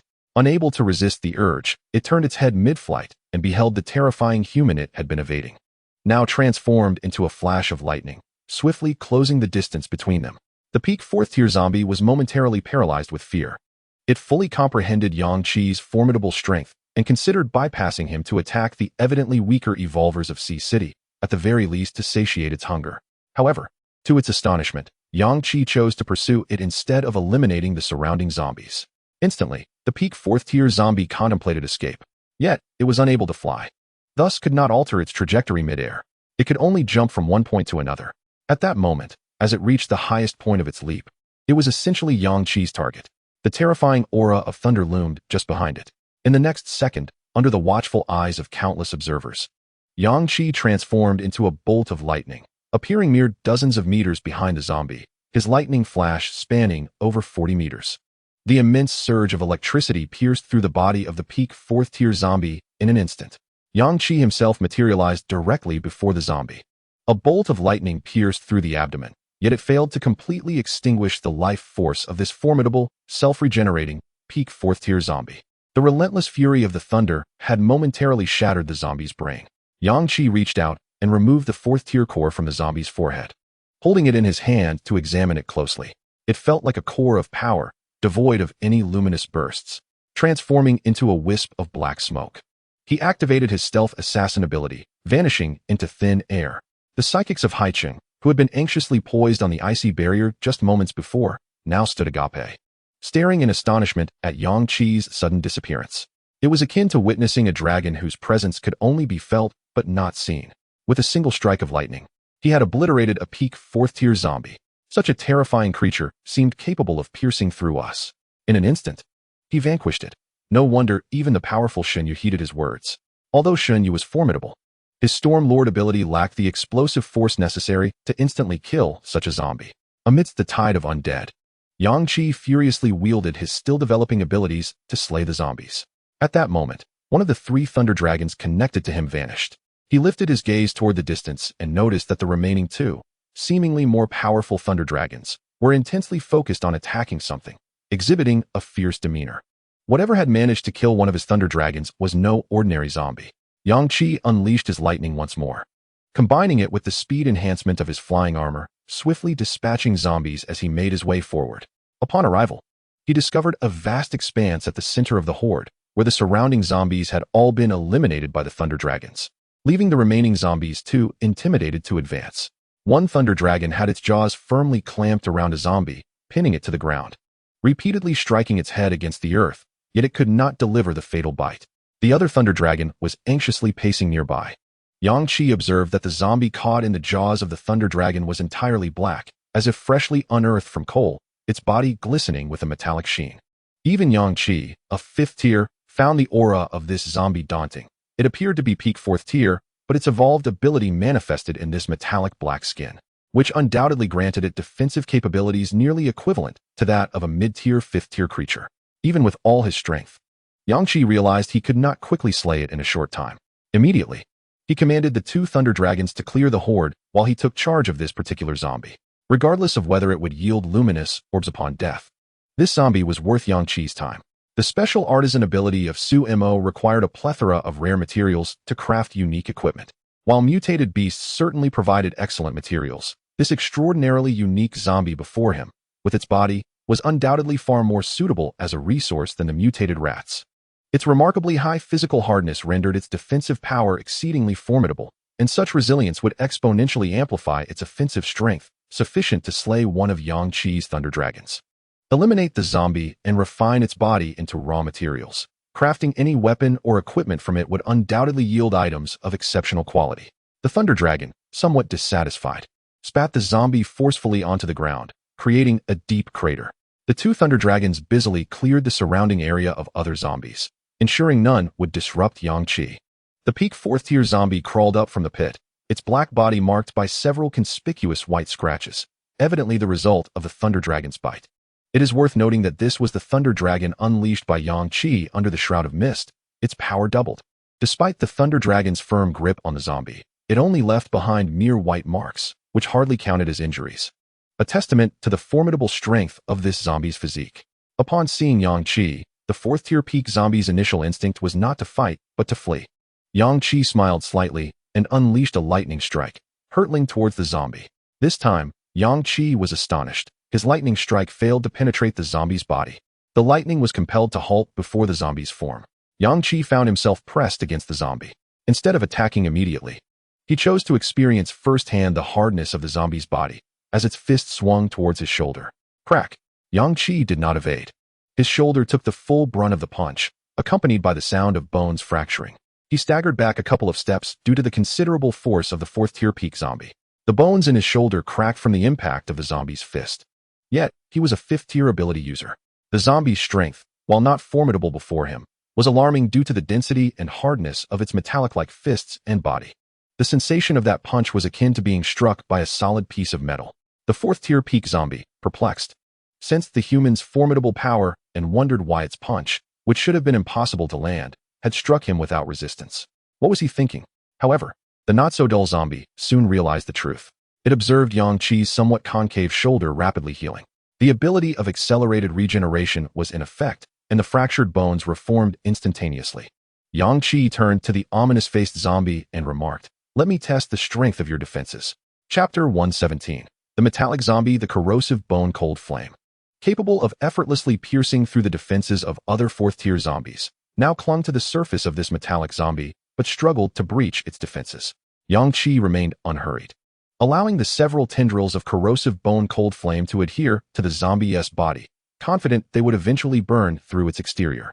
This 4th tier peak zombie seemed as if it were entirely composed of solid metal, endowing it with astonishing defensive and offensive capabilities, albeit at the cost of its speed. Yang Qi, a 5th tier being endowed with the power of lightning, donned an advanced aircraft mech that afforded him a speed that far surpassed that of an ordinary 5th tier individual. The lumbering 4th tier apex zombie stood no chance of evading him once he had set his sights on it. With the activation of his stealth assassin ability, Yang Qi transformed into a wisp of black smoke, rendering his presence utterly imperceptible. The metal zombie, initially pleased by Yang Qi's sudden disappearance, mistakenly believed he had abandoned his pursuit of such a formidable opponent. Just as it prepared to rejoin the nearby horde to launch another assault on Sea City, it abruptly turned, its dark eyes widening in disbelief as it beheld Yang Qi materializing beside it seemingly out of thin air. In one hand, he wielded an assassin's curved blade formed entirely of black smoke, while the other clutched a bloodthirsty heavy cleaver. As the mists enveloped them, all of Yang Qi's powers were amplified. The curved blade slashed towards the zombie's neck. The sound that followed was a piercing metallic screech. Despite the doubled fifth-tier strength and the specialized weapon, the blade only left a shallow white mark on the zombie's neck. The black, curved blade vanished, and the heavy cleaver surged with bloodlust as it cleaved down upon the zombie's back. The immense force sent the creature flying hundreds of meters, crashing into the distant horde. The staggering weight of the metal zombie, combined with Yang Qi's amplified fifth-tier power, created a deep impact crater nearly 10 meters in diameter upon its landing. In the depths of this crater, the metal zombie incredulously reached for the deep gash on its back. Yet, no blood flowed from the wound. It was as though its entire body were forged from metal, and even with an injury, it merely indicated damage to its metallic form, devoid of any blood. Realizing it had been propelled a considerable distance, it recognized this as its prime opportunity to escape the terrifying human. The metal zombie swiftly leaped from the pit, but was suddenly engulfed by an overwhelming aura of thunderous energy. The effects of the mist still surrounded him, amplifying the situation. A storm of lightning descended upon the confined area, trapping the metal zombie and the surrounding 100 or so zombies within the terrifying tempest. In this small zone, a relentless barrage of thunder rained down, capable of obliterating all in its path. The other zombies could not endure even 2 seconds within the storm, perishing instantaneously. Only the metal zombie endured relentless strikes from the lightning, its body pinned to the ground and convulsing, yet it remained alive. Cracks began to form across its obsidian surface. As the storm dissipated, the metal zombie rose, desperate to flee, but an even more dreadful thunderstorm summoned the wrath of the heavens, crashing down upon it. With a roar of indignation and agony, it unleashed a cry of despair. Yang Qi stood a short distance away, contemplating for a moment before retracting the bone-corroding cold flame that clung to the metallic zombie's surface. Should the bone-corroding cold flame fully invade the metallic zombie, even if it could not incinerate its bones in a brief span, it would still inflict irreversible damage upon them. Yang Qi sought to slay this zombie to acquire its body as material for Sumo, and thus could not afford to destroy its bones. As the thunderous tribulation subsided, the fissures on the metallic zombie's surface became markedly more pronounced. Yang Qi had no intention of attacking it with thunder again. Grasping the heavy blade of rupture, enveloped in lightning, he instantaneously appeared behind the zombie, delivering a powerful strike to the very same spot he had previously attacked. The already deep gash was further deepened in that instant. Yang Qi continued relentlessly, striking again and again with all his might against the zombie. The metallic zombie had no desire to engage Yang Qi in combat. It fled ahead while Yang Qi pursued relentlessly. In the distance, the ability users stationed on the ice barrier of Haiqing defense line witnessed this unfolding scene, perplexed by the situation. Look, why is Yang Qi relentlessly pursuing and hacking at that zombie? Something seems amiss. With his strength, couldn't he dispatch any zombie with just a single blow? One exclaimed, "Goodness, that zombie appears extraordinary, entirely shrouded in darkness and reflecting light. Yet, it bears numerous cracks. They must have been inflicted by Yang Qi's lightning." Another remarked, "Incredible. I've seen Yang Qi strike it 5 or 6 times, and it still hasn't been dispatched." The astonishing destructive power of the heavy blade of rupture, combined with Yang Qi's occasional bursts of stealth assassin abilities to amplify his strength, culminated in the metallic zombie's body finally being cleaved in 2 from the back after the 12th strike. Yang Qi swiftly stored the zombie's lower half into his storage ring. He had merely severed the body but had not completely destroyed the zombie's brain. Thus, he could not eliminate it entirely. In the distance, Shinyu, engaged in battling the tide of corpses, could not help but chuckle softly to himself upon observing Yang Qi's actions. Oh, so Brother Yang Qi desires that zombie's body as crafting material. In that case, I shall also keep an eye out for zombies worthy of being used as materials. Surrounding Shinyu were several formidable core members of Storm City, working in harmony as ability users, successfully repelling the onslaught of the zombie tide in their vicinity. In contrast, Jiang Yi single-handedly thwarted the advances of the zombie tide within a radius of several hundred meters. His dark energy abilities remained incessant, while his newly acquired fire element abilities actively contributed to the chaos of battle. Prior to this, Jiang Yi had utilized mental storage, preserving more than a dozen mental energy spheres within the mental realm. The strength of a single mental energy sphere was sufficient to replenish his own mental energy entirely. Simultaneously, amidst the countless fallen zombies surrounding him, the abundant orbs of light released contained ample mental energy potions. This wave of zombies predominantly consisted of third-tier zombies, and the orbs of light they released upon demise were of high-grade quality. The spirit restoration potion of a certain grade proved to be quite beneficial for Jiang Yi, alleviating any concerns he had regarding the depletion of his mental energy. However, as the battle progressed, he found himself increasingly anxious about Lu Wan, who was alone fortifying the defenses of the entire coastal city. He was even more worried for Chen Tingyu and Suemo, who remained within the city in search of the pinnacle 5th-tier psychic zombie. These thoughts inevitably distracted Jiang Yi during combat. Just then, a pinnacle 4th-tier zombie charged towards him. Having injected numerous strength-enhancing potions amidst the myriad of light orbs surrounding him, Jiang Yi's power had already reached the pinnacle of the 4th tier, verging on the 5th. For him, a pinnacle 4th-tier foe was exceedingly weak. Reacting swiftly, he manipulated the dark energy to control the 4th-tier zombie, swiftly eliminating it. The sound of thunder echoed. It was Yang Qi employing his lightning strike. Yang Qi had expended considerable effort to destroy the brain of a metallic zombie, ultimately defeating it and claiming its relatively intact body. Upon seeing Yang Qi, Jiang Yi hurriedly inquired, "Yang Qi, do you know how Suemo and Chen Tingyu are faring? They are somewhat weak, and I fear that sending them to hunt the pinnacle 5th-tier zombie may lead to their demise. If they don't find it, that's one thing, but if they do, what if they are eliminated instantaneously?" Yang Qi chuckled. "I shall go find them now and also assess the situation within the coastal city. Can you hold your ground here?" Jiang Yi replied confidently, "Rest assured, I can manage effortlessly." Chapter 118. A novel experience. Upon seeing Yang Qi appear near the defensive line, Xinyu hastened over. "Brother Yang Qi, the zombies seem endless. We have only pushed the defensive line forward by 200 meters. Maintaining our position now demands our utmost effort, and in areas I cannot oversee. A significant number of evolvers in the coastal city have perished. Reports from other directions indicate that over 100,000 zombies have infiltrated the city. Moreover, the zombies within the city have begun to be influenced by that pinnacle 5th-tier zombie, forming a tide of undead that collaborates with the external hordes." Yang Qi was not surprised by this revelation. "I will unleash several lightning dragons. You all hold your ground here. It appears we must swiftly deal with that 5th-tier zombie." Enveloped in mist, Yang Qi summoned 20 brand new lightning dragons, depleting half of his mental energy. Jiang Yi promptly provided him with 2 mental energy spheres, fully restoring Yang Qi's mental strength. Yang Qi then dashed towards the interior of the coastal city. Yet, before he could leave the outskirts, he collided with a wave of zombies surging forth from the city. Jiang Yi narrowed his eyes slightly, realizing that the situation within the coastal city was becoming dire.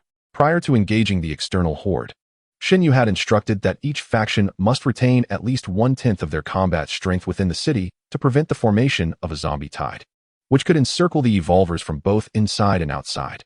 Should the zombies within the coastal city be influenced by the psychic zombie and coalesce into a tide, their primary targets would undoubtedly be the evolvers left behind to defend the city. However, now, these zombies are heading directly towards the outskirts of the city. This indicates that the forces remaining inside Haiqing have nearly been annihilated by the tide of the undead. Yang Qi yearned to relay this intelligence immediately to Xinyu. But in this apocalyptic era, there are no means of communication. He could only confront the approaching horde. This wave of zombies was not particularly vast, amounting to about 50,000. Lacking communication tools, he devised another method to alert Xinyu, a few kilometers away, of the zombie tide, by unleashing the thunderous sounds of battle. At the outskirts defensive line, less than a minute after Yang Qi departed, a terrifying thunderous wave erupted from within Haiqing. Xinyu, Jiang Yi, Lu Wan, and the others simultaneously turned their gazes towards the source of the commotion. Lu Wan, having roughly fortified the ice barrier, returned to Jiang Yi's side, her eyes wide with astonishment as she observed the distant thunder. "How could Yang Qi be fighting there?" she exclaimed. Jiang Yi, bewildered, inquired, "What is happening? Is that 5th-tier peak zombie attempting to ambush us, only to be caught in the act by Yang Qi?" Xinyu responded gravely, "It shouldn't be that. The psychic energy fluctuations from the 5th-tier peak zombie are still ongoing. It continues to summon the surrounding undead steadily. If it were engaged in direct combat with Yang Qi, it would be impossible for it to simultaneously fight and summon a massive number of zombies." As Lu Wan unleashed the power of ice elements, She furrowed her brow and asked, "Then what exactly is happening? Should I go take a look?" Taking a deep breath, Xinyu replied, "A moment ago, one of my subordinates informed me that defensive lines in several locations have been breached, with at least 100,000 zombies flooding into Haicheng. The undead within the city have also formed a tide under the influence of the 5th-tier peak zombie. Those who remain behind have begun to fight fiercely, just as we have. If Brother Yang Qi suddenly unleashed his thunderous power from that position, it can only mean that he is confronting the tide of undead from within Haicheng." Lu Wan gasped in shock. "What?" Xinyu continued. "If the tide of zombies within the city appears less than a few kilometers from the outskirts, intent on merging with the external horde to breach our defenses, it indicates that the combatants I left inside the city have likely been completely wiped out." Lu Wan and Jiang Yi finally comprehended that the number of their elite forces was still far too insufficient. No matter how strong one individual may be, what difference does it make? Even 10 strong individuals cannot entirely defend the vast expanse of the defensive line stretching tens or even hundreds of kilometers connecting Haicheng to the outside world. They cannot hold the line. While they fend off one side, the other will inevitably have zombies breaking through. The sheer number of zombies far exceeds their own by thousands. This is what it means to be besieged by the undead, completely untenable. Lu Wan sighed. "We can only do our utmost and leave the rest to fate." Yet Jiang Yi countered, "Fate? We must heed Yang Qi's commands. As long as Yang Qi finds that 5th-tier peak zombie lurking within Haicheng, everything will come to an end." At his words, Lu Wan smiled, wholeheartedly agreeing. Indeed, everything depends on Yang Qi. At this moment, Xinyu cautiously remarked, "To be honest, that zombie has been confirmed as a pinnacle level 5 in the dungeon information. Brother Yang Qi's true strength should be around mid-level 5, right? We must confront that zombie together to have any chance." Lu Wan interrupted Xinyu with a smile, reassuring him, "Rest assured. A level 5 pinnacle is definitely no match for Yang Qi." Within the confines of the city of Haicheng, Su Mo gazed at the once vibrant city now reduced to a battlefield, yearning to emerge and eliminate these zombies. However, he restrained himself, understanding the necessity of remaining hidden in the alternate space, concealing his aura. What if fortune smiled upon him and he managed to approach the pinnacle level 5 zombie? Should he emerge from the alternate space before getting close, the zombie would undoubtedly sense him, rendering his efforts futile. Chen Tingyu tirelessly traversed the expanse of Haicheng, pursuing the sources of psychic energy fluctuations, which often numbered several at a time. Utilizing her fleeting light ability, she covered several kilometers to locate one, only to find nothing yet again. Undeterred, she pressed on to the next source, tirelessly unleashing her light elemental powers to assist in clearing out the zombies as she moved. Yet, she could not afford to linger, for she knew that only by locating the pinnacle level 5 zombie could she truly resolve the crisis at hand.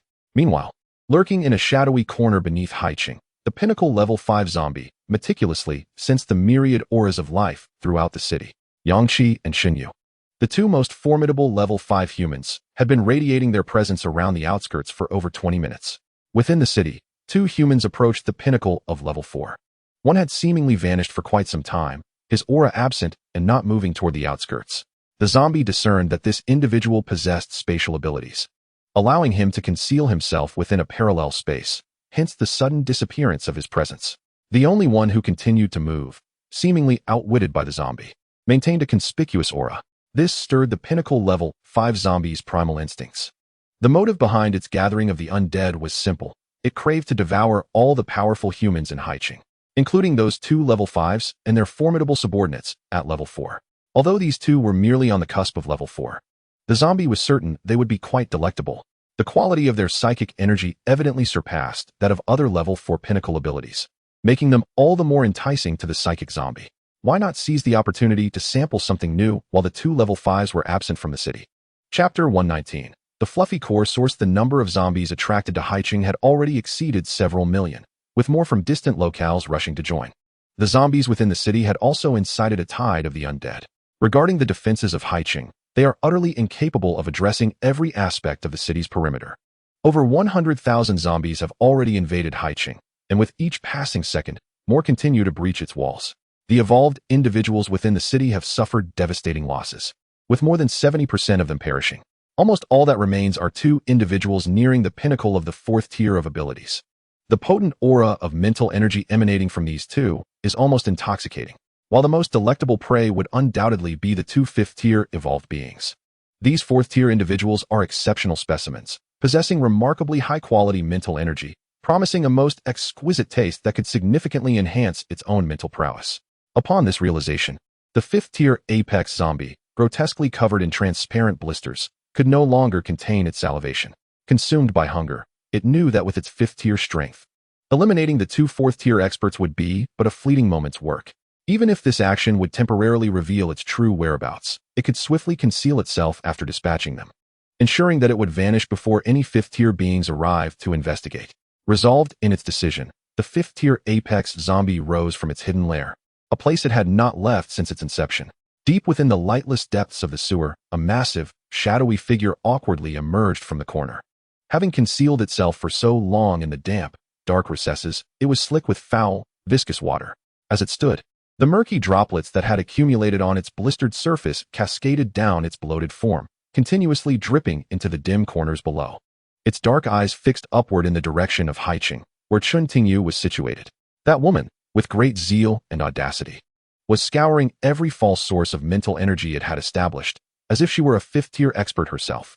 Had she never considered the implications of actually finding one? What would happen if a fourth-tier expert stumbled upon a fifth-tier being? A cruel, mocking smile crept across the terrifying visage of the fifth-tier apex zombie, resembling a grotesque pig. In an instant, it could be at her side, waiting for her to locate the next source of mental energy. Yang Qi spent considerable time eliminating a horde of over 50,000 zombies. Within Haiqing, more zombies continued to converge towards the outskirts. The survivors on the front lines were already exerting every ounce of their strength against the encroaching undead. Expecting them to guard against a potential onslaught from behind was simply too daunting. More than 10,000 luminous orbs had emerged, but the time required to gather these orbs far exceeded the duration Yang Qi had spent dealing with the 50,000 zombies. Among them were several thousand fourth-tier zombies, from which Yang Qi obtained over 300 strengthening potions. Although the efficacy of these potions was somewhat diminished for Yang Qi, they were still preferable to having none at all. Yang Qi swiftly administered a potent enhancement serum to himself, bracing once more to confront the tide of corpses surging forth from within the coastal city. As he meticulously dispatched this wave of undead, he discerned a palpable change. The zombies within the city seemed increasingly hesitant to emerge. Thus, he resumed collecting the surrounding light orbs and nuclei, selectively injecting himself with the enhancement serums. In the previous battles against countless hordes outside the defensive line, Yang Qi had lost count of the number of zombies he had vanquished. The spoils of war were abundant, yet he scarcely had the time to gather them. Even so, his efforts had yielded thousands of light orbs during the skirmishes against the undead. Among these, the quantity of advanced enhancement serums was in the thousands. After advancing to the fifth tier, Yang Qi had utilized some of these serums, yet he had not yet reached the midpoint of the fifth tier. As he prepared to confront a peak fifth-tier zombie, despite possessing the stealth ability of an assassin, which doubled his damage output, he still felt a sense of insecurity. Ordinarily, he would not even glance at these enhancement serums, for he knew that it would take the simultaneous consumption of hundreds to elicit a significant enhancement effect. However, he possessed a secret weapon, purification energy. Previously, in the city instance, the members had collectively received substantial rewards in the form of purification energy, amounting to nearly 20 liters. At that time, Yang Qi had tossed several second-tier nuclei into the mixture, resulting in a few strands of pure red core essence. He and his companions had shared in the absorption of this energy. Afterward, he had refrained from adding nuclei to the now somewhat darkened purification energy until today, when he had acquired numerous peak fourth-tier nuclei. Seated on the ground, feeling somewhat restless, Yang Qi injected himself with 5,000 or 6,000 enhancement serums. Finally sensing a semblance of being at the midpoint of the fifth tier, he retrieved the container filled with purification energy, into which he had previously cast 5 of the strongest fourth-tier peak zombie nuclei. At this moment, 4 of these had been completely purified, with the core essence resembling a fluffy mass of red energy, imbued with formidable power. The essence of a single peak fourth-tier zombie was equivalent to 1 enhancement serum. The last fourth-tier nucleus, however, had only been half purified, and the entirety of the purification energy had become tainted, losing its purifying effect. Yang Qi stored this half-purified nucleus within his spatial equipment and consumed the remaining 4 fluffy core essences. Yes, it was as simple as that. He consumed them. Such absorption was far more effective. Instantly, a surge of immense power coursed through Yang Qi's body, akin to the effects of 4 enhancement serums. Highly effective for his current state. He could ascertain that he had now genuinely reached the midpoint of the fifth tier. Almost simultaneously, Yang Qi abruptly lifted his gaze toward the interior of the coastal city, sensing an extraordinarily potent aura emanating from within. In an instant, he appeared. Then, in the next moment, he materialized directly at the location of Chun Tingyu. Yang Qi was assured of Chun Tingyu's position because she had continuously employed her ephemeral light ability without pause. She had diligently followed Yang Qi's instructions, utilizing her ephemeral light to teleport 5 to 10 kilometers, exploring all sources of mental energy in her quest to locate the pinnacle-level 5th-tier zombie. Her ephemeral light was conspicuous, erupting in brilliant radiance. Furthermore, Yang Qi was intimately familiar with the auras of his companions, even amidst the tumult of battle at the front lines. He could distinctly ascertain Chun Tingyu's whereabouts. At this moment, an unprecedentedly powerful aura of a zombie emerged in a corner of Haiqing, and in the blink of an eye, that aura directly manifested at the destination where Chun Tingyu had employed her ephemeral light 2 seconds prior. Chapter 120, Interception. Haiqing. Chun Tingyu activated her ephemeral light and found herself atop a 30-story building. This had once been a renowned financial hub of Haiqing before the apocalypse, surrounded by similar towering skyscrapers. Upon her arrival on the rooftop, she felt a sense of hopelessness. The pinnacle-level 5th-tier zombie was toying with her. Had it not been for the ample supply of mental energy potions she possessed, she would have long since succumbed to exhaustion. Within a mere second of her appearance as she surveyed the rooftop, an extraordinarily formidable and terrifying aura suddenly emerged. This aura was hauntingly familiar to Chun Tingyu. It was none other than the mental energy signature of the 5th-tier pinnacle zombie. However, in that moment, she was utterly certain that this aura was genuine. The sensation was akin to having bathed in sunlight, yet never being able to touch the sun. She had toiled futilely on the ground, striving to draw closer to it. Yet now, the sun had suddenly magnified directly above her, and with a mere reach, she could grasp that searing, lethal entity. If she directed her ephemeral light towards that point, she would behold the visage of the pinnacle-level 5th-tier zombie in the next moment. But in the blink of an eye, Chun Tingyu was left utterly stunned. The aura of the 5th-tier pinnacle zombie, which had been 8 kilometers away just a moment ago, now inexplicably loomed behind her. Her nostrils were instantly filled with the noxious stench of the sewers, a foulness steeped in decay. The surroundings seemed to illuminate with an unreal brightness. Instinctively, Chun Tingyu activated her ephemeral light. She had never felt so close to death as she did in that moment. The 5th-tier pinnacle was an unattainable height for her at present. When the 5th-tier pinnacle zombie manifested behind her, she did not need to turn to see it. She instinctively understood that the probability of her survival upon their confrontation was a mere 1%. A blinding yellow light erupted. Her body transformed into luminescence, vanishing from her location. In that very instant of her disappearance, the 5th-tier pinnacle zombie behind her disintegrated into a foul, putrid liquid, also evaporating from existence. Chun Tingyu is the only one who has fled from Chaohai City, and only Yang Qi can save her. He is the sole individual capable of confronting this pinnacle 5th-tier zombie. Meanwhile, Su Mo, who has remained in the alternate dimension, sensed the presence of the pinnacle 5th-tier zombie and instantly comprehended the situation. It was pursuing Chun Tingyu. He immediately began to sprint with all his might in the direction of Chun Tingyu, towards the outskirts of the city. At the city's edge, Xinyu, Luan, and Jiang Yi turned to look back. Could it be the pinnacle 5th-tier zombie? It has appeared. What is happening? It seems to be able to teleport as well. One moment it is here, and the next it has traversed several dozen kilometers directly towards the outskirts of Chaohai City. The light from Chun Tingyu is also flashing in this direction. Is that zombie chasing after her? This is terrible. Chun Tingyu is only at the mid-level of the 4th tier, and strictly speaking, she doesn't even qualify as a pinnacle 4th tier. Luan exclaimed in horror. Fortunately, she is a light element ability user. Otherwise, she wouldn't even be able to escape. Jiang Yi was exceedingly anxious.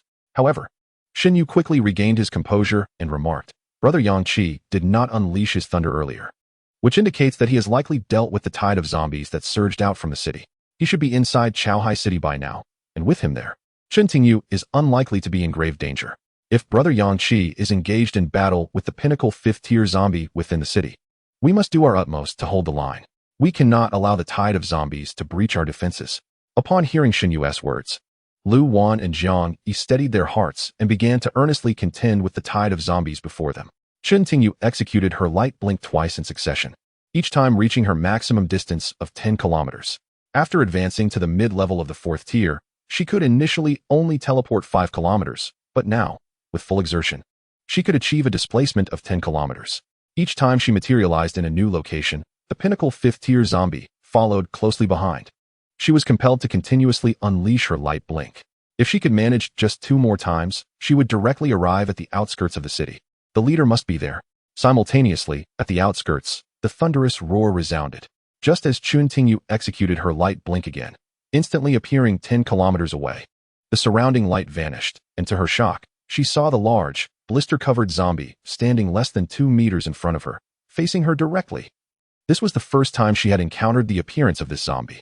Yet, there was no time to feel disgusted, nor to be astonished by how it had arrived here before her.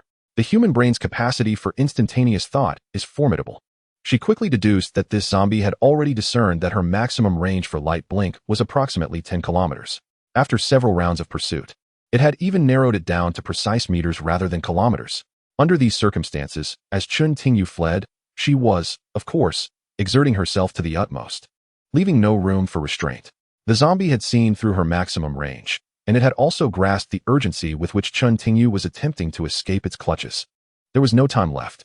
In the instant she used light blink to appear here, the claws of the pinnacle 5th-tier zombie were already reaching out towards her. The crimson destruction gauntlets manifested upon her hands, and the power of the giant spirit surged to its zenith. In Chun Tingyu's eyes, a flash of red light seemed to erupt in that fleeting moment. She did not evade. Instead, she charged directly at the pinnacle 5th-tier zombie before her. In the face of imminent death, her focus sharpened to an extraordinary degree, her latent potential unwittingly unleashed to its fullest. What was once merely the strength nearing the peak of the 4th tier now erupted, reaching the pinnacle of the 4th tier and even approaching the 5th. In such a state, the power of the giant spirit was capable of striking down to the mid-level of the 5th tier. All transpired in the blink of an eye.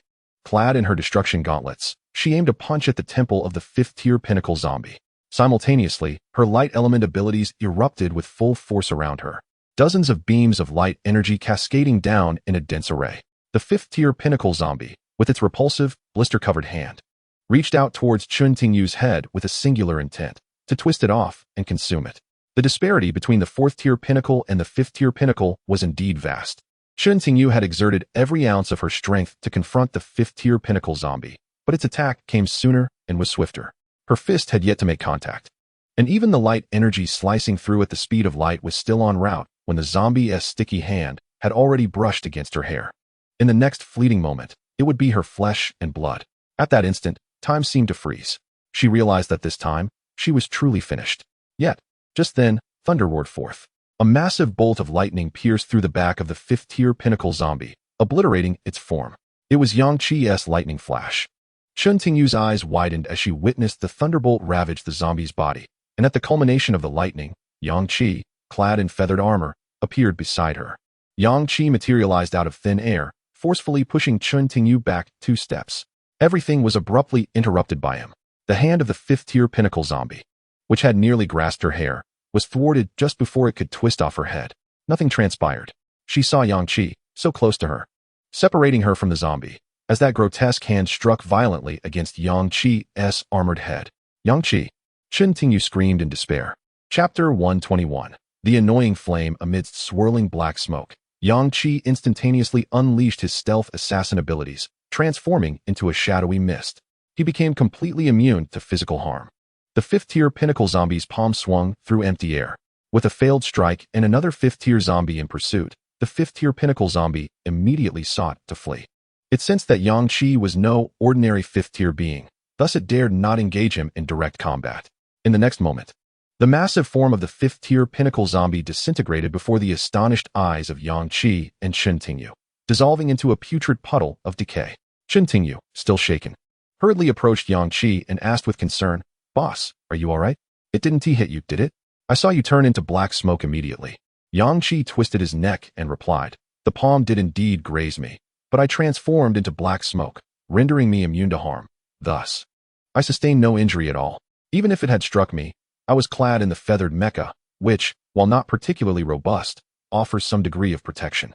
Coupled with my super regeneration, as long as I remain alive, I can recover instantly." He added, "At this moment, I am at the mid-stage of the 5th rank, possessing formidable defensive capabilities. How could it possibly eliminate me with a single blow?" Yang Chi had absorbed 4 core sources from peak 4th rank zombies, one of which belonged to a 4th rank metallic zombie. The power contained within its core was imbued with an unimaginable and formidable defensive strength. Having fully absorbed this core, his current defense was at least at the peak of the 5th rank. If one were to factor in the doubling effect of the enveloping mist, his defenses would escalate to the 6th rank. At that moment, the space around them rippled, and Suemo emerged from an alternate dimension, his face a mask of urgency. What is happening? Why is that peak 5th rank zombie inexplicably pursuing Chen Tingyu? Has it vanished again? Upon hearing this, Chen Tingyu felt a surge of irritation. Yes, it has escaped once more. She frowned and continued. This zombie possesses the same long-distance teleportation ability as I do. Just now, it transformed into a puddle of water and disappeared. What kind of power is this? Now, its true form had concealed itself again, its presence once more eluding them, making it increasingly difficult to track. Suemo remarked, I expected to arrive and find Chen Tingyu's corpse. Chen Tingyu replied with a bitter smile, fortunately, the boss arrived quickly, otherwise, I would have truly become a corpse. With my current strength, facing a peak 5th rank zombie, I could hardly touch even a hair on it despite giving my all. The two turned their gaze to Yang Qi, silently inquiring what their next course of action should be. It was understood that the zombie would not continue to hide indefinitely. It would emerge to attack either Chen Tingyu or Suemo once it realized that Yang Qi and Xinyu were absent from Haiqing. Suemo surmised that he had not been targeted by the peak 5th rank zombie because he was concealed within the alternate dimension, making it impossible for the creature to ascertain his location or to enter that space. Yet, Yang Qi remained unperturbed and slowly stated, I know where it is. The two widened their eyes in astonishment, exclaiming, Really? How do you know? Yang Qi, with a smile, explained, as it transformed into foul water and vanished.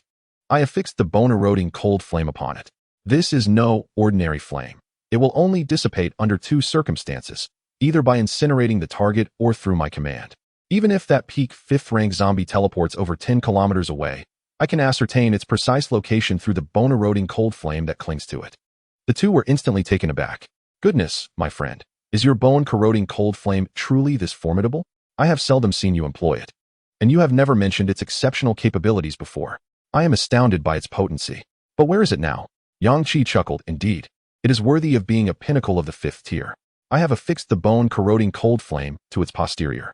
This flame possesses neither temperature nor any discernible aura. Typically, one would not detect my bone-corroding cold flame unless they were to look directly at its rear. However, it has evidently noticed, as it is now frantically teleporting beneath the city. Suemo couldn't help but comment, Boss, you truly have a peculiar method of attack. Igniting its backside. I can scarcely imagine how furious that zombie must be. Yang Qi replied, Regardless, it is still teleporting, and I cannot catch up. Once it has moved sufficiently, we shall pursue it. Have you noticed? The mental energy waves it emits have significantly weakened. Meanwhile, at the defense line of the city, Lu Wan and her companions, engaged in battle against the horde, sensed the diminishing mental energy emanating from the 5th tier pinnacle zombie. As its influence waned, the onslaught of the zombies before them became less frenzied. Many of the more intelligent 4th tier zombies began to retreat. Had it not been for the mental summons or stimulation exerted by this 5th tier pinnacle zombie, they would have fled long ago. Yang Qi's lightning dragons were extraordinarily relentless. Unless a 5th tier zombie stepped forward, these zombies stood no chance against the dragons, merely falling victim to their relentless assault. These dragons alone have annihilated countless zombies. Additionally, the 5th tier Xinyu, the pinnacle 4th tier Lu Wan and Jiang Yi, along with a fearsome armored vehicle equipped with a plethora of weapons, stood at the forefront. A single shell could eliminate over 1,000 zombies. It is worth noting that most of these zombies are merely 3rd tier. The horde composed of 3rd tier zombies was decimated by a single shot. Furthermore, this is a battlefield where nuclear cores abound. This grants Yang Qi's heavy armored energy vehicle boundless firepower. Many of the city's evolvers exclaimed with excitement, Look, some of the zombies are breaking away from the horde. Incredible.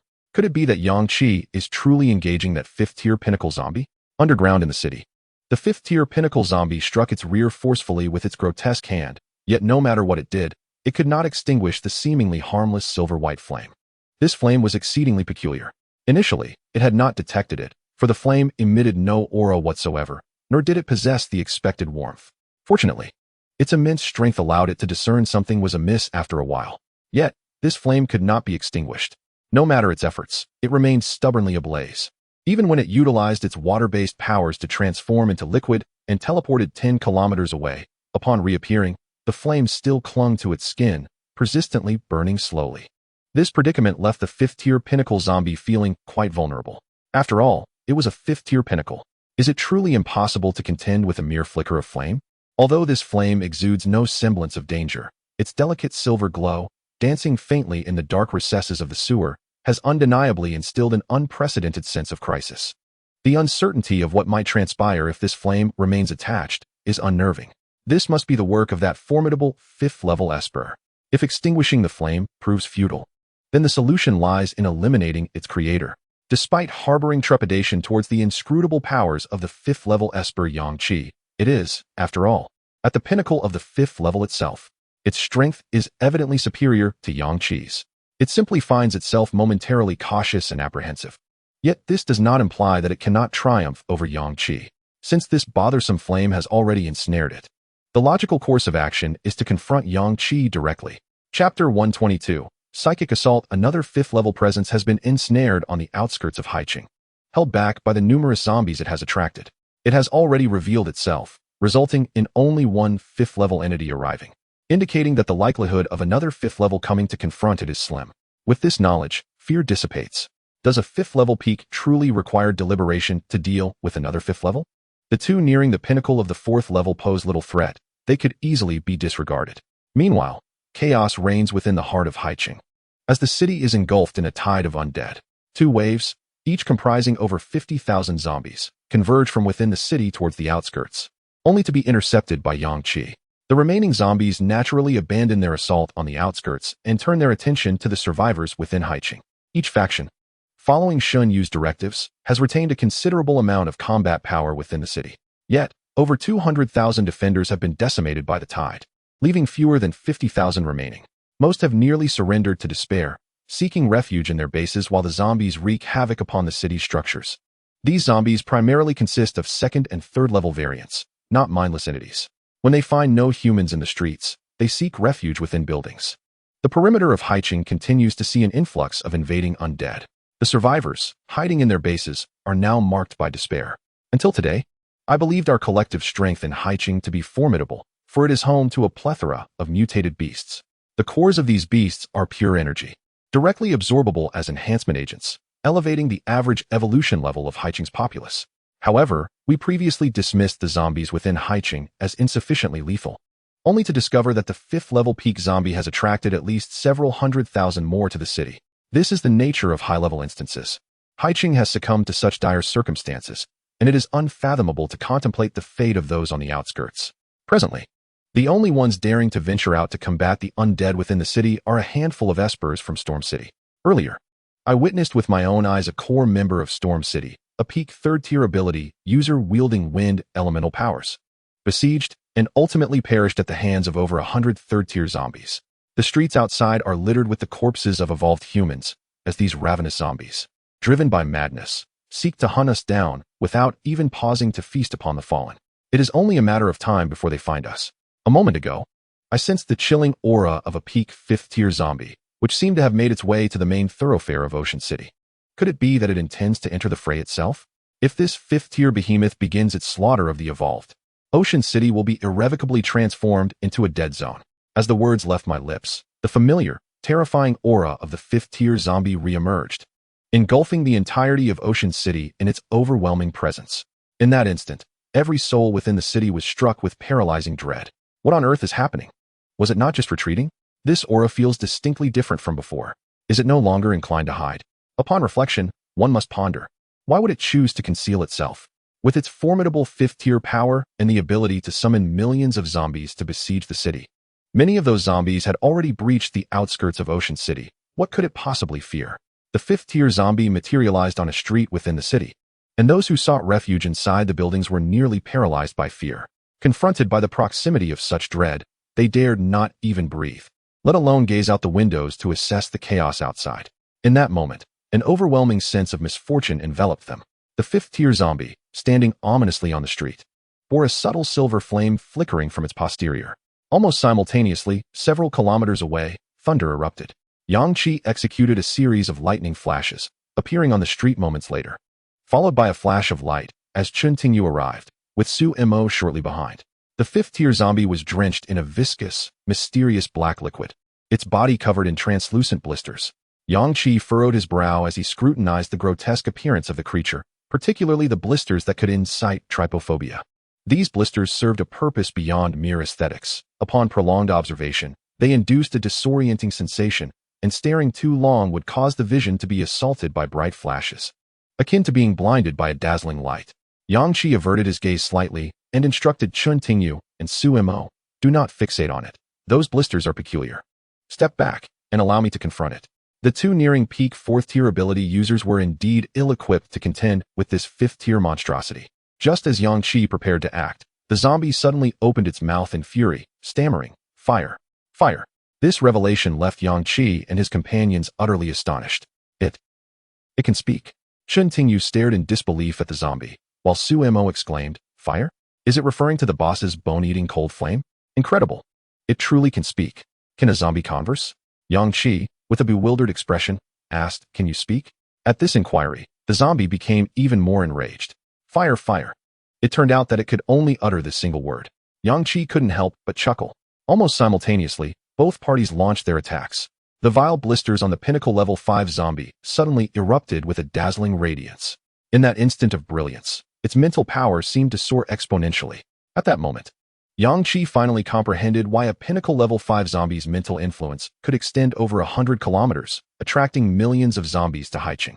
The blisters on its body were responsible for amplifying and disseminating its mental waves. Each densely packed blister served as a unique weapon for this zombie, solely aimed at enhancing its mental prowess and broadening its influence. At this juncture, Yang Qi, along with Chun Tingyu and Su Mo, who were not far away, as well as the Haiqing evolvers hiding in the surrounding structures, were directly subjected to the purest form of mental assault. The mental force materialized like a sea, rendering the surrounding space stagnant and the air viscous. Those evolvers of Haiqing, situated dozens or hundreds of meters away from the pinnacle level 5 zombie, instantly suffered cerebral death. "Hurry up and leave," Yang Qi bellowed. Su Mo shouted back, "Let's go together." Blood streaming from his nose and his expression contorted, Su Mo tore open a rift in space, entering an alternate realm while keeping his gaze fixed on Yang Qi, leaving the rift ajar. "You all must go. It has to be killed. Otherwise, everyone will perish." Yang Qi's words rang true. In the moment the pinnacle level 5 zombie unleashed its full mental assault, everyone and every zombie within a 5-kilometer radius, except for the 3 of them, perished. In this moment, only Yang Qi and his 2 companions survived within that 5-kilometer range. All other survivors and zombies had their mental realms obliterated, dying instantaneously. Su Mo finally closed the rift in space, while Chun Tingyu vanished in a flash of light. Yang Qi, now at the mid-level of the 5th tier, was also severely affected by the terrifying mental attack of the pinnacle level 5 zombie. It felt as though something had directly invaded his mental realm, attempting to wreak havoc. This force was overwhelmingly domineering, exceptionally adept at manipulating mental energy, compelling Yang Qi to exert all his strength just to barely fend off the invasion of the opponent's mental power. The pinnacle level 5 mental type zombie could directly launch mental assaults. How terrifying! Had it not been for Yang Qi's mental prowess surpassing that of an ordinary individual, he would have likely fallen into confusion and been eliminated in an instant. Seeing that Chun Tingyu and Su Mo had safely retreated, Yang Qi ceased to hold back. In the next moment, a black mist enveloped the surrounding space. The exclusive skill of the assassin, mist envelopment, was activated. Yang Qi transformed into black smoke, vanishing from the spot. Amidst the enveloping fog, even as Yang Qi manifested his true form, he remained immune to the majority of harm. In his shadowy state, he was nearly invulnerable to all physical and supernatural damage. Once he fully transformed into a cloud of black smoke, the relentless mental assaults from the pinnacle 5th-tier zombies that had been ravaging his psyche lost their target. The throbbing pain in his head finally subsided. However, remaining on the defensive and hiding was not in Yang Qi's nature.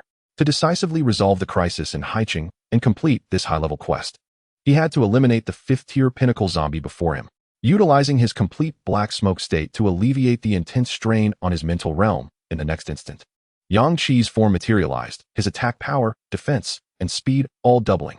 As he appeared, the thunderstorm unleashed its fury, the calamity of lightning, the confinement of the thunder zone. The dragon of thunder, the bone-eroding cold flames, and the flashes of lightning all surged forth together. Boom! An unprecedented terror descended upon the city, transforming Haiqing's very essence. A torrential downpour of lightning crashed down, striking relentlessly upon the body of the 5th-tier pinnacle zombie. Dozens of bone-eroding cold flames attached themselves to various parts of the zombie's form. Yang Qi became a bolt of lightning, charging directly towards the 5th-tier pinnacle zombie. The immense thunder dragon pierced through the zombie's body in an instant. Yang Qi materialized behind the zombie.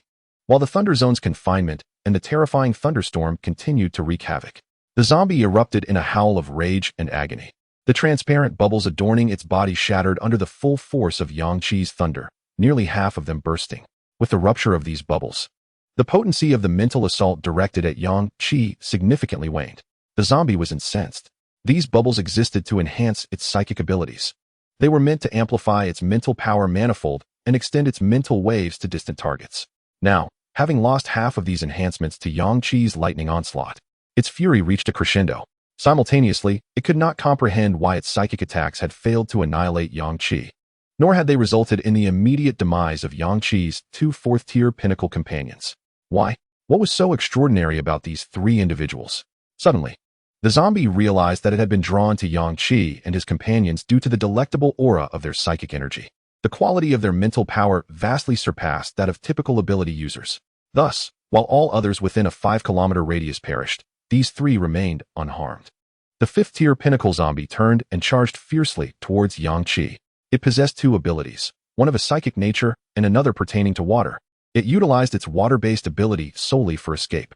Its psychic prowess was employed to command and attract other zombies to its cause or to directly launch mental assaults to obliterate the enemy's mental realm. Now, having deployed both of its psychic abilities, it was bewildered that Yang Qi still stood alive. In that moment, it could only resort to its final means, close combat. The body of a peak-level 5th-tier zombie was its most lethal weapon, endowed with formidable strength and astonishing self-healing capabilities. Yang Qi, a mere mid-level 5th tier, could be brutally torn asunder by it. Simultaneously, as the zombie charged forth, Yang Qi did not flinch. Did it revel in hand-to-hand combat? Did it believe its own strength was unparalleled? Did it think that even if wounded, it could swiftly recover? Such traits were not exclusive to zombies. The heavy blade of destruction manifested in his grasp. Since gaining life, the once silent blade now stirred with rare excitement in Yang Qi's hands. It was not fear, it was exhilaration. At long last, it would cleave a formidable opponent. In an instant, the immense, weighty blade surged with bloodlust. The peak-level 5th-tier zombie was equally resolute, manifesting its utmost potential. Despite its massive and corpulent form, its speed in battle did not betray its peak-tier prowess. In an instant, its gargantuan body loomed before Yang Qi. A fist and a blade collided with ferocity. Bang! The unadorned clash of power unleashed terrifying shockwaves that radiated outward.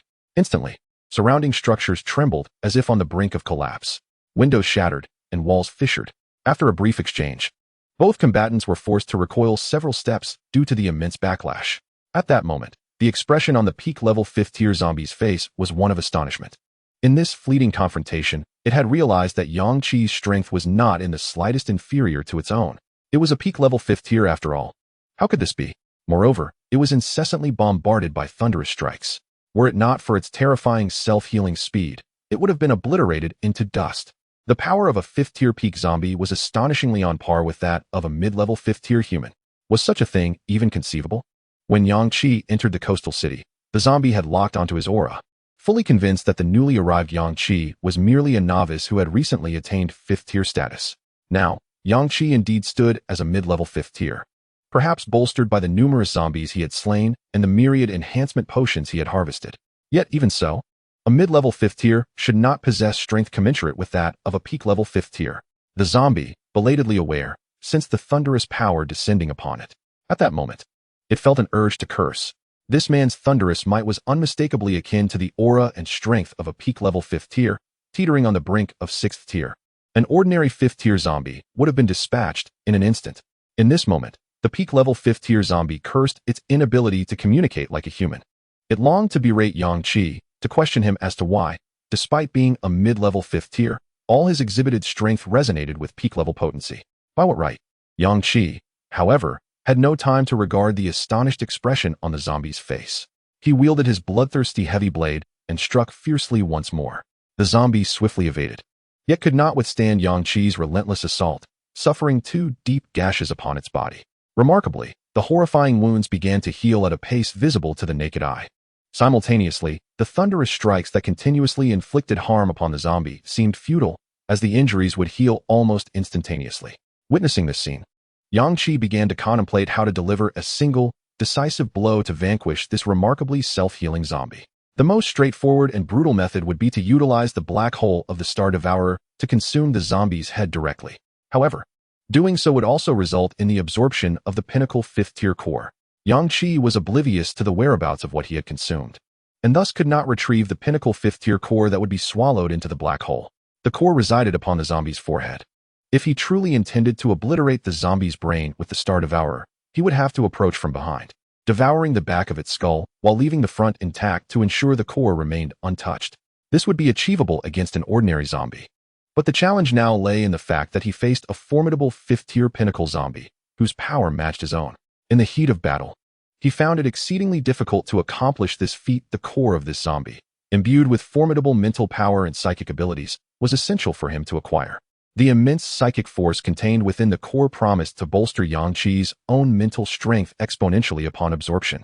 At this moment, Yang Qi unleashed his relentless thunder. While the 5th tier Pinnacle zombie retaliated with continuous psychic assaults, the zombie was incessantly bombarded by terrifying thunder. While Yang Qi's mental realm was under constant siege from the fierce psychic attacks, the bubbles that had just been shattered began to regenerate at an observable rate. Thankfully, Yang Qi's thunder was potent enough to expedite the destruction of these bubbles, preventing the sustained psychic attacks from being as overwhelming as their initial eruption. Yang Qi managed to endure. In an instant, man and zombie clashed once more. The battle blade struck repeatedly. A punch from the zombie landed squarely on Yang Qi, shattering the feathered armor, which crumbled under the impact.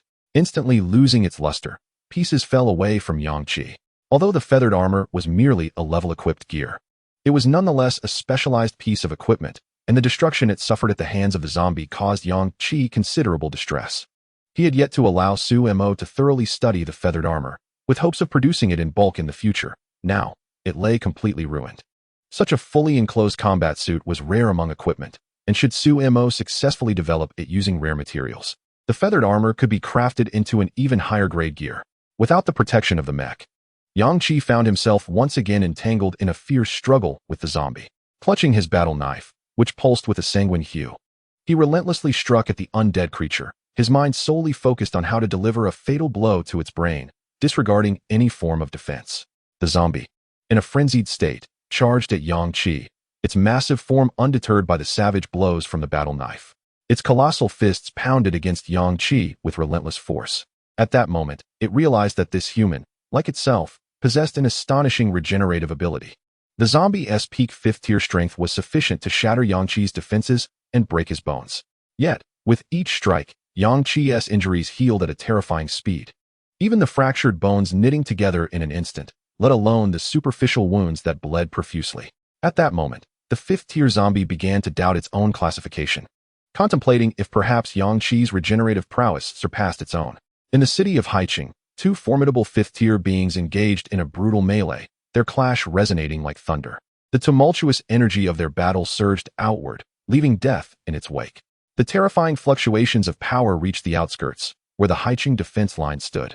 The mental capacity of the 5th tier zombie was limited, and as Yang Qi dismantled nearly half of its protective bubbles, the creature's concentration on attacking Yang Qi's psyche weakened its control over the other zombies nearby. These 3rd tier zombies, possessing a higher degree of intelligence, began to awaken and resist the influence of their leader, retreating in fear upon realizing they faced an exceedingly terrifying 5th tier Esper, supported by a formidable war vehicle and dozens of fearsome lightning dragons unleashed by Yang Qi, mercilessly slaughtering the undead. In an instant, hundreds of thousands of zombies retreated, significantly alleviating the pressure on the defense line.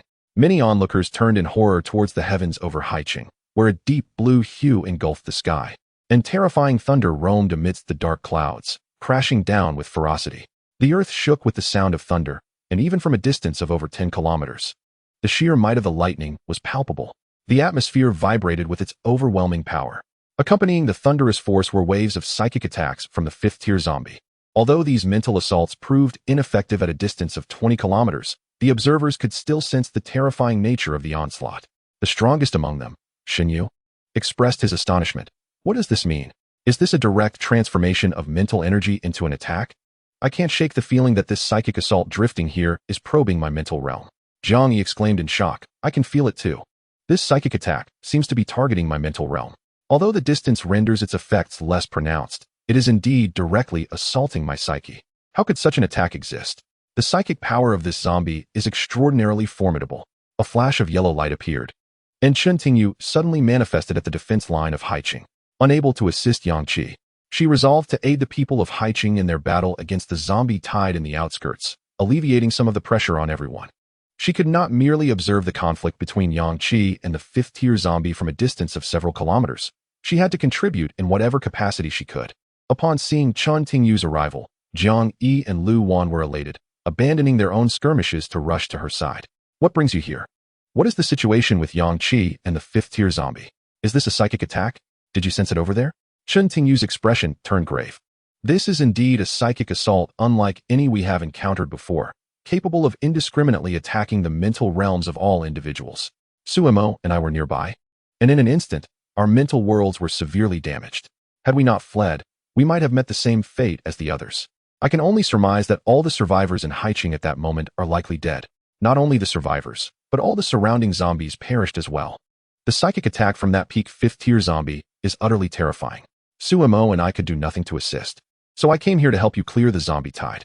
Upon seeing Chen Tingyu's extremely grave countenance, which differed from her usual exhaustion from psychic overexertion, Lu Wan advised, do not rush into battle just yet. If your mental realm is severely damaged, using your psychic abilities in combat may exacerbate the injury. Allow me to see if my abilities can help heal your mental state. Almost immediately after Lu Wan spoke, a more terrifying commotion erupted from the vicinity of Yang Qi and the peak fifth-tier zombie, sending chills through the hundreds of thousands who heard it. Simultaneously, the peak fifth-tier zombie relinquished all control and summons over the other zombies. The tide of the undead before the people of Haiqing receded like a withdrawing tide, as they sensed the terrifying clash of two fifth-tier existences within the city, instinctively seeking to flee. The people of Haiqing were utterly bewildered. The zombie tide, which had surged in with such speed, now retreated just as swiftly.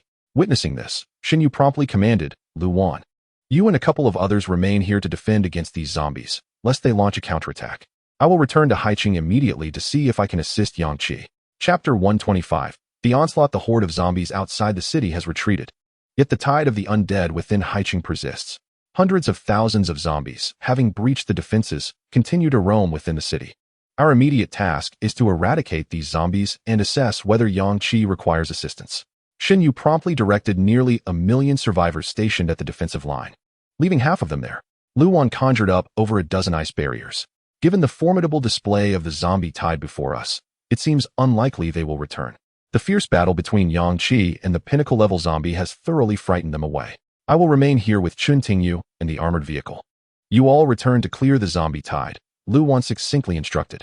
Xinyu, leading a contingent of hundreds of thousands, made his way back to Haiqing, only to encounter the remnants of the zombie tide that had not yet dissipated. This wave consisted of fewer than 100,000 zombies. With Xinyu and Jiang Yi at the forefront, they spent considerable time clearing the horde. Throughout this period, the sounds of the clash between Yang Qi and the pinnacle-level zombie continued to erupt, sending waves of apprehension through the defenders of Haiqing. This battle is terrifying. The thunderous strikes have persisted for over 20 minutes. Is Yang Qi's mental energy inexhaustible? The aura of that pinnacle-level zombie is profoundly unsettling.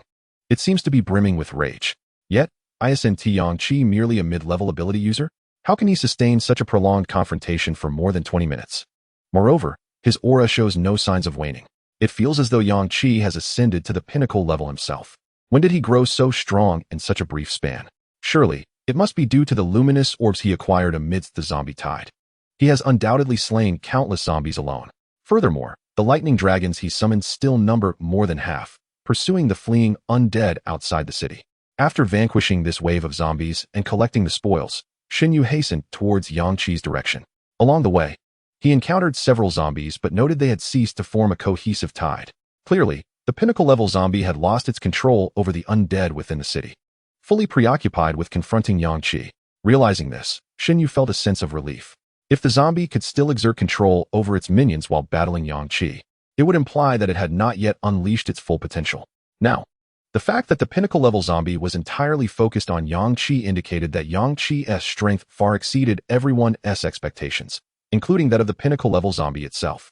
After another 10 minutes, Xinyu finally approached the vicinity of Yang Qi and the pinnacle-level zombie with his main force, yet he dared not draw too close, fearing that his presence might provoke unforeseen consequences.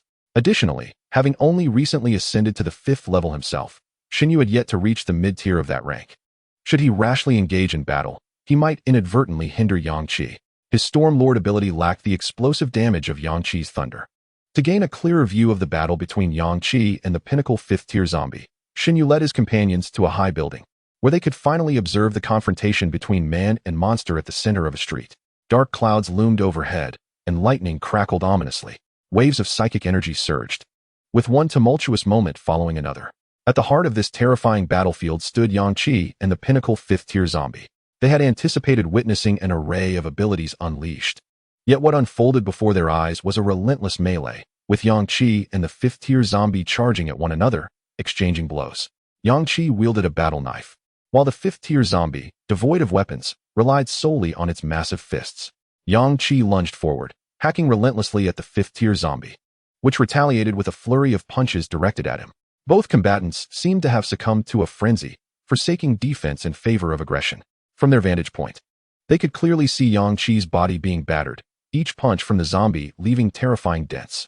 Yang Qi's bones fractured and splintered beneath the onslaught.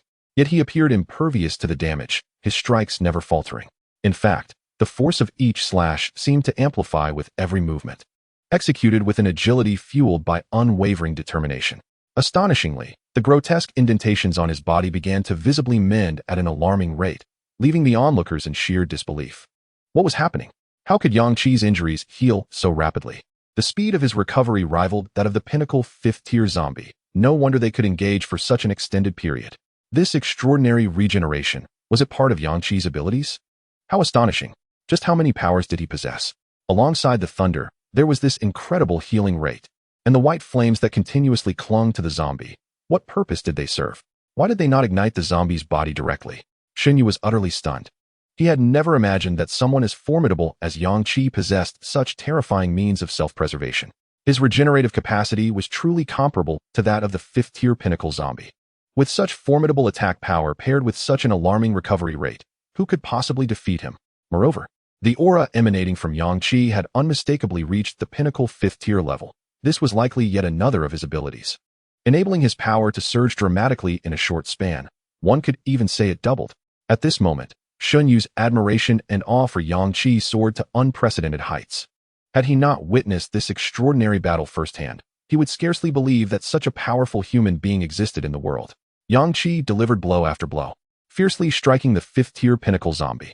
Each strike carved deep, bone-exposing gashes into the zombie's massive form, even as its formidable healing abilities worked tirelessly to mend the inflicted wounds.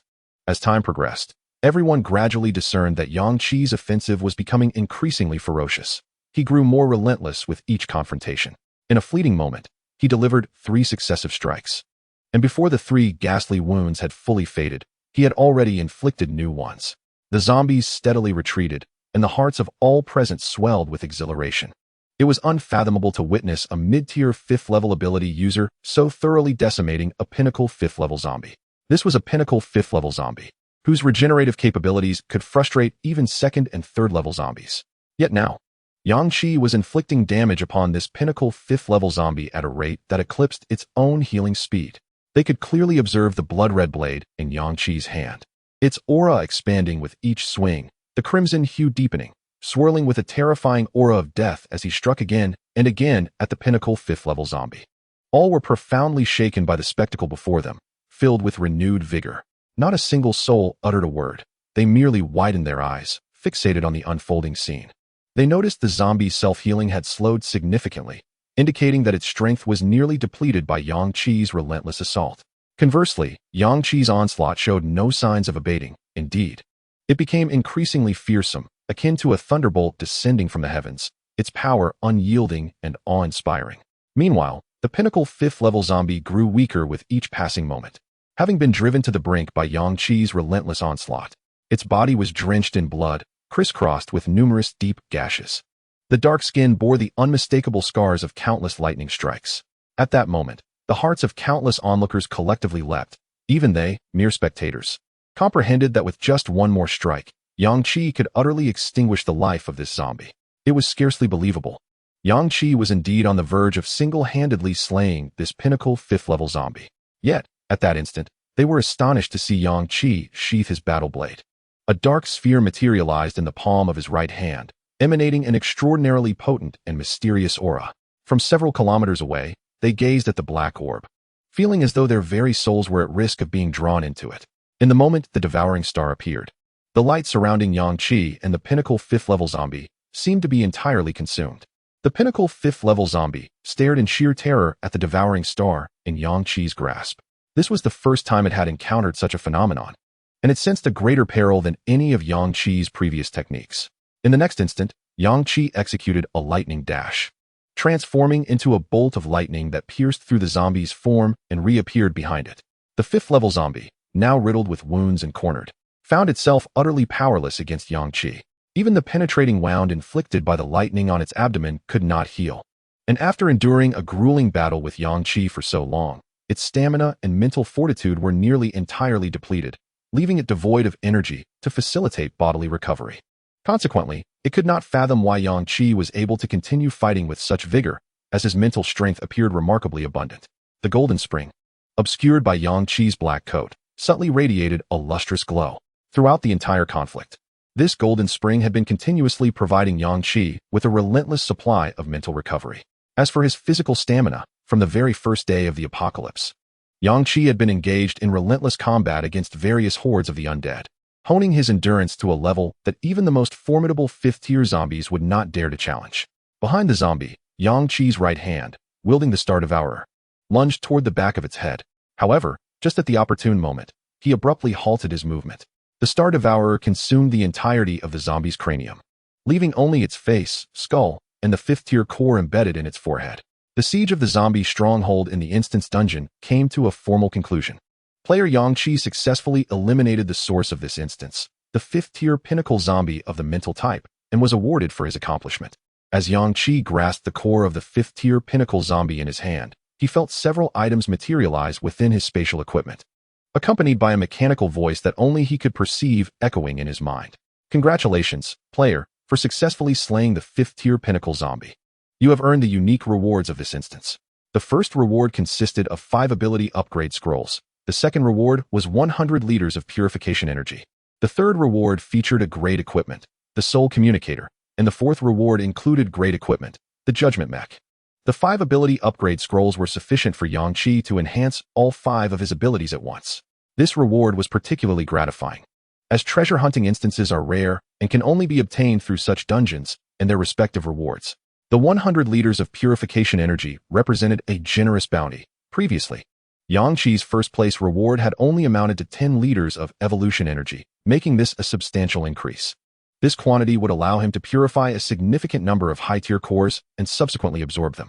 If utilized entirely, this 100 liters of purification energy could potentially cleanse about 24th or 5th-tier cores.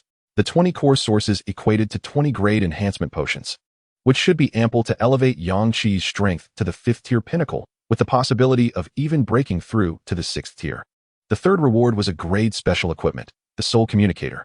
This device held considerable significance, akin to a mobile phone in the apocalypse, enabling seamless and rapid communication among members equipped with it. As long as one remained on this planet, the Soul Communicator would facilitate swift connections, surpassing the efficacy of previous mobile phones. In the context of the recent siege instance in Haiqing, the situation was rather complex and perilous, necessitating that members split into 2 groups to effectively manage the circumstances. At the onset of the narrative, Yang Qi tasked Chen Tingyu and Su Mo, endowed with swift mobility, to scour Haiqing for traces of the 5th-tier peak zombies. Meanwhile, the other members were dispatched to assist with the encroaching horde outside the city. Failure to do so would result in Haiqing's imminent invasion. In such circumstances, only Chen Tingyu and Su Mo remained within the city. Had it not been for Yang Qi's sudden perception of the terrifying aura emanating from the 5th-tier zombie, he would have reacted too late, potentially leading to Chen Tingyu's untimely demise. Equipped with a Soul Communicator, one could effortlessly connect to another possessing the same device merely by a thought, bypassing the need for dialing and waiting for a response as one would with a phone. The Soul Communicators are 10 in total, comprising 1 main unit and 9 auxiliary units. Naturally, Yang Qi possessed the main communicator, allowing him to overhear conversations among the auxiliary units at will. He could even connect simultaneously to all 10 communicators, facilitating a mental conference among his team. Currently, Yang Qi's squad consisted of only 5 members, rendering the quantity of Soul Communicators ample. Although termed a device, the soul communicator is essentially 10 imprints of mental energy. Once imprinted with Yang Qi's mental energy, only he could distribute them to others. Even if a powerful psychic adept attempted to forcibly detach a communicator from a member's mind, they would be unable to utilize it or integrate it into their own psychic realm, as Yang Qi's mental energy is not accessible to others. The final reward bestowed upon Yang Qi was the Great Equipment, the Judgment Mecha. This great equipment is a true high-tier apparatus. At that moment, it lay quietly within Yang Qi's spatial gear, represented merely by a red, exquisite metal bracelet. Yang Qi swiftly retrieved the bracelet, observing a central feature resembling a button. This button, also red and gem-like, radiated a brilliant light. It is known as the Mecha Spatial Button. The Grade Judgment Mecha is entirely distinct from the Grade Feather Mecha Yang Qi had previously acquired. The Feather Mecha resembles a combat suit worn by Yang Qi, while the Grade Judgment Mecha is a genuine war machine. By pressing the Mecha Spatial Button, a colossal mecha standing 10 meters tall would materialize. This mecha is constructed from rare metals of exceptional hardness and defense, materials that would be deemed impossible to exist in this world. The entirety of the mecha's body consists of heavy metal, with a cockpit nestled within the upper half, where Yang Qi would reside. The moment he presses the Mecha Spatial Button, he will be automatically ejected into the cockpit, where he will be secured. Seated within the cockpit, Yang Qi's mental energy directly connects with the Judgment Mecha, granting him the ability to command it for all offensive, defensive, and evasive maneuvers. When Yang Qi's mental power intertwines with Judgment, he embodies the very essence of Judgment itself. At the pinnacle of its class, Judgment possesses formidable offensive and defensive capabilities, along with extraordinary speed, all equivalent to the 6th tier in conventional classifications. Thus, when Yang Qi manifests Judgment and enters the cockpit, his mental energy connects with it, elevating him to the 6th tier. The unique power of Judgment lies in its ability to mirror Yang Qi completely upon this connection. It becomes a true extension of him, allowing Yang Qi to unleash all his extraordinary abilities within the cockpit. As he harnesses the power of the lightning element, it erupts from Judgment's form. When Yang Qi employs assassin stealth, he and the towering 10-meter Judgment dissolve into a wisp of black smoke, evading all physical attacks and effortlessly penetrating obstacles. Should he invoke the star-devouring ability, a black hole of consumption materializes within the palm of Judgment's mechanized arm. If Judgment sustains any damage, its surface will rapidly regenerate, healing itself instantaneously, thanks to Yang Qi's super speed regeneration. This is the remarkable aspect of the 6th tier equipment, Judgment, in their mental connection. Yang Qi is Judgment, and Judgment is Yang Qi. Together, they share all their strengths. In Chapter 127, as the emergency instance of the zombie siege concludes, the name of Yang Qi resonates in the minds of all citizens of Haiqing. Instantly, the city erupts into thunderous cheers. Incredible! The peak tier 5 zombie has been vanquished. Yang Qi is remarkable. The instance has finally come to an end. Shen Yu gazes intently at Yang Qi's figure, overwhelmed by an unprecedented surge of emotion. How could he, a mid-tier 5, single-handedly slay a peak tier 5 zombie? His strength is truly astounding. I must make him my elder brother, Shen Yu muses. Wait, that's odd. I am a few years his senior. But what does that matter? I will recognize him as my elder brother, even if he is no longer in Haiqing. We can remain friends. Should the city face peril, I can call upon him through our bond. Through this experience of the Haiqing zombie siege instance, Shen Yu realizes that Yang Qi is not a villainous figure. Wherever he can aid humanity, he will surely do so. After all, they are of the same kind, unwilling to witness their territory overrun by such creatures as zombies. Yet, many in Haiqing remain oblivious to the true identity of Yang Qi. Who exactly is this Yang Qi? How can his lightning element abilities be so formidable? Speaking of lightning, where on earth did that fool Zhao Xin disappear to during the siege? I have yet to witness his lightning prowess. Zhao Xin was also engaged in combat against the horde of zombies on the defensive line. However, he encountered a pinnacle-level zombie of the 4th tier midway through, leaving him gravely injured and forcing him to withdraw from the battle. Despite his continuous utilization of lightning abilities, they remained overshadowed by the numerous lightning dragons under Yang Qi's command, rendering Zhao Xin's efforts virtually unnoticed. You are unaware of who Yang Qi is? Shen Yu shares a close relationship with him. Before the siege of zombies, it was Yang Qi and a few of his companions who vanquished the 5th tier sea beast that had emerged by the seaside, yet you still do not recognize him. As Shen Yu was about to rush over to Yang Qi to express her gratitude, a sudden burst of crimson light illuminated the open space in the street center, followed by the astonishing appearance of a 10-meter-tall red mech seemingly conjured from thin air. Everyone's attention was drawn to the commotion. and the lively discussions abruptly ceased as they collectively gazed in that direction. There stood a colossal red judgment mech, while Yang Qi had mysteriously vanished. The crowd was left in awe, their eyes wide with astonishment as they beheld the magnificent red mech. In this apocalyptic scenario, they had never witnessed such an impressive machine. Although they lacked a thorough understanding of mechs, the sheer size and design of this one suggested it was no ordinary equipment. What on earth is that? It looks incredible. Where did Yang Qi go? That red light just flickered, and out of nowhere, this enormous robot appeared. Robot. This is clearly a mech, isn't it? If it's an equipment, it must be at least of tier level. Right. I almost forgot, in this tier dungeon. Only those who have slain a pinnacle level 5th tier zombie can receive completion rewards, so this mech must be Yang Qi's reward. While the crowd fervently debated, Shen Yu and Jiang Yi had already hurried towards the mech at the fastest pace possible. From a distance, upon catching sight of Jiang Yi, Yang Qi, seated within the Judgment's cockpit, heard the exhilarated calls from him. Yang Qi, are you inside? Is this thing you? Have you transformed? Or is this the reward? Yang Qi smiled slightly within the cockpit, realizing that Jiang Yi truly understood him well, even deducing that the Judgment was indeed his. How did you know it was me? Jiang Yi, you are quite astute. Yang Qi's voice was not loud, yet the mech amplified it. The tone carried a mechanical steadiness, yet it was unmistakably his. Upon hearing the voice emanating from the Judgment, Jiang Yi became even more animated, dancing around the red mech. Is it really you? Have you transformed? In an instant.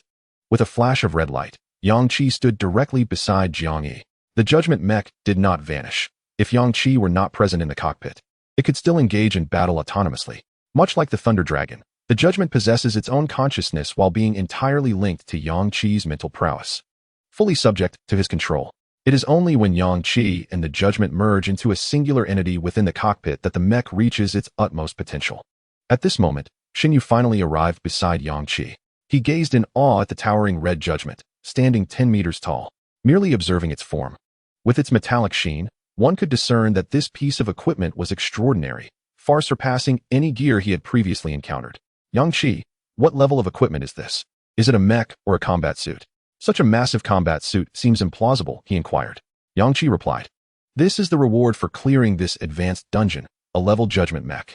The others gasped in astonishment. Goodness, level equipment. This is the first time we have obtained gear of this grade. The highest level we had previously acquired was only at level, achieved through upgrading with our own resources. We have never even experienced obtaining level equipment ourselves, yet now we have received level gear directly. Jiang Yi could not resist reaching out to touch the surface of the Judgment. The texture is far superior to our level energy war vehicles. What level of being could breach this defense? Yang Qi, hearing this, chuckled. Even if it were to be damaged, it would be inconsequential. For as long as I remain in the cockpit, the Judgment possesses the same extraordinary abilities as I do. My accelerated regeneration will directly synchronize with the mech, allowing any damage it incurs to be swiftly repaired. Shen Yu stammered, what do you mean? When you are in the cockpit, it can gain all your abilities. Yet it is not human, it is merely a mech. Is that even possible? Is this what they call legendary level equipment? At that moment, the sheer prowess of the Judgment left Shen Yu and the others utterly speechless. Jiang Yi, however, was only filled with excitement, exclaiming, really? That means you can use the Judgment without any reservations. I was worried that such an impressive piece of level equipment would be damaged. And even with the exceptional craftsman Su Mo to repair it, it would be beyond fixing. But if the Judgment possesses accelerated regeneration like you, then you can use it freely without concern. Meanwhile, Lu Wan and the others, who had remained at the defensive line to guard against the potential retreat of the undead tide, had also arrived at the scene. With the dungeon thoroughly concluded, the zombies had completely broken free from the control of the peak level 5 zombies, retreating in disarray, none daring to return. They sensed that the peak level 5 zombies that summoned them had perished at the hands of that terrifying human. Would they dare to return?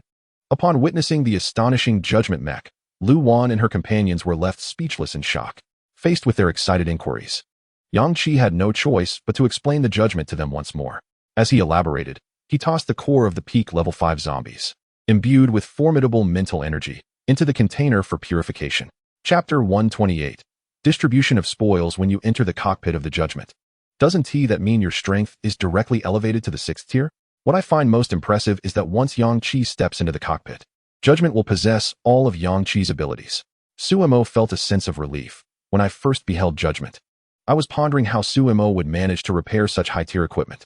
It now seems that his involvement is no longer necessary. After hearing Jiang Yi's words, Suemo felt somewhat displeased but refrained from voicing his thoughts.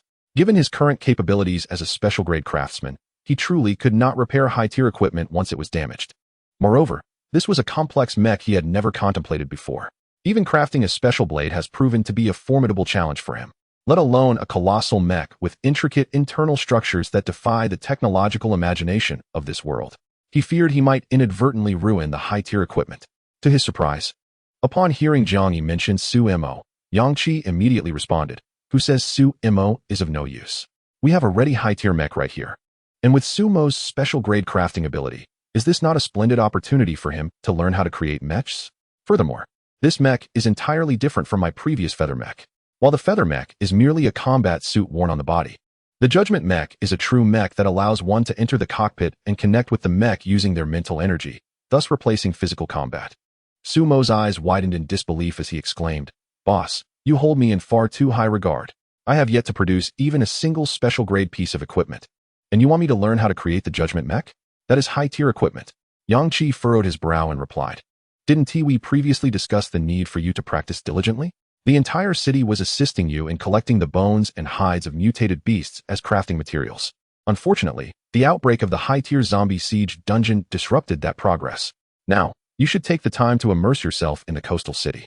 As for materials, you need not worry. Our coastal city leader, Xinyu, will assist you with that. I suggest you start with the high-tier breaking/greatsword and the double moon swords. Once you can produce these 3 items in batches, you can then attempt to craft the judgment mech listening nearby," Xinyu interjected. "Let us not forget the high-tier heavy-armored energy war chariot. Jumping from high-tier to judgment is too hasty. After you can produce the high-tier items in bulk, you should first attempt to craft the high-tier war chariot, and only then move on to the judgment mech." Xinyu's words were undoubtedly laced with personal interest. He hoped Suemo would create some heavy-armored energy war chariots, as even if they fell short of high-tier status and were merely substandard, they would significantly bolster the coastal city's defenses against the tide of zombies. Yang Qi chuckled as he patted Xinyu on the shoulder, saying, "Indeed, I almost overlooked that. Let us have him learn to craft those high-tier weapons before moving on to the energy war chariots, and ultimately, we'll tackle the judgment mech. One cannot expect to achieve greatness in a single leap."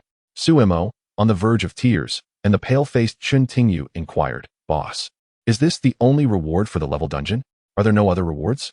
"Indeed, there are 5 ability upgrade scrolls, 100 purification energy units, and a piece of equipment, the Soul Communicator." "What is the Soul Communicator? It sounds rather abstract."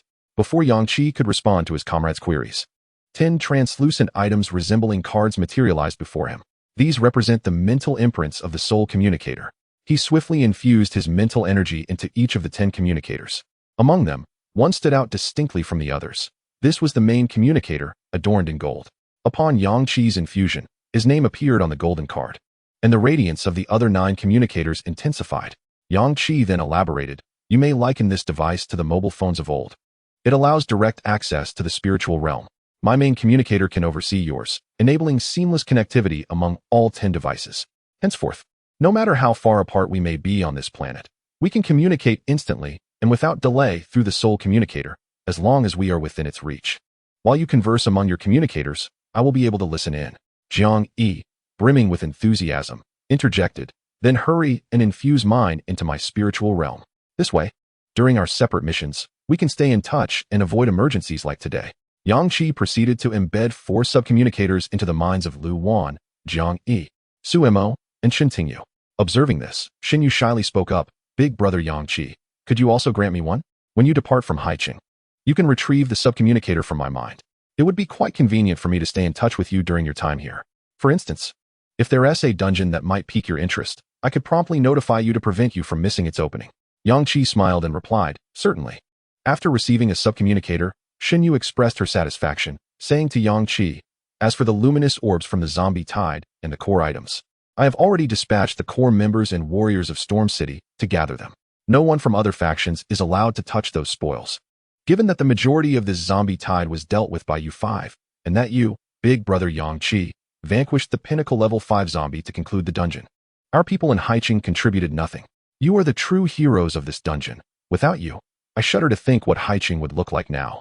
The entirety of the spoils from this dungeon shall be entrusted to you 5. We shall not take any." Suemo listened with a grin and remarked, "At least you possess a modicum of conscience. recognizing that it is solely due to our 5 that Haiqing has managed to endure amidst the siege of the undead. Yang Qi responded, once the spoils are fully delivered, I reckon 8 parts shall belong to us 5, and 2 parts to you. After all, you and your Storm City have indeed contributed significantly, and though the other evolvers may lack combat prowess, they have also made some sacrifices. It seems that Haiqing has suffered a loss of several 100,000, does it not? The smile on Shun Yu's face abruptly transformed into one of sorrow. Without having calculated the casualties, it is likely that the toll stands at least around 400,000 to 500,000, feeling as if a fifth of Haiqing's populace has perished. Yang Qi consoled him, saying, once you truly establish Haiqing as the bastion of survivors in this apocalypse, countless more will come seeking refuge. As he spoke, Yang Qi casually pressed the button on his wrist-mounted mech space device. The imposing red Judgment mech, which had been standing beside them, suddenly vanished. They had previously heard Yang Qi speak of the mech's spatial button, yet witnessing it firsthand was undeniably enchanting and awe-inspiring. Just as they were about to express their thoughts, a limping warrior from Storm City hurriedly approached, a mix of anger and panic on his face. Boss Shen Yu, he exclaimed. Outsiders from other cities have arrived and clashed with our members in Storm City. They had previously noticed a horde of zombies heading towards Haiqing. When we were in peril, they did not come to our aid. Now, sensing the retreat of those hundreds of thousands of zombies, they have deduced that we possess numerous core bodies and light orbs, and have come with thousands to seize our spoils. It feels as though various organized factions from the same city are acting in unison. Though I have yet to ascertain which city they hail from, however, there are only a handful of cities surrounding Haiqing. Many warriors from Storm City are already injured, and our core members have suffered significant casualties in the recent battle. We are currently at our most vulnerable. They have taken advantage of this moment, inflicting heavy losses upon our warriors, and have seized a substantial portion of our loot. Chapter 129. Malicious intentions. Before Yang Qi and the others could react, Shen Yu, without uttering a word, charged forward. The young warrior from Storm City watched this scene, tears brimming in his eyes. The reason the people of Haiqing and Storm City held Shen Yu in such high regard was not only due to his formidable strength, being the only 5th-tier ability user in Haiqing prior to Yang Qi, but also because Shen Yu differed from other faction leaders. He genuinely valued the lives of others, placing the well-being of the warriors of Storm City above all else. Lu Wan employed her sacred sorceress abilities, instantly healing the severely injured leg of the warrior. The soldier stared in disbelief at his suddenly restored right leg, hopping in place in astonishment. Gratefully gazing at Lu Wan, he exclaimed, you are indeed the renowned healer everyone speaks of. I cannot express my gratitude enough. You are the benefactor of all the people in Haiqing. In this recent zombie siege scenario, had it not been for your presence, we could not have withstood the majority of the zombie tide at the cost of merely tens of thousands of lives. Thank you immensely. Yang Qi was concerned about Shen Yu, who had ventured alone to the outskirts of the city. The audacity of their adversaries to come to Haiqing and brazenly seize the spoils left in the wake of the zombie tide indicated that they were undoubtedly well prepared. Yang Qi seized a young soldier, inquiring, how many did they bring? The soldier promptly replied with a serious demeanor, there are quite a number, from my rough estimation. At least several thousand, if not tens of thousands. Moreover, they all seem remarkably powerful, as if each one possesses abilities. Yet, I find it hard to believe that thousands could all be endowed with powers solely to claim our spoils. Did they rally every ability user in an entire city for this? Suemo scoffed, what is so unbelievable about that? We are talking about a horde of over 1 million zombies, with the number of luminous orbs surely exceeding 100,000. In the face of such immense profit, it is entirely plausible for them to summon every ability user in the city just to seize those orbs and hundreds of thousands of core bodies. Young soldier, you are still too naive. Shun Tingyu's complexion remained somewhat pale, and she concurred, this represents a considerable fortune. Anyone aware of it would be tempted. If their ranks truly include thousands of ability users, that is hardly surprising. However, I am curious about their levels. Boss, should we go investigate? Yang Qi responded, of course. I must see for myself, but I believe it is sufficient for just Shun Yu and me to handle this matter. Suemo and Shun Tingyu were still recovering from the mental assault by the 5th-tier pinnacle zombie, and they should allow Lu Wan to provide them with treatment. Jiang Yi interjected, what about me? I will accompany you. If they truly are all ability users, it could prove quite challenging. They are not as straightforward as thousands of zombies. Humans can be cunning. Yang Qi agreed. Very well, we shall go together.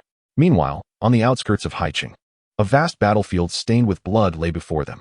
The melting ice barriers had left large pools of water, darkening the earth beneath. The blood of both zombies and survivors had further marred the land in shades of deep crimson and pale red. Countless bodies, both human and undead, lay intertwined, most in a state of dismemberment.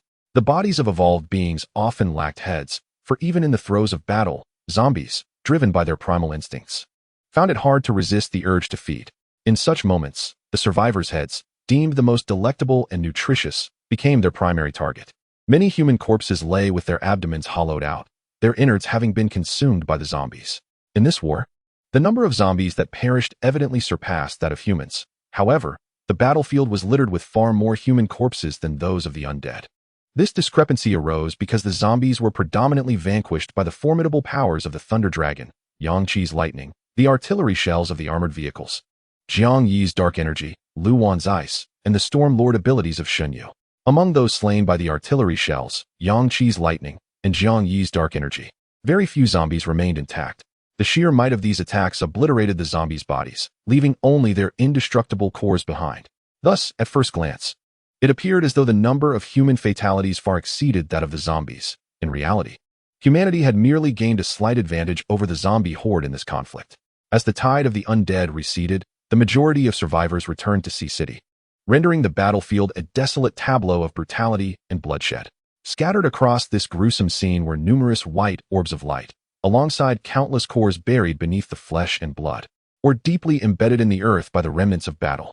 In the center of this battlefield stood a group of individuals who appeared exceedingly arrogant, frantically reaching for the surrounding orbs of light, clawing at the bloodied ground, and kicking aside the bodies of fallen survivors in search of the buried cores.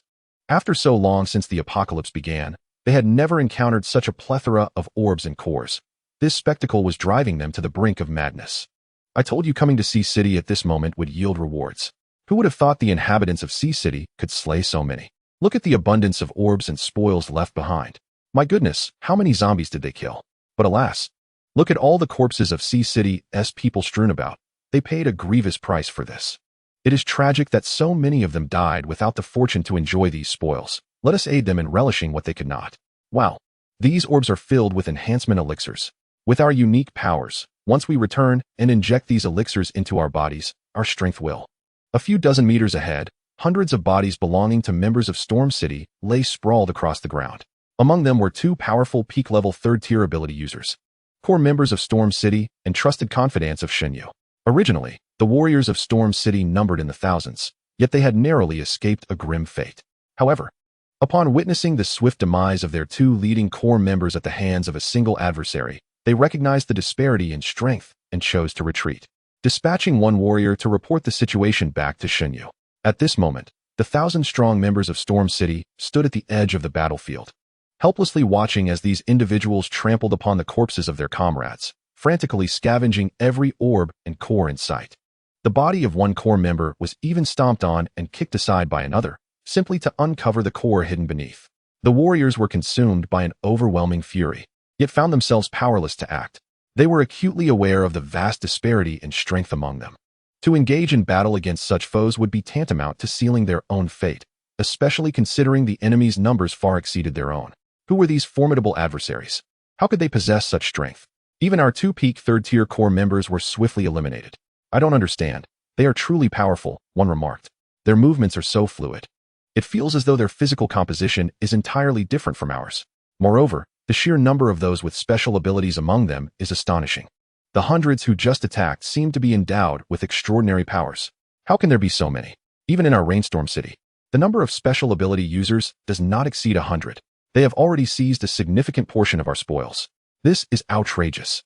Our greatest faction, Rainstorm City, stands guard here, yet is being bullied by forces from another city to this extent. Our core members have been slain, and much of the loot belonging to the people of Haiqing has been taken from us. When the boss arrives, I truly do not know how I will face him. Just as those words were spoken, raindrops began to fall from the sky. Chapter 130. The storm of abilities. Initially, the approaching enemies paid little heed to the rain. In the apocalypse, weather is unpredictable and natural disasters can strike unexpectedly, let alone a sudden downpour. However, without warning, the gentle patter of rain transformed into a torrential downpour. This caught everyone off guard, yet the expressions of the 1,000 warriors from Rainstorm City shifted immediately to one of exhilaration. This rain is unusual, a long-haired woman among the foes said, glancing warily at the sky.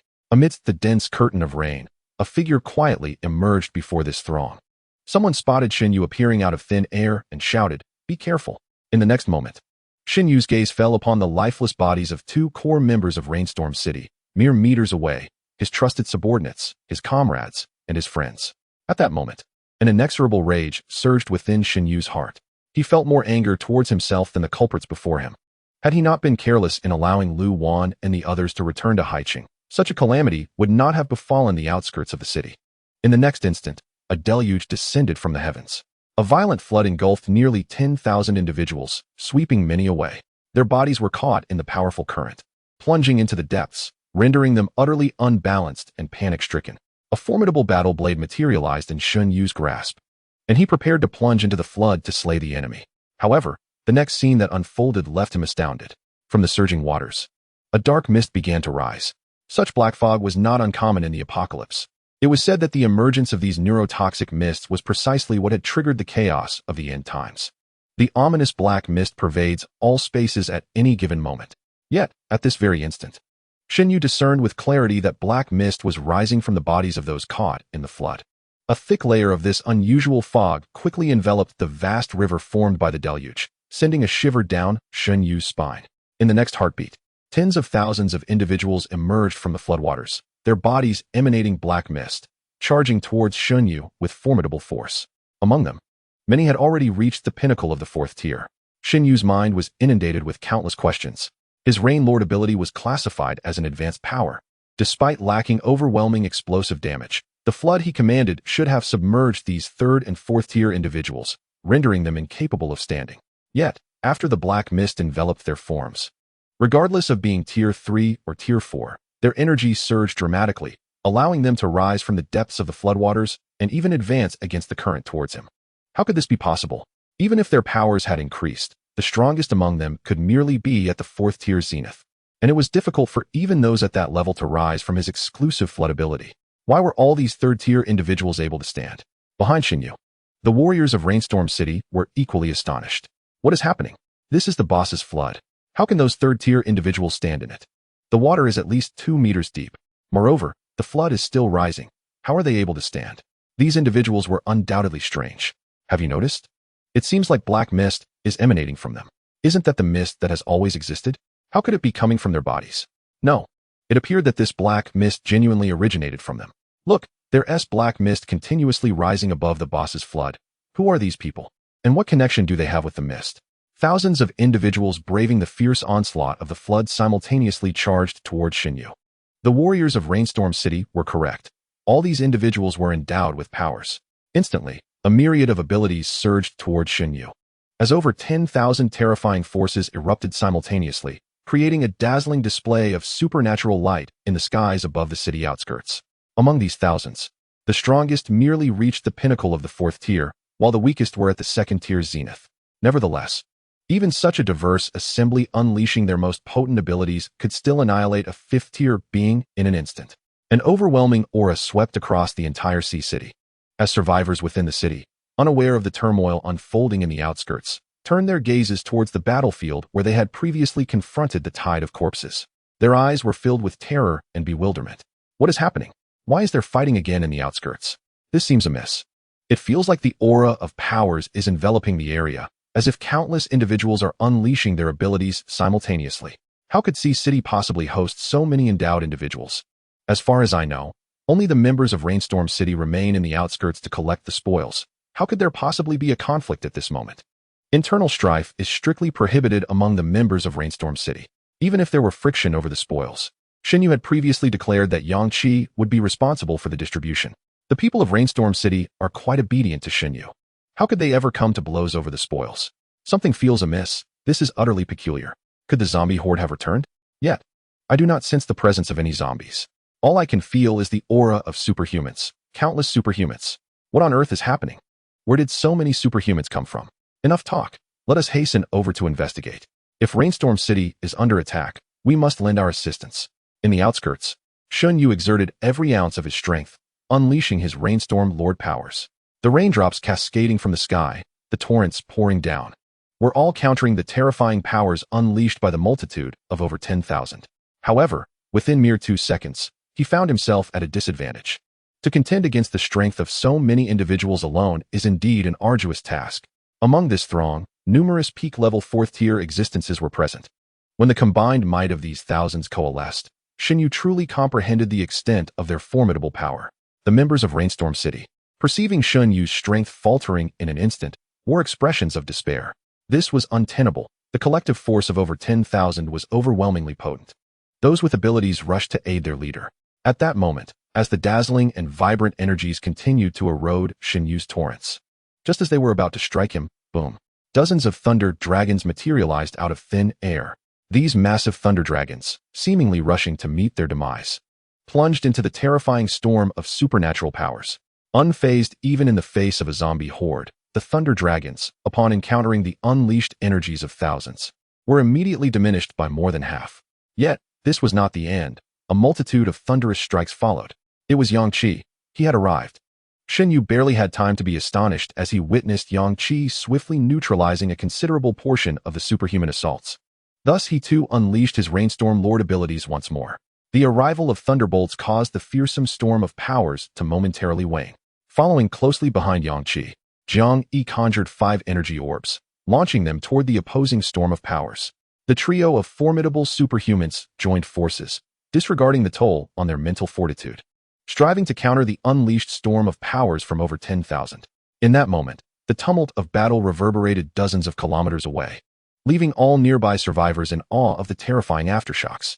2 minutes later, the tempest of powers finally dissipated, yet the air remained laden with the lingering, chilling echoes of supernatural energies. Yang Qi narrowed his eyes at the sight of the 30,000 before him, a cold smile gracing his lips. Indeed, all of you possess abilities. The fact that over 10,000 of you wield powers indicates that you must have slain at least that many black fog aggregates. Is that even possible? A woman with long black hair stepped forward, gazing at Yang Qi with a hint of disdain, and remarked, "What is impossible about this? Do you believe we are backed by some insignificant power? We are affiliated with the heart of the Black Mist organization."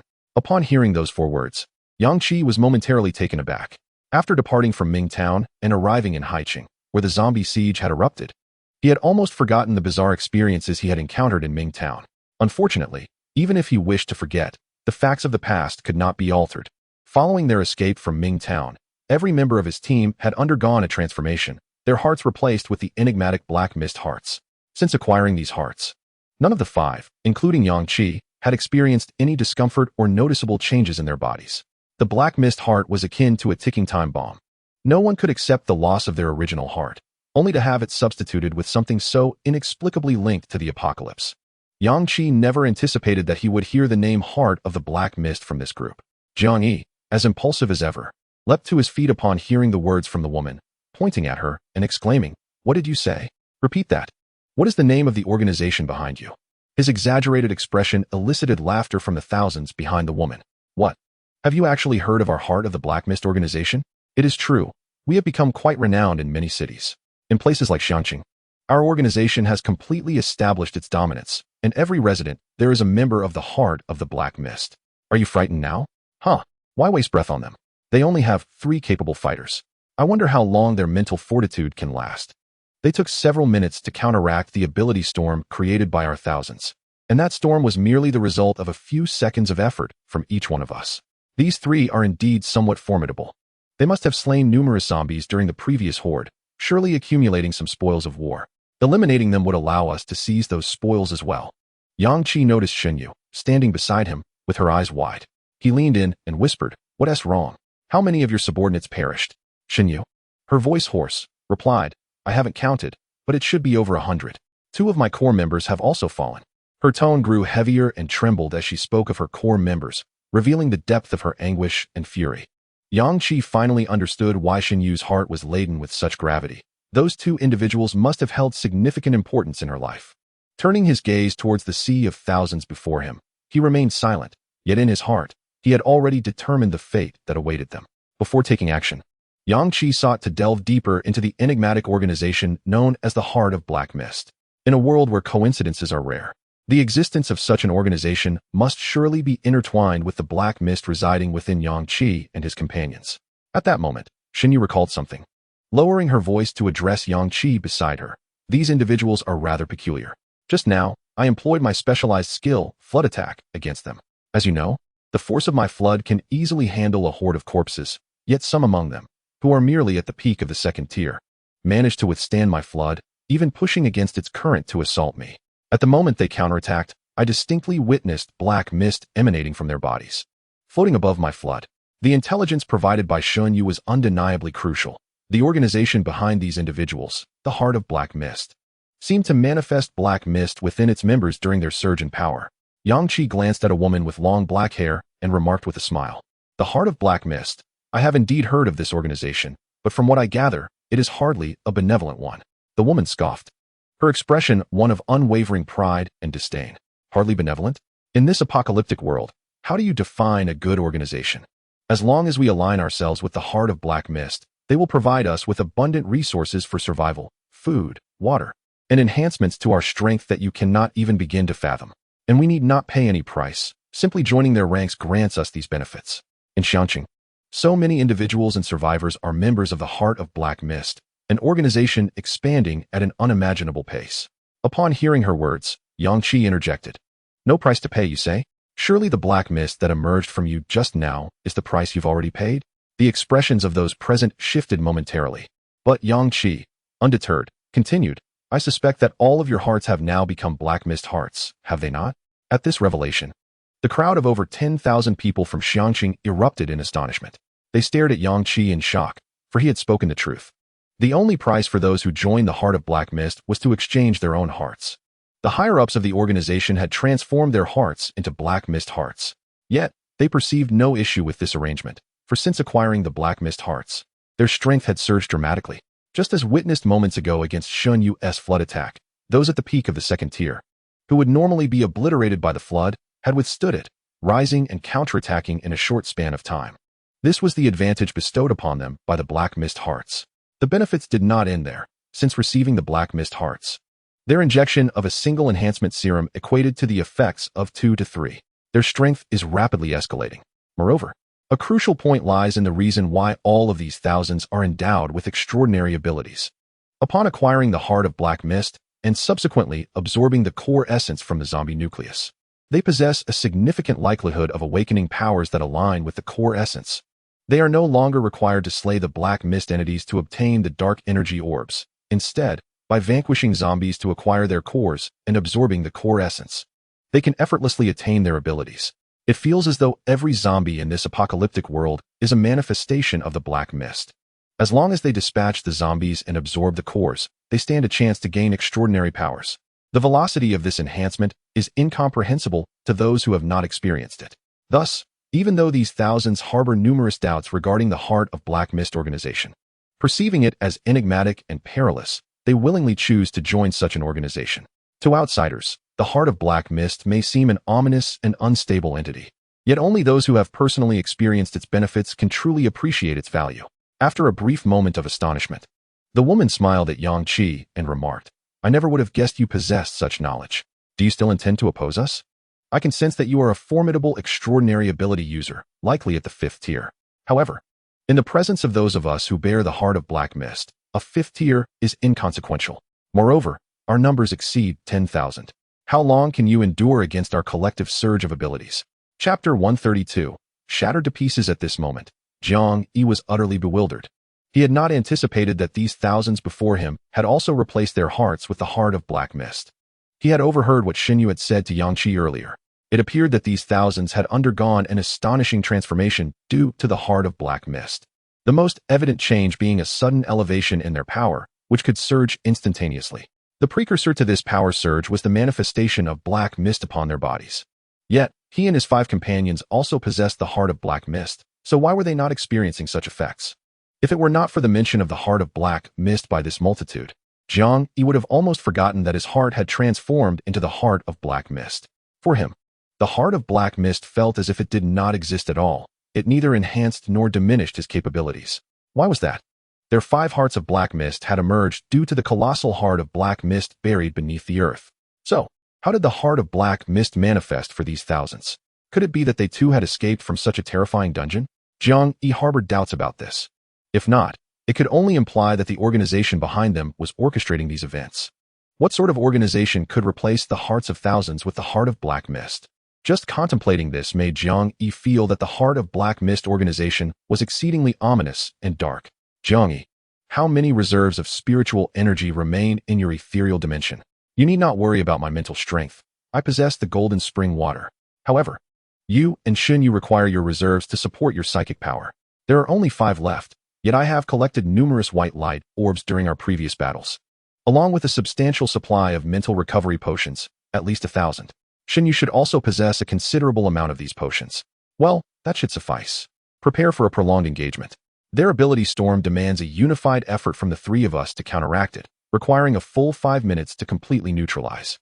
As he spoke, Yang Qi utilized the soul communicator within the spiritual realm to contact the other 3 absent members, succinctly updating them on the current circumstances. In truth, there was no need for Yang Qi to reach out. The terrifying ability storm had already compelled the trio to rush toward the outskirts of the city. Lu Wan and her companions would join us, while Chen Tingyu and Su Mo remained in a state of mental disarray. Lu Wan can restore our psychic strength. The tasks assigned to Chen Tingyu and Su Mo do not necessitate the use of abilities against the overwhelming force of thousands. They simply need to penetrate the crowd and eliminate opposing members while we withstand the onslaught of their powers. Shen Yu voiced his concerns. Can this truly work? Even if we unite to confront the ability storm, once they charge into the throng, those individuals will also unleash their powers against them. Yang Qi replied, these individuals are merely a rabble. Even if they all possess abilities, with us drawing their fire, what can they achieve? Unless their powers combine to create another storm, they pose no threat to us. Even if dozens of ability users target Chen Tingyu and Su Mo, their peak 4th-tier strength can easily manage. Do not forget, Chen Tingyu and Su Mo are the most agile members of my team. Chen Tingyu's light element abilities enable her to navigate through the crowd with ease, rendering her nearly invisible. Su Mo can also step into the ethereal dimension. Who could predict where they will appear next? Once they breach the enemy ranks, chaos will ensue among their forces. Shen Yu's eyes sparkled with realization. He had been overwhelmed by the deaths of 2 core members. Hearing Yang Qi's analysis now illuminated his understanding of strategic deployment. While Yang Qi shared his battle plan with Shen Yu, he simultaneously relayed this strategy to the approaching Lu Wan and her companions through the soul communicator. Arriving even before Lu Wan's group were the survivors from High City, who had just evacuated from the outskirts. They had not ventured far when the commotion of the ability storm compelled them to return. They beheld the anxious expressions on the faces of those from Storm City at the battlefield's edge. When had they ever witnessed such urgency on the faces of the foremost members of High City's dominant faction?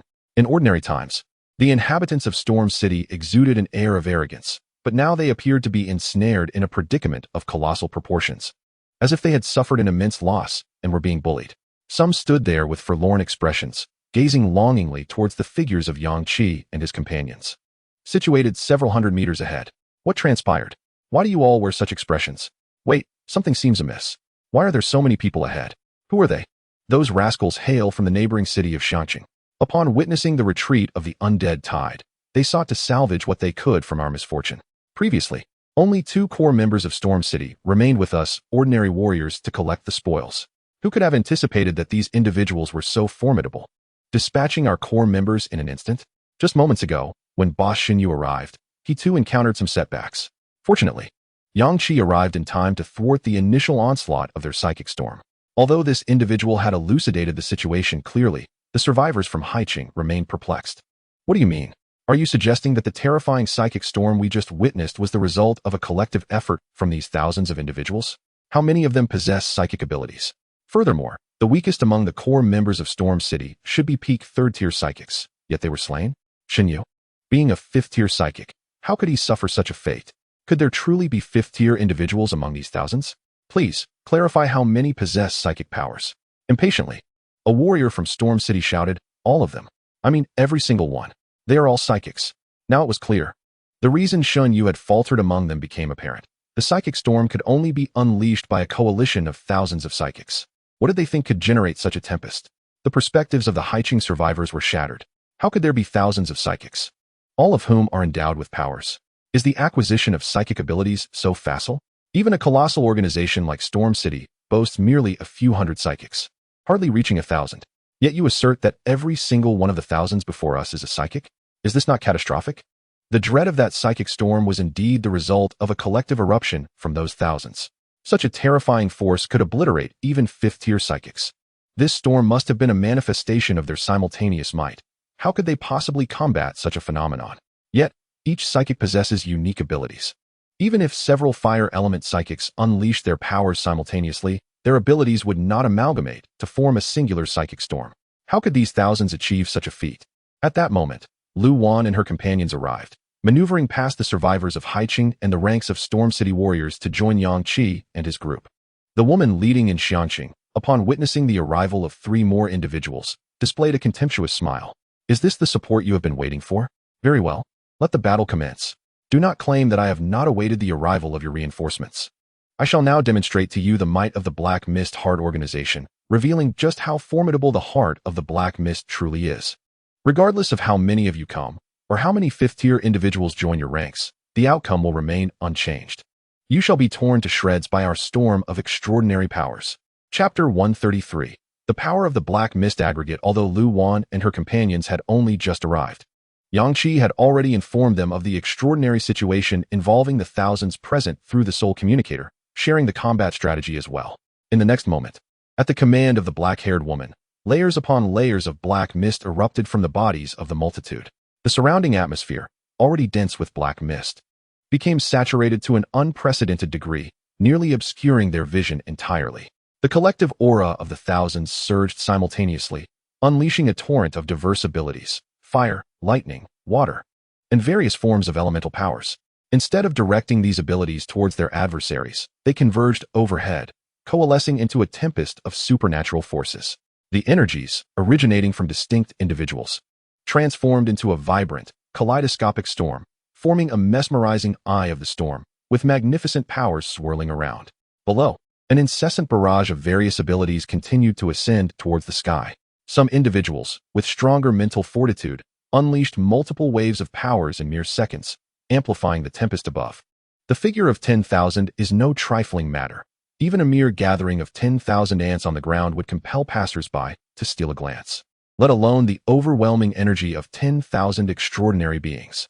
Once their powers merged into the storm's eye, they appeared to transform into a unified force, relinquishing their unique characteristics and converging into a singular type of extraordinary energy, forming a terrifying mass of power. With each passing second, the vortex of the energy storm expanded, its fierce aura growing ever more formidable. Soon, it radiated an incredibly brilliant light, illuminating the surrounding landscape. Even those several dozen kilometers away could perceive this phenomenon. This unprecedented and terrifying aura left the warriors of Storm City and the survivors of Sea City in sheer astonishment. What could be the reason for this? Despite the individuality of each of the thousands, with their powers distinctly unique, how could they simultaneously converge into an identical force, giving rise to an extraordinary storm? This situation is exceedingly perplexing. Who exactly are these individuals? I recall during our confrontation with the 5th-tier sea beast, several fire element manipulators stood along the shore, launching their attacks. Their fire element, being of the same elemental type, could not converge into a singular force to strike the beast simultaneously. They had to position themselves apart to avoid interference with one another's powers. Yet, how are these people able to achieve such a feat? Their abilities are distinctly different. Among them, some possess powers that are neither elemental nor projection-based. Their abilities merely enhance their physical attributes or cause their forms to swell. After unleashing such strength, it seems to dissipate from their bodies, returning to their original state, while the unleashed power merges with the greater force above. This is utterly bizarre. Yang Qi silently observed the astonishing tempest of abilities overhead and commanded, "Now, charge indirectly." Chen Tingyu transformed into a beam of yellow light, vanishing from her position in an instant. Upon reappearing, she found herself at the very heart of the throng of 10,000. As she materialized, scorching rays descended like yellow blades from the sky, cleaving through the bodies of hundreds nearby. Someone has infiltrated.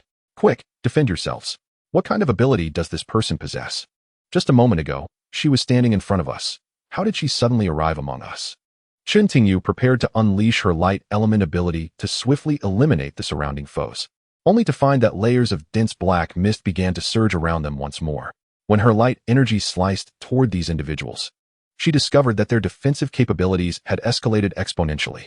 The light could not sever their forms, but merely left deep crimson gashes upon their skin, exposing the bone beneath. From the wounds, black mist continuously seeped out, healing their injuries. Witnessing this, Chen Tingyu's pupils constricted. How can this be? Is this not a black mist conglomerate? Only a black mist conglomerate can gather surrounding black mist to mend its wounds after being injured, something even zombies cannot accomplish. How are they capable of this? Could it truly be related to their black mist hearts? If so, why have our 5 black mist hearts not exhibited such traits? Cries of agony erupted. Yet these individuals relentlessly channeled their abilities into the tempest above. Others unleashed their powers to attack Chintingyu. She instantaneously transformed into light, disappearing from her spot and reappearing beside Yang Qi, swiftly conveying her discoveries to him and the others. At that moment, the energy storm above began to surge towards Yang Qi and his companions. Yang Qi immediately conjured 20 lightning dragons, all enhanced in power and defense due to the shrouding mist. Lu Wan summoned countless ice pillars, hurling them towards the energy tempest. Jiang Yi continually unleashed dark energy. His energy spheres and energy storms continued to clash with the supernatural energy tempest above. The enraged Shun Yu relentlessly unleashed his deluge, accompanied by torrential rain. All supernatural attacks, upon contact with the overhead energy storm, vanished as if consumed by a black hole. However, upon closer inspection, it became evident that Yang Qi and his companions' assaults were indeed effective. Their efforts mitigated a portion of the storm's might, visibly reducing the tempest's size. Yet, this was far from sufficient. The supernatural beings present dared not to relax even for a moment. They could only unleash their most potent abilities to counteract the energy storm above. Otherwise, the tempest, which was entirely focused on them, would shred them to pieces in an instant. Only the space occupied by the thousands remained safe, for the energy storm was indiscriminate. The members of the Black Mist Heart organization directed their full offensive around Yang Qi and Xin Yu, allowing Chen Tingyu and Su Mo to brazenly infiltrate their ranks, picking them off one by one. This was Yang Qi's strategy. Hearing Chen Tingyu's words, Yang Qi furrowed his brow and remarked, "Indeed, we can no longer perceive these individuals through the lens of normalcy. Their Black Mist Heart appears vastly different from ours. Since they can wield powers akin to the Black Mist aggregates, does it imply that we too could? Yet, our Black Mist Heart seems to lack a certain catalyst, which prevents us from awakening such strength."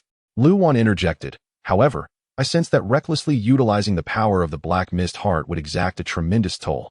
Can we truly believe that the organization they speak of is so benevolent? They offer resources, means to grow stronger, and equipment upon joining the Black Mist Heart. Such generosity must come with a grave cost. Transforming one's heart into a Black Mist Heart? On the surface, it appears they are providing benefits. But I find it implausible that this is a charitable organization. They must also be gaining something immensely valuable from these individuals. For instance, what might the true members of the Black Mist Heart derive from those who wield the power of the Black Mist Heart?" Yang Qi, feeling somewhat overwhelmed, replied, "Regardless of what power these individuals draw from the Black Mist Heart, our situation has become precarious. I initially thought that Chen Tingyu and Su Mo would easily dispatch them upon infiltrating their midst, yet they can apparently heal their injuries using the Black Mist directly." Xin Yu gritted his teeth and said, "Brother Yang Qi, we must rely on you now. Have Chen Tingyu and Su Mo return to join us in resisting the energy storm. Only your strength and explosive power can penetrate their ranks to eliminate these foes. Do you think you can withstand it if I charge in?" Xin Yu gritted his teeth, resolute in the face of adversity. Even if they could not withstand the onslaught, with their limited strength, they would not be able to inflict damage at a pace sufficient to match the speed at which their adversaries healed using the Black Mist. Only the might and explosive power of his attack could achieve the swift annihilation of their foes. Suddenly, a thought flashed through Yang Qi's mind, and he felt an impulse to slap himself twice. Had he not recently acquired 5 ability enhancement scrolls from the Zombie Siege dungeon? These 5 scrolls could elevate all 5 of his abilities by 1 level, resulting in a significant surge in their potency, along with the awakening of new exclusive skills. However, it dawned on him that he did not merely possess 5 scrolls. Rather, he had 7 remaining. He still had 1 scroll from the rewards obtained in Fengfeng City, which he had yet to use. Upon arriving in Haiqing, he had acquired another from the leader of a faction, bringing his total to 2 additional scrolls. Combined with the 5 he had just acquired, he now possessed 7. Yet, in his current state, Yang Qi could only utilize 5 of these ability enhancement scrolls, as he needed to reach 100 proficiency in his abilities to upgrade them. After engaging in several fierce battles, including those against the Tide of Corpses and the Pinnacle of 5th-tier zombies, Yang Qi confirmed that he had indeed elevated the proficiency of all his abilities to 100. His previously most concerning ability, Rapid Regeneration, had also reached full proficiency. Before confronting the formidable 5th-tier mental zombie, he had scarcely employed this ability, resulting in its proficiency lingering around 10. Fortunately, his encounter with this powerful foe caused him to sustain numerous fractures, over 100 injuries in total. The extensive repairs required for these fractures alone were sufficient to max out the proficiency of his rapid regeneration ability. At that moment, Yang Qi, brimming with confidence, conjured 5 pristine ability enhancement scrolls, resembling white jade, eliciting a gasp of astonishment from Shunyu. The tier of his lightning element ability was elevated, transforming to a higher level. His stealth assassin ability ascended to a new tier as well. Rapid regeneration and bone-corroding cold flame advanced to a superior level. Initially, Yang Qi had been convinced that the proficiency of his devouring star ability had reached 100, only to discover that it languished at a mere 50. It was understandable, as he had scarcely utilized it since acquiring the ability. Employing 4 of the enhancement scrolls, he awakened the exclusive skill, Thunderfall, for his lightning element ability, the exclusive skill, Sensory Confusion, for his stealth assassin ability, and the exclusive skill, Flame Sword, for his bone-corroding cold flame ability. Among them, Rapid Regeneration was a notably unique ability, and upon upgrading, it would not unlock a skill but would greatly enhance Yang Qi's regenerative speed. Thunderfall called upon the power of thunder from the heavens, manifesting as a formidable lightning strike with unparalleled suppressive force. Sensory Confusion, on the other hand, required the simultaneous use of the stealth assassin's exclusive skill, Mist Envelopment, to maximize its effect. During the time shrouded in mist, a dense cloud of black smoke emerged, disorienting the senses of the enemies, leaving their sight, smell, perception of danger, and awareness of the atmosphere in utter disarray or entirely lost. The figure of Yang Qi, transforming into black smoke, appeared and vanished intermittently, rendering him nearly imperceptible to the adversary, a lethal disadvantage in a duel between masters. The exclusive skill of Shiguling Yin, the Flame Sword, materialized as a blade of silvery fire, directly coalescing into a sword of silver hue. Shiguling Yin already possessed a terrifying penetrating power, piercing through the enemy's defenses and skin, swiftly engulfing their bones in flames. Its ultimate exclusive skill, the Flame Sword, boasted an even more formidable ability to penetrate. The astonishing destructive force concentrated at the tip of the sword could breach defenses even of those at the pinnacle of the 5th tier in an instant. For instance, had Yang Qi possessed the Flame Sword during his previous struggle against the pinnacle 5th tier zombie, dispatching it would not have required considerable effort. At this moment, aside from the Star Devourer, all remaining 4 abilities had been upgraded, awakening 3 exclusive skills. Yang Qi's combat prowess had experienced a significant breakthrough, enhancing his odds against the over 10,000 foes before him, who were empowered by the heart of black mist. Yang Qi turned to Shunyu and Lu Wan, declaring, "I shall eliminate these 10,000 within the shortest time possible. You must exert all your strength to combat the energy storm above. Before I depart, I will unleash the Thunder Dragon to assist you in countering a substantial portion of the energy storm." Meanwhile, the hearts of the people from Haiqing were engulfed in despair. Previously, through the instance of the zombie siege, they had believed Yang Qi to be the strongest individual they had encountered. No matter the adversary, he seemed invincible, impervious to any harm. Yet now, confronted by these thousands of endowed individuals, even a collaboration with Shunyu and the others could not breach the opposing energy storm.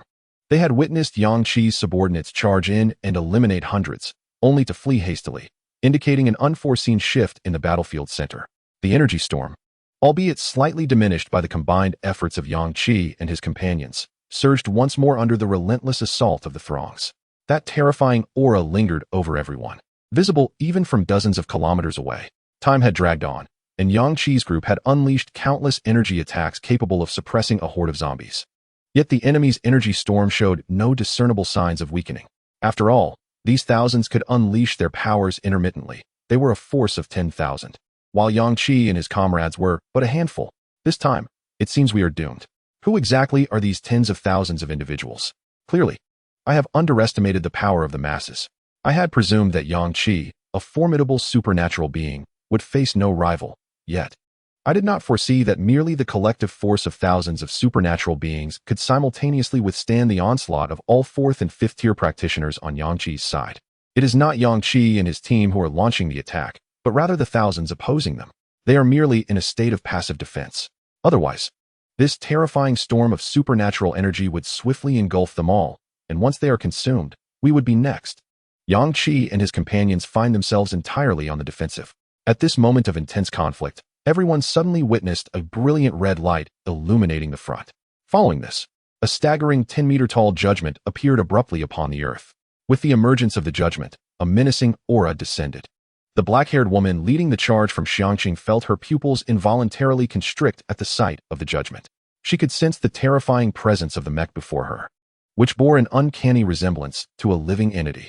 Yet, within moments, her shock transformed into excitement and greed. This was undoubtedly equipment of at least level 10. It must be ours. Her expression twisted as she shouted frantically. The throng of thousands behind her responded to her voice with heightened fervor. At that instant, they disregarded the drain of their mental energy, fervently unleashing their supernatural powers towards the sky. The magnificent halo of the energy storm visibly expanded. However, in that very moment, an unforeseen spectacle unfolded. On the surface of the deep red judgment, flickering bolts of lightning began to manifest. The black-haired woman at the forefront widened her eyes in astonishment. The crowd from Xiangqing stood in sheer disbelief. What was happening? How could the surface of the mech be exhibiting thunder? It felt as though the mech possessed the thunder element as its own supernatural ability. Not to mention, this mech was colossal, estimated to be at least 3 stories tall. Why linger in awe of this mech? Shouldn't we hasten to amplify our supernatural storm? How infuriating that these few individuals prove so difficult to vanquish. The energy storm unleashed by our tens of thousands of supernatural beings has not torn them to shreds in an instant. Lightning coiled around the red judgment. Its astonishing aura spread like waves, rippling through the surrounding space, instilling a sense of unease among the Xiangqing crowd. The overwhelming presence of the judgment left them in disbelief. How could such an aura emanate from a mech? Typically, mechs are mere combat suits worn by individuals, but who could don this towering 10-meter mech? This mech clearly diverges from our conventional understanding. It is not meant for human wear, but is undeniably a colossal robot. How can a robot emit an aura so akin to that of a human? I can even sense that this mechanized entity possesses a presence that seems to surpass the 5th tier. How is this possible? Within the cockpit of judgment, Yang Qi experienced a genuine and complete mental connection with the machine for the first time. It took him at least 10 seconds to acclimate to this novel process. Once his mental energy fully intertwined with judgment, he felt as if the machine were an extension of his own body.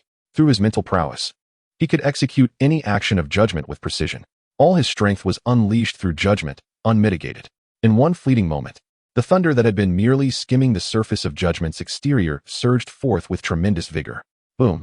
Above the magnificent and bizarre storm of elemental energy, dark clouds and thunder converged in an instant. The next moment, Yang Qi unleashed his new skill, the thunder element exclusive ability, Thunderfall, with a resounding crash. A colossal deep blue bolt of lightning descended, spanning over 10 meters in width and connecting heaven and earth with an awe-inspiring presence. The thunderclap pierced through the heart of the elemental storm, striking the ground as if it were a great sword of thunder, extending across the skies and delivering divine retribution. Boom! The elemental storm immediately shrank to half its size. Before the arrival of Thunderfall, all of Yang Qi and his companions' abilities cast into the storm had sunk like stones into the ocean, creating no ripples, barely managing to withstand the storm's attempt to tear them apart. However, now, above that immense storm of colors, lightning coiled around it, with Thunderfall penetrating its center. The thunder element exclusive awakened ability, Thunderfall, possessed an innate power of suppression. In an instant, the formidable elemental storm was subdued by the pressure unleashed by Thunderfall, even its size visibly diminished by half. At the center of the elemental storm, a vast void emerged, centered around Thunderfall, as if all surrounding energies were retreating from its might. Should they make contact, they would be mercilessly obliterated. The reduction in the storm's size occurred not at its periphery, but at its very core, where Thunderfall had penetrated, extinguishing all surrounding energies. In that moment, every expression was filled with unprecedented astonishment. Lu Wan widened her eyes at the sight of Thunderfall, exclaiming, "Is this an exclusive skill? Yang Qi's thunder element has been upgraded. What terrifying power!" Suemo, while unleashing his abilities with fervor, exclaimed excitedly, "You fools really thought that summoning 1,000 useless beings could defeat us. Behold who my leader is." Chun Tingyu gazed in sheer astonishment at the bolt of lightning resembling a colossal sword, murmuring, "What an overwhelming sense of oppression. This aura feels capable of subduing everything in existence. What is the name of this skill? How incredible!" As Jiang Yi unleashed dark energy, he taunted the long-haired woman standing at the forefront, relishing the panic etched upon her face. "Hee, do you understand fear now?" The members of the Black Mist Heart organization were genuinely terrified at that moment, their expressions a mix of horror and disbelief as they gazed up at the burgeoning storm of supernatural powers, with the thunder still resonating through the heavens. The void at the heart of the storm expanded ominously, marking the epicenter of chaos. Should the eye of the storm be compromised, their ability to channel powers would be severely hampered. Indeed, those below found their supernatural abilities met with palpable resistance as they attempted to reintegrate into the swirling tempest above. How could this be? Their attempts to meld were thwarted. This maneuver was overwhelmingly potent. It had pierced the storm itself, shattering the eye. What tier of lightning element was this? The sheer force was terrifying. They had collectively conjured this supernatural tempest with thousands. Yet he had single-handedly dismantled the eye with one strike. The essence of this skill felt amiss. This individual was undoubtedly of tier 5, I concede that. But even with the enhancement of an awakened skill, the power should not suffice to obliterate our eye, unless the force of that strike had reached tier 6. The man spoke the truth. The judgment was a piece of tier 6 equipment. Connected to Yang Qi through his mental prowess, the strength unleashed was naturally of tier 6. The thunder of tier 6 formed the awakened skill, Thunderfall, amplifying its might. Thus, with one strike, it shattered the equilibrium. Shen Yu stared blankly at the silhouette of judgment, as if he could glimpse Yang Qi within the cockpit through the mech's shell. Yang Qi smiled within judgment. He had initially intended to unleash one last surge of lightning elemental power to assist Shen Yu and the others against the storm before plunging into the fray. Little did he anticipate the astounding potency of the tier 6 lightning elemental ability, Thunderfall, coupled with judgment and his tier 6 prowess. It had utterly extinguished the eye of the supernatural tempest. With the core destroyed, those below could no longer seamlessly integrate their powers as before. Victory was assured. Such was the might of tier 6 equipment. The Crimson Judgment emitted a deep, mechanical voice, distinctly laced with Yang Qi's tone. I shall spare but one life. Take these 3 seconds to ponder who shall remain to answer my queries. With those words, chaos erupted among the multitude present. A torrent of black mist surged forth from their human forms, enveloping the crowd in a dense shroud. The thick black fog obscured the figures of the thousands, unleashing a vast and eerie presence. The mist formed a gale, crashing against the faces of all present. What on earth? Why is the black mist so thick? I can see nothing. Were those thousands before them truly human? I witnessed the emergence of dense black mist emanating from their bodies. The mist was so thick that it enveloped the surrounding space, rendering them unable to see anything, with only the inky fog within their field of vision. Amidst this chaos, only Yang Qi's judgment prevailed. With a mechanical arm raised, he swept it across, creating a whirlwind that dispersed the black mist before him. And then he leaped into the crowd. In Chapter 136, Black Hole, within the rolling black mist, Shen Yu and Lu Wan, along with a few others, experienced a near-total loss of their senses. Despite Shen Yu being at the 5th tier and Lu Wan and the others at the pinnacle of the 4th tier, it was inconceivable that even the densest black mist in this apocalyptic world could impair their vision. Yet, this particular mist was evidently extraordinary, emanating from the bodies of over 10,000 individuals who claimed to be members of the organization known as the Heart of Black Mist. It enveloped them like smoke, plunging them into an unprecedented state of confusion. In a moment of panic, Jiang Yi conjured 2 spheres of dark energy in his hands, instinctively hurling them into the chaos surrounding him. Amidst the black mist, Su Mo continued to call out Yang Qi's name, suddenly feeling a familiar terror surging toward him. In an instant, he tore through a spatial rift and entered another realm. Outside the closed rift, dark energy erupted violently. Ma de Jiangyi. Su Mo roared in the alternate space. He began to walk through this unfamiliar dimension, seeking Yang Qi's whereabouts and simultaneously trying to ascertain what the multitude was engaged in. Soon, he arrived at the boundary of the descending thunder. Here, there was no black mist, as if a separate space had been carved out. Perhaps the black mist feared the descending thunder. Even if it appeared near the thunder, it would be suppressed and annihilated by the terrifying lightning. Even from a distance, Su Mo dared not gaze long at the descending thunder, for the pressure it exuded was utterly fearsome. Suddenly, a thought struck him. He opened a channel to the upper alternate space, and, upon reaching midair, his eyes widened in astonishment. The energy storm had ceased to exist. No wonder the descending thunder appeared to have diminished. It had been relentlessly unleashing its residual power, completely dismantling their energy storm. Sumo's expression was filled with exhilaration, brimming with admiration for Yang Qi. His leader was truly formidable. Even if these individuals united to conjure a new energy storm, they had nothing to fear, for their leader could summon the descending thunder once more. Their strategy had been rendered utterly ineffective. However, what purpose did this black mist serve? It had not inflicted any harm upon us. Within the thick black mist, invisible to the others, Yang Qi piloted his judgment, charging into the throng of over 10,000 individuals from whom the black mist surged uncontrollably. The heavy blade of rupture manifested in the mechanical hand of the judgment. In Yang Qi's grasp, the heavy blade of rupture appeared substantial, yet in the hand of judgment, it resembled a mere toy. Yet the next moment, crimson mech armor began to spread from the mechanical hand of judgment, enveloping the heavy blade of rupture and instantly transforming it into a colossal mech blade, spanning 7 to 8 meters in length. Encased in mech armor, the original force and aura of the heavy blade of rupture remained utterly unaffected. The crimson blade aura emanated from the scarlet mech, slicing through the air with a reach of 100 meters. In an instant, it cleaved thousands of members from the Black Mist Heart organization, shrouded in swirling black fog. In two, as a piece of advanced equipment, the judgment offered extraordinary vision. Through it, Yang Qi could clearly observe the gaping wounds of these individuals, where the black mist surged violently. Flesh writhed and regenerated beneath the tumult of the black mist, revealing a capacity akin to that of the black mist entities. Their explosive release of black mist at this moment was likely a strategy to facilitate the regeneration of their bodies. Remarkably, even when severed in half, they did not perish, displaying a zombie-like resilience and an abnormal vitality capable of self-healing. Simultaneously, those frenzied individuals unleashed a myriad of diverse abilities, hurling them toward the colossal target that was the judgment. However, they were met with a shocking spectacle. Just as dozens of energy attacks were about to converge upon judgment, the massive entity vanished in a flash of thunder, leaving no trace behind. The tremendous lightning unleashed by judgment obliterated hundreds of assailants across a path spanning dozens of meters into ashes, leaving no remnants of flesh behind. They were denied any opportunity to utilize the regenerative properties of the black mist. Recalling that the proficiency of the devouring star had yet to be fully realized, a black hole materialized in the mechanical hand of judgment that was devoid of a weapon. The instant the black hole appeared, the surrounding black mist recoiled in terror, sensing an overwhelming danger, scattering away from its vicinity. The gravitational force from the black hole was irresistible, drawing in the swirling black mist at a staggering pace to be devoured. Thus, wielding the black hole of the devouring star, judgment surged toward the remaining thousands.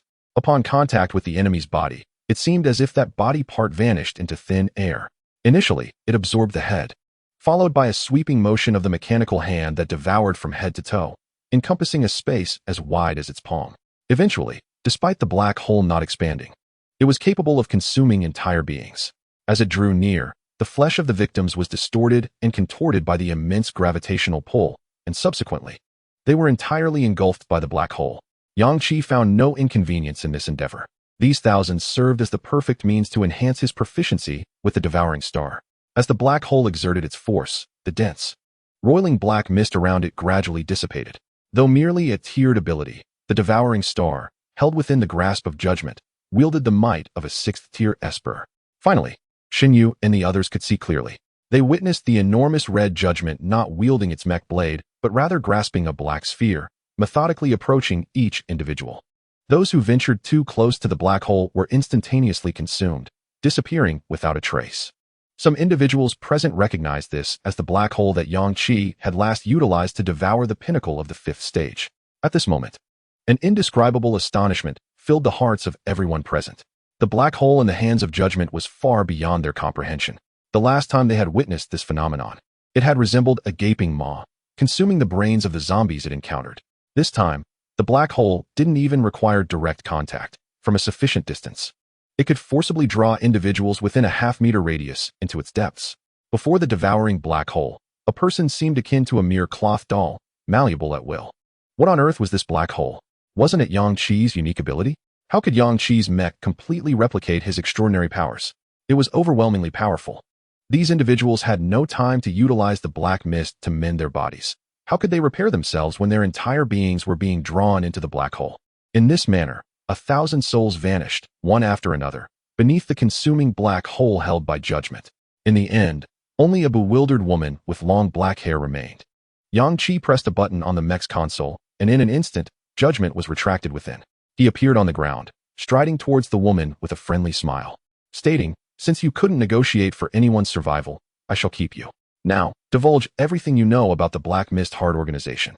However, the woman erupted like a lunatic, emitting sharp, explosive cries. "Impossible. We possess the Black Mist Heart. We cannot die. Where have you taken them? Return them to me. They will not spare you." The true members of the Black Mist Heart will not let you go. Chapter 137, Nightmare.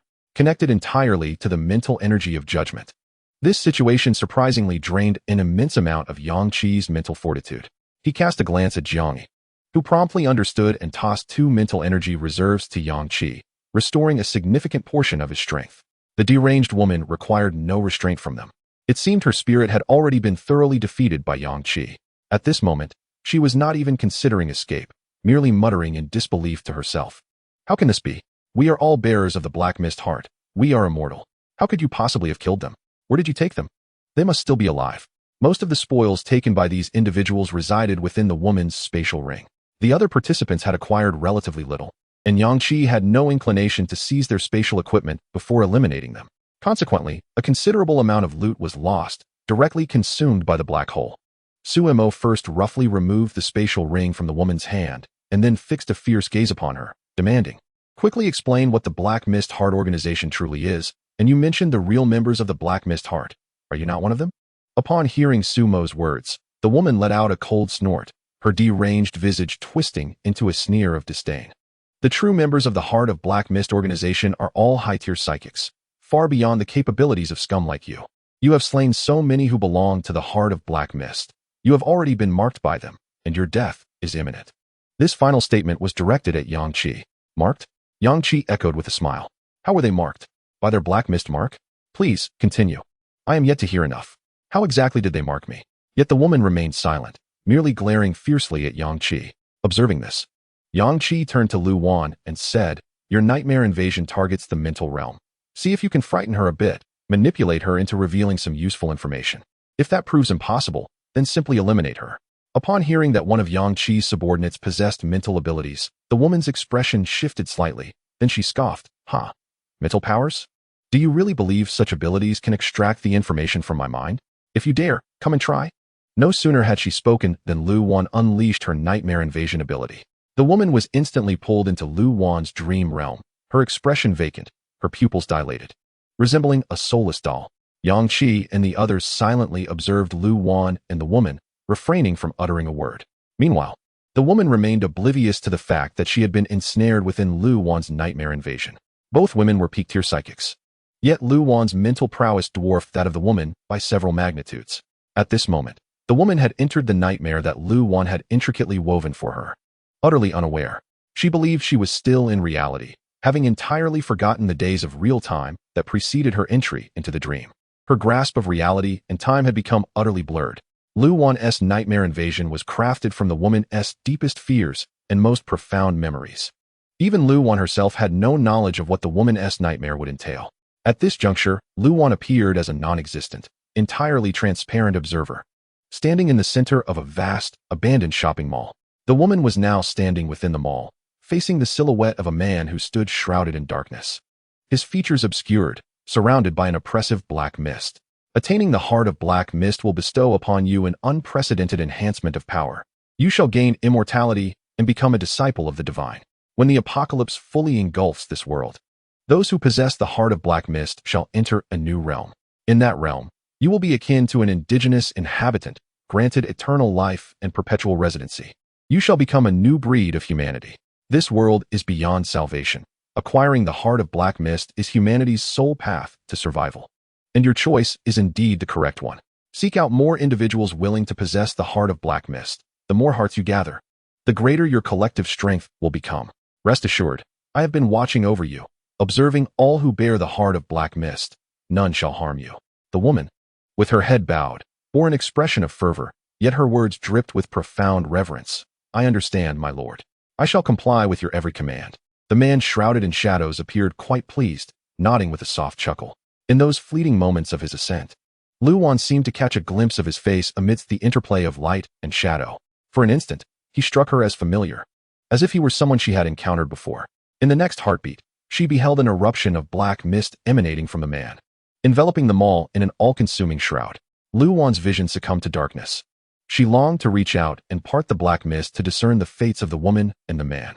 Yet, at that moment, a sound reverberated through her being, one that filled her with an indescribable dread, a sound she could never forget. Thump, thump, thump. The powerful rhythm of a heart beating resonated with the echo of the enormous heart of black mist she had once heard in the town of Fate. The cadence, the resonance, was unmistakably that of the colossal heart of black mist. Though her sight was obscured by the mist, she could distinctly hear the vigorous thumping of that heart. Without a doubt, it was the heart of black mist. At that instant, Lu Wan, who should have been as insubstantial as air, felt the palpable beating of her own heart. The sound of her heartbeat gradually aligned with the reverberations that filled the mall. Thump, thump, thump. An unprecedented terror surged through Lu Wan's heart. She sensed her very soul being probed and touched. To the onlookers, Yang Qi and the others, Lu Wan's eyes suddenly widened. As she unleashed her nightmare incursion ability, her gaze grew vacant, as though her soul had momentarily departed her body. Yet, in that moment of wide-eyed terror, they beheld an extreme fear reflected in her expression. Panic seized Jiang Yi and the others. They could not maintain their silence. What should they do? Lu Wan seemed to be in a precarious state. What could she have witnessed within the woman's nightmare? Was this Lu Wan's inaugural use of her nightmare incursion ability? Might she be so unaccustomed to wielding it that she became ensnared within the woman's nightmare, unable to escape? That seemed improbable. Lu Wan's mental fortitude surpassed theirs. Bolstered by her psychic abilities, and her sacred sorceress powers compelled her to possess a spirit stronger than that of her peers, enabling her to heal and restore their mental energies. Among her peers, few possess a spirit as formidable as Lu Wan's.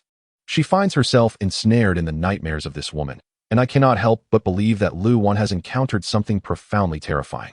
What shall we do now? I sense that if Lu Wan does not extricate herself from the clutches of this woman's nightmares, she may be in grave peril. Just as Chun Tingyu finished speaking, Lu Wan's gaze suddenly sharpened. She gasped for breath. Her eyes, filled with terror, darted towards her companions. Her short hair was drenched in sweat. Chapter 138. Let us hope he possesses a certain fortitude. What did you see? Lu Wan, still shaken, finally spoke after nearly a minute. I saw a man. Someone I felt was familiar, as if I had encountered him before. Then there was a dialogue between that man and the woman. He spoke of a new world emerging, claiming that only those who possess the heart of black fog may inhabit this new realm and attain eternal life. He also mentioned that he could continually observe those who possess the heart of black fog. If his words are not exaggerated, then every one of us present has been seen by that man. He must have witnessed Yang Qi slaying his thousands of followers. Followers? Why do you say that? Yang Qi inquired. The man stated that those who possess the heart of black fog become devotees of a deity. I am uncertain who this deity may be. But more crucial than their conversation is what I discovered. Lu Wan paused, inhaled deeply, and continued. In the woman's memories, I beheld the enormous heart of black fog that lay beneath Ming Town. To be precise, I did not merely see it. I felt the resounding heartbeat of that heart. It is undoubtedly the heart of black fog beneath Ming Town, and I cannot fathom why it appeared in the woman's memories at a shopping mall. Upon hearing this, the faces of Yang Qi and his companions were etched with shock. Lu Wan continued. In the woman's nightmare, I was a nonentity, akin to air. My presence was intangible. I did not exist there. Yet, when that heart of black fog began to pulse amidst the dense fog, I heard its heartbeat, and I felt my own heart begin to synchronize with its rhythm. Then, an unprecedented terror enveloped me, akin to what I experienced in Ming Town. The sensation was truly horrifying, as if a malevolent force was probing into my soul, my memories, my very essence. It was utterly terrifying. It seems that after initially employing the ability of nightmare incursion to enter this woman's dreams, Lu Wan experienced significant backlash. However, this should be regarded as an exceptional circumstance, for the woman possesses the heart of Black Fog and is a member of the Black Fog organization. Furthermore, Lu Wan's heart had also been replaced by the heart of Black Fog during her time in Ming Town, which explains this peculiar situation. Under normal circumstances, utilizing the ability of nightmare incursion should not yield such an outcome. The conversation yielded little in the way of useful information, the only valuable insight being the man who spoke with the woman. This man was likely a formal member of the Black Mist Heart organization, and Lu Wan found him strikingly familiar, as though she had encountered him before. Who could he be? Since the onset of the apocalypse, the five of us had acted as a unit, and if Lu Wan recognized him, it was certain that we had seen him as well. A name suddenly surfaced in Yang Qi's mind. Zhang Ruijin. Lu Wan exclaimed, "Yes, that's him." The indistinct features of Zhang Ruijin melded in her memory with the visage of the enigmatic man from the mall's black mist. Jiang Yi slapped his thigh. Indeed, it must be him. There are only a few individuals linked to the Black Mist Heart, and he is one of the men we encountered in Fate Town. Chun Tingyu remarked, "That makes sense, and when we initially entered the sanatorium, It seemed that Zhang Ruijin was the only one who knew everything about the Black Mist Heart, including the circumstances underground, and he obstructed our quest to find it. Moreover, when the Black Mist Heart unleashed its power, forming countless Black Mist entities intent on our demise, he vanished without a trace and did not engage in battle with the Black Mist entities. Suemo speculated, so Zhang Ruijin left Fate Town and became a member of the Black Mist Heart organization? Did the Black Mist Heart exist prior to his involvement? Or did he first acquire some catalyst that birthed this monstrosity, subsequently establishing the Black Mist Heart organization? Lu Wan replied, both scenarios are plausible. Based on the information we possess, we cannot definitively ascertain which is true. In any case, the Black Mist Heart that resides within us five is undoubtedly a ticking time bomb. If Zhang Ruijin did not deceive that woman, then all those who possess the Black Mist Heart are under his surveillance. Consequently, everything that transpired during our time in Haicheng after leaving Fate Town has been closely monitored by Zhang Ruijin. He is aware of our actions, our growth and strength, and the abilities, methods, and equipment we possess. Zhang Yi expressed his discontent. What the hell? This is so twisted. Yang Qi narrowed his eyes dangerously, stating, how intriguing that someone can observe my every move and monitor me at all times. Zhang Ruijin must be dealt with decisively. Unfortunately, the information we have about the Black Mist Heart organization is woefully inadequate. If only I knew where Zhang Ruijin was, I would pursue him to the ends of the earth and ensure his demise. Shen Yu had been listening intently, unable to interject, as the topics of Fate Town, the Black Mist Heart, and Zhang Ruijin were entirely foreign to him. Yet, after absorbing the discussion, he grasped a crucial point. The hearts of Yang Qi and his companions had been replaced with the Black Mist Hearts, just like those of the people from Xiangqing. Shen Yu anxiously looked at Yang Qi, urging, boss, you must capture Zhang Ruijin. It seems that this woman, along with the tens of thousands in Xiangqing, merely represents the periphery of the Black Mist Heart organization, akin to mere acolytes who are utterly oblivious to the true nature of this entity. Only by capturing core members like Zhang Ruijin can one discern whether there exists any means to resolve the malevolent essence of the Black Mist Heart, which is undoubtedly not a benevolent force. Jiang Yi turned to Shen Yu with a puzzled expression and inquired, when did Yang Qi become your superior? Yang Qi replied, I hope Zhang Ruijin possesses some courage. Perhaps upon witnessing the demise of his thousands of subordinates, he will seek revenge, ideally confronting me personally. The woman, after succumbing to the nightmare-inducing powers of Lu Wan, has been relentlessly haunted by the vivid recollection of a particular scene, the moment she encountered core members of the Heart of Black Fog within a shopping mall, from which she had yet to awaken. Realizing that the woman had lost all utility and could yield no further intelligence, Yang Qi swiftly severed her head.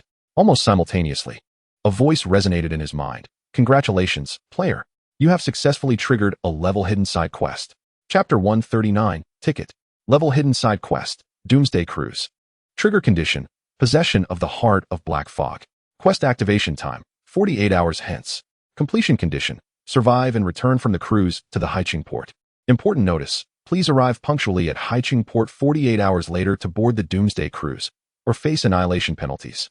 Yang Qi's expression turned to one of astonishment as he glanced at his companions.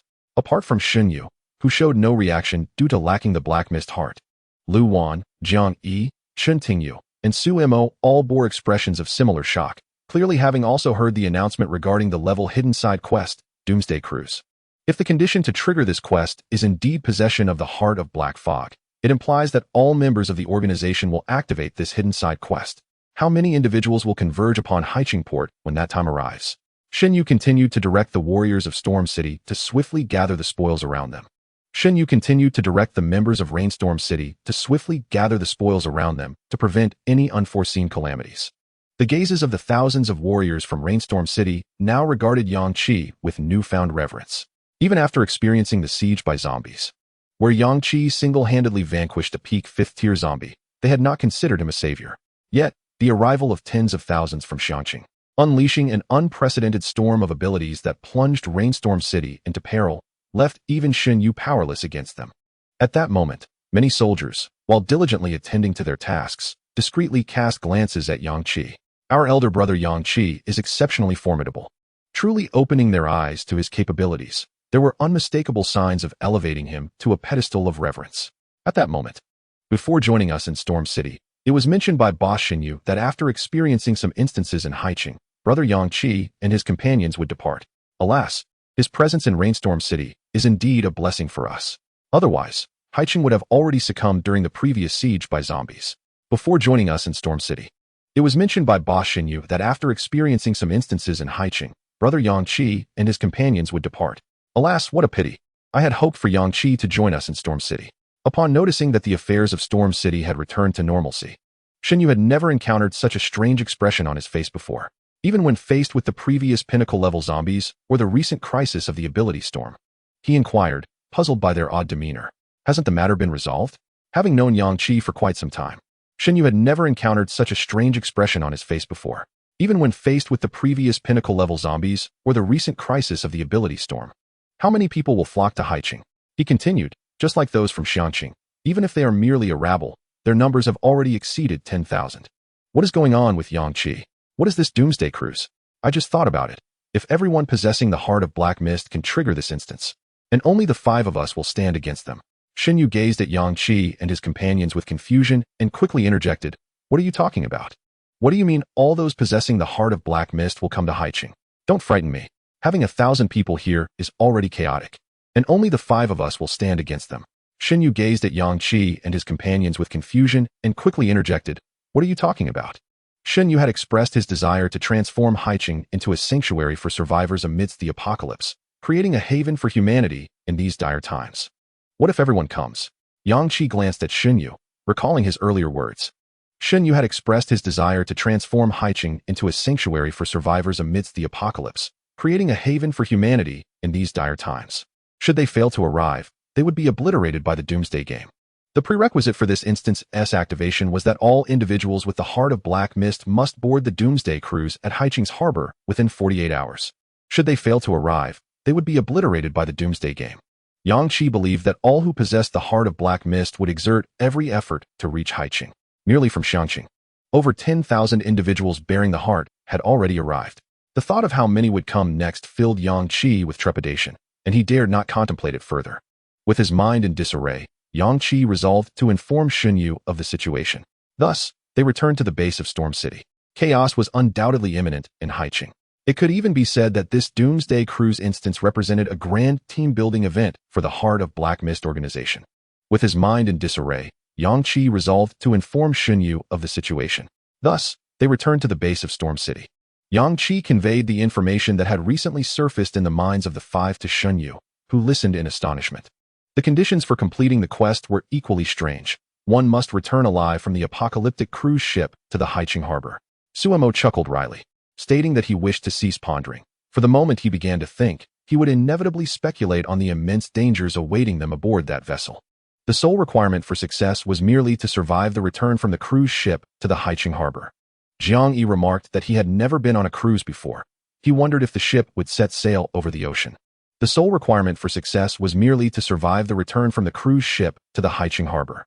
Jiang Yi remarked that he had never been on a cruise before. He wondered if the ship would set sail over the ocean, wandering the waters and stopping at various ports before ultimately returning to Haicheng. Hearing Jiang Yi's words, Yang Qi immediately agreed, recognizing the validity of his reasoning, which allowed them to anticipate what the quest aboard the cruise ship might entail. Indeed, the cruise ship was unique, pausing at different ports, following this line of thought. Each stop would likely herald a new crisis or a distinct subquest.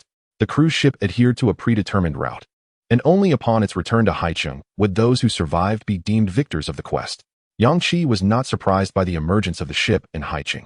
It was, after all, a cruise ship that had initially drawn him to the city.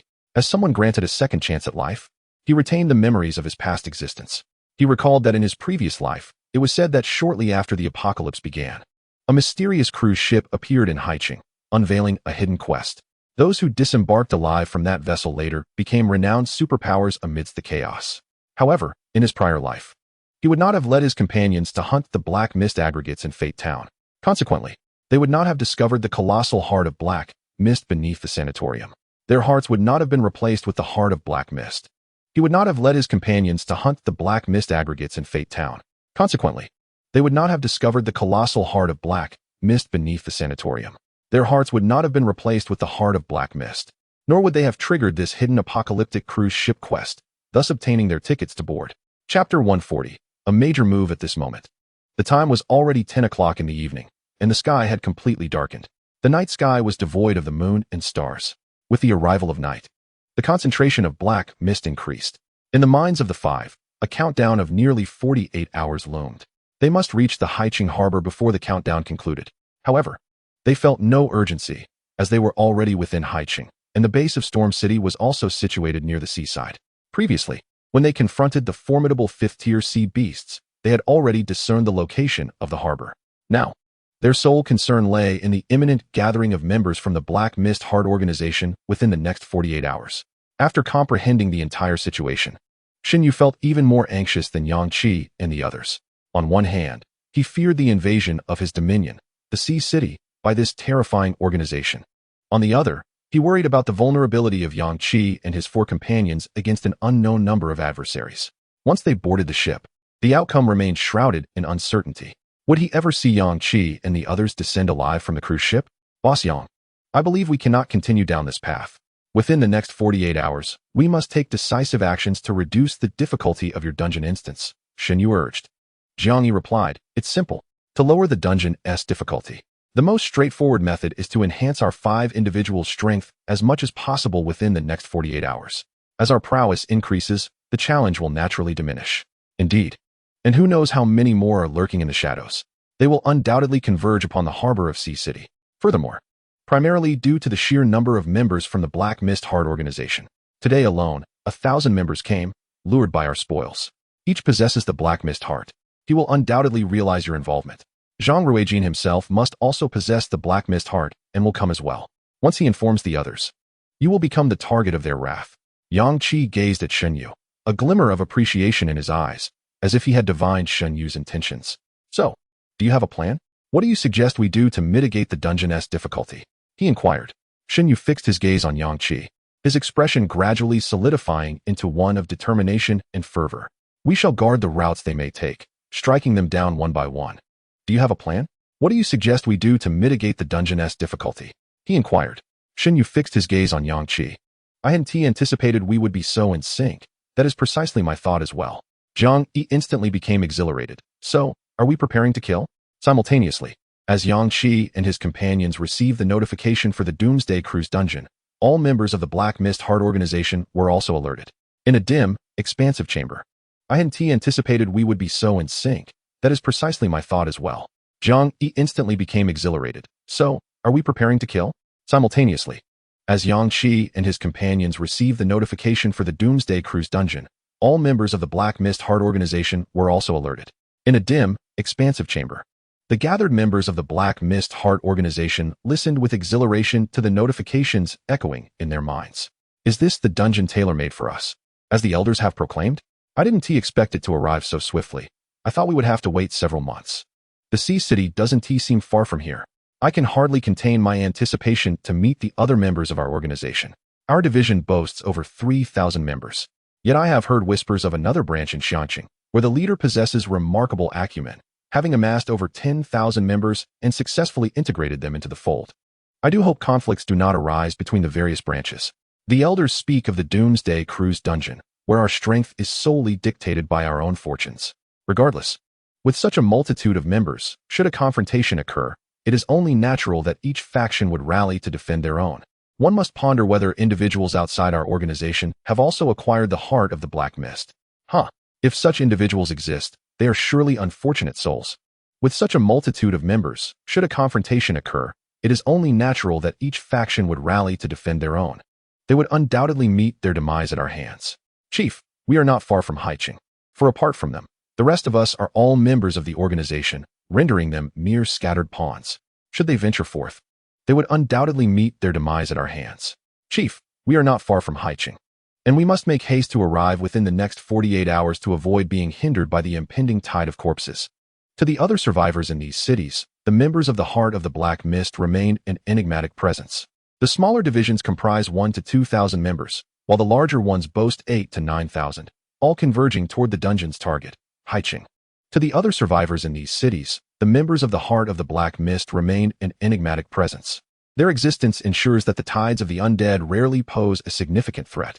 When the undead surge, these mysterious individuals unite their abilities, unleashing an incomprehensible storm of powers to combat the horde. Typically, these tides do not stand a chance against them, and they seldom engage in conflict with other survivors. swiftly expand from small contingents of merely dozens or hundreds into formidable organizations of 1 to 2,000 within mere days. Many survivors willingly seek to become part of it. Thus, the branches of the Heart of the Black Mist, nestled within other cities. The organization looms as a powerful and mysterious entity, so much so that it instills a sense of trepidation, despite their widespread recruitment efforts. To those survivors who have yet to align with the Heart of the Black Mist. Nevertheless, it is precisely for this reason that the organization known as the Heart of Black Mist has garnered considerable notoriety within the cities it occupies. Many feel an unsettling aura about the endeavor, perceiving it as a potential trap. Numerous survivors, fully aware of the organization's strength and abundant resources, still opt not to join. Nevertheless, it is precisely for this reason that the organization known as the Heart of Black Mist has garnered considerable notoriety within the cities it occupies. Coupled with an absence of conflict with other survivors, raises eyebrows. Their singular ambition appears to be the expansion of their ranks. This anomaly is indeed perplexing. Typically, and its members can inexplicably unite to conjure a storm of supernatural abilities to combat the hordes of the undead. Such strength. This behavior is to be expected in an unforgiving world where only the fittest endure. In this dire environment, the Heart of Black Mist emanates an aura of disquiet. In apocalyptic scenarios, burgeoning factions tend to prey upon smaller groups or unaligned survivors, pillaging their resources and hoarding their provisions. This behavior is to be expected in an unforgiving world where only the fittest endure. In this dire environment, the Heart of Black Mist emanates an aura of disquiet, as though something nefarious lurks beneath the surface.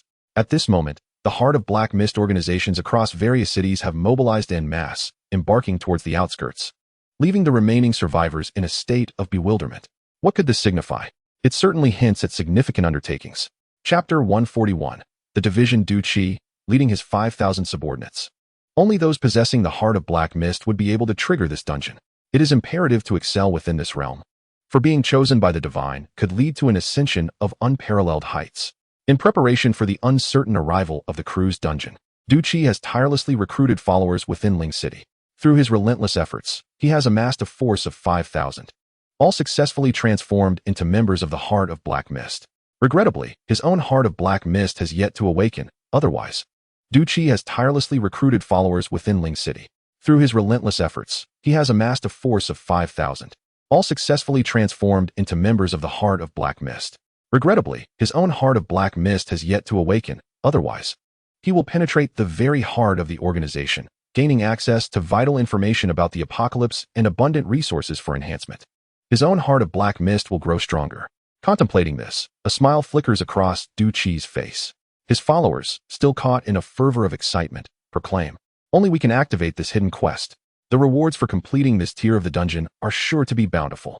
Yet, it undoubtedly harbors great peril." His own Heart of Black Mist will grow stronger.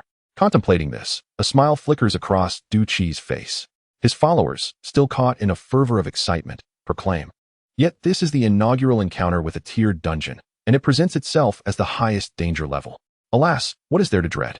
It is astonishing that we have encountered a graded dungeon for the first time after such a prolonged apocalypse. We've engaged in numerous instances. Is that truly the case? I remain quite anxious. What are you fretting about? Haven't you seen the completion requirement? Simply surviving and returning to the port of Haiqing from the ship is all that is needed. It is remarkably straightforward, and there is no cause for concern. Furthermore, is that truly the case? I remain quite anxious. What are you fretting about? Haven't you seen the completion requirement?" Du Qi led the way ahead, his patience wearing thin as he overheard the incessant chatter behind him. He snapped, "Silence." It appeared that these individuals held a peculiar fear of Du Qi. With a single command, the entire assembly of over 5,000 fell into silence. Du Qi led the way ahead, his patience wearing thin as he overheard the incessant chatter behind him. He snapped, "Silence." It appeared that these individuals held a peculiar fear of Du Qi. With a single command, the entire assembly of over 5,000 fell into silence. Witnessing the incredulity etched upon Du Qi's face, as though he had suddenly received news of immense significance, they were aware that, as the leader of a division, the leader speaks wisely. At that moment, Du Qi's expression faltered, and even his hurried pace came to an abrupt halt. His two capable subordinates exchanged puzzled glances. Witnessing the incredulity etched upon Du Qi's face, as though he had suddenly received news of immense significance, they were aware that, as the leader of a division, stood rooted to the spot and slowly uttered, "The division in Xiangqing has been annihilated." What? The bearded man was visibly stunned. The bearded man swiftly inquired, "Boss, what's the matter? What did the higher-ups say?" Du Qi, his face a canvas of shock. This was the largest division. Does this imply that an entire army of 1,000 has been obliterated? Impossible. The 5,000 members behind Du Qi could scarcely believe the words they had just heard. Xiangqing, how could this be? Their numbers had seemingly surpassed 10,000. We can not only unleash the potent energies of the Black Mist to augment our strength, but can also harness it to swiftly mend our wounds. How could anyone possibly eradicate the Xiangqing division? We are all endowed with the power of the Black Mist heart when confronted with formidable foes. What exactly did the higher-ups convey? What does being annihilated entail? At this moment, Du Qi's countenance transformed entirely. He could no longer hear the clamor of his subordinates. If a few hundred had perished, I might still entertain the notion.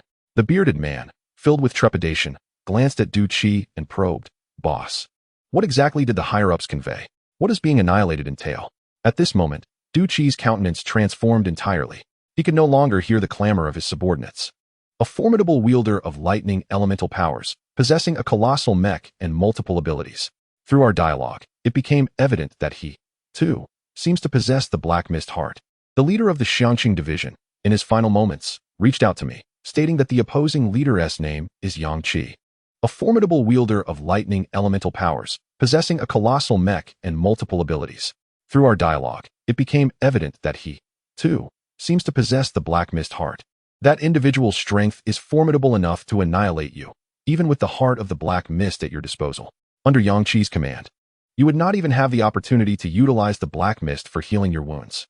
Should they indeed possess the heart of the Black Mist, that individual's strength is formidable enough to annihilate you, even with the heart of the Black Mist at your disposal. Under Yang Qi's command, you would not even have the opportunity to utilize the Black Mist for healing your wounds. Should they indeed possess the heart of the Black Mist, unless one is a core member, others will not stand a chance against him. You must now reduce your speed as you approach Haiqing. Even if you are near the vicinity, do not recklessly enter the city. It is advisable to establish a position at least 10 kilometers away from Haiqing and await the arrival of the core members before safely entering the city. Upon receiving Du Qi's message, he stood in a daze, attempting to process the overwhelming information. It was not until the bearded man beside him shook his arm that he snapped back to reality. "Boss, what does total annihilation mean?" he inquired. Du Qi, irritated, interrupted him. "Yes. It means everyone was killed." Instantly, the crowd of over 5,000 fell silent. The silence lasted less than 3 seconds before an uproar erupted. "Impossible. We all know how powerful the heart of the Black Mist is, how devastating the ability storm can be. How could the tens of thousands in Xiangqing be wiped out? There must be some mistake. Who are they? Could it be a major local force in Xiangqing?" Du Qi simplified the information he had just received and relayed it to the group. This time, no one dared to speak. They deeply etched one name into their memories, Yang Qi. Taking a deep breath, Du Qi said, "Thus, we should refrain from hastily entering Haiqing. But we must still make progress. If we do not reach the Haiqing port within the time limit, we will perish." Therefore, they deeply etched one name into their memories, Yang Qi. Taking a deep breath, Du Qi said, "Thus, we should refrain from hastily entering Haiqing. Yang Qi will be as good as dead. He will only be able to bully us, the branches. Once the core members come, he will be waiting for his demise. How dare he lay a hand on someone from the Black Mist organization?" At that moment, a cold voice suddenly broke the tension. "Is that so? I fear you may not wait for the core members of the Black Mist." Du Qi's body jolted in terror as he scanned his surroundings. How dare he lay a hand on someone from the Black Mist organization? At that moment, a cold voice suddenly broke the tension. "Is that so? I fear you may not wait for the core members of the Black Mist." Du Qi's body jolted in terror as he scanned his surroundings. With this thought, a haughty and disdainful expression emerged on his face as he bellowed towards the chaotic expanse of the highway. "Who goes there?" The information about the crew's dungeon was disseminated less than 2 hours ago, and we are still over 100 kilometers away from Haiqing. How could he possibly arrive? With this thought, a haughty and disdainful expression emerged on his face as he bellowed towards the chaotic expanse of the highway. "Who goes there? Do not attempt to play tricks on me." The location where Du Qi and his entourage stood was a highway. From behind a large truck emerged 3 men and 2 women. The leader, clad in black, stood tall, his tousled hair ruffled by the night breeze, instantly captivating Du Qi's female subordinates. "Who is this person? He is quite handsome," they mused. Yang Qi, surveying the thousands before him, smiled and remarked, "I heard everything you just said." Du Qi, brimming with displeasure and disdain, retorted, "How audacious. You dare eavesdrop on our conversation?" Without further ado, instantly captivating Du Qi's female subordinates. Who is this person? He is quite handsome, they mused. Yang Qi, surveying the thousands before him, smiled and remarked. Does he not realize the folly of provoking our organization? Is he courting death? We have over 5,000 here, and he brings only 5? Surely, he must be lacking in sense. Du Qi, a mid-level 5th-tier ability user, could easily annihilate them with a mere discharge of his powers. Lost in thoughts about Yang Qi, they were filled with trepidation. In their eyes, the Black Fog Heart organization was invincible. How could they, possessing the power of the Black Fog Heart? He must be lacking in sense. Du Qi, a mid-level 5th-tier ability user, could easily annihilate them with a mere discharge of his powers. Lost in thoughts about Yang Qi, they were filled with trepidation. In their eyes, the Black Fog Heart organization was invincible. How could they, possessing the power of the Black Fog Heart, be slain by anyone outside their ranks? This was the first time they questioned their own strength and that of their organization. Their fear directed towards a man named Yang Qi. At that moment, 5 individuals appeared, bolstering their confidence and allowing them to dismiss their earlier fears of Yang Qi. However, the aura is overwhelmingly powerful. He too is a lightning elemental user, they exclaimed. The intensity of his lightning far surpassed that of Du Qi's. What level of power does this man possess? Du Qi was a mid-level 5th-tier ability user. Yang Qi's bolt of lightning crushed Du Qi's unleashed strikes effortlessly and pierced through his very being. Yang Qiza appeared directly behind Du Qi before the eyes of the 5. What level of power does this man possess? Du Qi was a mid-level 5th-tier ability user. The wound was a gruesome sight, flesh and blood mangled, with the entirety of his upper abdomen nearly obliterated. The sheer ferocity of Yang Qi's lightning was astonishing. 000 spectators. In an instant, everyone was taken aback, their gazes fixed in disbelief upon Du Qi, whose abdomen had been pierced by a bolt of lightning. The wound was a gruesome sight, flesh and blood mangled, with the entirety of his upper abdomen nearly obliterated. The sheer ferocity of Yang Qi's lightning was astonishing. Black mist surged violently from Du Qi's wound, rapidly coalescing to mend his injuries at an astonishing rate. Simultaneously, a dense black fog erupted around him. Could this individual possibly be at the pinnacle of the 5th level? Besides our organization, how could anyone possess such a high evolutionary level? Amidst the chaos, his anger was solely directed at being bested by an obscure ability user. His fury was palpable. Since becoming the leader of the Black Mist Heart Division, he had never tasted defeat. He had always annihilated his opponents with overwhelming force. When had it ever happened that his own lightning was extinguished by another's? He was renowned for his prowess in lightning abilities. Such a formidable power, combined with his mid-tier 5th-level status and the enhancement of the Black Mist Heart, had earned him a formidable reputation across nearby cities. He was well known as a supremely powerful lightning ability user. Yet today, he was renowned for his prowess in lightning abilities. Such a formidable power, combined with his mid-tier 5th-level status and the enhancement of the Black Mist Heart, had earned him a formidable reputation across nearby cities. He was well known as a supremely powerful lightning ability user. Yet today, his most formidable skill had been bested by another lightning wielder. Absurd.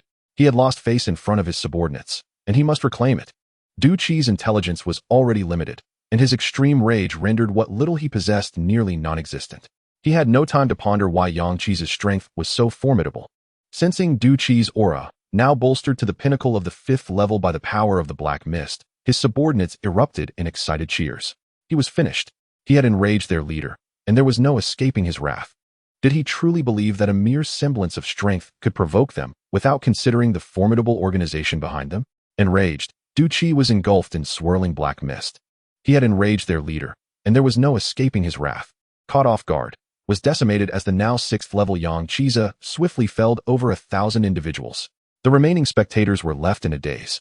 Finally grasping the gravity of their fear, one by one, they scattered in panic, exclaiming, "What the devil? This person must be insane.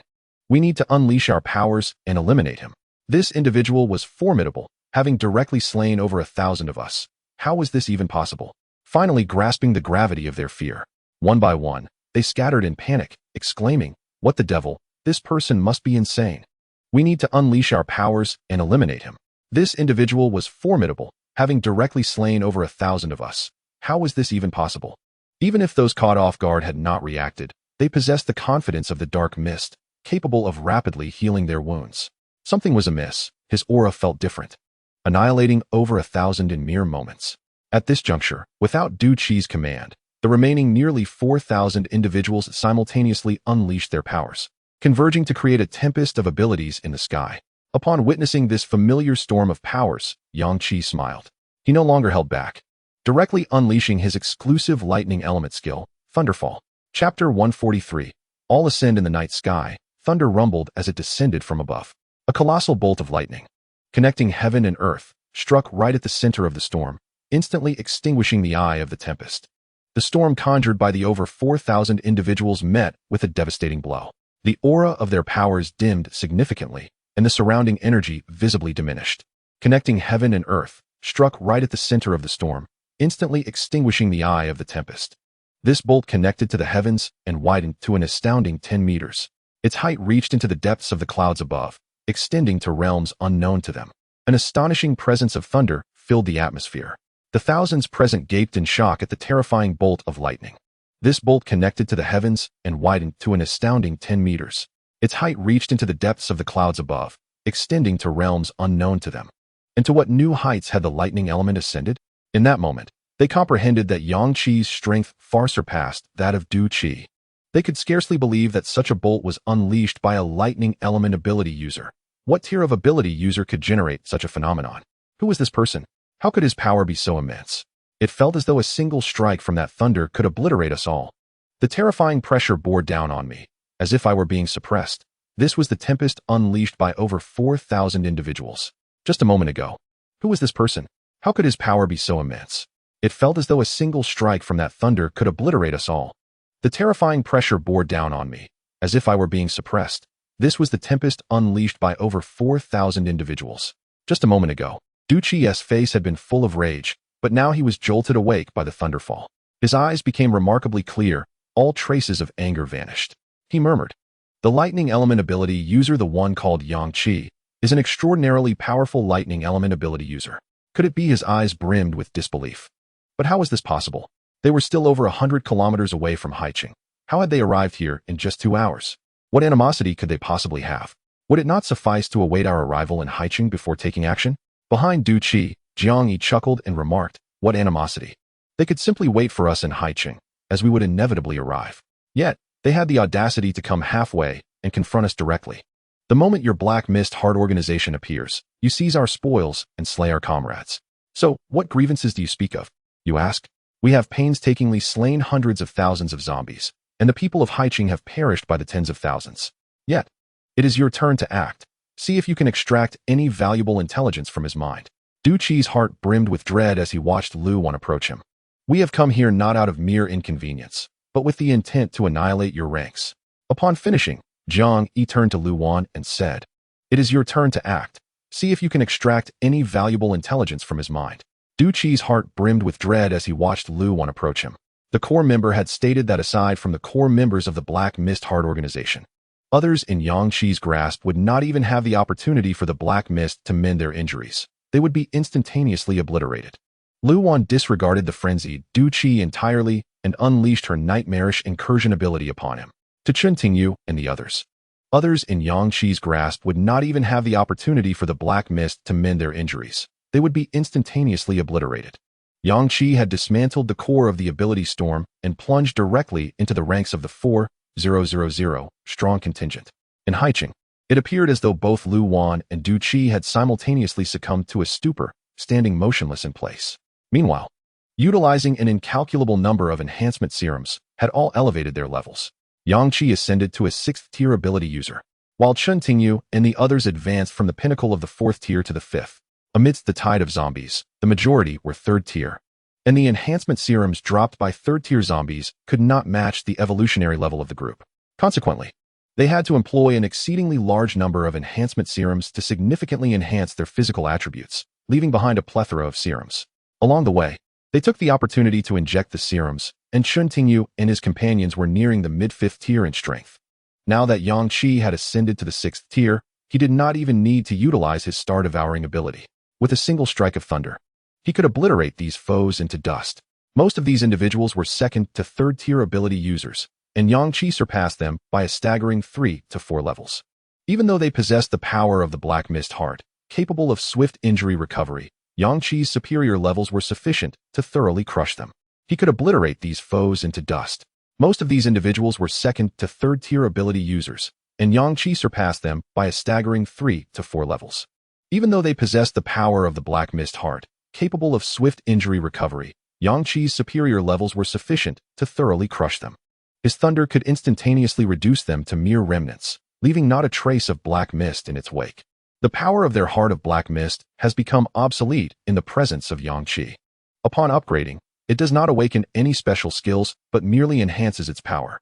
At the 6th tier, Yang Qi continuously utilized Star Devouring, ultimately mastering its proficiency.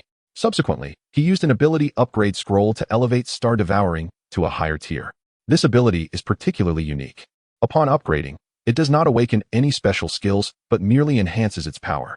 At the 6th tier, Yang Qi swiftly annihilated 4,000 members of the Heart of Black Mist with a terrifying, overwhelming force. This time, he did not use Star Devouring. They remained oblivious to the fact that the man before them was the very Yang Qi who had obliterated the branch in Xiangqing, as mentioned by Du Qi.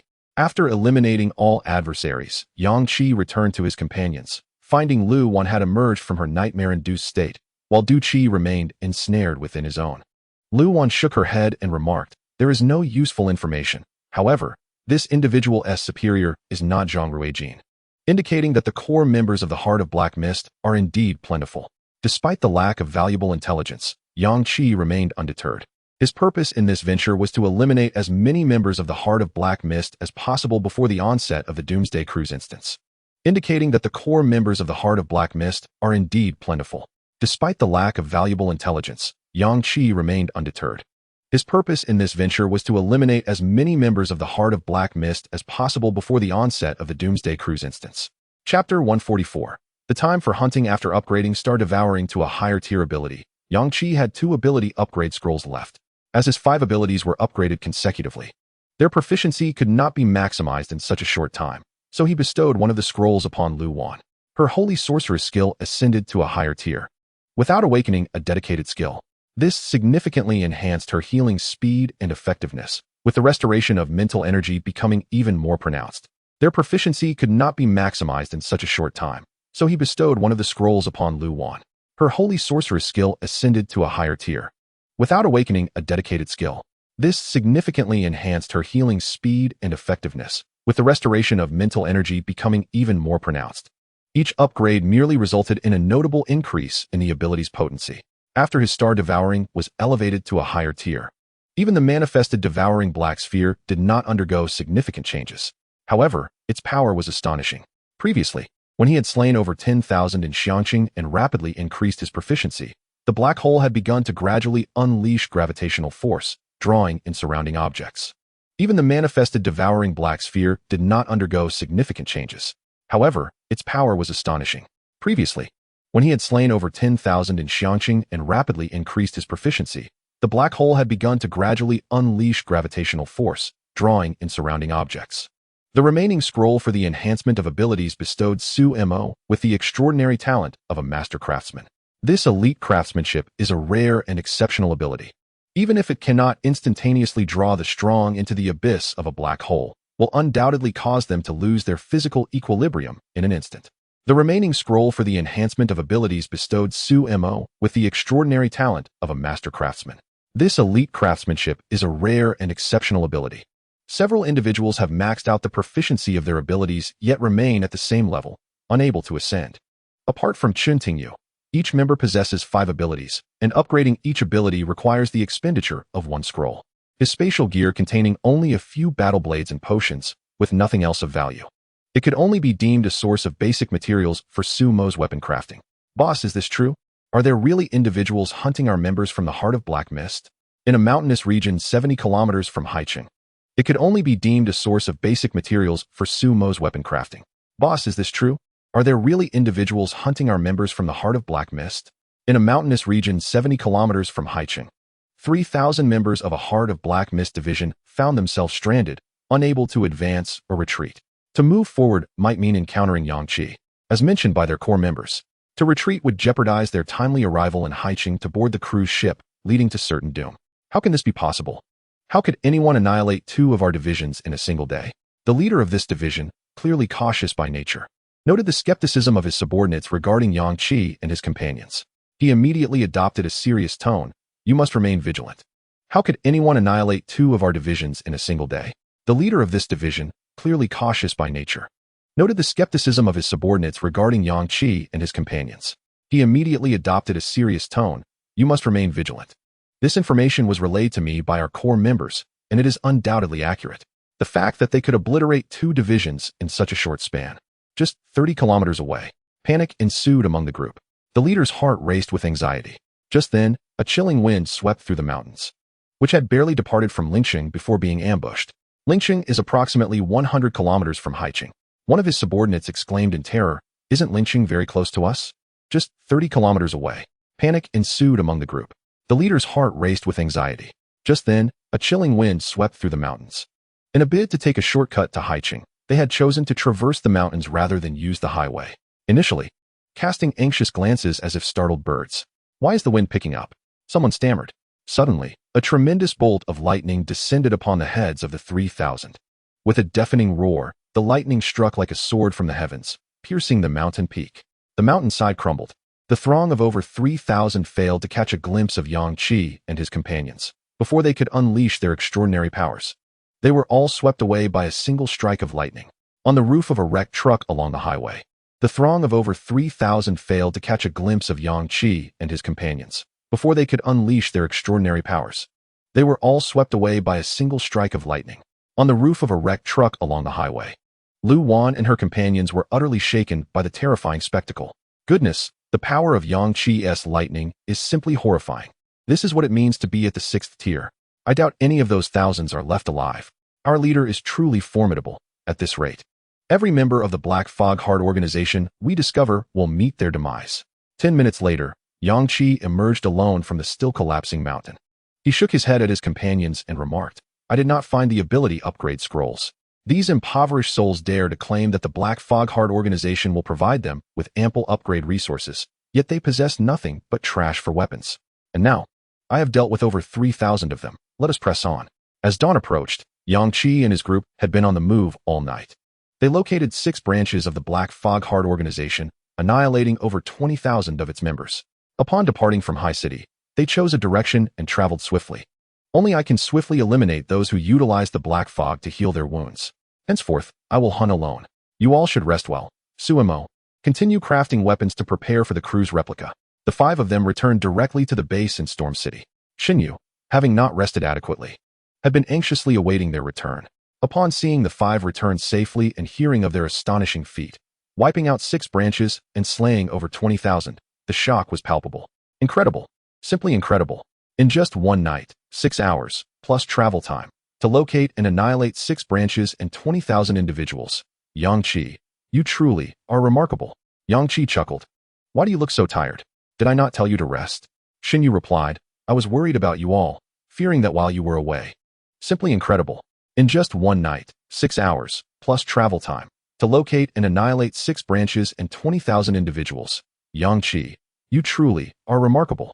Yang Qi chuckled. I will intercept them alone, while Lu Wan and the others remain in the city. You should take turns resting. If there is any disturbance in High City, members of the Black Fog Heart organization might invade High City. I couldn't dare to sleep. Yang Qi reassured her, now you can rest easy.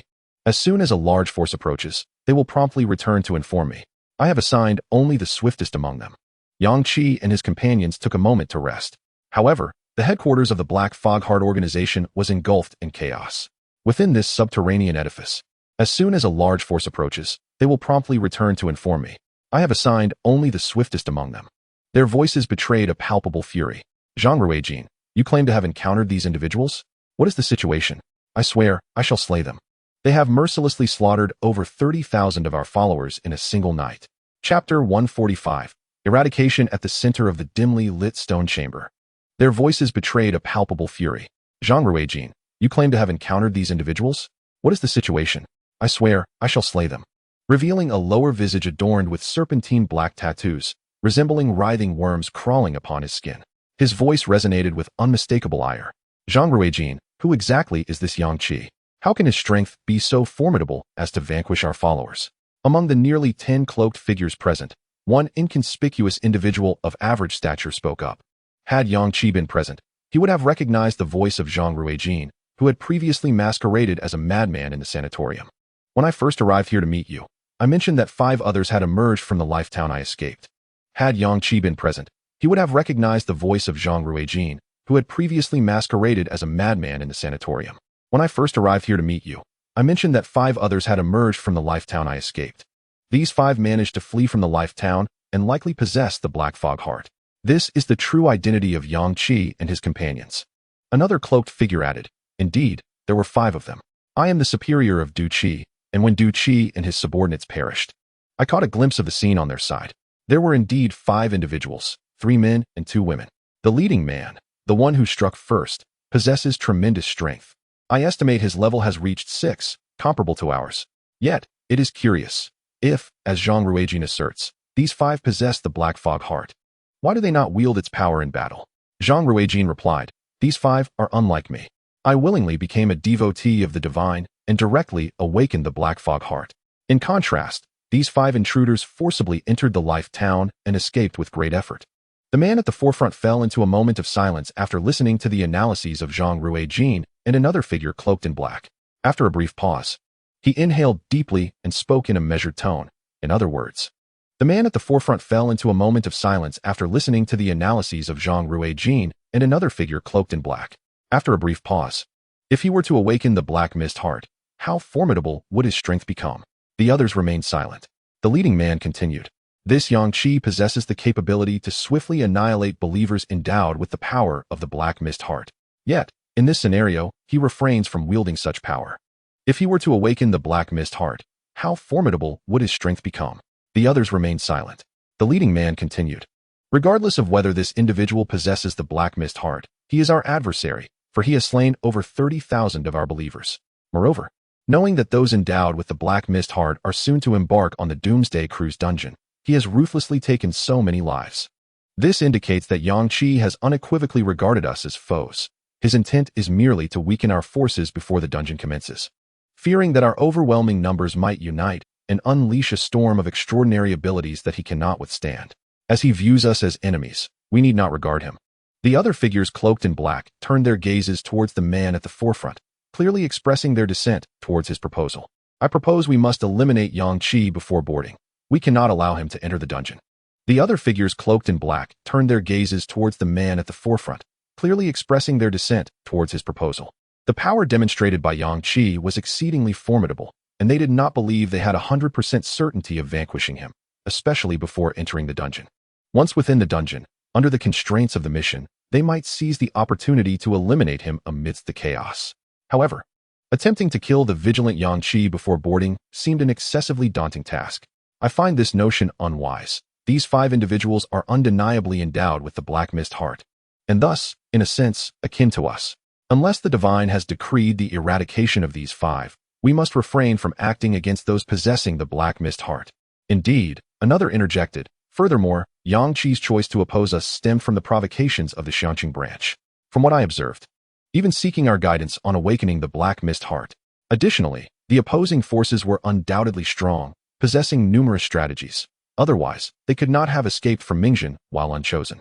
Observing that most of the core members present disagreed with the notion of eliminating Yang Qi before the dungeon's opening, the leading figure in black let out a disdainful snort.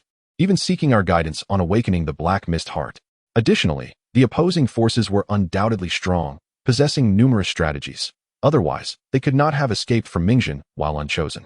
Observing that most of the core members present disagreed with the notion of eliminating Yang Qi before the dungeon's opening, the leading figure in black let out a disdainful snort. They were acutely aware of his formidable strength and madness, and thus, they dared not provoke him. He was, without question, the undisputed leader among the core members, the foremost individual beneath the divine. It could be said that he was the emissary of the divine in this realm. His prowess was extraordinarily formidable, and his demeanor exceedingly arrogant. His desire to eliminate Yang Qi undoubtedly stemmed from his own considerations. He was the strongest among all core members, the foremost individual beneath the divine. It could be said that he was the emissary of the divine in this realm. His prowess was extraordinarily formidable, the only one capable of directly communicating with the divine. Yet now, the emergence of Yang Qi instilled within him a palpable sense of crisis. Yang Qi possessed the heart of the Black Fog and was a 6th-tier ability user. With sheer individual prowess, he had annihilated over 30,000 followers of the Black Fog organization within half a day.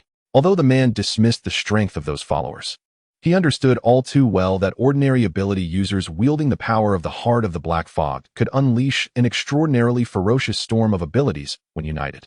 However, Yang Qi had consistently managed to eliminate those members amidst the tempest of abilities, indicating that his strength far exceeded his imagination. He understood all too well that ordinary ability users wielding the power of the Heart of the Black Fog could unleash an extraordinarily ferocious storm of abilities when united. However, just how terrifying would his power become? Already formidable, his strength would escalate to an unfathomable level, endowed with terrifying regenerative abilities. If the divine were to discover Yang Qi's existence, would he not risk being cast aside? Just how terrifying would his power become? Already formidable, his strength would escalate to an unfathomable level, endowed with terrifying regenerative abilities. He must eradicate Yang Qi before the latter ascended the Doomsday Cruise and before he ever fell within the divine's purview. Chapter 146. Will you join us? Would the divine allow Yang Qi to supplant him as the emissary of this world? He would never permit such an eventuality. He must eradicate Yang Qi before the latter ascended the Doomsday Cruise and before he ever fell within the divine's purview. Chapter 146. Will you join us? The hidden level quest, the Doomsday Cruise, is set to officially commence in 34 hours. The current time is noon. The sun hangs in the sky like a blazing orb, resembling a colossal disk, descending ever closer to the ground. 20 kilometers from Sea City, the Black Fog Heart Organization Division, led by Zhou Qiang, is hastening towards Sea City at breakneck speed. He pays little heed to the warnings from the core members, resembling a colossal disk, descending ever closer to the ground. 20 kilometers from Sea City, the Black Fog Heart Organization Division, led by Zhou Qiang. Or perhaps those core members have lost their senses and misjudged the situation. How could it be claimed that the moment the opponent strikes, they could annihilate an entire division? This is utterly implausible. The leaders of the divisions are at least peak 4th tier ability users, with most of them being 5th tier. Even without utilizing the power of the Heart of Black Mist, a 5th tier ability user possesses formidable strength. It is inconceivable that they could be easily exterminated. This is utterly implausible. The leaders of the divisions are at least peak 4th tier ability users, with most of them being 5th tier. Even without utilizing the power of the Heart of Black Mist, a 5th tier ability user possesses formidable strength. It is inconceivable that they could be easily exterminated. Zhou Qiang's hair was somewhat long, with the upper part freshly grown in black and the lower section faded to a grass-green hue. He was tall and slender, nearly 6 feet, and with his half-green hair, he resembled a bamboo stalk. Accompanying him were several capable subordinates. A similarly tall and slender woman with short hair concurred, asserting, "Indeed, there must have been a mistake made by those above.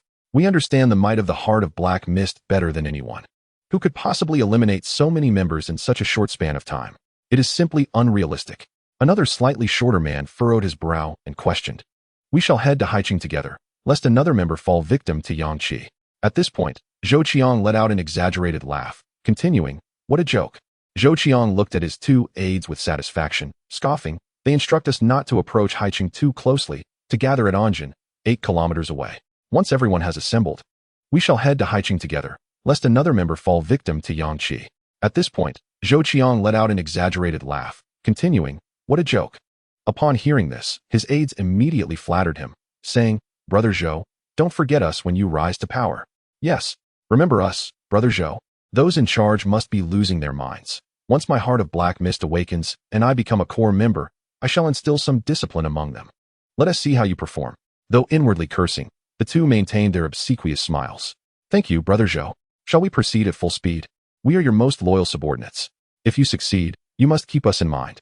Zhou Qiang cast a disdainful glance at the two, casually responding. Zhou Qiang scoffed dismissively, saying, "Report? Huh, what good would that do? I am powerful. Those core members could never hold me accountable. Only cowards fear that Yang Qi and hide in Anjin, waiting for core members to protect them. We are not like that." The more he spoke, the more exhilarated Zhou Qiang became. "Advance in a straight line. Today, I shall enter Haiqing and see if that Yang Qi is indeed within." Upon hearing this, only cowards fear that Yang Qi and hide in Anjin, waiting for core members to protect them. We are not like that. The more he spoke, the more exhilarated Zhou Qiang became. "Advance in a straight line. Today, I shall enter Haiqing and see if that Yang Qi is indeed within." Upon hearing this, although we are all part of the Black Mist Heart Organization, we belong to different branches, which inevitably breeds competition. The better a branch performs, their leader showed no fear and intended to lead them directly into Haiqing. Isn't it instantly apparent that it surpasses the other factions?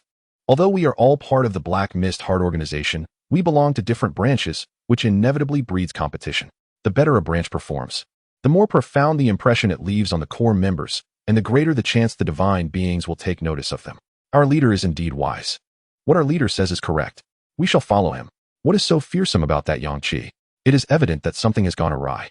He struggles to discern the silhouette through the mingling sunlight and shadows. Soon, he realizes it is but a single individual, obstructing their path as if seeking confrontation.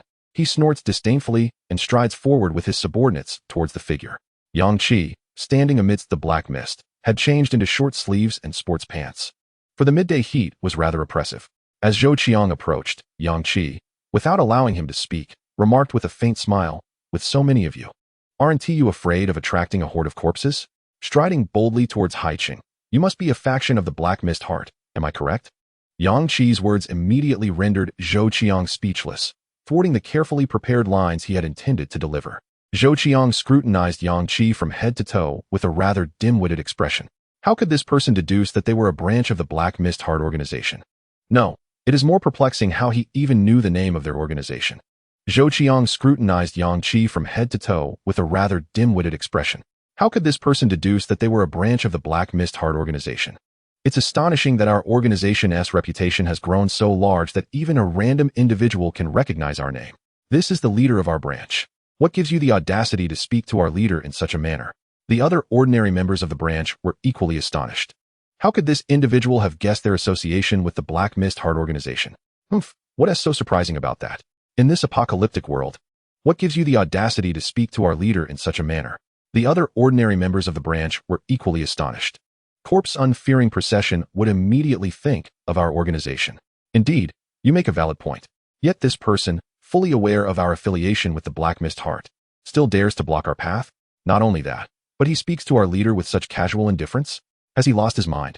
Zhou Qiang, overhearing the discussions among his subordinates, felt he had stumbled upon the correct conclusion.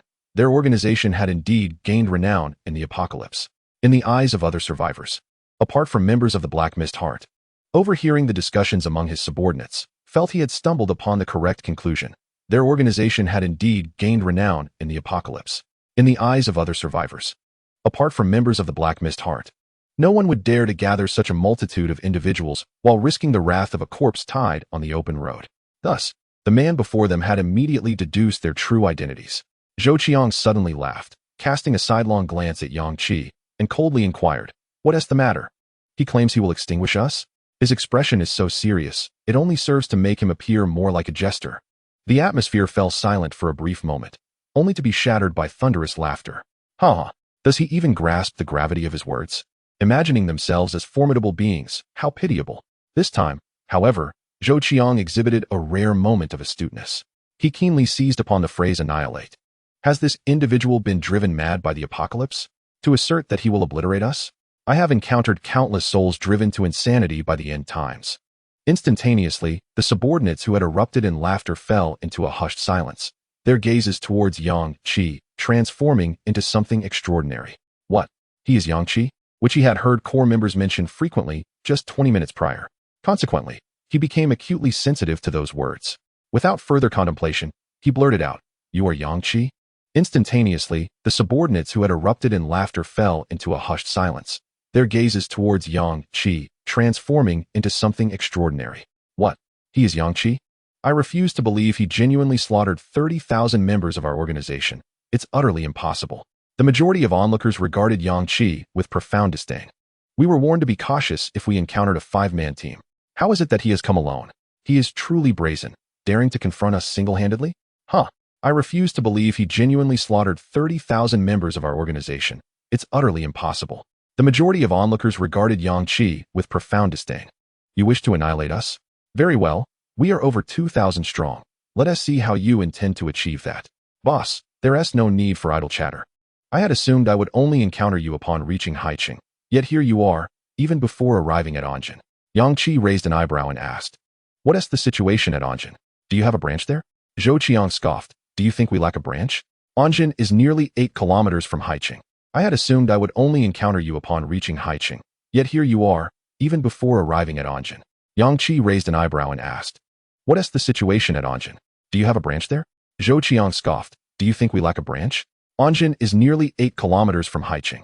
Core members instructed everyone from the branch to gather at Anjin first. Once all the tens of thousands from various branches have assembled and the core members arrive, we shall proceed to Haiqing together to avoid being systematically defeated by you along the way, resulting in greater losses. I believe they are merely overthinking it, instilling in us a sense of trepidation towards Haiqing. I have also heard that you possess the heart of Black Mist, which would explain everything. You must have employed some insidious tactics to lead those core members to mistakenly believe that you have slain many of us. It is preposterous to think that a single individual could vanquish tens of thousands who bear the heart of Black Mist. With the heart of Black Mist in your possession, you would be privy to the details of the Apocalypse Cruise dungeon, thereby knowing that thousands of us would converge upon Haiqing. To diminish the competitiveness of the dungeon, you resorted to this ruse, preventing us from arriving in a timely manner, allowing you to reap the benefits unchallenged. You would be privy to the details of the Apocalypse Cruise dungeon, thereby knowing that thousands of us would converge upon Haiqing. To diminish the competitiveness of the dungeon, situated 8 kilometers away, awaiting the arrival of core members before proceeding together into Haiqing. Should this be the case, Yang Qi would save himself considerable trouble. Yang Qi gleaned crucial intelligence from Zhou Qiang. All factions of the Heart of Black Mist would not directly enter Haiqing, but would instead gather at Intown. Situated 8 kilometers away, awaiting the arrival of core members before proceeding together into Haiqing. Should this be the case, Yang Qi would save himself considerable trouble. His and his companion's safety would be further assured. Yang Qi smiled sincerely at Zhou Qiang and said, Really? Thank you for providing such vital information. With your help, he could seize the opportunity to eliminate a substantial number of faction members at Intown before the core members' arrival. Once aboard the cruise, as if they were witnessing madness. What was he saying? Did he comprehend his own words? It seemed as though he had truly lost his mind. I can conserve a great deal of energy and time over the next 30 hours. The subordinates behind Zhou Qiang looked at Yang Qi in bewilderment. He must truly be deranged. Zhou Qiang's 2 guards sensed something amiss at that moment. For some reason, they felt that Yang Qi was not to be underestimated. How could he possibly think that by gathering our faction members at Intown, he could achieve anything? Did he believe he could annihilate all the faction members there? Yet in Yang Qi's eyes, they perceived a steadfast, innate confidence that unsettled them. Boss, stop wasting time with him. Let us unleash our powers, they exclaimed. The confidence in Yang Qi's eyes was unlike anything they had ever seen. Occasionally, they could observe a kind of blind arrogance in Zhou Qiang's gaze. Yet in Yang Qi's eyes, they perceived a steadfast, innate confidence that unsettled them. Boss, stop wasting time with him. Let us unleash our powers, they exclaimed. Why speak so much? Let us see if he can truly match our might in vanquishing our faction. They uttered these words because they understood Zhou Qiang all too well. The suggestion arose to unleash a tempest of abilities against Yang Qi. Zhou Qiang turned sharply, glaring at the two, and coldly retorted, A tempest of abilities? For just one man? Do you both lack sense? Does he even deserve it? I alone could vanquish him. Hearing Zhou Qiang's audacious proclamation, the others became increasingly agitated and fervent, stoking the flames of enthusiasm. Indeed, our leader could defeat him single-handedly. Why mobilize over 2,000 of us to unleash a tempest? For just one man? Do you both lack sense? Does he even deserve it? I alone could vanquish him. Hearing Zhou Qiang's audacious proclamation, the others became increasingly agitated and fervent, stoking the flames of enthusiasm. Indeed, our leader could defeat him single-handedly. Why mobilize over 2,000 of us to unleash a tempest? He is simply unworthy. Zhou Qiang provocatively turned his gaze toward Yang Qi, declaring, Come forth. I am sufficient on my own. No sooner had he spoken than Yang Qi transformed into a bolt of lightning. The wide path of thunder shattered through Zhou Qiang's body in an instant. Zhou Qiang remained rooted in place, utterly unprepared for the onslaught. As he looked down in bewilderment at his abdomen, now shrouded in swirling darkness, he beheld the shadowy mist swiftly mending his grievous wound, realizing in horror that the heart of the mist pulsed feverishly to sustain his fragile existence. It dawned on him that Yang Qi had indeed struck. Chapter 148. Anjin, the thunder unleashed by the lightning continued to roar, enveloping the surroundings in an eerie silence. What transpired was bewilderingly rapid. How could this be? Zhou Qiang was a 5th-tier ability user. How was it possible for his body to be breached in an instant? Was Yang Qi truly a formidable adversary? The aura of the lightning was terrifying. His lightning element abilities had likely undergone several enhancements. What transpired was bewilderingly rapid. How could this be? Zhou Qiang was a 5th-tier ability user. How was it possible for his body to be breached in an instant? During this time, the dark mist swirled around the wound, and the lightning, desperately repairing Zhou Chang's fatal injury. Zhou Chang's complexion turned a sickly green, his eyes glazed over. Were it not for the heart of the shadowy mist, Zhou Qiang would have perished in that very strike. The bolt of lightning persisted for nearly 5 seconds before dissipating. The male and female aides flanking Zhou Qiang were utterly paralyzed by fear, their legs giving way as they collapsed to the ground, bereft of the strength to flee. So close to Yang Qi and Zhou Qiang, they felt the overwhelming oppressive force of Yang Qi's lightning. As they fell, they muttered incoherently, "Quick! Unleash the tempest of abilities. I said we should use a tempest against this man." "Zhou Qiang, you fool." The tall, slender woman could not suppress her candid thoughts. So close to Yang Qi and Zhou Qiang, they felt the overwhelming oppressive force of Yang Qi's lightning. As they fell, they muttered incoherently, "Quick! Unleash the tempest of abilities. I said we should use a tempest against this man." "Zhou Qiang, you fool." The tall, slender woman could not suppress her candid thoughts. Zhou Qiang's subordinates finally grasped that to confront such a formidable opponent as Yang Qi, unleashing a tempest of abilities was imperative. Regrettably, they were still too slow. Zhou Qiang was taken aback, his already pallid face turning an even deeper shade of green. His body seemed to move against his will, as the distance between them was merely 2 meters. The instant the black hole appeared, Zhou Qiang's body was irresistibly drawn towards Yang Qi by its formidable gravitational force. Despite his attempts to enhance his physical prowess with bursts of black mist, it proved utterly ineffective. He felt as though his 5th-tier abilities rendered him little more than a rag doll before the black hole's might, his form deforming under the gravitational force. On the verge of being consumed. In that moment, Zhou Qiang's gaze was solely fixed upon the black hole, which loomed ever closer. Whoosh! He vanished. Just like that. Zhou Qiang was swallowed by the black hole. His body ultimately morphed into a distorted mass, drawn directly into the devouring abyss. Behind him, on the verge of being consumed. In that moment, Zhou Qiang's gaze was solely fixed upon the black hole, which loomed ever closer. Whoosh! He vanished. Just like that. Their eyes wide with terror as they stared at the strange black hole emanating an eerie aura from Yang Qi's hand. What had happened to Zhou Qiang? The more than 2,000 individuals who were about to unleash their abilities to counter Yang Qi stood frozen in shock. They completely forgot about the impending energy storm. Their eyes wide with terror as they stared at the strange black hole emanating an eerie aura from Yang Qi's hand. What had happened to Zhou Qiang? Where had he gone? What kind of power was this? How could Zhou Qiang, a 5th-tier ability user, simply disappear? Could it be that Yang Qi's capacity to annihilate thousands was due to this black hole ability? A person had just vanished. Zhou Qiang was a 5th-tier ability user. If even he could be so easily consumed, what about the rest of us? The thunder he had summoned earlier paled in comparison to the black hole's exaggeration. This entity was utterly invincible. Anyone who drew near would be drawn into its depths. As the final word left his lips, a bolt of lightning descended alongside it.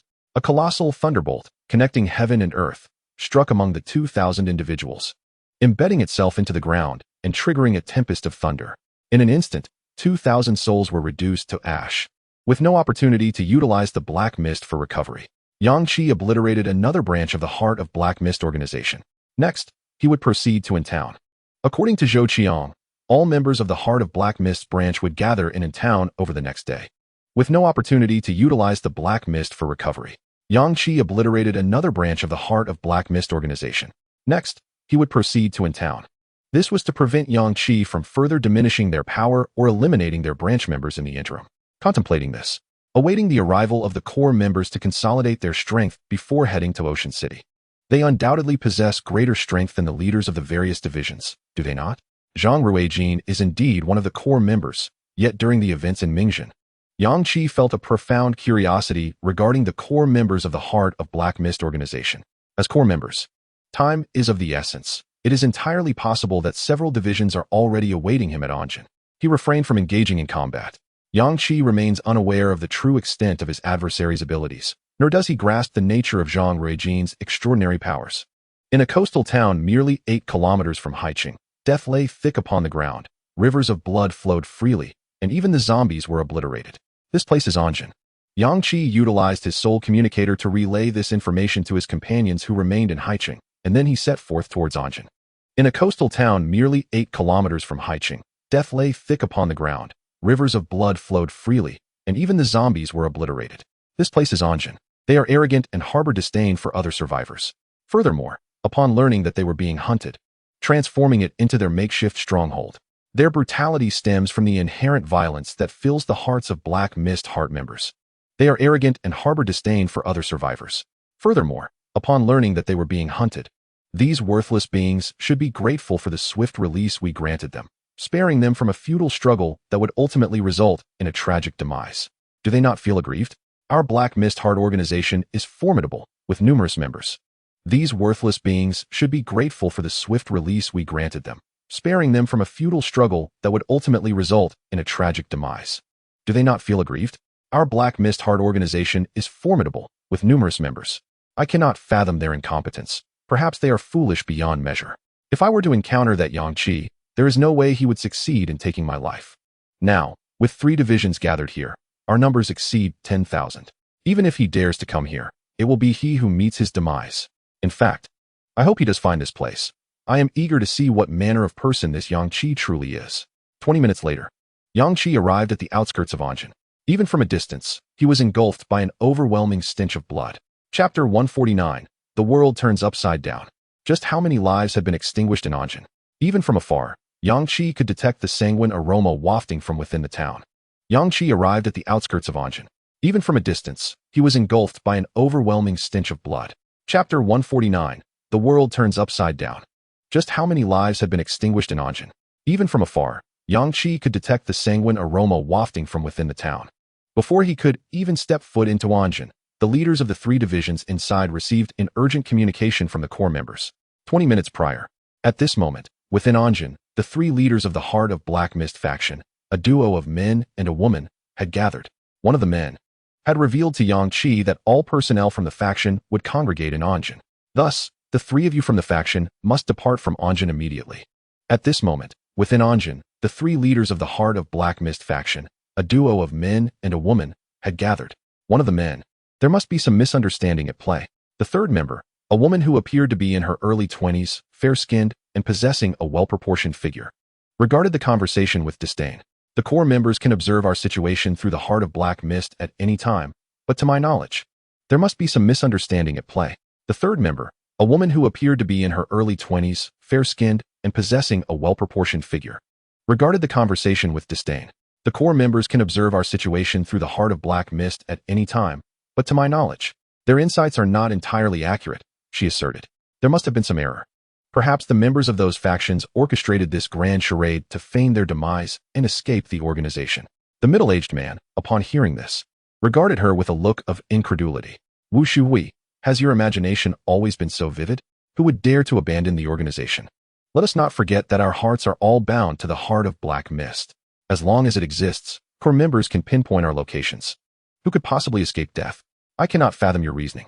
Tong Xiefeng fixed his gaze upon the middle-aged man. Brother Shijing, do you truly wish to retreat? Do you genuinely believe that Yang Qi could slay tens of thousands within our organization? Shijing frowned. That indeed sounds far-fetched.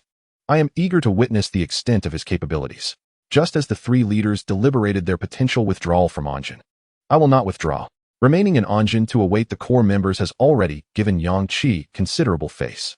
If he dares to approach Anjin, then let him come. I am eager to witness the extent of his capabilities. Just as the 3 leaders deliberated their potential withdrawal from Anjin, even a horde of tens of thousands of corpses would retreat in the face of such a tempest. The 3 were taken aback, their gazes directed toward the energy storm 2 kilometers away. What was happening? Why had a supernatural storm suddenly formed? Hadn't the survivors and zombies in Anjin been eradicated? They exchanged perplexed glances. Before fully comprehending the nature of the extraordinary storm before him, a formidable surge of power suddenly descended from the tempest. Their gazes directed toward the energy storm 2 kilometers away. What was happening? Why had a supernatural storm suddenly formed? Hadn't the survivors and zombies in Anjin been eradicated? They exchanged perplexed glances. Before fully comprehending the nature of the extraordinary storm before him, a formidable surge of power suddenly descended from the tempest, manifesting as a breathtaking bolt of lightning. This colossal thunderbolt appeared from thin air, striking directly at the eye of the storm with devastating precision. In an instant, it pierced through the storm's core and plunged into the earth, obliterating the eye of the storm, which had only moments ago exuded an overwhelming aura of dread. The once fearsome force of the extraordinary storm diminished significantly in an instant. The tempest surrounding the massive lightning bolt visibly dissipated, which appeared beyond the realm of human capability, feeling an overwhelming absurdity. What manner of lightning was this? Could it truly be conjured by an extraordinary being? The three individuals sensed the presence of their subordinates vanishing one by one. Their eyes widened in disbelief as they fixated on the lightning, which appeared beyond the realm of human capability, feeling an overwhelming absurdity. What manner of lightning was this? Could it truly be conjured by an extraordinary being? Was it even possible? With a single bolt of lightning, it had shattered a storm created by thousands, directly annihilating its core. In that moment, without needing to ponder further, replaced by a pallor of dread, without a moment's hesitation, she turned to flee from the town.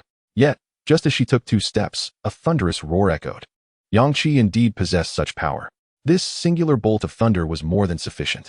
The previously aloof and proud expression on Wu Shui's face vanished, replaced by a pallor of dread. Without a moment's hesitation, she turned to flee from the town. Yet, just as she took 2 steps, a thunderous roar echoed.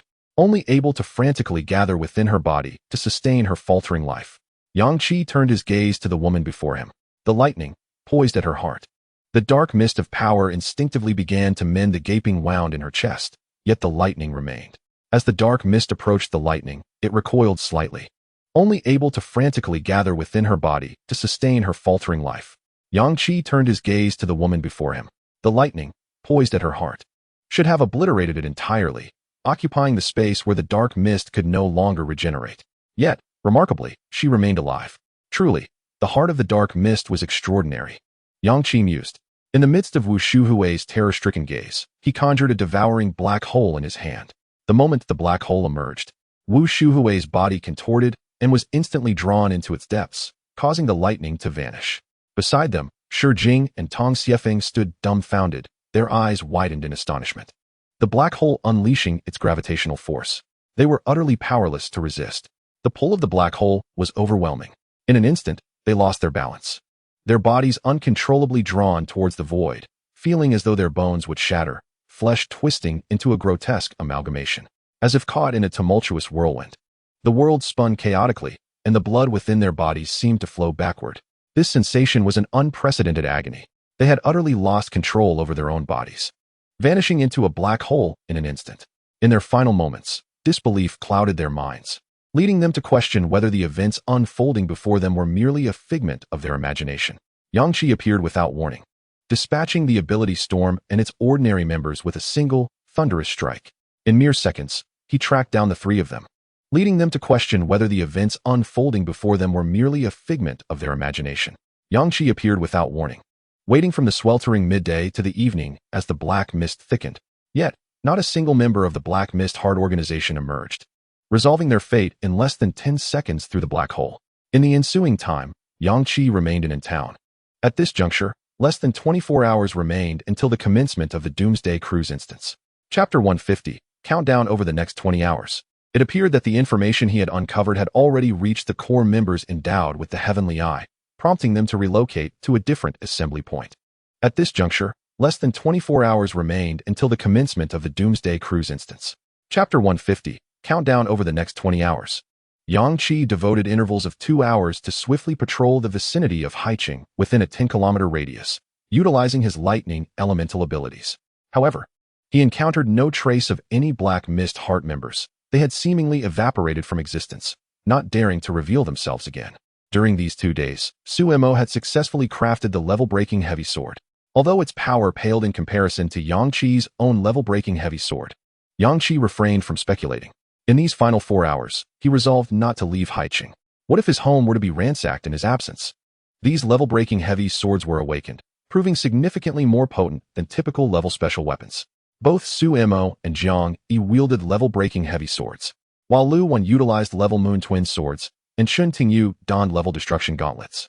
Su Mo crafted a level-breaking heavy sword for each individual. These level-breaking heavy swords were awakened, proving significantly more potent than typical level special weapons. Both Su Mo and Jiang Yi wielded level-breaking heavy swords. The corpses of the metal zombies that Yang Qi had previously reserved for Su Mo, particularly the pinnacle level 5 zombies, were still in his possession. These 2 corpses represented some of the rarest materials at Su Mo's disposal.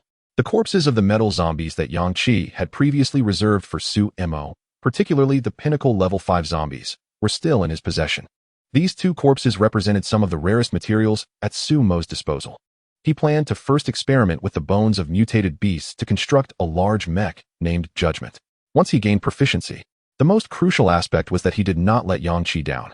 Jiang Yi, wielding the formidable heavy blade, expressed his satisfaction, remarking, "Indeed, it is commendable. Although it does not quite match Yang Qi's esteemed weapon, it suffices and possesses a semblance of life. I believe we shall harmonize splendidly." Over the past few days, the most crucial aspect was that he did not let Yang Qi down. Jiang Yi, wielding the formidable heavy blade, expressed his satisfaction, remarking, "Indeed, it is commendable. Although it does not quite match Yang Qi's esteemed weapon, it suffices and possesses a semblance of life. I believe we shall harmonize splendidly." Over the past few days, Yang Qi instructed Jiang Yi to pause momentarily before boarding the vessel, humorously noting that Jiang Yi's mental prowess was less than optimal. During this period, all in preparation for this upcoming dungeon. This time, he was determined to ensure that everyone was fully fortified with mental energy. As the commencement of the dungeon approached, Yang Qi instructed Jiang Yi to pause momentarily before boarding the vessel, humorously noting that Jiang Yi's mental prowess was less than optimal. During this period, she had dabbled in the disassembly and reformation of metals. After dedicating over 30 hours to concentrated practice, she discovered the formidable potential of her reorganization ability, which exceeded her wildest expectations. Everything in her vicinity could become a lethal weapon. The spiritual realm, previously injured by a 5th-tier pinnacle psychic zombie. She had dabbled in the disassembly and reformation of metals. After dedicating over 30 hours to concentrated practice, she discovered the formidable potential of her reorganization ability. No dark mist conglomerates had manifested in Haiqing over the past 2 days. Now, they needed to absorb the red mist to swiftly enhance their physical capabilities and ascend to greater heights. Fortunately, the mutated beasts in Haiqing remained plentiful. With little time to hunt these creatures themselves, Xinyu took it upon herself to assist. In the Storm City, any individual who slew a mutated beast would have their obtained beast cores delivered to Yang Qi's group. With little time to hunt these creatures themselves, Xinyu took it upon herself to assist.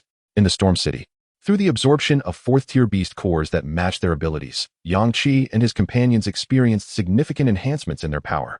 At that moment, Xinyu gazed at Yang Qi and the others with a worried expression, unable to contain herself. "Boss Yang Qi, are you truly unconcerned? You have me pulling everyone back to the base, ensuring they do not appear on the streets. This way, we remain oblivious to the whereabouts of the Heart of Dark Mist's agents." With only 3 hours remaining until the dungeon's opening, the sky began to darken. Suemo chuckled, fixing his gaze on Xinyu, and said, "Why have you been so fretful these past few days?" Jiang Yi chimed in, "Are you speaking of Xinyu? We remain oblivious to the whereabouts of the Heart of Dark Mist's agents." With only 3 hours remaining until the dungeon's opening, the sky began to darken. Suemo chuckled. Even if the leader has slain over 40,000 of their members, the remaining individuals must still number in the thousands. It is merely uncertain how many are left. Lu Wan responded, "With so many entering Haiqing, even if we were to eliminate all surveillance, their entrance would undoubtedly create a significant commotion. Even if the leader has slain over 40,000 of their members, the remaining individuals must still number in the thousands. It is merely uncertain how many are left." A formidable heavy sword crafted by Su Mo Yang Qi. "Once they reveal themselves, we must eliminate as many as possible. Otherwise, it will become troublesome once you board the ship." Yang Qi nodded reassuringly at Xinyu. A formidable heavy sword crafted by Su Mo Yang Qi. "Once they reveal themselves, we must eliminate as many as possible.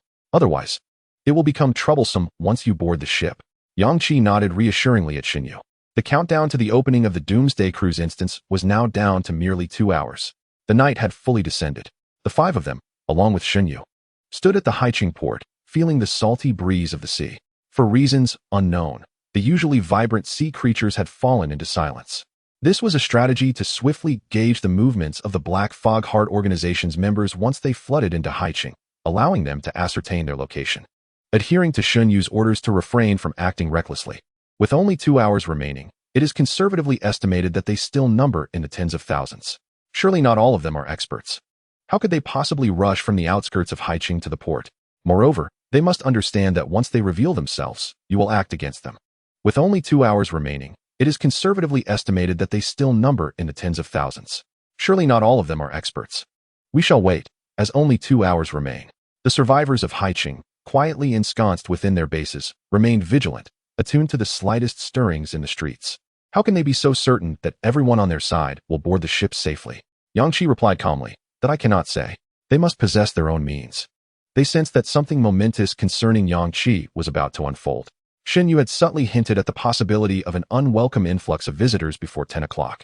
Though Shen Yu had not explicitly informed them of Yang Qi's impending boarding of a cruise to activate a hidden instance, they sensed that something momentous concerning Yang Qi was about to unfold. Shen Yu had subtly hinted at the possibility of an unwelcome influx of visitors before 10 o'clock. Wasn't it said that a large number of people would arrive before 10 o'clock? Why, then, was there still no sign of movement? As if to respond to the doubts of the survivors of Haiqing, a dazzling burst of light suddenly erupted from the seaside. Chapter 151. Enduring the gaze of the city. Wasn't it said that a large number of people would arrive before 10 o'clock? Why, then, was there still no sign of movement? As if to respond to the doubts of the survivors of Haiqing, a dazzling burst of light suddenly erupted from the seaside. Chapter 151. Enduring the gaze of the city. Their voices a cacophony of rage that had been pent up for 2 days. Countless individuals filled the air with fervent curses, and amidst the chaotic din, slowly creaking open, behind the gate was a throng of people, descending like locusts from the golden portal. Their voices a cacophony of rage that had been pent up for 2 days. Countless individuals filled the air with fervent curses, and amidst the chaotic din. In that moment, words failed to encapsulate the awe and shock that gripped their hearts. Simultaneously, they came to the realization of just how formidable their invaders were. What was this? A teleportation portal? What level of equipment could this be? Who were these people? How terrifying. They had come prepared. Was this directed at Yang Qi? In that moment, words failed to encapsulate the awe and shock that gripped their hearts. Simultaneously, they came to the realization of just how formidable their invaders were. What was this? A teleportation portal? What level of equipment could this be? Who were these people? How terrifying. They had come prepared. Was this directed at Yang Qi? Was a direct invasion into the depths of Haiqing. No wonder Shen Yu had warned everyone to remain sheltered within the base today. Could they be connected to those who had unleashed the ability storm 2 days prior? If so, then Yang Qi was surely doomed. The last time, a mere 10,000 had caused him immense trouble. Now, there were at least 30 or 40,000. Should they all unleash their abilities simultaneously, it would be catastrophic. Could they be connected to those who had unleashed the ability storm 2 days prior? If so, then Yang Qi was surely doomed. The last time, a mere 10,000 had caused him immense trouble. Now, there were at least 30 or 40,000. Should they all unleash their abilities simultaneously, it would be catastrophic. The individuals emerging from the Golden Gate continued to descend in droves, and from the harbor came a chilling aura. Yang Qi and his 5 companions stood at the port, gazing up at the radiant Golden Gate as members of the Black Fog organization poured forth. Their numbers exceeded any previous division. With the intensity of their emotional turmoil, waves of dark mist emanated uncontrollably from the tens of thousands of members of the Black Fog organization. Shen Yu's expression turned ashen, and he declared, "Boss, I'm going in first. I'll take down as many as I can. Their numbers are overwhelming." In recent days, Shen Yu had tirelessly worked to enhance his strength, having absorbed countless beast cores, which had elevated him to the pinnacle of the 5th tier. Yang Qi's spatial gear still contained several ability orbs. This particular ability is quite unique. It can be classified as a semi-space type, yet it boasts a more pronounced explosive damage. In simpler terms, it allows Shen Yu to obliterate the space surrounding him. As long as an adversary enters Shen Yu's spatial domain, he can unleash devastating damage instantaneously through explosive space. This particular ability is quite unique. It can be classified as a semi-space type, yet it boasts a more pronounced explosive damage. In simpler terms, it allows Shen Yu to obliterate the space surrounding him. As long as an adversary enters Shen Yu's spatial domain, he can unleash devastating damage instantaneously through explosive space. Yang Qi grasped Shen Yu's hand, advising him, "Do not rush. We have yet to ascertain who the core members of the opposing side are." The tidal wave generated by the energy fluctuations surged directly towards Yang Qi and his companions, who stood by the shore. Suemo, perceiving the impending threat. The seawater behind Yang Qi and his 5 companions surged violently in response to this invisible wave of energy. The individual emanating this potent aura was evidently arrogant. The tidal wave generated by the energy fluctuations surged directly towards Yang Qi and his companions, who stood by the shore. Suemo, perceiving the impending threat, scoffed and raised his hands. A torrent of transparent water surged forth from him, coalescing into a massive curtain of water that shielded the 6. The surface of the water curtain rippled, effectively halting the towering wave. Suemo coldly fixed his gaze on the source of the overwhelming aura, stating, "A vast surge of dark energy erupted forth, engulfing the ostentatious gates. The space above the sea, recently illuminated by the gates, was once again plunged into darkness as the dark energy rapidly spread. However, Jiang Yi's expression bore no trace of elation. He frowned and remarked. A vast surge of dark energy erupted forth, engulfing the ostentatious gates. The space above the sea, recently illuminated by the gates. I didn't sense any abilities emanating from their side. As the dark energy dissipated, a colossal metallic shield materialized before the gilded gates. This shield was immense. They managed to deflect my attack with something. Chen Tingyu exclaimed in astonishment. Those were your energy orbs, 2 in total. What could possibly shield against them? Yang Qi chuckled. What splendid equipment. It even managed to withstand both of Jiang Yi's energy orbs. At that moment, thousands of members from the Black Mist organization, who had just landed, reveled in their triumph, jeering, "Are you daft? That is our elite equipment. With the feeble might of your abilities." Yang Qi chuckled. What splendid equipment. It even managed to withstand both of Jiang Yi's energy orbs. At that moment, thousands of members from the Black Mist organization, Yang Qi surmised that this was a consumable piece of equipment, akin to his previous feather mech. Once breached, it would cease to exist. The 10 intricate patterns adorning the shield symbolized its lifespan. Coupled with the revelations from the members of the Black Mist Heart organization, it became evident that this piece of equipment is known as the Wheel of Life shield. Once all 10 patterns vanish, the shield will be rendered utterly useless. The survivors in the coastal city, situated near the sea, clearly witnessed the brief initial clash between the two factions. First, the individuals from Golden Gate unleashed their aura. It became evident that this piece of equipment is known as the Wheel of Life shield. Once all 10 patterns vanish, the shield will be rendered utterly useless. The survivors in the coastal city, situated near the sea, clearly witnessed the brief initial clash between the two factions. First, the individuals from Golden Gate unleashed their aura, dark energy erupting in the air. Finally, the Golden Gate faction produced an impressive defensive apparatus that completely thwarted Jiang Yi's offensive maneuver. They stared in astonishment at the massive metallic shield before Golden Gate, their mouths agape in disbelief. What is this equipment? It's astonishing. Dark energy erupting in the air. Finally, the Golden Gate faction produced an impressive defensive apparatus that completely thwarted Jiang Yi's offensive maneuver. Not only do they have the Golden Gate for teleportation, but also a metallic shield capable of withstanding energy attacks. Behind Golden Gate, the leader among the core members, Jiang Yi's attack was directly blocked. This enormous shield is simply breathtaking. It must be at least 10 meters in diameter. Who are they? Their equipment is extraordinary. I possess an array of high-tier equipment to withstand your aggression. Your brutality is quite intimidating. Intimidated? Indeed, you should be. Yang Qi's voice carried a hint of amusement. In the next moment, just as Lu Zifeng was about to retract the Wheel of Life shield, his pupils constricted, halting his motion. Suddenly, the colossal metallic shield before him began to tremble violently. Chapter 152. We stand with you. A brilliant surge of lightning erupted, as if the heavens themselves were enraged. The deep blue lightning obscured the glow of Golden Gate. A torrential downpour of lightning struck relentlessly, landing upon the enormous silver shield. Boom, boom, boom. The high-tier Wheel of Life shield shuddered violently. The ferocious lightning showed no signs of abating, striking the shield over 1,000 times in a mere 10 seconds. The remaining 9 patterns on the shield faded with astonishing speed. Flickers of golden light, symbols of formidable defense, dimmed under the unrelenting barrage of thunder, their designs dissipating. The high-tier Wheel of Life shield shuddered violently. The ferocious lightning showed no signs of abating, striking the shield over 1,000 times in a mere 10 seconds. The remaining 9 patterns on the shield faded with astonishing speed. Flickers of golden light, symbols of formidable defense, dimmed under the unrelenting barrage of thunder, their designs dissipating. The members of the Black Mist Heart organization gazed in horror at the rapidly vanishing patterns of the high-tier equipment. How could this be? The despairing aura of thunder filled the entire coastal city. The sound of thunder rolled. The seaside had become an absolute domain of Yang Qi's lightning. There was nothing else. It seemed the entire world was now solely comprised of thunder. In that moment, everyone's eyes widened, fixated on the astonishing display of lightning above.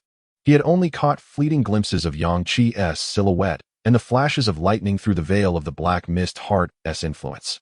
Was enveloped in disbelief as he sensed the swift degradation of durability in his equipment, his heart laden with an indescribable shock. Prior to this, he had only caught fleeting glimpses of Yang Qi's silhouette and the flashes of lightning through the veil of the Black Mist Heart's influence.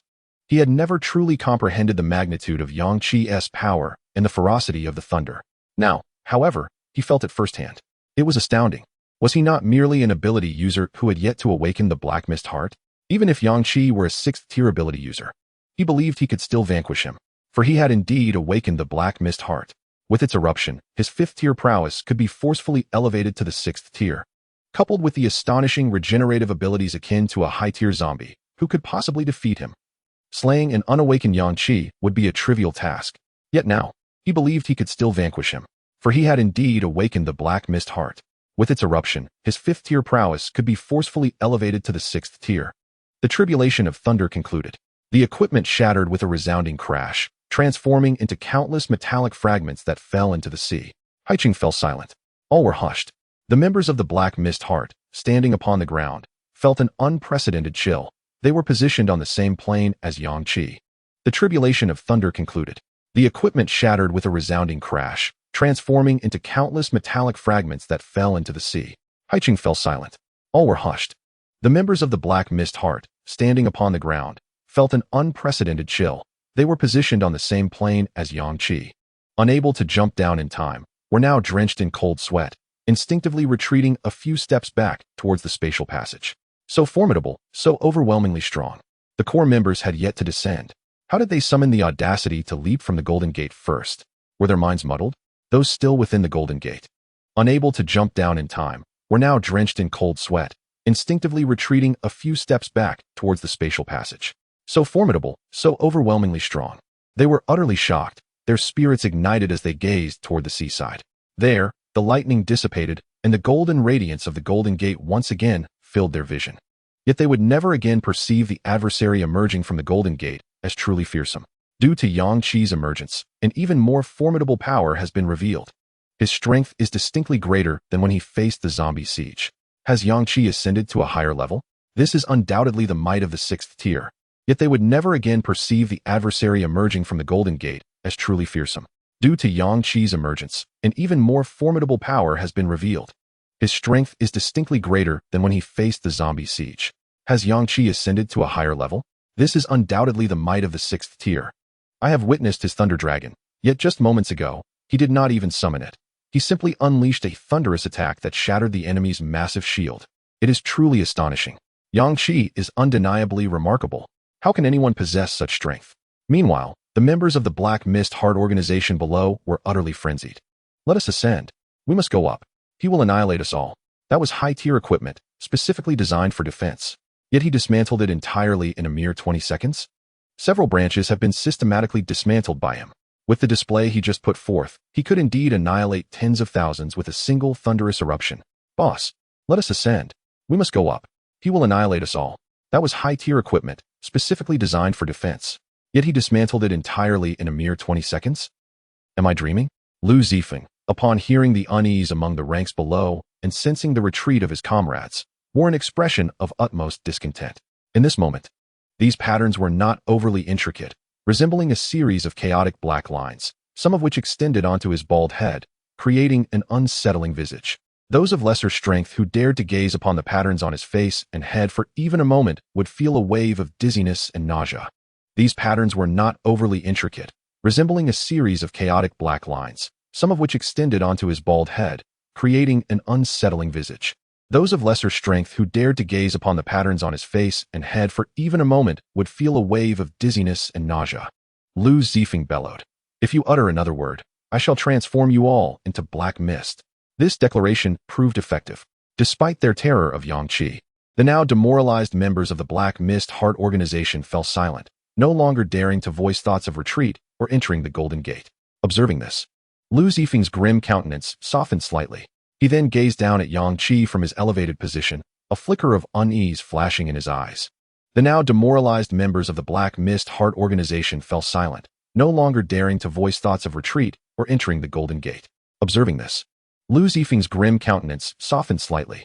He then gazed down at Yang Qi from his elevated position, a flicker of unease flashing in his eyes. He cannot survive to step onto that vessel. His core members lifted their heads slightly, gazing resolutely at him, their expressions unwavering, preventing his companions from aiding him and strike him down with thunderous force. I want him dead.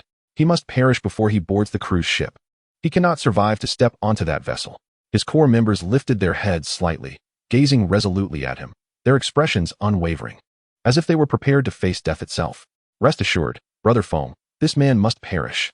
He poses an immense threat to us, and he is far too formidable to be allowed to live. If we do not eliminate him, our subordinates will undoubtedly suffer great losses once we enter the dungeon. Lu Zifeng, noticing that the powerful core members seemed unfazed by his usual domineering demeanor and were instead rallying behind him in this critical moment, felt a slight sense of relief. Simultaneously, a twinge of guilt surfaced within him. Once they had surmounted this ordeal, he vowed to treat them with greater respect, lest their current support go unappreciated. Turning his gaze once more towards Yang Qi, the wariness in his eyes had vanished. He offered Yang Qi a cold smile, felt a slight sense of relief. Simultaneously, a twinge of guilt surfaced within him. Once they had surmounted this ordeal, he vowed to treat them with greater respect. Chapter 153. Abyssal creatures. The incoming bodies were remarkably fresh, still warm with the blood that dripped as they fell. In the next moment, with a flick of his hand, the storage ring on his left index finger shimmered, and countless corpses cascaded down like a torrential rain. Items within spatial gear retained the state they were in at the moment of storage, hence the corpses were fresh and the blood warm. It appeared that they had been hastily placed into Lu Zifeng's spatial equipment immediately after their demise. Items within spatial gear retained the state they were in at the moment of storage, hence the corpses were fresh and the blood warm. The rain of corpses numbered no fewer than 6,000 or 7,000. Su Mo's eyes widened in disbelief as he watched the multitude of bodies plummet towards them, a few drops of warm blood landing on his right cheek. What was the purpose of these corpses? Did they intend to crush us with them? Shen Yu furrowed his brow. Should I just blow these corpses up? As the first wave of corpses neared, hovering mere dozens of meters above Yang Qi and his companions, they suddenly transformed into crimson streams of light, akin to dark red flames, shooting upwards. Soon after, the remaining thousands of corpses underwent the same transformation. I can hardly wait to witness their expressions. A vast amount of red light entwined in midair. Within mere seconds, it formed an astonishingly intricate and enormous rune. The members of the Black Mist Heart organization on the ground were ecstatic at this sight. It was the leader's supernatural ability. They were doomed. I can hardly wait to witness their expressions. A vast amount of red light entwined in midair. Within mere seconds, it formed an astonishingly intricate and enormous rune. Suddenly burst forth from the center of the array. In an instant, a wild and ferocious energy swept across the entirety of Haiqing. At that moment, accompanied by faint spatial fluctuations. In the next instant, that enigmatic and powerful aura materialized. A colossal black claw, originating from an unknown creature, suddenly burst forth from the center of the array. In an instant, a wild and ferocious energy swept across the entirety of Haiqing. At that moment, everyone within the city felt the astonishing aura, seemingly emanating from another dimension. The ominous aura struck terror into their hearts. The aura is overwhelmingly potent. It feels as if it belongs to a realm far beyond humanity. Lu Zifeng stood atop the Golden Gate. Just a single claw exuded such a terrifying presence. What manner of creature is this? Is it the handiwork of that organization? How could this be possible? Revel in this moment. I have sacrificed 8,000 human corpses to summon this abyssal being. No matter how formidable you are, you cannot hope to rival it. Abyssal creature? Surveying with an air of authority the abyssal creature he was summoning. The black lines on his bald head flickered with a faint crimson glow. Yang Qi. Yet the claw had not fully emerged. Just how immense is this creature? The forearm alone measures 7 or 8 meters in length. The judgment mech, fully equipped, stands at a mere 10 meters tall. The forelimb of this abyssal entity is nearly comparable in size to the entire judgment. Yet the claw had not fully emerged. Just how immense is this creature? The forearm alone measures 7 or 8 meters in length. The judgment mech, fully equipped. The ability to summon abyssal beings through sacrificial corpses is rather formidable. By heavens, the aura it emits is ominously foreboding, suggesting a formidable challenge ahead. In the next instant, the previously languid arm suddenly swung down violently towards Yang Qi and his companions. The sheer force, accompanied by a tempestuous wind. The ability to summon abyssal beings through sacrificial corpses is rather formidable. By heavens, the aura it emits is ominously foreboding, suggesting a formidable challenge ahead. In the next instant, the previously languid arm suddenly swung down violently towards Yang Qi and his companions. The sheer force, accompanied by a tempestuous wind, transformed the simple motion into an incredible display of speed, creating sonic booms in the surrounding space. The blinding velocity left even those at the pinnacle of the 5th tier, like Shen Yu and his companions, momentarily stunned. Their pupils constricted as they realized that the strength of this abyssal creature far surpassed their own. They were not just ordinary 5th tier peak abilities. They had survived numerous zombie surges and even endured sieges by high-level zombies. Seasoned by battle, that colossal black arm was already upon them. Despair filled their hearts. Just then, a flash of crimson light appeared. The judgment had arrived. It was too fast. Incredibly fast. There was no escaping it. The specter of death loomed. Instinctively, they unleashed their most potent abilities, but in the blink of an eye. It must be said that the core members of the Heart of the Black Mist had indeed surprised him. The abyssal creature is extraordinarily formidable. Almost instantaneously upon the emergence of the decree, a colossal thunderbolt, resounding and earth-shattering, descended from the night sky with a tremendous crash. It pierced directly through the center of the magical formation, penetrating the gigantic arm of the abyssal being that was poised to strike Shun Tingyu and the others. It forcefully impaled this arm into the ground. The thunder roared, deafening in its resonance. Upon the deep blue thunder, tendrils of black smoke twisted and writhed. It pierced directly through the center of the magical formation, penetrating the gigantic arm of the abyssal being that was poised to strike Shun Tingyu and the others. It forcefully impaled this arm into the ground. The thunder roared, deafening in its resonance. Upon the deep blue thunder, tendrils of black smoke twisted and writhed.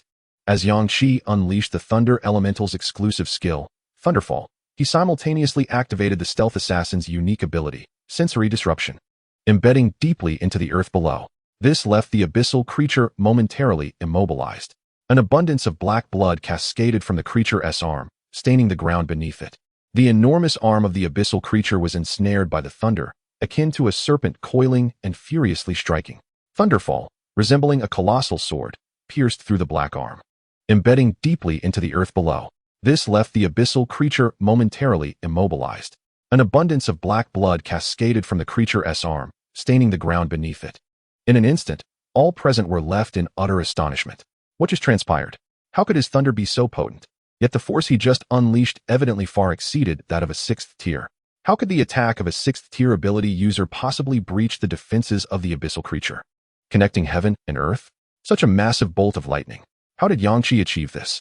ISNT, he merely a 6th tier ability user? Yet the force he just unleashed evidently far exceeded that of a 6th tier. How could the attack of a 6th tier ability user possibly breach the defenses of the abyssal creature? Even if the power of the Thunder Elemental's exclusive skill is doubled, it should not be this formidable. Indeed, if it were merely a single doubling, it would not suffice to allow Thunderfall to pierce through the abyssal creature's body. However, Yang Qi also benefits from the doubling enhancement of the Stealth Assassin's ability. 2 doublings, coupled with the strength of the decree, are sufficient to breach the defenses of the abyssal being. Lu Zifeng's eyes widened in disbelief as he gazed at the bolt of thunder connecting heaven and earth, embedded in the abyssal creature's arm. The core members behind him wore expressions of shock as well, rendered speechless.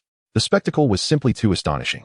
They were thoroughly overwhelmed by Yang Qi's remarkable prowess. His mecha is incredibly formidable. This mecha feels like it must be at least of tier equipment. The emotions of the people from Haiqing fluctuated wildly, akin to a roller coaster ride, as they beheld the tumultuous scene on the battlefield by the seaside. Their hearts raced, unable to discern whether their feelings were of tension or exhilaration. Goodness gracious, what has transpired in this brief half-minute? It is utterly shocking, terrifying beyond measure. Akin to a roller coaster ride, as they beheld the tumultuous scene on the battlefield by the seaside. Their hearts raced, unable to discern whether their feelings were of tension or exhilaration. Goodness gracious, what has transpired in this brief half-minute? It is utterly shocking, terrifying beyond measure. What manner of creature has been summoned? It possesses but a single arm, instilling an ominous sense that it could obliterate the entire coastal city. Just moments ago, Shen Yu and his companions narrowly escaped calamity. Indeed, I witnessed it. The creature's movements were astonishingly swift. Shen Yu and Yang Qi's comrades had no hope of evasion. Were it not for Yang Qi's timely intervention, they would have been gravely injured. Yang Qi's lightning is truly magnificent. Due to the fierce onslaught, half of the abyssal creature's form had breached the boundaries of the mystical array, as Yang Qi unleashed his thunder upon the abyssal being. This technique is utterly formidable, a thunderbolt linking heaven and earth. Were it not for my own eyes bearing witness, I would never have believed it in my lifetime. The abyssal creature tore through the remaining fragments of the shattered array with a single claw and fully emerged. Chapter 154. The Abyssal Summoning a Colossal Abyssal Creature. Measuring at least 30 meters in length and resembling a hellish hound, finally revealed itself to the onlookers. Yet, it bore the incongruous traits of various beings. The abyssal creature tore through the remaining fragments of the shattered array with a single claw and fully emerged. Chapter 154. The Abyssal Summoning. A colossal abyssal creature, measuring at least 30 meters in length and resembling a hellish hound, finally revealed itself to the onlookers. Yet, it bore the incongruous traits of various beings, appearing as a grotesque amalgamation. Its overall visage echoed that of a hellish hound, while its limbs resembled human arms, albeit with dark skin adorned with sparse black fur. The extremities of these limbs, rather than human hands, ended in fearsome claws enabling the creature to traverse the ground. With a slender, menacing wolf's head, humanity harbors an intrinsic dread of beings that appear human-like, yet are distinctly other. The creature's immense size, armored physique, wolfish head, lethal claws. Gazing upon it for even a moment longer could evoke nausea, but discomfort paled in comparison to the terror it inspired. Humanity harbors an intrinsic dread of beings that appear human-like, yet are distinctly other. The creature's immense size, armored physique, wolfish head, lethal claws, and hairless tail were not the most unsettling aspects. Rather, it was the four limbs resembling human arms, yet serving as the creature's legs, that incited the deepest fear and unease. At this moment, the wolfish head bore a pair of emotionless black eyes, fixed intently on Yang Qi. One of its forelegs was pinned to the ground by the thunder, forcing it into a position of half-kneeling. All present were profoundly shaken by the creature's disconcerting appearance. The aura emanating from it was chilling and overwhelmingly powerful. What manner of abomination is this? Why do its limbs appear thus? It is truly terrifying. Do you not sense that upon beholding this creature? In an instant, its sharpness and precision resembled that of a shark's teeth, yet it was met with the furious onslaught of descending thunder. It seems utterly impossible. The abyssal creature fixed its gaze on Yang Qi for 2 seconds before snapping its jaws around the thunder that was embedded in its foreleg. In an instant, its sharpness and precision resembled that of a shark's teeth, yet it was met with the furious onslaught of descending thunder. The head of the judgment mech was adorned with an exquisitely crafted red metallic faceplate, enhancing its already striking visage. A ghastly wound on its human-like arm bore testament to the Thunder's handiwork. You all retreat. I shall take over. The head of the judgment mech was adorned with an exquisitely crafted red metallic faceplate, enhancing its already striking visage. From the eye sockets emanated 2 piercing beams of mechanical red light. In the next moment, Judgment and the abyssal creature charged towards each other simultaneously. Both colossal beings appeared somewhat clumsy, yet when they moved, 95% of the onlookers could scarcely discern their actions. A brutal clash ensued, despite having sustained severe injuries, rendering its true weight nearly comparable to that of the abyssal creature. Judgment was crafted from metal, while the abyssal creature was comprised of flesh and blood. Upon collision, the abyssal creature's massive form overwhelmed Judgment. However, as a piece of advanced equipment, Judgment was forged from rare metals, rendering its true weight nearly comparable to that of the abyssal creature. Judgment was crafted from metal, while the abyssal creature was comprised of flesh and blood. Upon collision, the heavy cleaver was forcefully driven into the ground, halting the momentum generated by the immense force. In the next heartbeat, Judgment transformed into a bolt of lightning. A dazzling path of thunder, extending several meters, surged from the beach directly into the shallow waters, piercing through one of the abyssal creature's legs. It was the very same leg that had previously been impaled by the thunder. The wounds lay aligned on the same plane, nearly severing the leg entirely. Simultaneously, Yang Qi and Judgment emerged beneath the belly of the abyssal creature. The moment they revealed themselves, the metallic-clad heavy cleaver swung upwards, aiming for the vulnerable underbelly. A thick black smoke enveloped the area. Yang Qi continuously unleashed his stealth assassin abilities, with his exclusive skill, sensory confusion, in constant effect. Yang Qi and Judgment emerged beneath the belly of the abyssal creature. The moment they revealed themselves, the metallic-clad heavy cleaver swung upwards, aiming for the vulnerable underbelly. Given its strength, it should have been able to sense Yang Qi's current state. Yet, the sensory confusion ultimately deprived it of its judgment. This sensory disruption rendered the abyssal creature only capable of perceiving Yang Qi as a lightning bolt striking its front leg. It remained oblivious to the scene unfolding beneath it. Given its strength, it should have been able to sense Yang Qi's current state. Yet, the sensory confusion ultimately deprived it of its judgment. It had initially assumed the lightning would press onward to breach its hind leg, yet this anticipated event remained unrealized. It was only at this moment, delivering 3 afterimages of cuts within a single second, the might of a 6th-tier ability user. 3 resounding impacts echoed. Within the cockpit of Judgment, Yang Qi, mentally connected to it, wielded his blade with unrestrained vigor. His speed reached its zenith. delivering 3 afterimages of cuts within a single second. The might of a 6th-tier ability user, combined with the formidable power of judgment and the enhanced effects of a stealthy assassin, rendered each strike devastating, sending the internal organs of the abyssal creature into turmoil. The Crimson Blade aura grazed the creature's formidable carapace, unleashing tremendous destructive force. To the astonishment of all, the once impenetrable shell shattered beneath the force of those 3 blows. The abyssal creature let out an enraged roar and suddenly surged forward, finally escaping Yang Qi's range of attack. Yet that was not enough. It charged toward the distant coastline, wreaking havoc as if it were a meat grinder. Blood and flesh splattered everywhere. A thick layer of blood foam enveloped the body of judgment. Roar! Jiang Yi's voice echoed from afar. The creature you summoned is hardly impressive. It fell apart after just a few strikes. Is that all it is? Su Mo retorted coldly. From your demeanor, it seems you intend to eliminate us before the dungeon opens? Who do you think you are? Jiang Yi's voice echoed from afar. The creature you summoned is hardly impressive.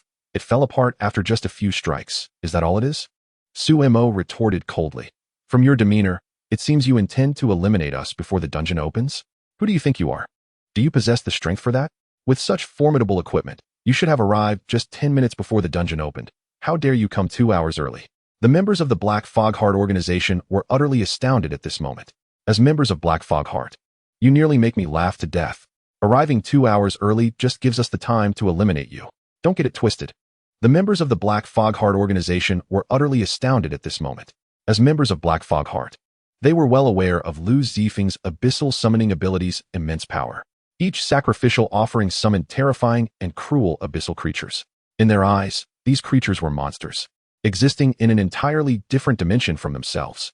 Whenever an abyssal creature appeared, it would invariably bring about a bloody tempest. The memories of past scenes, they recalled. The abyssal creature summoned this time is more formidable than any other summoned in the past. In a bid to eliminate Yang Qi before the dungeon commenced, were their eyes deceiving them, or were they merely dreaming? Surely, they must have misjudged. How could this be? Intending to summon the ultimate abyssal entity to vanquish Yang Qi, a staggering 8,000 corpses were gathered. This abyssal creature is unprecedentedly powerful. Its sheer size is crushing. Yet, after all this time, it has not managed to gain the upper hand against Yang Qi. Furthermore, after sustaining a few strikes, the abyssal creature retreated over 100 meters. Could it be frightened of Yang Qi? Lu Zifeng's expression had turned exceedingly grim. After all this time, it has not managed to gain the upper hand against Yang Qi. Furthermore, after sustaining a few strikes, the abyssal creature retreated over 100 meters. Could it be frightened of Yang Qi? Lu Zifeng's expression had turned exceedingly grim. He felt akin to a master of disguise, oscillating between perceiving Yang Qi's strength as unfathomable and believing that with core members backing him, along with his abyssal summoning, he would undoubtedly eliminate Yang Qi. Now, witnessing Yang Qi remain unfazed against the abyssal creature, he was thrown into utter disarray. Suddenly, he recalled something, and in a fit of rage, he spun around and bellowed at the several immobile core members behind him. What are you doing? Did I not just say that when I strike, you must strike as well? Why are you still standing there? At that very moment, he heard the deafening crack of thunder. Whirling around once more, he beheld a colossal bolt of lightning connecting heaven and earth, piercing through the abyssal creature's body. With a chilling cry, the abyssal creature's wail became piercingly sharp. The descending thunder cleaved through its carapace, penetrating its abdomen and embedding itself into the ground.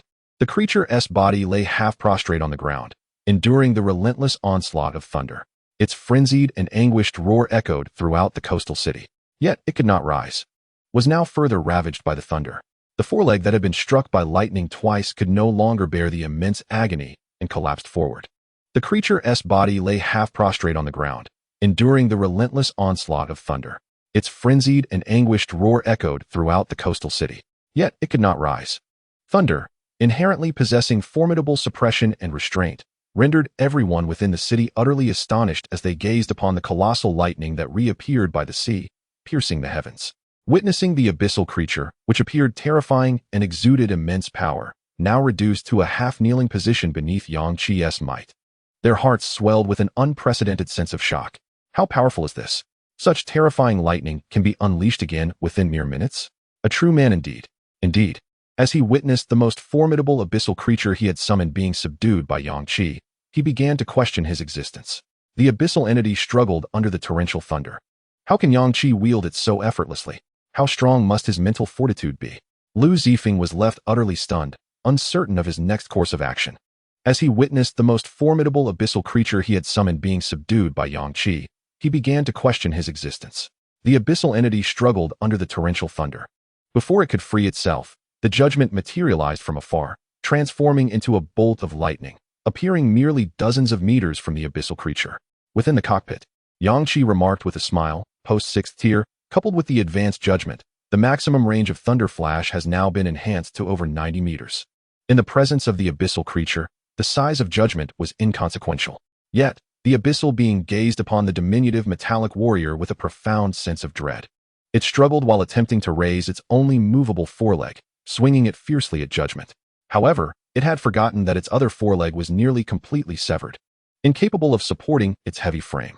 As it swung, it lost all balance, its front half collapsing onto the ground, and its attack veered off course. Judgment wielded the heavy cleaver, stepping atop the prone wolf head, striding onto the back of the abyssal creature.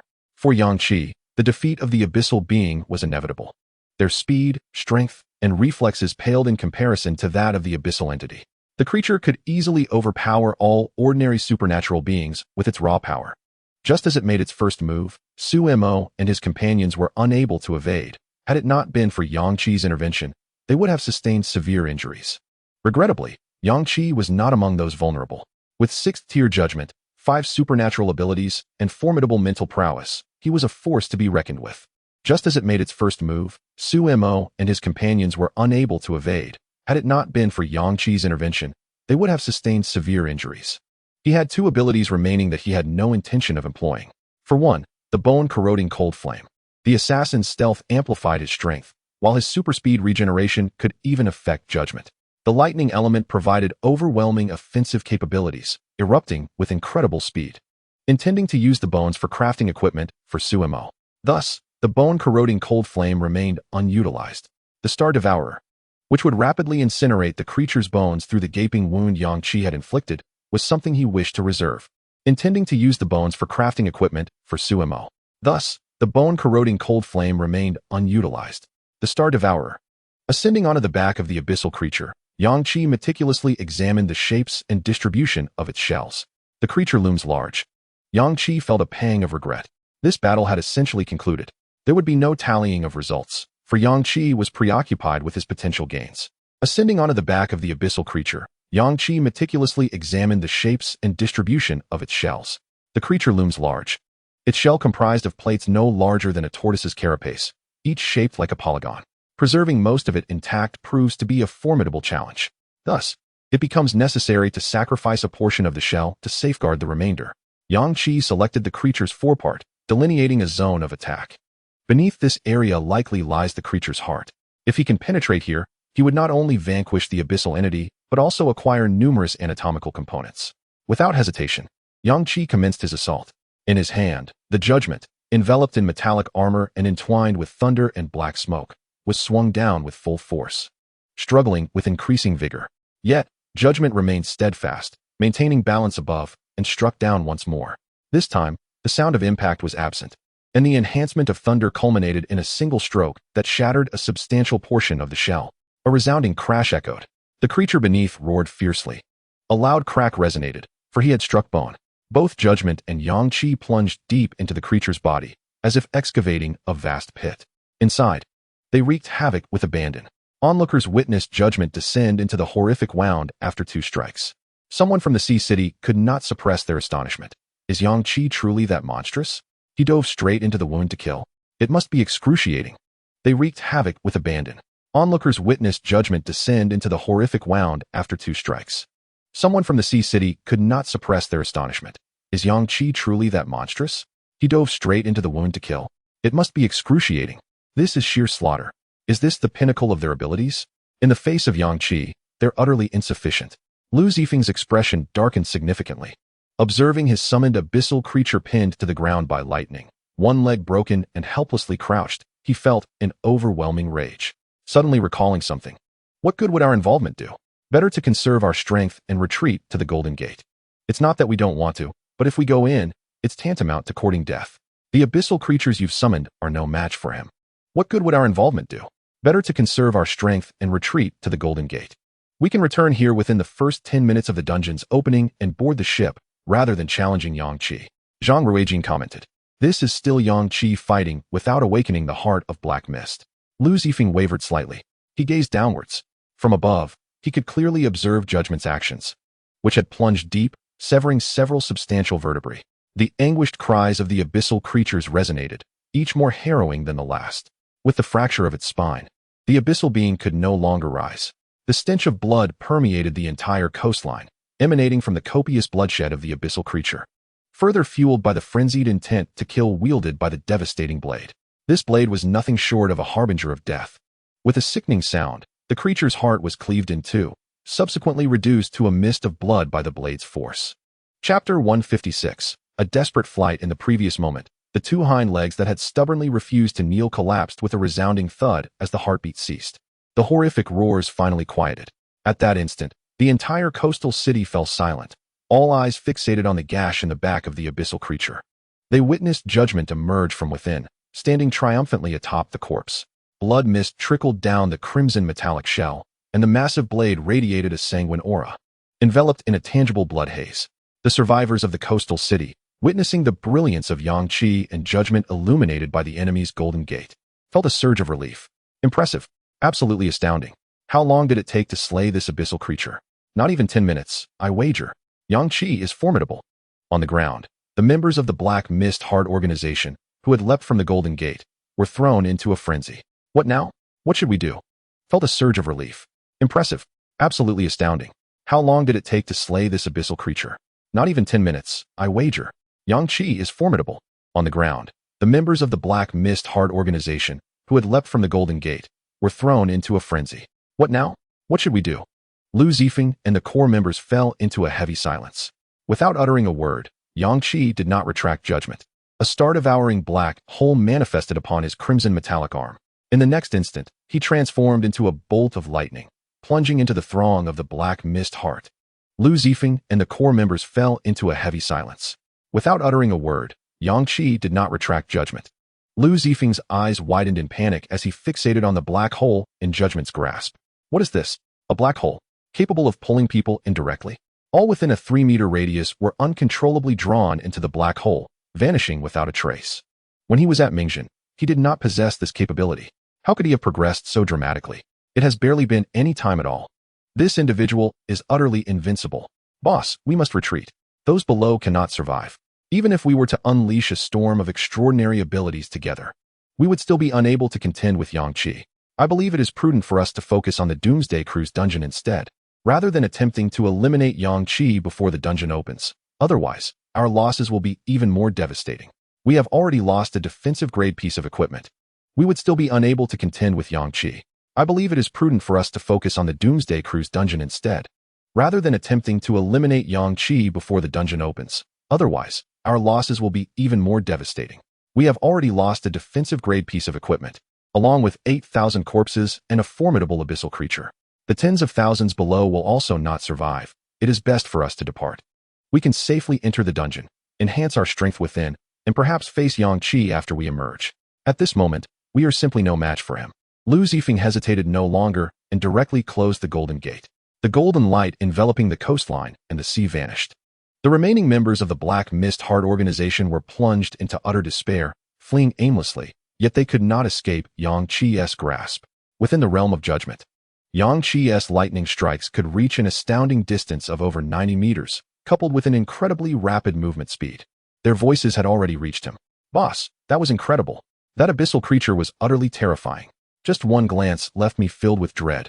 Its speed, strength, and defense far surpassed our pinnacle 5th-tier abilities. Had it not been for you, we would have been utterly annihilated by that creature.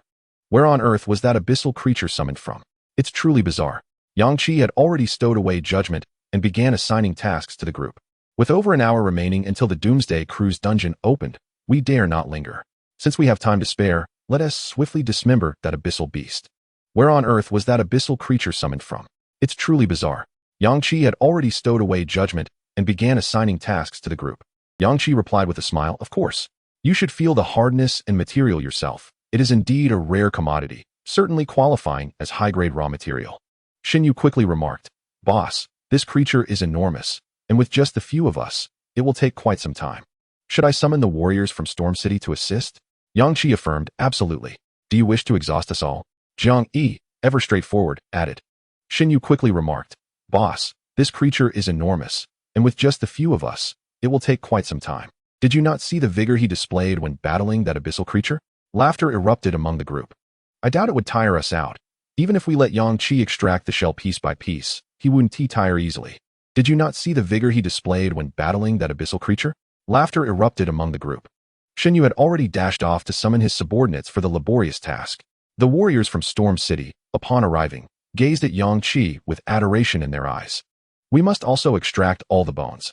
I believe this meat can be a substantial nourishment for your subordinates. Do not be deceived by its unsightly appearance. The ensuing hour was spent in diligent activity. Yang Qi added, just collect the carcass. There's no need for your subordinates to exert themselves so fiercely. Xin Yu shook his head, stating, that is not permissible. We must secure this monster's body before you enter the instance. The ensuing hour was spent in diligent activity. Yang Qi added, just collect the carcass. There's no need for your subordinates to exert themselves so fiercely. Xin Yu replied, while you may not doubt me, I cannot allow the slightest discomfort in your hearts. Furthermore, once you board the ship, ensuring these materials are safely deposited in your storage ring, so I can rest easy. Jiang Yi questioned, why is that? We would never suspect you of hoarding materials. The materials left behind would become spoils for the enemy. Su Imo chuckled. Ah, the foremost individual of Sea City. Are you truly lacking in confidence regarding your own strength? Xin Yu sighed. Before meeting you, I was quite self-assured. However, after encountering Boss Yang, who can maintain confidence in his presence, the foes he attracts are beyond my capabilities. The materials left behind would become spoils for the enemy. Su Imo chuckled. Ah, the foremost individual of Sea City. Are you truly lacking in confidence regarding your own strength? Xin Yu sighed. Before meeting you, I was quite self-assured. However, after encountering Boss Yang, who can maintain confidence in his presence, the foes he attracts are beyond my capabilities. It has become evident that in this apocalypse, there are always those stronger than oneself. As a peak 5th tier, I am still too feeble. I genuinely fear that a mysterious organization may emerge after you depart. Yang Qi replied, very well, we will keep the materials here. Take care of yourself in Sea City, and upon our return, allow Su Mo to craft you a war chariot. Xin Yu grinned, boss, I have been eagerly awaiting your words. 15 minutes before the instance commenced, the carcass was disposed of, and a substantial quantity of materials was secured by Yang Qi in his storage ring. There were approximately 7,000 intact shells and over 1,000 flawed, shattered pieces. Su Mo confidently assured, boss, rest easy. I will refine these broken pieces until they are indistinguishable from the complete ones. The enormous skeleton weighed several tons, accompanied by teeth, claws, and a tail. These materials would suffice for Su Mo's endeavors for an extended period. With plentiful gains, there was no need to worry about materials for a considerable time, allowing Su Mo the freedom to hone his skills. With 10 minutes remaining before the instance began, the atmosphere was still. The inhabitants of Sea City had not rested or slept, all fixated on the direction of the sea from various vantage points. They no longer concealed themselves or jested. For the abyssal creatures summoned by others had been vanquished by Yang Qi. What was there left to fear? Everyone's gaze was fixed on the skies above the harbor, eagerly anticipating the reappearance of the Golden Gate, yearning to witness the spectacle of those once fleeing in disgrace, now compelled to return in a state of humiliation due to the instance's circumstances. At long last, under the watchful eyes of the crowd, the portal opened. The emergence of the vessel wholly captivated the attention of Yang Qi and his companions. It was the Doomsday Cruise. Yet, with only 4 minutes remaining, the surface of the water was shrouded in mist, enveloped by dark fog. Amidst this obscurity, the outline of a colossal ship became discernible, barely visible on the horizon. An exhilarating thrill coursed through their hearts, akin to witnessing a savior. In their eyes, this cruise ship was their sole salvation. According to the divine directives, any individual possessing the Black Fog Heart who boarded this vessel and completed the mission would undoubtedly reap bountiful rewards, significantly enhancing their strength. Upon completing this quest and departing from the cruise, they would attain power sufficient to rival Yang Qi of the Central Enterprise. After all, Yang Qi's Black Fog Heart had yet to awaken, while the core members among them had fully awakened their own. Even the ordinary members. Upon completing this quest and departing from the cruise, they would attain power sufficient to rival Yang Qi of the Central Enterprise. After all, Yang Qi's Black Fog Heart had yet to awaken, while the core members among them had fully awakened their own. Even the ordinary members, although lacking an awakened Black Fog Heart, could still harness most of its powers, collectively inciting a storm of abilities, a fundamental skill. Conversely, let us not act rashly. We shall wait until the vessel has fully docked before we disembark, ensuring our direct entry into the mission. After the battle an hour prior, they could stand against Yang Qi and seek vengeance for today's transgressions. It was the cruise ship, the cruise ship. How splendid. We have finally endured this trial. Let us not act rashly. We shall wait until the vessel has fully docked before we disembark, ensuring our direct entry into the mission. After the battle an hour prior, the Black Fog Heart members must come down now. With 3 minutes left, we can surely eliminate some of them. No sooner had he spoken than the scene before Yang Qi and his companions shifted dramatically. Their bodies felt a sudden weightlessness. When they regained their senses, they found themselves standing upon the deck of the cruise ship. Looking ahead, they could see the coastline of Haiqing. Shen Yu was utterly astonished as he watched Yang Qi and his 5 companions vanish before his eyes. Without a moment's hesitation, he swiftly departed from the shore. With Yang Qi's group now out of sight, the members of the Black Fog Heart organization might unleash their fury upon him. Shen Yu was utterly astonished as he watched Yang Qi and his 5 companions vanish before his eyes. Without a moment's hesitation, he swiftly departed from the shore. Situated a considerable distance from the coast, such a method of boarding was something they had never anticipated. It was all too sudden. Upon the summit of Jinmen, Shen Yu understood that Yang Qi and his companions had automatically entered the mission space simply by standing on the shore. This particular mission space was the cruise ship. It appeared that they had seamlessly entered the cruise ship. Realizing this, they felt a wave of relief wash over them, knowing they would not face an attack before entering the instance. Without further ado, they hastened to leap down, for only 2 minutes remained. The scene resembled the dropping of dumplings, as a throng of individuals cascaded from Jinmen, leaping one after another. They had barely stood on the shore for a heartbeat before their bodies inexplicably vanished from sight. It seemed as if they were not plunging to the ground, but rather plunging into an invisible space that devoured them whole. Once they jumped, they simply ceased to exist. Upon witnessing this spectacle, those remaining on Jinmen could no longer hesitate and leapt down in a frenzy. Shen Yu, nearly a kilometer from the shore, but rather plunging into an invisible space that devoured them whole. Once they jumped, they simply ceased to exist. Upon witnessing this spectacle, the cruise ship would draw nearer to the shore, ready to whisk everyone away. However, the reality was that 5 minutes prior, gazed at the fog-enshrouded sea with confusion and trepidation. Despite there being half a minute until the instance commenced, he had imagined that as the time approached, the cruise ship would draw nearer to the shore, ready to whisk everyone away. However, the reality was that 5 minutes prior, when the silhouette of the cruise ship first emerged within view, it was at its closest point to the shore. In the ensuing 5 minutes, the vessel had only receded further away. Even now, those with the heart of black mist would be automatically drawn into the ship's realm upon reaching the coast. Yet the ship was indeed sailing away. Standing a kilometer from the shore, Shen Yu could barely discern the outline of the cruise ship any longer. Yang Qi, you must return safely, he thought. Although uncertain of when they would reunite, he believed in Yang Qi's strength to conquer the Doomsday Cruise instance. On the deck of the cruise ship, Yang Qi and his 4 companions were met with new information about the instance. Congratulations, players, you have successfully boarded. The basic rules of the cruise ship for the participating players in the instance were now being announced. 1. Killing is strictly prohibited aboard the cruise ship. 2. At that moment, the members of the Black Mist organization had not yet begun to leap en masse from Jinmen. Everyone is required to consume all the food allocated to them for the day. 3. The cruise ship will periodically dock at various ports, triggering specific instances. All players must disembark to complete the tasks at each port and return to the cruise ship to continue the journey to the next port. Everyone is required to consume all the food allocated to them for the day. 3. The cruise ship will periodically dock at various ports, triggering specific instances. All players must disembark to complete the tasks at each port and return to the cruise ship to continue the journey to the next port. And all players are advised to prepare accordingly. As Yang Qi and his companions absorbed the information within their minds, more and more people gathered on the deck, initially, leaving behind those who have not arrived. Consequently, these players will be permanently stranded in the world of the port. This voyage will traverse 7 ports, and all players are advised to prepare accordingly. As Yang Qi and his companions absorbed the information within their minds, more and more people gathered on the deck. Initially, the members of the Black Fog Heart organization exhibited expressions of fear and trepidation upon encountering Yang Qi and his group. Some immediately fled into the cabin, unable to bear remaining on the deck. However, they soon heard in their minds the first rule of the cruise. Killing is strictly prohibited on the ship. This revelation eased their anxieties. Although some gazed at Yang Qi with lingering wariness, a hint of smugness crept in, as they thought, he cannot harm me now. Let us see what he can do. As the countdown approached the final seconds of the stipulated 48 hours, the core members of the Black Fogheart organization finally made their appearance on the deck. In this moment, Yang Qi and Lu Zifeng stood face to face. Yang Qi did not shy away, staring directly at Lu Zifeng with a smile in his eyes. The core members were clad in identical, enigmatic black robes.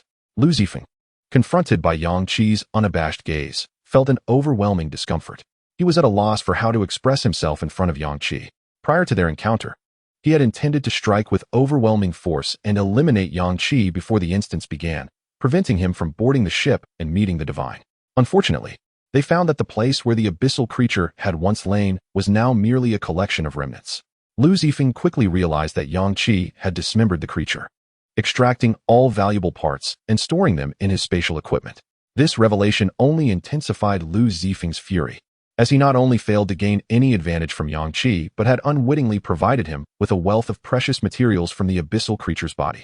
Lu Zifeng's hatred for Yang Qi had escalated to an unparalleled degree. Before encountering Yang Qi, he had been the highest authority within the Black Fogheart organization.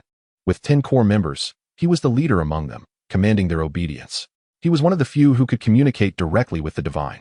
In essence, he was a figure of immense power, second only to the divine. With 10 core members, he was the leader among them, commanding their obedience. He was one of the few who could communicate directly with the divine. In essence, before everyone, he lost face and suffered a significant loss. Now aboard the ship, it is inevitable that the divine entity will discover the formidable Yang Qi, who possesses the heart of black mist.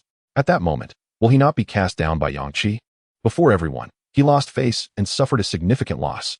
Now aboard the ship, it is inevitable that the divine entity will discover the formidable Yang Qi, who possesses the heart of black mist. At that moment, will he not be cast down by Yang Qi?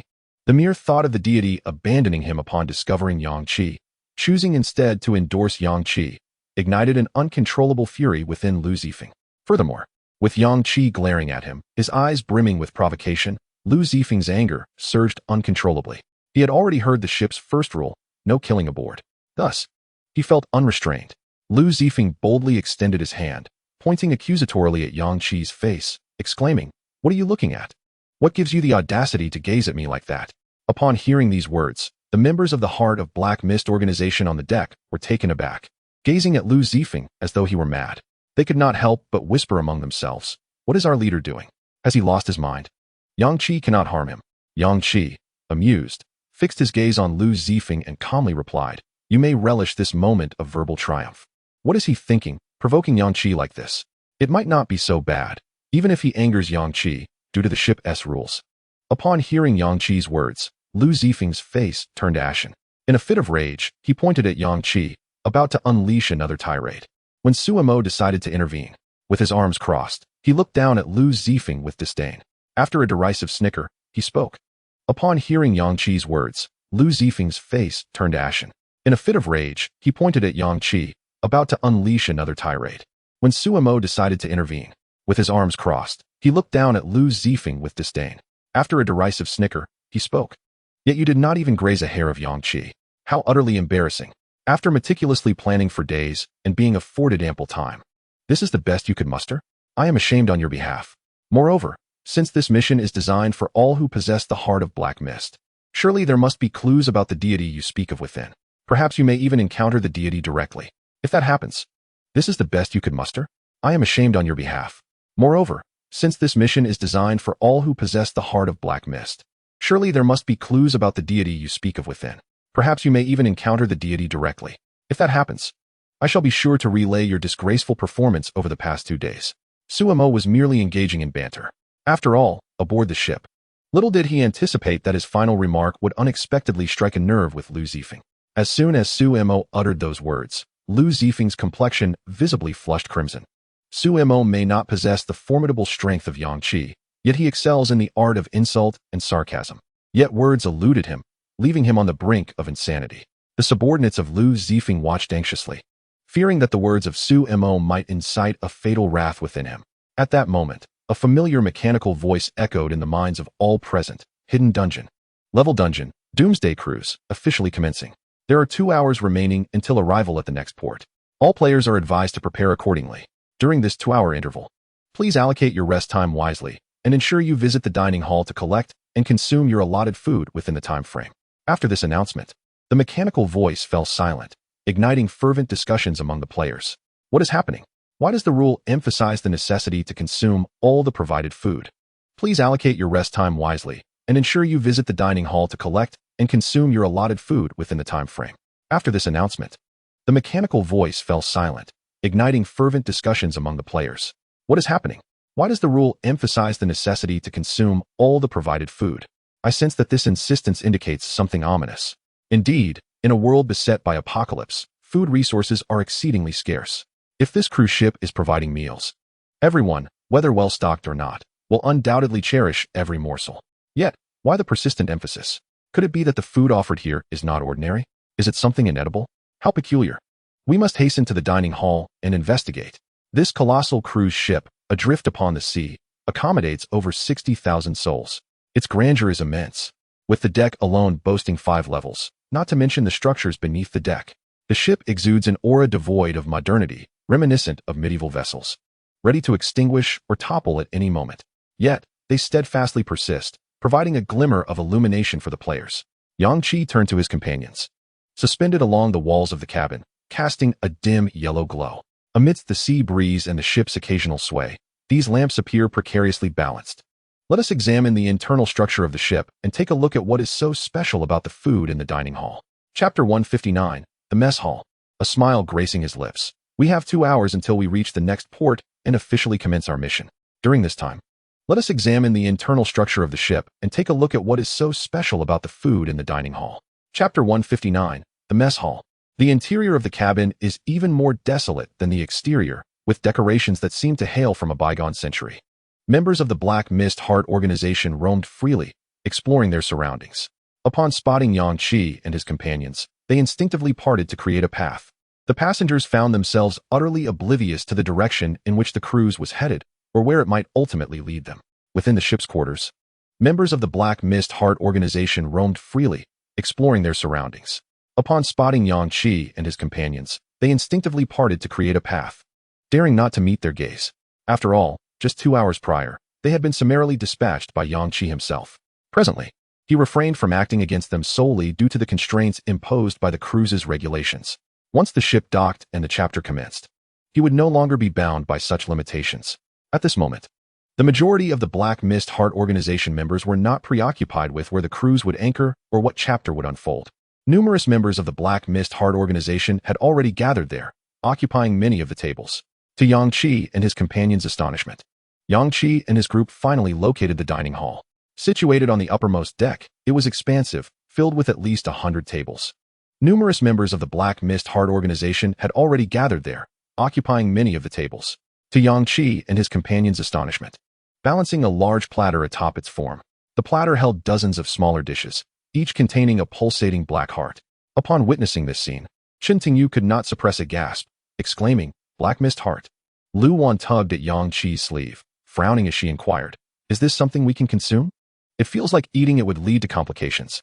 Su Mo surmised, originally, this apocalyptic cruise chapter could only be activated by those possessing a Black Mist Heart. Everyone aboard this ship has one. Yet now, the ship's regulations dictate that each person must consume their assigned food daily, which consists of the Black Mist Heart. How bizarre. Jiang Yi inquired, "Is it possible for us to abstain from eating?" Although the ship's rules were numerous, none specified the consequences of violating them. Yang Qi replied, "Indeed, it does not specify, but we should not be the first to breach the rules." Lu Wan added, "So we must eat then?"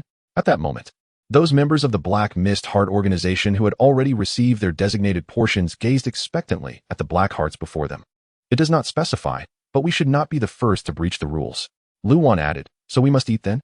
At that moment, those members of the Black Mist Heart organization who had already received their designated portions gazed expectantly at the black hearts before them. Entirely unperturbed by the notion that this might be a trap, oblivious to any potential dire consequences of consuming them. Before the activation of this instance, the divine being had forewarned them that a grand cruise dungeon, accessible solely to those possessing the heart of the Black Mist, would soon be triggered.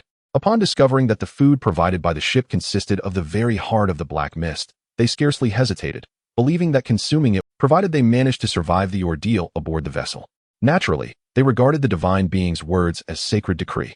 At this moment, upon discovering that the food provided by the ship consisted of the very heart of the black mist, they scarcely hesitated, believing that consuming it would directly augment their strength.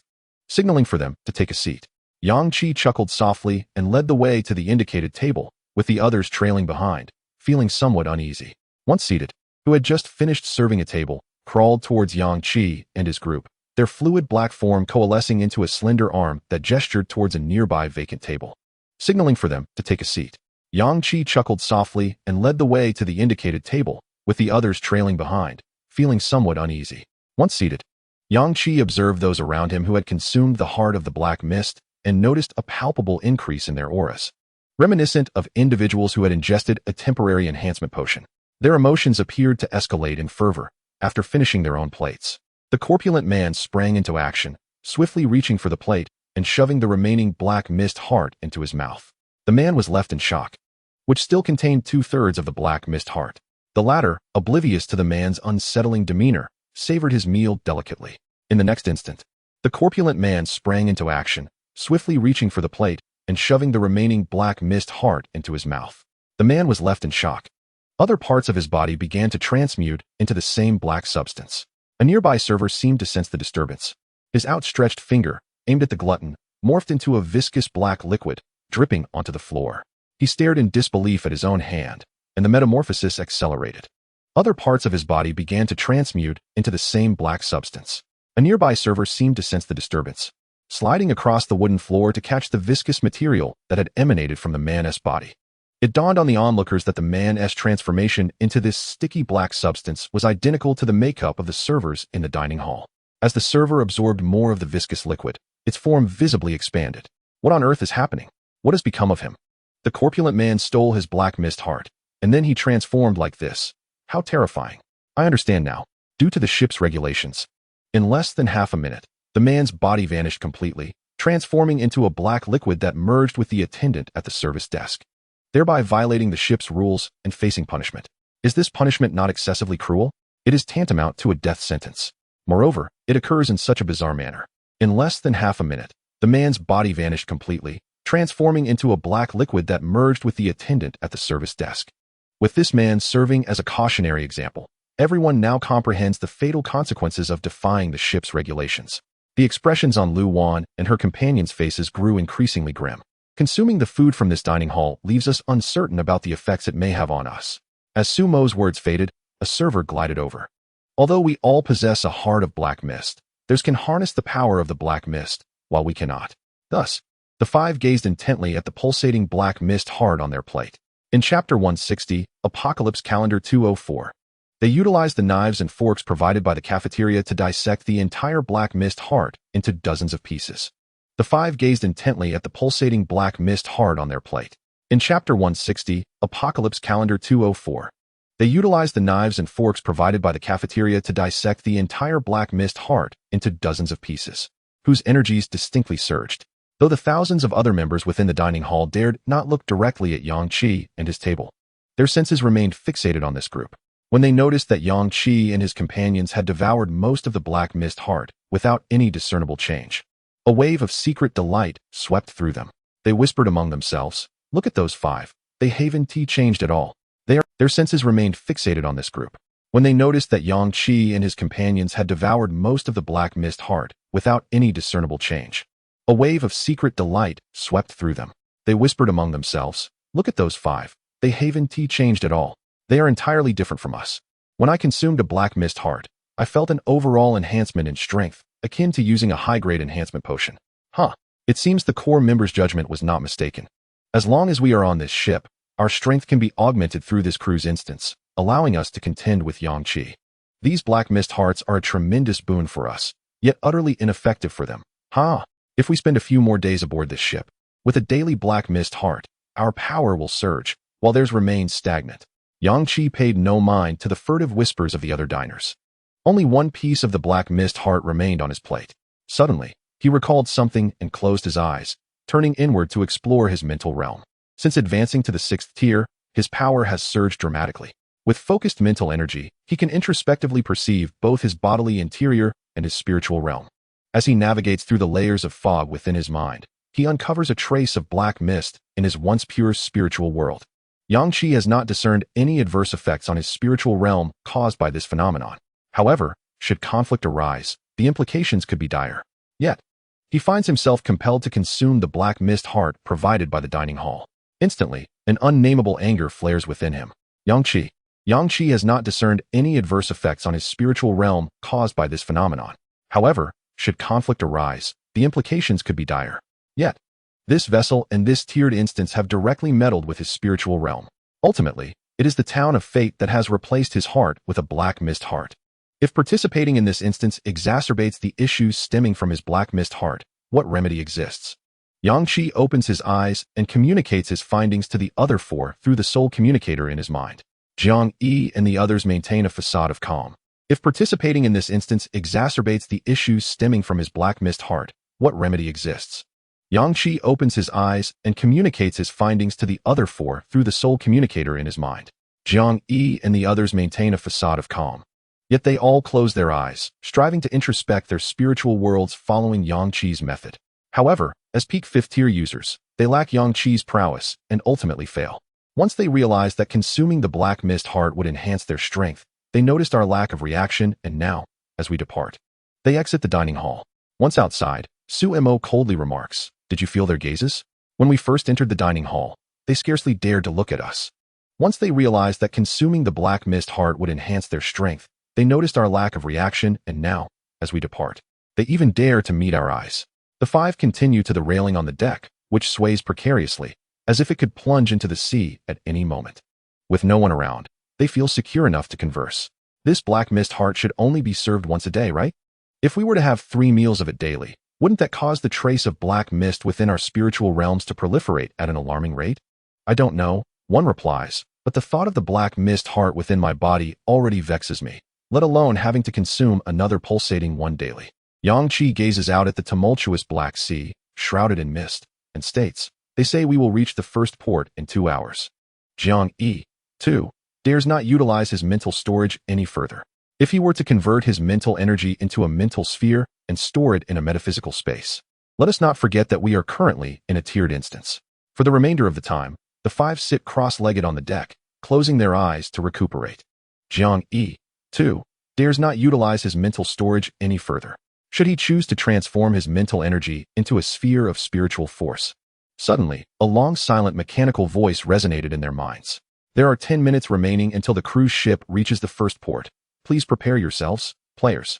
The mission regarding the first dungeon is now announced.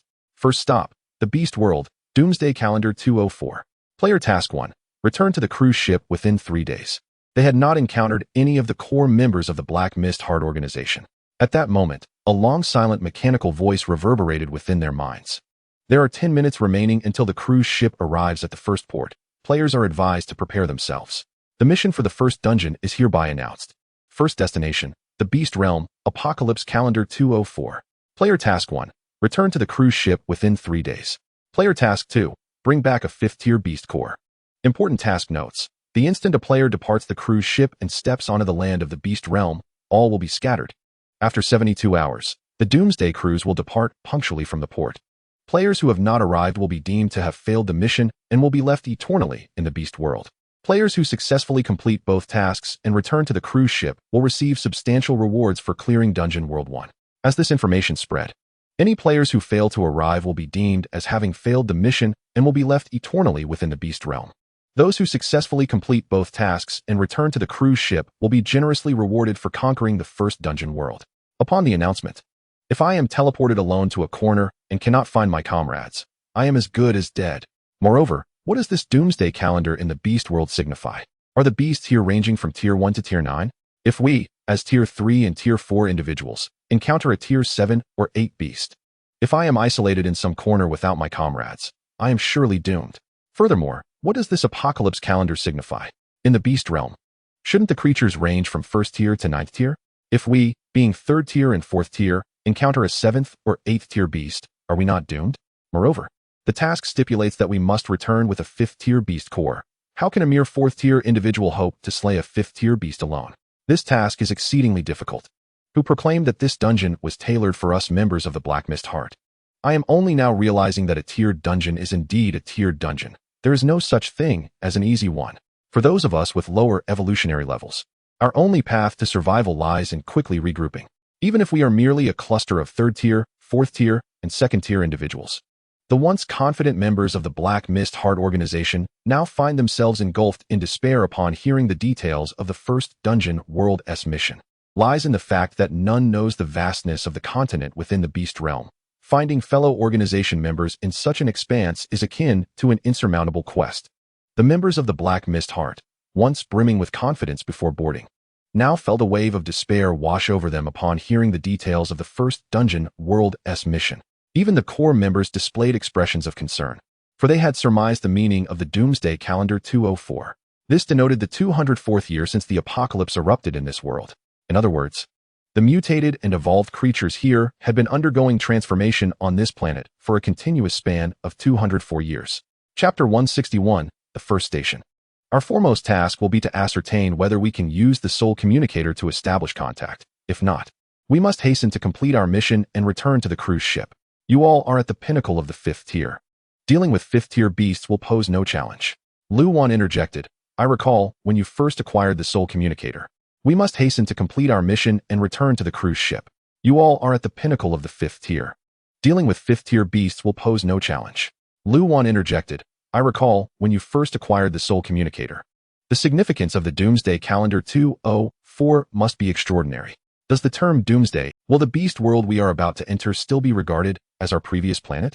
Yang Qi addressed the issue. That is precisely the concern, and moreover, how formidable must the beasts on this planet be? There could be numerous 9th-tier beasts. That is exceedingly perilous, while our 5th-tier peak status makes us formidable on Earth. Shen Tingyu exclaimed, the interpretation of the Doomsday Calendar 204 does indeed seem plausible. However, if the beast world has endured an apocalypse for 204 years, feeling a parched throat, 9th-tier beasts? Are they insane? The abyss creature we encountered before was already immensely powerful, likely at the peak of the 6th tier. In a world teeming with 9th-tier beasts, we would be utterly insignificant, mere debris. No wonder this is classified as a high-level instance. Suemo could not suppress a swallow. Feeling a parched throat, 9th-tier beasts? Are they insane? The abyss creature we encountered before was already immensely powerful, likely at the peak of the 6th tier. And we were no match for it, utterly crushed. If we were to encounter a 9th-tier beast, we would have no means of survival. Jiang Yi, usually cautious, remarked, it is best to refrain from engaging. We must wait for the opportune moment to strike. Targeting a solitary beast and accurately assessing its strength to ensure it is beneath our own. Attracting higher-tier beasts would spell disaster. By then, we should establish a designated location. Yet we currently cannot see the map of the beast world. Suemo, feeling a tinge of shame, added, regrettably, the time has been too short. Targeting a solitary beast and accurately assessing its strength to ensure it is beneath our own. Attracting higher-tier beasts would spell disaster. By then, we should establish a designated location. Though the feathered mech, once wielded by our leader, lay in complete ruin after prior battles, he had previously allowed me to study its intricate design to cultivate my abilities as a master artisan. Had I the capability to reconstruct the feathered mech? Though the feathered mech, once wielded by our leader, lay in complete ruin after prior battles, he had previously allowed me to study its intricate design to cultivate my abilities as a master artisan. Had I the capability to reconstruct the feathered mech? When we emerge alive from the first instance of the dungeon, it would take considerable time for our ship to reach the next port. Surely, would at least grant us a fleeting chance of escape from the clutches of formidable high-tier beasts. Lu Wan comforted me, suggesting we cease dwelling on such matters. When we emerge alive from the first instance of the dungeon, it would take considerable time for our ship to reach the next port. Surely, they would not release us from one intense dungeon only to thrust us immediately into another. I surmised there would be a buffer period of at least half a day to a day, during which I could further study the feathered mech. For the remainder of our time, silence enveloped us as we gazed out at the vast expanse of the sea. With less than 10 minutes remaining until we reached the next port and entered the realm of the beasts, there were no islands or coasts in sight. Before us lay an endless ocean, and we watched the glowing countdown in our minds. Even the members of the Heart of Black Fog organization, who had been animatedly discussing strategies for our thousands to navigate the beast realm merely 10 minutes prior, fell into a hushed silence. Their thoughts consumed by concern for their safety. Among us were numerous Tier 3 individuals, and for them to enter the world of beasts, which had already been ravaged for over 200 years, seemed akin to a death sentence. For the first time, doubts began to creep into their hearts regarding the existence of deities. Did they truly exist? The massive vessel came to a halt upon the undulating waves, despite no one having sighted any islands or land. A mechanical voice resonated in our minds. They had anticipated a simpler challenge, but were instead confronted with an extraordinarily perilous realm. Curiously, at the moment the countdown reached 0, any players who failed to enter the beast realm within this time frame would be deemed rule violators and face annihilation. Though we had merely 5 minutes to board, instructing us to enter the beast realm by leaping directly from the ship into the sea. We had 5 minutes to disembark. As a Tier 6 individual, he was not guaranteed safety in a world potentially inhabited by Tier 9 beasts and his companions, all at the pinnacle of Tier 5. An inexplicable hesitation gripped everyone, and not a single soul leapt into the depths.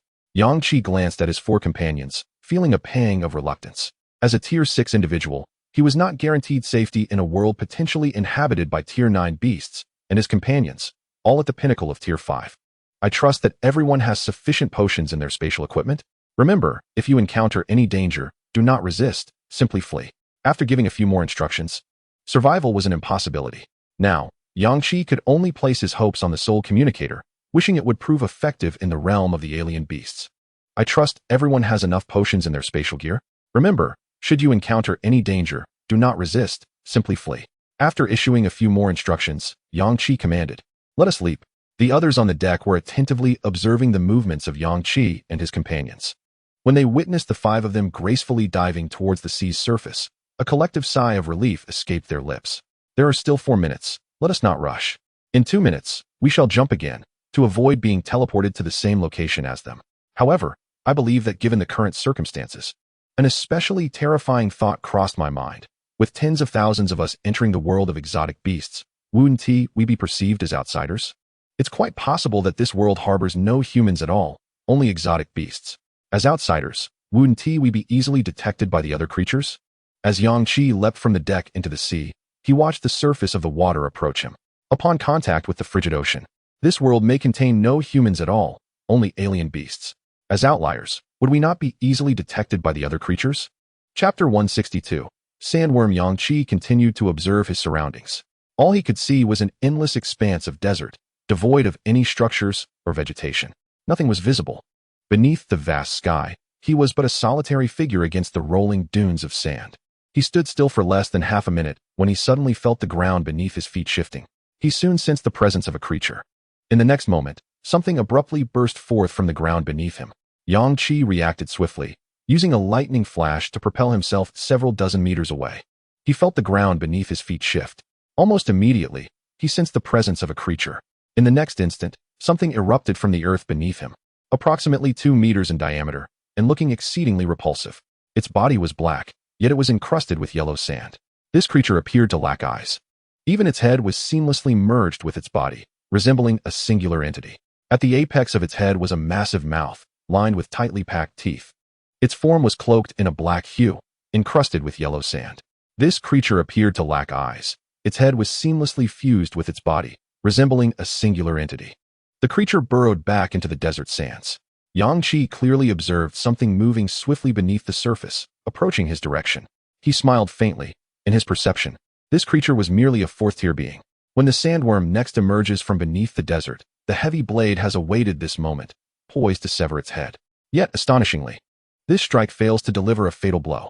The worm's elongated body, spanning over 10 meters, continues to writhe and advances towards Yang Qi. Observing this, Yang Qi unleashes a thunderous assault, reducing the sandworm to charred remains. Within the severed head, he discovers a 4th-tier beast core, brimming with formidable vitality upon closer inspection. Without hesitation, Yang Qi absorbs it, realizing that in this realm of exotic beasts, acquiring a beast core permits rapid enhancement of one's prowess. Unlike the cores of zombies, he discovers a 4th-tier beast core, brimming with formidable vitality upon closer inspection. Without hesitation, Yang Qi absorbs it, realizing that in this realm of exotic beasts, he soon finds the creature's body to be exceedingly soft and pliable, ill-suited for weapon or mech fabrication. Yet, its resilient and flexible form seems promising for crafting garments. Yang Qi examines the carcass of the sandworm, pondering the possibility of gathering it for material use. However, he soon finds the creature's body to be exceedingly soft and pliable, ill-suited for weapon or mech fabrication. Yet, its resilient and flexible form seems promising for crafting garments.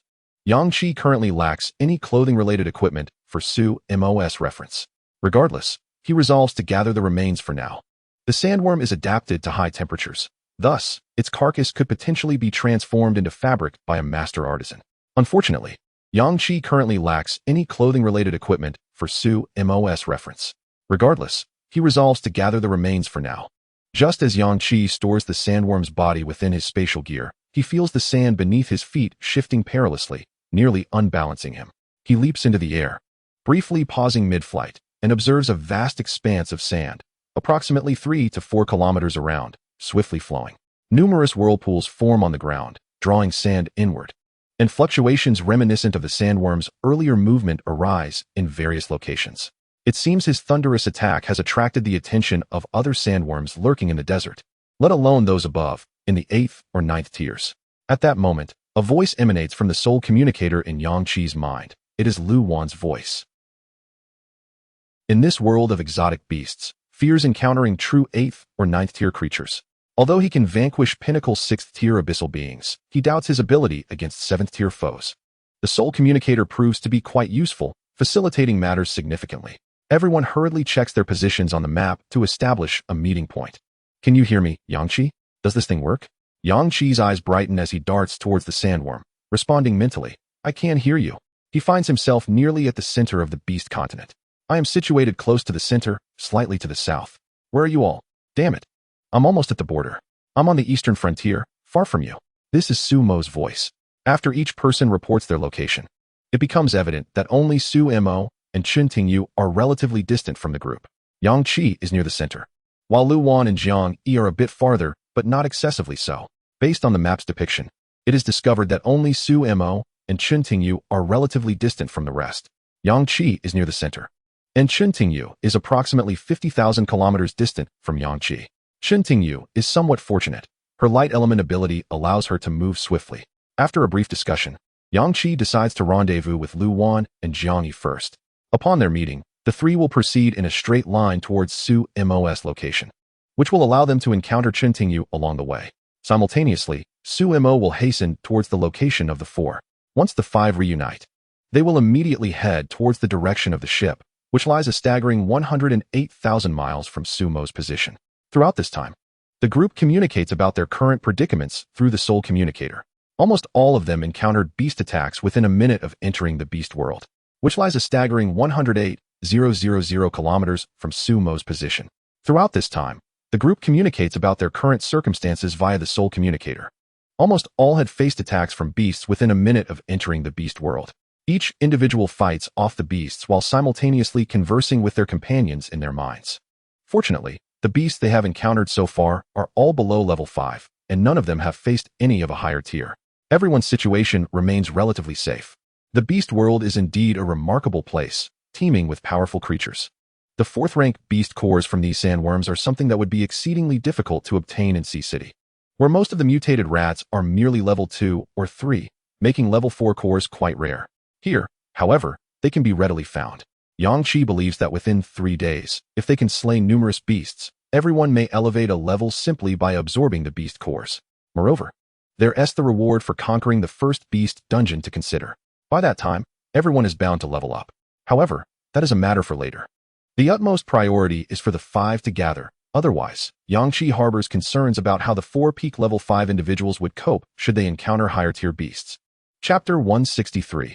The 6th rank beast core. The number of sandworms continues to increase. From a high vantage point, a significant portion of the desert seemed to come alive. Yang Qi relentlessly harnessed his strength, wary that the thunderous commotion might attract fearsome beasts. After vanquishing nearly 50 sandworms, he suddenly sensed an extraordinarily menacing aura emanating from a distance. This was soon accompanied by a deafening roar that resonated with power. Yang Qi's expression shifted dramatically. This presence was at least of the 7th tier, far beyond his own capabilities. While he could manage to confront a peak 6th tier entity, confronting a 7th tier entity was beyond his means. In an instant, he felt the ominous creature closing in on him. Activating his stealth ability, Yang Qi transformed into a wisp of black smoke, vanishing into the desert. In this smoky form, he traversed several kilometers in mere seconds. Before his flight, He left behind a shroud of mist and sensory disarray, causing the approaching 7th-tier beast to lose track of his escape route. Had his power been slightly diminished, the sensory confusion, being at the peak of the 5th tier, would have proven ineffective against the 7th-tier beast. Fortunately, a peak 5th-tier sensory confusion would have utterly failed against the 7th-tier beast. Fortunately, he was at the 6th tier, and during the battle, Yang Qi darted through the desert in his smoke form for several dozen kilometers. Once assured that the terrifying entity had not pursued him, he reverted to his original state. Yang Qi covered dozens of kilometers in his smoky form before confirming that the terrifying creature had not pursued him. Only then did he revert to his original state. Drenched in sweat, he promptly utilized his soul communicator to inform his team that he had attracted the attention of a 7th-tier beast. Almost immediately, he received a trembling voice from Su Mo. "Boss, I nearly met my demise. I encountered ant-like beasts here, mostly of the 3rd tier, which I initially dismissed. Suddenly, have you managed to escape?" Su Mo, on the verge of tears, replied, "I haven't. My rapid movement in the alternate space triggers spatial fluctuations. That 6th-tier serpent is formidable. And wherever I go in the alternate space, it follows. I cannot escape.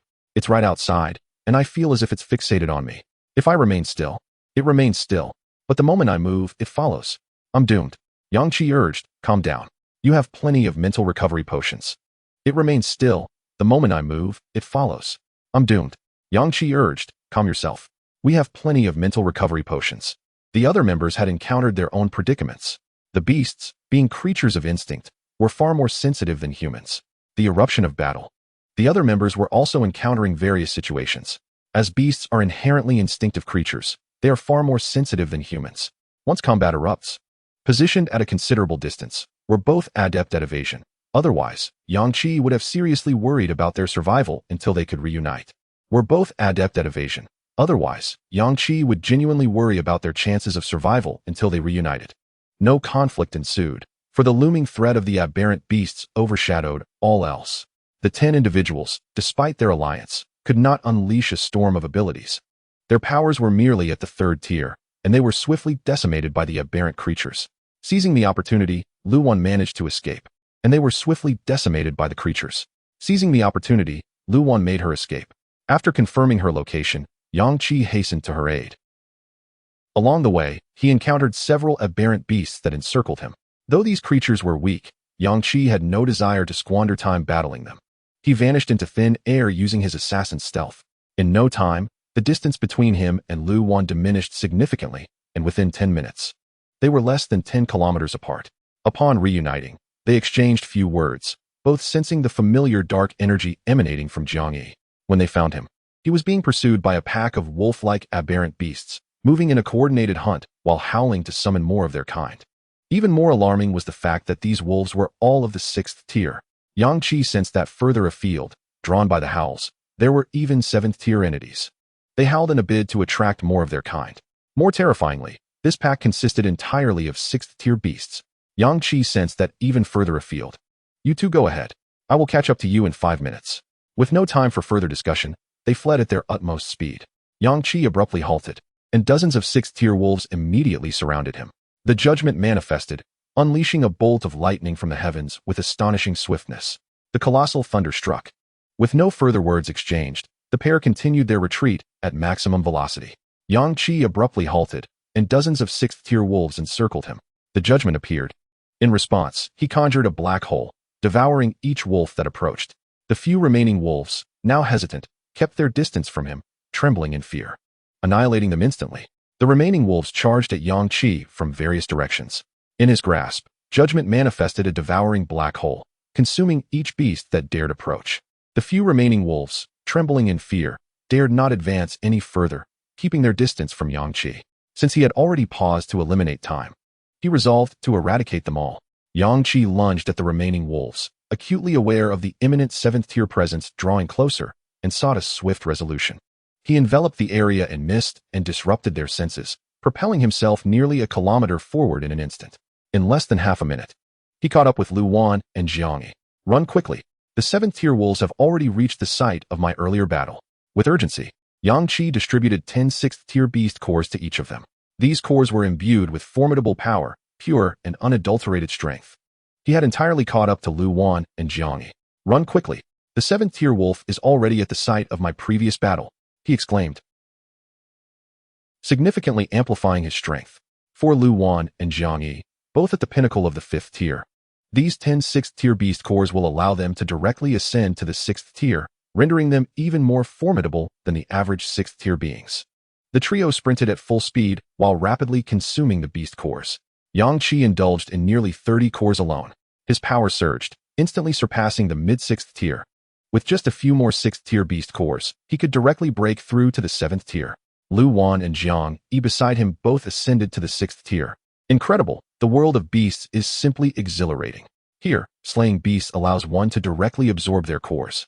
I feel that the beast cores from this realm are far more potent than those of mutated beasts in our world.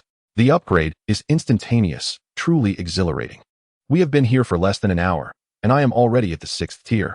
This is astonishing. Yang Qi chuckled and said, I'm at the mid-6th tier. How about we team up to take down that 7th tier wolf? Jiang Yi immediately perked up and replied, I'm in. Lu Wan added with a smile. We have only been here for less than an hour, and I am already at the 6th tier. This is astonishing. Yang Qi chuckled and said. The three reached a consensus and halted their advance. The 7th tier wolf, highly sensitive to its surroundings. If we slay it, its 7th tier beast core would serve as a superior enhancement potion, potentially elevating Yang Qi to the 7th tier. Charging toward them. Within 10 seconds, the 7th tier beast appeared within their line of sight. Yang Qi exclaimed, Unleash everything. Let us go for it. Chapter 164. Ascension to the 7th tier. The indifferent gaze of the 7th tier wolf locked onto the trio, and in the next moment, it lunged toward them. A veil of mist enveloped the area, and sensory confusion ensued.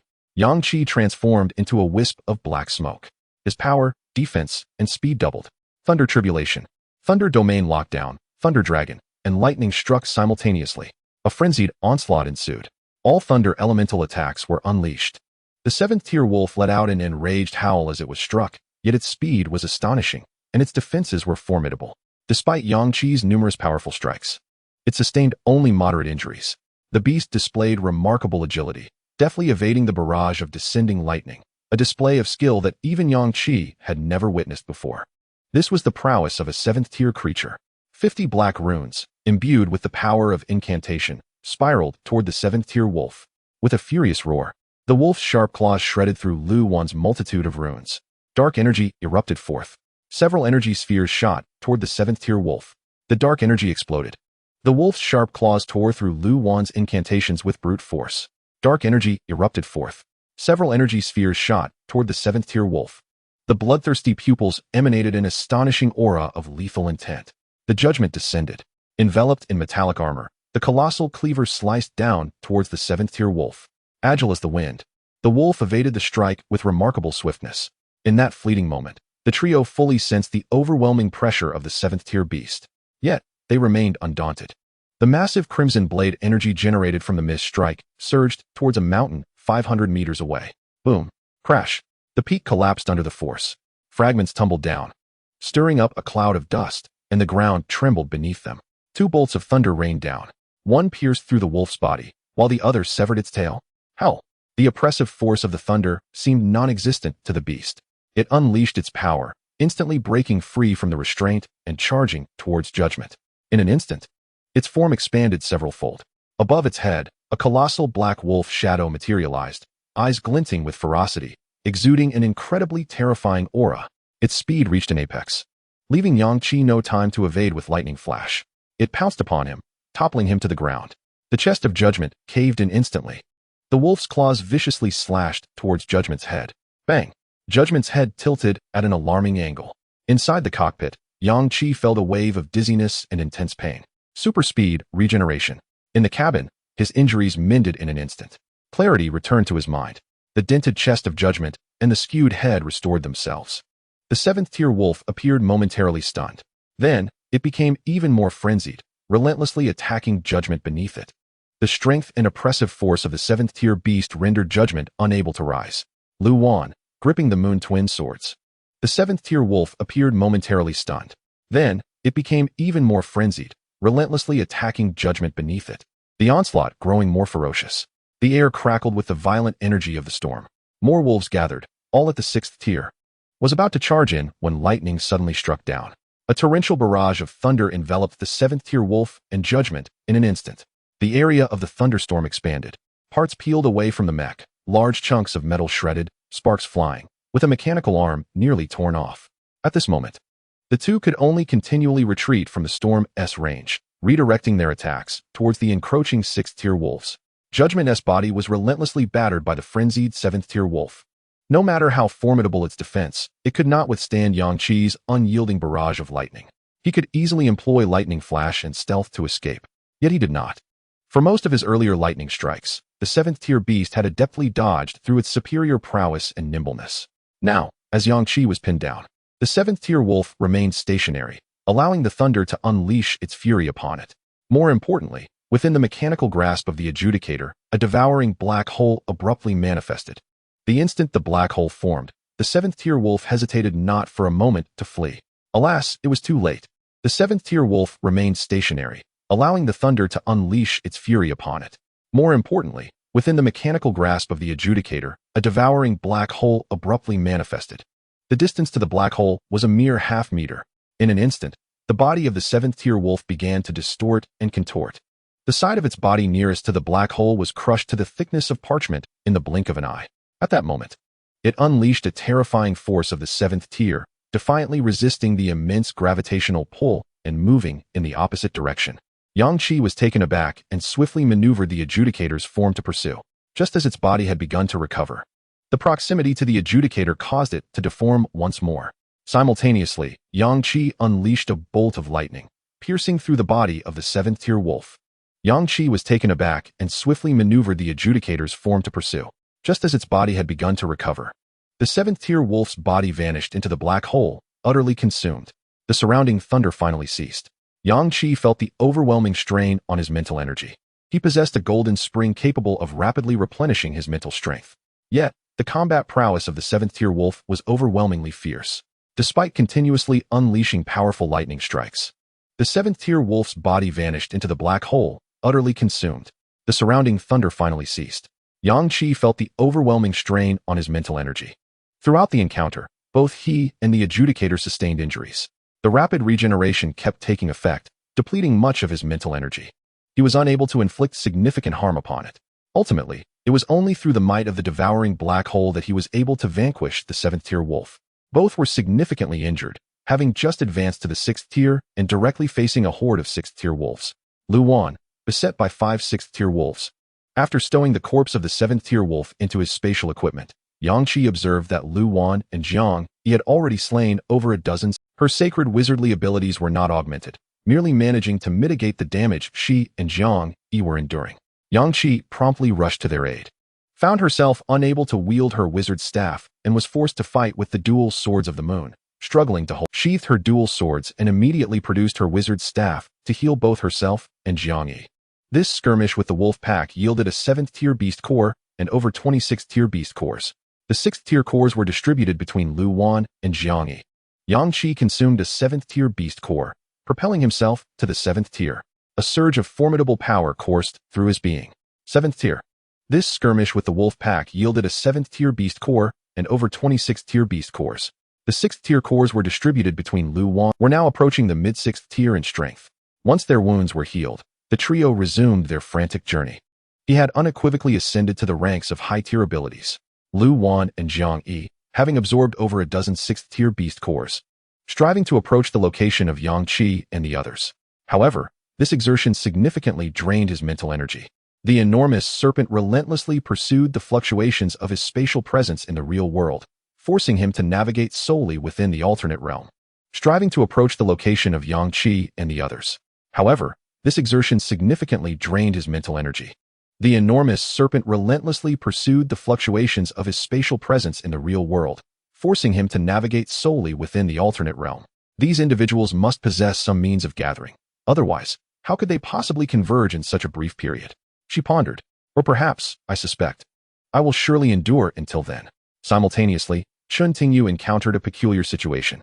She had come face to face with several hundred members of the Black Mist Heart organization. Boss, as it would be improbable for over 500 individuals to gather in such a short span, even if they were aware of each other's locations. Yang Qi affirmed, indeed. These individuals are certainly under divine protection.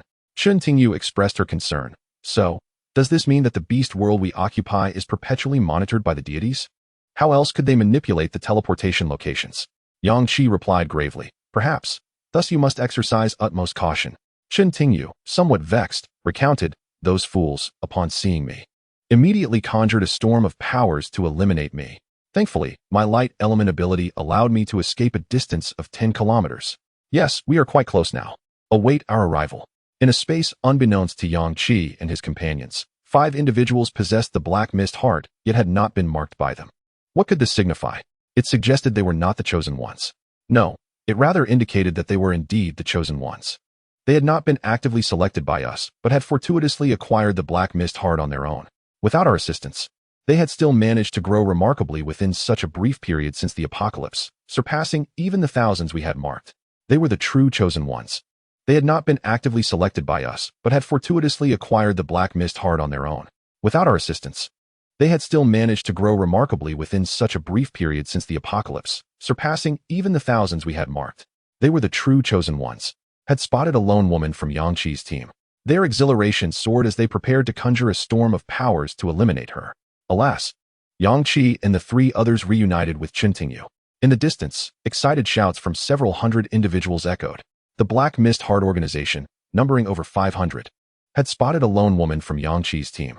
Their exhilaration soared as they prepared to conjure a storm of powers to eliminate her. Alas, she might have had a glimmer of hope. Instead, she expended all her mental energy on fleeing. I wonder how she will manage. In this realm of beasts, she has stopped ahead.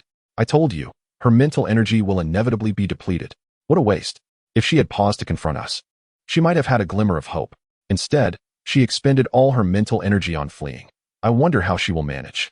In this realm of beasts, the words of the divine are indeed correct. This scenario was crafted specifically for us. Those of us who can harness the power of the Dark Fog Heart possess an innate sensitivity in this beastly world. The words of the divine are indeed correct. This scenario was crafted specifically for us.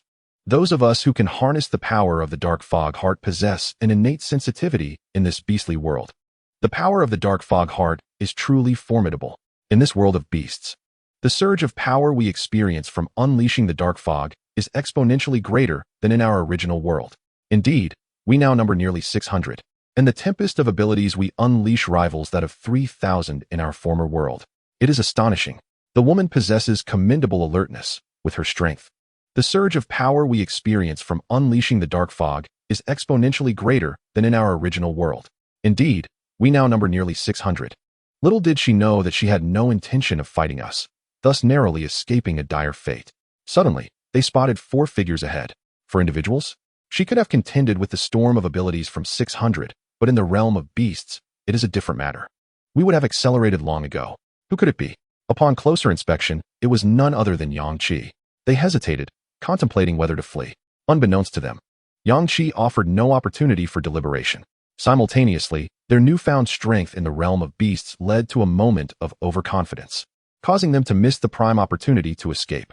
Consequently, nearly 600 individuals, still in the throes of unleashing their abilities, were swiftly eliminated by Yang Qi. Chen Tingyu, having expended considerable mental energy, was left dumbfounded by Yang Qi's aura. Boss, have you reached the 7th tier? Jiang Yi replied with a grin. Indeed. Your intuition is quite accurate. Have you sensed that both Lu Wan and I have also ascended to the 6th tier? What? You all advanced. Chen Tingyu was even more astonished. Lu Wan briefly recounted their recent experiences to Chen Tingyu. Without a moment's pause, the 4 hastened toward the location of Suemo. Along the way, they dispatched several 5th and 6th tier beasts, allowing Chen Tingyu to ascend to the 6th tier as well. Yang Qi's strength had already reached the mid-7th tier. Chen Tingyu was even more astonished. Lu Wan briefly recounted their recent experiences to Chen Tingyu. Without a moment's pause, the 4 hastened toward the location of Suemo. Along the way, they dispatched several 5th and 6th tier beasts, allowing Chen Tingyu to ascend to the 6th tier as well. Yang Qi's strength had already reached the mid-7th tier. It must be said that in the realm of beasts, the pace of power enhancement is astonishing. The beast cores require no purification and can be absorbed directly, making the process remarkably efficient. Moreover, the beasts in this world generally possess high evolutionary levels. They had never encountered any 1st or 2nd tier beasts. The weakest they faced were all at least tier 3. Both the 5th and 6th tiers have become commonplace. we would not ascend so smoothly. At that moment, a voice suddenly echoed in the minds of the four. It was Su-mo boss. His voice was hoarse and hesitant, sounding entirely different from his usual self. With just these two words, Yang Qi and his companions discerned that Su-mo was undoubtedly facing an extraordinary situation. Speak. Yang Qi prompted succinctly. Someone has found me. He claims to be a deity, sounding entirely different from his usual self. With just these two words, Yang Qi and his companions discerned that Su-mo was undoubtedly facing an extraordinary situation. Speak. He realized he was absolutely no match for this individual. He couldn't even ascertain the man's level. Upon seeing him, Su-mo felt an overwhelming sense of disparity, as if they were not beings of the same dimension. The man appeared no different from an ordinary person. His appearance and attire were akin to that of an everyday human, as if they hailed from the same planet. However, Su-mo understood that this man could crush him with a mere finger. The man stated that he had come solely to wait for Yang Qi. Su-mo said nothing, lacking the courage to speak to him. An innate dread rendered him mute in the presence of this man. I know you possess means of communication in the spiritual realm, so you may speak directly with Yang Qi. I will wait for him here. I harbor no malice towards you. I simply wish to converse with Yang Qi. However, an innate dread rendered him mute in the presence of this man. I know you possess means of communication in the spiritual realm, don't you? A day later, Yang Qi finally arrived at Su-mo's location. A massive serpentine corpse lay sprawled on the ground. Su-mo sat rigidly, his entire body tense. Beside him stood a stranger, whose gaze locked onto Yang Qi the moment he appeared. Yang Qi strode forward confidently, sensing the extraordinary nature of the man before him. Yet, he would not retreat. His companions were present, and he would not allow any of them to be harmed. But the man uttered not a single word. In the next instant, a thick black mist surged forth from him, enveloping Yang Qi and his companions entirely. In that moment, Yang Qi distinctly heard the sound of his own heartbeat. Since his heart had been replaced with a mist heart in the Fate Town, he had never felt its presence, let alone heard its rhythm. Yet now, he could hear the powerful beat of his heart. At that instant, without the need for excessive explanation from the man, Yang Qi comprehended everything. He had been marked by the deity. He shall become the herald of the divine. His heart, shrouded in black mist, has awakened, let alone heard its rhythm. Yet now, he could hear the powerful beat of his heart. At that instant, without the need for excessive explanation from the man, Yang Qi comprehended everything. He had been marked by the deity. He shall become the herald of the divine. His heart, shrouded in black mist, has awakened. Prior to this awakening, Yang Qi believed that this entity would surely bring him harm. Yet now, he has come to understand that the heart of black mist serves as the key to another realm. It indeed represents the initial threshold for humanity. Yang Qi shall not permit such a fate to unfold. Externally, he promptly professed his loyalty to the man, while internally, even those who ascend to the new world through the black mist heart are relegated to the lowest echelons of that society, mere slaves. Yang Qi shall not permit such a fate to unfold. Externally, he promptly professed his loyalty to the man, while internally, became the sole survivors of the apocalyptic cruise. Over the ensuing 2 years, the quintet rapidly ascended in power through the black mist heart, elevating all their abilities to the highest levels. Beneath the watchful eyes of the deities who fancied themselves in control, they successfully erased their marks. Yang Qi, alongside his companions, became the sole survivors of the apocalyptic cruise. Over the ensuing 2 years, the quintet rapidly ascended in power through the black mist heart,